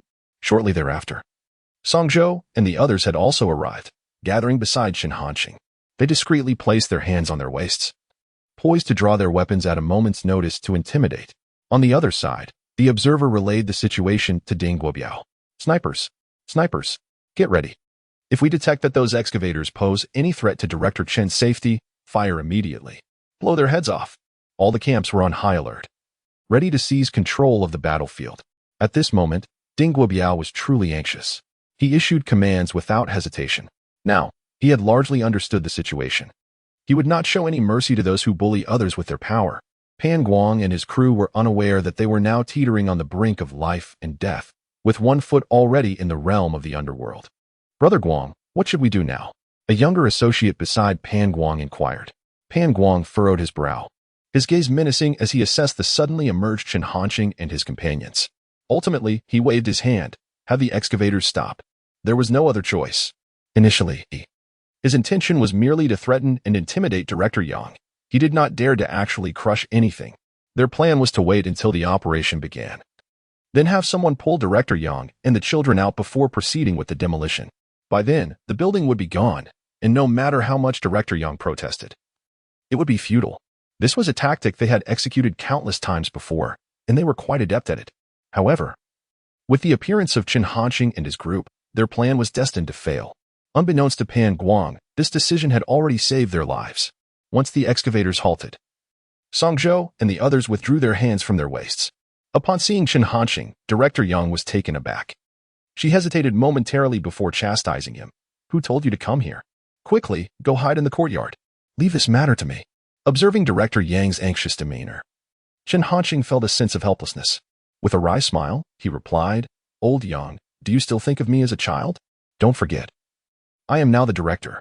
Hearing this, Director Yang was momentarily stunned. It dawned on her that Chen Hanqing was no longer the boy who could only hide behind her. Yet, she was unwilling to acknowledge her thoughts, stubbornly retorting, what of being the director?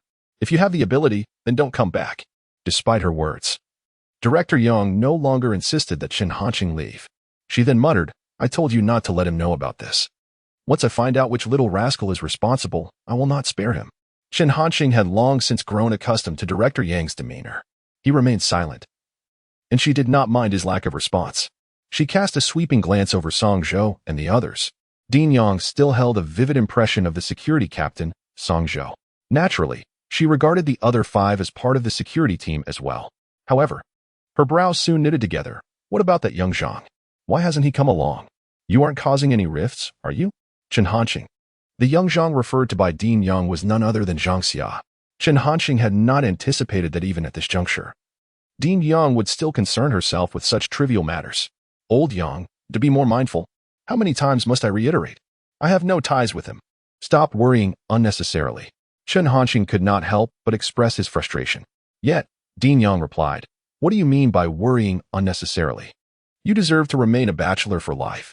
Despite Song Zhou having encountered similar situations before, he still found it hard to accept. It was nearly impossible to reconcile the current state of Chen Hanqing with the esteemed researcher he once knew. There was an undeniable sense of disconnection. The other 5 soldiers accompanying them were equally astounded. They had never imagined that Chen Hanqing possessed such a facet to his character. They stared, momentarily lost in thought. At that moment, Pan Guang had also arrived with his men. Listening to the exchange between Chen Hanqing and Dean Yang, Pan Guang could not help but interject with a frown. What are you two doing? Amusing yourselves at my expense? Get out of here. Otherwise, I'll deal with all of you. Typically, Pan Guang and his associates, emboldened by their numbers, were accustomed to behaving tyrannically. Yet, in the face of Chun Hanqing and the others, he spoke without any restraint. Upon hearing his words, Song Zhou and the others suddenly sharpened their gaze. The aura surrounding them seemed to shift dramatically. Song Zhou and the other 5 were seasoned soldiers, having undertaken numerous missions, their hands stained with the blood of enemies. Compared to the previous ruthless thugs, Pan Guang and his crew were utterly insignificant, mere street toughs. The 6 of them would find it effortless to handle the 20 or so before them. Seeing the demeanor of Song Zhou and his companions, Pan Guang and his men felt an intense pressure, even instinctively taking a step back. What do you intend to do? I'll let you know that our boss is a figure you cannot afford to offend. Pan Guang stammered, attempting to threaten them. However, the words came out with a distinct lack of conviction. Song Zhou and the others paid him no heed, nor did they take action. Instead, they turned their attention to Chun Hanqing, awaiting the decision of this esteemed researcher. Chun Hanqing was well aware of their intentions, yet he remained silent, preparing to advance. However, before he could make a move, he was halted by Dean Yang. You little rascal, you. She spoke urgently, intent on preventing Chun Hanqing from proceeding. She knew very well that Pan Guang and his men were not to be underestimated. She can face danger on her own.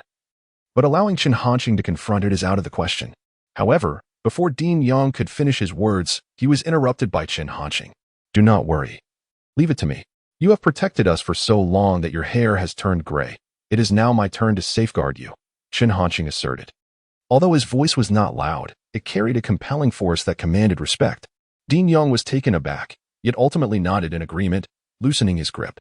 Standing behind, Dean Yang observed Chun Hanqing's towering figure, his eyes flickering with contemplation, pondering something unknown.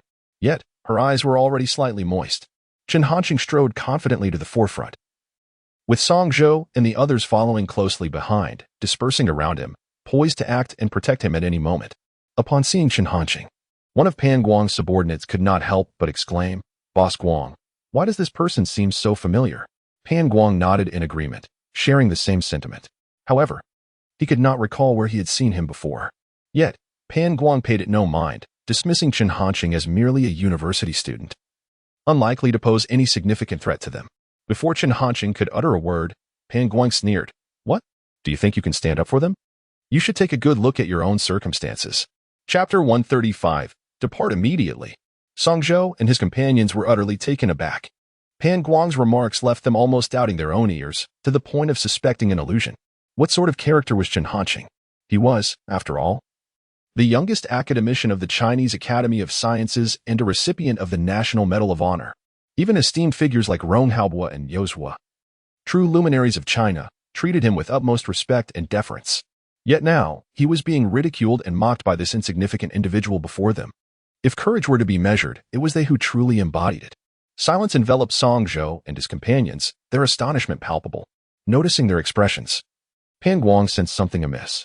To his astonishment, he perceived pity in their gazes. This ignited a fury within him that could not be contained. Before Chun Hanqing and the others could utter a word, he, in a fit of indignation, continued, What are you staring at? Do you not comprehend human speech? I will count to 3. If you do not leave, I shall summon assistance. His tone brimmed with menace, his demeanor fierce. However, to the onlookers, he resembled nothing more than a mere clown. Chun Hanqing and his companions remained unmoved, silently observing Pan Guang's theatrics. This time, Pan Guang could no longer restrain himself. In the world of social standing, what mattered most? Of course, it was face. The actions of Chun Hanqing and his companions today were a blatant slap to his pride. How could he possibly endure such humiliation? He ceased his idle chatter and commenced the countdown. 3. Meanwhile, on the other side, the commander received alarming news. The enemy was initiating a countdown, expected to strike Director Chen in 3 seconds. The observer reported this through the earpieces worn by Song Zhou and his companions, allowing them to grasp the unfolding situation. Upon hearing this, Ding Guobiao's brow furrowed deeper. Without a moment's hesitation, he seized the radio. All units, prepare. All units, prepare. Follow my command. Move towards the enemy from the nearest position. Maintain concealment. Await my order before engaging. Snipers, prepare. Snipers, prepare. If there is any indication of harm toward Director Chun, You have permission to fire. Upon receiving this command, 1,500 soldiers sprang into action, akin to a colossal war machine gradually revving into motion. On the other hand, although Pan Guang spoke harshly, he still harbored a degree of trepidation towards Song Zhou and his group. Thus, he did not rush the countdown, hoping that his intimidation would suffice to dissuade them from action, without truly wishing to resort to violence.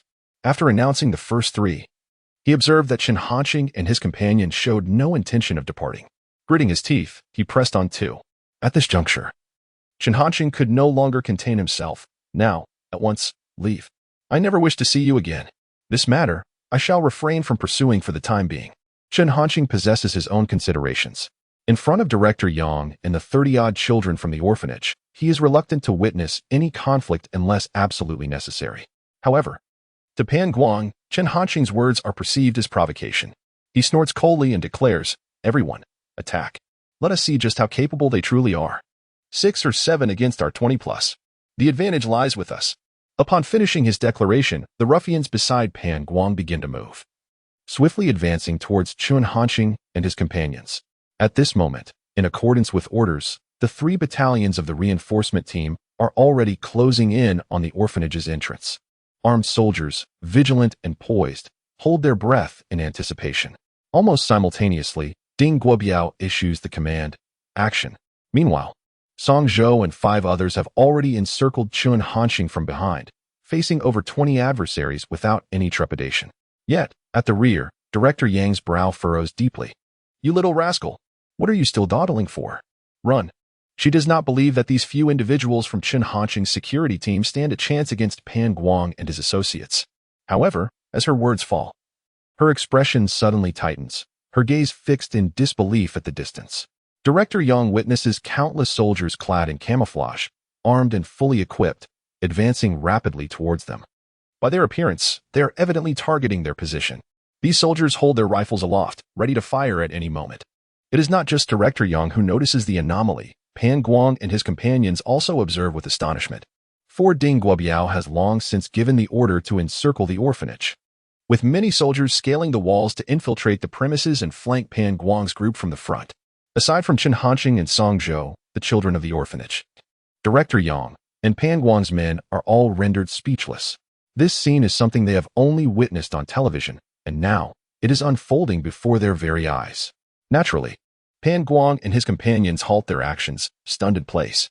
Chen Hanqing, however, lets out a quiet sigh, inwardly acknowledging, it appears that this cannot remain concealed any longer.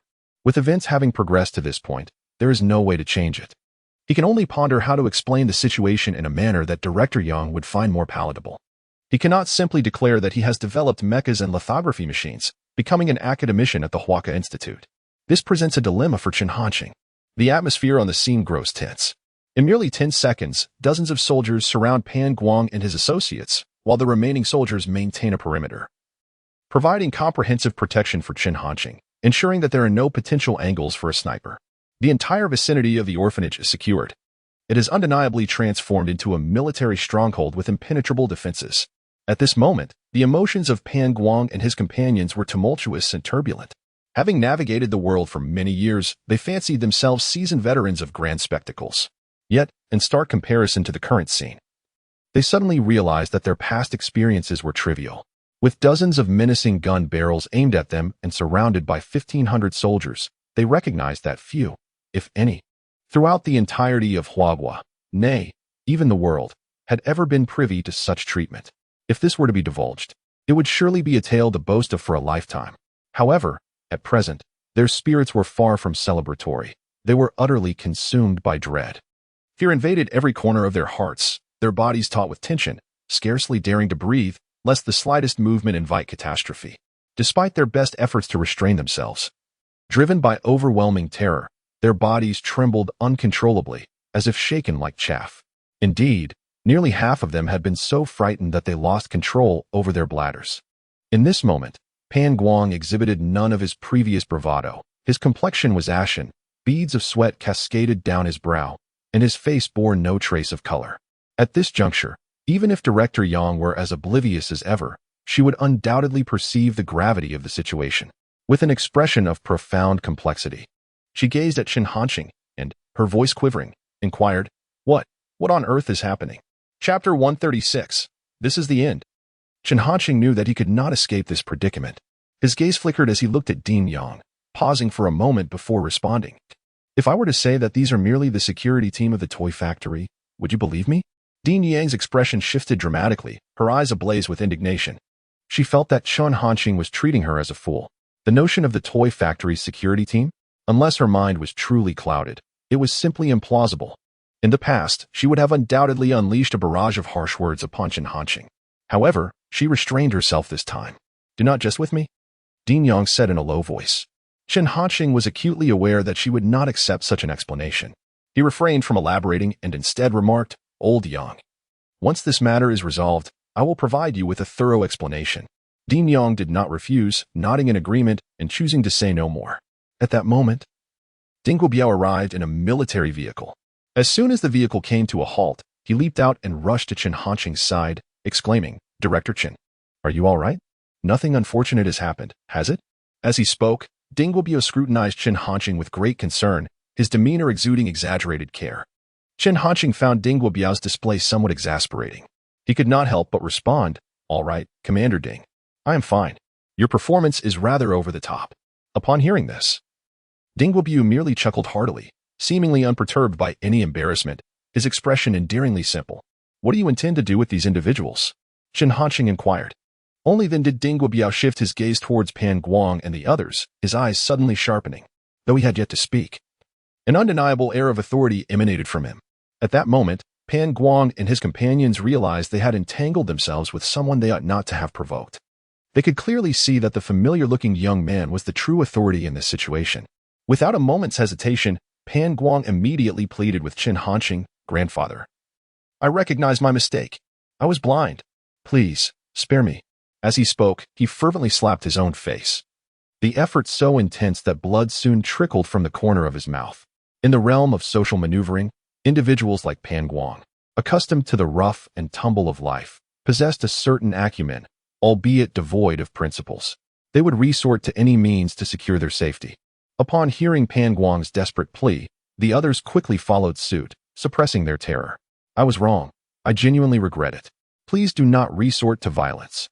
Esteemed sir, I have an elderly mother at home, over 80 years of age, who relies on my support. For her sake, please let me go. I will do anything you ask. They pleaded in unison. Many individuals have already begun to kneel and plead for mercy. There is no alternative. Faced with such a formidable military presence, they can only resort to this. Observing the scene, Ding Guobiao furrowed his brow. Were it not for the fact that these individuals also hold Chinese citizenship, he would have acted differently. The situation is now under control, and to open fire recklessly would surely bring about consequences. He harbored thoughts of directly eliminating these societal scum who only bully the ordinary populace. Ding Guobiao has always held a deep-seated resentment towards such individuals. Shut your mouths. Ding Guobiao bellowed. Instantly, Pan Guang and the others fell silent, no longer daring to speak further. Ding Guobiao did not make an immediate decision. He turned to Chen Hanqing and inquired, Director Chen, what are your thoughts? Without much contemplation, Chen Hanqing replied, Let the laws of Huan Nation handle this. Such individuals are undoubtedly burdened with numerous offenses. Uncovering them all would be more than sufficient to deal with them. This was indeed the most appropriate course of action. Ding Guobiao nodded in agreement, not rejecting the suggestion. Just as he was preparing to have Pan Guang and the others taken away, a voice suddenly came through the communicator. Report, Commander. The government officials from Yang City wish to enter the orphanage. The leader is Zhang Weimin. Please advise. Ding Guobiao frowned. He had no intention of accommodating them. Although Zhang Weimin is the secretary of the Municipal Committee of Yang City, Ding Guobiao is under the jurisdiction of the Zhangzhou military base and felt little need to be concerned. Their presence in Yang City has always had a singular purpose, to protect Chen Hanqing. As for anything else, it mattered not at all. However, before he could voice his thoughts, Chen Hanqing spoke first. Let them in. Despite his initial inclination, Ding Guobiao felt compelled to heed Chen Hanqing's opinion. Thus, he did not refuse and communicated through the intercom, allow them entry. Before long, Zhang Weimin and a contingent of senior officials from Yang City rushed in, all wearing expressions of urgency. Upon seeing Chen Hanqing and confirming that he was unharmed, Zhang Weimin and the others finally breathed a sigh of relief. Had anything happened to Chen Hanqing in Yang City, they would undoubtedly face dire consequences. Wasting no time, Zhang Weimin approached Chen Hanqing, Expressing his concern, Director Chun, "How are you? Are you all right?" Even though he was already aware that Chun Hanxing was likely fine, he could not help but seek confirmation. Chun Hanxing shook his head. "I am fine." His tone was remarkably calm. Witnessing this scene, Dean Yang was once again astonished. She was well aware of Zheng Weiman's status in Yang City, having seen him countless times on television. Yet, she never expected to encounter him in person under such circumstances. Moreover, observing Zheng Weiman's demeanor beside Chen Hanxing, it seemed somewhat humble. This situation has left Director Yang in a state of utter dismay. However, upon reflecting on the fact that Chen Hanxing could summon such a formidable military presence, Director Yang suddenly found herself reconsidering the implications of Zhang Weiman's behavior in Chen Hanxing's presence. It seemed somewhat acceptable after all. What has this insufferable young man been through? Director Yang mused to herself, increasingly perplexed. She felt as though she hardly recognized the boy she had nurtured since childhood. Yet, she was acutely aware that now was not the time to seek answers. She had to suppress her questions and remain silent, waiting for clarity. Not only was Director Yang troubled, but Pan Guang and the others were equally overwhelmed. With the military and the Yangqing government involved, they wondered what kind of powerful figure they had inadvertently crossed. As Zheng Weiman sought to uncover the truth of the matter, Song Zhou did not conceal anything and laid bare the reality of the situation. The more Zheng Weiman listened, the more anxious he became, to the point that cold sweat began to bead on his forehead. This sensation was not unique to him. Others in Yacheng shared the same trepidation. Forced demolitions. They planned to use bulldozers to crush the orphanage, deeming it an illegal structure. These words struck their nerves with painful intensity. Such events occurring in their small corner of Yacheng meant that they could not escape culpability. A singular thought emerged in their minds. This was the end of the line. Chapter 137. This should be quite reasonable, right? Director Chen, rest assured, I will certainly provide you with a satisfactory explanation regarding this matter. Zheng Weiman dared not hesitate and promptly expressed his stance. At that moment, his expression was gravely serious. Although this matter had no direct connection to him, Zheng Weiman understood that without someone enabling them, Pan Guang and his associates, along with their underlying benefactors, would undoubtedly not have dared to act so brazenly. Chen Hanxing nodded, choosing not to elaborate further. Zheng Weiman's gaze swept across the senior officials of Yang City, meticulously observing their expressions, forming a preliminary judgment in his mind. However, now was not the time to address this issue. Zheng Weiman turned to Ding Guobiao and spoke. Captain Ding, let us, the Yang City Police, handle this matter. Ding Guobiao did not refuse and nodded in agreement. This was indeed within the jurisdiction of the police and not under military authority. Subsequently, under Zheng Weiman's arrangement, it wasn't long before the Yang City Police Department dispatched personnel to take Pan Guang and his cohorts away. It was predictable that what awaited them would be rigorous interrogation.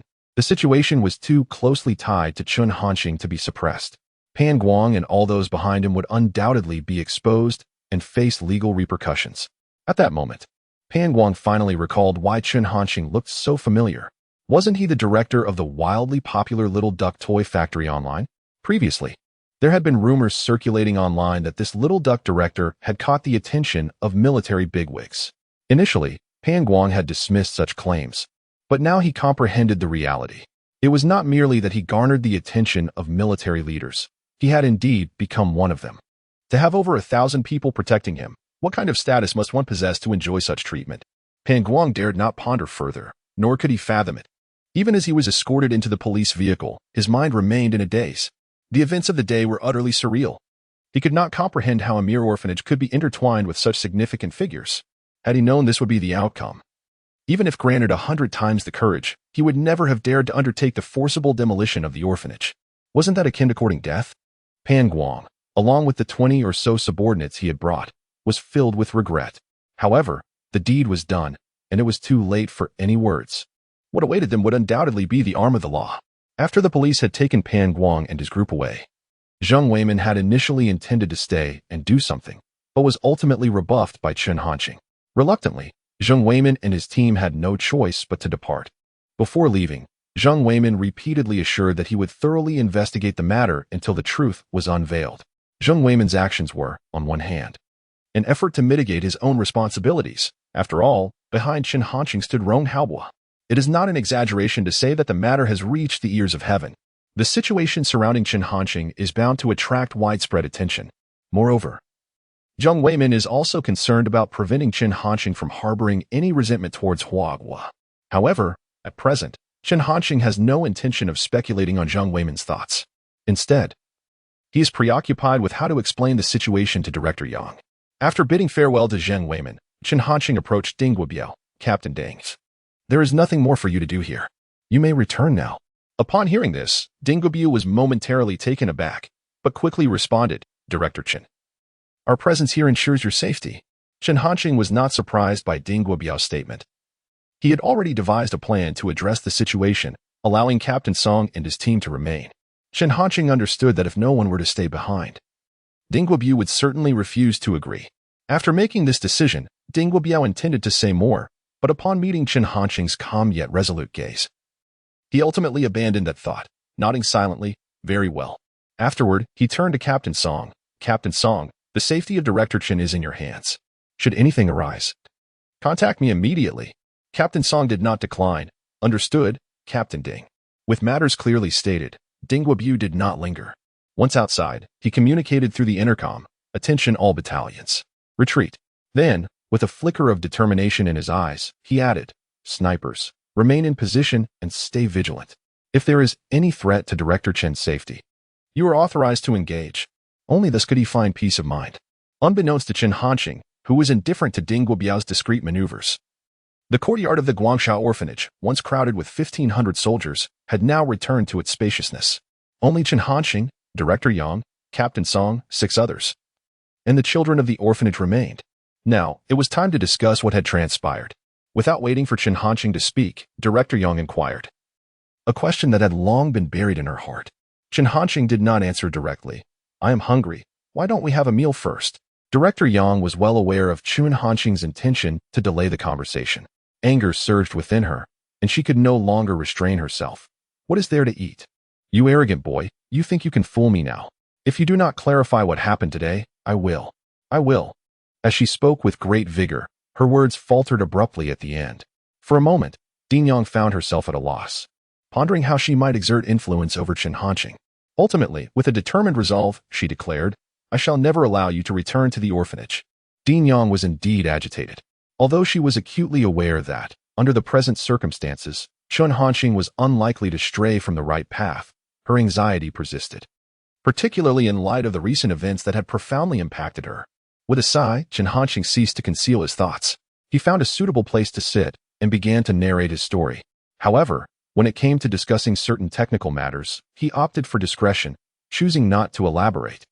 Ding Yang understood this. After all, some information was confidential and best left undisclosed. He refrained from mentioning his accomplishments, such as becoming an academician at the Huaka Institute and receiving a national honor from Huagua, fearing that revealing such distant achievements might only agitate Ding Yang further. In this manner, he concluded, at present, I believe I hold a significant position of importance for Huagua, which is why so many are assigned to protect me. Upon hearing this, Ding Yang furrowed her brow, her gaze fixed intently upon Chen Hanqing, yet she remained silent. This expression unsettled Chen Hanqing, prompting him to speak again. Lao Yang, what are you doing? This should be quite reasonable, right? Chapter 138. An in-depth investigation is imperative. After all, a considerable amount of information has been concealed. Under the watchful gaze of Director Yang, Chen Hanqing felt a twinge of guilt. Upon hearing Chen Hanqing's words, Director Yang did not respond immediately. She paused in silence for a moment before speaking in a measured tone. Is that all? A sudden jolt coursed through Chen Hanqing's heart. Nevertheless, he steeled himself and nodded, replying, that's all. If you don't believe me, you can ask Captain Song. At this, Director Yang turned her attention to Song Zhou. This captain, renowned for his unwavering composure during any task, appeared slightly flustered under Director Yang's scrutiny. Chen Hanqing discreetly winked at Song Zhou, who responded with a subtle nod, indicating he understood Chen Hanqing's intent. Taking a deep breath, Song Zhou spoke. Director Yang, I can attest that what Academician Chen has said is indeed true. Chen Hanqing was at a loss for words. He suddenly felt that Captain Song might not be as reliable as he had thought. What was this about Academician Chen? Hadn't that just revealed the truth? Sure enough, after Song Zhou's statement, Director Yang sensed something amiss. She furrowed her brows and inquired, Academician Chen? What do you mean by that? At this moment, Director Yang had already begun to grasp the situation, yet she found it hard to believe. Her heart raced uncontrollably. Chen Hanqing sighed and stated plainly, previously, due to certain circumstances, I was awarded the title of academician at the Huaka Institute. Director Yang's eyes widened in shock. So it was true. A wave of excitement and astonishment surged within her, rendering her momentarily speechless. This was an academician of the Huaka Institute. Even without extensive knowledge, she understood the prestige associated with such a title.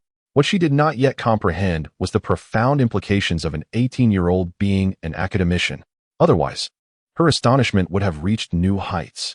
Noticing the unusual shift in Director Yang's emotions, Chen Hanqing hastily interjected, "Old Yang, don't get too excited. It's really not a big deal." Only Chen Hanqing could utter such a statement. The others present were utterly speechless. An academician of the Huaka Institute was not a trivial matter. If this were to leak out, how many would scold Chen Hanqing? Did he really need to be so nonchalant? You should hold your tongue. Let me process this. After a brief moment, Director Yang finally regained her composure. Her voice trembled as she spoke, and gradually, she began to accept this reality. The smile on her face could no longer be contained. Her gaze fixated on Chen Hanqing, filled with satisfaction. "Well done, you little rascal. Look at you, an academician of the Huaka Institute.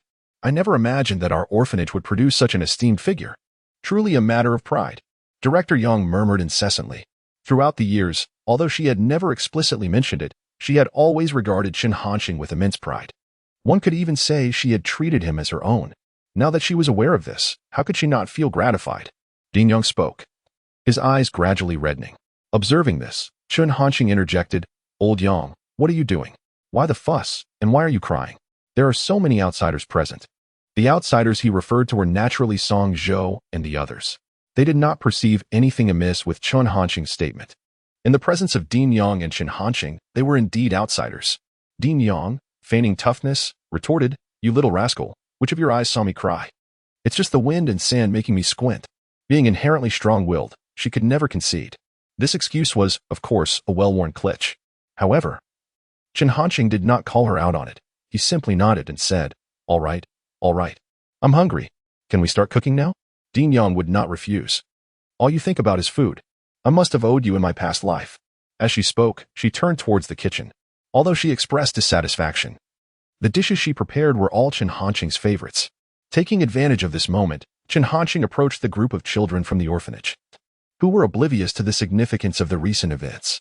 They only knew that their big brother, Xiaoxing, had driven away the bad guys.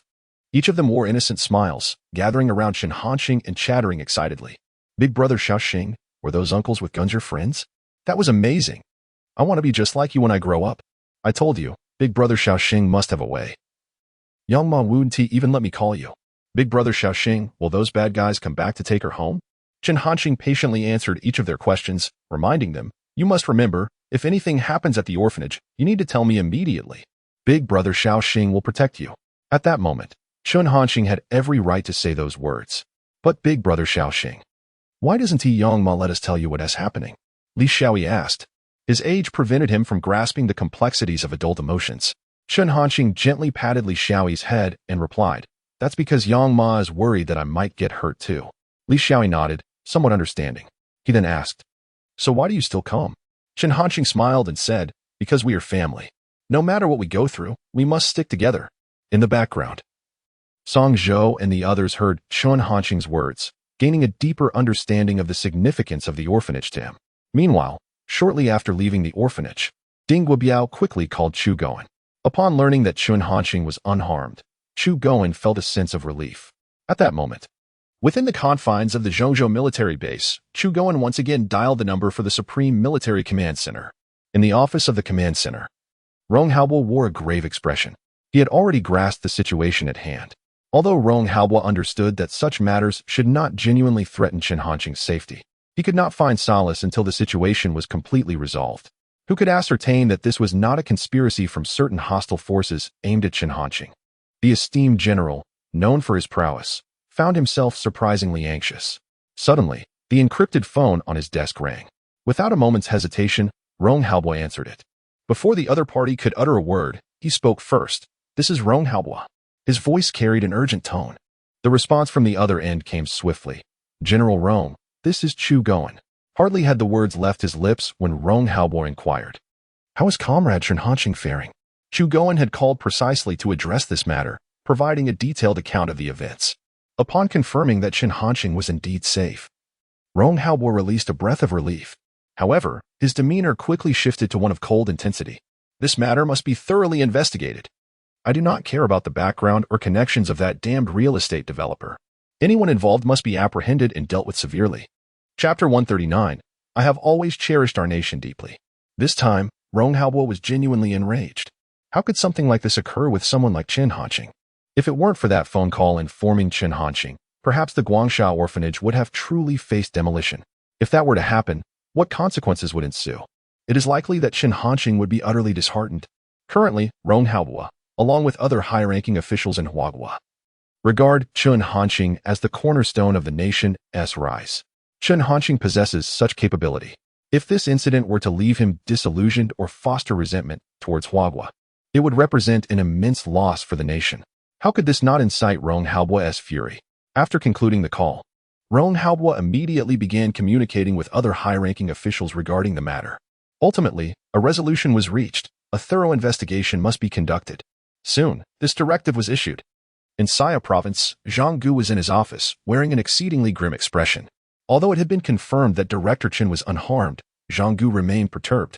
He understood that this matter could not simply conclude here. The apprehension of Pan Guang, and even that real estate developer, was merely the beginning. The real significant actions lay ahead. Just as Zhang Gu was contemplating, the telephone on his desk rang. Without any hesitation, he promptly answered. "Hello, this is Zhang Gu." A voice emerged from the other end. "Comrade Zhang Gu, I am." Dear readers, please understand, I cannot elaborate further. It could lead to complications. Upon realizing who was on the line, Zhang Gu's countenance abruptly changed. He truly did not expect to have stirred this individual. "Leader, what is your command?" Zhang Gu dared not show any negligence, speaking with utmost reverence. The voice on the other end remained calm. "Comrade Zhang Gu, you are aware of the situation regarding the Guangsha orphanage in Yangqing, correct?" The more tranquil the voice became, the more anxious Zhang Gu felt. Sweat beads began to uncontrollably form on his forehead. "Yes, leader, I am fully aware," Zhang Gu replied mechanically, refraining from saying anything further, even hesitating to express his stance for fear of misstepping. "This matter is of great importance. You in Sire province must thoroughly investigate the entire affair and provide a convincing and satisfactory answer to Director Chen." Upon hearing this, Zhang Gu promptly responded, "Yes, leader, I will certainly accomplish the task." Once the call finally ended, Zhang Gu let out a long sigh of relief. That brief conversation had placed immense pressure upon him. He felt as though he had traversed the precipice of a cliff, living in constant anxiety with every passing second. It seemed as if all his strength had been drained away. Yet, even so, he dared not rest for a moment. He promptly dialed the number for Yang City, emphasizing the gravity of the situation. It was foreseeable that this matter would undoubtedly stir a significant storm in Yang City, and even throughout the entire Sire province. At the Guangsha orphanage in Yang City, Director Yang soon prepared the meal. Throughout the dining experience, Director Yang incessantly chattered, praising Chen Hanqing's achievements and recounting amusing anecdotes from his childhood. The essence of his words was laden with pride. Eventually, Chen Hanqing, feeling quite exasperated, offered a few complaints. However, these had no effect on Director Yang, who continued unabated in his discourse. The 6 members of Songzhou listened attentively, striving to embody the role of the audience. They were also curious about Chen Hanqing's childhood. After all, what kind of upbringing could a prodigy like him have had? Yet, to their disappointment, his mischievous antics, catching fish and shrimp, seemed not vastly different from their own childhood experiences. Now, they pondered, why was there such a significant disparity in their current paths despite having shared the same youthful beginnings? Throughout the conversation, Director Yang's most frequent admonitions were directed towards Chen Hanqing. "You little rascal, though you've achieved some success, do not let it inflate your ego. You must continue your studies diligently. Assignments must not be neglected. You owe it to your country. Without its nurturing, you would not be where you are today. The nation places great importance on you now, and you must strive to achieve even greater accomplishments." Chen Hanqing felt a sense of helplessness. After all, he was already a university student. What assignments did he still have? Among Yang's repeated insistences, particularly the last statement, stirred a slight emotional response in Chen Hanqing. He feigned nonchalance and remarked, "Just a moment ago, the orphanage was nearly demolished, yet you're incessantly focused on the country. Truly, one forgets pain once the wounds have healed." To his surprise, upon uttering these words, Director Yang's expression shifted dramatically. She abruptly set down her chopsticks and fixed her gaze upon Chen Hanqing, remaining silent. Although Chen Hanqing often challenged her like a rebellious child, he still felt a twinge of apprehension when she was genuinely angered. This was entirely understandable in his heart. Director Yang had long assumed a maternal role, as did the other residents of the orphanage. Even Song Zhou and the others sensed the oppressive atmosphere, feeling somewhat guilty as if they had committed a wrongdoing awaiting punishment. Chen Hanqing hastily attempted to mitigate the situation. Old Yang, I was merely speaking casually. Why so serious? As he spoke, he reached for more food, but before he could act, Director Yang interjected, Put down your chopsticks. Her tone was not loud, yet it was imbued with an icy intensity that was palpable. Amidst the swirling emotions of anger, Chen Hanqing found himself in a state of resignation. Compelled to set down his chopsticks, Director Yang, having shed any hesitation, spoke directly, Chen Hanqing, has your mind become muddled during your studies? What nonsensical remarks were those you just uttered? Have you forgotten how I have taught you? Chen Hanqing remained silent, his lips sealed. Undeterred, Director Yang continued. I, too, harbor a deep disdain for those who would dismantle orphanages. I am acutely aware that their audacity is likely backed by powerful allies. But what of it? Our nation is vast, and it is inevitable that a few pests will emerge. When we encounter such pests, we must eradicate them, rather than deeming the entire tree unworthy. Our country has consistently endeavored to address this issue. One cannot overlook the many positive aspects simply because of a singular wrongdoing. Were it not for our mighty nation today, we might still be subjected to oppression, hunger, and cold. Chen Hanqing, cultivate a heart of gratitude. My affection for our country runs deep, even amidst its current challenges. I hope you share this sentiment. Chapter 140. The unavoidability of arms manufacturing reputation. Director Yang spoke these words with utmost seriousness. The crowd present was left in a state of astonishment. Song Zhou and the others felt their respect for Director Yang elevate to unprecedented heights. They never anticipated that this seemingly ordinary middle-aged woman could possess such profound awareness, especially after recently experiencing the near demolition of the orphanage. It was all the more admirable that Director Yang could maintain such perspective. Chen Hanqing was not surprised. Director Yang had always instilled such values in him, which is precisely why he was willing to entrust the Mechs and 2nm lithography machines to Rong Haobua and his team. Earlier, Chen Hanqing had harbored some resentment, but it had now completely dissipated. He nodded, affirming, All right, I understand. Director Yang refrained from elaborating further. Just as Chen Hanqing was about to resume his meal, Director Yang suddenly inquired, You rascal, what is the current status between you and Officer Zhang? At this moment, her eyes sparkled with a keen light. Chen Hanqing, Song Zhou? Others? Upon hearing these words and witnessing Director Yang's expression, the crowd felt utterly astonished. Just moments ago, they had been discussing national righteousness, stirring the hearts of all present. How had the conversation so abruptly shifted to this topic? Wasn't this transition rather swift? Chen Hanqing felt quite helpless. However, he quickly regained his composure, knowing that he could not escape this predicament. Old Yang, I assure you, there is truly nothing between me and Officer Zhang. She is merely carrying out orders to oversee operations at the toy factory. Please refrain from saying such things in the future. If word gets out, it could tarnish Officer Zhang's reputation.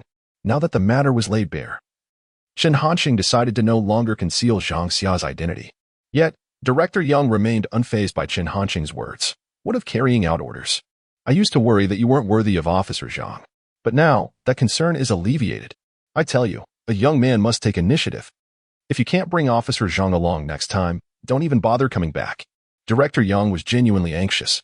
Chen Hanqing found himself at a loss for words. What kind of situation was this?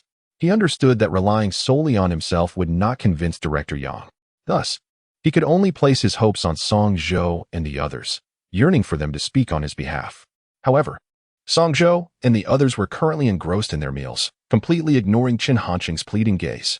At this point, Director Yang faced no obstacles whatsoever.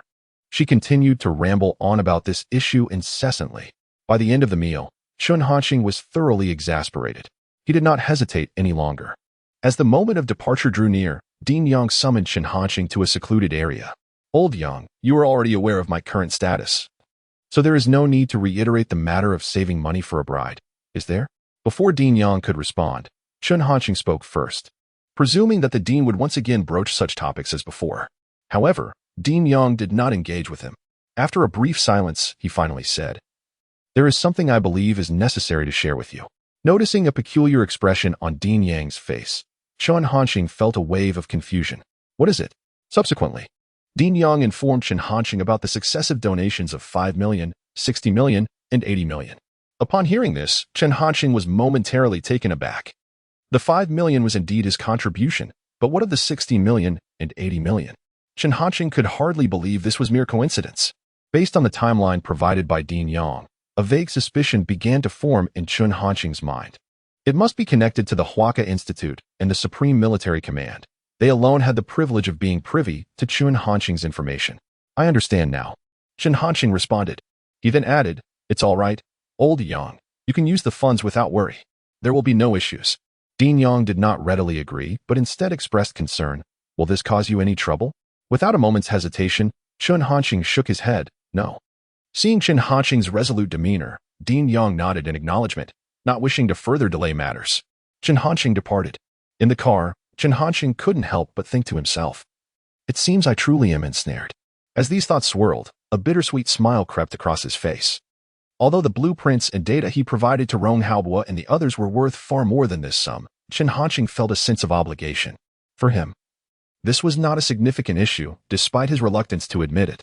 In truth, he had long since tacitly accepted his binding with the Huaca Institute and the Supreme Military Command, no longer dwelling on the matter. Chen Hanqing opened his phone and launched Douyin. During this period, he had not engaged in live streaming, and many netizens were growing restless.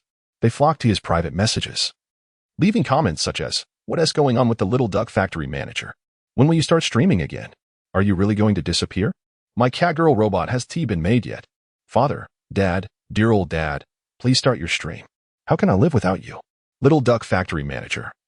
You must check this out. Last night, the Bald Eagle issued a statement about a significant event, and it seems to be related to you. The final message was accompanied by a link. Intrigued, Chen Hanqing clicked on it. After some time had passed, and under the deliberate indulgence of Huaghua, the white elephant incident had thoroughly spread across the internet. The international statement issued by the Bald Eagle had, naturally, garnered considerable attention.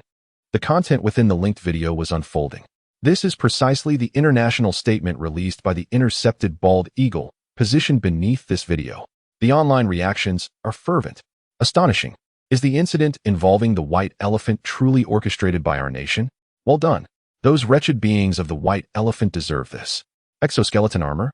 Terrifying drones? When did our nation's technology advance to such heights? Surely, you must have noticed that this drone resembles the one tested by the Little Duck Factory head during a live broadcast. Incredible. It appears to be true. If I recall correctly, the drone demonstrated by the Little Duck Factory head was an agricultural drone, wasn't it? This performance, is that of an agricultural drone? The Little Duck Factory head is impressive. Observing these comments, Chen Hanqing is momentarily at a loss for words. He never anticipated such a monumental event would transpire yesterday. Yet, this is not the crux of the matter. The key lies in that drone. Others may only harbor doubts, but Chen Hanqing is acutely aware. That drone undoubtedly originated from his own hands. It's over. There is no escaping the reputation of arms manufacturing now. Chapter 141. Underwater Robot Testing. 80 knots. Returning to the Little Duck Toy Factory, Chen Hanqing wasted no time and promptly entered the super laboratory to commence the development of the advanced air defense system. At the highest military command post of Huaghua, General Rong, after numerous training sessions, now found the testers adept at maneuvering the underwater robot, signaling that formal testing could commence. In the office, Rong Haobo held the phone, listening intently. On the other end was Chao Jing, reporting from Huaghua's premier naval base. Without hesitation, Rong Haobo instructed, Initiate the testing. Report back to me immediately upon obtaining results. Chao Jing affirmed, understood, General Rong, and promptly ended the call. The underwater robot had originally been dispatched to the naval base the previous day. However, due to the need for familiarization with its operations and the incident involving the white elephant, the testing had been postponed until now. After placing the phone down, Rong Haobo's eyes glimmered with anticipation, wondering what surprises Chen Hanqing would unveil this time. At Huaghua's first naval base, Chao Jing had already arranged the testing procedures. Following the directive, the testing was about to commence. Given that the underwater robot was designed for operations beneath the waves, they had selected a deeper area in the Pacific Ocean for the endeavor. Soon, Chao Jing and the senior officials of the naval base convened in the conference room. Maintaining a solemn atmosphere, he pondered, Would Director Chen prove disappointing? Although his expression remained impassive, a sense of unease lingered within. The underwater robot created by Chen Hanqing was quite different from his expectations. After all, which underwater robot resembled a large crab? Nevertheless, owing to the reputation Chen had cultivated over time, Chao Jing remained hopeful. As he contemplated, a voice crackled through the communicator. Report, sir. The underwater robot is fully prepared. We may commence testing. Please advise. Chao Jing's thoughts were abruptly drawn back to the moment. With a sharp gaze, he commanded, commence testing immediately. Yes, came the response from the person in charge, who relayed the order to the testers. While there were shallower waters near Huagua, they were inadequate for testing the robot's maximum diving depth. The tester, equipped with a seemingly rudimentary control device, stood aboard a vessel. Beside him lay the crab-like underwater robot. Upon receiving the command, the tester began to operate the device. The instant the robot entered the water, a dense curtain of bubbles erupted at the surface, causing the tester to feel a twinge of concern. He hoped this contraption would not be rendered inoperable on its first outing. The tester remained oblivious to the unique qualities of the underwater robot, unaware that it was crafted by the renowned Director Duck. Yet, there was an undeniable impression that this underwater robot exuded a sense of unorthodoxy. At the center of the control apparatus lay an electronic display, capable of projecting imagery captured by the robot's camera. Furthermore, should the underwater robot encounter any malfunctions, the display would promptly indicate an error.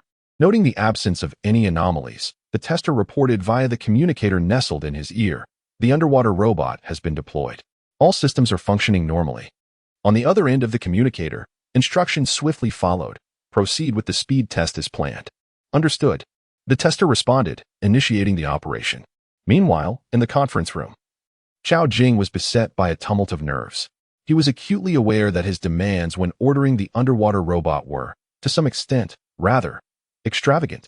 Presently, the underwater robots available in the world primarily engaged in tasks such as underwater fishing, repairs, search and rescue, and exploration, where speed was not of paramount importance. His insistence on those requirements stemmed not only from a desire for the robot to serve as a functional tool but also from an aspiration to transform it into a strategic weapon, akin to a drone. However, he harbored no absolute confidence in the feasibility of such ambitions. Even with the esteemed Chen Hanqing as the creator, his apprehensions lingered. On the opposite side, under the tester's command, the underwater robot began to accelerate. In contrast to the equipment of the Army and Air Force, the Navy measures speed in knots, where 1 knot equates to approximately 185 kilometers per hour. With the propulsion of the thrusters behind it, the speed began to ascend rapidly. 10 knots, 20 knots, 30 knots, 40 knots. At this moment, the tester was already taken aback. From the moment the underwater robot initiated its acceleration until now, merely a few breaths had elapsed, yet it had achieved such remarkable velocity. 40 knots corresponded to a staggering 74 kilometers per hour. Although this speed may not be particularly impressive among Army or Air Force equipment, considering that naval vessels are predominantly of considerable tonnage and face substantial water resistance, this velocity was indeed commendable. In today's world, the fastest warships barely reach 47 knots, highlighting the exceptional nature of this underwater robot. Moreover, it continued to accelerate. Calling headquarters. Calling headquarters. The underwater robot has reached a speed of 40 knots. All remain stable. Still accelerating. Still accelerating. The tester could not contain his excitement in relaying the report. This news swiftly reached Chao Jing and his colleagues. The expression on Chao Jing's face transformed into one of exhilaration. Initially, he had hoped that the underwater robot would achieve such speed, deeming it sufficient. Indeed, Director Chen had never been one to disappoint. Chao Jing could not help but marvel, although this was merely the aspect of speed. Yet this instilled great confidence in Chao Jing, alleviating much of his inner apprehension. It was not solely him. The others present shared similar sentiments. How remarkable that they had reached 40 knots so swiftly. If the other functionalities could also stabilize, this underwater robot would undoubtedly become a formidable asset for our nation's Navy. 40 knots is certainly not the upper limit of this underwater apparatus. Based on my understanding of Director Chen, with his capabilities, it is inconceivable that he would stop here. I surmise that the speed of the underwater robot could potentially be doubled, reaching 80 knots. As these words were spoken, the previously bustling venue fell into an immediate hush. Everyone turned to the source of the voice. The speaker, named Luonan, was indeed a high-ranking official from our nation's foremost naval base. Meeting the gaze of the assembly, Luonan was well aware of their implications. However, he remained unfazed and reiterated emphatically, "Do not doubt. Director Chin will undoubtedly achieve this." Chapter 142, Accelerate, Continue to Accelerate. 80 knots?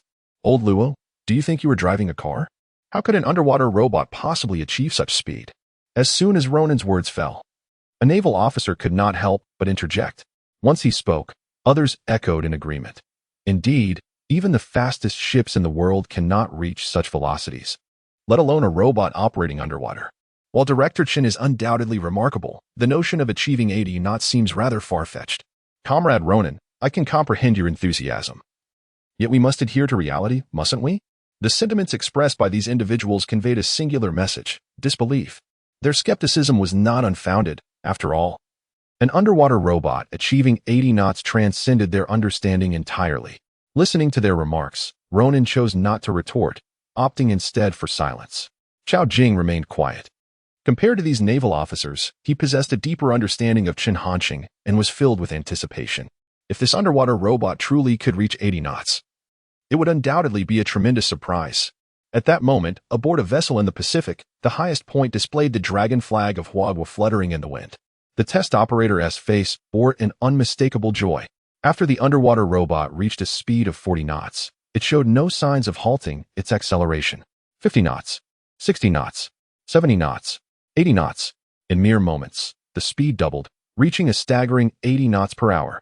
This velocity, with the underwater robot strategically positioned in the shipping lane, could effortlessly match any warship for targeted operations, such as self-destruction.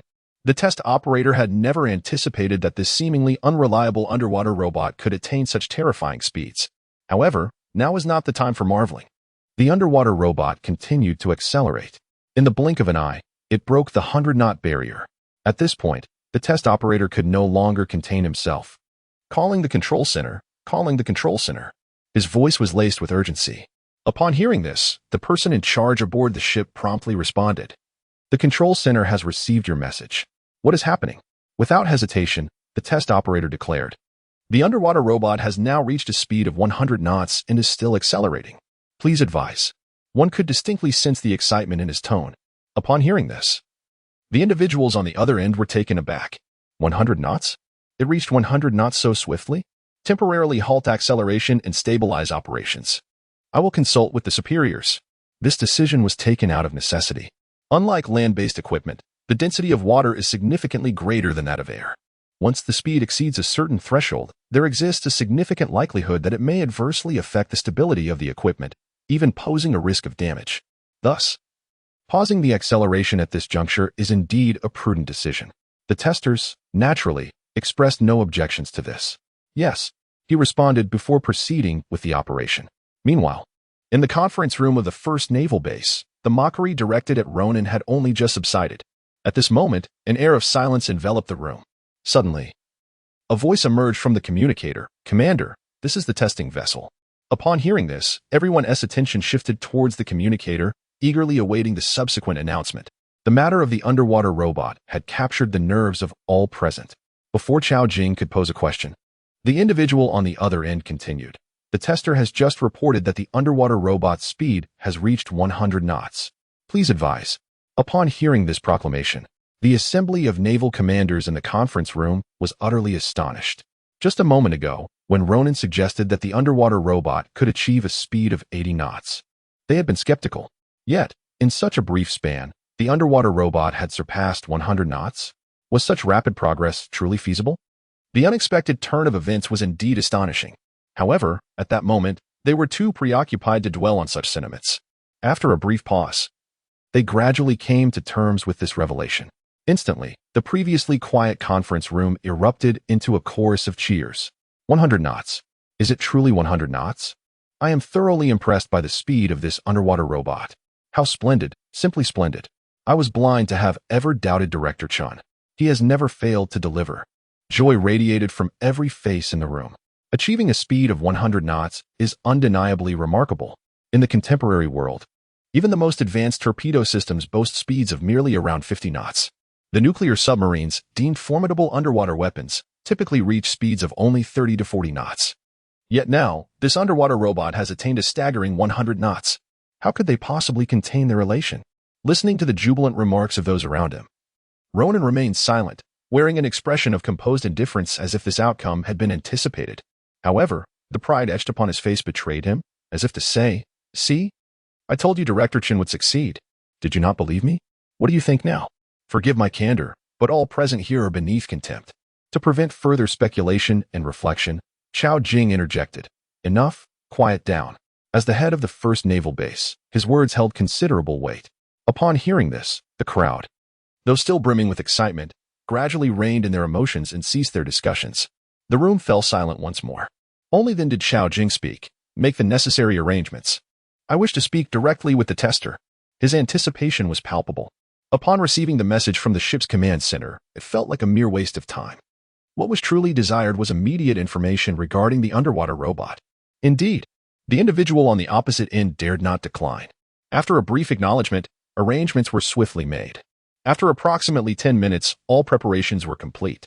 Chao Jing pressed the communicator and spoke in a grave tone. "This is the first naval headquarters. I am Chao Jing. Please respond upon hearing this." On the other side, upon hearing this voice, the tester's pupils widened in astonishment. Chao Jing? The head of the naval base in Huagua. How could he not be recognized? Yet, it was unexpected that he would directly communicate with him. The tester had no time for further contemplation and hurriedly replied, "Underwater robot tester Wang Shuang reporting. Greetings, sir." On the other end, Chao Jing's voice resonated once more, acknowledged. "Report on the current status of the underwater robot." The tester replied promptly, "Report, sir. The underwater robot is still traveling at a speed of 100 knots. Everything is functioning normally, with no anomalies detected. Please provide instructions, sir." This time, Chao Jing paused in silence for a moment before continuing. "Continue to accelerate." Chapter 143, Commencement of Depth Testing. As this statement was uttered, although Chao Jing's voice was not particularly loud, it resonated with an irresistible conviction. Upon hearing his words, the testers were immediately attuned to Chao Jing's fervor and promptly replied, "Understood." Subsequently, they commenced their operations. The underwater robot, which had been navigating at a speed of 100 knots, began to accelerate once more. 102, 104, 106, 108. Throughout this process, the testers maintained constant communication with the first naval base of Huagua, relaying the status of the underwater robot in real time to the conference room. At that moment, Chao Jing and his colleagues held their breath in anticipation. The astonishment in their eyes deepened. The speed had reached 180 knots. This was a velocity they had scarcely dared to imagine. Uncertainty enveloped everyone. They could hardly speculate on the ultimate speed of the underwater robot. 200 knots? 300 knots? Or perhaps even higher. While they engaged in this cerebral whirlwind, the underwater robot's speed continued to ascend. 200, 202, 204, 206, 208. In the blink of an eye, the speed surged from 180 to 280 knots, inducing an almost surreal sensation among the onlookers. Silence enveloped the room. Only the overwhelming emotion surged within them like a tidal wave, resonating deep in their hearts. Their chests felt as if their hearts were beating like drums, pounding fervently. Their breaths grew rapid, and the atmosphere in the conference room thickened with tension. At that precise moment, the tester's voice crackled through the communicator, reporting to the leader, "The underwater robot has now reached a speed of 300 knots. It has attained its maximum velocity. Please advise." As he delivered this news, tester Wang Shuang's voice quivered with excitement, punctuated by several pauses before he managed to finish his statement. He was the most immediate witness to the underwater robot's performance, and his astonishment surpassed even that of Chao Jing and the others. Moreover, the tester felt an immense sense of pride. To witness the emergence of such an underwater marvel and to conduct the test personally was an opportunity coveted by all. Chao Jing took a deep breath. Striving to temper his emotions, he endeavored to maintain composure and spoke, "Sustain maximum speed. Test for stability. Proceed to deeper waters. Should any anomalies arise, immediately reduce speed. It is imperative to ensure that this underwater robot encounters no unforeseen incidents." Chao Jing solemnly conveyed his instructions, deliberately emphasizing the final statement. Given the remarkable speed demonstrated by the underwater robot, even if it were lacking in other aspects, it would still be deemed a treasure. Should any mishap occur, Chao Jing would undoubtedly feel a profound sense of loss. As for advancing into deeper waters, it is to prepare for the upcoming deep-sea diving tests. Indeed, the tester responded through the communicator. In the conference room of the first naval base of Huagua, including Ronan, a group of naval generals could no longer contain their excitement.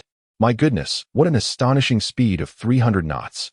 I am utterly convinced. From this day forth, Director Chun shall be my idol. Even if he claims he can construct a starship, I would believe him. This is truly remarkable. With the advent of this underwater robot, the naval strength of Huagua is bound to experience a significant enhancement. Comrade Chun Hanxing is indeed a blessing for our nation. The overwhelming emotions continued to intensify.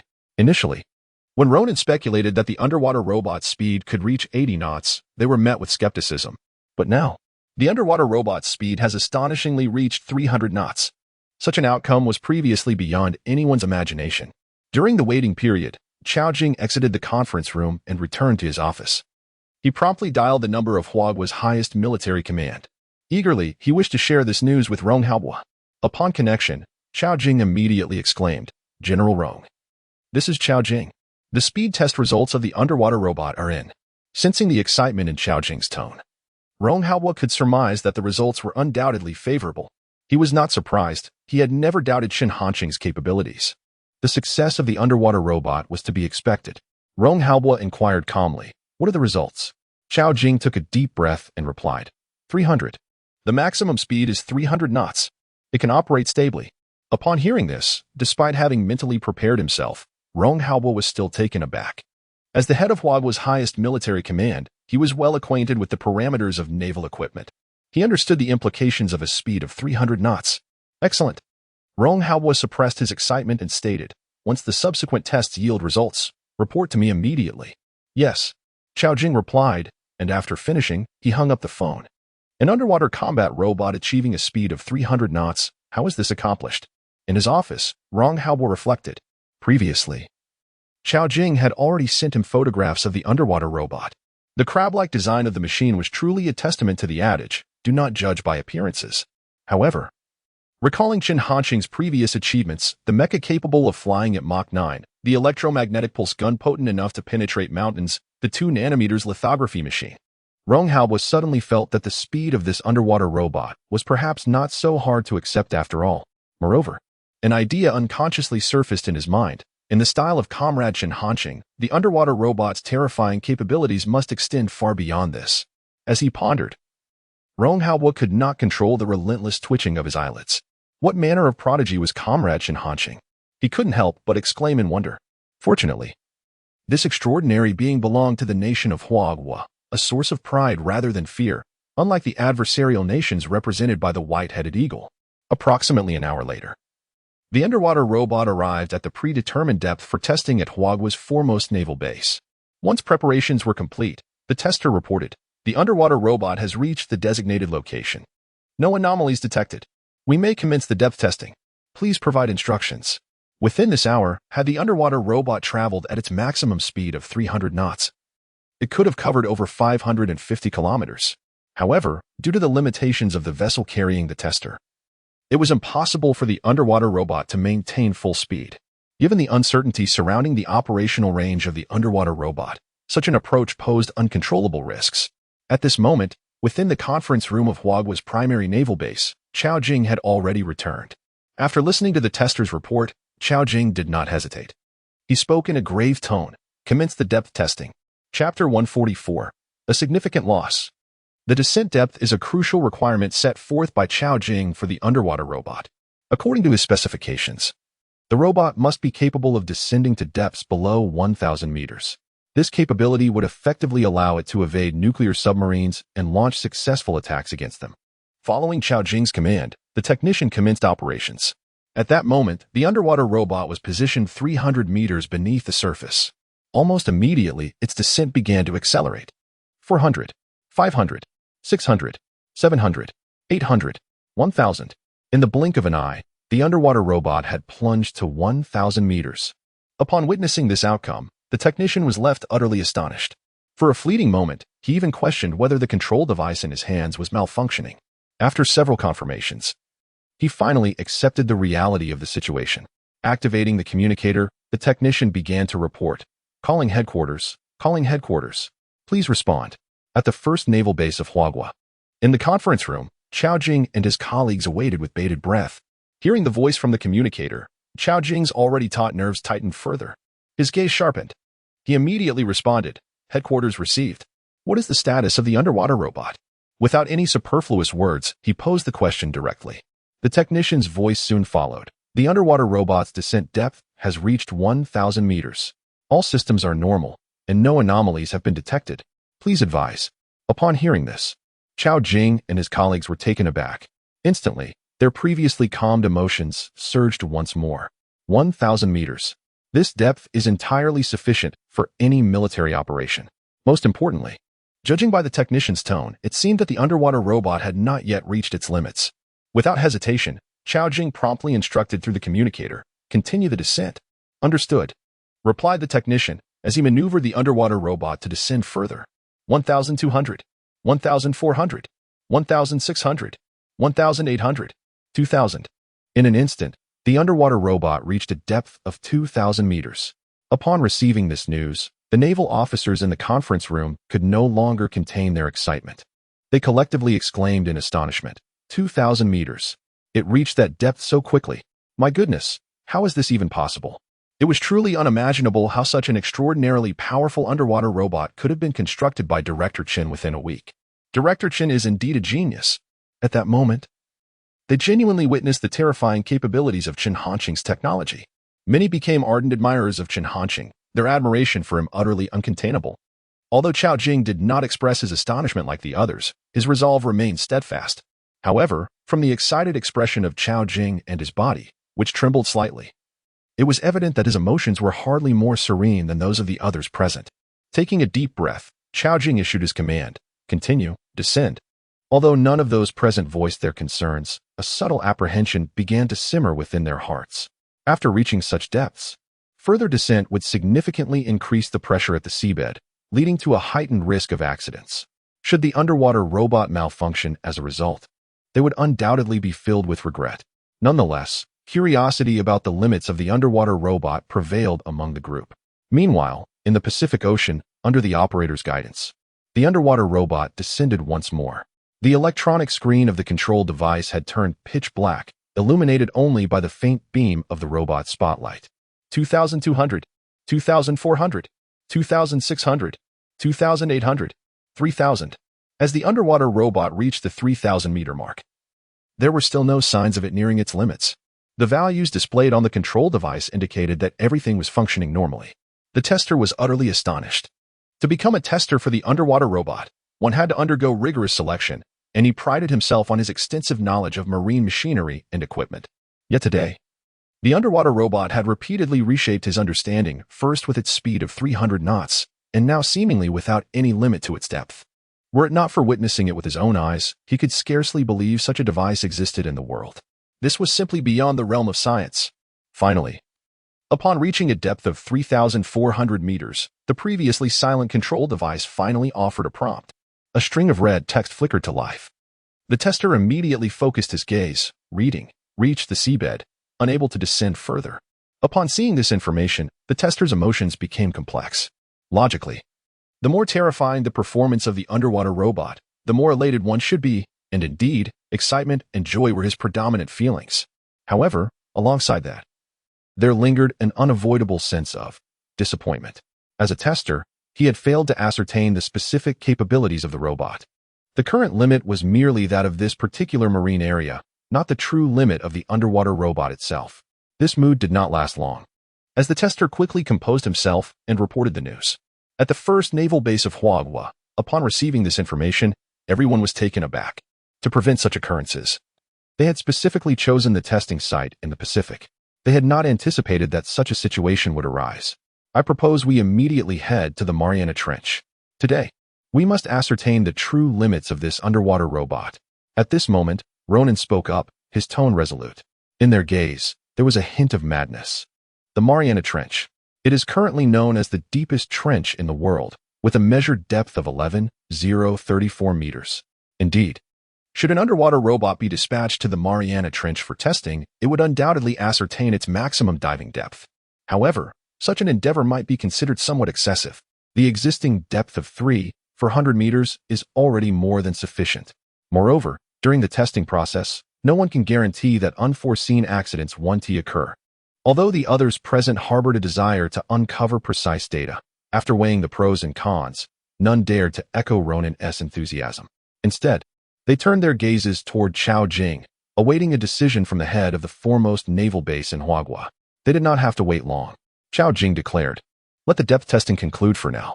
Upon hearing this, a collective sigh of relief swept through the room. Even Ronan, despite his reluctance, had to accept this reality. The subsequent tests would not continue in the Pacific, but rather return to the Yellow Sea of Huagua, where various other assessments were conducted. Welding, searching, rescuing, and repairing vessels. The underwater robot executed every task with flawless precision. Each performance left Chao Jing and the others in awe. Among its remarkable features, the robot's stealth capability stood out. It was unclear what technology Qin Hanqing employed, but even the most advanced radar systems in Huagua failed to detect the presence of this underwater marvel. It felt akin to a shadowy assassin, completely submerged in darkness, poised to strike a fatal blow to the adversary. In the conference room, amidst the joy, Chao Jing also felt a twinge of regret. General Rong's terms seemed rather insufficient, a considerable loss indeed. Chapter 145, really? What on earth? Chao Jing intended to discuss this matter thoroughly when he reported back to Ronghaobua. The testing of the underwater robot was far from over. Next, they needed to conduct cruise and control range tests, which were of paramount importance. Both tests would also take place in the Yellow Sea. Everyone believed that achieving a combat range of 100 kilometers for the underwater robot would be quite satisfactory, especially since it lacked satellite connectivity. Relying solely on signal strength meant it could not possess an extensive operational range. Instead, endurance warranted greater attention. They had yet to commence directly. Nearly 5 hours had elapsed since the testing began, and during this time, everyone remained in a state of heightened tension, particularly the testers. This was undeniably a high-intensity endeavor.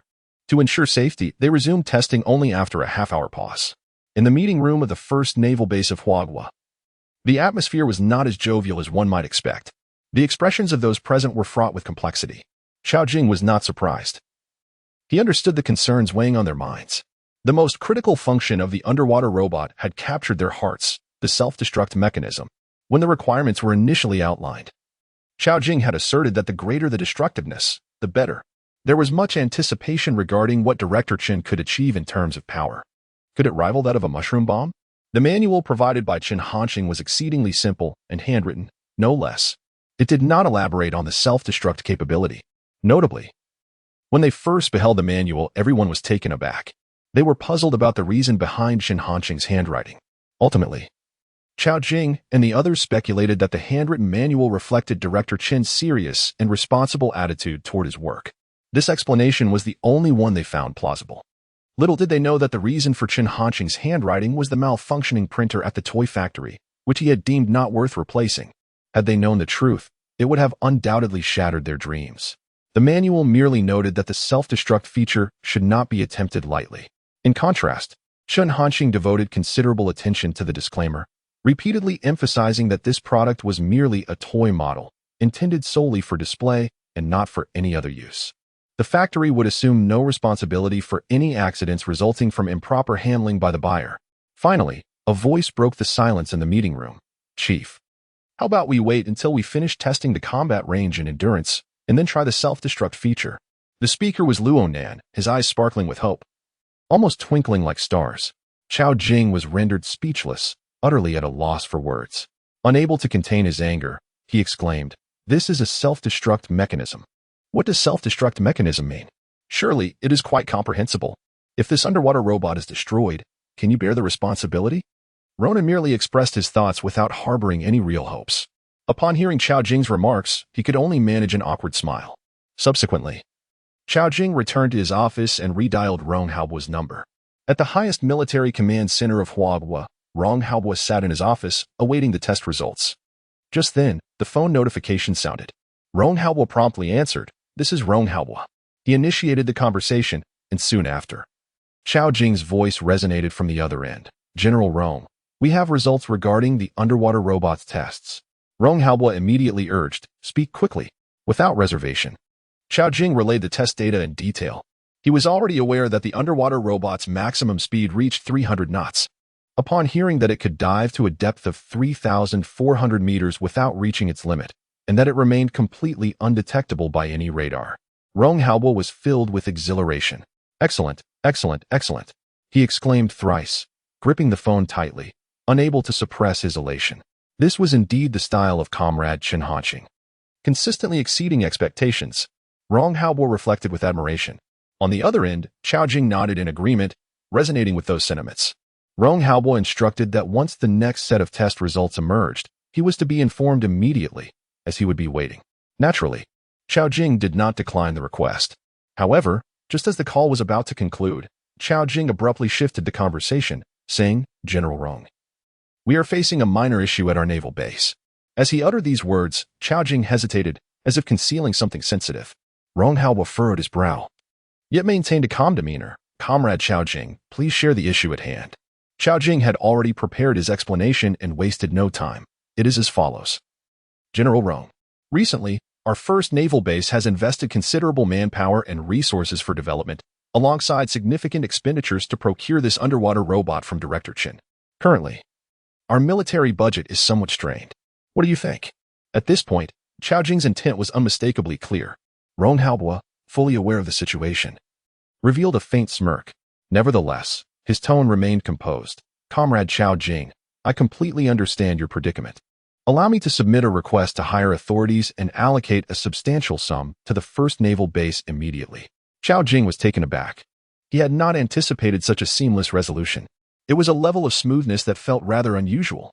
Chao Jing was not overwhelmed by the sudden surprise. He continued, "General Rong, we also have our difficulties. You are aware that." However, before Chao Jing could finish, Rong Haobo interrupted him, exclaiming, "Comrade Chao Jing, I completely understand. If the current arrangement is insufficient, then let us augment it substantially each year based on our original agreement." Paying close attention to the tone in which Rong Haobo spoke, Chao Jing felt no hint of inconsistency. He pondered, could it be that General Rong has truly undergone a transformation? But he quickly dismissed this thought. Who was Rong Haobo? His reputation for instilling fear in his adversaries was not merely due to rhetoric. This general was not only ruthless towards his enemies but equally so towards his own. It must be that the performance of the underwater robot exceeded General Rong's expectations, leading him to make such a decision in a moment of elation. Chao Jing reassured himself, despite the lurking suspicion that something might be amiss. Nevertheless, he was unwilling to let this opportunity slip away. Thus, he tentatively inquired, "General Rong, is what you said truly the case?"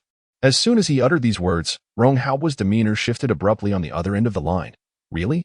What nonsense is that?" Chapter 146, Could an accident truly occur? Upon hearing these words, Chao Jing was left utterly stunned. Is this a joke? Rong Haobo, still feeling aggrieved, continued, "This underwater robot is the result of Comrade Chen Hanqing's efforts. You are merely an intermediary at best. I have loathed unscrupulous intermediaries my entire life. Do you truly dare to ask for more? Your audacity is remarkable. Are you not afraid of overreaching yourself? Do you think I have grown too old to handle you youngsters?" Rong Haobo's furious tirade was genuine. He was genuinely incensed. What audacity to negotiate terms with him. His stance remained unchanged. This concession was absolutely unacceptable. Otherwise, the consequences could spiral out of control.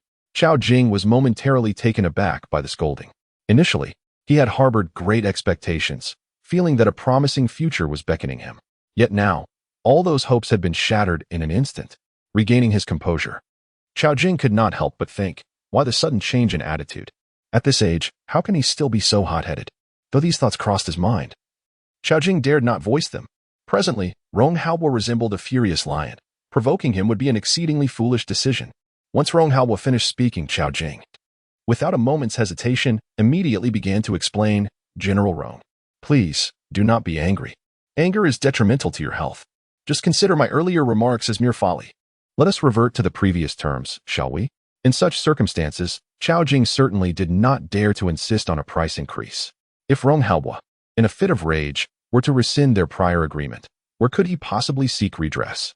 Even if Rong Haobo indeed took such drastic measures, Chao Jing would be powerless. Rong Haobo scoffed and, without uttering another word, abruptly hung up the phone. At the premier naval base of Huagua, Chao Jing listened to the incessant beeping on the line, his expression inscrutable. After a brief moment, he finally set the phone down, unable to suppress his exclamation. What is the meaning of this? I never anticipated that I would almost suffer a loss instead. Soon, half an hour passed, and the test regarding the underwater robot's operational range and endurance was about to commence.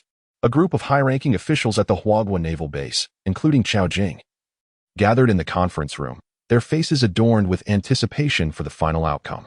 Meanwhile, on the other side, the testers had readied themselves. Upon receiving orders, they wasted no time and immediately began their operations. They too were filled with curiosity about whether this underwater robot could achieve something astonishing.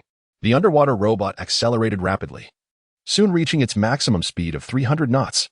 It began to navigate steadily at a depth of 300 meters. The tester, with a serious expression, focused intently on the controls, not daring to relax for a moment. They were on high alert for any anomalies. 15 minutes later, according to the control display, the underwater robot had successfully traversed 130 kilometers without any irregularities. This distance was remarkable. For the underwater robot, the results have proven to be exceedingly satisfactory.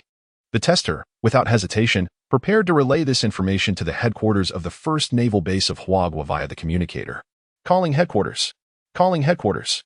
In the conference room of the 1st Naval Base, upon hearing the voice from the communicator, Chao Jing promptly responded, "Headquarters acknowledges. Please proceed." He had been eagerly awaiting news. And based on the elapsed time, he could roughly infer the navigation distance of the underwater robot.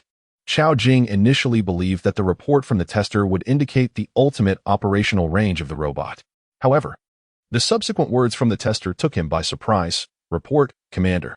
The underwater robot has currently navigated 130 kilometers and remains operationally stable, showing no signs of exceeding its control range. Chao Jing was astonished. 130 kilometers. This exceeded his expectations, as he had not anticipated that the underwater robot would still be functioning stably. After a moment of contemplation, he regained his composure and responded with delight, "Continue the navigations.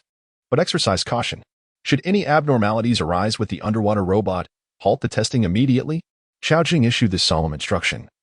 For the significance of the underwater robot in its current state was paramount. Should any unforeseen incidents occur during testing, Rong Haobo would undoubtedly hold them accountable, especially after the recent communication. Understood, the tester replied, concluding the call. The expressions of those present mirrored Chao Jing's sentiments. I predict that the maximum operational range of this underwater robot could reach 200 kilometers. Every function is indeed remarkable, with no discernible flaws. Chao Jing remarked with admiration. The others nodded in agreement, fully endorsing his assertion. At this point, they were beginning to feel restless, eagerly anticipating the imminent final results. According to Chao Jing, with a distance of 130 kilometers and a target of 200 kilometers, only 70 kilometers remained.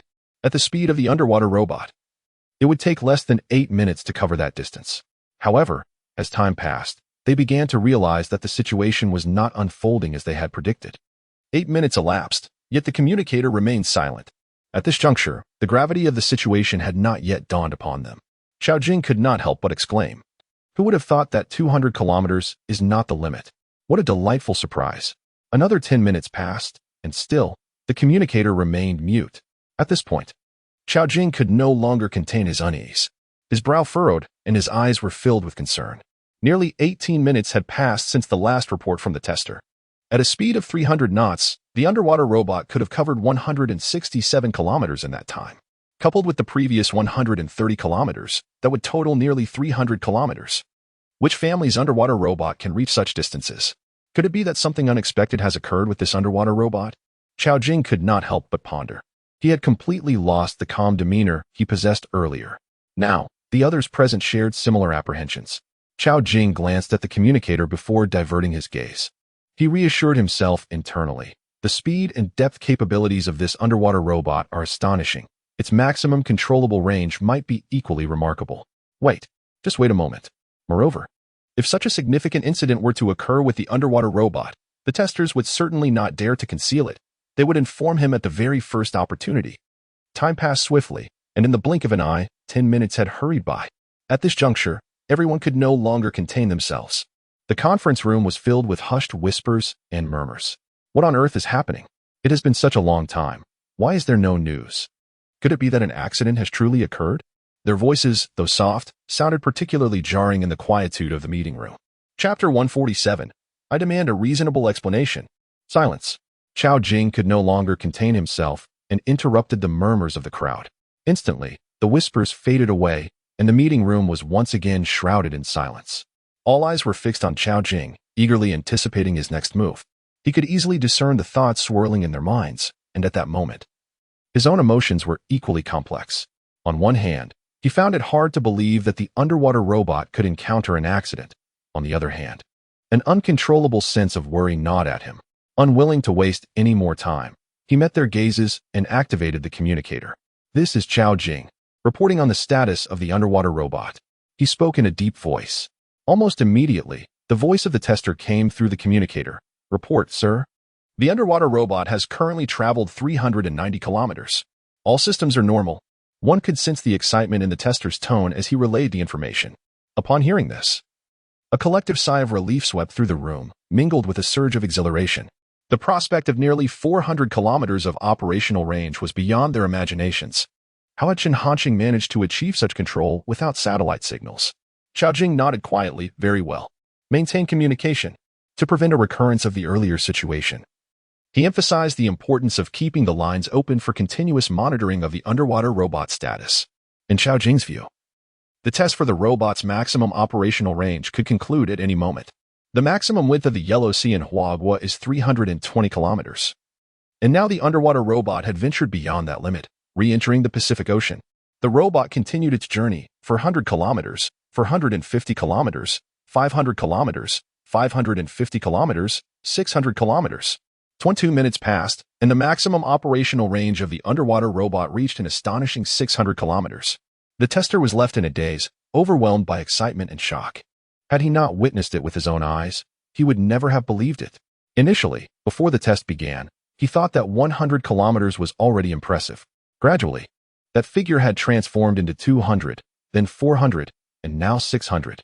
Each prediction he had made was consistently surpassed. And now he found it hard to fathom the possibilities. The expressions of Chao Jing and the others in the meeting room mirrored his astonishment, their minds racing to comprehend the situation surrounding the underwater robot. Suddenly, Chao Jing's gaze sharpened as a thought struck him. He inquired, "Tester, how much energy remains in the underwater robot?" His voice shattered the silence in the meeting room, bringing everyone back to their senses. Energy, or endurance, was equally paramount. They could hardly imagine what kind of technology Chen Hanqing had employed. It is truly remarkable that this underwater robot has been operational for such an extended duration. Over an hour has elapsed since its inception. One might assume that its resources are nearly depleted. Throughout this period, both the testers and the observers have expressed concern regarding its maximum operational range. No one anticipated that, at the robot's current velocity, there would be an issue with energy depletion before determining its maximum operational range. However, the time has come for such considerations. There are even apprehensions regarding whether this underwater robot will successfully return home. After Chao Jing's remarks, the tester did not respond immediately. After a brief silence, a voice emerged from the communicator, reporting, "Sir, currently, the remaining power is." At this point, the tester paused, seemingly reconfirming. 95%. The tester's voice trembled with intensity. This announcement reverberated like thunder in the ears of all present. Their pupils dilated in shock, and some found it hard to believe their own ears. After an hour of operation and a journey of 600 kilometers, it astonishingly still retains 95% of its energy? Calculating this way, the underwater robot's maximum endurance could extend to 20 hours? If not constrained by operational limits, it could traverse over 11,000 kilometers. This could even reach the west coast of the Bald Eagle. With this thought, everyone's hearts raced uncontrollably. Though they recognized the impracticality of such an idea, they could not suppress their anticipation. What if? Silence fell over the conference room. After a moment, they finally regained their composure. They could no longer contain their excitement. They erupted in exclamations. "No way. Is this real? It feels like a dream. Do you think this underwater robot could actually reach the Bald Eagle?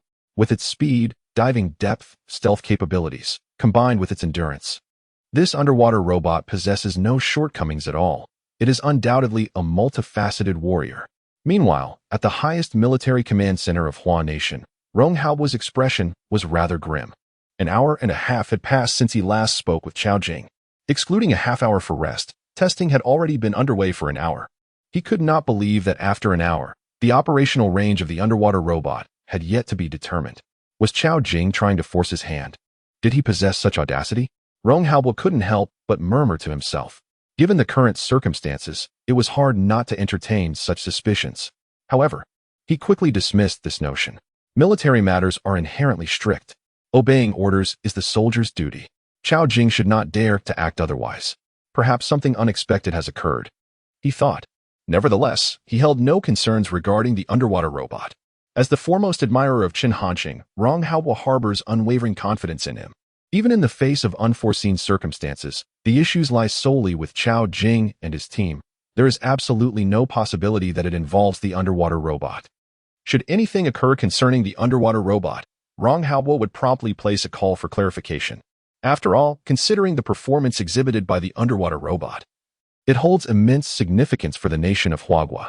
However, any troubles befalling Chao Jing and his team bear no relevance to Rong Haobo. Moreover, the current testing site is the Yellow Sea, Huagua's Yellow Sea, where no major incidents are anticipated. Such were Rong Haobo's thoughts as an hour passed. Now, his countenance had darkened to an extreme, and his eyes flickered with fury. He resolved to await no longer. Grasping the encrypted phone on the table, he dialed. At that moment, Chao Jing was in a conference room, and the call was answered by Chao Jing's secretary. Upon recognizing it was Rong Haobo, the secretary responded with the utmost respect, stating, "General Rong, please hold for a moment. Chief Chao is currently in a meeting. I will notify him immediately." After receiving Rong Haobo's consent, the secretary hurried to the conference room to relay the message to Chao Jing. Chao Jing promptly returned to his office and picked up the phone. "General Rong, he began, his tone charged with excitement. He intended to share news regarding the underwater robot without delay, but before he could finish, Rong Haobo interrupted him. In a voice laced with coldness, Rong Haobo demanded, "Chief Chao, why has there been no news for such an extended period? You had better provide me with a reasonable explanation. Otherwise, you shall face dire consequences." Chapter 148. Rong Haobo, are you out of your mind? Upon hearing these words, a chill ran down Chao Jing's spine, particularly at the mention of Chief Chao, which sent shivers through him. He could sense the suppressed fury radiating from Rong Haobo. Without wasting any time, he steadied himself and promptly replied, "General Rong, the situation is not as you perceive. The maximum controllable distance and endurance of the underwater robot." At this juncture, Chao Jing hesitated briefly, inhaling deeply before continuing. "The results have yet to be determined." Yet to be determined? Rong Haobo echoed Chao Jing's words, his tone laced with incredulity. It had already been 2 hours since the testing of these two crucial functions had commenced. While he could somewhat accept that the endurance results were still pending, the maximum controllable distance should have been established by now. This confusion remained unvoiced, but Rong Haobo's frown deepened. Chao Jing surmised Rong Haobo's thoughts and further elucidated, "General Rong, based on our current assessments, we have a tentative estimate regarding the endurance, which should be around 20 hours. However, as for the maximum controllable distance, the underwater robot is still in operation." Rong Haobo was instantly taken aback. Endurance time of 20 hours? The latter statement, that the underwater robot was still in operation, sent a jolt through him. This implied that, based on the current knowledge, the controllable range of the underwater robot was at least over 100 kilometers. In an instant, a myriad of thoughts surged through Rong Haobo's mind, yet ultimately they all fell silent. At that moment, he found himself speechless, rooted to the spot, desperately trying to assimilate this information. At the first naval base of Huagua, sensing the silence from across the distance, Chao Jing felt as if he could perceive Rong Haobo's expression. His initial apprehension dissipated, replaced by a hint of smugness. He was not surprised by Rong Haobo's reaction. It was entirely reasonable to be unsettled by such extraordinary endurance and controllable distance. Then, a flicker of thought crossed Chao Jing's mind, compelling him to consider whether he should discuss the price increase with General Rong. Perhaps now he might acquiesce? After all, with the endorsement of these two data points regarding endurance, the terrifying capabilities of the underwater robot had escalated significantly. It was no longer comparable to before. However, ultimately, Chao Jing dismissed this notion, deeming it too perilous. Should he provoke Rong Haobo further, it could lead to dire consequences. At the Supreme Military Command Center of Huagua, after a prolonged silence, Rong Haobo finally regained his composure. He exclaimed, "How on earth is this achievable?" With the knowledge at his disposal, he found it utterly incomprehensible. On the other end of the line, Chao Jing remained silent. Regarding matters of technology, his expertise fell short of that of Rong Haobo. Rong Haobo had not anticipated receiving answers from Chao Jing. He then stated, "Should any new developments arise, contact me immediately." He emphasized the last sentence to convey his urgency. "Yes," came Chao Jing's serious voice from the phone. After ending the call, Rong Haobo pondered for a moment and ultimately decided to share this news with Nyozwa. After all, it was undeniable that the knowledge held by the president of the Huaca Institute far surpassed that of their military ranks. The uncertainties within him might find resolution through Nyozwa. Having made this decision, Rong Haobo wasted no time and promptly dialed the Huaca Institute's number. It was nearly 8 in the evening, and Nyozwa was still in his office. Earlier that day, the blueprints and core data of the 2nm lithography machine had been sent to the capital. Originally, the address provided by Chen Hanqing was the highest military command center in Huagua. Rong Haobo understood the significance of the lithography machine to Huagua. Handing it over to the Huaca Institute for research was undoubtedly the wisest choice.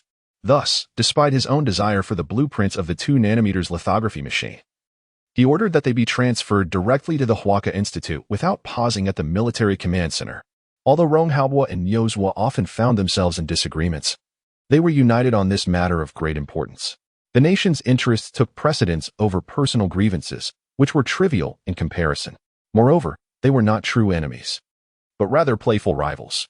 Upon receiving the blueprints and core data of the 2nm lithography machine, Nyozwa immediately gathered a group of trusted experts with relevant technical expertise to form a task force. After signing confidentiality agreements and ensuring that these experts were prepared for a period of closed research, Nyozwa revealed the information about the 2nm lithography machine. Upon learning this news, all the experts were astounded. While they understood that Nyozwa's seriousness indicated a significant research project, none had anticipated that it would pertain to the 2nm lithography machine. Had it not been for the first-hand viewing of the data, no one would have believed that Huagua had successfully developed the 2nm lithography machine in silence. For researchers, nothing holds greater allure than advanced scientific technology. The task force for the 2nm lithography machine immediately commenced their study of the blueprints and core technical information. Until now, just moments ago, the task force had provided an initial assessment based on their current technological capabilities. Even with the blueprints and information for a 2nm lithography machine, the prospects for replication remain exceedingly bleak. According to their assertions, certain technologies employed by Chen Hanqing transcend their realm of comprehension, residing entirely within a domain of ignorance. This is precisely why Nyozwa's countenance was clouded with concern. Suddenly, the telephone on his desk rang. Frowning, Nyozwa answered, his voice grave. "This is Nyozwa." Immediately, a voice on the other end responded, "This is Rong Haobo. Dean Nyo, I have a matter of great importance I wish to consult you about." Upon hearing Rong Haobo's name, Nyozwa's tone turned unfriendly. What significant issue could you possibly have? Rong Haobo, of course, detected the sarcasm in Nyozwa's tone. However, he was disinclined to engage in a dispute at this moment. After a brief pause to gather his thoughts, he directly inquired, "Is it possible to achieve a controllable range of over 1,000 kilometers for a drone-like apparatus without utilizing satellite signal transmission?" Upon hearing this, Nyozwa's expression became peculiar. He offered no pleasantries and bluntly replied, "Rong Haobo, are you out of your mind?" Chapter 149. Are you playing dirty? Upon hearing Rong Haobo's words, Nyozwa unabashedly retorted with a scathing remark. Achieving a control range of over 1,000 kilometers without relying on satellites is utterly implausible. Aside from satellites, the predominant means of controlling unmanned devices is through radio signals. However, radio signals are hardly comparable to satellite control, typically managing only a few kilometers at best. Even military equipment can merely extend to several tens of kilometers. The disparity between this and the 1,000 kilometers claimed by Rong Haobo is simply unfathomable. After finishing his statement, Nyozwa noticed Rong Haobo's silence, but he remained undeterred, continuing. As the head of the highest military command in Huagua, even if you are not well educated, your familiarity with various weapons should enable you to recognize the absurdity of such claims. Have you truly become more bewildered with age? This splendid opportunity to satirize and ridicule Rong Haobo was not one Nyozwa would let slip by. Once he had expressed his thoughts, Nyozwa felt a significant alleviation of the frustration caused by the 2nm lithography machine. Indeed, Rong Haobo had become his venting outlet. At that moment, within the first military command center of Huagua, Rong Haobo was deeply shaken by Nyozwa's remarks, his astonishment only intensifying. Initially, he had hoped to extract answers from Nyozwa, but the outcome was utterly unexpected. Could it be that Comrade Chen Hanqing has developed some terrifying signal connection technology? Rong Haobo murmured softly to himself. Presently, this was the only plausible explanation. As for Nyozwa's scornful comments, Rong Haobo could hardly be bothered to respond. His mind was racing with myriad thoughts. If his suspicions were indeed correct, then Huawei's military equipment might soon undergo a monumental transformation, especially considering the agricultural drone previously designed by Chen Hanqing. If this technology could be harnessed, shattering the 100-kilometer operational range limit, the implications would be unfathomable. It would undoubtedly become a nightmare for all adversaries. Imagine the scenario: an enemy military base, situated far from Huawei, which should ostensibly remain untouched, suddenly finds itself under assault by a drone. With lightning speed, it unleashes a carpet bombing. What a sight that would be! What if there were 10 drones? Or even 100? The mere thought left Rong Haobo breathless with anticipation. Without further ado, he chose not to engage Nyozwa any longer and promptly ended the call. His eagerness for the final testing results of the underwater robot had only intensified. At Huaka Academy, within Nyozwa's office, he now furrowed his brow in contemplation. Did that fellow Rong Haobo just mention academician Shin? He murmured softly, his gaze flickering as he pondered. Although Rong Haobo's voice had been subdued during his earlier lament, the mere mention of the name Chen Hanqing, Nyozwa had become exceedingly perceptive, keenly sensing the underlying information. Could this matter be related to academician Shin? The mere thought left Nyozwa in a state of bewilderment. He was still pondering why Rong Haobo would pose such a foolish question. The scenario he mentioned was utterly implausible. However, if it involved Chen Hanqing, the situation would take a different turn altogether.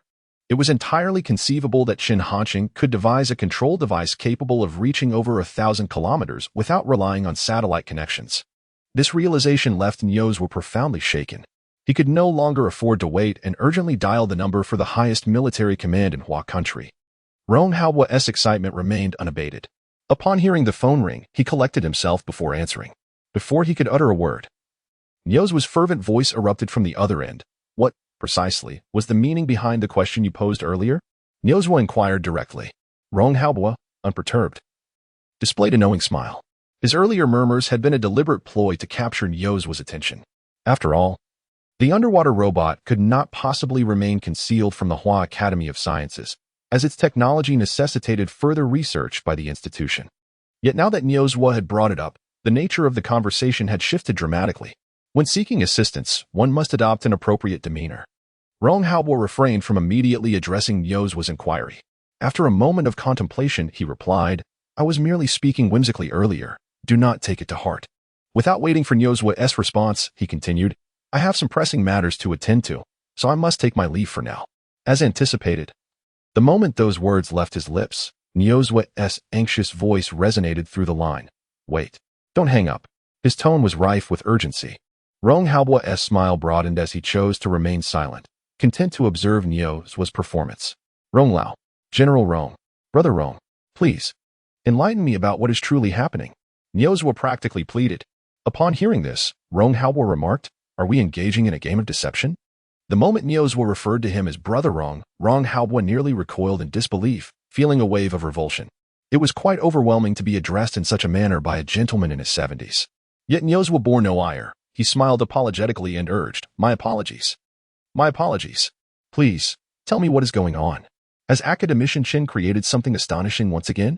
As a researcher, Nyozwa remained steadfast in his initial passion. The allure of new technology was irresistibly potent. Rong Haobo recognized this, which emboldened him to toy with Nyozwa's anticipation. Nevertheless, he was aware of the boundaries and chose not to prolong the charade any further. He decided to reveal the truth. He recounted the entire sequence of events to Nyozwa. The more Nyozwa listened, the more astounded he became, especially upon hearing about the astonishing speed of 300 miles per hour, a 20-hour endurance, and a control range exceeding 1,100 kilometers, all while still not having reached its limits. Nyozwa's emotions were nearly uncontrollable. It was utterly terrifying. A submersible robot could achieve such feats. Undoubtedly, this involved many technologies surpassing current global standards. Academician Chen was truly a genius of our Huaka Institute. Nyozwa exclaimed with fervor, his excitement reminiscent of a child. Rong Haobo, however, felt a twinge of discomfort at the mention of genius of Huaka Institute. What nonsense! Even at this moment, he still clings to his claim of supremacy. Cursed old man. Rong Haobo silently cursed in his heart. Bringing up this matter now was akin to a direct slap to his face. Huaka Institute. Suddenly, Nyozwa pondered something. After a brief moment of contemplation, he spoke with an unfriendly tone, inquiring. Chapter 150. Such a foolish mind. Isn't this underwater robot the one ordered by the naval base? Although it does not belong to the military. Given Niu's status in the current collaboration between the Huaka Institute and the Supreme Military Command of China, it is hardly surprising that he is aware of this information. Although Rong Haobo sensed the hostility in Niu's tone, he had neither the time nor the inclination to ponder Niu's intentions. The fact that he hadn't hung up the phone was already a concession. Rong Haobo replied, "Indeed." This only served to infuriate Niu further. He continued, "If memory serves me right, the individual who ordered this underwater robot specifically requested Academician-Chun to incorporate a self-destruct mechanism. He must have intended to use this underwater robot as a disposable bombing device." At last, Rong Haobo comprehended Niu's implication, and a sudden realization dawned upon him. His emotions became quite complex, leaving him momentarily at a loss for words. He had to admit that this was indeed a blunder on Qiao Jing's part. The technological sophistication of such underwater robots is exceedingly high. They could never be regarded as mere disposable bombing equipment. Yet, who could have anticipated that this underwater robot would possess such terrifying capabilities? Rong Haobo stubbornly retorted, "And what of it?" Niu could no longer contain his frustration. The person who ordered this underwater robot must be a fool. Could he not have commissioned it as a sustainable strategic asset for prolonged operations? Such limited vision. Not only Niu, but even Rong Haobo felt a pang of regret at this moment. Indeed, transforming this underwater robot into a sustainable strategic weapon, much like a drone, would pose no challenge to Chen Hanqing. Had it been so, it would have held far greater significance for the Chinese Navy. Just a single underwater robot could significantly enhance the naval capabilities of China. Rong Haobo had no doubts regarding the power of this underwater robot. Even if it truly rivaled a mushroom bomb, he would not be surprised. He would merely remark, "Truly, that is the style of Comrade Chen Hanqing." This time, it was indeed a miscalculation. I must find an opportunity to give Qiao Jing a good scolding. Rong Haobo mused internally. At the Huaka Institute, once the call was terminated, Niu immediately instructed his secretary, Yi Ping, to arrange for a vehicle. He then proceeded to the Supreme Military Command of China, filled with curiosity about the operational range of this underwater robot. Surely, it could not be limitless? At the first naval base of China, for reasons unknown, Qiao Jing felt an unsettling chill creeping down his spine, as though he were being scrutinized by some unseen force. Without dwelling on this unsettling feeling, Qiao Jing addressed the communicator, "Report on the current status of the underwater robot." A voice suddenly echoed from the tester, reporting, "Sir, the underwater robot has now traveled 280 kilometers, with 94 of its battery remaining." After enduring several shocks, Qiao Jing had developed a certain resilience to such situations, managing to maintain a semblance of calm. "Continue the test," he commanded tersely, choosing not to elaborate further. Time passed swiftly as the minute hand of the clock whirled around. 1 hour. 2 hours. Another 2 hours slipped by. Now, it was past 10 in the evening. 4 hours had elapsed since the underwater robot commenced its testing. The known operational range of the robot had reached over 200 kilometers. After such an extended period, everyone had become almost numb. A singular thought grew increasingly vivid in their minds. Could it be that this underwater robot truly had no limits? At the highest military command center of Huagua, despite the late hour, Rong Haobo and Niu remained steadfast, showing no inclination to depart. "Perhaps we should call Academician-Chun," Niu suggested. "At this pace, when will this ever conclude?" The waiting process was indeed somewhat torturous. Upon hearing this, Rong Haobo did not object but nodded in agreement. In Yangcheng, at the Little Duck Toy Factory, Chen Hanqing had just completed his day's work and was in a room at the factory. "Rest assured, old Yang. I know without you saying that I will definitely return the day after tomorrow." Chen Hanqing spoke into his phone. On the other end was Director Yang, who had called primarily to inform him that the day after tomorrow would be Lunar New Year's Eve, prompting his return to the Guangsha orphanage. On the line, hearing Chen Hanqing's assurance, Director Yang did not seem pleased. Rather, she reminded him, "It doesn't matter whether you come or not. The key is to ensure that Xiao Zhang is invited." Chen Hanqing, initially warned by the call, felt that warmth evaporate upon hearing this. All that remained was a sharp pang in his heart. "Old Yang, what's the matter with you? Is it not enough yet? What does Officer Zhang have to do with me? Why must I return during the festive season?" He protested, feeling quite exasperated. After these repeated affirmations, Director Yang understood that Chen Hanqing's words were indeed factual. However, she was unconcerned with such details. "I don't care. You must invite Xiao Zhang over. Otherwise, you need not come at all." Without allowing Chen Hanqing another word, she abruptly ended the call. Listening to the beeping tone in his ear, Chen Hanqing's expression soured. Ultimately, he could only let out a faint sigh. What on earth is going on? Despite knowing that Dean Yang would not truly bar him from entering. He also realized that her demeanor would likely not be pleasant. For a fleeting moment, Chen Hanqing contemplated whether he should extend an invitation to Zhang Xia. However, this notion was swiftly dismissed. Just as Chen Hanqing was preparing to freshen up and take a rest, the phone notification chimed once more. Upon seeing the caller ID, he noted it was not someone familiar, but rather a series of unfamiliar encrypted numbers. After pondering for a moment, he answered, saying, "Hello?" Instantly, a voice came through the line. "Comrade Chen Hanqing, this is Rong Haobua." Upon recognizing the voice of Rong Haobua, Chen Hanqing steadied himself. "Elder Rong, what can I do for you?" he directly inquired. Rong Haobua wasted no time and promptly stated his purpose. "Comrade Chen Hanqing, I would like to ask about the underwater robot. What are its endurance and maximum controllable range?" Chapter 151, Global Coverage? How is this achieved? When Rong Haobua uttered this phrase, his voice quivered slightly. Just from his tone, one could sense his anticipation and anxiety. Upon hearing this, Chen Hanqing was somewhat taken aback, realizing that Rong Haobua was indeed referring to this matter. Without much contemplation, Chen Hanqing promptly replied, "The operational duration is approximately 20 hours.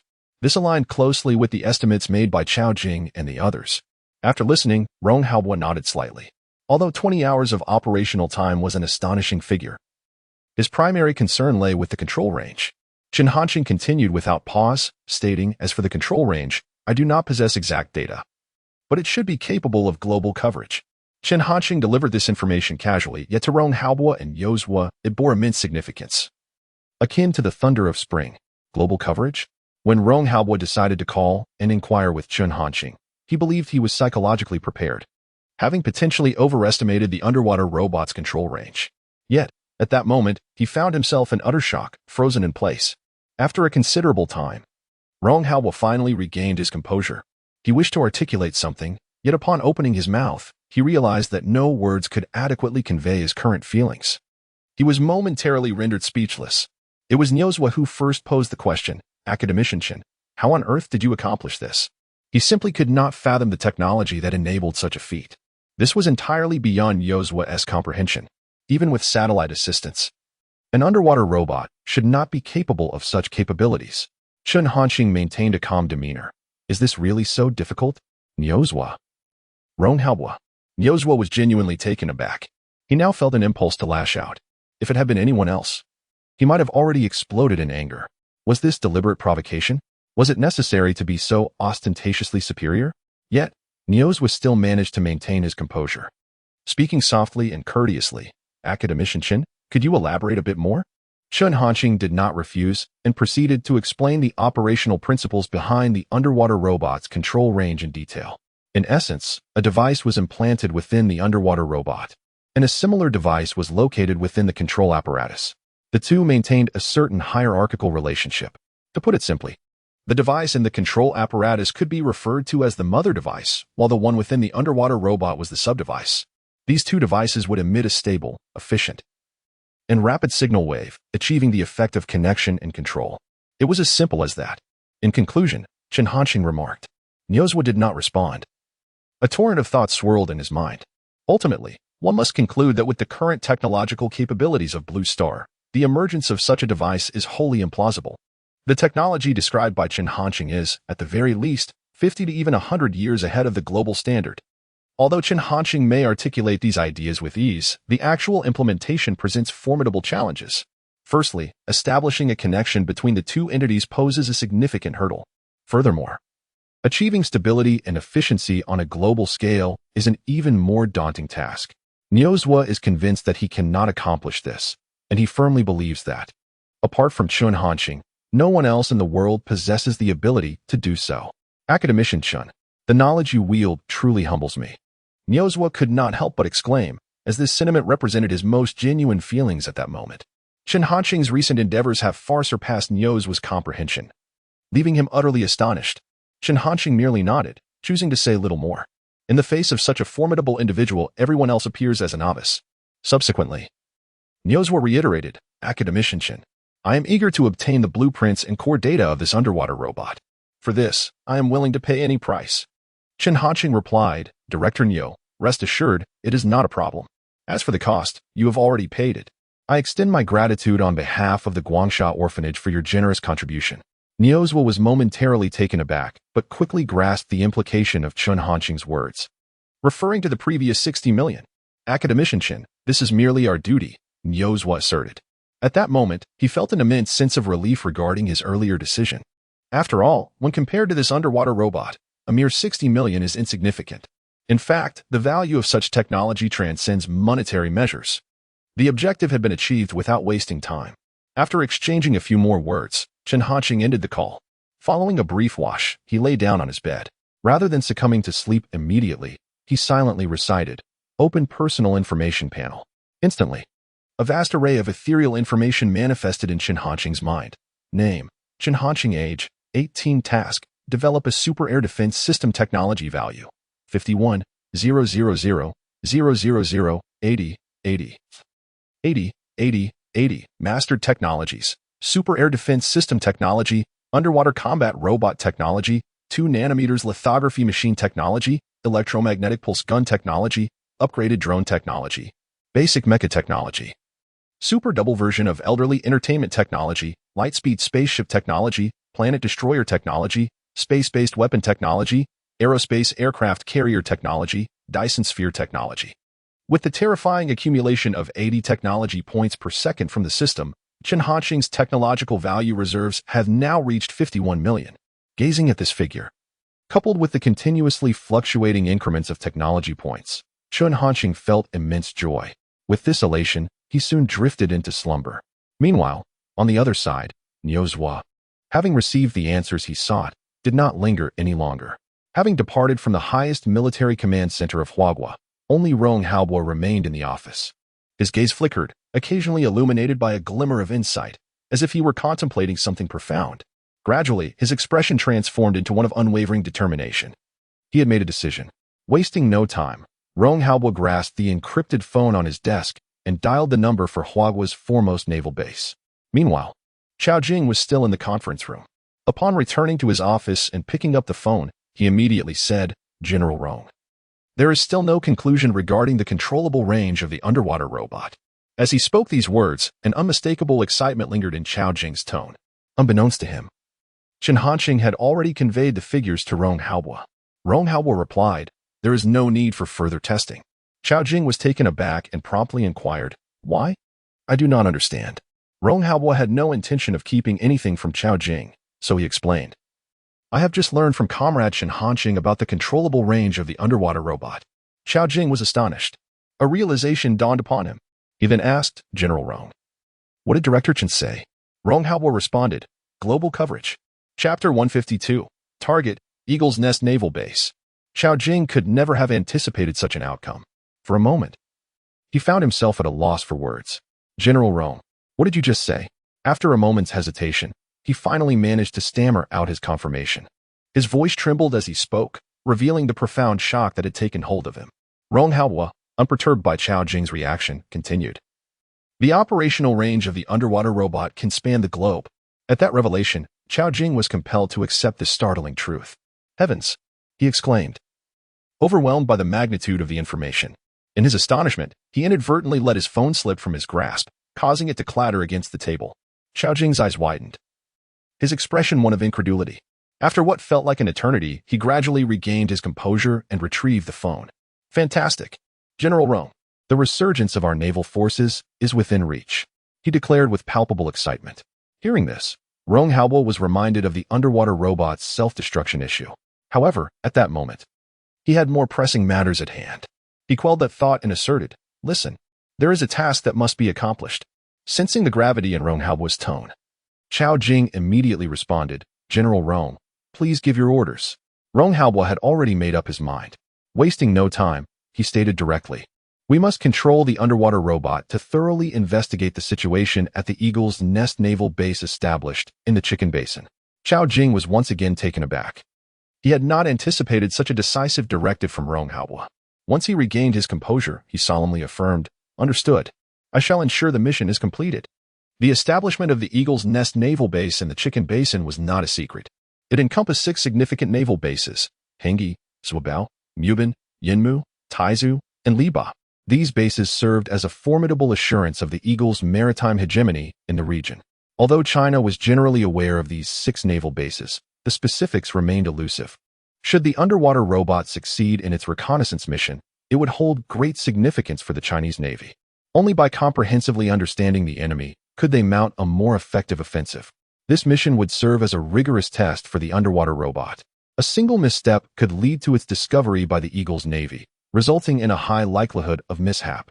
Given the current critical importance of the underwater robot, Rong Hao's decision reflected considerable resolve. Had Niu's was still been present, he would undoubtedly have opposed it. Without further ado, Chao Jing ended the call and returned to the conference room. His gaze swept across the assembly. The individuals present were all high-ranking officials from the 1st Naval Base. Individuals of trustworthiness. Furthermore, given the imminent operations, these individuals were entitled to the information. Hence, Chao Jing harbored no intention of obfuscation. Without further hesitation, he spoke directly. Just now, General Rong conveyed a message regarding the maximum operational range of the underwater robot. Director Chen has responded. Upon hearing this, everyone turned their attention to Chao Jing, their eyes gleaming with excitement and anticipation, eagerly awaiting his subsequent words. If anyone possessed the authority to speak on the underwater robot, it was undoubtedly its creator, Director Chen. Chao Jing did not keep them in suspense. Meeting their gazes, he stated emphatically, the operational range of the underwater robot can encompass the entire globe. Chao Jing's voice was not loud, yet each word seemed imbued with an inexplicable power. As he finished speaking, a brief silence enveloped the meeting room, soon followed by an atmosphere that ignited into fervor. The assembly could not contain their astonishment. Global coverage? How could this be possible? My heavens! This underwater robot is astonishingly formidable. It is truly unfathomable what kind of technology this entails. I am utterly astounded. 300 knots of speed, terrifying stealth capabilities, coupled with such extraordinary endurance and operational range. What impact will this underwater robot have on our nation's Navy? Mass production must commence immediately. Director Chen is remarkable. They struggled to restrain their emotions, the clamor continuing unabated. However, there were more pressing matters to address. Chao Jing did not allow the discussions to prolong. After a moment, he interjected. All right, let the discussion subside. Only then did he continue. This time, General Rong has also entrusted us with a task. After a brief pause, Chao Jing elaborated. Utilize this underwater robot to thoroughly investigate the conditions of the Eagle's naval base in the Pot Basin Chicken. Undoubtedly, the assembly was equally taken aback. Yet, there was no sense of worry among them, only an overwhelming sense of exhilaration. This was an endeavor they had longed to undertake. The Eagle's naval base in Pot Basin Chicken had always been a thorn in the side of our Navy. At last, the opportunity had arrived. Wonderful. This day has finally come. It was long overdue, damn the Eagle. Without wasting time, Chao Jing issued commands to the testers. The excitement regarding this mission was palpable among the testers. It pertained to the Eagle and the Pot Basin Chicken. Who could resist the allure of inscribing their name on the first page of history? The testers began to maneuver the underwater robot to return. During this process, Chao Jing and others deliberated and designated their primary target as the Eagle's Hengi Naval Base. The Hengi Naval Base stands as the largest naval installation of the Eagle in the Asian realm, serving as the headquarters for the Eagle's 7th Fleet. Its significance is self-evident. Presently, the underwater robot is positioned approximately 1,500 kilometers away from the Hengi Naval Base, at its maximum speed of 300 knots. It will require roughly 2.5 hours to reach the vicinity of the base. The underwater robot is ordered to return immediately, while simultaneously descending to a depth of 1,000 meters. 2 hours later, the underwater robot is poised to enter the territorial waters of the Chicken Basin. The tester promptly relays this information, calling headquarters. Please respond. At the first naval base of Huagua, Chao Jing and his team have been awaiting news. Upon hearing the voice through the communicator, Chao Jing immediately replies, Headquarters acknowledges. Please proceed. The tester reports, Commander, the underwater robot is about to enter the territorial waters of the Chicken Basin. It is currently 385 kilometers from the Hengi Naval Base. Chao Jing nods. His expression grave and solemnly responds, continue on course towards the Hengi Naval Base. It is easy to envision that the defensive measures at the Hengi Naval Base will significantly intensify. Consequently, the risk of exposure for the underwater robot will also escalate considerably. Chapter 153, Completion of Naval Base Detection. Affirmative. The tester responded promptly, then proceeded to commence operations. As time elapsed, The underwater robot drew ever closer to the White Eagle's hanging naval base, 350 kilometers, 300 kilometers, 250 kilometers, 200 kilometers. With the diminishing distance, it became increasingly evident that the naval defenses of the White Eagle were intensifying. The detection systems of the underwater robot occasionally registered naval vessels traversing the surface, while aircraft patrolled the skies above. Given that this was the largest naval base of the White Eagle in the Asian region, such stringent defense measures were hardly surprising.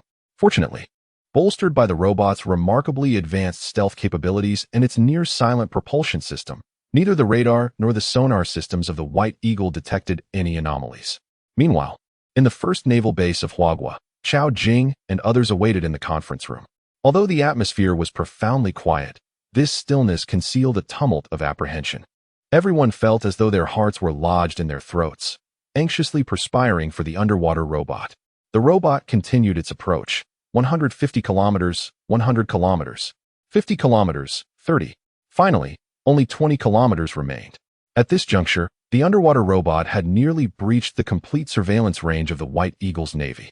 The coastal defense cannons, with their ominous dark muzzles, were poised to unleash their firepower at the slightest hint of irregularity. Various missile systems stood ready for immediate launch. This place could undoubtedly be described as a no-fly zone. At last, the underwater robot came to a halt, refraining from advancing further. On the other side, the operator controlling the underwater robot dared not even breathe, fearful that any movement might attract the White Eagle's attention. After a brief pause, confirming the absence of anomalies, he began to report back to the first naval base. Report, Commander. The underwater robot is now 20 kilometers from the White Eagle's hanging naval base. We are ready to commence operations. Please advise. This distance fell well within the detection range of the robot. Upon hearing this, Chao Jing maintained a grave demeanor. He understood that this was not the time for celebration. It felt akin to walking a tightrope. The closer one got to the end, the greater the peril. There was no room for complacency. Nevertheless, given the circumstances, there were no alternative options. Without hesitation, Chao Jing instructed in a low voice, "Commence operations." The tester acknowledged the command and began maneuvering the underwater robot to ascend. According to prior assessments, for the underwater robot to effectively detect objects on the surface or along the shore, it was best to remain at a depth of no more than 300 meters, as this would yield optimal results. The tester maintained continuous communication with the conference room in the first naval base. 2,000, 1,800, 1,600, 1,400, 1,200, 1,000. The hearts of all present raced. As the underwater robot ascended, its speed began to accelerate uncontrollably. The rhythmic thuds resonated in their ears, reminiscent of war drums echoing in the distance. At that moment, a parched sensation overwhelmed them. Yet, none dared to dwell on such trivialities. Everyone remained utterly focused. A mere 20 kilometers from the hanging naval base, coupled with a descent of only 300 meters. Even the most advanced stealth capabilities of the underwater robot could not guarantee against unforeseen mishaps. All they could do now was silently offer their prayers. 800, 600, 400, 300. Finally, the underwater robot reached the designated depth. In truth, this process took only a few minutes, yet it felt interminable. Upon receiving this news, they still could not breathe a sigh of relief. The most crucial phase was yet to come. The tester maneuvered the underwater robot to commence its reconnaissance. As imperceptible detection waves continuously radiated outward, information about the hanging naval base gradually materialized. A three-dimensional image began to take shape on the electronic screen of the control device. After approximately half an hour, the structures of the hanging naval base, along with various vessels, aircraft, and even coastal artillery and missile deployment details, appeared without omission. All was represented in a one-to-one scale model of the naval base. Gazing at the images on the electronic screen, the tester became utterly transfixed. Previously, little attention had been paid to the detection system, merely undergoing simple tests. After noting the distance and depth, they hastily moved on to other tasks. Now, the tester realized just how profoundly mistaken their earlier assumptions had been. Every function of this underwater robot was executed with utmost precision. The tester dared not conceal any information. Promptly reporting, "Report, Commander. The underwater robot has completed its reconnaissance of the hanging naval base and generated a detailed model, driven by the thrill of the moment." The tester's voice resonated with clarity and strength. With just these few words, one could fully sense the tester's exhilaration. At the first naval base of Huagua, Chao Jing and his colleagues finally exhaled in relief as the weight on their hearts lifted. Without wasting a moment, Chao Jing declared, "Excellent. Immediately direct the underwater robot to the next target." Each second spent lingering increased the risk of exposure for the underwater robot. Moreover, there were 5 additional naval-based targets that required reconnaissance. Time was of the essence, and the tasks were formidable. The tester acknowledged and resumed the mission. At this moment, the group's previously taut nerves finally relaxed, and the atmosphere in the meeting room lightened. Excited discussions erupted. This underwater robot is truly a formidable asset for the Navy. With a 20-hour endurance, the globally expansive controllable range, coupled with such extraordinary stealth capabilities, implies that given sufficient time, we could acquire all pertinent information regarding the Eagle's naval bases. How splendid! Truly splendid! The Chinese Navy has no reason to despair in its ascent. I must commend Director Chen for his remarkable prowess. The collective mood was one of sheer elation. This time, Chao Jing refrained from intervening, allowing the discussions to flourish. He exited the conference room and proceeded to his office to relay this exhilarating news to Rong Haobua. Upon receiving the information, Rong Haobua was equally electrified. He repeatedly expressed that Comrade Shen Hanqing is indeed the backbone of our nation, the true harbinger of its future. Given that even the Eagle's largest naval base in Asia, the Hengi Naval Base, posed no threat to our underwater drones, it stands to reason that other bases would present no obstacles. 5 hours elapsed. The underwater drones successfully completed their final reconnaissance of the Eagle's naval base at Jizhong and began their return journey. For the stationed Navy personnel, it was merely another ordinary night, indistinguishable from any other. Unbeknownst to them, however, on this night, China had covertly planted explosive devices in their vicinity, ready to detonate at any moment. From this night forth, the Eagle's maritime supremacy in the Asian region has been irrevocably lost. Chapter 154, Can the Stationed Naval Forces Really See It? This is truly uncanny. Meanwhile, the tester was maneuvering the underwater robot, hastily returning to port. It was anticipated that they would reach the harbor in 3 hours. At this moment, it was already past 6 in the morning. From the commencement of the test until now, several hours had elapsed. During this time, the tester had witnessed the terrifying capabilities of the underwater robot firsthand. Yet, despite the exhilaration, the tester was equally fraught with anxiety. He was acutely aware of the significance of the detailed, three-dimensional schematics concerning the 6 major naval bases established by the Bald Eagle, preserved within the control device, and how crucial they were for Hua Nation. As the control device lacked remote transmission capabilities, the information could only be temporarily stored within it. It was only upon the robot's return to port that he could take the control device to meet with Commander Chao Jing. These 3 hours would undoubtedly feel interminable. No, it would be better to have Commander Chao Jing and his team come over promptly. After a moment's contemplation, the tester made this resolute decision. The matter was of great consequence. Should any unforeseen events occur during these 3 hours, he would bear the weight of it all. Having made his decision, the tester wasted no time. He established communication with the headquarters of the first naval base. Calling headquarters. Please respond. In the conference room of Hua Nation's first naval base, the news of the underwater robot successfully completing its reconnaissance mission had already reached everyone present. However, upon hearing the voice from the communicator, they sensed something amiss. The tester's tone was devoid of the anticipated lightheartedness and joy. Instead, it was laden with gravity. This was not what they had envisioned. At that moment, Commander Chao Jing had returned to the conference room. A sudden unease gripped his heart. Could something have gone awry? This thought surged uncontrollably through his mind. Without delay, Chao Jing responded, "Headquarters acknowledges. Please proceed." This time, the tester did not provide an immediate answer. After a few seconds of silence, he finally spoke. "Commander, you should come over." At this, Chao Jing's heart sank even further. His voice grew exceedingly grave. What has happened? His tone was rife with concern. Not only Chao Jing, but upon hearing the tester's words, everyone else also shared this sentiment. In fact, a few individuals even surged to their feet. All gazes were directed towards Chao Jing. More precisely, they were fixed upon the communicator before him. The tester recognized that his previous words might have been ambiguous, potentially leading to a misunderstanding on Chao Jing's part. He quickly clarified, "Commander, it is not as you imagine." Following this, the tester elaborated on the schematics.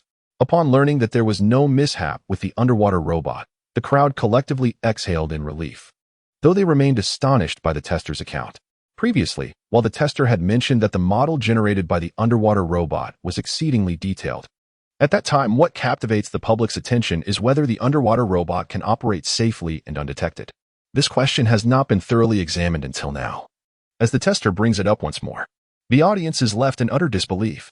They never imagined that every detail concerning the locations of buildings, airports, fighter jets, coastal artillery, and warships could be discerned with such clarity. After the tester concluded, the atmosphere in the conference room turned electric, filled with animated discussions. Is this true? If so, does that mean we possess comprehensive knowledge of all information regarding the 6 naval bases of the White Eagle? Good heavens! If this is indeed the case, this underwater robot would be nothing short of a divine instrument for our Navy. It is truly unfathomable how this has been achieved.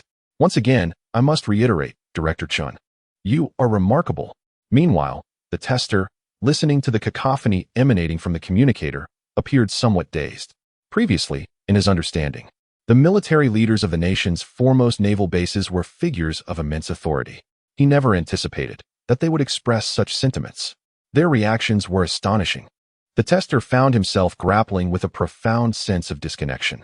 It seemed as though these naval higher-ups had crumbled, just as the tester was lost in thought. The voice of Chao Jing resonated through the communicator. Quiet down.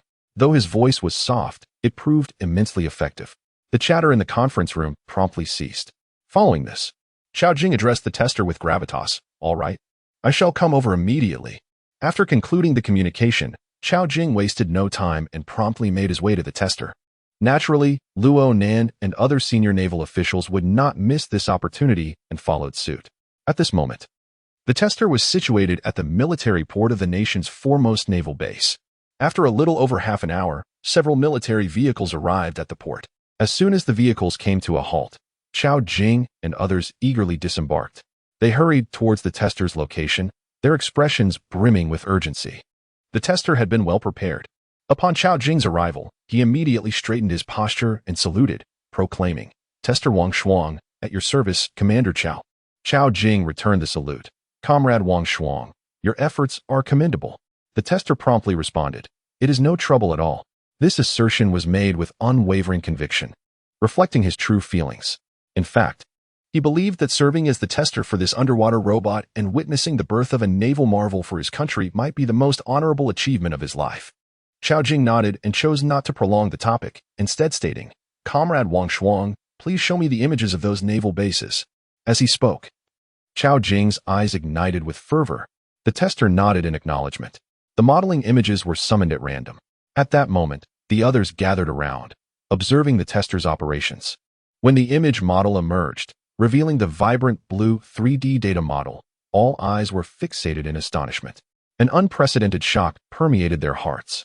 Despite believing they had adequately prepared themselves psychologically beforehand, they soon realized they had significantly underestimated the underwater robot.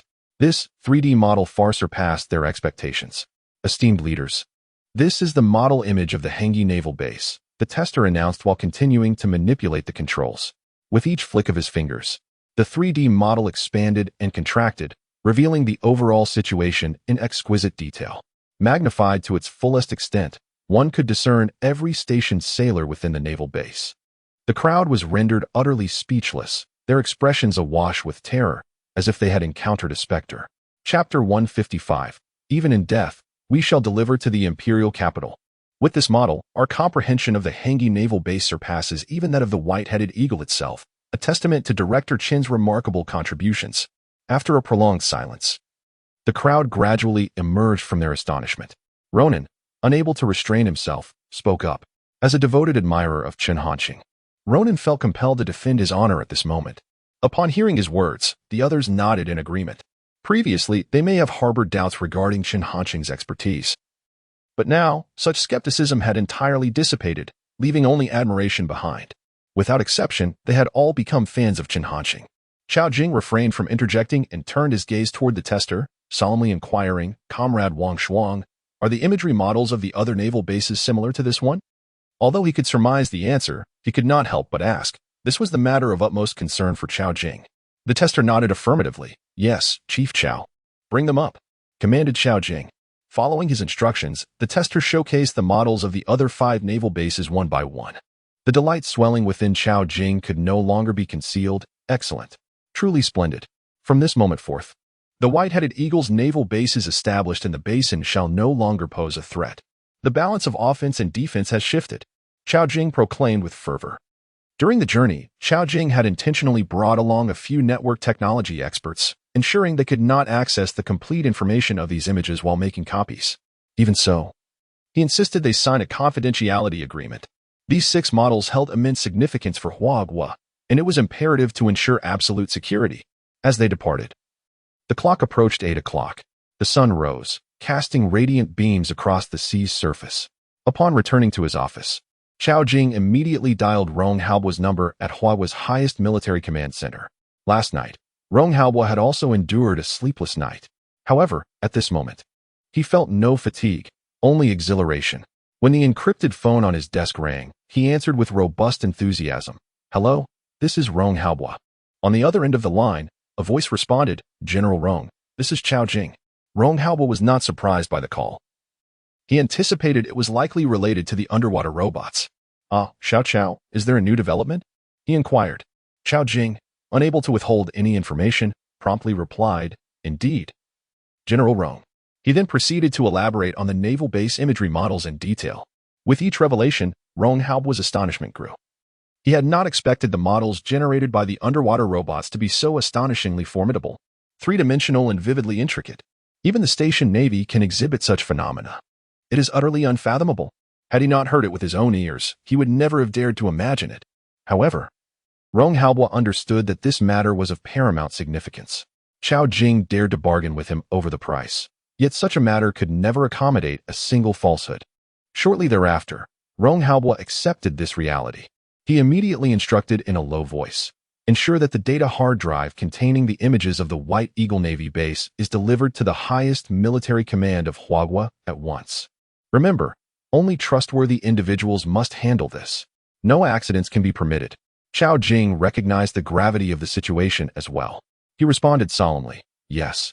Once the call ended, Chao Jing sat in his office, contemplating for a moment before finally determining the candidate. Luo Nan. He was the most suitable person that Chao Jing could think of. Although Luo Nan occasionally appeared somewhat dazed, it was precisely this quality that contributed to his earnest demeanor. Without hesitation, Chao Jing instructed his secretary to notify Luo Nan to come to his office. Before long, the door of Chao Jing's office was forcefully pushed open, slamming against the wall with a thunderous sound. The noise startled Chao Jing. Looking up, it was indeed Luo Nan who had arrived. Chief, did you call for me? Luo Nan, oblivious to any oddity, disregarded Chao Jing's reaction and walked into the office, taking a seat without ceremony. Observing his demeanor, Chao Jing felt a surge of irritation. How many times have I told you? Knock before entering. Are you a fool? Can you not remember? In the face of Chao Jing's scolding, Luo Nan remained unfazed. He muttered softly, There's nothing shameful here. Why knock? Chao Jing frowned. What did you say? Sensing that if he continued, Chao Jing would truly become enraged. Luo Nan chose not to press further and instead smiled apologetically. Chief, why did you summon me? Though somewhat daft, he was not foolish enough to invite further reprimand. Chao Jing snorted coldly, choosing not to stoop to Luo Nan's level, and spoke. The reason for your summons is that there is an urgent matter I need you to attend to.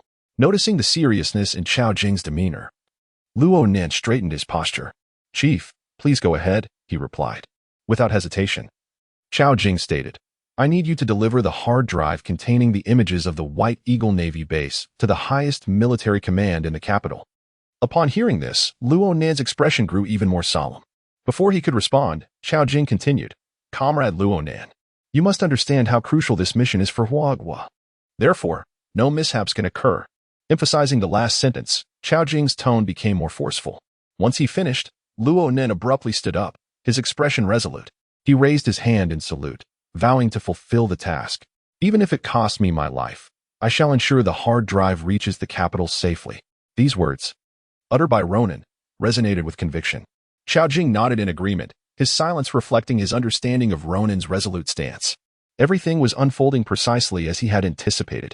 Upon acquiring the hard drive, Ronan set off immediately. Although all parties involved were deemed trustworthy, and the likelihood of information leakage was minimal, caution remained paramount. To err on the side of prudence, Ronan opted for the high-speed train rather than a flight to the capital. 4 hours later, he arrived in the capital without incident. Prior arrangements had been made by the highest military command of Huagua, with a vehicle awaiting his arrival. After a journey of approximately an hour, he finally reached the esteemed headquarters. At that moment, Qi Liang had returned and was waiting at the entrance. Upon spotting Ronan, Qi Liang approached him without delay, saluting as he reached Ronan's side. "Comrade Ronan, your efforts are commendable. Let us proceed. General Roan is awaiting your arrival." Chapter 156, The Promotion to Major General. Ronan nodded as he followed Qi Liang into the highest military command center of Huagua. Even at this moment, the tension that had gripped Ronan remained unrelaxed. His face still etched with caution. His demeanor did not escape Qi Liang's observant gaze. Yet, Qi Liang did not perceive anything amiss with Ronan's behavior. At last, they arrived at the door of Rong Haobu's office. Qi Liang prepared to knock, but before he could make a move, Ronan called out, "Comrade, please hold on a moment." Qi Liang was taken aback but did not refuse, lowering his hand that had been poised to knock, and turned his attention to Ronan. Under Qi Liang's scrutiny, Ronan began to adjust his attire. To maintain the secrecy of his identity and avoid drawing attention, Ronan was not in military uniform but dressed in plain clothes. However, after hours of travel, he bore a slightly disheveled appearance. With great patience, Ronan smoothed out the slightly wrinkled fabric, ensuring it reached an acceptable standard.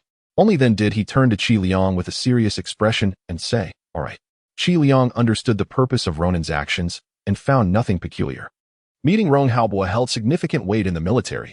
For someone like Ronan, it was a solemn occasion. Qi Liang nodded at Ronan without further comment and raised his hand to knock on the door. Inside the office, Rong Haobo had been waiting. Upon hearing the knock, his expression sharpened. "Come in," he called out. With Rong Haobo's permission, the door opened, revealing the figures of Qi Liang and Ronan. "Commander Rong, comrades from the 1st Naval Base have arrived," Qi Liang announced first. Then, Ronan saluted, declaring loudly, "Ronan from the 1st Naval Base of Huagua, greetings to General Rong." Rong Haobo also stood and returned the salute. "Comrade Ronan, thank you for your hard work." Rong Haobo responded. Without further ado, he directly inquired, "Have you brought the items?" This was the crux of the matter. Ronan felt no sense of unease. He understood the significance of the hard drive. With a serious demeanor, he reported. "Report to General Rong. I have fulfilled my mission." He then handed the hard drive to Rong Haobo, and only then did the tension within him finally ease. In accordance with Rong Haobo's instructions, Qi Liang took Ronan to rest. Rong Haobo commanded the network technicians to connect the hard drive to the computer. Eagerly, he opened the files contained within. His eyes fixed intently on the computer screen, he watched the text appear. Loading files. 2. Loading files. 4. Loading files. 5. After waiting for over 10 minutes, the progress bar on the screen finally reached 100%. The image opened. At that moment, Rong Haobo's pupils dilated with astonishment. "This is extraordinarily detailed," he exclaimed in surprise. Despite having heard Xiao Jing's descriptions beforehand, he remained profoundly shaken. After a considerable time, Rong Haobo finally regained his composure. He proceeded to open the other 5 files, meticulously studying the military base of the Bald Eagle. When he finally concluded this task, nearly 3 hours had elapsed. He let out a long sigh, his eyes sparkling with clarity. Without Chen Hanxing, it would have been utterly impossible for Huagua to achieve this milestone with its current military equipment. Subsequently, Rong Haobo began to contemplate how to reward Chen Hanxing. After a brief moment, he arrived at a decision. He murmured softly to himself, "Perhaps I could take this opportunity to bring Comrade Chen Hanxing into the Supreme Military Command." The thought filled Rong Haobo with excitement. Although Huaka Institute was already collaborating with the Supreme Military Command to research the technology provided by Chen Hanxing, there remained an undeniable point. Chen Hanxing was an academician at Huaka Institute. The memory of Nio's smug expression when discussing this matter made Rong Haobo uneasy. Furthermore, the circulating remarks about General Rong's confusion intensified his urgency to bring Chen Hanxing into the Supreme Military Command. Additionally, there was a crucial point to consider. At Huaka Institute, Chen Hanxing was ultimately just a scientist. However, once he joined the Supreme Military Command of Huagua, everything would change. Chen Hanxing would become a soldier of Huagua. Such a distinction was worlds apart. With his decision made, Rong Haobo no longer hesitated. He promptly instructed someone to notify the higher-ups of the Supreme Military Command to assemble in the conference room. Before long, in the designated conference room, a dozen senior officials had gathered. They were all quite puzzled by the sudden meeting, wondering what it was about. Nevertheless, they refrained from discussing it, sitting upright and awaiting with serious expressions. With a soft thud, the door of the conference room opened, capturing everyone's attention. They all turned to glance at the entrance. Indeed, Rong Halbo's figure appeared. The eyes of the senior officials sharpened in focus, locking onto him intently.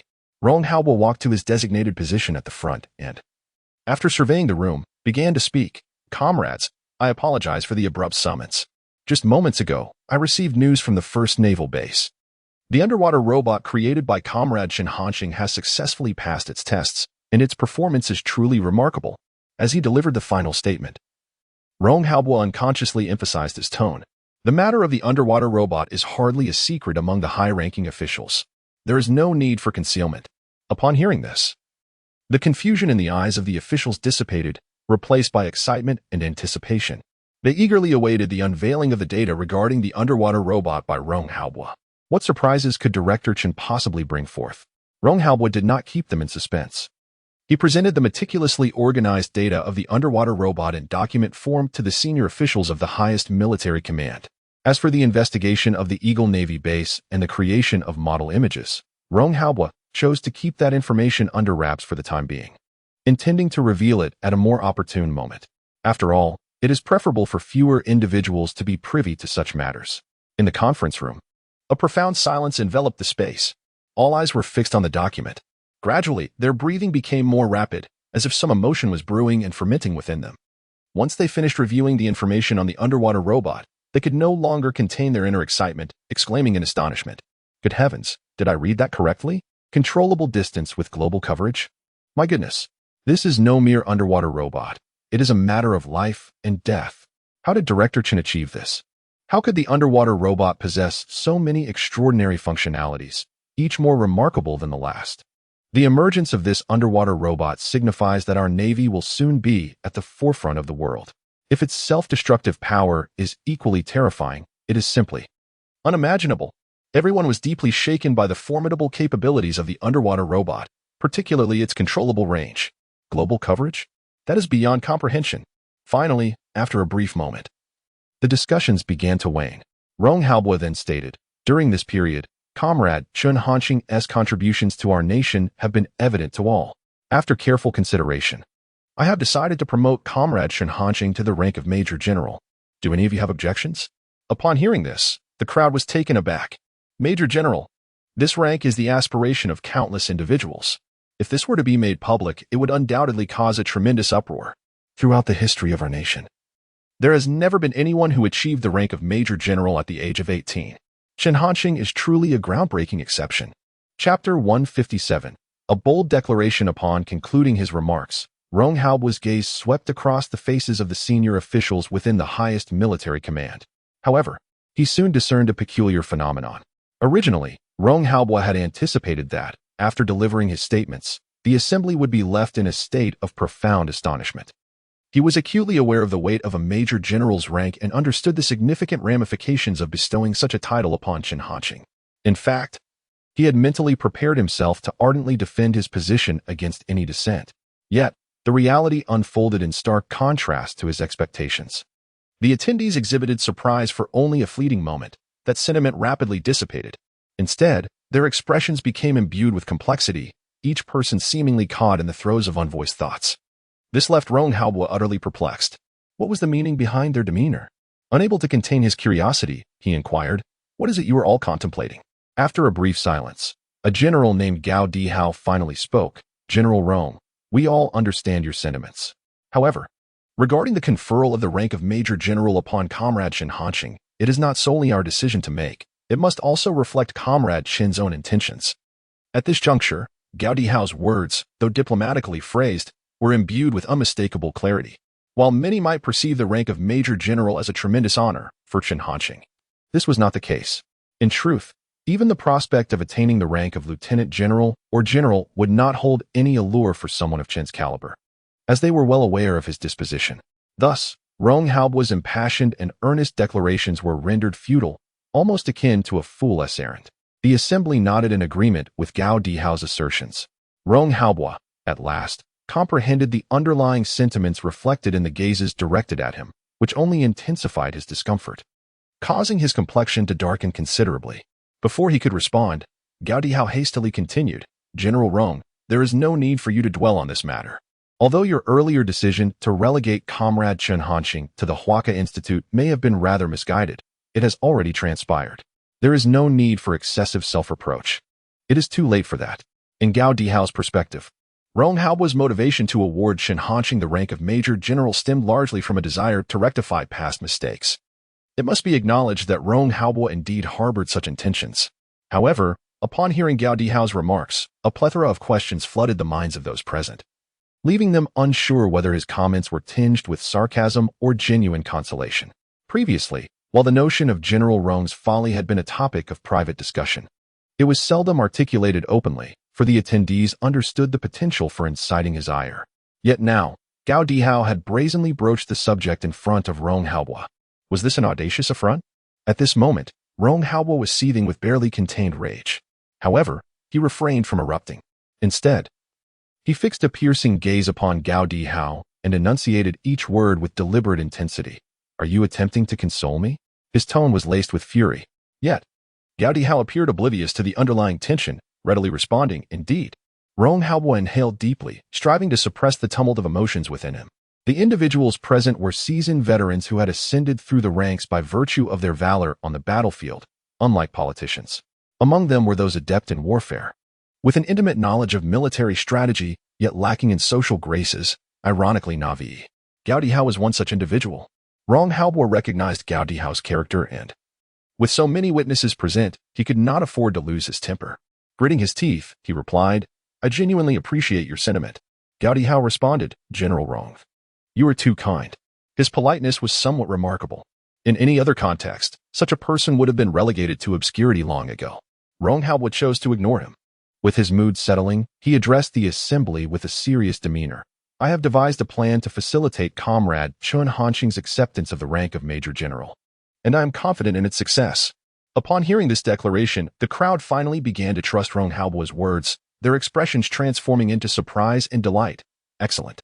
If we can secure Comrade Chen Hanxing's position in the Supreme Military Command, it would be a tremendous boon for our nation. We sincerely hope General Rong can succeed." If their conversation were to be overheard by outsiders, it would surely evoke astonishment. After all, this was a major general. It seemed as if Rong Hao and his companions were the ones beseeching Chen Hanxing for his agreement. And, indeed, that was the reality. With no dissent among the gathered, Rong Hao chose not to elaborate further. He promptly arranged for the conferment of the Major General rank to Chen Hanxing. Once these matters were settled, Rong Hao wasted no time. He boarded a private jet bound for Yangqing. The route from the capital to Yangcheng had become second nature to him. Today, Yangcheng had solidified its status as a military stronghold. Rong Hao traveled with only his secretary, Qi Liang, and a few accompanying personnel, foregoing an extensive security detail. 3 hours later, Rong Hao was approaching Yangqing. Awaiting his arrival were military vehicles and troops assigned for his protection. This operation was under the command of Ding Guobiao, the leader of the reinforced regiment stationed at the Little Duck Toy Factory. At this moment, Ding Guobiao was extremely anxious. For every soldier of the Huagua army, the name Rong Hao held extraordinary significance. Since enlisting, he had heard the legendary tales of this military deity and had come to idolize him. Finally, amid Ding Guobiao's trepidation, Rong Hao's figure appeared. "Attention! Stand at ease," Ding Guobiao commanded loudly, despite his overwhelming effort to maintain composure. Yet the fervor within their hearts remained vividly apparent. It was not only him. The hundreds of warriors from the Huagua who accompanied him were equally exhilarated upon recognizing the visitor. Prior to this moment, they had been oblivious to the fact that they would encounter Rong Hao during this journey. Their admiration for Rong Hao was hardly less than that for Ding Guobiao. In an instant, every individual stood rigidly upright, their resolute faces illuminated with fervent eyes, their lips trembling uncontrollably. As Rong Hao approached, Ding Guobiao was the first to speak. "Greetings, General Rong." The others followed suit, echoing, "Greetings, General Rong." Their voices soared to the heavens, resounding with fervor. Rong Hao nodded, expressing his gratitude. "Comrades, you have worked hard." Upon hearing these words, the crowd was overwhelmed with emotion. To hear Rong Hao utter such a phrase was, for them, an immense honor. Chapter 158, Comrade Chen Hanxing, It is Snowing. Without excessive delay, Rong Halbwa and his companions boarded the military vehicle and set off towards the little duck toy factory. An hour later, the military vehicle carrying Rong Halbwa came to a halt at the entrance of the factory. The accompanying soldiers immediately disembarked, assuming a vigilant stance, each with a grave expression as they surveyed their surroundings. At this moment, Zhang Xia, Song Zhou, and others were stationed at the entrance of the factory. Witnessing such a display, they were taken aback, pondering who the distinguished guest might be this time. Before they could dwell on it further, Ding Guobiao exited the vehicle and approached the other side, opening the door. Rong Halbwa leaned forward and stepped out. He nodded at Ding Guobiao, and upon seeing Rong Halbwa's figure, Zhang Xia, Song Zhou, and the others quickly saluted, exclaiming, "General Rong," with utmost seriousness. Although this was not their first encounter with Rong Halbwa, the most renowned general of Huag still commanded their deep respect. Rong Halbwa merely acknowledged them with a nod and said nothing further. "General Rong, academician Chen should be at work now. I will summon him." Song Zhou spoke up. Among those present, Song Zhou and Zhang Xia were closest to Chen Hanxing, and as the team leader, it was appropriate for him to take this initiative. However, before he could take action, Rong Halbwa raised his hand, stopping him. "No need. I shall wait here. There is no need to disturb Comrade Chen Hanxing during his work. We can meet him later when he finishes." Upon hearing this, everyone was incredulous. The esteemed General Rong was willing to wait for Chen Hanxing. Although Chen Hanxing was indeed of great importance, many felt that such a decision was somewhat inappropriate. It was already nearing 9 in the evening, and based on Chen Hanxing's working hours, Rong Halbwa might have to wait for over 2 hours. Given the winter chill of Yang City at night, one could only imagine how arduous this wait would be. Despite these thoughts, no one dared to challenge Rong Halbwa's words.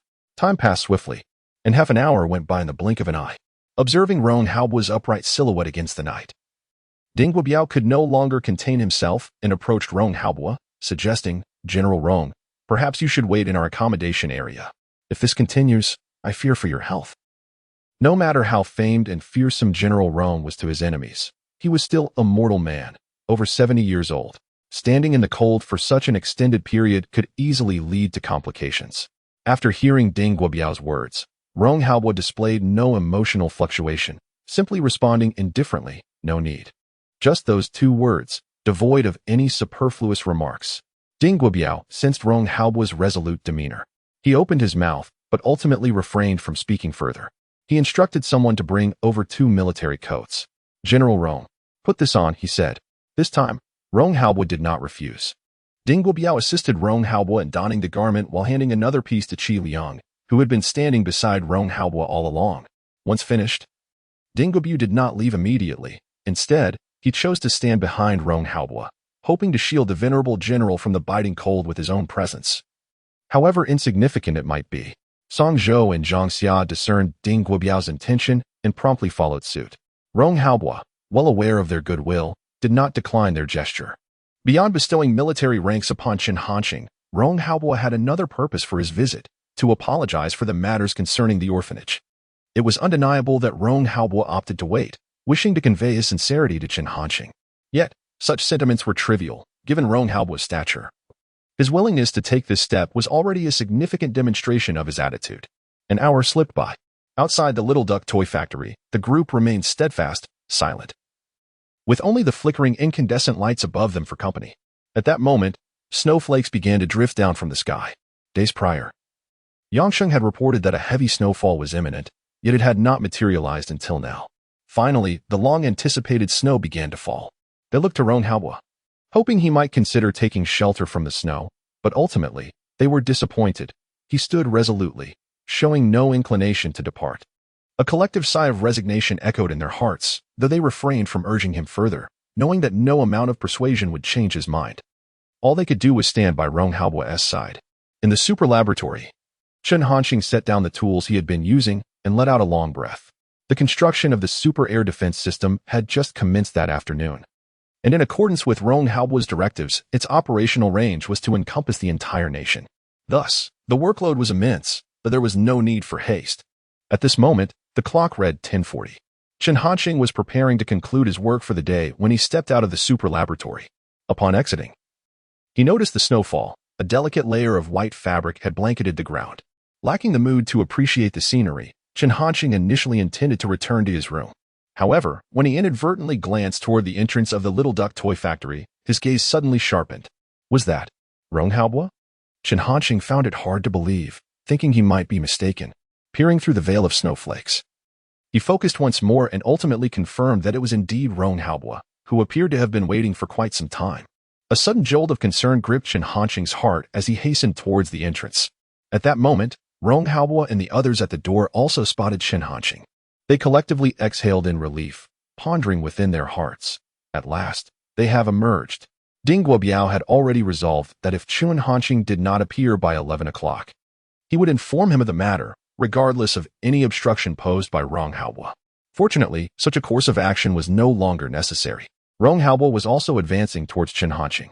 For someone of Rong Haobo's age, the prolonged wait had been quite a burden. His legs had begun to feel stiff, and his gait was somewhat awkward. Nonetheless, Rong Haobo persisted in his approach to Chen Hanqing. Flakes of white snow adorned his head, some of which, under the warmth of his body, had transformed into droplets that dampened his grizzled hair. Qi Liang, Song Zhou, Zhang Xia, Ding Guobiao, and others followed closely behind Rong Haobo, remaining silent yet vigilant, ready to assist should he stumble or encounter any mishap. Upon reaching Rong Haobo's side, Chen Hanqing beheld his appearance with a complex expression. For a moment, he found himself at a loss for words. In contrast, Rong Haobo wore a look of serene ease. Gazing at Chen Hanqing with a warm smile, "Comrade Chen Hanqing, it is snowing. A timely snow heralds a bountiful year. Next year, we shall surely reap a good harvest." Perhaps to affirm Rong Haobo's words, the snow began to fall more heavily. Chapter 159. Why does Comrade Chen Hanqing not follow the conventional path? Upon hearing Rong Haobo's words, Chen Hanqing found himself at a loss for a response, his heart swirling with an inexplicable array of emotions. It was not just him, the others present, including Song Zhou and Zhang Xia, shared this sentiment. The image of Rong Haobo in their minds had taken on a more vivid and tangible form. "General Rong, please step inside," Chen Hanqing suggested, shifting the conversation. This time, Rong Haobo did not decline but nodded in agreement, saying, "All right." The two then proceeded towards the room. Upon reaching the doorway, Ding Guobiao and the others consciously halted their steps, refraining from following. They understood that Rong Haobo's visit, especially after such a lengthy wait, indicated he had significant matters to discuss with Chen Hanqing, matters beyond their purview. Once inside, Chen Hanqing invited Rong Haobo to take a seat and poured him a cup of warm water. Rong Haobo accepted the drink but did not partake immediately. He was about to speak, "Comrade Chen Hanqing." However, before he could finish, Chen Hanqing interjected, "General Rong, please have some water to warm yourself. There is no rush. We can discuss matters shortly." Rong Haobo was not offended by the interruption. Instead, he smiled and replied, "Very well, I shall heed your advice." He lifted the cup and sipped slowly, the steam rising from the water merging with the chill emanating from him. After a moment, he finished the drink and set the cup down, jesting, "Is that satisfactory now?" Chen Hanqing nodded in affirmation. Subsequently, Rong Haobo's demeanor shifted to one of gravity. After a few contemplative seconds, he spoke solemnly, "Comrade Chen Hanqing, I must apologize for the situation regarding the orphanage." His tone was profoundly earnest. Upon concluding his statement, he even stood, intending to bow in respect to Chen Hanqing. Chen Hanqing was taken aback by Rong Haobo's words. Witnessing his motion, he was even more astonished and swiftly rose to prevent him, exclaiming, "General Rong, this is absolutely unnecessary." He could not bear the weight of such a bow from Rong Haobo. If he were to accept it, it might prompt Director Yang to sever ties with him for the sake of principle. Rong Haobo, a man of great stature, bowing was of monumental significance. Fortunately, Chen Hanqing intervened in time, and Rong Haobo, unable to persist, resumed his seat. With a slight sigh, Rong Haobo remarked, "Comrade Chen Hanqing, this incident stemmed from our oversight and nearly resulted in a tragic outcome. However, I assure you that such an occurrence will never happen again. You are a national hero and the future of our nation. Hua country bears the solemn obligation to ensure the absolute safety of you and your family." Initially, after being lectured by Dean Yang, Chen Hanqing had already lost any emotional attachment to the matter. However, upon hearing Rong Haobo's earnest reiteration, an emotional stir was inevitable. Chen Hanqing nodded and expressed his gratitude, saying, "General Rong, thank you." In that moment, an unprecedented sense of belonging to Hua country surged within him. Rong Haobo replied, "Comrade Chen Hanqing, this is the treatment you rightfully deserve." Recognizing that the issue had been deftly resolved, Rong Haobo refrained from further wasting time, and transitioned to another matter. Comrade Chen Hanxing, I have another matter to discuss with you. Chen Hanxing remained composed and replied, Please, go ahead. Without hesitation, Rong Haobo stated, Comrade Chen Hanxing. The underwater robot has successfully passed its tests, exhibiting exceptional performance in all aspects. As he spoke, Rong Haobo glanced at Chen Hanxing, eager to gauge his reaction. Logically, Chen Hanxing ought not to be aware that the purchaser of the underwater robot was from the military. Rong Haobo deliberately left gaps in his statement to test Chen Hanxing's stance. However, he was met with disappointment as Chen Hanxing displayed no reaction, seemingly oblivious to his words. This left Rong Haobo feeling quite helpless. He could not believe that Chen Hanxing did not comprehend his meaning. The only plausible reason for Chen Hanxing's calm demeanor was that he had already surmised the military background of the underwater robot's buyer and was unwilling to make a declaration. Indeed, Chen Hanxing was fully aware of Rong Haobo's intentions. At that moment, Chen Hanxing pondered, as long as I do not acknowledge it. What I create remains a mere toy. The production of arms is not my concern. Toys and arms are two entirely different matters. One brings joy to people, while the other takes lives. Given the choice, Chen Hanxing would prefer to engage in the former. Although such thoughts were somewhat self-deceptive, Rong Haobo paid no heed to them. He continued, Comrade Chen Hanxing, that underwater robot holds profound significance for Hua country. I hope to obtain its schematics and core data. Chen Hanxing was not taken aback by this request, as it was not the first time such a situation had arisen. He did not refuse and simply nodded, all right. Even though he had anticipated this response, Rong Haobo's face still lit up with joy. Comrade Chen Hanxing, Hua country will not forget your contributions, he added. Before coming, we deliberated and decided to grant you a reward. Upon hearing this, Chen Hanxing's eyes brightened. A reward? This was the segment he relished. The highest military command would surely offer something substantial. However, Chen Hanxing did not immediately acquiesce. He recalled the sight of Rong Haobo waiting in the snow outside just moments ago. He remembered the words of apology spoken by Rong Haobo. He thought of the donations made silently by the Huaca Institute to the Supreme Military Command in the Guangxia Orphanage. Scenes flashed before Chen Hanxing's mind. He sighed softly and murmured to himself, in truth, General Rong and his comrades have already done remarkably well. With this decision made, Chen Hanxing spoke with unwavering resolve. General Rong, there is no need for a reward. This is simply my duty. He endeavored to articulate his words with fervor, aiming to highlight his patriotic spirit. Chen Hanxing had prepared himself to receive the accolades from Rong Haobo. Yet, the image he envisioned did not materialize. Rong Haobo's expression grew complex, his gaze directed at him with an odd intensity. This left Chen Hanxing utterly perplexed. What was happening? General Rong should not be reacting this way. At that moment, Rong Haobo also felt a profound sense of helplessness. His mention of a reward was merely a pretext, intended to smoothly lead into the subsequent announcement of Chen Hanxing being awarded the rank of Major General. Although his desire for Chen Hanxing to join the military remained glaringly evident, it was not meant to be so abrupt. Yet now, Chen Hanxing had outrightly declined. This left Rong Haobo at a loss for words. Why was Comrade Chen Hanxing deviating from the expected script? Chapter 160. I am willing to contribute to the development of China. At this moment, Rong Haobo found himself questioning whether Chen Hanxing had somehow anticipated his thoughts. The room fell into silence, and an unusual atmosphere enveloped them. After a brief pause, Rong Haobo resolved to take the initiative. He spoke again, Comrade Chen Hanxing.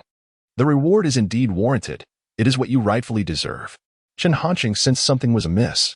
He insisted, General Rong, there is no need for that. Rong Haobo, momentarily at a loss for words, replied, Comrade Chen Hanxing, please do not decline. Otherwise, I would find it challenging to explain to our comrades. This was the only justification he could muster. Chen Hanxing's brow furrowed slightly. Something felt off. Nevertheless, observing Rong Haobo's demeanor, he suspected that if he continued to refuse, the general might become genuinely perturbed. After a moment of contemplation, Chen Hanxing said, Then please, enlighten me. Upon hearing this, Rong Haobo let out a slight sigh of relief. He steadied himself and declared, Comrade Chen Hanxing, according to our discussions, it has been decided to bestow upon you the rank of Major General. Upon hearing this, Chen Hanxing finally grasped the situation. He had been perplexed as to why Rong Haobo exhibited such a demeanor regarding the reward. It turned out he had been awaiting this moment. A twofold accomplishment. Major General? This was quite a substantial promotion. Chen Hanxing internally chuckled at the irony. Deep down, he was reluctant to become too entangled with the military. In his view, he was merely a university student. and the prospect of assuming the identity of a major general felt overwhelming. The higher the rank, the greater the responsibilities one must bear. Chen Hanqing felt ill-prepared for such a role. For now, his current state suited him just fine. However, this time, he did not outright decline. He had to admit that. Over this period, he had undergone a subtle transformation in mindset. The seeds of patriotism planted by Director Yang over the past 18 years were beginning to sprout. Noticing Chen Hanqing's demeanor, Rong Haobo's heart raced with hope. This could lead somewhere. With that thought, he could not suppress his excitement any longer. He laid bare his intentions with utmost sincerity. Comrade Chen Hanqing, I understand your concerns. I assure you that once you join the military, you will face no constraints whatsoever. Nor will anyone coerce you into anything. Chen Hanqing remained silent. Rong Haobo pressed on. Comrade Chen Hanqing, this is not a cage. Rather, it is a means to wield authority in a more legitimate manner. By joining the military, we can provide you with any assurances you may need in a more rightful way. Comrade Chen Hanqing, I earnestly implore you to accept the military rank and join the armed forces. Rong Haobo's tone grew increasingly grave. All that he could articulate had been clearly expressed. After conveying this, Rong Haobo ceased to speak, merely gazing silently at Chen Hanqing, awaiting his decision. The room was enveloped in an eerie silence, with only the sound of breathing reverberating. Although Rong Haobo maintained a calm facade, his heart was fraught with anxiety. The words had been spoken. Should Chen Hanqing refuse once more, the military would not have the opportunity to extend such an invitation for a considerable duration, perhaps never again. This induced a deep sense of concern in Rong Haobo. Time passed slowly, each second stretching into an eternity, allowing Rong Haobo to truly grasp the feeling of days dragging on. No, more accurately, it was as if seconds felt like years. At last, after a brief pause, the flickering light in Chen Hanqing's eyes grew resolute, and the worry etched on his face vanished. He had made his decision. Chen Hanqing lifted his gaze to meet Rong Haobo's eyes. General Rong, I have a few stipulations. Upon hearing this, Rong Haobo's spirits soared. It signified that Chen Hanqing had acquiesced to his request. Please, do tell. He replied eagerly, readily willing to comply. He would not hesitate to accept any number of requirements, be it a few, dozens, or even hundreds, as long as they did not contravene discipline and principles. Chen Hanqing had already formulated his thoughts and spoke without hesitation. First, I will only accept the military rank, not any other military position. At least for now, I cannot be coerced into an assignment. Ranks and positions are not synonymous. Positions such as regiment commander or battalion commander come with actual authority, whereas ranks like major general, major, or lieutenant are merely titles. I can accept the rank, but cannot accept a military position. Without a moment's thought, Rong Haobo responded, very well. That is not an issue at all. His perspective of Chen Hanqing was that of a researcher. He could not truly assign him a position that required execution of tasks. Should any unfortunate incident befall Chen Hanqing, he would have no solace. Chen Hanqing continued, second, I will not leave Yang City. The super laboratory is located at the Little Duck Toy Factory, and even I cannot be easily relocated. Although I could still produce results without the super laboratory, the time required would be exponentially greater. Additionally, the Guangsha orphanage is still in Yang City. Not a problem. Rong Haobo readily replied. We can construct whatever is needed directly in Yang City. The arms factory serves as a precedent. Chen Hanqing was indeed worthy of such arrangements. Third, even the highest military command cannot compel me to fulfill orders to manufacture items. Chen Hanqing stated. This time, Rong Haobo fell silent for a moment. In the end, he readily acquiesced, saying, very well, Comrade Chen Hanqing. We shall respect your choice. If there truly were a choice to be made, Rong Haobo undoubtedly wished for Chen Hanqing to create whatever was lacking in Huagua. However, Rong Haobo was also acutely aware that Chen Hanqing was a human being, not a mere machine, and could not be directed at will. Furthermore, as long as Chen Hanqing was unwilling, a simple declaration of inability could easily dismiss them. Not to mention, Chen Hanqing had asserted that he could not be coerced. Over the course of their interactions, Rong Haobo had come to understand that if Huagua were genuinely in peril, Chen Hanqing would undoubtedly not turn a blind eye, provided he was approached with reason and empathy. The fourth and final stipulation was that no one could interfere with his factory, nor could anyone meddle in his research and manufacturing.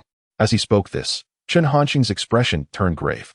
The system was his greatest secret, one that even Dean Yang was unaware of. This time, Rong Haobo did not hesitate. Absolutely no problem. This response took Chen Hanqing by surprise, but he quickly grasped the reasoning behind it. The highest military command was predominantly composed of soldiers, and during the prior research on matches, they had borrowed personnel from the Huaca Institute. This implied that no one within the highest military command had the capacity to interfere in his research. Nonetheless, Chen Hanqing was unperturbed. He had already made his position clear, and Rong Haobu's agreement equated to a consensus from others as well. Meanwhile, Nyozhua, situated in the imperial capital's Huaca Institute, was unwittingly betrayed by Rong Haobu. Subsequently, Chen Hanqing no longer hesitated and declared with utmost seriousness, "General Rong, I am willing to accept the rank of Major General. I shall contribute my efforts to the rise of Huagua." Chapter 161. Officer Zhang, do you have any plans for tomorrow? This inquiry from Chen Hanqing was precisely what Rong Haobu had been awaiting. An overwhelming joy surged within him, and a contented smile graced his face. "Excellent, Comrade Chen Hanqing. The nation shall undoubtedly grow stronger because of you," Rong Haobu declared, his tone resolute. This was an undeniable truth. Chen Hanqing chose not to elaborate further. Without wasting any time, Rong Haobu instructed Qi Liang to enter and present the military uniform he had brought. Prior to their meeting, Qi Liang was already aware of Rong Haobu's intentions. Rong Haobu held the uniform meticulously, presenting it to Chen Hanqing. Naturally, it was adorned with shoulder epaulets bearing the stars of command. Chen Hanqing accepted it with utmost seriousness. "Comrade Chen Hanqing, do try it on," said Rong Haobu, eagerly anticipating how Chen Hanqing would look in uniform. Chen Hanqing did not refuse and nodded in agreement. A short while later, as Chen Hanqing emerged in his military attire, Rong Haobu turned around and, upon seeing him, felt his gaze sharpen with surprise. In the next instant, he could no longer conceal his delight. "Bravo, Comrade Chen Hanqing. You truly look formidable in this uniform." Qi Liang nodded in agreement. Chen Hanqing's features were already handsome, and the uniform accentuated his tall stature and resolute demeanor. Just one glance was enough to convey an extraordinary air of valor. Chen Hanqing remained silent, offering a solemn salute to Rong Haobu.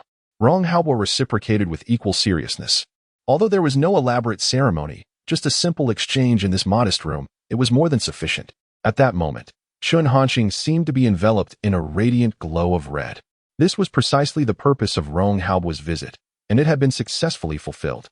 Recognizing that there was no longer a need to linger, Rong Haobu bid farewell to Chen Hanqing and instructed Qi Liang to arrange for the private jet back to the capital.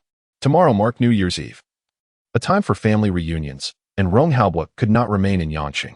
Qi Liang acknowledged the request and stepped out to make arrangements. Moments later, Qi Liang returned, his expression fraught with concern.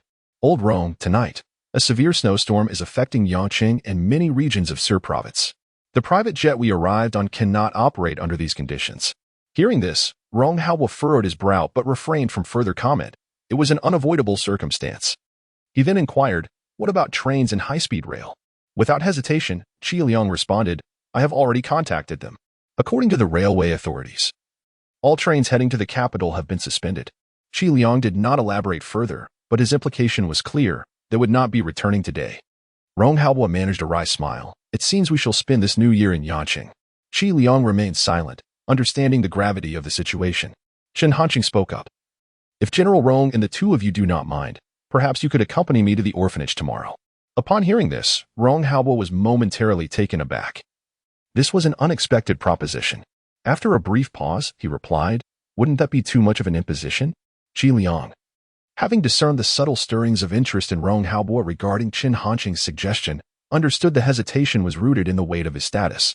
After all, it would not sit well for someone of Rong Haobu's stature to impose on others during the festive season.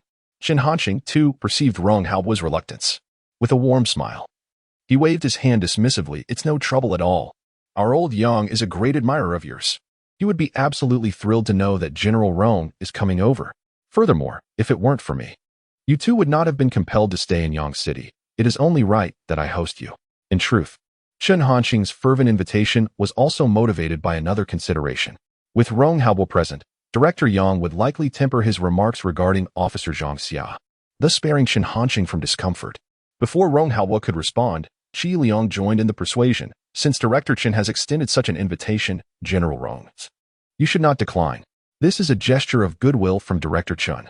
Not wishing to appear overly evasive, Rong Haobu nodded in agreement. "Very well. Tomorrow, we shall join Comrade Chen Hanqing for a meal." Having reached this decision, Rong and his companion decided not to linger any longer at the toy factory.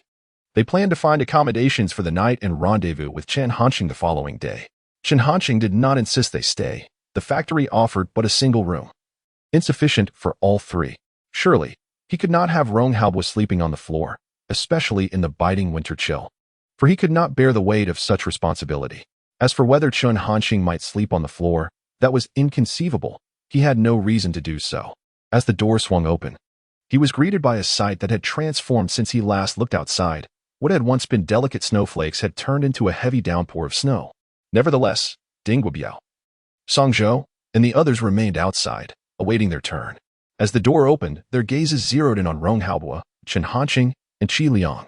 In an instant, their expression shifted to one of stunned disbelief, eyes widening in astonishment as they beheld Chen Hanqing's military uniform, adorned with the insignia of a major general. Though Song Zhou and the others could surmise that Rong Haobo's visit was of significant importance, they could never have anticipated that it was to bestow upon Chen Hanqing the rank of Major General, an 18-year-old Major General. Such a feat was unprecedented on a global scale. Moreover, Chen Hanqing also holds the esteemed title of academician at Huazhong University of Science and Technology. Should this matter come to light, it would undoubtedly create a tremendous stir. Although the rationale behind Chen Hanqing being conferred the rank of Major General remains unclear, Song Zhou and others harbored no doubts regarding Rong Haobo's decision. It was certainly a recognition that Chen Hanqing deserved.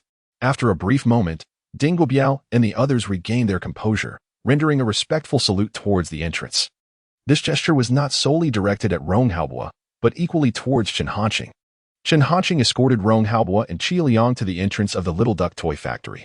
Once the two boarded Ding Guobiao's vehicle, Chen Hanqing intended to return to his quarters.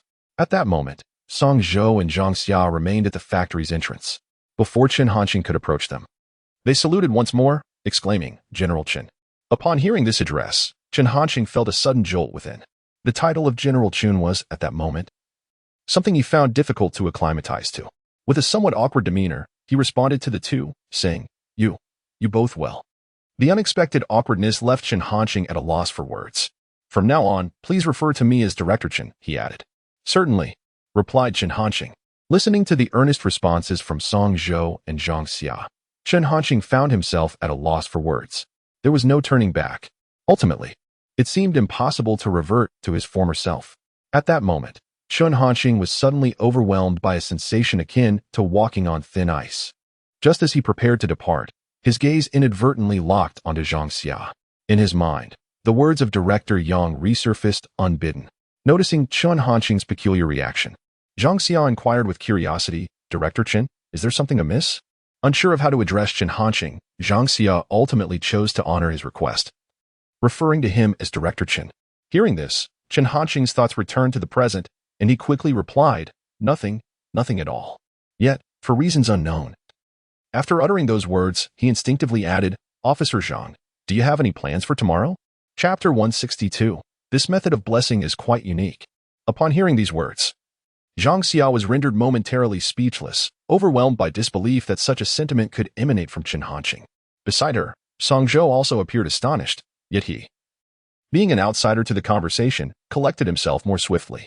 Noticing Zhang Xia's silence, his anxiety surged, prompting him to gently remind her, "Officer Zhang, Director Chen is addressing you."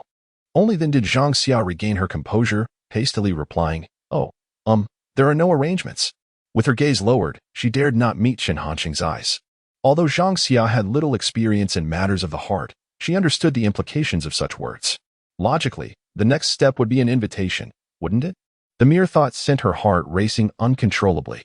Chen Hanqing, too, was acutely aware that if he were to heed Director Yang's suggestion and invite Zhang Xia to accompany him to the orphanage the following day, she would likely not decline. Yet, the words hung on the tip of his tongue, and ultimately, he refrained from voicing them.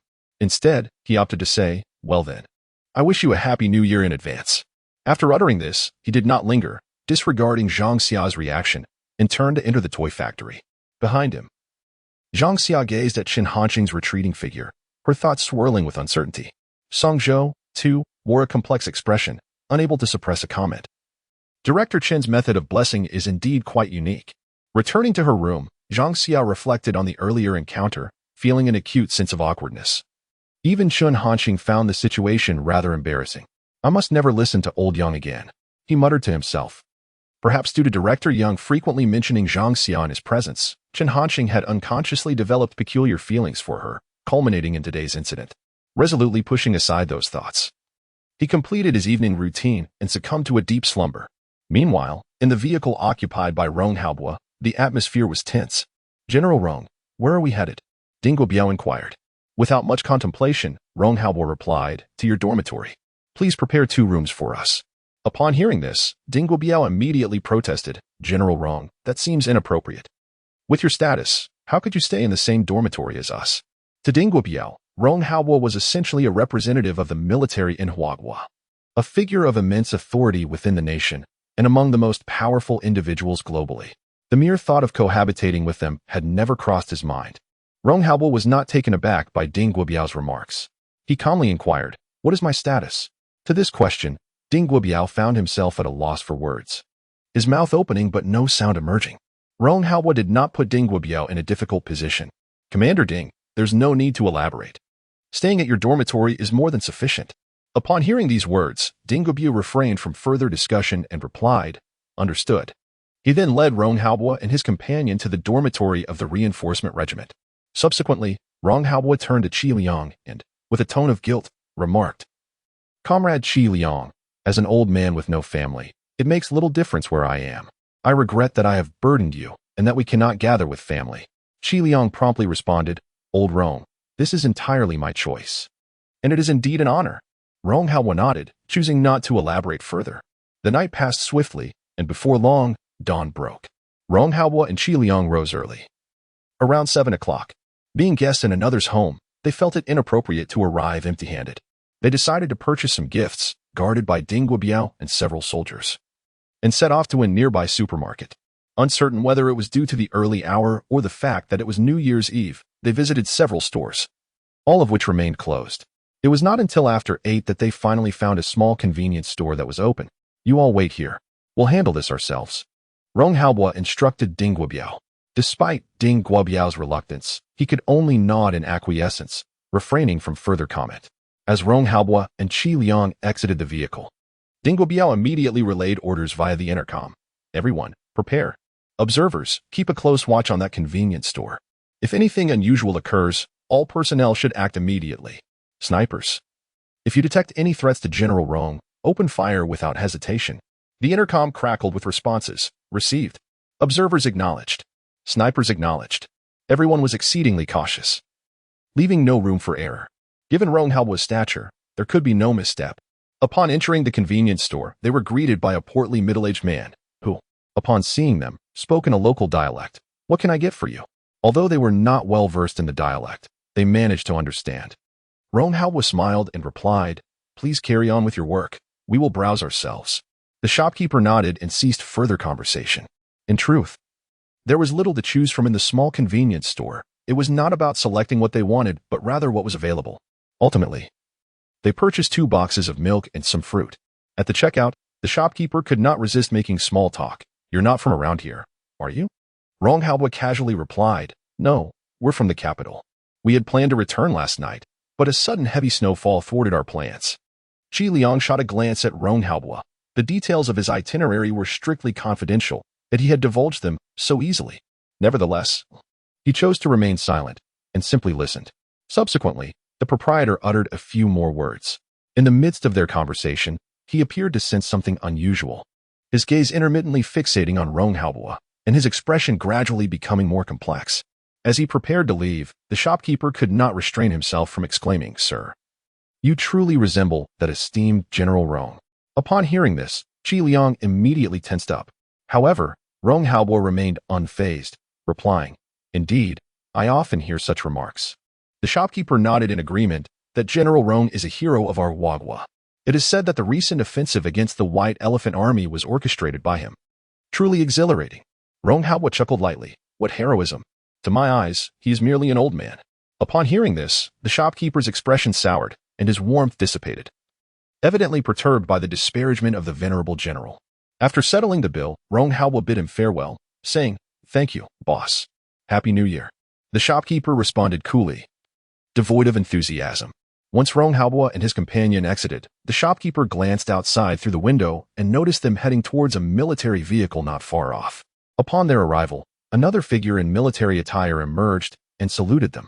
Witnessing this scene, the shopkeeper was struck by a revelation. It was as if something had exploded in his mind, leaving him momentarily bereft of soul, standing there in a daze. Chapter 163. Do not bring home any unsavory companions. After a considerable time, the shopkeeper gradually regained his composure. Could it be that he truly encountered the esteemed General Rong? He couldn't help but exclaim, his mind brimming with incredulity and complex thoughts. What the shopkeeper was unaware of was that he had, in fact, brushed against death moments ago, particularly when he had plunged his hand into the drawer to retrieve change. Outside, Ding Guobiao had commanded his soldiers to ready their triggers.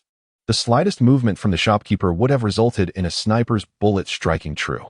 The shopkeeper's musings went unnoticed. At that moment, Rong Haobo and his companions were already aboard a military vehicle, preparing to return to the Little Duck toy factory. Half an hour later, the military vehicle arrived at the entrance of the factory. Today, the only guards posted were Song Zhou and his colleagues. Director Yang had been preoccupied with thoughts of Zhang Xia, who had taken a day off to return home. Upon seeing Rong Haobo disembark, Song Zhou immediately saluted. Rong Haobo inclined his head slightly in acknowledgement and proceeded into the toy factory. Today, Chen Hanqing had naturally ceased production. He had already tidied up and was ready to head to the Guangsha orphanage. Wasting no time, the three of them soon set off for the orphanage. Once in the vehicle, Chen Hanqing was momentarily taken aback upon seeing the gifts that Rong Haobo and his companion had purchased. He found it hard to comprehend that someone like Rong Haobo could, at times, find himself entangled in the intricacies of human relationships. Noticing Chen Hanqing's expression, Rong Haobo surmised his thoughts and explained, "It's our first visit. I wasn't sure what to bring, so I just picked up a few things." Chen Hanqing nodded in understanding. It is already more than sufficient. In truth, Rong Haobo's mere presence at the orphanage was the greatest gift of all. Silence enveloped them for a while. As the vehicle traveled along the road, Chen Hanqing's phone suddenly rang. Glancing at the screen, he saw it was Director Yang calling. Without hesitation, he answered, stating, "Old Yang, we shall arrive shortly." Upon hearing this, Director Yang on the other end sensed something unusual and inquired with delight, "We? Officer Zhang is coming too?" Chen Hanqing felt utterly speechless.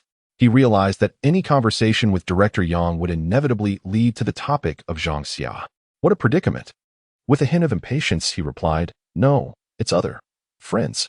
He refrained from directly mentioning that the friend he referred to as Rong Haobo. Hoping to surprise Director Yang, or perhaps astonishment would be a more fitting description. The thought of Director Yang's reaction upon meeting Rong Haobo filled Chen Hanqing with eager anticipation, a mischievous delight in his heart. Upon hearing Chen Hanqing's words, Director Yang was immediately incensed. "Did I not tell you? Without Xiaozhang, you need not come at all. What kind of friends are these? Do not bring any dubious acquaintances to my doorstep." Yang, the director, spoke with unrestrained candor, embodying the image of an indomitable middle-aged woman. Rong Haobo exchanged a glance with Qi Liang, their expressions laden with complexity. Chen Hanqing nearly erupted into laughter, inwardly musing, "Old Yang, just keep talking. The more you say, the faster your social demise." He foresaw a moment of regret for her. Nevertheless, Chen Hanqing, with genuine intent, cautioned, "Old Yang, what words are these? How can you label them as dubious friends?" Although his words seemed to exonerate Rong Haobo, they unmistakably urged Director Yang to continue her tirade. Indeed, Yang was undeterred and retorted immediately, "What's wrong with calling them dubious friends? Who in their right mind, during the festive season, would abandon their home and run around with others? Aren't you concerned about the worries of your family?" A laugh escaped Chen Hanqing before he could contain himself. Observing this, Rong Haobo and Qi Liang felt even more conflicted. They regretted agreeing to accompany Chen Hanqing to the orphanage for the new year. In retrospect, being with the soldiers from the reinforcement team might have been preferable. At least they wouldn't be labeled as dubious friends. Rong Haobo, after so many years, found it disconcerting to receive such an assessment. Chen Hanqing, on the other hand, was elated. He eagerly anticipated the moment when Director Yang would discover that the dubious friends she spoke of were, in fact, Rong Haobo. All right, Old Yang, please refrain from further comments. My two friends are from the capital. They couldn't return due to the heavy snowfall, so I invited them to the orphanage since they had nowhere else to go," Chen Hanqing explained. At this juncture, Qi Liang couldn't help but reflect. Director Chen's heart appears to harbor a bit of darkness. Every word Chen Hanqing uttered was sincere, yet he deftly steered Director Yang off course, deliberately omitting their true identities. After a moment of silence on the other end of the phone, Director Yang cautiously inquired, "Is that true?" Chen Hanxing affirmed with unwavering conviction, "Indeed." No longer doubting. Yang expressed her sentiment, "They are but two unfortunate children. Please take care on your journey. Today, allow your friends to sample my culinary skills." It was palpable that Director Yang's demeanor had softened considerably. Though her words could sometimes be harsh, she possessed a kind heart. Otherwise, she would not have devoted so much time to overseeing an orphanage. A typical sharp-tongued yet tender-hearted individual. Chen Hanxing nodded in acknowledgement and refrained from further idle chatter before promptly ending the call. This Dean Yang truly possesses an intriguing character. At that moment, Rong Haobua could not help but interject, casting a look filled with curiosity towards Chen Hanxing. Under Rong Haobua's penetrating gaze, Chen Hanxing felt a twinge of guilt and turned away, chuckling softly in response. Indeed, quite interesting, before lapsing into silence. Ding Guobiao, who was also present in the vehicle, assumed the role of the driver and remained quiet. The dialogue between Chen Hanxing and Rong Haobua left no room for him, a mere team leader, to interject. At this juncture, Ding Guobiao was taken aback. After all, Rong Haobua was a figure of immense stature, often referred to as the divine warrior of Huagua. In the entirety of Huagua, it seemed that only Chen Hanxing dared to jest with Rong Haobua, alongside that oblivious Dean Yang, who remained blissfully unaware of the unfolding dynamics, rendering him somewhat pitiable. As the vehicle continued its journey, each person harbored their own thoughts, and the conversation ceased. The atmosphere within the cabin grew heavy with complexity. Ultimately, amidst this peculiar ambience, they arrived at the Guangsha orphanage. Chapter 164. Should there be such disparate treatment? Chen Hanxing, Rong Haobua, and Qi Liang emerged from the vehicle, while Ding Guobiao waited outside, tasked with ensuring their safety. Initially, Ding Guobiao had intended to summon the entire reinforcement unit, but Rong Haobua had declined this request. Presently, Yang City was not only safeguarded by the reinforcement unit stationed at the Little Duck Toy Factory, but also supported by numerous troops engaged in the construction of the Yang City military base, totaling around several tens of thousands. Moreover, given the confidential nature of Rong Haobua's itinerary, the risk was deemed minimal. As per Rong Haobua's instructions, Ding Guobiao had brought along only a single company, approximately 120 personnel. Nonetheless, he promptly organized the deployment, affording the utmost protective measures. At the Guangsha orphanage, Chen Hanxing exclaimed, "Old Yang, we have arrived. Hurry out to greet us." Upon entering, his voice resonated with newfound confidence, capturing the attention of the children within the orphanage. "Brother Xing is back. Brother Xing, Happy New Year. Brother Xing, yesterday Li Xiaoyi snatched my toy, and when I refused to give it to him, he hit me." "You're lying. I didn't." The children quickly surrounded Chen Hanxing, chattering animatedly. Rather than feeling annoyed, Chen Hanxing found the warmth of their affection quite endearing. At that moment, Director Yang, fuming, emerged from the kitchen. "You little rascal, how dare you demand a welcome?" However, her words faltered halfway as she noticed the two individuals beside Chen Hanxing. Her voice abruptly ceased, and for a moment, she stood in astonishment, blinking rapidly, questioning whether her eyes deceived her. The figure next to Chen Hanxing bore an uncanny resemblance to General Rong Haobua. In an instant, Director Yang's mind raced with countless thoughts, grappling with the incredulity that a person of Rong Haobua's stature could possibly appear at their orphanage. Yet, the undeniable presence of Rong Haobua before her left no room for doubt. After a considerable pause, Director Yang regained her composure, gazing at Rong Haobua with courage. Her voice trembling as she inquired, "Are you General Rong?" The excitement rendered her voice somewhat hoarse. Rong Haobua nodded, smiling as he replied, "Indeed, I am. Hello, Director Yang." Initially, Rong Haobua contemplated teasing Director Yang about her earlier remarks regarding friends of dubious character, but upon witnessing her current state, he reconsidered. He feared that further banter might overwhelm her. Nevertheless, the shock within Director Yang surged like a tsunami, overwhelming her senses. She hurriedly approached Rong Haobua, clasping his hand tightly. General Rong, what brings you here?" Welcome. The weather is so frigid, and you were dressed so lightly. Hurry inside, don't catch a chill." Dean Yang spoke in a rather disorganized manner. Nonetheless, it was evident that he held a deep affection for General Rong Haobua. Chen Hanxing was not mistaken. Dean Yang indeed revered this esteemed general. This reaction took Rong Haobua somewhat by surprise. However, he did not reject Dean Yang's kindness and, with the dean's assistance, stepped inside. As for Chen Hanxing, Dean Yang was currently too preoccupied to attend to him. Observing this scene, Chun Hanqing felt quite helpless. Initially, he anticipated witnessing Dean Yang's embarrassment. Yet now he suddenly sensed that he was the outsider in this scenario. What a predicament! It appeared that the fool was none other than himself. As Chun Hanqing pondered, Li Xiaoyi inquired, "Brother Xing, was that elderly gentleman very impressive? I feel like I've seen him on television." Chun Hanqing's thoughts were drawn back. Without hesitation, he responded, "Indeed. He is remarkable. Without individuals like him, we might not enjoy the present day." His voice was soft, yet he spoke with utmost sincerity. In truth, not only did Dean Yang hold great respect for Rong Haobo, but Chun Hanqing shared the same sentiment. Li Xiaoyi nodded, somewhat comprehending. "Then I also want to become such a person in the future." Chun Hanqing smiled but remained silent. That day, due to Rong Haobo's presence, the atmosphere became particularly festive and lively. The smile on Dean Yang's face never faded. When it came time to dine, he specially invited Rong Haobo to the seat of honor, a rare display of the highest etiquette from the orphanage. "General Rong, please share a few words with us," Dean Yang said, his face brimming with anticipation as he looked at Rong Haobo. Before Rong Haobo could respond, Chun Hanqing couldn't help but mutter, "I wonder who was just calling him a good friend." Dean Yang shot a glance at him and, in a low voice tinged with irritation, said, "Can you not speak for once?" Chun Hanqing thought to himself, when it came to Rong Haobo, it was an invitation for the general to speak. But when it involved him, it transformed into a reprimand. Was such differential treatment truly necessary? After all, he was now an academician of the Huaca Institute, a recipient of the National Honor Medal of Huaghua, and a major general. Could they not afford him a measure of respect? These thoughts Chun Hanqing dared only to entertain internally. He could not voice them and could only swallow his grievances. Rong Haobo did not decline the invitation. He rose and spoke. "Let us hope that in the upcoming year of the dragon, the great dragon of Huaghua will soar to new heights. I wish for the lives of the millions of people in Huaghua to be filled with greater happiness and fulfillment. Lastly, I extend my gratitude to Dean Yang for nurturing such an exceptional talent as Comrade Chun Hanqing for our nation." Rong Haobo did not deliver an elaborate speech, but simply conveyed these few heartfelt words. As Rong Haobo spoke these words, his gaze was fixed upon Chun Hanqing. He harbored a premonition that Chun Hanqing would play a crucial role in determining whether Huaghua could soar to new heights. Following this, a round of applause ensued.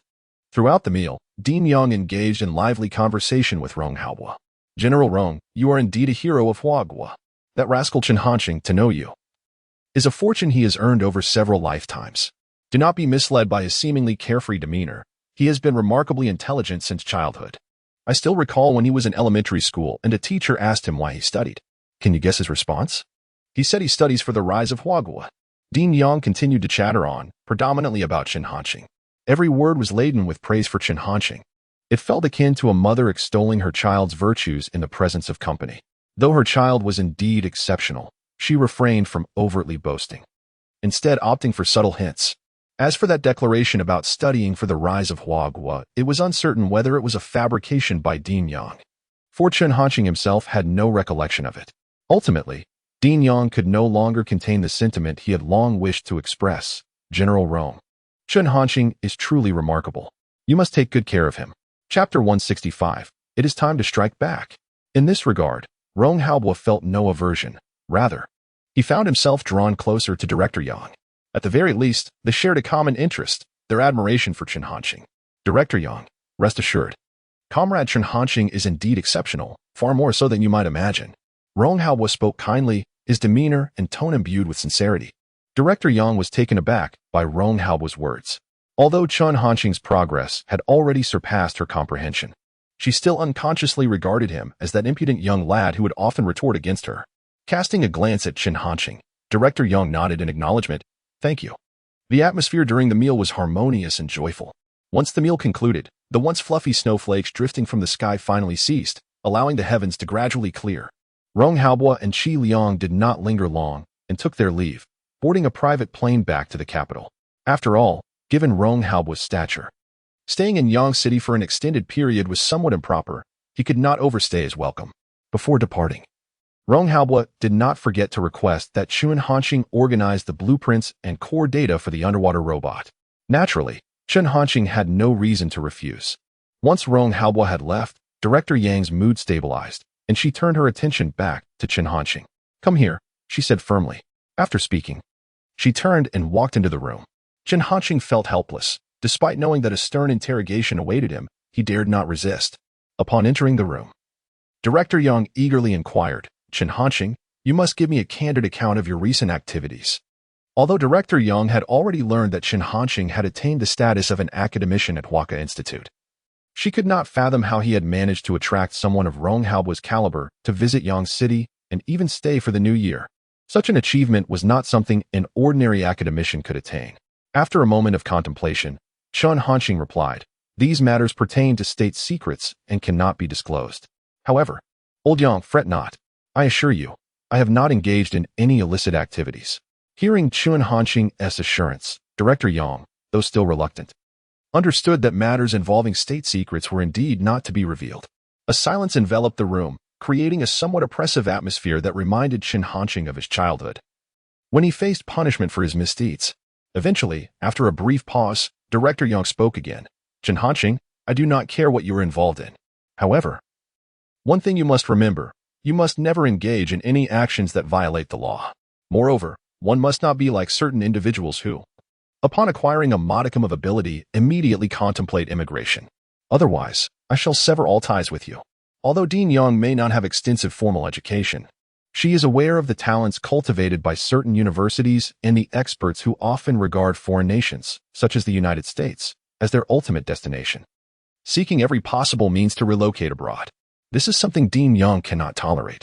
Chen Hanqing felt somewhat speechless. After all, he is a military major general. How could he possibly consider leaving the country? Such an action would indeed amount to treason. Despite having his share of issues, Chen Hanqing could never commit such an act. With a serious demeanor, he declared, "Absolutely not." Only then did Dean Yang feel reassured, "Considering that you invited General Rong today, I shall temporarily overlook the fact that Xiao Zhang did not accompany you."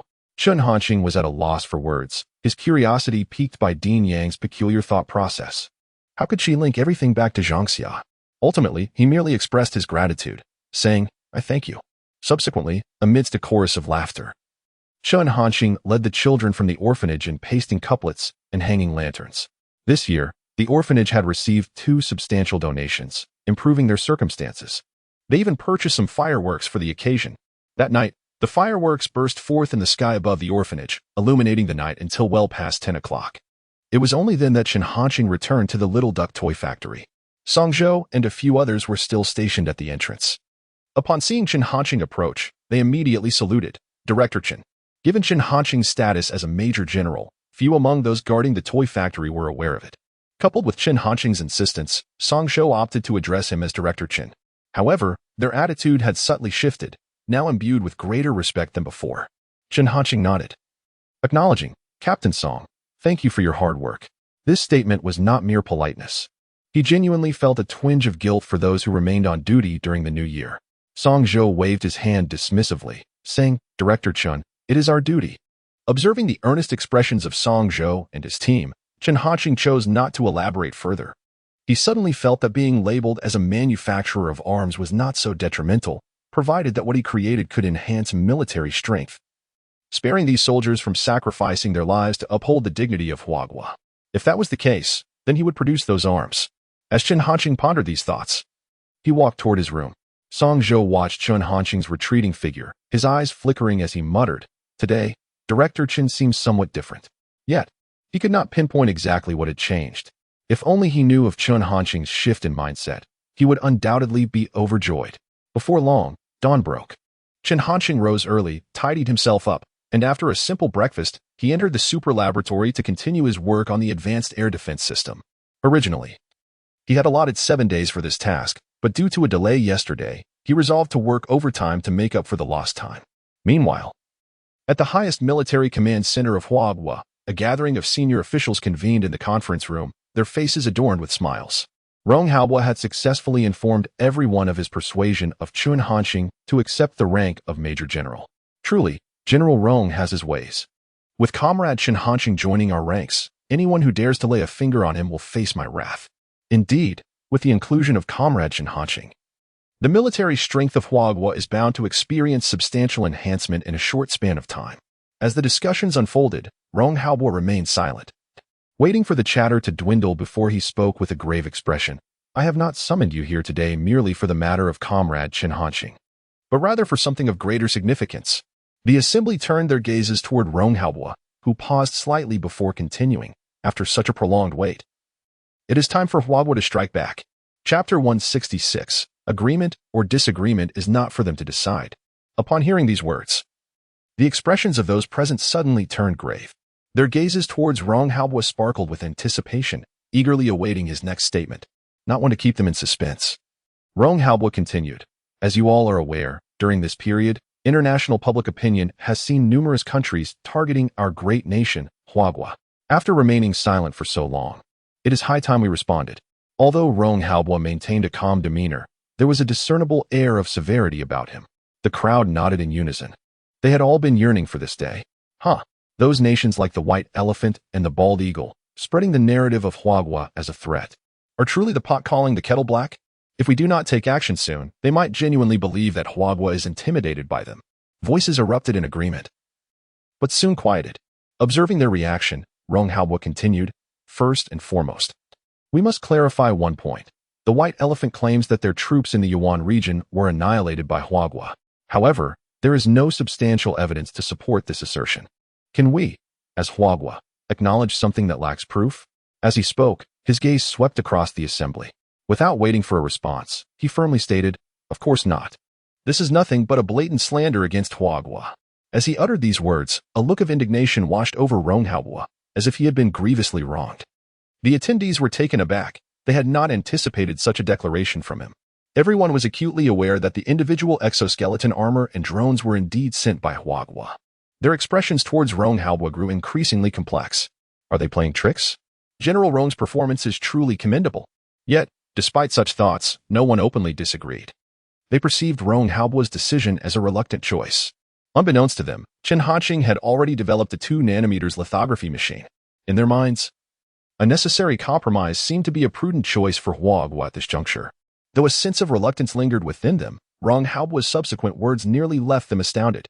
Thus, the actions of the White Elephant constitute an affront to Huabua, severely tarnishing our international reputation. My suggestion is that we should demand appropriate compensation from the White Elephant, Ronghaobua declared. The attendees were left utterly dumbfounded, some even questioning whether they had misheard him.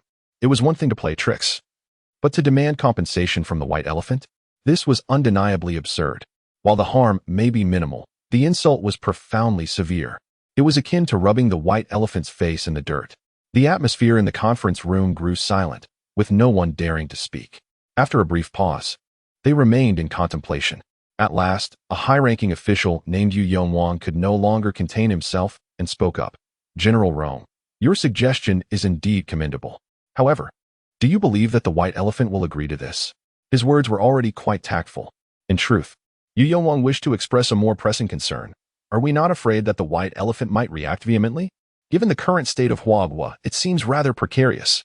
Yet Ronghaobua remained unfazed, asserting whether they agree or not is not for them to decide. His audacity was palpable. This left them further perplexed. From where did Ronghaobua derive such confidence? Behind the White Elephant stood the Bald Eagle, accompanied by a myriad of allies from the Western Alliance. If a conflict were to arise, Huabua would be confronted with the entire Bald Eagle conglomerate. Even in Huabua's former glory, it could hardly claim to withstand such opposition, let alone now, amidst a critical chip crisis. Surely, this is ill-advised? This matter is of paramount importance, and I believe it warrants thorough discussion. A small lapse in patience could jeopardize our grand strategy. We should develop our own lithography machines before seeking retribution. We must prioritize the larger picture. Many voices rose in council. To this, Ronghaobua was not surprised. He understood all too well that these individuals were also considering the welfare of Huabua. Their perspective was not without merit. However, they remained oblivious to the fact that Ronghaobua was acutely aware there is no chip crisis in Huabua. It is a mere illusion. Silence, he commanded, interrupting the ongoing discussions. Although the assembly remained discontented, they complied and fell silent. Ronghaobua continued, I have made my decision. What we need to deliberate now is the matter of compensation from the White Elephant. The crowd fell into a state of incredulity. How much compensation could be expected? It was as if the White Elephant would genuinely acquiesce. Nevertheless, they understood that since Rong Haobo had articulated his stance, no amount of rebuttal could alter the outcome. They could only harbor their frustrations as they began discussions regarding compensation, adhering to Rong Haobo's directives. Meanwhile, in the White Elephant's new capital, the Congressional Building, Ajim sat in his office, gripping the telephone. A voice came through the receiver. "Chief Ajim, those mecha and drone armaments from Huagwa cannot possibly be mass-produced. That may be their entire arsenal. Please grant me another chance. I have devised a strategy to counter Huagwa. This time, we will surely seize the Yuan region." The speaker on the other end was Hader, his tone brimming with urgency and supplication. Ever since their previously dispatched troops were annihilated by Huagwa's seemingly out-of-nowhere armored forces, Ajim had halted all plans targeting Huagwa. This is not the first time it has made such a request. However, in the past, it was always declined by Ajim. Once had finished speaking, Ajim remarked, "General Had, I can comprehend your sentiments. Yet my decision remains unaltered. Present-day Huagwa resembles a powder keg, ready to explode at any moment. I have no desire to drag the white elephant into the abyss. This matter can be resolved through diplomatic means. With the support of nations such as the Bald Eagle, Huagwa will undoubtedly be compelled to compromise under immense pressure. At that juncture, I shall strive to secure ample compensation for the white elephant." Upon hearing this, Had was deeply disheartened. Indeed, it was as he suspected. Unwilling to relent, he attempted to argue, "Chief Ajim, your perspective is gravely misguided. Based on my understanding of Huagwa, obtaining compensation from them is utterly—" Before Had could finish his thought, he was interrupted by Ajim. "General Had, please be mindful of your demeanor. If you wish to avoid a quiet retirement at home, I suggest you abandon this notion post-haste." Without granting Had another opportunity to speak, Ajim abruptly terminated the call. His expression bore a hint of anger. Gradually, Ajim's emotions settled, yet a flicker of uncertainty crossed his gaze. Had's words, while insufficient to sway Ajim's convictions, had nonetheless struck a chord within him. What on earth is Huagwa up to? Do they truly believe that remaining silent will allow this matter to fade away? Chapter 167, Joint Naval Exercises. Ajim found himself perplexed by the actions of the Huagwa. Just as he pondered the situation, a knock at the office door interrupted his thoughts. "Come in," Ajim said, receiving an affirmative response. The door swung open, revealing his secretary, Rao, who appeared visibly anxious. Noticing the distress on Rao's face, Ajim furrowed his brow and inquired, "What has transpired?" Rao, unable to conceal the truth, promptly replied, "Chief Ajim, an international statement has just been issued by Huagwa regarding the recent events in the Yuandi region."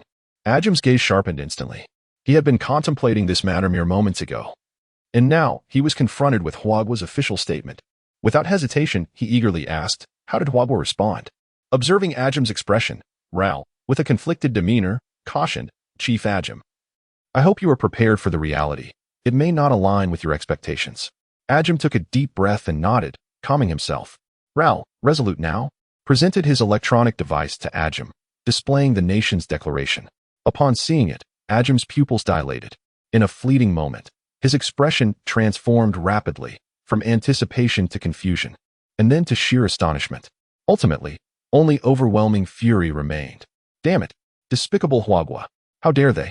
They even expect compensation from us, the white elephant. This is utterly shameless." Ajim could no longer contain his outrage. Rao, standing nearby, was not surprised by Ajim's reaction. He himself had reacted similarly upon reading Huagwa's statement. It could only be said that Huagwa was exceedingly infuriating. Following the conclusion of the meeting at Huagwa's highest military command, Rong Haobo reached out to the diplomatic office. Although the head of the diplomatic office, Feng Ru, was perplexed by Rong Haobo's decision, he complied nonetheless. Shortly thereafter, the previously reticent Huagwa finally issued an international statement regarding the white elephant's claim that our forces were annihilated in the Yuandi region. We, Huagwa, were unaware of such an occurrence. The white elephant's assertion of our involvement is a blatant slander against Huagwa. We strongly condemn the white elephant. We demand that they present evidence within 24 hours. Otherwise, Huagwa reserves the right to hold the white elephant accountable. We have decided to seek compensation for reputational damages amounting to 500 billion Huagwa currency. Furthermore, Huagwa sternly warns the nations led by the bald eagle to cease their malicious attempts to defame us. The eyes of the world are keenly observant. Today's Huagwa possesses both the confidence and capability to safeguard our national security and interests. Upon the release of this statement, Not only the White Elephant but also nations across the Blue Star were taken aback. Initially, many nations believed that the silence of the Huagua indicated a willingness to compromise. Little did they anticipate that when Huagua finally spoke, it would be to deliver such momentous news. Not only did they refuse to acknowledge the situation, but they also demanded reparations from the White Elephant. This was not merely an affront to the White Elephant, it was also a direct challenge to the Bald Eagle. They were left bewildered. What exactly did Huagua intend to accomplish? Why this sudden audacity? In the city of Huaxing, within the Defense Department, John Odysseus and several high-ranking officials of the Bald Eagle gathered in a conference room. Those audacious Huagua individuals, how dare they? I cannot comprehend the source of their courage.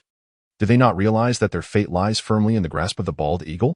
Indeed, the Huagua are the most despicable people on the blue planet. The situation is glaringly evident, yet they refuse to admit it, perhaps believing that such denial can obscure the truth. Huagua's actions constitute a provocation against the great Bald Eagle, and such insolence must not be tolerated. Angry voices echoed within the conference room. They were all well aware of the international statement released by Huagua, which had incited their fury. John Odysseus remained silent, yet his furrowed brow and the flickering hatred in his eyes betrayed his discontent. However, he was also weighed down by concerns. According to their prior assessments, under the Bald Eagle's absolute control over chips, Huagua could withstand this pressure for no more than 3 months. Yet, the current demeanor of Huagua was difficult to dismiss as mere bravado. This could be a counteroffensive from Huagua. If Huagua truly decided to adopt a reckless stance and sought to drag another nation into the fray, even the Bald Eagle would be reluctant to confront a Huagua cornered into desperation. At long last, after a prolonged silence, the murmurs began to fade, and all eyes turned to John Odysseus. "Ladies and gentlemen, I have gathered your thoughts," he began, his voice grave. "My proposal is to first unite with John Bull, Galactic Rooster, Foot Basin Chicken, and the White Elephant, and conduct carrier battle group exercises in the Yellow Sea to deter Huagua. Simultaneously, we should reach out to the White Elephant once more. I believe they would be quite eager to collaborate with us against Huagua, unless they truly intend to pay Huagua 500 billion. Upon hearing John Odysseus's words, the assembly was momentarily taken aback. But soon they rallied in agreement. "I concur with Mr. Odysseus's suggestion. This is indeed an excellent proposal.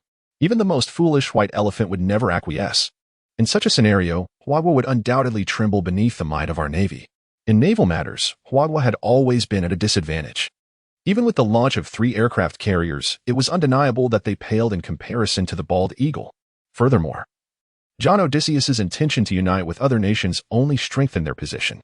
Thus, the situation renders Huagua increasingly incapable of resistance. In their eyes, Huagua is destined to endure this silent humiliation, allowing them to conduct exercises in the Yellow Sea at will. The resolute international statement issued by Huagua today will soon become a mere jest. Subsequently, John Odys and his associates convened to deliberate on the matter. Shortly thereafter, a decision was reached to unite with John Bull, the Galactic Rooster, the Foot Basin Chicken, the Southern Stick, and the White Elephant to conduct a joint naval exercise. Immediately, the representatives of the Bald Eagle began liaising with these nations, all of whom expressed their unequivocal agreement. As for the naval assets to be deployed, the Bald Eagle, John Bull, and the Galactic Rooster each dispatched a carrier strike group, while the other nations contributed their most advanced warships. Among the 4 carrier strike groups, the Bald Eagle deployed 1 Ford-class nuclear-powered carrier strike group and 1 Nimitz-class nuclear-powered carrier strike group, while John Bull and the Galactic Rooster each sent forth a carrier strike group. This time, the Bald Eagle is resolutely determined to impose military deterrence upon Huagua. P.S. In the subsequent text, the Yellow Sea will be designated entirely as Huagua's inland sea. Dear readers, please take note and refrain from criticism, for Huagua is indeed formidable. Chapter 168. Then let us fight. Following the establishment of a preliminary agreement, the Bald Eagle did not hesitate to issue an international declaration in order to uphold global peace and stability and to prevent the emergence of destabilizing threats to world security. "We have decided that 1 month from now, we shall join forces with John Bull, the Galactic Rooster, the Foot Basin Chickens, and the Southern Stick to form 4 aircraft carrier battle groups, including our formidable class aircraft carrier, to conduct joint naval exercises in the Yellow Sea. At that time, we shall undoubtedly deter any nation on Blue Star that seeks to pursue hegemonic ambitions." Upon the release of this news, a wave of astonishment swept across the nations of Blue Star. No one had anticipated that the Bald Eagle would make such a significant decision. for carrier fleets, including the nuclear-powered formidable class aircraft carrier, which is the most advanced in the world. The sheer number of helicopters and fighter jets it can carry reaches up to 80. Coupled with destroyers and cruisers, it could effortlessly overturn a medium-sized nation.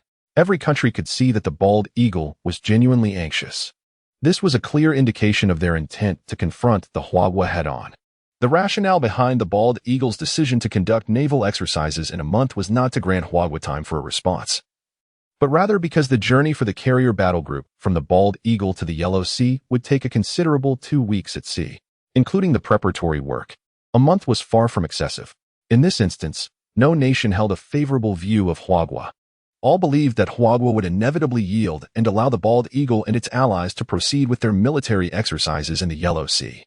Faced with 4 aircraft carrier battle groups, manhwa had no option but to acquiesce, provided they were not utterly irrational. In the highest military command center of manhwa, a gathering of senior military officials, including manhwa, assembled in the conference room. The expressions of all present were gravely serious, their eyes ablaze with indignation. The room was silent, the atmosphere as tense as steel. "Comrades," manhwa began, breaking the heavy silence. Everyone looked up at him, under the scrutiny of all eyes. manhwa maintained his composure and continued, "You are all aware of the statement issued by the bald eagle. What are your thoughts on this matter?" Upon hearing this, the assembled individuals could no longer contain themselves. "Damn it, these wretched creatures of the bald eagle think they can ride on our necks and defecate. I will never allow it," exclaimed one. "Those bastards of the bald eagle think we are easily intimidated. The Yellow Sea is our internal sea. We absolutely cannot allow the bald eagle to act recklessly. What is there to discuss? As long as the bald eagle dares to come, we shall not shy away from a fight. We shall risk it all." Some hot-headed individuals spoke out in anger, their demeanor suggesting they would engage the bald eagle at any moment. Such actions indeed warranted fury. The bald eagle's behavior could be interpreted as an outright act of aggression against manhwa. Nevertheless, there were dissenting opinions among them. This matter is of utmost significance and must not be approached with impulsive emotions, although it is difficult to admit. The naval strength of our esteemed nation is currently insufficient to contend with the formidable forces of the white-headed eagle and its allies. Should we recklessly launch an offensive against such nations, they would possess ample justification to retaliate. At that moment, if their fighter jets were to bombard our homeland, the situation would become irretrievable. It is prudent to swallow our pride for the time being. Once our nation has developed further, we can settle accounts with the white-headed eagle in due course. Those who express such sentiments are not unjust. Their rationality suppresses their impetuosity. Given the current military capabilities of our Navy and the challenges we face, patience indeed remains the wisest course of action. Both sides hold their ground, embroiled in an unending debate, unable to convince one another. manhwa observes the unfolding scenario from the forefront, remaining silent. Rationality informs him that the latter's perspective is indeed the most sagacious choice. Presently, with the emergence of chunhanshing, coupled with groundbreaking technological advancements, it is merely a matter of time before our nation surpasses the United States. Yet, the fervor within manhwa ignites an urge to take decisive action. The actions of the white-headed eagle are undeniably outrageous. Just as his thoughts whirl, a figure suddenly emerges in his mind, chunhanshing. A profound sense within manhwa compels him to consult comrade chunhanshing, for he might possess the solution. "All right, let us be quiet," manhwa finally speaks, his voice subdued yet capturing the attention of all present. With this, they cease their discussions, awaiting his next words. However, contrary to their expectations, manhwa offers no opinions but suggests, "Let us adjourn for now. We shall revisit this matter later." Despite the pervasive confusion among the attendees, they respect manhwa's decision and voice no dissent. Subsequently, manhwa returns to his office, where he picks up the encrypted phone from his desk and dials a number. The phone emits a series of beeps before connecting. "Director Nyo, this is manhwa," he states.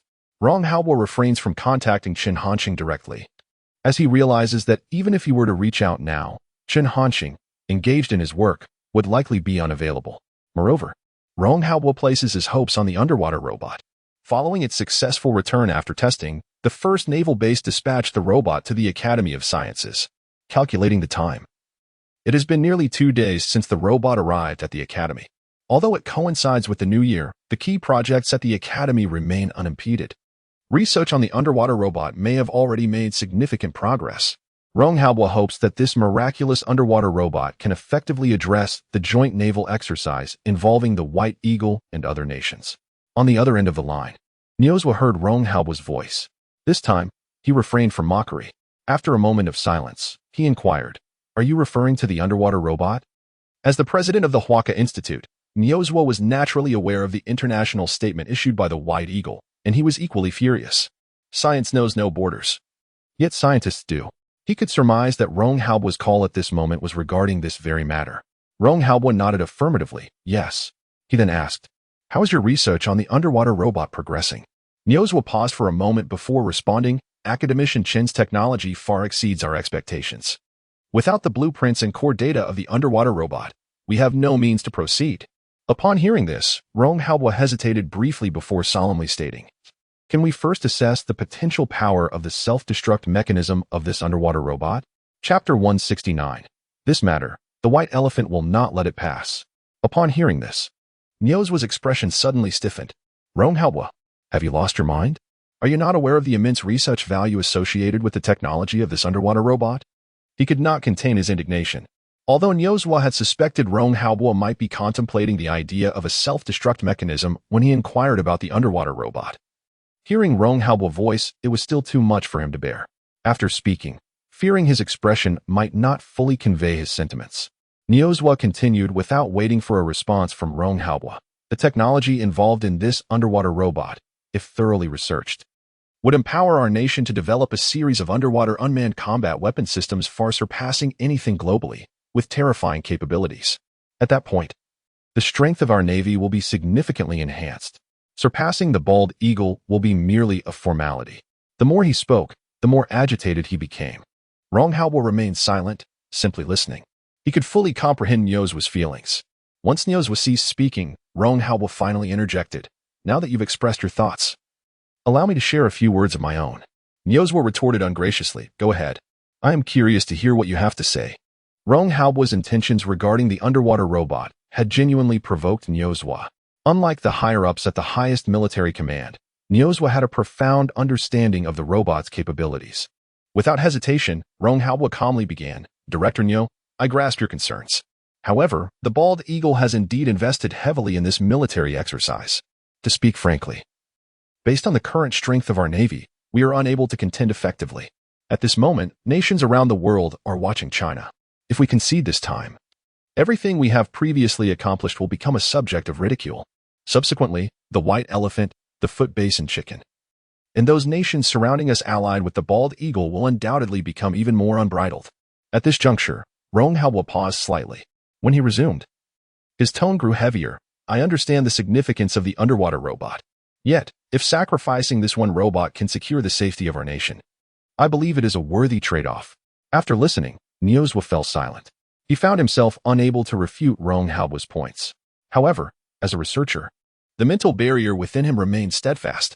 Observing Nyozwa's silence, Rong Haobo continued, "Moreover, even if the underwater robot is lost, we still possess the blueprints and core technological information. Should we acquire these, the Huaca Institute should be able to replicate it. Even if we had a sample of the underwater robot, it might prove futile." At this moment, Nyozwa finally broke his silence. "Rong Haobo, you truly are incapable of producing anything of substance."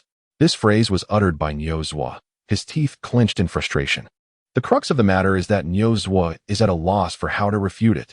It must be said that Rong Haobo's words do carry some weight, a fact that Nyozwa himself acknowledges. However, this is not the time to dwell on such trivialities. He redirected the conversation. "If this underwater robot can indeed prevent the joint naval exercises conducted by the White Eagle and other nations, I have no objections. Yet, at present, no one can guarantee its success." Subsequently, Nyozwa discussed the self-destruction mechanism of the underwater robot, revealing their recent research findings. It is known that the destructive force of this robot's self-detonation is not of the explosive nature one might typically envision. However, the specifics of its execution and the extent of its power remain inconclusive. Ultimately, Nyozwa resignedly stated, "To ascertain the precise answers, we may have to consult academician Chen." Rong Haobo nodded, refraining from further comments as he ended the call, deciding to reach out to Chen Huanqing later that evening for a more detailed discussion on the matter. In the conference room, facing the senior officials of the White Elephant, General Haid passionately expressed his views. In moments of heightened emotion, he struck the table emphatically, eliciting murmurs of agreement from the assembly. General Haid was right. The previous actions of Hua country were nothing short of an invasion against us, the White Elephant. This upcoming joint naval exercise presents a prime opportunity for us. I propose we take military action against Hua country. We must not underestimate Hua, especially now when they seem cornered. The matter of engaging militarily with Hua country requires thorough deliberation, as the nations involved in the White Eagle are hardly benevolent. The opinions among those present were sharply divided on whether to agree to military action against Hua country. One faction, led by General Haid, was firmly pro-war, while the other advocated for a more cautious approach. The debate became heated, yielding no resolution in the short term. Seated at the forefront, Ajim furrowed his brow in silence. Finally, after a moment, his gaze became resolute. No longer remaining silent, he declared, "Silence." The clamor in the conference room gradually subsided. Once complete quiet was restored, Ajim continued, "The detestable Hua country. This matter shall not go unaddressed by the White Elephant." Upon hearing these words, Haid's expression brightened with excitement, believing Ajim was poised to mobilize against Hua country. Despite the presence of numerous dissenters, as long as Ajim stood by his side, those opposing voices would have no choice but to acquiesce. Before Haid could revel in his joy for long, Ajim continued, "However, regarding the military action against Huagua, we must deliberate with great caution. For now, I propose that we rely on diplomatic measures to resolve the matter. With the deterrent effect of this joint military exercise, Huagua will certainly be unable to maintain its arrogance." Ajim had his reasons. After the incident in the Yuan region, he had learned a valuable lesson. Unless absolutely necessary or with complete confidence, Ajim would not consent to military action against Huagua. Haid's spirits plummeted immediately. He was naturally unwilling to compromise and wished to voice his thoughts, but Ajim did not afford him the opportunity, stating firmly, "All right, this meeting is concluded."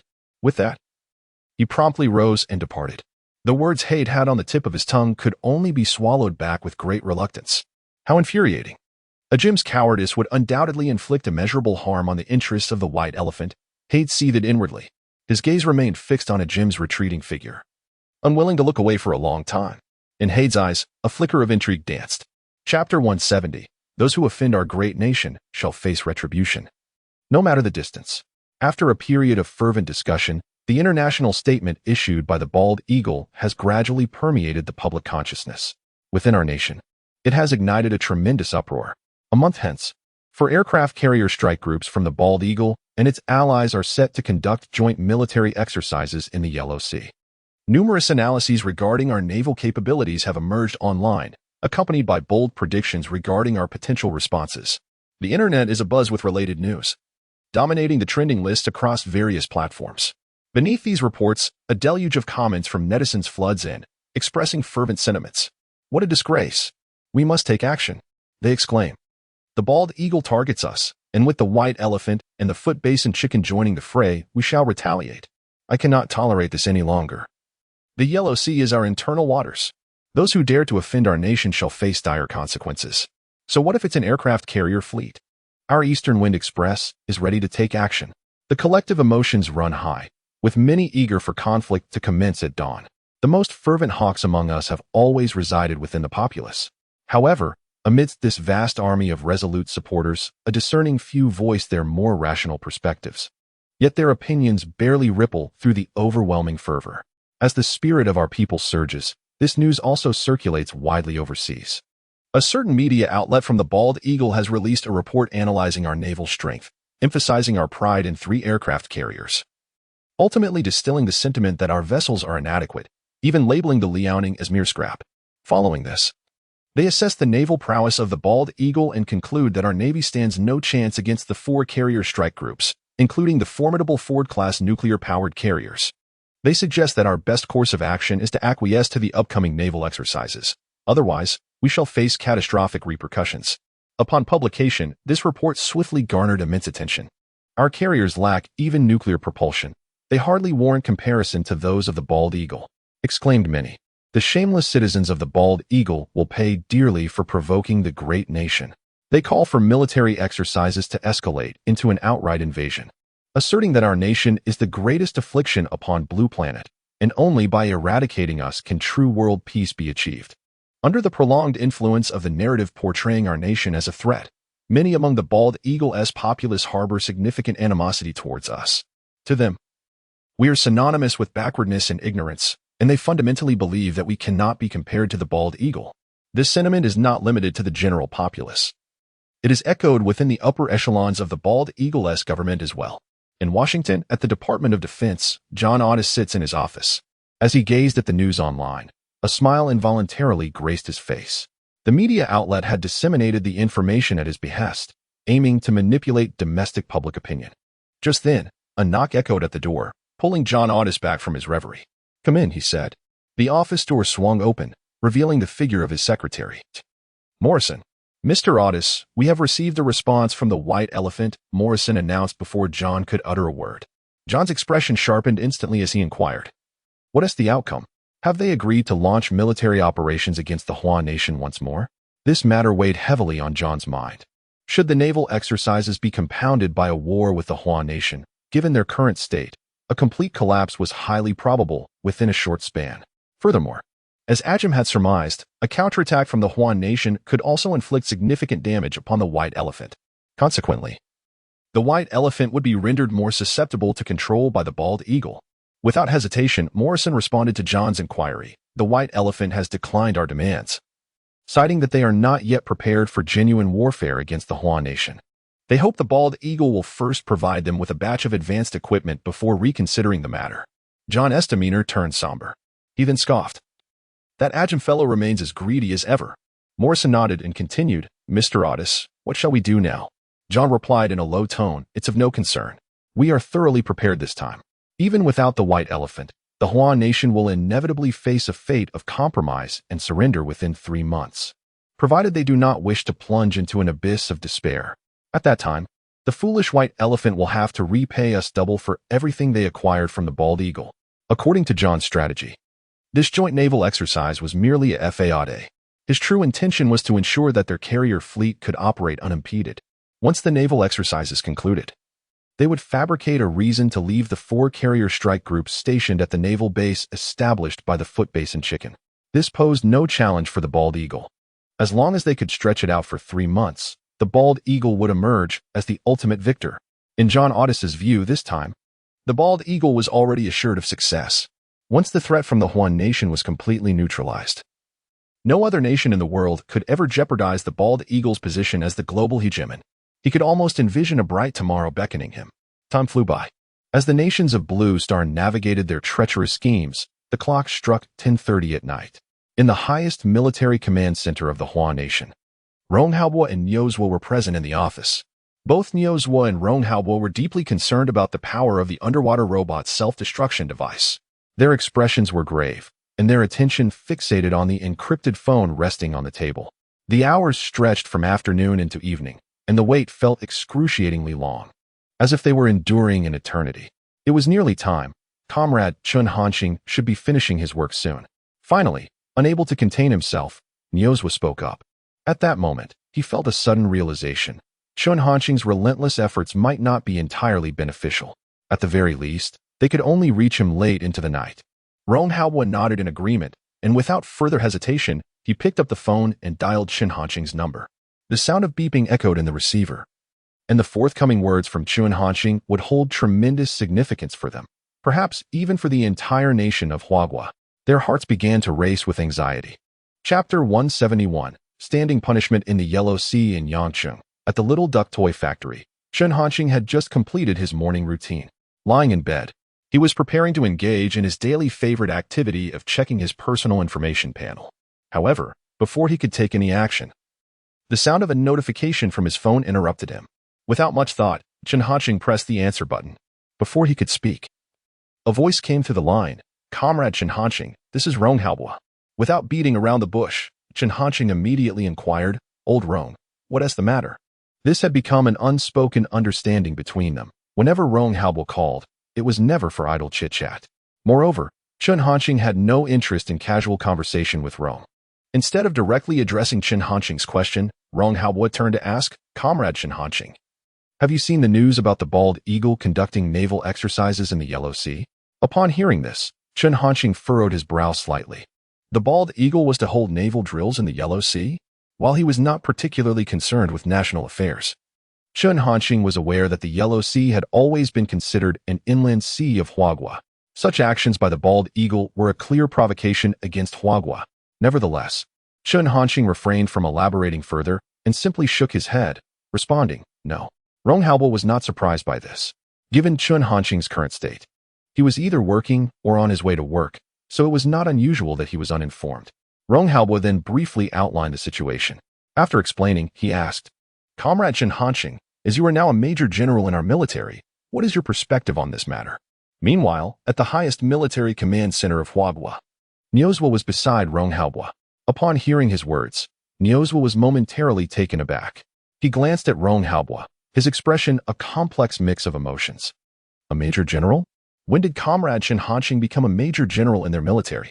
What schemes had this old fellow been plotting behind the scenes? Niozwa couldn't help but feel a strong sense of being undermined. However, he also recognized that this was not the time to discuss such matters and forced himself to suppress his anger, planning to settle accounts with Rong Haobo later. Back at the Little Duck Toy Factory, Chun Hanxing did not immediately respond to Rong Haobo's question. He could surmise that Rong Haobo had called him for more than just his opinion. Although Chun Hanxing now held the title of Major General, he was self-aware. When it came to scientific research, he was confident he could outperform anyone.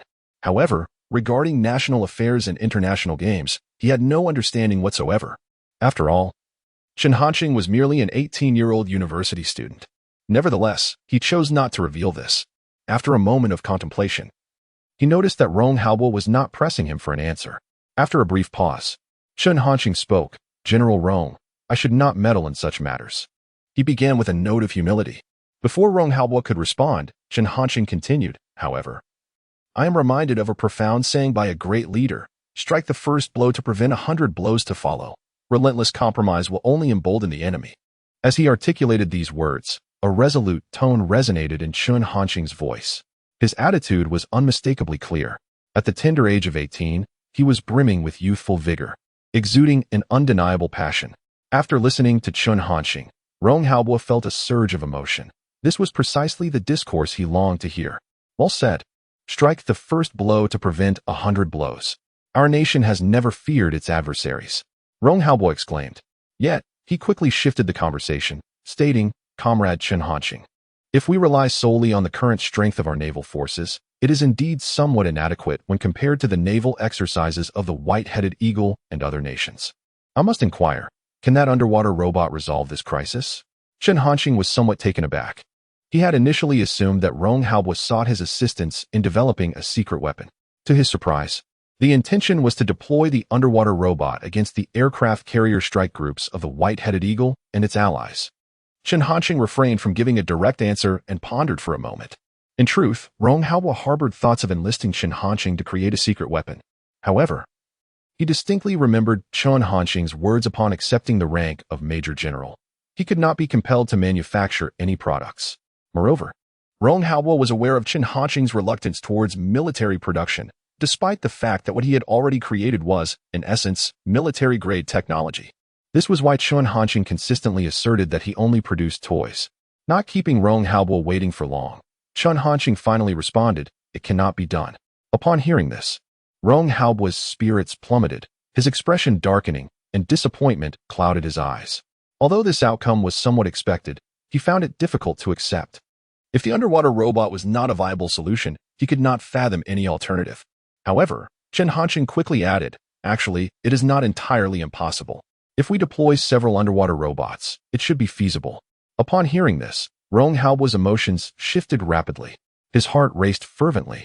Fortunately, Rong Haobo's heart was in good condition. Otherwise, Chun Hanxing's revelation might have overwhelmed him. But now he scarcely considered those concerns and immediately inquired, Comrade Chun Hanxing, please elaborate on your plan. As he spoke, Rong Haobo's voice trembled with an undeniable intensity. Chun Hanxing did not keep him in suspense. He directly stated, regarding the self-destruct mechanism of the underwater robots. The range of the shockwaves released can strike targets within a 3-kilometer radius. If the aim is solely to target the aircraft carriers of the White-Headed Eagle and similar countries, disregarding other vessels, approximately 4 underwater robots would suffice. However, if the intention is to ensure the complete retention of their naval fleets, The number of underwater robots would need to be proportionately increased based on the quantity of their ships. Chun Hanqing spoke with remarkable ease, as if he were recounting a trivial matter. At that moment, Rong Haobo found himself at a loss for words, unable to articulate the tumult of emotions within him. Noticing Rong Haobo's silence, Chun Hanqing remained unfazed and continued, "If it were up to me, I would lean towards the latter option. Let the white-headed eagle dare to approach. Whatever the number, let them remain. Not a single one shall escape. They shall all be made to stand in punishment in the Yellow Sea." Chapter 172, Elder Rong. Are you truly hoping to take advantage without any cost? Leaving behind whatever you can? Standing in the Yellow Sea as punishment? Upon hearing Chun Hanqing's words, Rong Haobo and Niu Zuo were profoundly shaken. Their expressions lost the earlier indifference, replaced by a fervent intensity. If Chun Hanqing's proposal were to be realized, it would indeed be a source of great satisfaction. Who would not desire such an outcome? However, it must be acknowledged that Chun Hanqing's plan borders on the audacious. Initially, Rong Haobo envisioned that merely thwarting the actions of the bald eagle would suffice.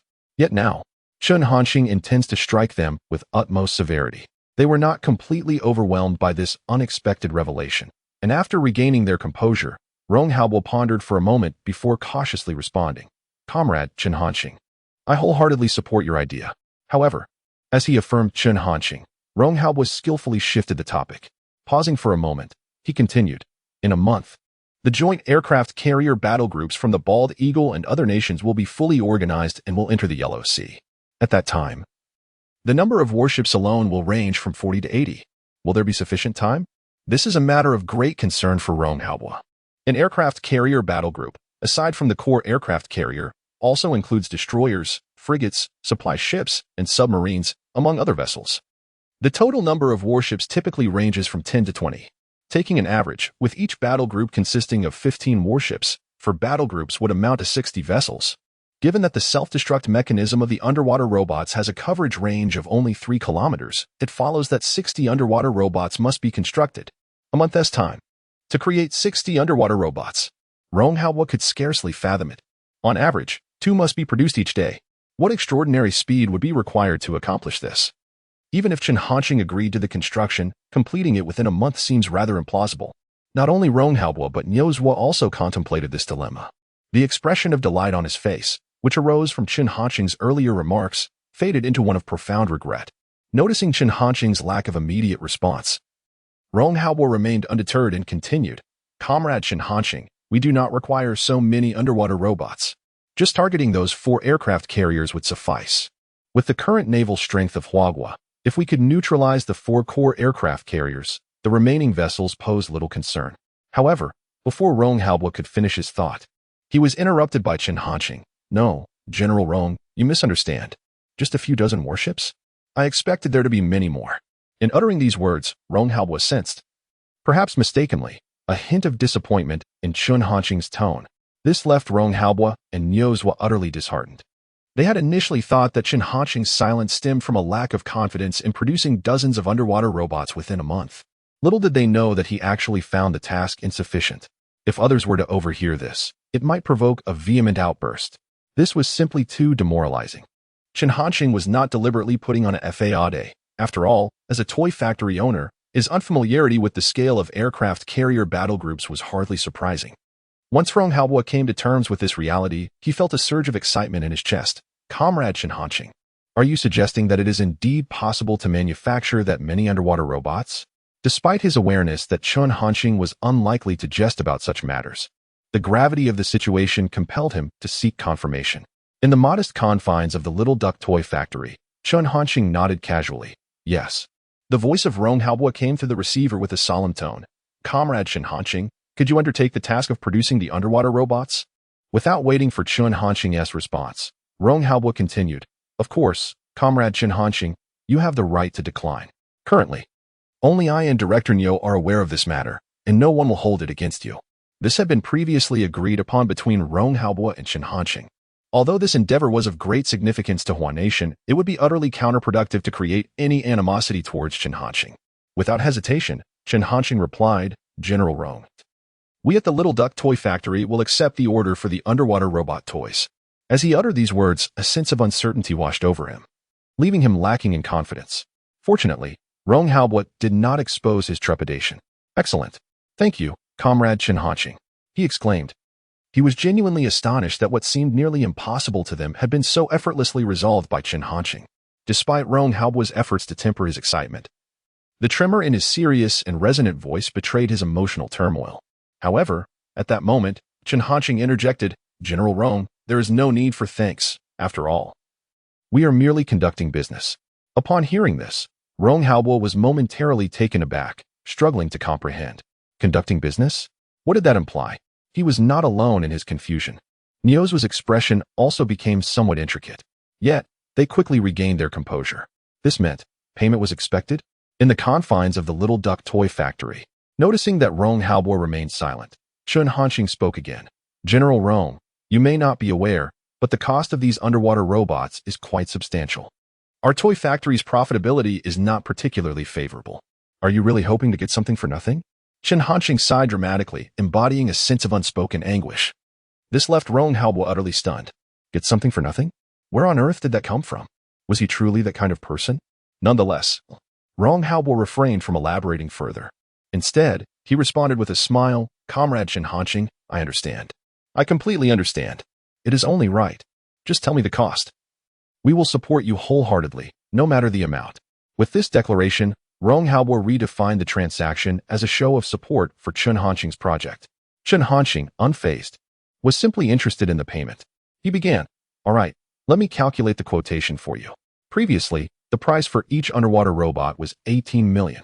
This time, considering your large order of 60 units, we can offer a price of 10 million each, totaling 600 million. What do you think, old Rong? Is this price acceptable? Without a moment's hesitation, Rong Haobo replied, absolutely no problem. 600 million is merely a trivial sum. With this amount, we can address the naval exercises of countries like the White-Headed Eagle, while also showcasing the might of our nation. It is truly a remarkable deal. What difference does it make if it were free? Chapter 173. Director Nyo, please consider the greater good. Comrade Chen Hanqing. Then I will leave it to you. Within the highest military command center of Huagua, Rong Haobo concluded his statement without further delay, promptly hanging up the phone. He harbored no doubt regarding Chen Hanqing's capability to fulfill such a monumental order for underwater robots within a month's time. Rong Haobo held an unwavering trust in Chen Hanqing.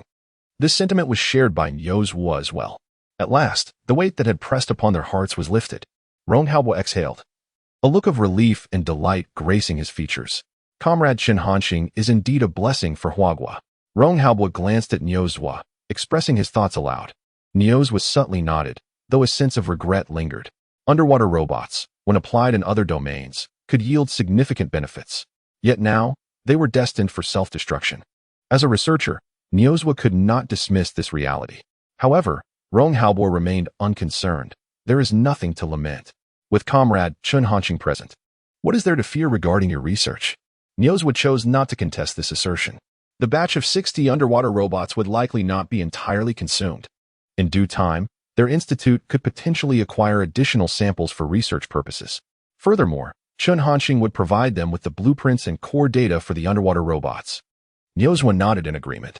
Yet, as he turned his gaze back to Rong Haobo, a shift occurred in his expression. General Rong, should you not clarify how Comrade Chen has suddenly been elevated to the rank of Major General within your military?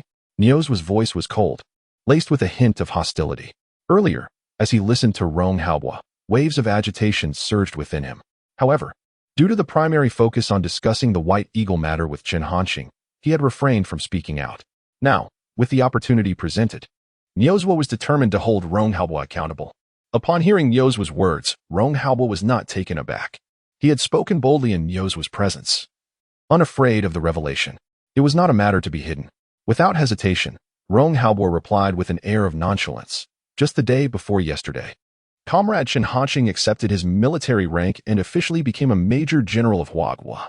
I personally conferred the rank upon him in Yang City. As he uttered these words, Rong Haobo's gaze remained fixed on Niozwa, and from his tone, Niozwa could detect a hint of pride. This only served to further ignite Niozwa's fury. Very well. Rong Haobo, are you toying with me? Is there truly such treachery afoot? Niozwa seethed, his eyes ablaze with anger. Had he not been at a disadvantage against Rong Haobo, he might have already resorted to violence. Observing Niozwa's dismay brought immense satisfaction to Rong Haobo. In his gaze, There was an unmistakable air of mockery. Nevertheless, he maintained a facade of solemnity and spoke. Director Nyo, what are you implying? The contributions made by Comrade Chen Hanqing to our nation cannot possibly be matched by your mere status as an academician at the Huaka Institute. Furthermore, you are well aware of the significance of Comrade Chen Hanqing to our country at this juncture. His enlistment in the military is undoubtedly the most prudent choice. There is no question of undermining anyone here, although we recognize that Rong Haobua's words bore some truth. The smug expression on Rong Haobua's face incited Nyo's was indignation and outrage. The very thought of it was intolerable, and he felt an overwhelming urge to lash out. However, before he could articulate his feelings, he was abruptly interrupted by the serious tone of Rong Haobua. Director Nyo, please prioritize the greater good. Rong Haobua's tone even carried a hint of sternness. In that moment, Nyozwa was engulfed in rage. His face flushed and his eyes wide as he fixated on Rong Haobua. To use a somewhat outdated expression, had his gaze been lethal, Rong Haobua would have perished countless times over. Finally, after what felt like an eternity, Nyozwa regained his composure. His chest heaved as he frowned at Rong Haobua and declared, Rong Haobua, this matter is far from over. Nyozwa could no longer bear the sight of Rong Haobua's self-satisfied demeanor. With that, he turned on his heel and departed without a word of farewell. Meanwhile, Rong Haobua continued to fan the flames of conflict, having successfully devised a solution for the joint military exercises of the White-Headed Eagle and other nations in the Yellow Sea, while simultaneously striking a blow to Nyozwa's pride. For Rong Haobua, that evening was indeed a cause for celebration. He promptly informed Qi Liang to mobilize funds, transferring 600 million to Chen Hanqing without delay. Ordinarily, such a decision would require consultation with higher authorities, but given the urgency of the situations, Rong Haobua was determined not to squander any time. He was confident in his ability to persuade everyone involved.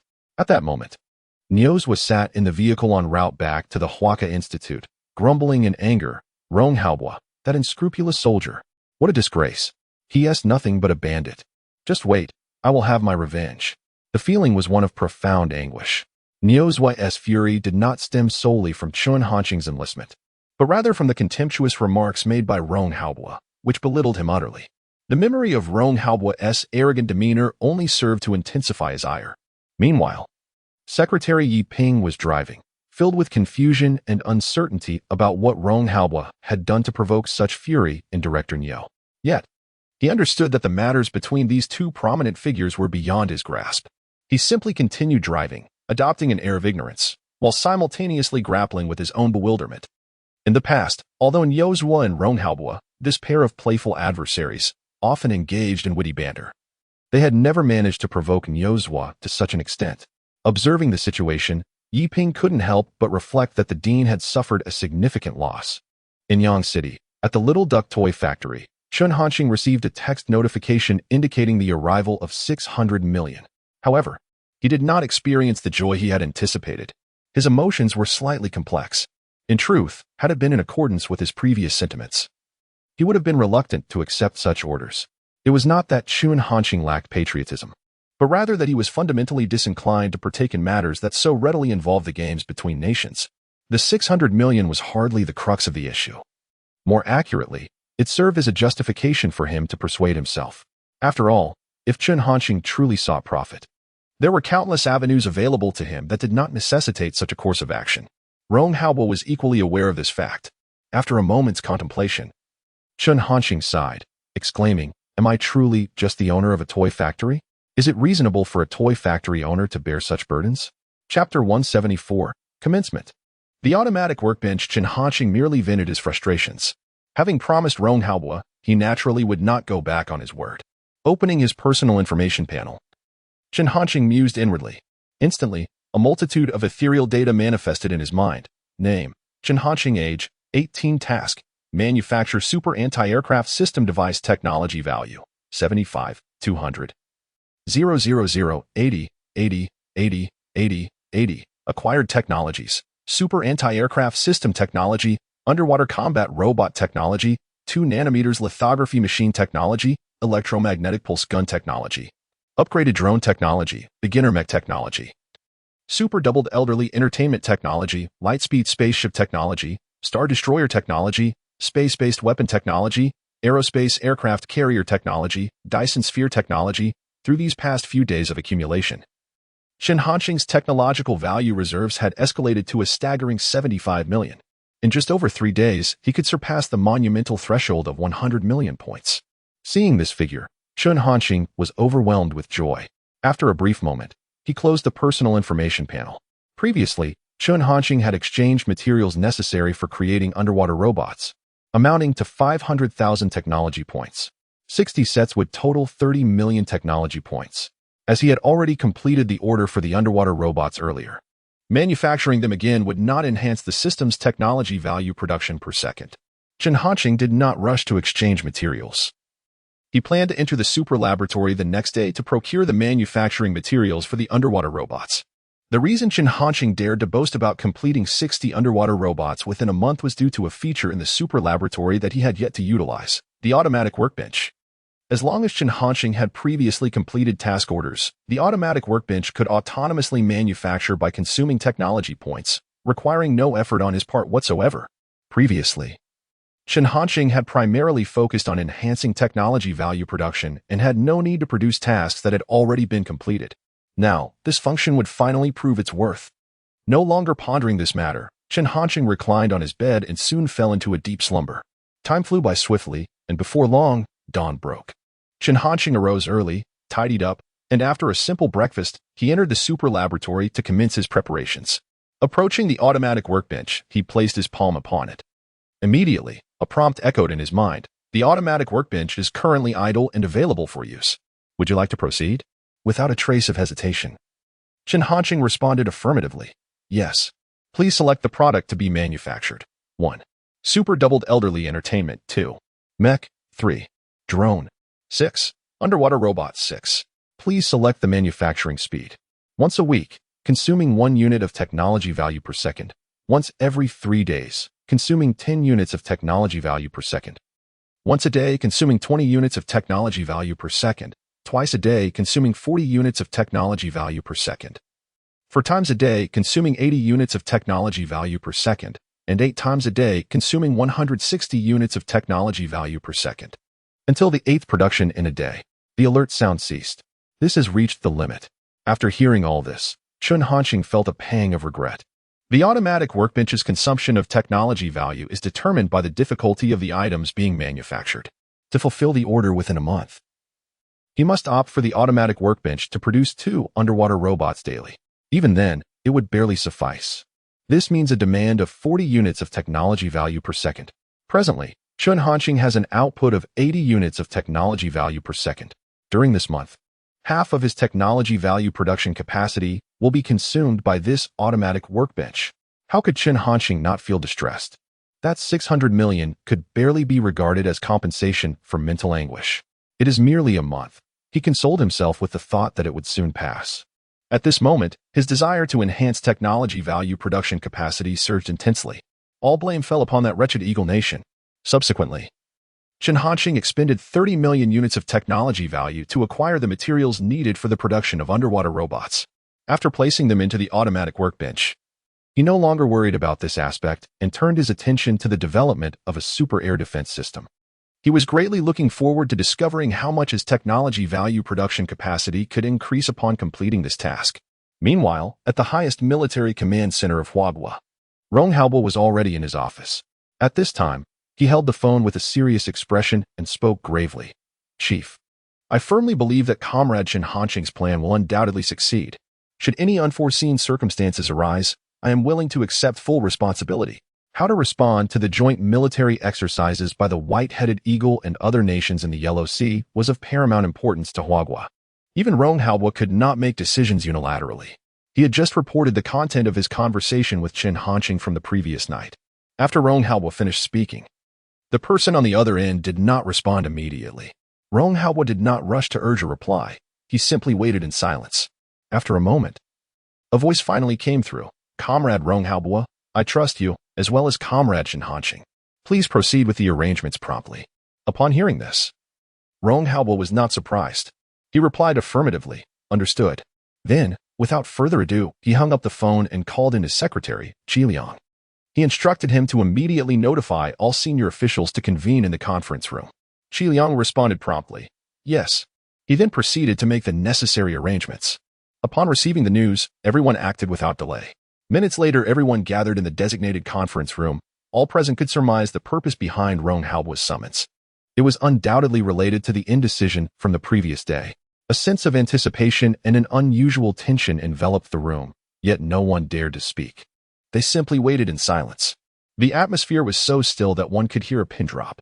Before long, the door to the conference room swung open. The moment Rong Haobu's figure appeared, all eyes instantly converged upon him. Under their watchful gaze, he took his seat at the front. He surveyed the room before addressing everyone. Comrades, a decision has been reached regarding how to respond to the naval exercises conducted by the Eagles and other nations in the Yellow Sea. Upon hearing these words, although they had anticipated this moment, their breaths quickened uncontrollably, their gazes fixated on Rong Haobu with heightened intensity. Without further ado, Rong Haobu spoke in a grave tone after discussions with the leadership. The decision is as follows. Should the aircraft carrier strike groups of the Eagles and their allies dare to enter our Yellow Sea, we shall show no mercy. We will engage them immediately and fight to the very end. Chapter 175. War on the Brink. Though the veracity of this thought remained uncertain, it brought a modicum of solace to their hearts. All present harbored a desire for such a resolution. The purpose of this meeting was precisely to address this matter. Time could not be squandered any longer. After declaring the meeting adjourned, Rong Haobu departed promptly. Upon returning to his office, he immediately contacted the Foreign Affairs Office to convey his stance on the issue to Fong Ru. Upon hearing Rong Haobu's words, Fong Ru was taken aback. After a moment of silence, he could no longer restrain himself and spoke. General Rong, there is something I am unsure whether to express. Rong Haobu, unfazed, responded calmly. Speak your mind. Fong Ru carefully organized his thoughts. If we respond in this manner, there will be no room for negotiation between our nation and the white-headed eagle. Given our current circumstances, might you reconsider? Rong Haobu understood that Fong Ru's intentions were well-meaning. However, the actions taken by Chen Hanqing were of utmost confidentiality. Even though Fong Ru was the head of the Foreign Affairs Office, he lacked the clearance to be privy to such information. Rong Haobu could only reply, there is no need for reconsideration. This is my final word. If the white-headed eagle dares to send their aircraft carrier fleet, let them come, and we shall see how many they leave behind. With that, he severed the call before Fong Ru could respond. On the other end of the line, Fong Ru was left in a state of shock. Let them come, and we shall see how many they leave behind. He could hardly believe his ears. He struggled to comprehend the source of Rong Haobu's confidence. Was he not aware of the limitations of China's naval strength? Who had emboldened him to utter such words? After a considerable pause, Fong Ru regained his composure. Despite his lingering doubts, he felt compelled to take Rong Haobu's words seriously. Wasting no time, he reached out to other senior officials within the Foreign Affairs Office. Unsurprisingly, the information he received aligned almost perfectly with what Rong Haobu had conveyed.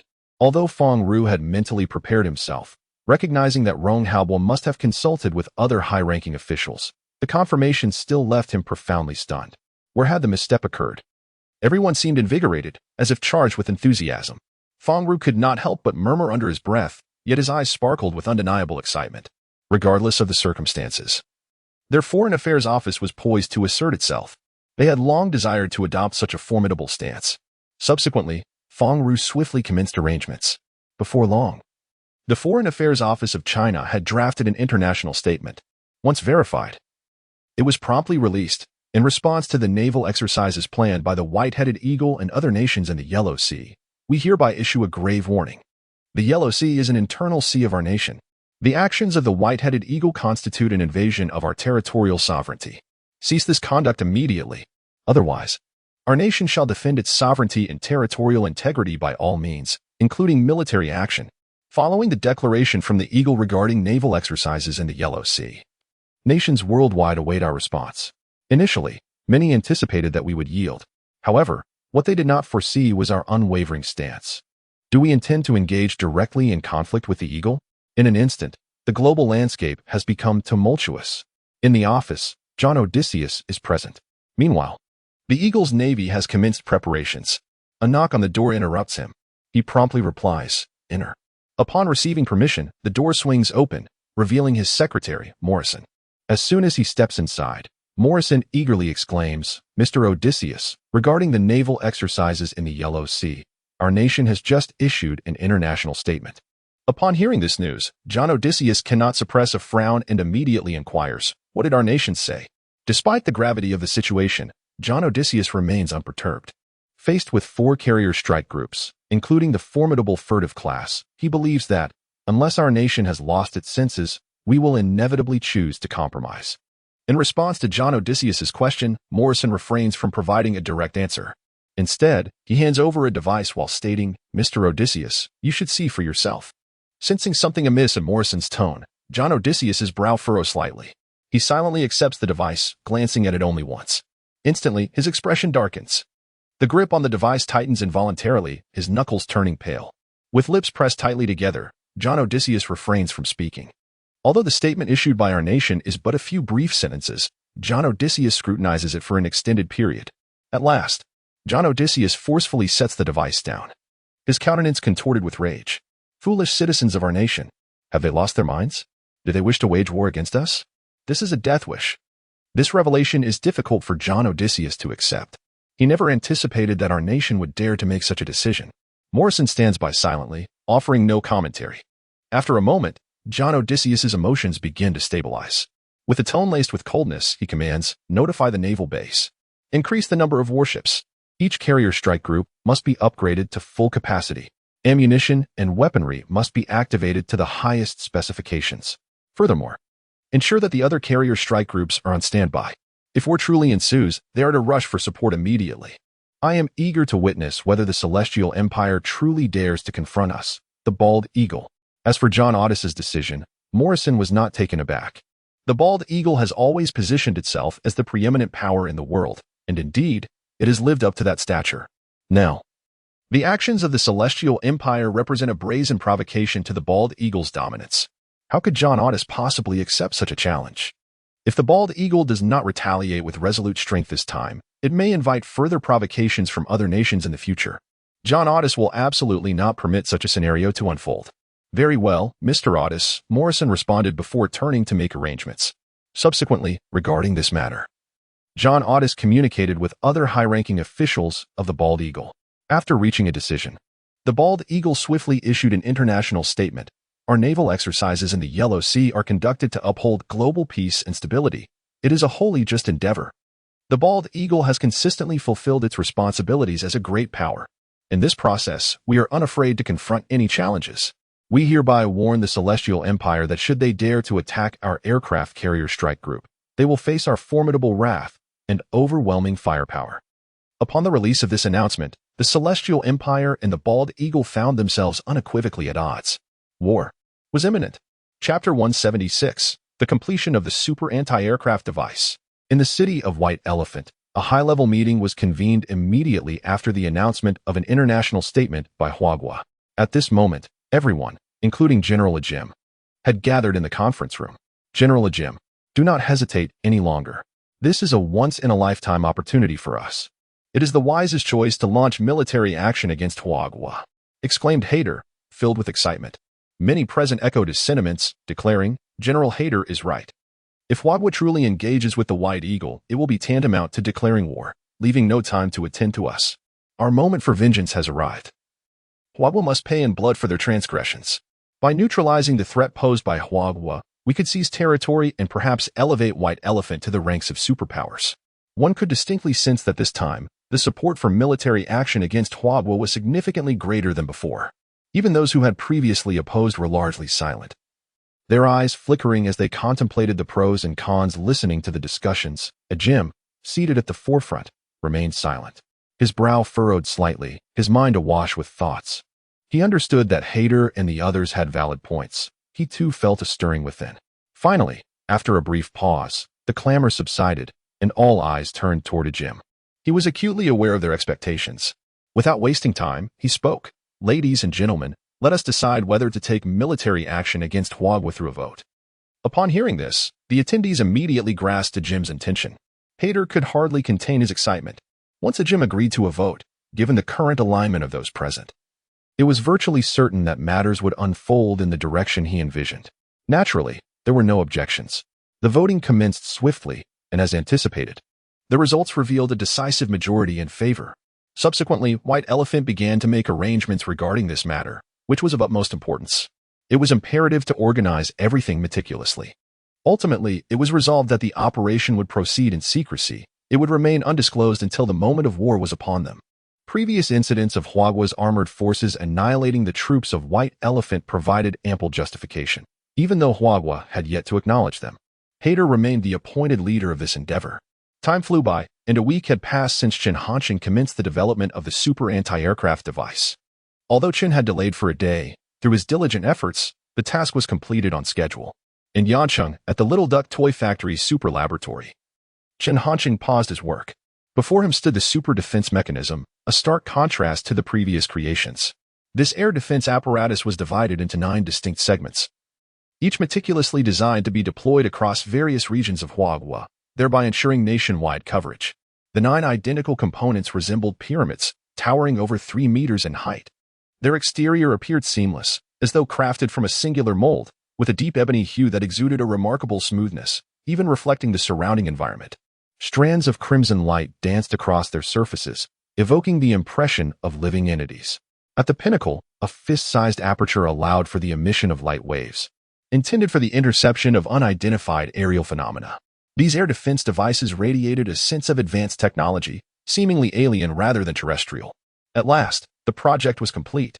Chen Hanqing exhaled a long sigh of relief, unable to suppress his sentiments. With this advancement, he could finally alleviate his concerns about the possibility of a missile striking unexpectedly. This was the crux of Chen Hanqing's focus and the very reason he had proactively urged Rong Haobo to procure this device. Although it was officially designated for intercepting flying entities, Chen Hanqing was acutely aware of the true power it possessed. Instead of stepping outside immediately, Chen Hanqing approached the automated workstation. Task: Production of underwater robots. Task progress: 660. Upon placing his palm on the workstation, 2 lines of information materialized. It had been 3 days since the workstation commenced operations, and at a production rate of 2 units per day, 6 underwater robots had been successfully manufactured, operating steadily throughout. No longer burdened by this matter, Chen Hanqing skillfully maneuvered the robotic arms to transport the 9 segments of the super air defense apparatus to the external warehouse. Subsequently, he retrieved his mobile phone and dialed Rong Haobo's number.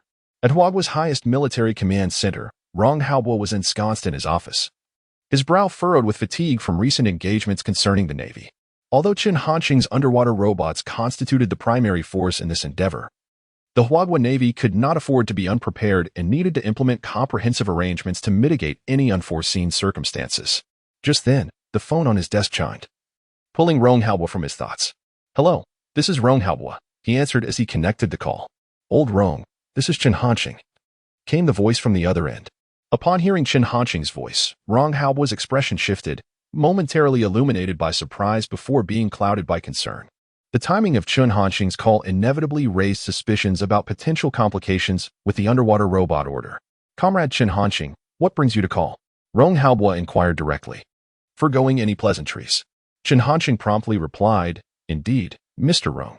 The automatic bird interception device you ordered from our Little Duck Toy Factory has been completed. How would you like it to be shipped?" Upon hearing this, Rong Haobo was momentarily taken aback. He truly did not anticipate that Chen Hanqing's call was regarding this matter. Originally, in Rong Haobo's mind, with the daily tasks of 2 underwater robots, he believed that even Chen Hanqing would need to exert every effort. As for the order of the automatic bird interception device, it had been relegated to the back of his mind. To his astonishment, Chen Hanqing was now informing him that the device was indeed ready. However, Rong Haobo found no joy in this news. He refrained from answering Chen Hanqing's inquiry and instead expressed his concerns. "Comrade Chen Hanqing, this is actually not urgent. We must not delay the progress of the underwater robots." At this point, Rong Haobo's voice trailed off. He did not dare to admonish Chen Hanqing. He could only offer a gentle reminder. Upon hearing this, Chen Hanqing appeared somewhat puzzled. After a brief contemplation, he spoke with a steady tone. "Is there any issue with constructing both simultaneously?" Chapter 177, Completing the Mission, Reaping Rewards. Upon hearing these words, Rong Haobo was momentarily rendered speechless, unsure of how to respond. Collaborating on both projects? Whether it be the underwater robot or the automatic bird interception device, both undoubtedly belong to a realm of technology far beyond the current era. For others, merely engaging in such a project could lead to overwhelming challenges, perhaps a lifetime of study without complete understanding. Yet Chen Hanqing had managed to tackle both simultaneously. The disparity between individuals is indeed more pronounced than that between man and dog. Nonetheless, Rong Haobo prudently sought confirmation. Comrade Chen Hanqing, can you ensure the successful completion of the underwater robot's order? To this, Chen Hanqing responded without hesitation, of course. With this assurance, all doubts dissipated from Rong Haobo's mind. He had no reason to question Chen Hanqing's words. With worries vanished, only excitement remained in his heart. Comrade Chen Hanqing, you are simply omnipotent. Rong Haobo could not help but express his genuine sentiments. On the other end of the line, Chen Hanqing merely nodded without offering a reply.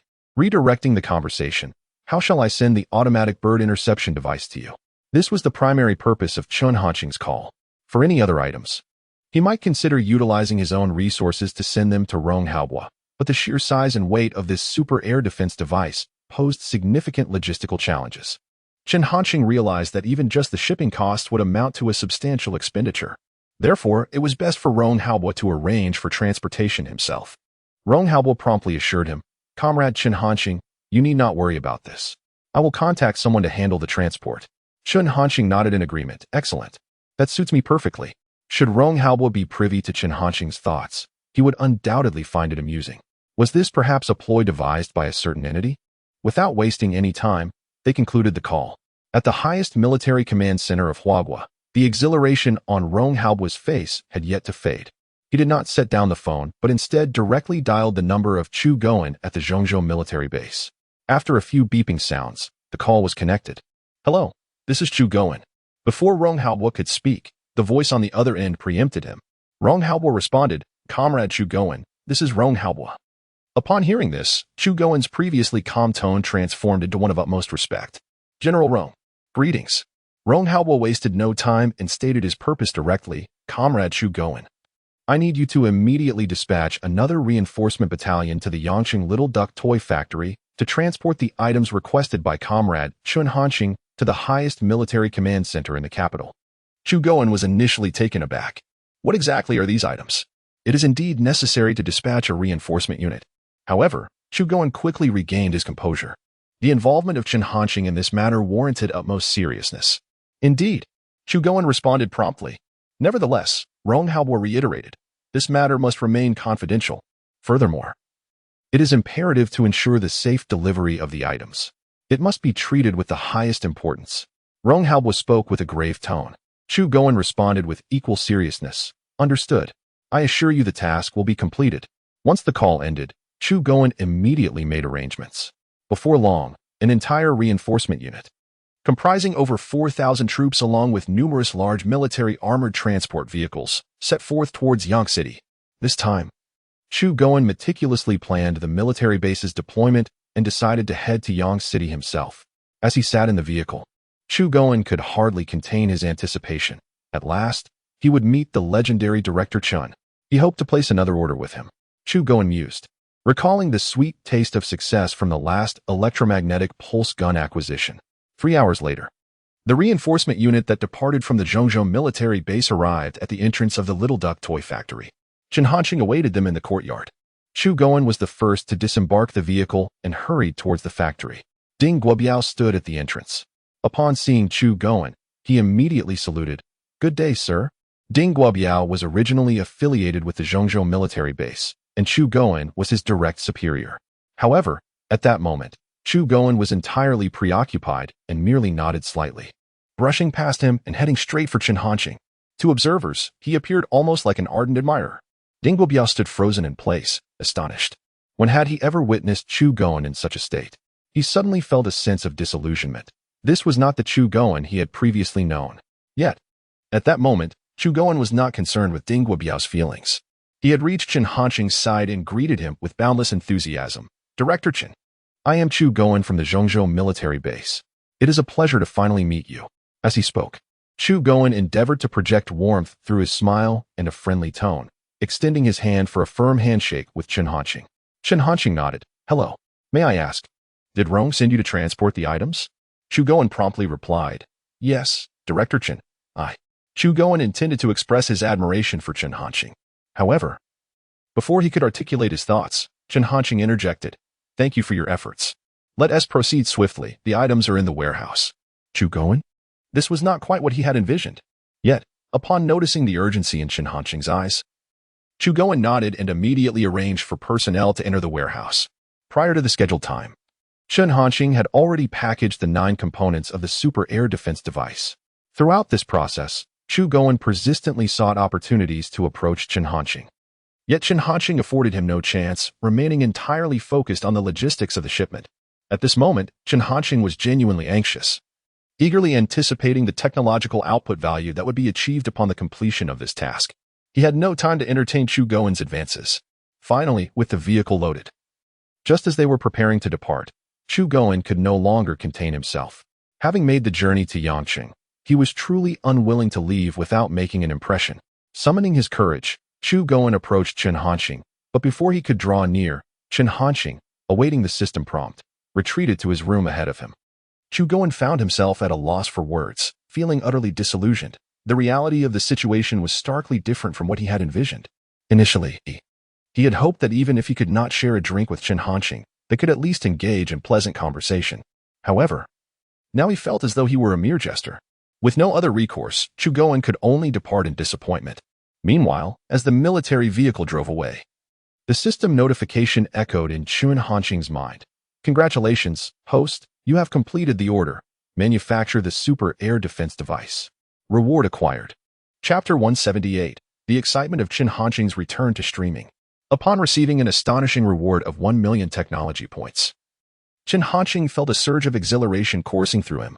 The joy on his face was utterly uncontainable. With a production capacity of 160 points per second, his technological output had once again doubled. After a brief moment, as Chen Hanqing's emotions began to settle, he contemplated opening his personal information panel. Instantly, a plethora of ethereal data materialized within his mind. Name, Chen Hanqing. Age, 18. Task, none technology points. 56, 000, 000, 160, 160, 160, 160. 160. Acquired technologies. Advanced air defense system, underwater combat robot technology, 2 nanometers lithography machine technology, electromagnetic pulse gun technology, upgraded drone technology. Introductory mech technology. Super double version of elderly joy technology, light-speed spacecraft technology, star destroyer technology, space-based weapon technology, aerospace aircraft carrier technology, Dyson sphere technology. Initially, after 3 days of accumulation, Chen Hanqing's technology point reserves should have surpassed the 100 million mark. However, the materials required for the exchange of 60 underwater robots consumed 30 million. Coupled with the depletion from the automatic workstation over the last 3 days, he was left with just over 50 million. Nonetheless, Chen Hanqing remained unfazed, enraptured by the ceaseless influx of 160 points per second. With this remarkable rate, he would amass nearly 14 million points in just 1 day. At such an alarming pace, it would only take 4 days for his technology reserves to exceed 100 million. After a moment of reflection, Chen Hanqing emerged from his ecstatic reverie, contemplating the urgency of re-engaging with orders. His heart brimmed with ambition, propelling him forward with unyielding fervor. It would not be long before the advanced air defense system was ready for deployment.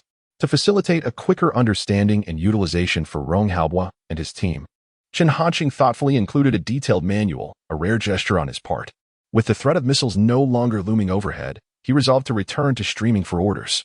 After all, with a larger audience, suitable opportunities would surely arise. Moreover, many online viewers regarded him as a paternal figure. Who could resist the allure of such a role? Having made his decision, Chen Hanqing wasted no time. He opened Douyin, where countless private messages awaited him, messages he had grown accustomed to ignoring. Without preparation, he navigated directly to the live streaming interface and commenced broadcasting immediately. Though he anticipated a significant viewership once the stream began, he realized he had underestimated both the enthusiasm of his audience and his own popularity. Within less than a minute, the number of viewers in Chen Hanqing's live stream soared to over 50,000. Moreover, this figure continues to escalate at a terrifying pace. In the comments section, the barrage of messages is overwhelming. Am I dreaming? The Little Duck Factory director is live streaming again? I've waited so long. You have no idea how I've endured these days. Father, look at me. It's my turn now, the Catgirl robot. I simply must say, the Little Duck Factory director is remarkable. Now, confess honestly, is the drone that annihilated the White Elephant Army the one you created? Spare us the pretense of a toy factory. You are indeed manufacturing arms. Upon witnessing Chun Hanqing begin his broadcast once more, the online community erupted with excitement. Praise for the Little Duck Factory director flooded the screen. It wasn't just them. Numerous influential figures were also stirred. The foremost naval base of Huagua. Bang! The door to Chao Jing's office was flung open. Startled, Chao Jing, fixated on the computer screen, turned to glance at the doorway. Upon seeing the figure standing there, he could no longer contain his fury, exclaiming, "Luo Nan, are you a fool? How many times have I told you? Always knock before entering. Can't you remember?" Luo Nan, disregarding the reprimand, rushed in and said urgently, "Director Chao, Director Chun has started a live stream on Douyin." Hearing this, Chao Jing was momentarily taken aback but quickly regained his composure, his expression shifting to one of exhilaration. "Quick! Have the network department enter Director Chen's live stream immediately. Place orders," Chao Jing commanded loudly. At this moment, his admiration for Chun Hanqing's prowess was profound. The success of the underwater robot had left Chao Jing in awe, the impact still resonating within him. Just then, Chao Jing's secretary entered, coincidentally overhearing his words. Initially, he had intended to report this matter, but now it seemed unnecessary. "Yes." The secretary responded promptly, preparing to leave and make arrangements. However, before he could act, Chao Jing spoke again. "Be wise. Phrase it as Director Chen did when he received the underwater robot orders last time. Do not emulate that fool Tianjun." The secretary. Not only them. Now, Tianjin's reputation for foolishness had nearly spread throughout all military districts and official institutions in Huagua, including the highest military command and Huaca Institute. Meanwhile, in the office of the National Science Foundation, within the United States, Lewis Simpson's secretary, Tyron, received the same news and promptly informed Lewis Simpson. After a moment of silent contemplation, Lewis Simpson finally remarked, "I am curious to see just how formidable this Little Duck Factory director truly is." Subsequently, Lewis Simpson wasted no time and entered Chun Hanqing's live broadcast room. At this moment, the news of Chun Hanqing's streaming had already spread throughout the internet. Topics such as the Little Duck Factory director returns to streaming. And will the Little Duck Factory director redeem himself or fall into oblivion? Dominated trending searches across multiple platforms. The viewership in Chun Hanqing's live room surged dramatically, now reaching an astounding figure of over 10 million. Dear viewers in the live room, if you have any requests, please leave them in the comments. I will consider suitable orders. Chun Hanqing announced. This declaration sent the already fervent audience into a frenzy, with an overwhelming tide of comments flooding in. "I am a single mother, and my child is ill. I wish to order a potion to strengthen his body, ideally.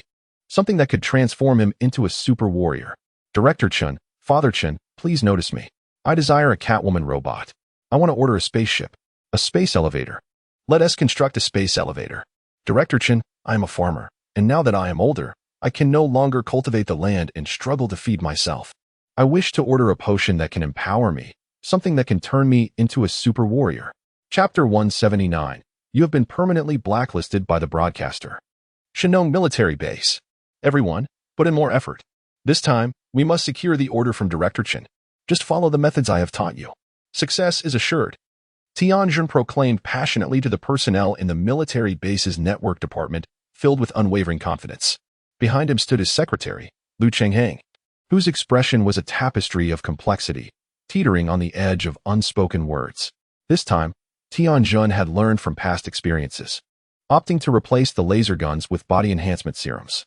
Those single mothers and farmers were, after all, their own people. Lu Chenghang felt utterly helpless under such leadership. What difference did it make whether they changed or not? He simply could not fathom the source of Tianjun's immense confidence. He seemed inept and overly playful. And Lu Chenghang even felt that the serum was less reliable than the laser guns. After much hesitation, Lu Chenghang finally could not restrain himself. Director. Perhaps we could allow them a bit of creative freedom." He endeavored to phrase his suggestion delicately. Yet even so, Tianjin shot him a reproachful glance. "Do you doubt the efficacy of my approach?" Lu Chenghang hastily responded, No. I merely believe they should be given some opportunities." Tianjin promptly dismissed the notion. "I see no necessity for that. I have been studying Director Chen intently during this time and have come to a thorough understanding. Rest assured, if we proceed as discussed, there will be absolutely no issues. I guarantee it. Were it not for the matter concerning Chun Hanqing, Tianjin would not be so obstinate and dismissive of advice. However, the situation had become an insurmountable obstacle in his mind, driving him to distraction.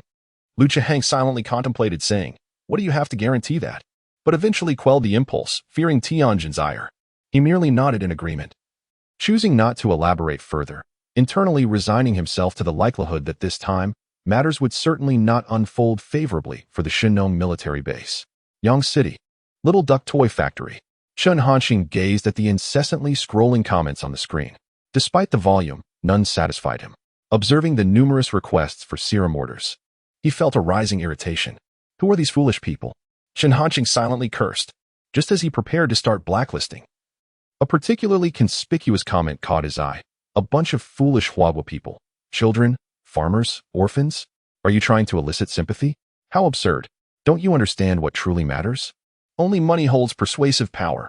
I am willing to offer 10 billion green coins for the Little Duck Factory to accept the order. This comment resonated with an unmistakable air of superiority, clearly not from Huagua. Upon the release of this comment, the viewers in the live stream could hardly contain themselves, immediately beginning to respond with vehement criticism. Who is this foolish creature? How dare they lash out indiscriminately? You are the truly ignorant one. Your entire family must be imbeciles. Do you even realize where you are? Seeking attention in such a place? Have you bothered to ask for your grandfather's consent? I shall strike you down. If you possess any courage, come forth, and I shall shatter your head. As a result of the viewers' replies, the fervor surrounding this comment escalated, drawing even greater attention. Lewis Simpson, from the National Science Foundation, observed the unfolding situation with a smile. Oh my, the people of Huagua are truly foolish. With just a minor manipulation, they can be made to comply. In fact, the current scenario is precisely what Lewis Simpson had anticipated. Merely issuing a statement would not capture Chen Hanxing's attention amidst the millions of viewers. Thus, he intentionally made such a comment. Just as he expected, the netizens from Huagua were indeed deceived. This Little Duck Factory manager would undoubtedly not refuse. Subsequently, Lewis Simpson murmured, his gaze directed at Chen Hanxing on the live screen, filled with mockery. In his view, Chen Hanxing would surely succumb to temptation. After all, it was a staggering sum of 1 billion in green currency, equivalent to over 7 billion Huagua currency. Lewis Simpson recalled that Chen Hanxing had never received such a substantial order before. Unless Chen Hanxing were to be utterly foolish, he would undoubtedly accept it. Regarding the funds, as long as Chen Hanxing could indeed secure the order, he would be willing to provide it. Not to mention, the technology of that old man was worth his price. After securing this order, he could conveniently use the opportunity to establish contact with this factory manager. Individuals like him would be a wise addition to the White Eagle. Lewis Simpson contemplated this matter, having already considered the implications. As for whether Chen Hanxing would agree, he harbored no concerns. For the people of Huagua, there is nothing that a White Eagle nationality cannot resolve. Just as Lewis Simpson was deep in thought, suddenly, the computer screen before him changed. The original live stream vanished, replaced by a line of Huagua characters. Lewis Simpson was initially taken aback, but his expression soon darkened, his eyes blazing with fury. As the head of the National Science Foundation, he naturally recognized the Huagua script. The screen boldly displayed, "You have been removed from the live stream due to inappropriate remarks." Lewis Simpson could hardly believe it. Just moments ago, he was fantasizing about bringing Chen Hanxing to the White Eagle, and now he had been expelled? This was simply unacceptable. After a prolonged moment, Lewis Simpson finally regained his composure. It must have been a mistaken operation. This cannot possibly be true. He was unwilling to believe it. Is there truly someone who can withstand the allure of 1 billion?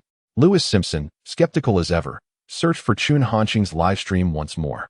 Upon entering, he was met with the same notification: "You have been permanently blacklisted by the host." Lewis Simpson was taken aback. Permanently blacklisted? He was utterly bewildered. What on earth are these Chinese people up to? He roared in anger. Behind him, his secretary Tyran remained silent. However, compared to Lewis Simpson, Tyran possessed a certain understanding within him. There was an enigmatic quality about the Chinese that eluded their comprehension. Usually, they might fiercely contend for personal gain, even to the point of bloodshed. Yet, when it comes to matters of the nation and the greater good, the dynamics shift entirely. The Chinese are willing to forsake everything, even their lives. Nevertheless, despite these thoughts, Tyran chose not to speak. He understood that no matter what he said, Lewis Simpson would never be receptive. At that moment, Lewis Simpson spoke again. "Hurry, find me another account. I must uncover what this Chinese individual intends to do." At this instant, Lewis Simpson even recalled a famous Chinese saying, Is it merely a case of feigning restraint to achieve capture? Chapter 180. Private jet? Just call it a fighter jet. Lewis Simpson would rather believe this narrative than accept the harsh reality that Chun Hanxing had indeed permanently blacklisted him. Upon hearing this, Tyron immediately responded, "Very well. This is merely a trivial matter. It will only take a moment." In no time, Tyron facilitated Lewis Simpson's re-entry into Chun Hanxing's livestream. On screen, Chun Hanxing began addressing his audience. "Dear friends, keep your eyes wide open. Do not be deceived by the foolish antics of other nations." Lewis Simpson was taken aback, questioning the harshness of such an affront. Is such a disparaging approach truly warranted? He pondered. Deep down, he felt he had done nothing wrong, despite the sting of humiliation. He merely scoffed, choosing not to elaborate further. At this moment, Lewis Simpson was compelled to confront an undeniable truth. He had indeed been expelled by Chun Hanxing, not due to a mere operational error. Unsure of why this had transpired, he gazed intently at Chun Hanxing, awaiting his next words. In the livestream, after concluding his statement, Chun Hanxing observed the flood of comments from viewers. Some individuals truly ought to have their wits examined. They cannot even recognize when they are being exploited. You should examine your own intellect. I call this patriotism. It appeared that they were referring to the people from the Eagle Nation. Had I known, I would have been more vocal. The Eagle Nation harbors nothing good. They casually toss around 10 billion green coins. If it were me, I might have been tempted. 10 billion. A lifetime is insufficient to spend it all. The comments varied widely. In a toy factory in Yangqing, Chun Hanxing could not help but furrow his brow at the content of these remarks. He declared, "From this moment on, I am instituting a new rule for the toy factory. We will only accept orders from citizens of the Huan Nation. No exceptions for anyone else, regardless of the price offered. Not even 10 billion, nor 100 billion, nor 1,000 billion will suffice." Following his pronouncement, the live stream was inundated with supportive comments, praising the audacity of the toy factory's owner. Lewis Simpson was utterly bewildered. What did this mean? No orders except from Hua citizens. Chun Hanxing's actions had, at the very least, placed him in a quandary. Yet, Lewis Simpson felt powerless, ultimately resorting to stubbornly asserting, "We, the Eagle Nation, possess the most advanced technology on Blue Star. We have no need for his trivial skills. He will surely regret not seizing this opportunity." Lewis Simpson endeavored to speak with conviction, yet his words lacked any persuasive weight.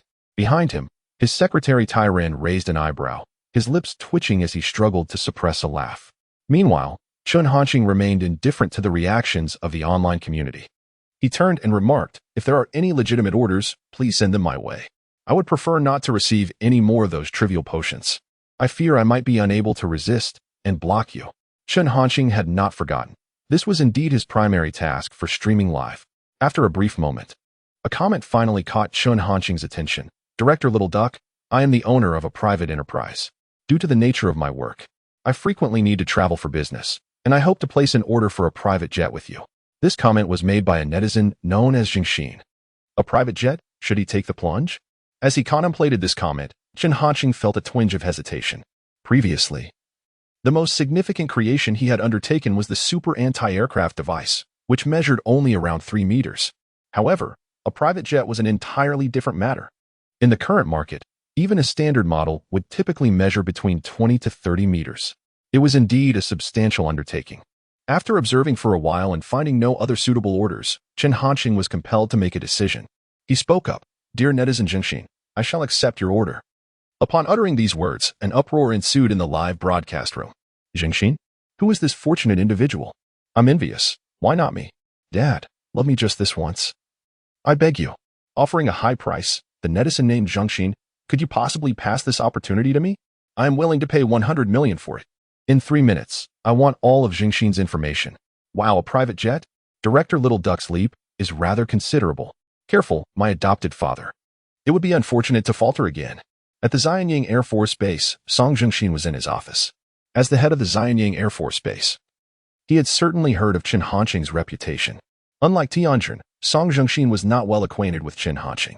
This time, he approached it with a mindset of merely testing the waters. Little did he expect to be chosen. The arrival of such fortune was indeed quite sudden. For a moment, Song Jingxin found himself at a loss for words. On the screen, Chun Hanxing continued, "Jingxin, do you have some time now? I would like to connect with you to discuss the specifics of this order in detail." Upon hearing Chun Hanxing's words, before Song Jingxin could respond, his secretary, He Song, Feeling anxious, couldn't help but remind him, Chief, Director Chen wishes to connect with you. Song Jiangxin had already regained his composure from the surprise. Without a moment's hesitation, he immediately commented, All right, Director Chen, I'm available for a connection. In Yanqing, at the Little Duck Toy Factory, upon seeing Song Jiangxin's comment, Chen Hanqing did not hesitate and directly clicked to connect with him. Soon, the connection was established. Similar to previous encounters with Chu Goen and Chao Jing. Due to the sensitivity of his position, Song Jiangxin did not show his face. Hello, Director Chen, Song Jiangxin began, though he made every effort to restrain his excitement. Yet, one could still perceive the excitement in his tone. Chen Hanqing nodded, greeting, Hello. Do you have any specific requirements for this private jet, toy? Due to the urgency of time, Song Jiangxin had not pondered deeply beforehand. After a moment of reflection, he made his decision, Director Chen. I do not have any particular demands. I only wish for it to be faster and higher. For safety's sake, it would be best if it included some form of defensive system. You can understand, the current state of global security is precarious. And I fear the possibility of aerial hijacking. As for the rest, feel free to exercise your creativity. I merely hope for something extraordinary. Upon hearing this, the viewers in the live stream could not contain their disbelief. Aerial hijacking? What a ludicrous excuse. How could you even conceive of that? If you want a fighter jet, just say so instead of masquerading it as a private plane. Do you really think the Little Duck Factory's director is a fool? Please, do not proceed, or else you will be entangled in arms manufacturing. Besides, allowing the Little Duck Factory to exercise creativity is quite cunning. Indeed, the absence of strategy can often be the greatest strategy. Something extraordinary? You seem rather delusional. The viewers were indignant. Chen Hanqing did not immediately acquiesce. He found himself somewhat perplexed. This was indeed the first time he had received such an open-ended request. What price range are you considering? He pondered for a moment before inquiring. Song Jiangxin hesitated slightly before responding directly, 700 million Huagua dollars. Upon hearing this figure, a sharp-eyed viewer discerned a connection. 700 million? Why does that number sound so familiar? If I recall correctly, the cost of a J-20 fighter jet is also around 700 million. The comment section erupted with astonished exclamations. With this revelation, anticipation for the order soared among the viewers. They eagerly awaited to see what marvel would emerge from Chen Hanqing's hands for that sum. Given his past style, one could only speculate about the magnitude of the creation. Disregarding the viewers' reactions, after listening to Song Jiangxin's words, Chen Hanqing did not deliberate further and replied promptly, Very well. If there are no other issues, then after the broadcast, I will need you to transfer 700 million to my account. Song Jiangxin promptly affirmed, No problem. Chen Hanqing nodded in the frame, adding, One thing I must remind you, all products manufactured by our factory are merely toy models. Apart from their aesthetic appreciation, we do not recommend any other use. Should any issues arise due to improper handling by the seller, our factory will bear no responsibility. Chapter 181, The Military of Huagua. Truly a bunch of simpletons. The online community has long grown accustomed to Chen Hanqing's antics. Consequently, their reactions are unsurprising, filled with jest. Ha. The Little Duck Factory director understands what toys are. Stop pretending what you manufacture is weaponry. I fail to comprehend. Does he genuinely believe anyone would be convinced? The Little Duck Factory director is quite impressive. Father, adoptive father, biological father, when shall you fulfill my orders? With the matter concluded, Chen Hanqing did not linger. Ignoring the responses from netizens, he abruptly ended the broadcast. At the Xianying Air Force Base, upon seeing the live stream conclude, Song Jiangxin wasted no time. He immediately instructed his secretary, Song, quick, prepare 700 million. Contact Director Chen right away. Noticing the urgency etched on Song Jiangxin's face, Secretary Song exhibited a twinge of hesitation. After a brief moment of contemplation, he decided to voice a caution. Chief, shouldn't we consult with others first? His concern was not unfounded. 700 million is no trifling sum, even for the Xianying Air Force Base. Although Song Jiangxin is the head of the base, making unilateral decisions could be perceived negatively and might lead to gossip. However, Song Jiangxin brushed off the suggestion with a casual wave of his hand. No need. Anyone who dares object is taking issue with the entire Xianying Air Force Base. They must either be mentally challenged or harbor ulterior motives. And it's worth considering whether they still fit their current position. His words were laced with unwavering conviction, his demeanor serious and his eyes gleaming with an icy resolve. Surprised by his uncharacteristic demeanor, usually benign and even rather honest, he sensed that this time, Song Zhengxin was genuinely agitated. Understanding, the secretary refrained from further comments, nodded in acknowledgement, and departed to make arrangements. Meanwhile, at the Shinnong military base, Tianjin's face was a deep shade of anger, akin to liver. What on earth is happening with Director Chen? This is not his usual style. Why is he deviating from the norm? Unable to contain his frustration, Tianjin lamented, his voice thick with both resignation and ire. After studying Chen Hanxing for so long, to arrive at such a conclusion was somewhat demoralizing for Tianjin, making it difficult for him to accept. Beside him, Secretary Liu Changhang finally could no longer hold his tongue. The direction is wrong. All efforts are in vain, he muttered under his breath. Though his voice was low, it still reached the ears of those around them. At that moment, still within the network department, the others were taken aback by Liu Changhang's words. They cast furtive glances at him, their eyes filled with admiration. This was precisely what they had all been yearning to articulate. However, he had always hesitated to speak up. Now, Liu Changhang had become their most formidable spokesperson. Yet, they were all too well aware of Tianjin's temperament. It was highly probable that he would not be receptive to this statement at all. A thought arose in everyone's mind. Secretary Liu was indeed audacious. As expected, after Liu Changhang finished speaking, Tianjin's fury intensified.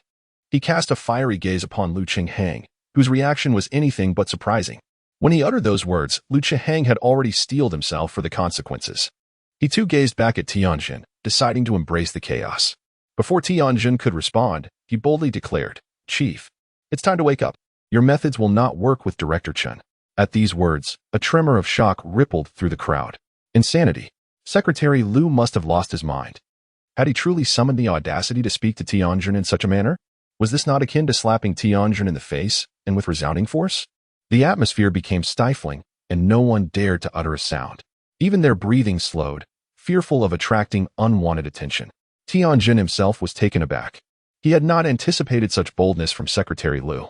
However, to everyone's astonishment, Tianjin did not erupt in anger. Instead, he merely let out a cold snort and turned to leave. The crowd had braced themselves for Tianjin's wrath, yet this unexpected outcome left them bewildered. What was happening? Had Chief Tian suddenly softened? This did not seem to align with the Tianjin they knew. Had he truly been shaken? Secretary Liu Changhang also felt a twinge of confusion as he watched Tianjin's retreating figure, suddenly overcome by a hint of melancholy. Had he been too harsh in his words? He couldn't help but ponder in silence. Unbeknownst to them at that moment, Tianjin was deep in thought. Had he truly erred?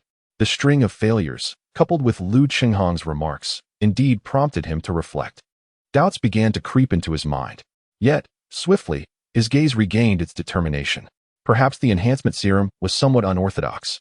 Next time, he would opt for something different, and Director Chen would undoubtedly take the order. Tianjin murmured to himself, emphasizing the importance of confidence.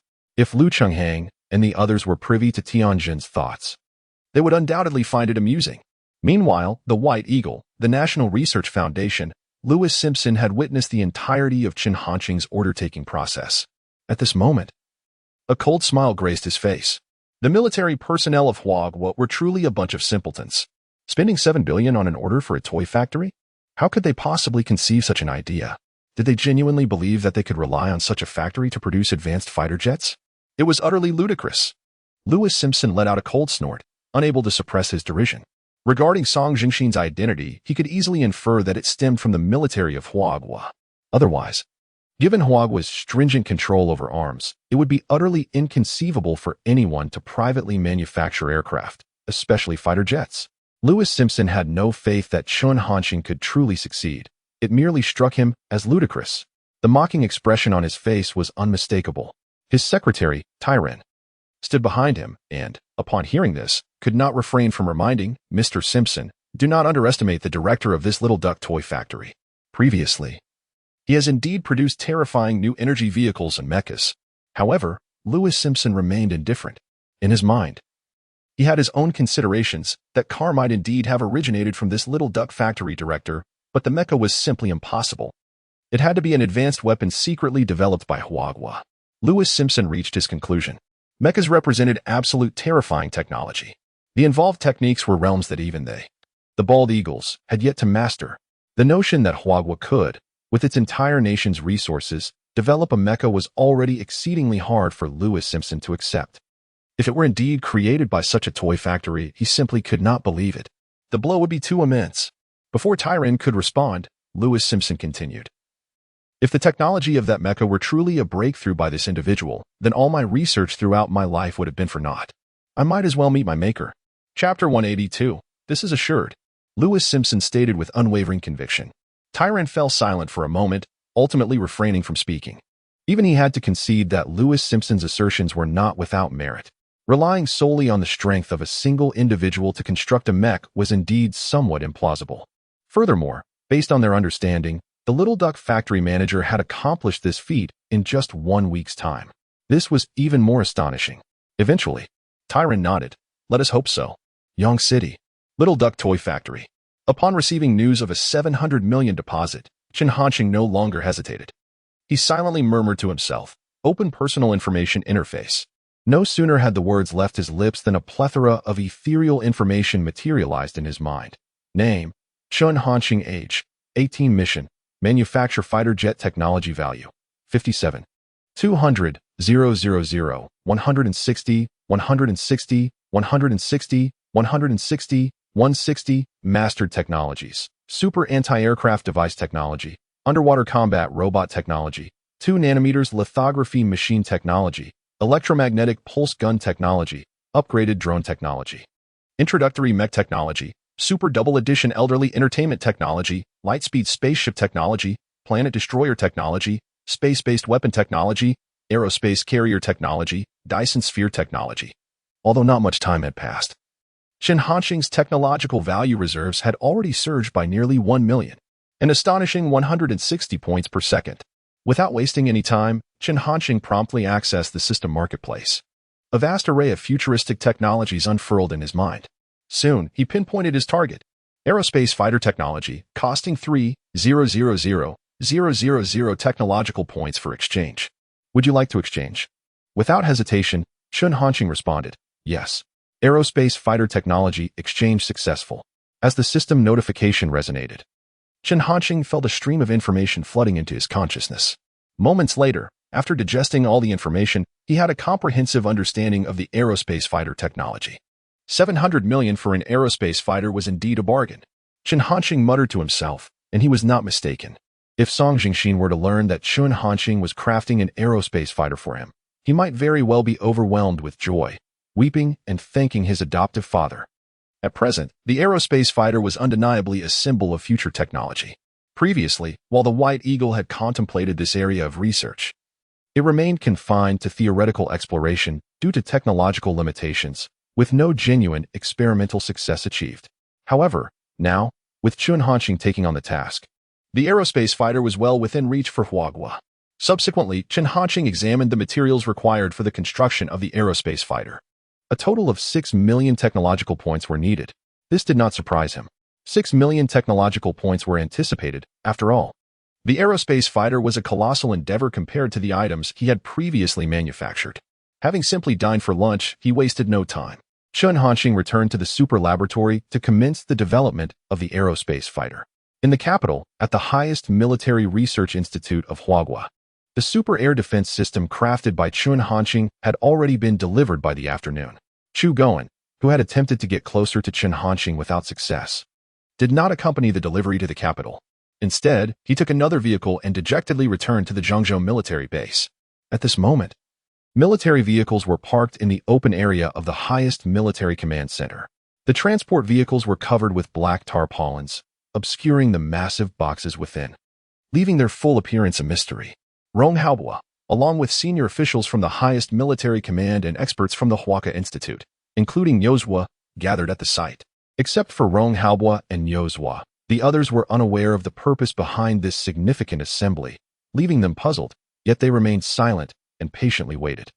After the soldiers responsible for this operation disembarked, one approached Rong Haobua respectfully, saluting before reporting loudly, General Rong, as per your instructions, the items have been delivered from the Little Duck Toy Factory. Please provide further directives. Rong Haobua returned the salute, acknowledging, thank you for your hard work. Please allow the comrades to rest. The soldier responded affirmatively and, without hesitation, led a reinforced team from the Zhengzhou military base away from the area. This super air defense system held tremendous significance for Manhwa. It was a state secret. The subsequent actions would be managed by the highest military command center. Manhwa instructed those who had been arranged in advance to unload the 9 boxes containing the devices. Those present observed this scene with heightened curiosity. At that moment, Manhwa felt a tinge of apprehension, uncertain about the true nature of the so-called automatic bird interception device mentioned by Chen Hanqing. Once everything was set in motion, Manhwa decided to reveal the details.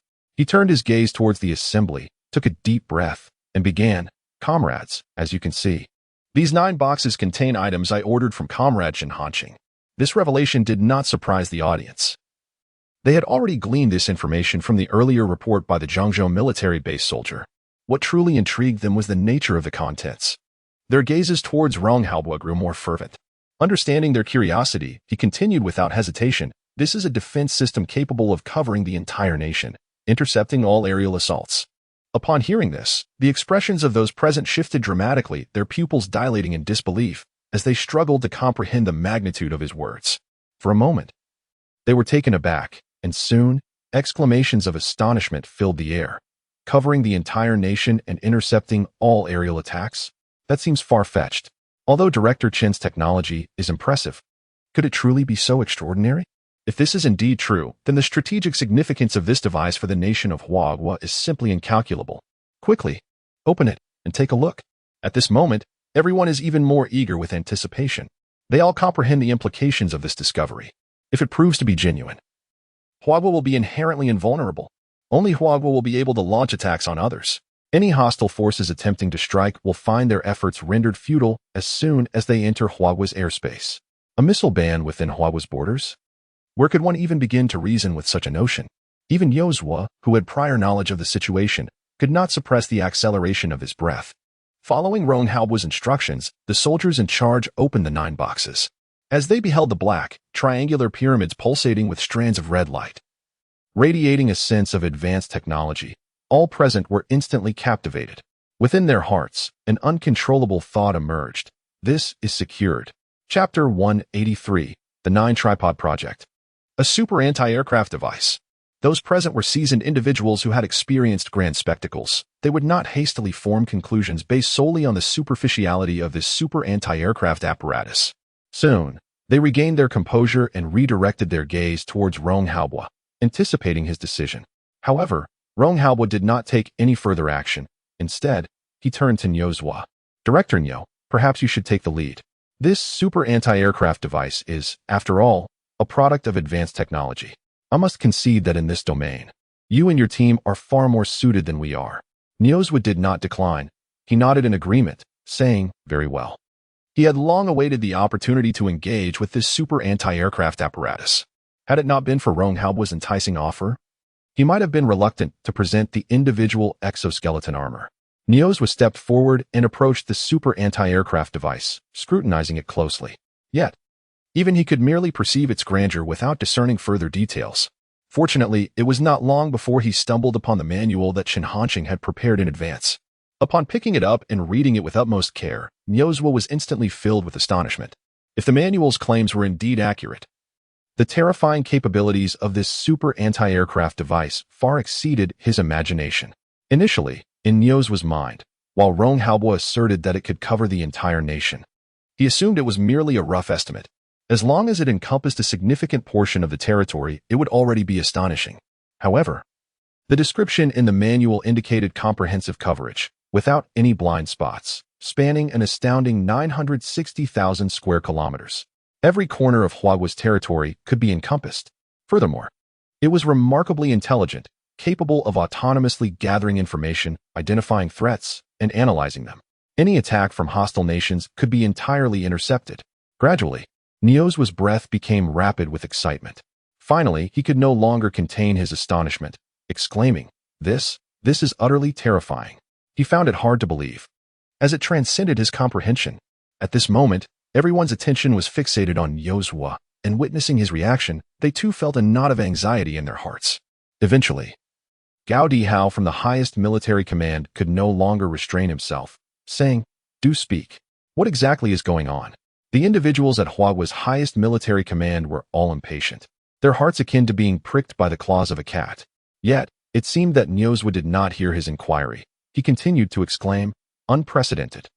This technology is simply unparalleled. What kind of genius is academician?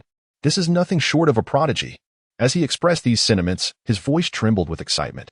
"Director Nyo, in your opinion, how feasible is this super anti-aircraft device?" To Rong Hao's question, Nyozwa did not respond directly. He first fell into a moment of contemplation. He finally spoke, "I cannot estimate." Upon hearing this, everyone exchanged bewildered glances. This was Nyozwa, the president of the Hwaka Institute. The fact that he found it difficult to gauge the feasibility was astonishing. Just how terrifying must this super air defense device developed by Chen Hanqing be? At this moment, Gao Dihao's eyes flickered, and he could no longer contain himself, whispering to his companion, "Rong Haobo, General Rong, could it be that this President Nyo is merely a fraud?" Rong Haobo, however, was indifferent to Gao Dihao's remark, responding coldly, "Why don't you give it a try?" Gao Dihao was left speechless by this retort, reluctantly closing his mouth and refraining from further comments. Unlike Gao Dihao, Rong Haobo held no doubts about Nyozwa's capabilities. It was simply the case that Nyozwa was not inadequate.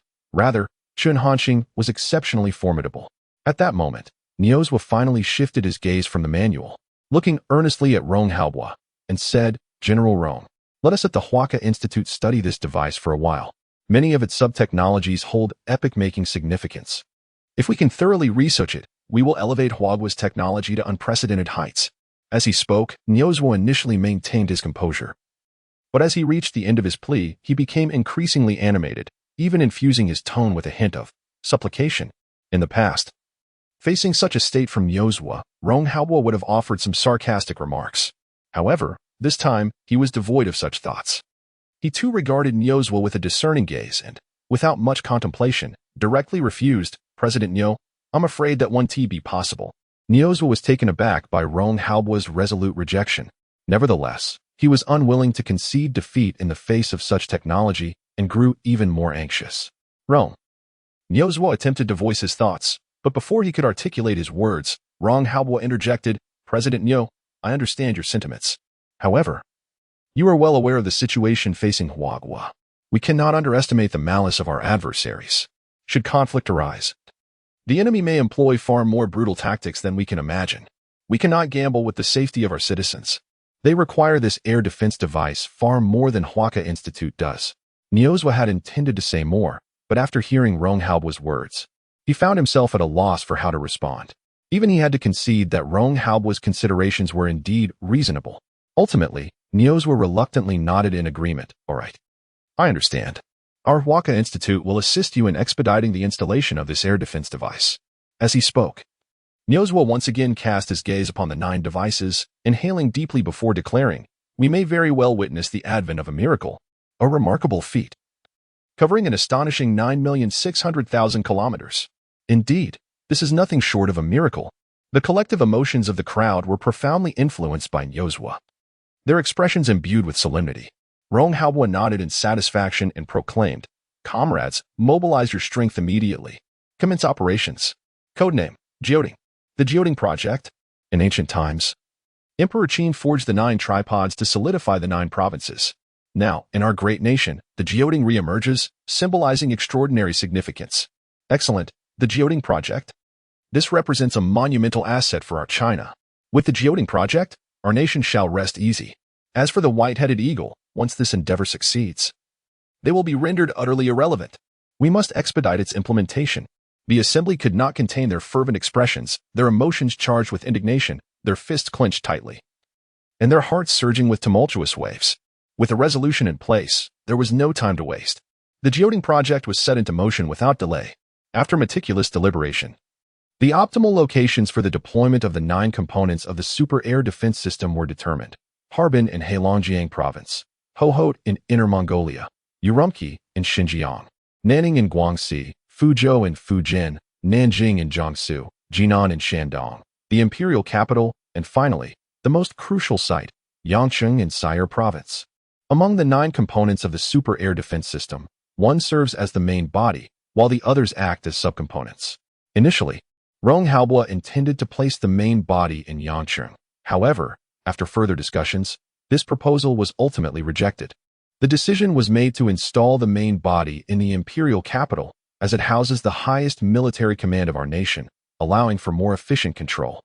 Consequently, according to the established plan, the 9 components of the super air defense system were covertly transported to various locations across China. This operation was of the highest level of secrecy. All commands were issued from the Supreme Military Command Center, and any potential threats to the plan were swiftly neutralized in their infancy. At last, 10 days later, the Jioding project was completed. Chapter 184. This is not science fiction. It is fantasy. In the imperial capital, at the highest military command center, a 3-meter-tall black pyramid-shaped device has been erected against the backdrop of the desolate mountains. This black pyramid glistens with a mirror-like smoothness, adorned with flowing red strands of light that seem to possess a life of their own, coalescing and dispersing without any discernible pattern. This is the core of the super air defense system. After much deliberation, it was decided to establish the super air defense system directly at the highest military command center in the imperial capital. At this moment, Rong Haobo and a group of senior officials from the command center, along with all the experts from Huaka Institute involved in this endeavor, including Niozhua, have gathered here. All eyes are fixed upon the core of the super air defense system, each person holding their breath in anticipation of the final moment, keenly awaiting the last confirmation of readiness from various locations. Rong Haobo's deep voice breaks the silence. Yes, Gao Dihao responds affirmatively, then addresses the communicator. Attention, all units. Report your status. Proceed. The communicator has been connected to 9 locations simultaneously, allowing for a unified notification.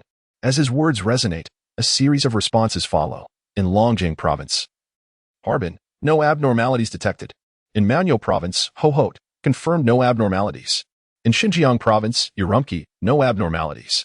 In Lingnan Province, Nanning, no abnormalities. In Fujian Province, Fuzhou, no abnormalities. In Gusu Province, Nanjing, no abnormalities. In Shandong Province, Jinan, no abnormalities. In Sayur Province, Yangsheng, no abnormalities.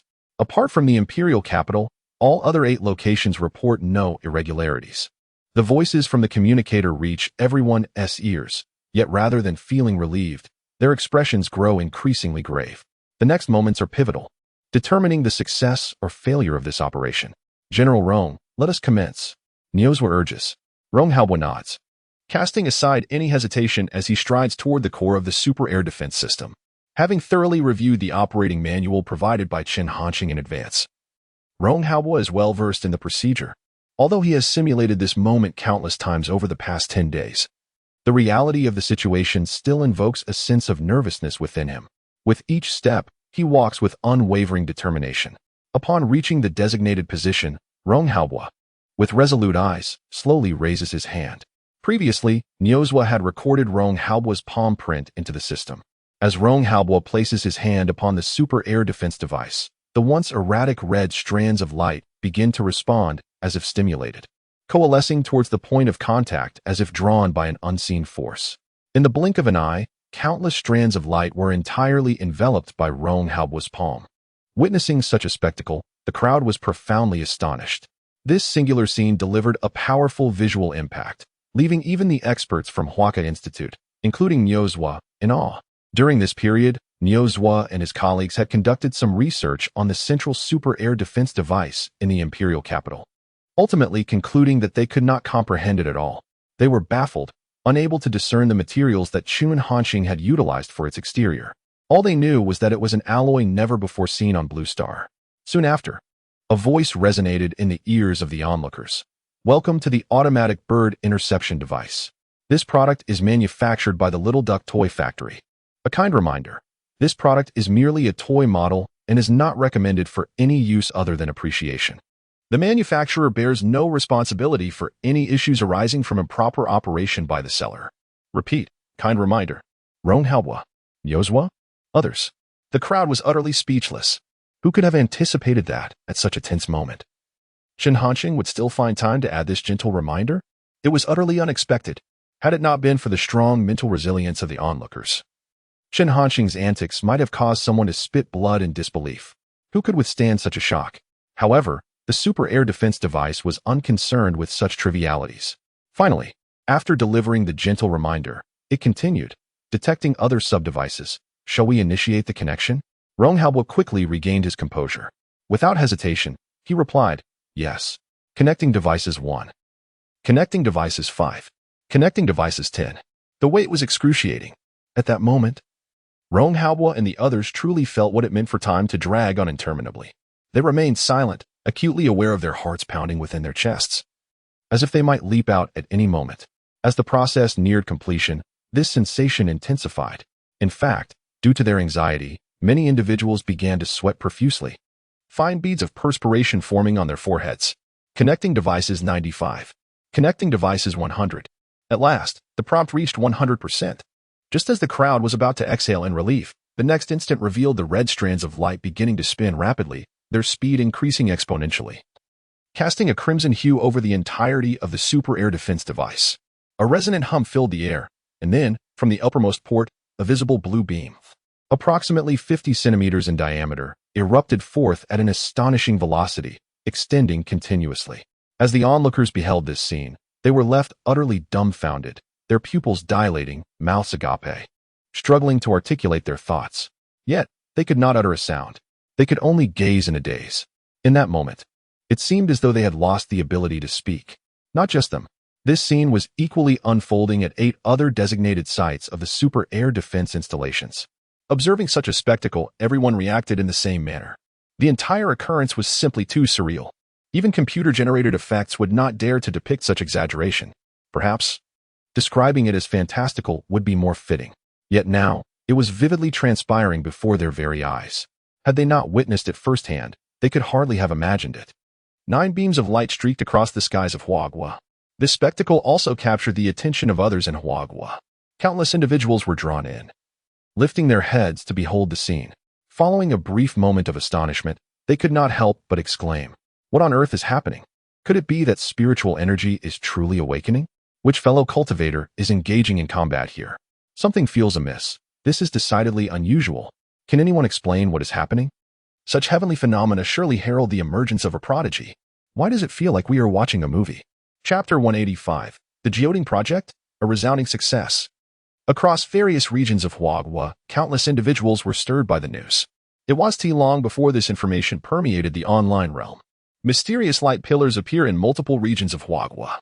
The enigmatic light pillars above Huagua may involve extraterrestrial visitors. Is this a weapon of Huagua or a resurgence of spiritual energy?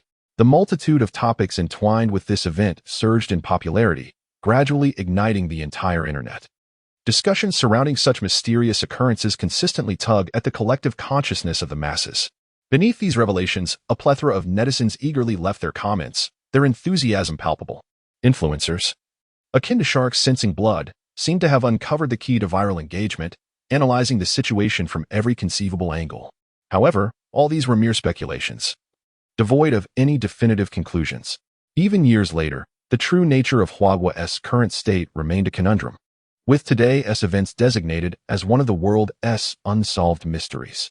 Yet, that is a tale for another time. A little over 2 hours after the emergence of the pale blue light beam from the super air defense system, all 9 beams successfully connected, only to subsequently vanish from the skies above Huagua as if they had never existed. In the capital, at the highest military command center of Huagua, the super air defense system was activated successfully, and information gathering would continue. Upon hearing the notification of the system's activation, including Rong Haobo, the tension that had gripped everyone finally subsided. A collective sigh of relief escaped their lips, and the exhilaration and joy within them could no longer be contained, erupting like a torrent, washing over their nerves. The previously tranquil atmosphere shattered as voices erupted in unison. "It's successful. Truly wonderful. From this day forth, Huagua shall no longer fear any threats. Today marks a monumental milestone for our nation. From now on, the dynamics of offense and defense will be entirely transformed. The device created by Comrade Chen Hanxing will benefit billions of people in Huagua. Comrade Chen Hanxing is indeed a great hero of our nation." Each exclamation, each word, encapsulated the sentiments of those present at that moment. As first-hand witnesses to the entire affair, their astonishment surpassed that of the online commenters. Chen Hanxing's technology had utterly captivated them, though some individuals still harbored doubts. They dared not voice their skepticism at that moment. Observing the expressions of others, they were certain that should they openly question Chen Hanxing, they would be met with vehement backlash. Moreover, with individuals like Gao Dihao around, it was not inconceivable that they might resort to physical confrontation if provoked. The pressure was overwhelming, utterly unbearable. Rong Haobo remained silent, seemingly oblivious to the discussions around him. His hand remained pressed against the cold surface of the super air defense system, its chill unable to extinguish the fervor burning within his heart. Moments later, as the crowd gradually calmed and the murmurs faded, Nyozwa cast a complex glance at Rong Haobo, who remained motionless. Unable to restrain himself, he finally spoke up. "Old Rong, it's all over now. You can let go. There's no need to cling to it any longer." Rong Haobo. The others? Even Rong Haobo felt a twinge of awkwardness at this moment. An intense resentment towards Nyozwa welled up within him. Just when the atmosphere was charged with excitement, this sudden interruption? Who could possibly endure such a disruption? Had it not been for the presence of so many people, Rong Haobo might have been unable to refrain from retaliating, pinning Nyozwa to the ground in a furious assault. "You better watch out, Nyo," Rong Haobo silently vowed, as he discreetly lowered his hand and composed himself once more. He then addressed the assembly. "Comrades, I extend my heartfelt gratitude for your efforts during this time. The nation shall not forget today, nor will it overlook your contributions. I firmly believe that this day will be etched in the annals of our history with great significance." Though his voice was barely above a whisper, it possessed an undeniable charm that reignited the fervor of the crowd. Their previously subdued emotions surged anew. Their lips pressed tight as their gazes fixated on Rong Haobo, visibly trembling with anticipation. Rong Haobo could clearly discern the sentiments brewing within them. He too shared the same fervor. Silence reigned, the atmosphere heavy as iron, punctuated only by the sound of collective breaths and the rapid beating of hearts echoing in their ears. In that moment, time seemed to stretch infinitely. Eventually, Rong Haobo's voice pierced the tension, shattering the stillness. "I hereby announce the resounding success of the Huagua Geoding project." Cheers erupted, resounding like thunder. At that instant, even those who had previously doubted the contraption devised by Chun Hanxing found themselves swept up in the collective excitement. As for Rong Haobo and Nyozwa, their faith in Chun Hanxing remained unshaken, devoid of any skepticism. Time passed swiftly, and a day slipped by in the blink of an eye. In the White Eagle, Huaxing City, at the Ministry of Defense, John Otis sat in his office, fixated on the computer screen, his brow furrowed in deep concentration. The screen displayed footage of that had appeared over Huagua the previous day. Though the video lasted merely a few seconds, it had left John Otis profoundly shaken. Since yesterday, he had replayed this footage countless times. Unlike ordinary netizens, John Otis was not inclined to dismiss it as the work of extraterrestrials or mysterious cultivators from Huagua. In the view of John Otis, it is almost certain that this must be a secret weapon developed by Huagua. Given the current relationship between the White Eagle and Huagua, he must proceed with caution. However, after viewing the situation numerous times, John Otis has not detected any anomalies. Those beams appear to emerge seemingly out of thin air. This scenario evokes a sense of disconnection from his control, leaving John Otis feeling somewhat agitated. Cursed Huagua! What on earth are they up to? Unable to contain his frustration, John Otis muttered angrily under his breath, simultaneously striking his fist forcefully against the table, producing a dull thud. At that moment, a sudden knock at the door captured his attention, pulling him back from his fury. Taking a deep breath, John Otis forced himself to rein in his emotions before finally uttering, "Come in." Upon receiving a response, the office door swung open, revealing the figure of Morrison. Upon seeing him, a glimmer of hope flickered in John Otis's eyes. Before Morrison could speak, John Otis could not help but inquire, "What news? Is there any word from the National Science Foundation?" Chapter 186, The Sixth Generation Fighter, The White Eagle's Hidden Tactics. Upon learning of the mysterious beam appearing over Huagua, John Otis immediately instructed Morrison to contact the National Science Foundation, hoping they could elucidate the situation. Anticipation surged within him, and he felt a wave of unrestrained excitement. Morrison entered the room, and upon hearing Otis's words, nodded affirmatively. "Mr. Otis, we have results," he announced, further igniting Otis's enthusiasm. "What did they say?" Otis inquired, his eagerness overshadowing his awareness of a peculiar expression on Morrison's face. This time, Morrison hesitated, his countenance reflecting deep contemplation, as if he were grappling with a weighty decision. Finally, after a moment of deliberation, he resolved to speak. "Mr. Otis, the National Science Foundation has responded, suggesting the phenomenon is due to a high-voltage electrical leak, where multiple currents converged, resulting in this occurrence." As he relayed this information, a hint of unease flickered in Morrison's demeanor. Otis was taken aback, his gaze fixed on Morrison. a spark of bewilderment igniting within him. A high-voltage leak? He echoed, struggling to accept the absurdity of the explanation. Morrison was not surprised by Otis's reaction. He himself had reacted similarly upon first hearing the rationale. If anything, his astonishment had been even more pronounced. Meeting Otis's incredulous gaze, Morrison affirmed, "Indeed, Mr. Otis.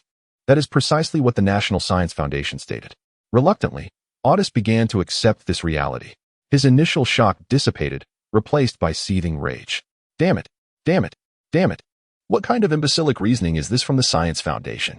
He erupted, his frustration boiling over. After venting, he continued, "Lewis Simpson. Is his mind filled with nonsense? I have every reason to doubt his suitability for his current position. He should be out in the fields picking grapes." Otis was genuinely furious, unable to comprehend how. After such a lengthy wait, he was met with such a dismissive explanation. Morrison stood nearby. Though he refrained from vocal agreement, he subtly nodded in shared disbelief. A high-voltage leak? It was utterly ludicrous.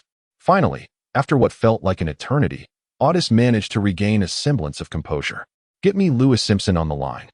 John Otis commanded. "Very well." Mr. Morrison responded promptly, immediately commencing operations. The call connected. Before the other party could utter a word, John Otis gritted his teeth and declared, "Lewis, regarding the claims of high-voltage electrical leakage in Huagua, you had better persuade me successfully." Instantly, Lewis Simpson's voice resonated from the other end. "Mr. Otis, please listen to me." Following this, Lewis Simpson elaborated from various angles on the assertion that the beam was indeed a high-voltage electrical leak. It must be said, his arguments were quite rational and well-founded. In conclusion, Lewis Simpson did not forget to summarize, "Mr. Otis. Therefore, this incident is undoubtedly due to high-voltage electrical leakage. This is the result of our thorough testing." His words were delivered with unwavering conviction. Were it any ordinary individual, they might have been swayed by his assertions. However, John Otis was not easily deceived. He then asked gravely, "How do you explain the simultaneous occurrence of such a large-scale leakage incident in Huagua? The energy required to concentrate high-voltage electricity into a beam with a diameter of 50 centimeters is simply unimaginable. Moreover, according to my understanding, just yesterday, multiple locations in Huagua exhibited such beams. If one were to believe this is mere coincidence, John Otis would indeed be lacking in reason." Lewis Simpson seemed to have anticipated John Otis's question. Without hesitation, he replied, "Mr. Otis, I believe this incident was deliberately orchestrated by Huagua." John Otis was taken aback by Lewis Simpson's response. Before he could respond, Lewis Simpson continued, "Currently, under the control of our White Eagle, the situation on Blue Star is exceedingly unfavorable for Huagua. Hence, they have staged this performance, aiming to instill doubt and even fear within us." Upon hearing this, John Otis fell into silence. Though reluctant to concede, he could not deny that Lewis Simpson's assertion held some merit. Could it truly be merely a high-voltage electrical leak? Upon entertaining this notion, John Otis was momentarily startled. He quickly dismissed the thought. John Otis understood that further discussion would yield no fruitful outcome. Rather, his own thoughts risked being tainted by Lewis Simpson's conjectures. Without further ado, John Otis issued a final warning, "Mr. Simpson, you had better pray that your hypothesis is correct. Otherwise, I shall certainly bring you before a military tribunal." With that, he did not afford Lewis Simpson another opportunity to speak, promptly terminating the call. "Damn it, that rascal Simpson. He nearly deceived me." Slamming the phone down on the table, John Otis couldn't contain his fury. Although Lewis Simpson's claims were somewhat plausible, reason urged John Otis to recognize that matters were certainly more complex than they appeared. He fell into deep contemplation. Observing this, Morrison remained silent, merely waiting in stillness. At last, after a moment, the hesitation in John Otis's gaze vanished. What remained was resoluteness. "Convey my orders forthwith. On this upcoming military exercise in the Yellow Sea aboard the Fort-class aircraft carrier, 2 Zeus fighter jets shall be deployed." Upon hearing this, Morrison's heart jolted. The Zeus fighter jets. These were the White Eagle's clandestine weapons, recently developed and never before revealed, even within the White Eagle. Only a select few were privy to this information. Currently, the most advanced fighter jet publicly announced by the White Eagle is the B-35 Lightning II joint fighter, akin to the J-20 of Hua Nation, both classified as 5th-generation aircraft. However, the Zeus fighter jet developed by the White Eagle transcends the 5th-generation category. This is the true 6th-generation marvel of the White Eagle, their ultimate secret weapon. Chapter 187, The Basin Chicken, Preparing for the Arrival of the Bald Eagle. Upon hearing John Otis's words, Morrison was somewhat taken aback. He had not anticipated that John Otis would make such a direct decision, dispatching the 6th-generation fighter jets. Was this a prelude to an all-out war with Wagwa? Mr. Otis, perhaps you should reconsider? Morrison could not help but inquire. As it stands, the Bald Eagle has only developed 2 units of the 6th-generation fighter, Zeus. It is not a matter of utmost importance. Such assets should not be deployed lightly. John Otis was well aware of Morrison's concerns. However, he did not dwell on them and simply shook his head. No more deliberation. Go and notify them. Seeing the resoluteness in John Otis's demeanor, Morrison refrained from further objections, nodding in agreement before turning to make arrangements. Time swiftly passed. It had been half a month since the Bald Eagle issued its international declaration to conduct joint naval exercises in the Yellow Sea. The carrier strike groups from the Bald Eagle and allied nations were now fully prepared. At this moment, they had departed from the port and were en route to the Yellow Sea. On the vast expanse of the ocean, the 2 carrier fleets of the Bald Eagle were racing forward. Aboard the Fort-class carrier, USS Fort, Jim Derrick convened in the conference room. As the overall commander of the joint military exercise, Jim Derrick now brimmed with confidence. His eagle-like gaze swept across the faces of those present. The attendees were all high-ranking naval officers involved in this operation, and their faces were illuminated with an indescribable excitement. Gentlemen, do any of you have something to say regarding this operation? Jim Derrick initiated the conversation, his tone laced with a clear sense of mockery. Upon hearing his words, the assembled officers could no longer contain their emotions and began to speak in unison. God, there is nothing to discuss before our nuclear-powered carriers. Hwagwa will find itself utterly crushed. I can hardly wait to see our fleet sail through the Yellow Sea. Hwagwa has always been so assertive in its rhetoric. When the time comes, I fear they will turn into frightened kittens. I actually hope Hwagwa dares to attack us. That would give us a legitimate reason to fire upon them. The naval leaders of the Bald Eagle were brimming with animosity towards Hwagwa, although their words varied. A palpable disdain for Hwagwa resonated in their exchanges. They had never believed that Hwagwa could stand against the Bald Eagle, especially in naval matters. As maritime hegemons, these naval officers of the Bald Eagle held a deep sense of pride. Jim Derrick, seated at the forefront, merely listened to the discussions without interruption, a faint smile gracing his lips. The sentiments expressed by the others echoed his own thoughts. Although Hwagwa currently possessed 3 carriers on paper, however, in the eyes of Jim Derrick and his associates, the aircraft carriers of Hwagwa simply pale in comparison to the nuclear-powered carriers of the White Eagle. Indeed, one might even classify them as obsolete scrap. At last, after a brief pause, the murmurs within the conference room gradually subsided. Jim Derrick broke his silence. Gentlemen, full speed ahead. Our destination is the Yellow Sea. Without awaiting a response, he continued, I wish you all a pleasant journey. Jim Derrick directly defined the joint naval exercise as a journey, and no one seemed to find anything amiss. Rather, smiles spread across their faces. If champagne had been present, they might have already raised their glasses in celebration. This sentiment was not limited to the carrier strike group of the White Eagle, but was similarly echoed within the fleets of Gaul and John Bull. All adversaries disregarded Hwagwa entirely. In the headquarters of the Foot Base in Chicken, Yamamoto Taiha and several high-ranking officials were also engaged in discussions. Everyone sat upright, their gazes fixed on Yamamoto Taiha, awaiting his instructions. Just moments ago, news had arrived from the White Eagle. Their carrier fleet had set sail and would likely arrive in approximately 13 days. Yamamoto Taiha wasted no time and promptly declared. Upon hearing this news, the attendees of the Foot Base in Chicken were filled with surprise. However, without Yamamoto Taiha's command, they dared not act impulsively and could only suppress their excitement. Finally, Yamamoto Taiha announced, Gentlemen, the dark clouds looming over the great Foot Base in Chicken are about to disperse. It is time to celebrate. Upon hearing this, they could no longer contain their emotions and eagerly voiced their excitement. Wonderful.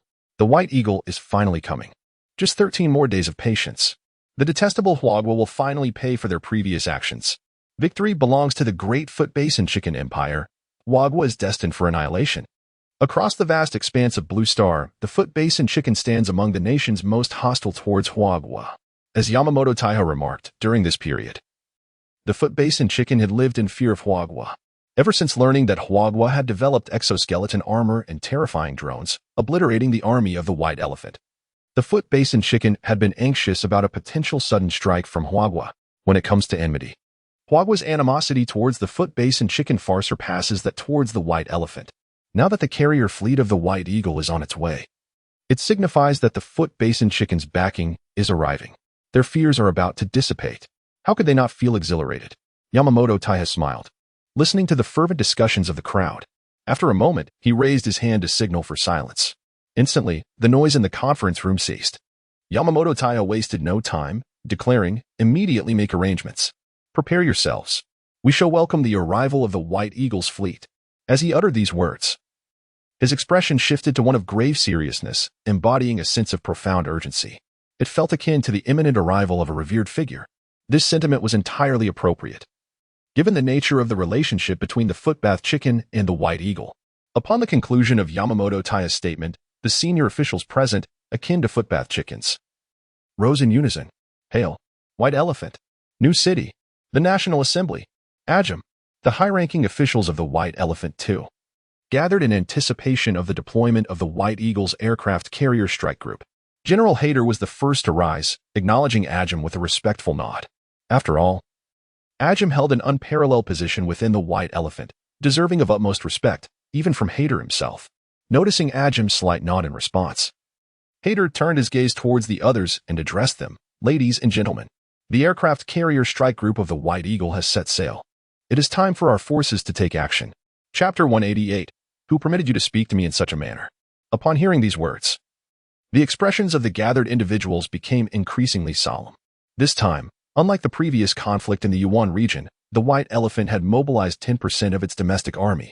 10%, although it may seem a modest figure when considering the nearly 1 million soldiers in the White Elephant's military, it amounts to approximately 140,000 troops. Furthermore, this was merely the initial wave. Subsequent reinforcements were on the horizon. The White Elephant was fully prepared to engage in a total war against Huagua. After listening to Hayter, the senior officials of the White Elephant spoke in unison. This time, Huagua must pay a bloody price for the humiliation it has inflicted upon us. Undoubtedly, under General Hayter's command, this victory shall belong to the White Elephant. After this battle, we will demonstrate our true strength to the world. At that moment, the White Elephant could potentially emerge as the most formidable nation in Asia and perhaps even become a new permanent member of the United Nations. They could hardly contain their fantasies, as victory seemed to be within their grasp. Listening to their declarations, Hayter felt a surge of enthusiasm. This was precisely the scenario he had yearned to witness. However, he quickly tempered his emotions and turned his gaze towards Ajim. In this matter, Ajim's opinion was paramount. Sensing Hayter's intent, Ajim wasted no time and spoke directly. "Very well, General Hayter. I shall be here, awaiting to celebrate your victory." Hayter suppressed his excitement, saluting Ajim with solemnity and declaring, "I pledge to complete the mission. I will not let you down." At Huawa's Supreme Military Command Center, during this period, Rong Haobua and his team had remained indefatigable, making arrangements for the joint military exercises with countries such as the White-Headed Eagle. They understood that, given the current situation, this was no mere naval exercise. The neighboring nations surrounding Huagua, including the White Elephant, North Bang, and Jaipon, were all poised to seize the opportunity to take a bite out of Huagua. Naturally, Huagua would not allow this. "General Rong, we have received news from the first naval base. The aircraft carriers Liaobei, Luzhou, and Fuzhou, along with various warships, have all gathered in the Yellow Sea." A senior officer from the Supreme Military Command reported. Hearing this, Rong Haobua nodded affirmatively. "Good." He uttered but a single word, yet it carried a compelling weight.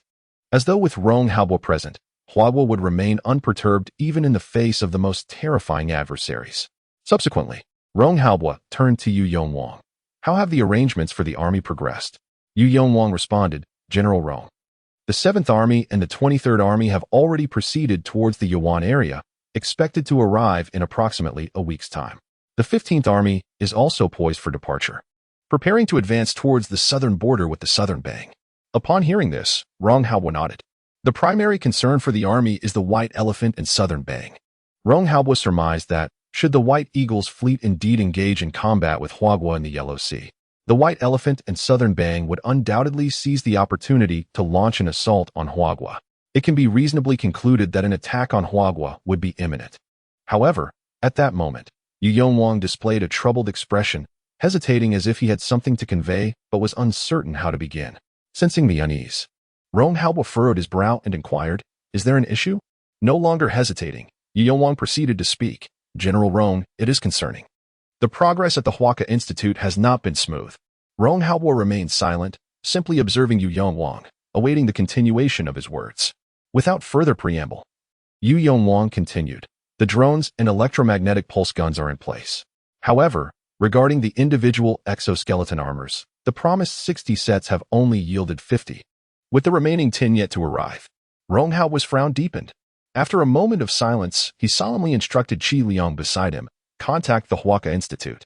Qi Liang acknowledged and promptly dialed the number for Niozwa's office. At the Huaca Institute, Niozwa had just returned to his office, settling into his chair with a heavy sigh. At that moment, it was evident that fatigue etched across his face, following Huagua's determination to take any necessary measures. Launching an attack the moment the White Eagle's aircraft carrier group dared to enter the Yellow Sea, Rong Haobo reached out to Niozwa, demanding that the Huaca Institute expedite the delivery of the drones and electromagnetic pulse guns, as well as produce 60 sets of individual exoskeleton armors. Following the recent tests in the Yuan area, it had been demonstrated that the technology behind the individual exoskeleton armor had reached a fundamental level of maturity. Yet, the production of these armors posed significant challenges. Even with the dedicated operations of the exoskeleton armor laboratory established by the Huaca Institute, manufacturing such a large quantity in such a short time frame proved exceedingly difficult. Nevertheless, Niozwa understood the significance of this matter for Huagua and did not refuse, gritting his teeth in agreement. Just moments ago, Niozwa was at the production line for the individual exoskeleton armors when the phone on his desk suddenly rang. Rubbing his temples, he finally answered. This is Niozwa. No sooner had he spoken than Rong Haobo's cold voice came through the line. Director Nyo. What is the status of the individual exoskeleton armors? Why have they not yet arrived? Niozwa felt a wave of helplessness wash over him. The urgency was palpable. In the past, Rong Haobo would never have dared to speak so directly. He could no longer restrain himself from confronting Rong Haobo. However, at this moment, Niozwa understood the importance of the larger picture. Thus, he patiently began to explain, General Rong. It is as follows, based on the current production capacity of our Huaca Institute. Yet, before Niozwa could finish his statement, he was abruptly interrupted by Rong Haobo. I do not wish to hear your excuses. What I need to convey to you is that the deadline must be met. Otherwise, the consequences will be severe. Niozwa felt a deep sense of injustice within him. Provoked by Rong Haobo's words, he could no longer contain himself. Without regard for the repercussions, he retorted, Rong Haobo, who do you think you are? Did I ever say we couldn't meet the deadline? We still have nearly half a month left. What are you panicking about? I am already working overtime to deliver for you, fearing that any delay might result in losses. Who gave you the right to speak to me in such a manner? If it comes to that, I can resign as the director of the Huaca Institute. You may seek someone more capable. Chapter 189. Are you digging a pit for me? At the Supreme Military Command Center of Huagua, Rong Haobo was taken aback by Niozwa's unexpected remarks. Even he, Rong Haobo, found himself momentarily speechless, unsure how to respond. The others present exchanged bewildered glances, questioning whether General Rong had just been reprimanded. As realization dawned, they swiftly lowered their heads, feigning ignorance. Meanwhile, Yu Yonwang felt an overwhelming sense of guilt. He never anticipated Nyo, the director, to be so irascible. Soon, Rong Haobo regained his composure and turned his gaze towards Yu Yonwang, his expression complex. Ah. So this is a pit being dug for me, he mused inwardly, acknowledging that he had indeed been somewhat abrupt. He began contemplating how to deal with Yu Yonwang. Although Yu had lowered his head, he could still sense the chill emanating from Rong Haobo's stare, prompting him to bow even deeper, silently praying, please don't see me. Please don't see me. At that moment, Rong Haobo had no time to dwell on Yu Yonwang. Taking a deep breath, he spoke to Niozwa in a cordial tone, Director Nyo, what are you saying? I am merely anxious. However, before he could finish, Niozwa interrupted. Anxiety is of no use. Be patient and wait. You are merely in a frenzy without understanding anything. Without granting Rong Haobo another chance to respond, Niozwa abruptly hung up the phone. The atmosphere in the conference room of the Supreme Military Command Center grew somewhat peculiar. Rong Haobo raised an eyebrow, his expression darkening. Nevertheless, he quickly composed himself. Well, this meeting is concluded. Everyone, please proceed according to the previous arrangements, he stated calmly. He then added, remember, we must not encounter any unforeseen circumstances this time. We must be thoroughly prepared. Upon hearing these words, the attendees responded in unison, yes. Following Rong Haobo's instructions, they began to disperse. Yu Wang intended to blend into the crowd and slip away unnoticed, but just as he reached the door, a voice called out, "Comrade Yu Wang." Upon hearing this, Yu Wang's heart sank. He recognized the voice belonged to Rong Haobo. At that moment, he wished to flee, yet found himself unable to do so. Reluctantly, he stopped in his tracks and turned to face Rong Haobo, forcing a smile that resembled more of a grimace than anything else. "General Rong, I truly did not mean to." Before Rong Haobo could utter a word, Yu Wang hurried to explain. However, what he did not expect was, Rong Haobo did not respond to his words, but instead turned to Yu Wang, stating, "Comrade Yu Wang, regarding the drones and the electromagnetic pulse guns. These are absolute secret weapons for Huagua. They must be preserved with utmost care and confidentiality." Yu Wang was taken aback. He had not anticipated that Rong Haobo would utter such words. The unexpected joy was overwhelming, and for a moment, he struggled to process it. "Comrade Yu Wang, do you have any questions?" Seeing Yu Wang remain silent, Rong Haobo spoke again. Upon hearing this, Yu Wang regained his composure and quickly replied, "General Rong, there are absolutely no issues. I assure you, the mission will be accomplished." He patted his chest in assurance, hoping Rong Haobo could perceive his unwavering confidence. Noticing this, Rong Haobo nodded. Just as Yu Wang was preparing to leave, Rong Haobo suddenly spoke again. "Comrade Yu Wang, you are quite remarkable." As he said this, Rong Haobo wore a smile, appearing very amiable.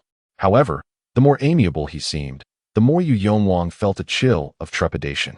After all, this was Rong Haobo, who had never acted this way before. Instantly, Yu Wang felt a shiver run down his spine. He had thought that the earlier incident would be overlooked by Rong Haobo. But now it was clear that was not the case. With no other choice, Yu Wang could only muster the courage to respond. "Gee, General Rong, you flatter me. I have matters to attend to, so I shall not disturb you further." With that, he almost fled the room. Once outside, he finally breathed a sigh of relief. Reflecting on Rong Haobo's earlier smile, he couldn't help but feel a lingering sense of dread. It was truly unsettling. After their return, a series of orders emanated from the highest military command. Huagua had now entered a state of heightened combat readiness. By 10 o'clock that evening, in the office of the highest military command, Rong Haobo could not resist dialing Chen Hanqing's number. The most crucial element of this military crisis was the underwater robots created by Chen Hanqing.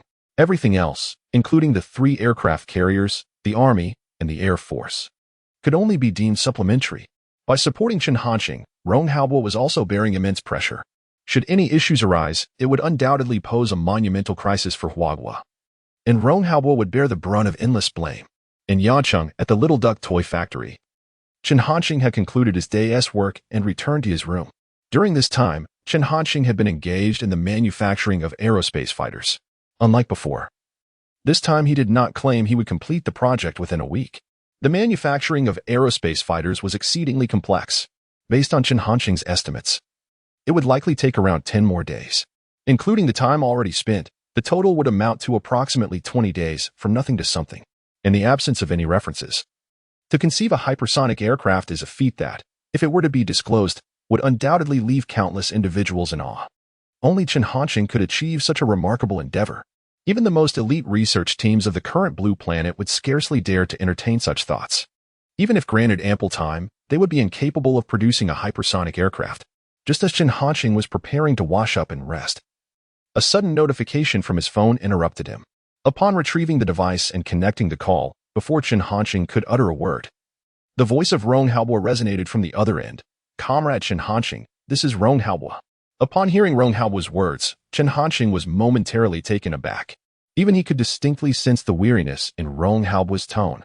Although his voice remained robust, it lacked the fervor of previous encounters. Chen Hanqing could hardly fathom the trials that Rong Haobo had endured during this period. This thought flickered through Chen Hanqing's mind, and as he responded, his tone adopted a more respectful cadence. "Elder Rong, is there something you wish to discuss?" Nevertheless, Chen Hanqing could not bring himself to express any sentimental remarks. Rong Haobo, however, did not perceive any peculiarity in this. Instead of directly addressing Chen Hanqing's inquiry, he began with, "Comrade Chen Hanqing, your efforts during this time have been greatly appreciated." Chapter 190, 30 underwater robots are about to arrive. Upon hearing this, Chen Hanqing was momentarily taken aback, although his thoughts diverged from those of Rong Haobo. The manufacturing of underwater robots indeed involved automated workstations. Nevertheless, the production of aerospace fighters remained an arduous endeavor, despite his reluctance to admit it. After learning of the military exercise dates of the Eagle Nation and other countries, Chun Hanqing had been harboring a sense of urgency. He contemplated the necessity of completing the aerospace fighters before the Eagle Nation commenced their naval drills in the Yellow Sea, intending to deliver a significant surprise to them. Chun Hanqing's expression shifted slightly, yet he merely nodded and responded succinctly, "Rong Lao, you overstate my role. This is, after all, my responsibility." Rong Haobo did not dwell on the matter any further and, without unnecessary preamble, directly addressed the core issue, "Comrade Chun Hanqing, I called to inquire about the progress of the underwater robots production." Chun Hanqing was not surprised. He did not believe that Rong Haobo had called merely for pleasantries. Before leaving the super laboratory, he had already reviewed the production progress of the automated workstation. Without hesitation, he replied, "Everything is proceeding smoothly. We have produced 30 units, 2 per day, over the course of half a month, precisely 30. Although he had anticipated that there would be no unexpected complications, Rong Haobo could not help but feel a surge of excitement upon hearing this news. "Excellent," he exclaimed. He continued, "Comrade Chun Hanqing, I would like to arrange for the completed underwater robots to be transported. Would that be acceptable to you?" Rong Haobo's decision stemmed not from a lack of trust in Chun Hanqing, but was rather a matter of prudence concerning the future of the nation. Chun Hanqing harbored no objections to this proposal and readily nodded in agreement, "Certainly. However, Rong Lao, you will need to send someone to retrieve them." His reasoning for this stipulation was simple. He wished to avoid incurring shipping costs. Despite the fact that this order had cost Rong Haobo 600 million, the expenses for technological materials and the daily consumption of the automated workstation made Chun Hanqing feel that this business deal was hardly profitable, perhaps even a substantial loss. Naturally, Rong Haobo did not hesitate to agree. This was precisely his intention. The underwater robots were undeniably pivotal to the nation's future, and only with military personnel escorting them could he feel at ease. Rong Haobo believed that Chun Hanqing's insistence on this matter was born from caution. Had he known that Chun Hanqing's true motivation was to evade shipping fees, he could only imagine his reaction. With a decision made, Rong Haobo's purpose for the call was fulfilled, and without further ado, the two men ended their conversation. At the highest military command center of the nation, Rong Haobo promptly dialed Chu Goen's number. As soon as Chu Goen answered, Rong Haobo issued a direct command, instructing that at dawn, the Zhongzhou military base should deploy the reinforcement battalion once more. From the little duck toy factory, supplies were to be dispatched to the first naval base. Naturally, Chu Goen would not refuse Rong Haobo's request. Once the call ended, Chu Goen fell into deep contemplation. Should he venture to Yangqing this time to seek an opportunity? Chu Goen murmured to himself. The terrifying technology of Chun Hanqing constantly stimulated Chu Goen's nerves. Undoubtedly, if Chun Hanqing were to exert even a modicum of effort, the creations produced would surely reach the pinnacle of current army equipment. However, recalling the blow he suffered during his last encounter with Chun Hanqing, rationality ultimately triumphed over impulse. Chu Goen dismissed such opportunistic thoughts. He then immediately began to make arrangements. Meanwhile, at the highest military command center of Huagua, the deployment was not yet complete. One final step remained. Rong Haobo dialed Xiao Jing's number. At the first naval base of Huagua, although it was already late at night, Xiao Jing remained in his office. As the head of the first naval base, he had also been appointed as the temporary commander for the joint military exercises against the White Eagle and other nations. During this period, Xiao Jing endured immense pressure. Even as he racked his brain, he could not conceive of any hope for victory for Huagua. Nevertheless, despite this, Xiao Jing maintained a spirited resolve, actively preparing multiple plans. He was even ready to make the ultimate sacrifice himself. The people of Huagua have never lacked the courage to fight. Yet, one undeniable fact, which even Xiao Jing had to acknowledge, was that Huagua's naval strength was indeed significantly inferior compared to the fleet deployed by the White Eagle. Moreover, in addition to the 2 aircraft carrier fleets dispatched, the White Eagle had 9 Nimitz-class nuclear-powered carrier strike groups on standby, ready to be deployed to the battlefield at a moment's notice should war break out. At this moment, a sudden knock on the door interrupted his thoughts. "Come in," Xiao Jing said. As the office door swung open, Secretary Hu Wenla appeared in the doorway. Upon seeing him, Xiao Jing inquired, "What is it?" Hu Wenla stepped inside, looking at Xiao Jing hesitantly before finally speaking. "Chief, you haven't slept for 2 days. You should take a break." His words were filled with concern. Yet Xiao Jing merely waved his hand dismissively. "I need to run the simulations a couple more times. It feels as though a heavy stone is pressing down on my heart. How could I possibly sleep? Chief, you. Hu Wenla could naturally sense that Chao Jing's words were merely perfunctory. He felt a sense of urgency to continue persuading him. However, before Hu Wenla could finish, he was interrupted by Chao Jing. Enough. Do not say any more. I am well aware. Chao Jing's tone was somewhat stern. Yet, Hu Wenla remained undeterred. Before knocking on the door, he had already formulated his thoughts. Today, even at the peril of incurring Chao Jing's ire, he was determined to offer his counsel to the very end. However, before Hu Wenla could utter a word, the telephone on the desk emitted a notification sound. Chao Jing gestured for Hu Wenla to remain silent. Once the call was connected, Chao Jing spoke first. Hello, this is Chao Jing. Immediately, a voice responded from the other end. Comrade Chao Jing, this is Rong Haobua. Upon hearing the name Rong Haobua, Chao Jing's demeanor shifted abruptly to one of solemnity, and he respectfully replied, General Rong, how may I assist you? Without any superfluous words, Chao Jing proceeded to inquire directly. Rong Haobua, without any hesitation, responded in a grave tone. Comrade Chao Jing, tomorrow morning, comrades from the Zhangzhou military base will deliver 30 underwater robots to your first naval base. Please arrange for personnel to conduct testing on this batch of underwater robots promptly. Remember, each one must undergo a thorough examination. There must be no room for error. Chapter 191. All are rubbish.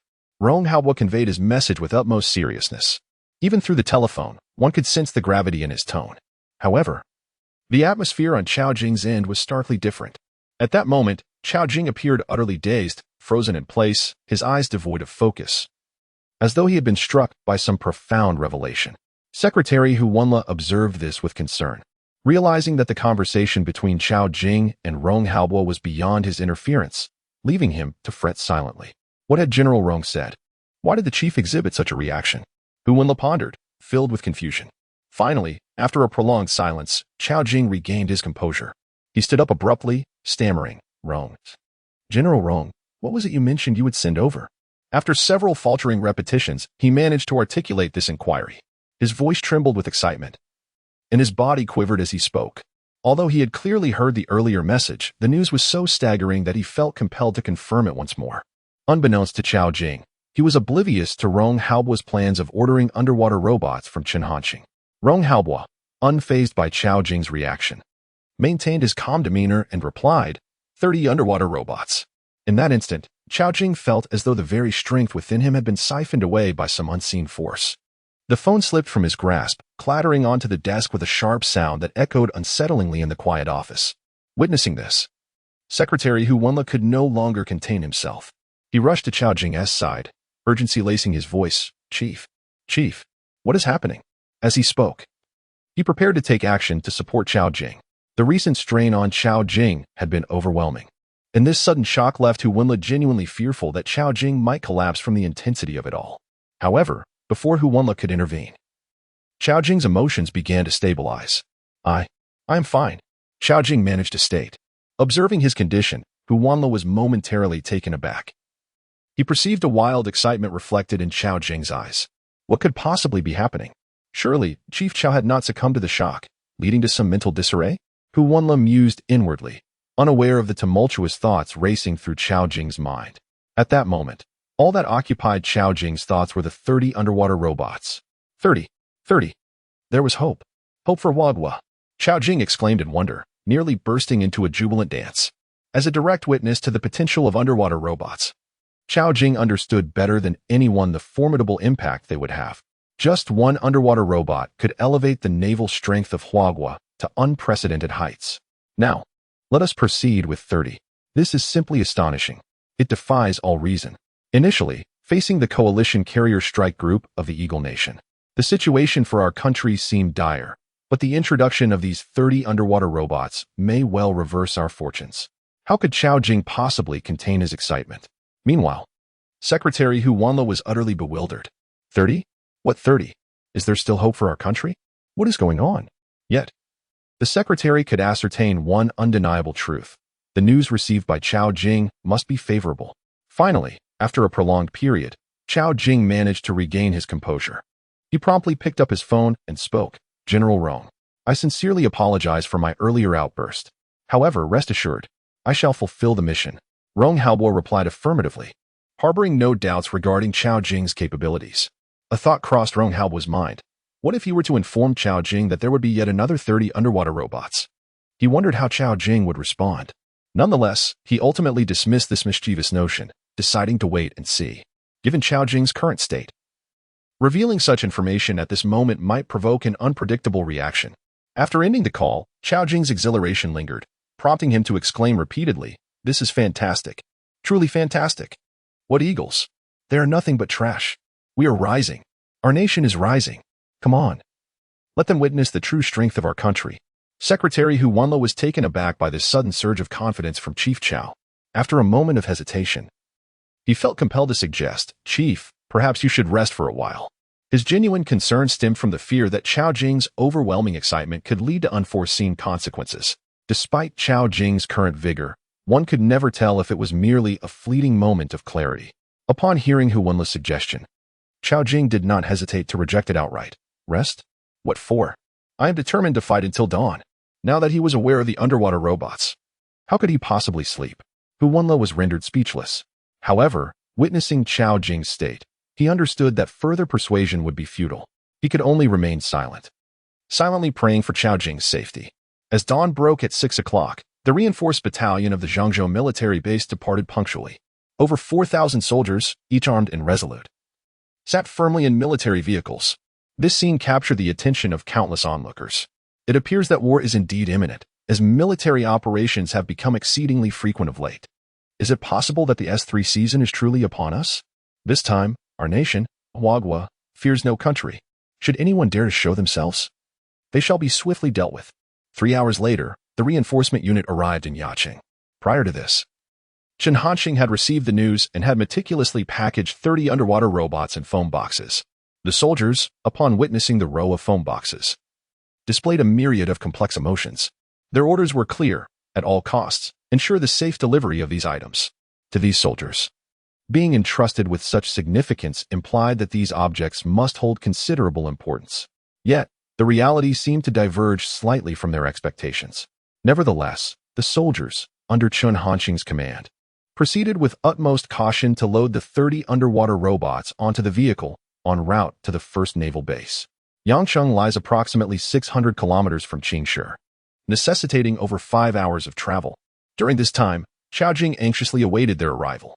Having completed all preparatory testing arrangements, he had enlisted 30 testers to ensure efficiency. All had signed confidentiality agreements, and during this period, in order to prevent any leaks before the conclusion of joint military exercises with countries such as the White-Headed Eagle, these testers would be under centralized management. Finally, as the clock approached 3 in the afternoon, the reinforcement unit from the Zhangzhou military base arrived. Chapter 192. Have they actually achieved mass production? Chao Jing had long awaited this moment. Upon spotting the transport vehicle, he promptly approached it. After negotiating with Shang Yuanhang, the person in charge of this operation at the Zhangzhou military base, he swiftly arranged for personnel to unload the underwater robots from the transport vehicle. Just like the soldiers, Chao Jing was initially taken aback upon seeing the foam boxes on the vehicle. His expression shifted to one of incredulity as he turned to Shang Yuanhang, questioning, "Is this what you have delivered?" Shang Yuanhang nodded in affirmation, responding, "Indeed." Chao Jing was instantly filled with rage. "Who authorized you to package them like this? These are underwater robots. They are unequivocally products of advanced technology, far surpassing any known naval equipment. And now, they are being treated in such a manner. This is nothing short of a blatant disrespect." How could Chao Jing not be furious? Understanding Chao Jing's reaction, Shang Yuanhang refrained from further comment, only expressing helplessness. "Chief, you cannot blame us. When we arrived at the Little Duck toy factory, the manager had already prepared them in this manner. We were merely following orders." Chao Jing then grasped the situation, realizing his misunderstanding. "I apologize. I was too hasty," he said, as the anger on his face dissipated. He then cast his gaze upon the foam boxes, which were evidently not being used for the first time, many of them stained. His expression grew increasingly complex. If it had been anyone else, Chao Jing would have found this unacceptable. However, Chen Hanxing, the factory manager, must have had his reasons for such actions. Ultimately, Chao Jing chose to place his trust in Chen Hanxing, who had nearly become synonymous with authority in his mind. Upon hearing this, Shang Yuanhang could only feel speechless. Initially confronted with a stern inquiry, the moment he learned it was the manager's arrangement, it was suddenly deemed reasonable. Was this not a double standard? However, these thoughts remained unvoiced, kept within the confines of his mind. With the task now completed, there was no longer any need for them to linger at the first naval base. After exchanging a few casual remarks, Shang Yuanhang departed with his team. Once the personnel from the Zhengzhou military base had left, Chao Jing wasted no time and promptly instructed his team to transport the boxes containing the underwater robots to the testing area. The head of the 30 testers was none other than Wang Shuang, who possessed prior testing experience and was thus perfectly suited for the role. Soon after, upon seeing the foam boxes before him, Wang Shuang felt a tinge of disappointment. Initially, upon learning of the first naval base's overnight operations and the signing of a confidentiality agreement, along with the requirement for centralized management, he had anticipated the emergence of some groundbreaking technological equipment. However, it was becoming increasingly evident that this was not the case at all. Uncertain of when he would once again command an underwater robot, Wang Shuang could not suppress a sigh, murmuring to himself. Following the test of the underwater robot, his perspective had been involuntarily elevated. Whenever he glimpsed other naval equipment, an overwhelming thought would often arise. What is this rubbish? Yet, despite such sentiments, Wang Shuang approached the box and opened it. Upon witnessing the contents within, he was left utterly astounded. There, prominently displayed, was the underwater robot he had longed for. How marvelous! He never anticipated he would have another opportunity to operate it. Wang Shuang could not help but express his exhilaration. Presently, there existed but a single underwater robot in Huagua, and to be chosen to control, it was an immense honor. After a moment, Wang Shuang managed to temper his excitement. He reached out and grasped the control device, caressing it in his hands for a few moments. Gradually, his expression shifted as he scrutinized the device. He then lifted the underwater robot for closer examination. Finally, he confirmed a startling fact. This underwater robot was not the one he had previously tested. This was a newly manufactured model. Suddenly, an idea germinated in Wang Shuang's mind. Logically, testing the underwater robots should only require a single tester. Such advanced equipment was, after all, Huagua's trump card. The fewer individuals who knew about it, the better. Yet now, they had recruited 30 testers. Could it be that 30 underwater robots were in need of testing? Wang Shuang mused quietly. With this thought, his heart raced, and he felt a parched sensation in his mouth. If this were true, it would be utterly terrifying. The 30 testers were positioned at various locations, all equipped with head-mounted communication devices. Without hesitation, Wang Shuang eagerly pressed the button on his earpiece and spoke. Everyone, report on the status of the received items. As the person in charge of this operation, Wang Shuang's actions were well within his remit. Immediately, voices came through the communicator. Item received. It appears to be a mechanical crab. Item received. I am currently reading the manual to familiarize myself with the controls. Underwater robot received. Acknowledged. The voices of the 30 testers echoed continuously. At this moment, Wang Shuang was certain. What they had received were indeed underwater robots. His expression turned completely dazed. Even though the events unfolded right before his eyes, he still found it hard to believe. An underwater robot, such a naval marvel. To possess even one would be a stroke of luck, capable of yielding immeasurable benefits. Yet now, they had seemingly entered mass production. It felt like a dream. Amidst his astonishment, Wang Shuang was filled with delight. This time, the Huagua Navy was truly on the verge of rising. Having learned from previous experiences, the recent test was remarkably expedited, lasting just over 5 hours. By 9 o'clock in the evening, the assessment had concluded, yielding an astounding result. 30 underwater robots. All passed the tests without a single issue. This is a significant turning point. Upon receiving the news, Chao Jing was filled with elation in the office. However, given the gravity of the situation, only a select few within the entire first naval base of Huagua are privy to this information. Even among the higher-ups, not everyone is aware. This will serve as Huagua's clandestine weapon. Without wasting a moment, Chao Jing promptly dialed the number for the highest military command of Huagua. At that moment, Rong Haobo was in his office, eagerly awaiting the test results from the first naval base. Just then, the phone on his desk rang. Upon answering, before he could utter a word, Chao Jing's voice resonated through the line. General Rong, the test results are in. 30 underwater robots. None encountered any problems. They can operate stably. Chapter 193. The aerospace fighter is nearing completion. Although it was anticipated that the underwater robots crafted by Chun Hanxing would present no issues, the report from Chao Jing nonetheless filled Rong Haobo with an undeniable sense of joy. Well done, Comrade Chao Jing, Rong Haobo remarked. General Rome. There is no need for such formality. This is indeed a powerful morale booster. Xiao Jing responded. Rong Haobo nodded, choosing to shift the conversation. Comrade Xiao Jing. These underwater robots can be utilized for self-destruction to thwart the carrier strike groups of the bald eagles. This statement struck Xiao Jing like a thunderclap, causing his heart to race. Self-destruction? He had not anticipated such a bold decision from Rong Haobo. Noticing Xiao Jing's silence, Rong Haobo could easily surmise his thoughts. Without further hesitation, Rong Haobo laid bare the entire operational plan. The more Xiao Jing listened, the more astonished he became. When Rong Haobo mentioned the intention to keep all 4 carrier strike groups, composed of the bald eagles and their allies, within the Yellow Sea, Xiao Jing could no longer contain himself and exclaimed, General Rome, is such a feat truly achievable? Prior to this, Xiao Jing had only been preoccupied with how to inflict maximum damage on the carrier strike groups of the bald eagles, never daring to consider the possibility of victory. At this moment, Rong Haobo's words completely shattered his previous understanding. While he was consumed with anxiety, Rong Haobo and his team were already strategizing on how to seize the initiative. Rong Haobo calmly affirmed, it is indeed possible. The more composed Rong Haobo became, the more convinced Xiao Jing felt.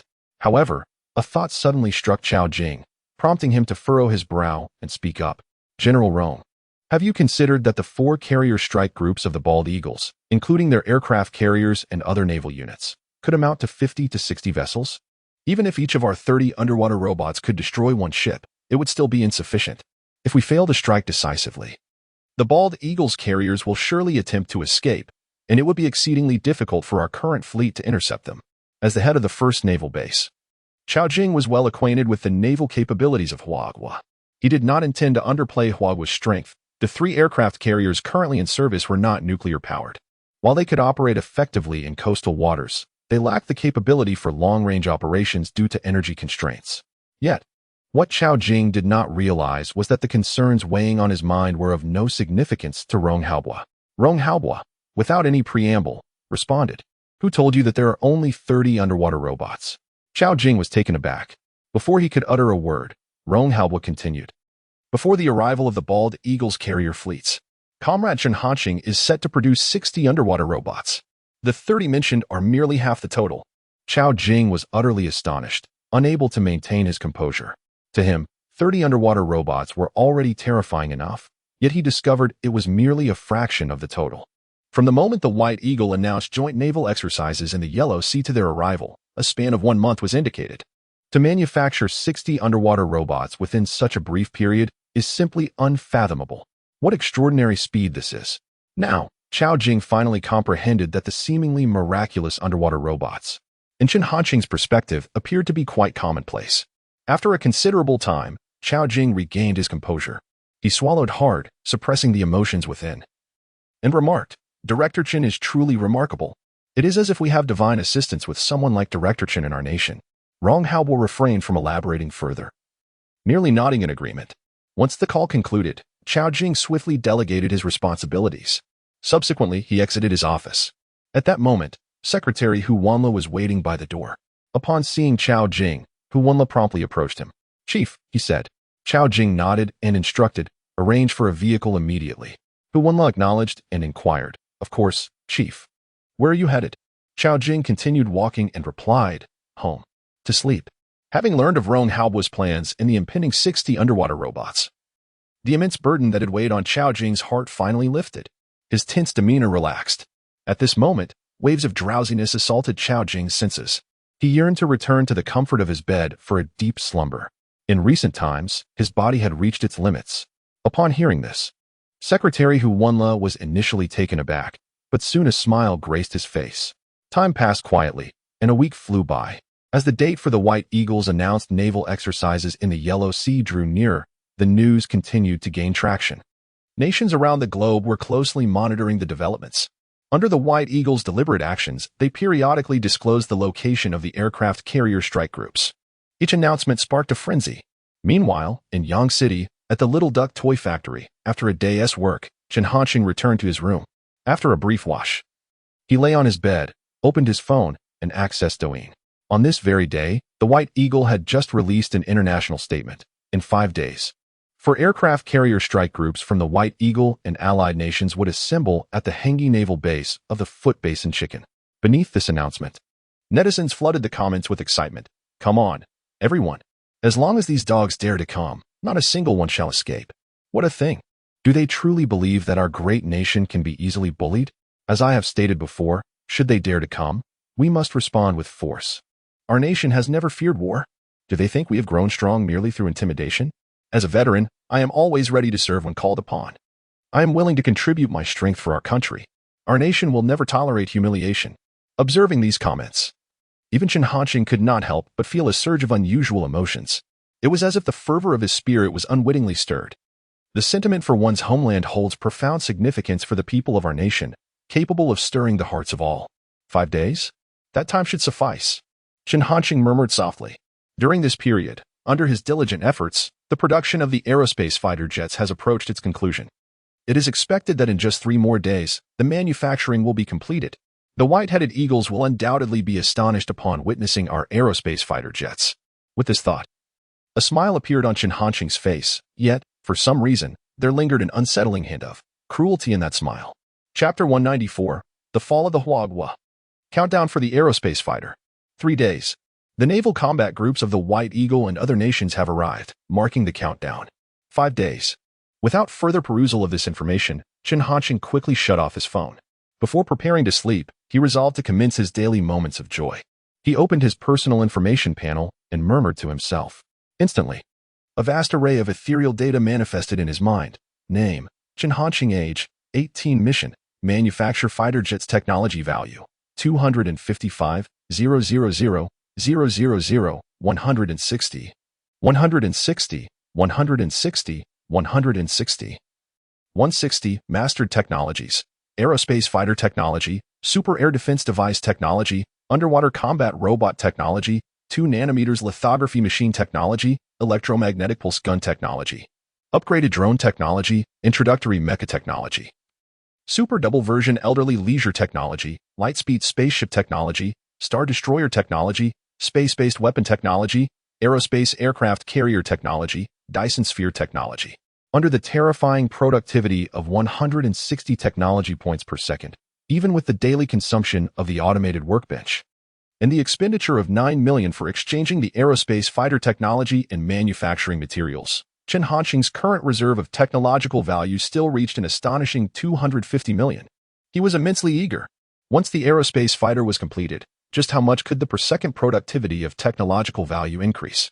Moments later, Chen Hanqing closed the personal information panel.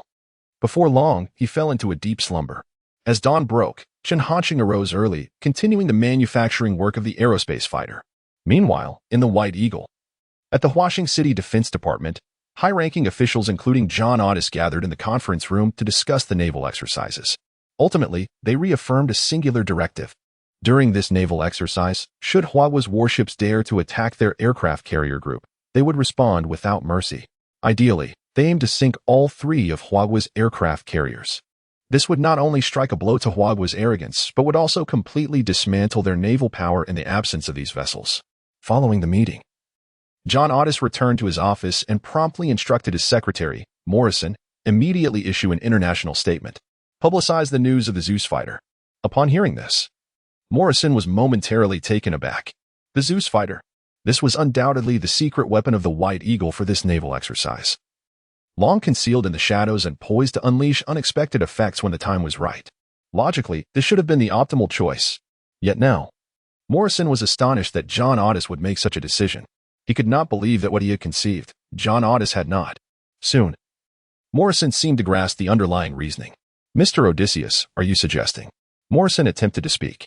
However, before he could finish, he was interrupted by John Odysseus. Indeed, I intend for Huagua to live in perpetual fear.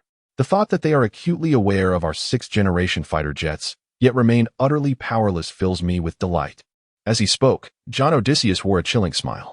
In his eyes, even if the news of the Zeus fighter jets were to be disclosed now, Huagua would undoubtedly be incapable of devising a countermeasure in the time that remained. Moreover, John Odysseus arrogantly believed that with Huagua's current technological capabilities, even if granted ample time, they would never be able to develop an Air Force fighter jet that could rival the Zeus. The evidence was undeniable. Morrison, no longer in doubt, nodded in agreement. Very well, Mr. Odysseus. I shall make the arrangements immediately. Without wasting a moment, Morrison turned to leave. Shortly thereafter, the Bald Eagle issued an international statement. During the naval exercises in the Yellow Sea, our two sixth-generation fighter jets, the Zeus, will make a solemn debut. We believe that the emergence of the Zeus fighter jets will further solidify world peace and contribute to the fight against certain terrorist nations on Blue Star. The implications of this declaration from the Bald Eagle were unmistakably threatening. Anyone could surmise that the term certain terrorist nations referred explicitly to Huagua. As soon as this news broke, it swiftly caused a tremendous commotion across the Blue Star world. It surpassed the comprehension of all nations. Previously, fifth-generation fighters were considered the pinnacle of Air Force equipment, with only a handful of countries possessing the technology to manufacture them. To everyone's astonishment, the Bald Eagle had directly developed a sixth-generation fighter jet, elevating the world's Air Force capabilities to an entirely new level. While there may have been some nations that held a glimmer of hope for Huagua, now, all countries were compelled to confront a stark reality. With the backing of 4 aircraft carrier strike groups from the Bald Eagle and 2 sixth-generation fighters, Huagua's military strength had been drastically outstripped. If Huagua dared to act as boldly as claimed, the moment the Bald Eagle's fleet entered the Yellow Sea, they would be met with nothing less than a ruthlessly crushing defeat. The Bald Eagle was indeed serious this time. Huagua was finished. This was the prevailing sentiment among all nations. Simultaneously, this news also stirred significant waves domestically within the Bald Eagle. Online, countless individuals expressed their astonishment. Oh, God, sixth-generation fighters. This is truly astonishing news. Foolish Huagua, do you see? This is the true might of the great Bald Eagle. To dare provoke the great Bald Eagle was the gravest mistake Huagua could have made. This time, it is imperative to deliver a bloody lesson to Huagua, ideally resulting in its complete annihilation. A blue planet devoid of Huagua would be the most pristine blue planet. The populace of the white-headed eagle harbors predominantly unfavorable sentiments towards Huagua. Currently, witnessing this situation, a chorus of derision towards Huagua emerges from all quarters.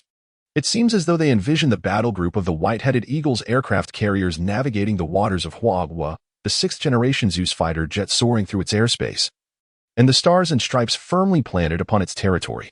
At this moment, within the highest military command of Huagua, Huagua and several high-ranking military officials have once again convened in the conference room. Over this period, various meetings have transpired daily, becoming their new normal.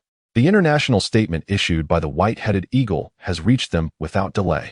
Presently, all are acutely aware that the forthcoming naval exercises will feature 2 sixth-generation Zeus fighter jets. Given Huagua's current state, responding to a carrier battle group has become exceedingly strenuous. These 2 fighter jets may very well serve as the proverbial straw that breaks the camel's back. A heavy stone seems to weigh upon the hearts of everyone present, rendering the atmosphere in the conference room stiflingly oppressive. Chapter 195. With ignorance, how can you claim Director Chen's incompetence? Silence enveloped the conference room, so profound that the sound of a falling pin could be heard. All eyes turned to Huagua, awaiting his insights. Seated at the forefront, he wore a slight frown, his countenance reflecting an ocean of unspoken worries. Even he could scarcely fathom that the white-headed eagle had concealed such a strategy. Only 4 days remained until the joint aircraft carrier strike group from the white-headed eagle and its allies arrived. For days would vanish in the blink of an eye, leaving little room for an effective response from Huagua. Once they entered the Yellow Sea, the sixth-generation fighters of the white-headed eagle would undoubtedly take to the skies. Even underwater drones would prove futile against them. Currently, Huagua's air defense missiles and systems posed no threat to these advanced aircraft. John Otis had precisely seized upon this vulnerability, boldly disclosing such information. Finally, after a moment of contemplation, the concern etched on Huagua's face began to fade, replaced by a steely resolve. He surveyed the room and spoke, "Comrades, regarding how to counter the sixth-generation fighters of the white-headed eagle, I propose deploying 20 J-20s to confront them with overwhelming numerical superiority." 20 J-20s, a staggering figure indeed. It is worth noting that the known number of J-20s in Huagua hovers around 150 to 200, with many being non-deployable. Thus, 20 aircraft would constitute over 20% of Huagua's mobilizable total, underscoring Huagua's recognition of the threat posed by the sixth-generation fighters. Yet, despite this assertion, the atmosphere remained tense. The difference between the fifth and sixth-generation aircraft transcended mere generational advancement. It signified a comprehensive leap in performance across various parameters. Take speed, for instance. According to Huagua's estimations, the 6th-generation fighters could boast speeds exceeding 10 Mach, potentially reaching as high as 15 Mach. In stark contrast, the J-20's maximum speed stands at only 2.8 Mach, a disparity that is glaringly evident, not to mention the differences in other capabilities. The two types of aircraft were not even in the same weight class. Even 20 J-20s might not equal the prowess of two 6th-generation fighters. This is not mere exaggeration. The reality is indeed sobering, and may even be worse than anticipated. Observing the expressions of those around him, Rong Haobo understood their unspoken fears. Comrades, there is no need for excessive worry. The situation is not as dire as it appears. Our geoding project has been fully deployed, ensuring that Huagua's homeland remains secure from threats. Furthermore, should the 6th-generation fighters dare to invade, it is not beyond possibility that the air defense systems crafted by Comrade Chen Hanqing could bring them down. He sought to alleviate the oppressive atmosphere with these reassurances. Though the effect was minimal, the atmosphere among those present remained serious, which was entirely understandable. The effectiveness of the super air defense system had yet to be validated, and placing all hopes upon it posed a significant risk. Should an unforeseen event occur, the repercussions for the nation would be immeasurable. General Rong, I have an idea, spoke a senior military official named Yang Tao. Rong Haobo turned to him, responding in a deep tone, Comrade Yang Tao, please share your thoughts. Without hesitation, Yang Tao continued. General Rong, previously, Comrade Chen Hanqing developed a formidable mecha. In the face of such a crisis, deploying the mecha may be our best option. Upon hearing Yang Tao's words, many individuals were enlightened, unable to suppress their agreement. Indeed, how could we have forgotten this magnificent device? That mecha, while not quite matching the speed of the 6th-generation White Eagle, is still quite impressive. It is certainly a viable choice. However, before their enthusiasm could linger, Rong Haobo dashed their hopes. Meeting Yang Tao's gaze, he shook his head, stating firmly, deploying the mecha is not feasible. The meeting room fell silent. Yang Tao and the others looked at Rong Haobo in confusion, unable to comprehend his abrupt refusal. Rong Haobo, not one to keep them in suspense, began to explain, Comrade Yang Tao, I understand your line of thinking, but there is one crucial point that cannot be overlooked. The mecha, aside from its speed, lacks an effective offensive system. Even if deployed, it would be of little use and could very well be destroyed. Yang Tao fell silent. Although reluctant, he had to concede that Rong Haobo's words were indeed factual. Moreover, the maximum speed of the mecha was 9 Mach, which paled in comparison to the 6th-generation fighters' starting speed of 10 Mach. Ultimately, Yang Tao nodded, acknowledging, General Rong, I was too impulsive. It was evident that those who had previously supported Yang Tao now harbored expressions of disappointment. At that moment, Gao Dihao suddenly interjected, wait a moment. Surely you haven't all forgotten. Didn't Director Chen recently accept an order from Song Jingxin at the Xinying Air Force Base to manufacture fighter jets? Once those jets are completed, the 6th-generation White Eagle will hardly pose a threat.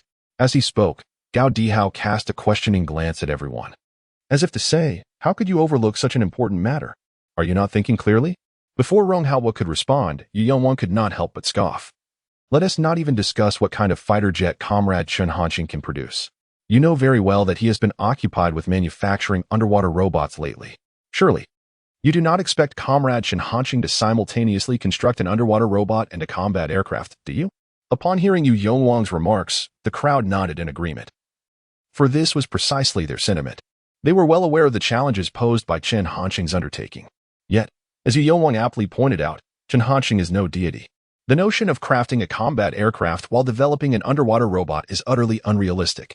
However, Gao Dihao remained unfazed and disdainfully retorted to Yu Yongwang. Do you know how mechas are constructed?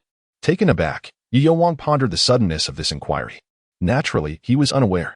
It is quite normal for a soldier like me not to comprehend the intricacies of mecha construction, he responded candidly. Do you know how to create an electromagnetic pulse gun? Gao Dihao pressed on. Yu Yongwang furrowed his brow. I do not. Do you know how to fabricate an underwater robot? Gao Dihao continued. At this point, Yu Yongwang could no longer contain himself. What exactly are you trying to convey? Gao Dihao, unhurried, replied calmly. You know nothing at all. On what grounds do you assert that Director Chen cannot simultaneously produce a combat aircraft? Chapter 196, the 6th-generation fighter? Nearly trash. No one anticipated that Gao Dihao would utter such words. Everyone gazed at him in disbelief. Yu Yonwang was momentarily taken aback. He looked at Gao Dihao with a complex expression, opening his mouth as if to say something, yet no words escaped his lips. Even he had to concede that Gao Dihao's statement held a semblance of truth. This realization made Yu Yonwang feel even more distressed. He had, indeed, been ridiculed by this reckless individual, and in a manner that left him utterly speechless. Where could he possibly seek justification for this? Noticing Yu Yonwang's state, Gao Dihao spoke again. What are you staring at? Unconvinced. Am I not speaking the truth? Yu Yonwang, disinterested, turned his head away, refusing to meet Gao Dihao's gaze. At that moment, the crowd began to react, reflecting on the situation. Indeed, who said that Shin Hanqing could not concurrently manufacture underwater robots and develop a fighter jet?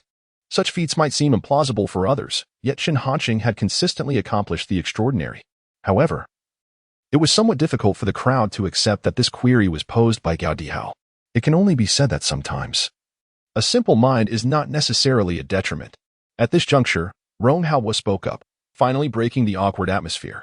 The eyes of the crowd shifted towards him. Comrades, let us proceed according to the previous arrangements and expedite the deployment of the J-20 fighter jets. I will communicate with Comrade Shin Hanqing. Naturally, there were no objections to this. Yes, they replied in unison, before dispersing. Currently, the predicament facing Huagua was not solely the carrier strike groups of the White-Headed Eagle and other nations. They had also discerned that the White Elephant and the Southern Stick were undertaking large-scale military operations with substantial forces positioned not far from Huagua's borders. Any hint of movement could precipitate an attack on Huagua at any moment. As time swiftly passed, it was soon past 10 o'clock in the evening at Huagua's highest military command center. Rong Haobo had been waiting. He estimated that Shin Hanqing had likely completed his work by now. Without further hesitation, he dialed Shin Hanqing's number. On the other end of the line, a series of tones echoed before the call connected. Rong Haobo spoke first. Comrade Shin Hanqing, this is Rong Haobo from the Yangcheng Little Duck Toy Factory. Upon hearing the voice on the phone, Shin Hanqing promptly responded, Old Rong, the production of the underwater robots is proceeding without any issues. It is expected to take 4 more days to fulfill the order. Before Rong Haobo could inquire further, Shin Hanqing preemptively updated him on the production status of the underwater robots. After listening, Rong Haobo nodded to himself and said, Comrade Shin Hanqing, you have worked hard. However, I called today regarding another matter. Rong Haobo wasted no time on pleasantries and stated the reason directly. Upon hearing this, Shin Hanqing felt no sense of peculiarity and calmly replied, What is it, Elder Rong? Please go ahead. Rong Haobo continued, Comrade Shin Hanqing, I wish to inquire about the private jet order you received previously. How is that progressing? Hearing Rong Haobo pose this question, Shin Hanqing was not taken aback. He was well aware that the order had originated from military personnel. Moreover, with the naval fleets of countries like the White-Headed Eagle soon to arrive. Even if Rong Haobo had not asked, Shin Hanqing had intended to report this matter to him. Noticing Shin Hanqing's pause before responding, Rong Haobo mistakenly assumed the question had struck a nerve. He hastily added, Comrade Shin Hanqing, I mean no offense, I am merely asking out of curiosity. It's perfectly understandable if production has not yet commenced. His expectations were rooted in Shin Hanqing's recent performance, which had given Rong Haobo and his colleagues the impression that Shin Hanqing was capable of anything. Yet, at this moment, Rong Haobo finally realized that Shin Hanqing was merely a flesh-and-blood individual and should not be overly scrutinized. Unexpectedly, Shin Hanqing replied, Elder Rong, you have misunderstood. The private jet is expected to be completed in 2 days. Upon hearing this, Rong Haobo's emotions surged with excitement, akin to the sensation of recovering something lost. He quickly inquired, Comrade Shin Hanqing, what are the specifications of this private jet? This was a pivotal question. Shin Hanqing hesitated momentarily, contemplating his response, and did not answer immediately. Rong Haobo did not rush him, merely waiting in silence. However, during this brief interval, he felt an intense urgency, as if being scorched by flames. Even Rong Haobo became notably anxious, eagerly anticipating Shin Hanqing's forthcoming reply. Not keeping Rong Haobo in suspense for long, Shin Hanqing soon organized his thoughts and spoke, Elder Rong, let me put it this way. This private jet has another designation. He paused briefly before continuing. It is an aerospace fighter. Boom. At these words, it felt as though something detonated within Rong Haobo's mind, particularly the last 4 words, which reverberated in his ears with an enchanting resonance that lingered endlessly. In that moment, Rong Haobo stood frozen, his pupils dilating in sheer astonishment. Overwhelmed by shock, His mind felt almost paralyzed, leaving only a void. Finally, after what seemed an eternity, Rong Haobo managed to regain some composure. Steadying himself, he swallowed hard, forcing down his excitement, and asked, "An aerospace fighter? Comrade Chen Hanqing, are you truly speaking the truth?" Even though he had already grasped the certainty of the matter moments ago, Rong Haobo could not help but confirm. As he uttered these words, his voice turned hoarse. Once Rong Haobo finished speaking, a calm voice emerged from the phone. "Yes, it is the aerospace fighter." At this moment, a striking contrast emerged between the states of Rong Haobo and Chen Hanqing. It seemed that, for Chen Hanqing, the so-called aerospace fighter was hardly a matter of significance, hardly warranting any considerable emotional upheaval. However, Rong Haobo could not afford to ponder such details. He immediately exclaimed with fervor, "Wonderful! Truly magnificent! Comrade Chen Hanqing, you are simply extraordinary." Rong Haobo acknowledged this fact with clarity, despite his heart being filled with questions. He could not fathom how Chen Hanqing managed to accomplish such a feat. He could not comprehend how that dilapidated little duck toy factory could possibly produce aerospace fighters. Nevertheless, Rong Haobo had no desire to delve further into the matter. As long as Chen Hanqing's actions benefited the nation and the people, that was more than sufficient. Everything else was trivial. After exchanging a few more casual words, he hung up the phone. Yet the excitement and exhilaration within Rong Haobo lingered for a long time. This night was destined to be a sleepless one for him. What utter nonsense the sixth-generation Zeus fighter was. It was nothing but trash. Chapter 197. Has the commander lost his mind? As dawn broke, in the Baixiang region, within the temporary command center, a gathering of high-ranking military officials, including Hader, convened for this significant operation. Unlike previous endeavors, this mission bore considerable weight, potentially influencing the future of Baixiang. Hader was present, personally overseeing the command. At this moment, the atmosphere was charged with excitement among all personnel. The fact that the Eagle had deployed its sixth-generation aircraft was indeed splendid news for Baixiang. There was no doubt that this time, Huagua would face dire consequences. The anticipation of victory was palpable, and the sentiment among the gathered officials turned fervent as they contemplated retribution for past grievances. Hader, however, remained silent, merely listening to the fervent discussions. After a brief interlude, as the initial fervor subsided, Hader finally spoke. "Ladies and gentlemen, I have received confirmed intelligence. In 3 days, the Joint Carrier Strike Group, formed by the Eagle and allied nations, will arrive at Jayabenchi. Following a day of rest, they will proceed to the Yellow Sea." As the overall commander, Hader had maintained consistent communication with the Eagle, possessing more precise information than others. Upon hearing his words, the previously calmed emotions surged once more, as impatience grew among the ranks. Without waiting for further commentary, Hader continued, "My directive is clear. The moment the Eagle's carrier group engages with Huagua, our forces must act immediately to launch an offensive against Huagua.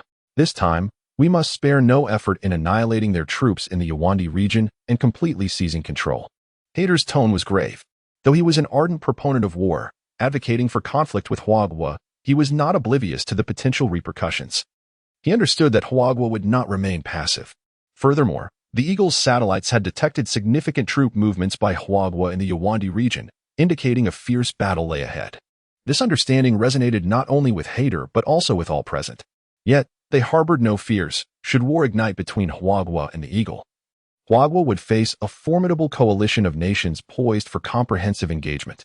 With Hader's declaration concluded, the assembly rose in unison, affirming, "Yes."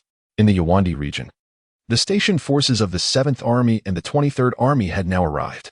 Commander Pantua was present at the temporary command center. "General Rong, rest assured, I will make the utmost use of these 40 exoskeletal armors, no matter how many of those scoundrels from the White Elephant bring. Even if they were to muster their 140,000 soldiers, as long as I draw breath, I shall never allow our nation's territory to fall into the hands of foreign invaders." Pantua spoke resolutely into the phone, his voice resonant and powerful. Although the short hair atop his head was already streaked with gray, it in no way diminished his fervor. On the other end of the line, Rong Haobo replied, "Comrade Pantua, do not entertain thoughts of martyrdom. Victory shall belong to us." After Rong Haobo spoke, Pantua echoed, "Indeed, victory must be ours." Although both men uttered the same words, their sentiments were entirely different.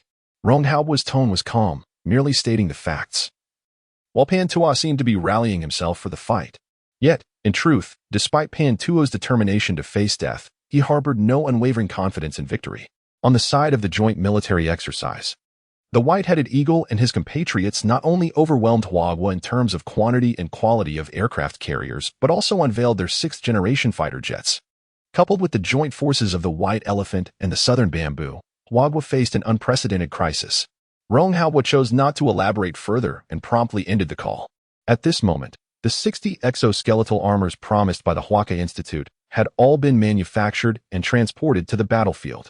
Pantua had been allocated 40 exoskeletal armors, while the remaining 20 were dispatched to the 15th Army stationed at the border with the Southern Bamboo.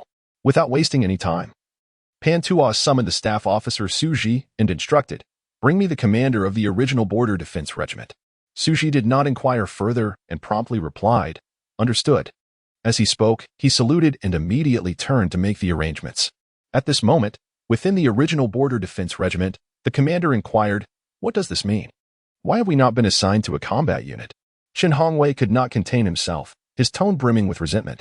Originally, when they learned that 2 armies were to arrive in the Yuan region, the members of the original Border Defense Regiment were filled with elation. For many years, they had longed to engage in a fierce battle against the White Elephant. Although the previous skirmish with Qi Liang had provided them some relief, it ultimately amounted to nothing more than a minor conflict, insufficient to truly inflict pain upon the White Elephant. Now, the opportunity had finally arrived. They believed their familiarity with the terrain and conditions in the Yuan region, having served there for so long, would allow them to play a significant role once hostilities commenced. However, they were utterly unprepared for the unexpected outcome. Instead of being assigned to combat, they had been relegated to logistical duties. After waiting for so many years, this was the outcome they received. How could they accept this? It was only natural for resentment to brew within them. With Shin Hongwei's outburst, the emotions of the others were similarly stirred. They could not help but echo, "Indeed. What on earth are the higher-ups thinking? This arrangement is utterly irrational. I came here to fight. What on earth is this nonsense? Is the newly arrived commander out of his mind? Colonel, are we being targeted?" As they spoke, Qi Bao's expression grew increasingly grim. Ultimately, he could no longer contain himself and shouted in anger, "Silence. There must be a reason behind the commander's decision. When did it become your place to gossip? If you don't want to serve, then get the hell out." Although Qi Bao uttered these words, it was evident that a hint of resentment lingered in his tone. He too found the assignment to logistics perplexing, yet due to his position, he could not express his frustrations as freely as Chun Hongwei and the others. Nevertheless, Qi Bao's grievances were no less than anyone else's. Chapter 198, Do We Deserve Our Leader? As Qi Bao's anger flared, the crowd felt a deep sense of dissatisfaction, yet they could only obediently remain silent. They dared not provoke Qi Bao's ire at such a critical moment. Just when the atmosphere thickened with tension, a voice suddenly cut through the silence. "I cannot fathom this. Are we to serve in logistics? Those leaders must be severely misguided." At this pronouncement, everyone was taken aback. Turning towards the source of the voice, they discovered it was none other than Shi Yuan, the only one audacious enough to speak out at such a time. Qi Bao furrowed his brow, ready to unleash his wrath, but before he could utter a word, another voice interjected. "Which leader are you implying is misguided?" Qi Bao was startled. The voice sounded strikingly familiar, and his expression shifted immediately. However, before he could react further, the tent flap was thrust open, revealing several figures before Qi Bao and his companions. In response, the previously relaxed border defense team instantly assumed a serious demeanor, standing in formation and greeting in unison.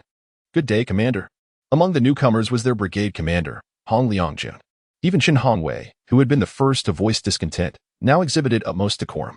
While they might mutter behind closed doors, openly challenging authority was a perilous endeavor. Hong Liangjun offered no reply, his gaze sweeping over the gathered individuals. Qi Baohua and the others felt a twinge of guilt under his scrutiny. In response, Hong Liangjun let out a cold snort. "Aren't you all quite impressive? Speak up." Why the sudden silence? Originally, he had no intention of delving deeply into the matter, but with the presence of the advisor, Suji, he felt compelled to acknowledge the situation. He planned to offer a casual reprimand to resolve the issue. Yet at that moment, Qi Baohua interjected, "Report to the commander. As the leader of this regiment, all responsibility falls upon me. If punishment is to be meted out, let it be directed at me." Hong Liangjun was left speechless, inwardly cursing, "This fool. How many times must I remind him to be more perceptive? He hears but does not listen." Now that the situation had escalated, He felt as though he was caught in a vice, unable to retreat, and could only respond, "Very well, very well. You're so remarkable, aren't you? If you seek punishment, perhaps you should no longer serve as commander." Before Chi Baohua could retort, Advisor Suji, with a smile, interjected, "Commander Hong, there's no need for anger. It's not a grave matter. The sentiments of the comrades are understandable." At this moment, everyone noticed Suji. Upon seeing the insignia of 2 stars and 3 bars on his shoulders, the expressions of Chi Baohua and the others shifted dramatically. A colonel. It was worth noting that even their brigade commander was merely a colonel. This individual, too, held the same rank. Hong Liangjun, with an air of authority, responded with a cold snort. "On account of Chief of Staff Suji, I shall spare you this time. Should I catch you again, you will regret it." Even Chi Baohua, known for his straightforwardness, grasped the implications of Hong's words and recognized the significance of the colonel's status. Though unfamiliar with Suji personally, he had certainly heard the name, for Su was the aide to the esteemed General Pantua. Suji turned his gaze toward Chi Baohua, a smile gracing his face as he spoke. "You must be Commander Chi Baohua." Chi was taken aback, surprised that Su knew his name. Quickly regaining his composure, he responded, "Report, sir. I am Chi Baohua." Suji nodded approvingly. "Excellent. Come with me. The general wishes to see you." This revelation left everyone present from the Border Defense Regiment in utter disbelief. The notion that their commander was summoned by the general seemed almost absurd. It was not that they looked down upon Chi Baohua. Rather, it was the reality of the situation that perplexed them. Although Chi held the title of commander in practice, his authority was somewhat nominal, as the Border Defense Regiment comprised merely over 300 personnel. Thus, the news of the general seeking an audience with Chi was entirely unexpected. Chi Baohua himself was equally astonished by the turn of events. He could only mechanically nod and follow Su Ji towards the temporary command center. Half an hour later, they arrived at their destination. By this time, Chi had regained his composure, though he felt a surge of nervousness at the thought of meeting the general. "Chief of Staff Su, may I ask what the general wants with me?" he inquired, unable to suppress his curiosity. Suji offered a wry smile in response. "Commander Chi, how many times must I tell you that I genuinely do not know?" Throughout the journey, Chi had asked this question repeatedly. Observing Chi's anxious demeanor, Suji reassured him. "Do not worry. The general is not a man-eater. There must be some good news awaiting you." Although Chi was skeptical of this comforting notion, he nonetheless nodded in acknowledgement. After Suji entered to report and receive permission, Chi Baohua stepped alone into the temporary command center. Upon entering, he immediately spotted General Pantua standing by the sand table. The general, also a major general of Huan Nation, possessed an unassuming stature. Yet there was an undeniable aura about him as he stood beside the sand table, as if commanding legions in a grand charge. Commander Chi Baohua of the 26th Brigade, reporting for duty, Chi Baohua declared, standing upright and saluting respectfully with a strong voice. Pantua diverted his gaze from the sand table and turned to Chi Baohua, inquiring, "Commander Chi, how have things been progressing on the logistics front during this period?" Chi Baohua was taken aback. He had not anticipated such a question from Pantua. The esteemed general was actually concerned about their affairs? This revelation left Chi Baohua quite astonished. However, he quickly regained his composure and replied, "As soldiers of Huagua, it is our solemn duty to obey orders. Whatever tasks the superior requires us to undertake, we shall fulfill them." Although Chi Baohua harbored considerable dissatisfaction regarding their regiment's engagement in logistical duties, he refrained from voicing his grievances in front of Pantua. Moreover, the fact that such a distinguished military leader was attentive to the matters concerning their border defense regiment was, in itself, a significant indication. Deep down, Chi Baohua felt somewhat reassured. Upon hearing his response, Pantua maintained an impassive demeanor and remarked, "So, you are still dissatisfied?" After a moment of hesitation, Chi Baohua resolutely stated, "Sir, I believe our regiment could serve a more substantial role elsewhere." Chapter 199. Could the commander be contemplating rebellion? For instance, Pantua remained noncommittal, merely posing a question. This left Chi Baohua somewhat perplexed, unable to discern the intentions of the military leader. As a soldier, Chi Baohua was not particularly adept at speculation. Feeling adrift, he decided to speak candidly, for instance, deploying to the front lines. "We did not enlist to handle logistics. Our purpose is to engage in combat." Chi Baohua articulated these sentiments with unwavering conviction. Upon finishing, he stood erect, bracing himself for potential repercussions. However, to his astonishment, Pantua nodded affirmatively. "Excellent. I shall grant you this opportunity." Chi Baobo was taken aback by Pan Tuo's unexpected acquiescence. This commander was surprisingly agreeable. While Chi Baobo pondered this, Pan Tuo continued without waiting for a response. I have an important mission to entrust to you, to your regiment. This task is exceedingly perilous. There is a significant risk to life. Are you willing to accept it?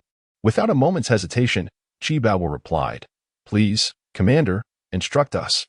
Pan Tuo nodded. Discarding any pretense. You are familiar with individual exoskeleton armor, correct? Individual exoskeleton armor?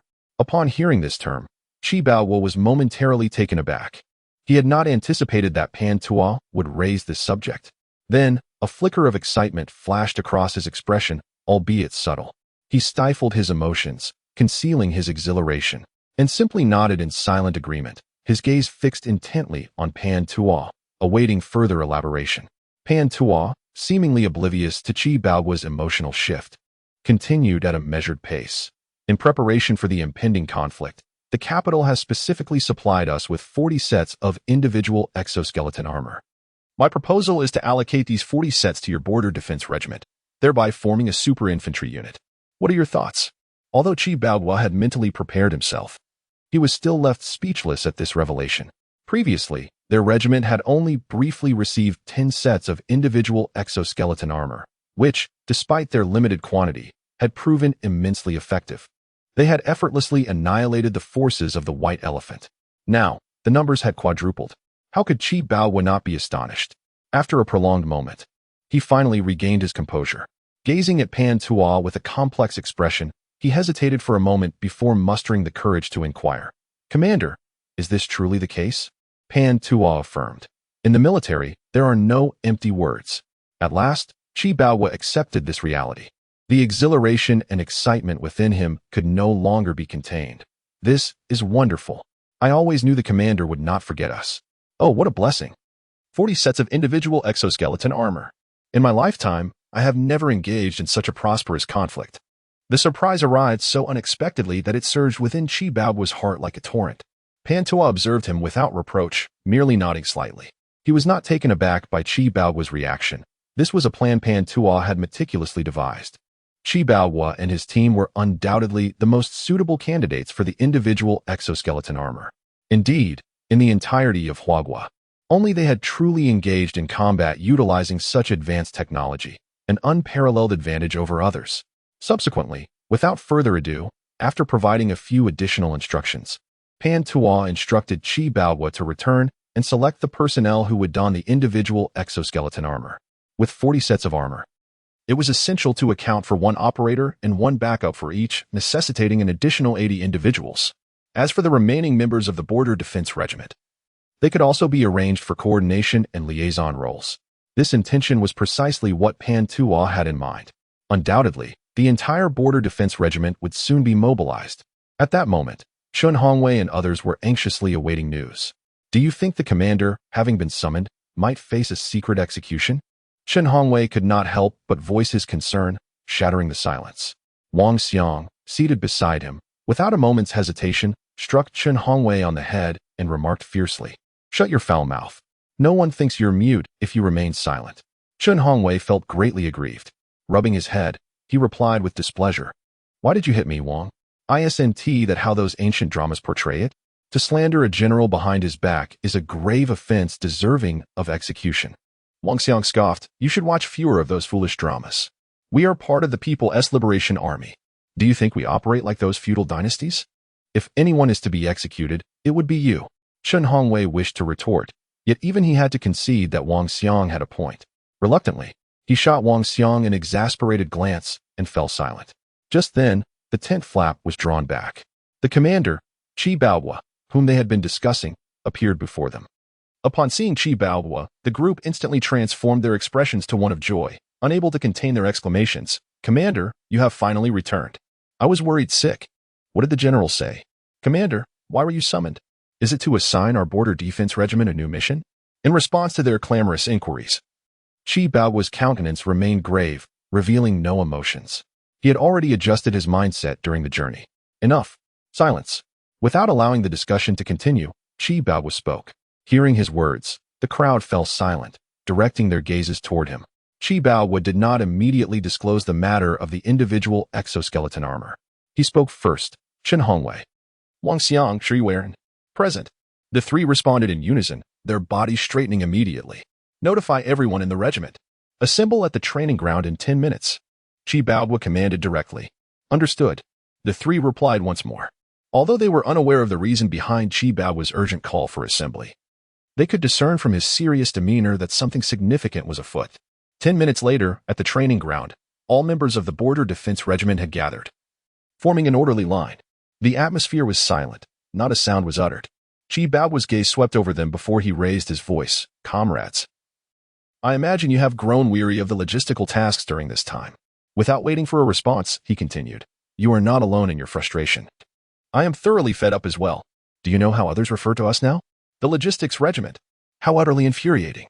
While we stand guard in this desolate region, they are likely oblivious to our existence. I cannot stomach this indignation any longer. Only a fool would accept such a fate. Upon hearing Chi Baowu's words, Chen Hongwei felt an inkling of unease, and a thought emerged in his mind. Could it be that the commander has been provoked and is preparing to rebel?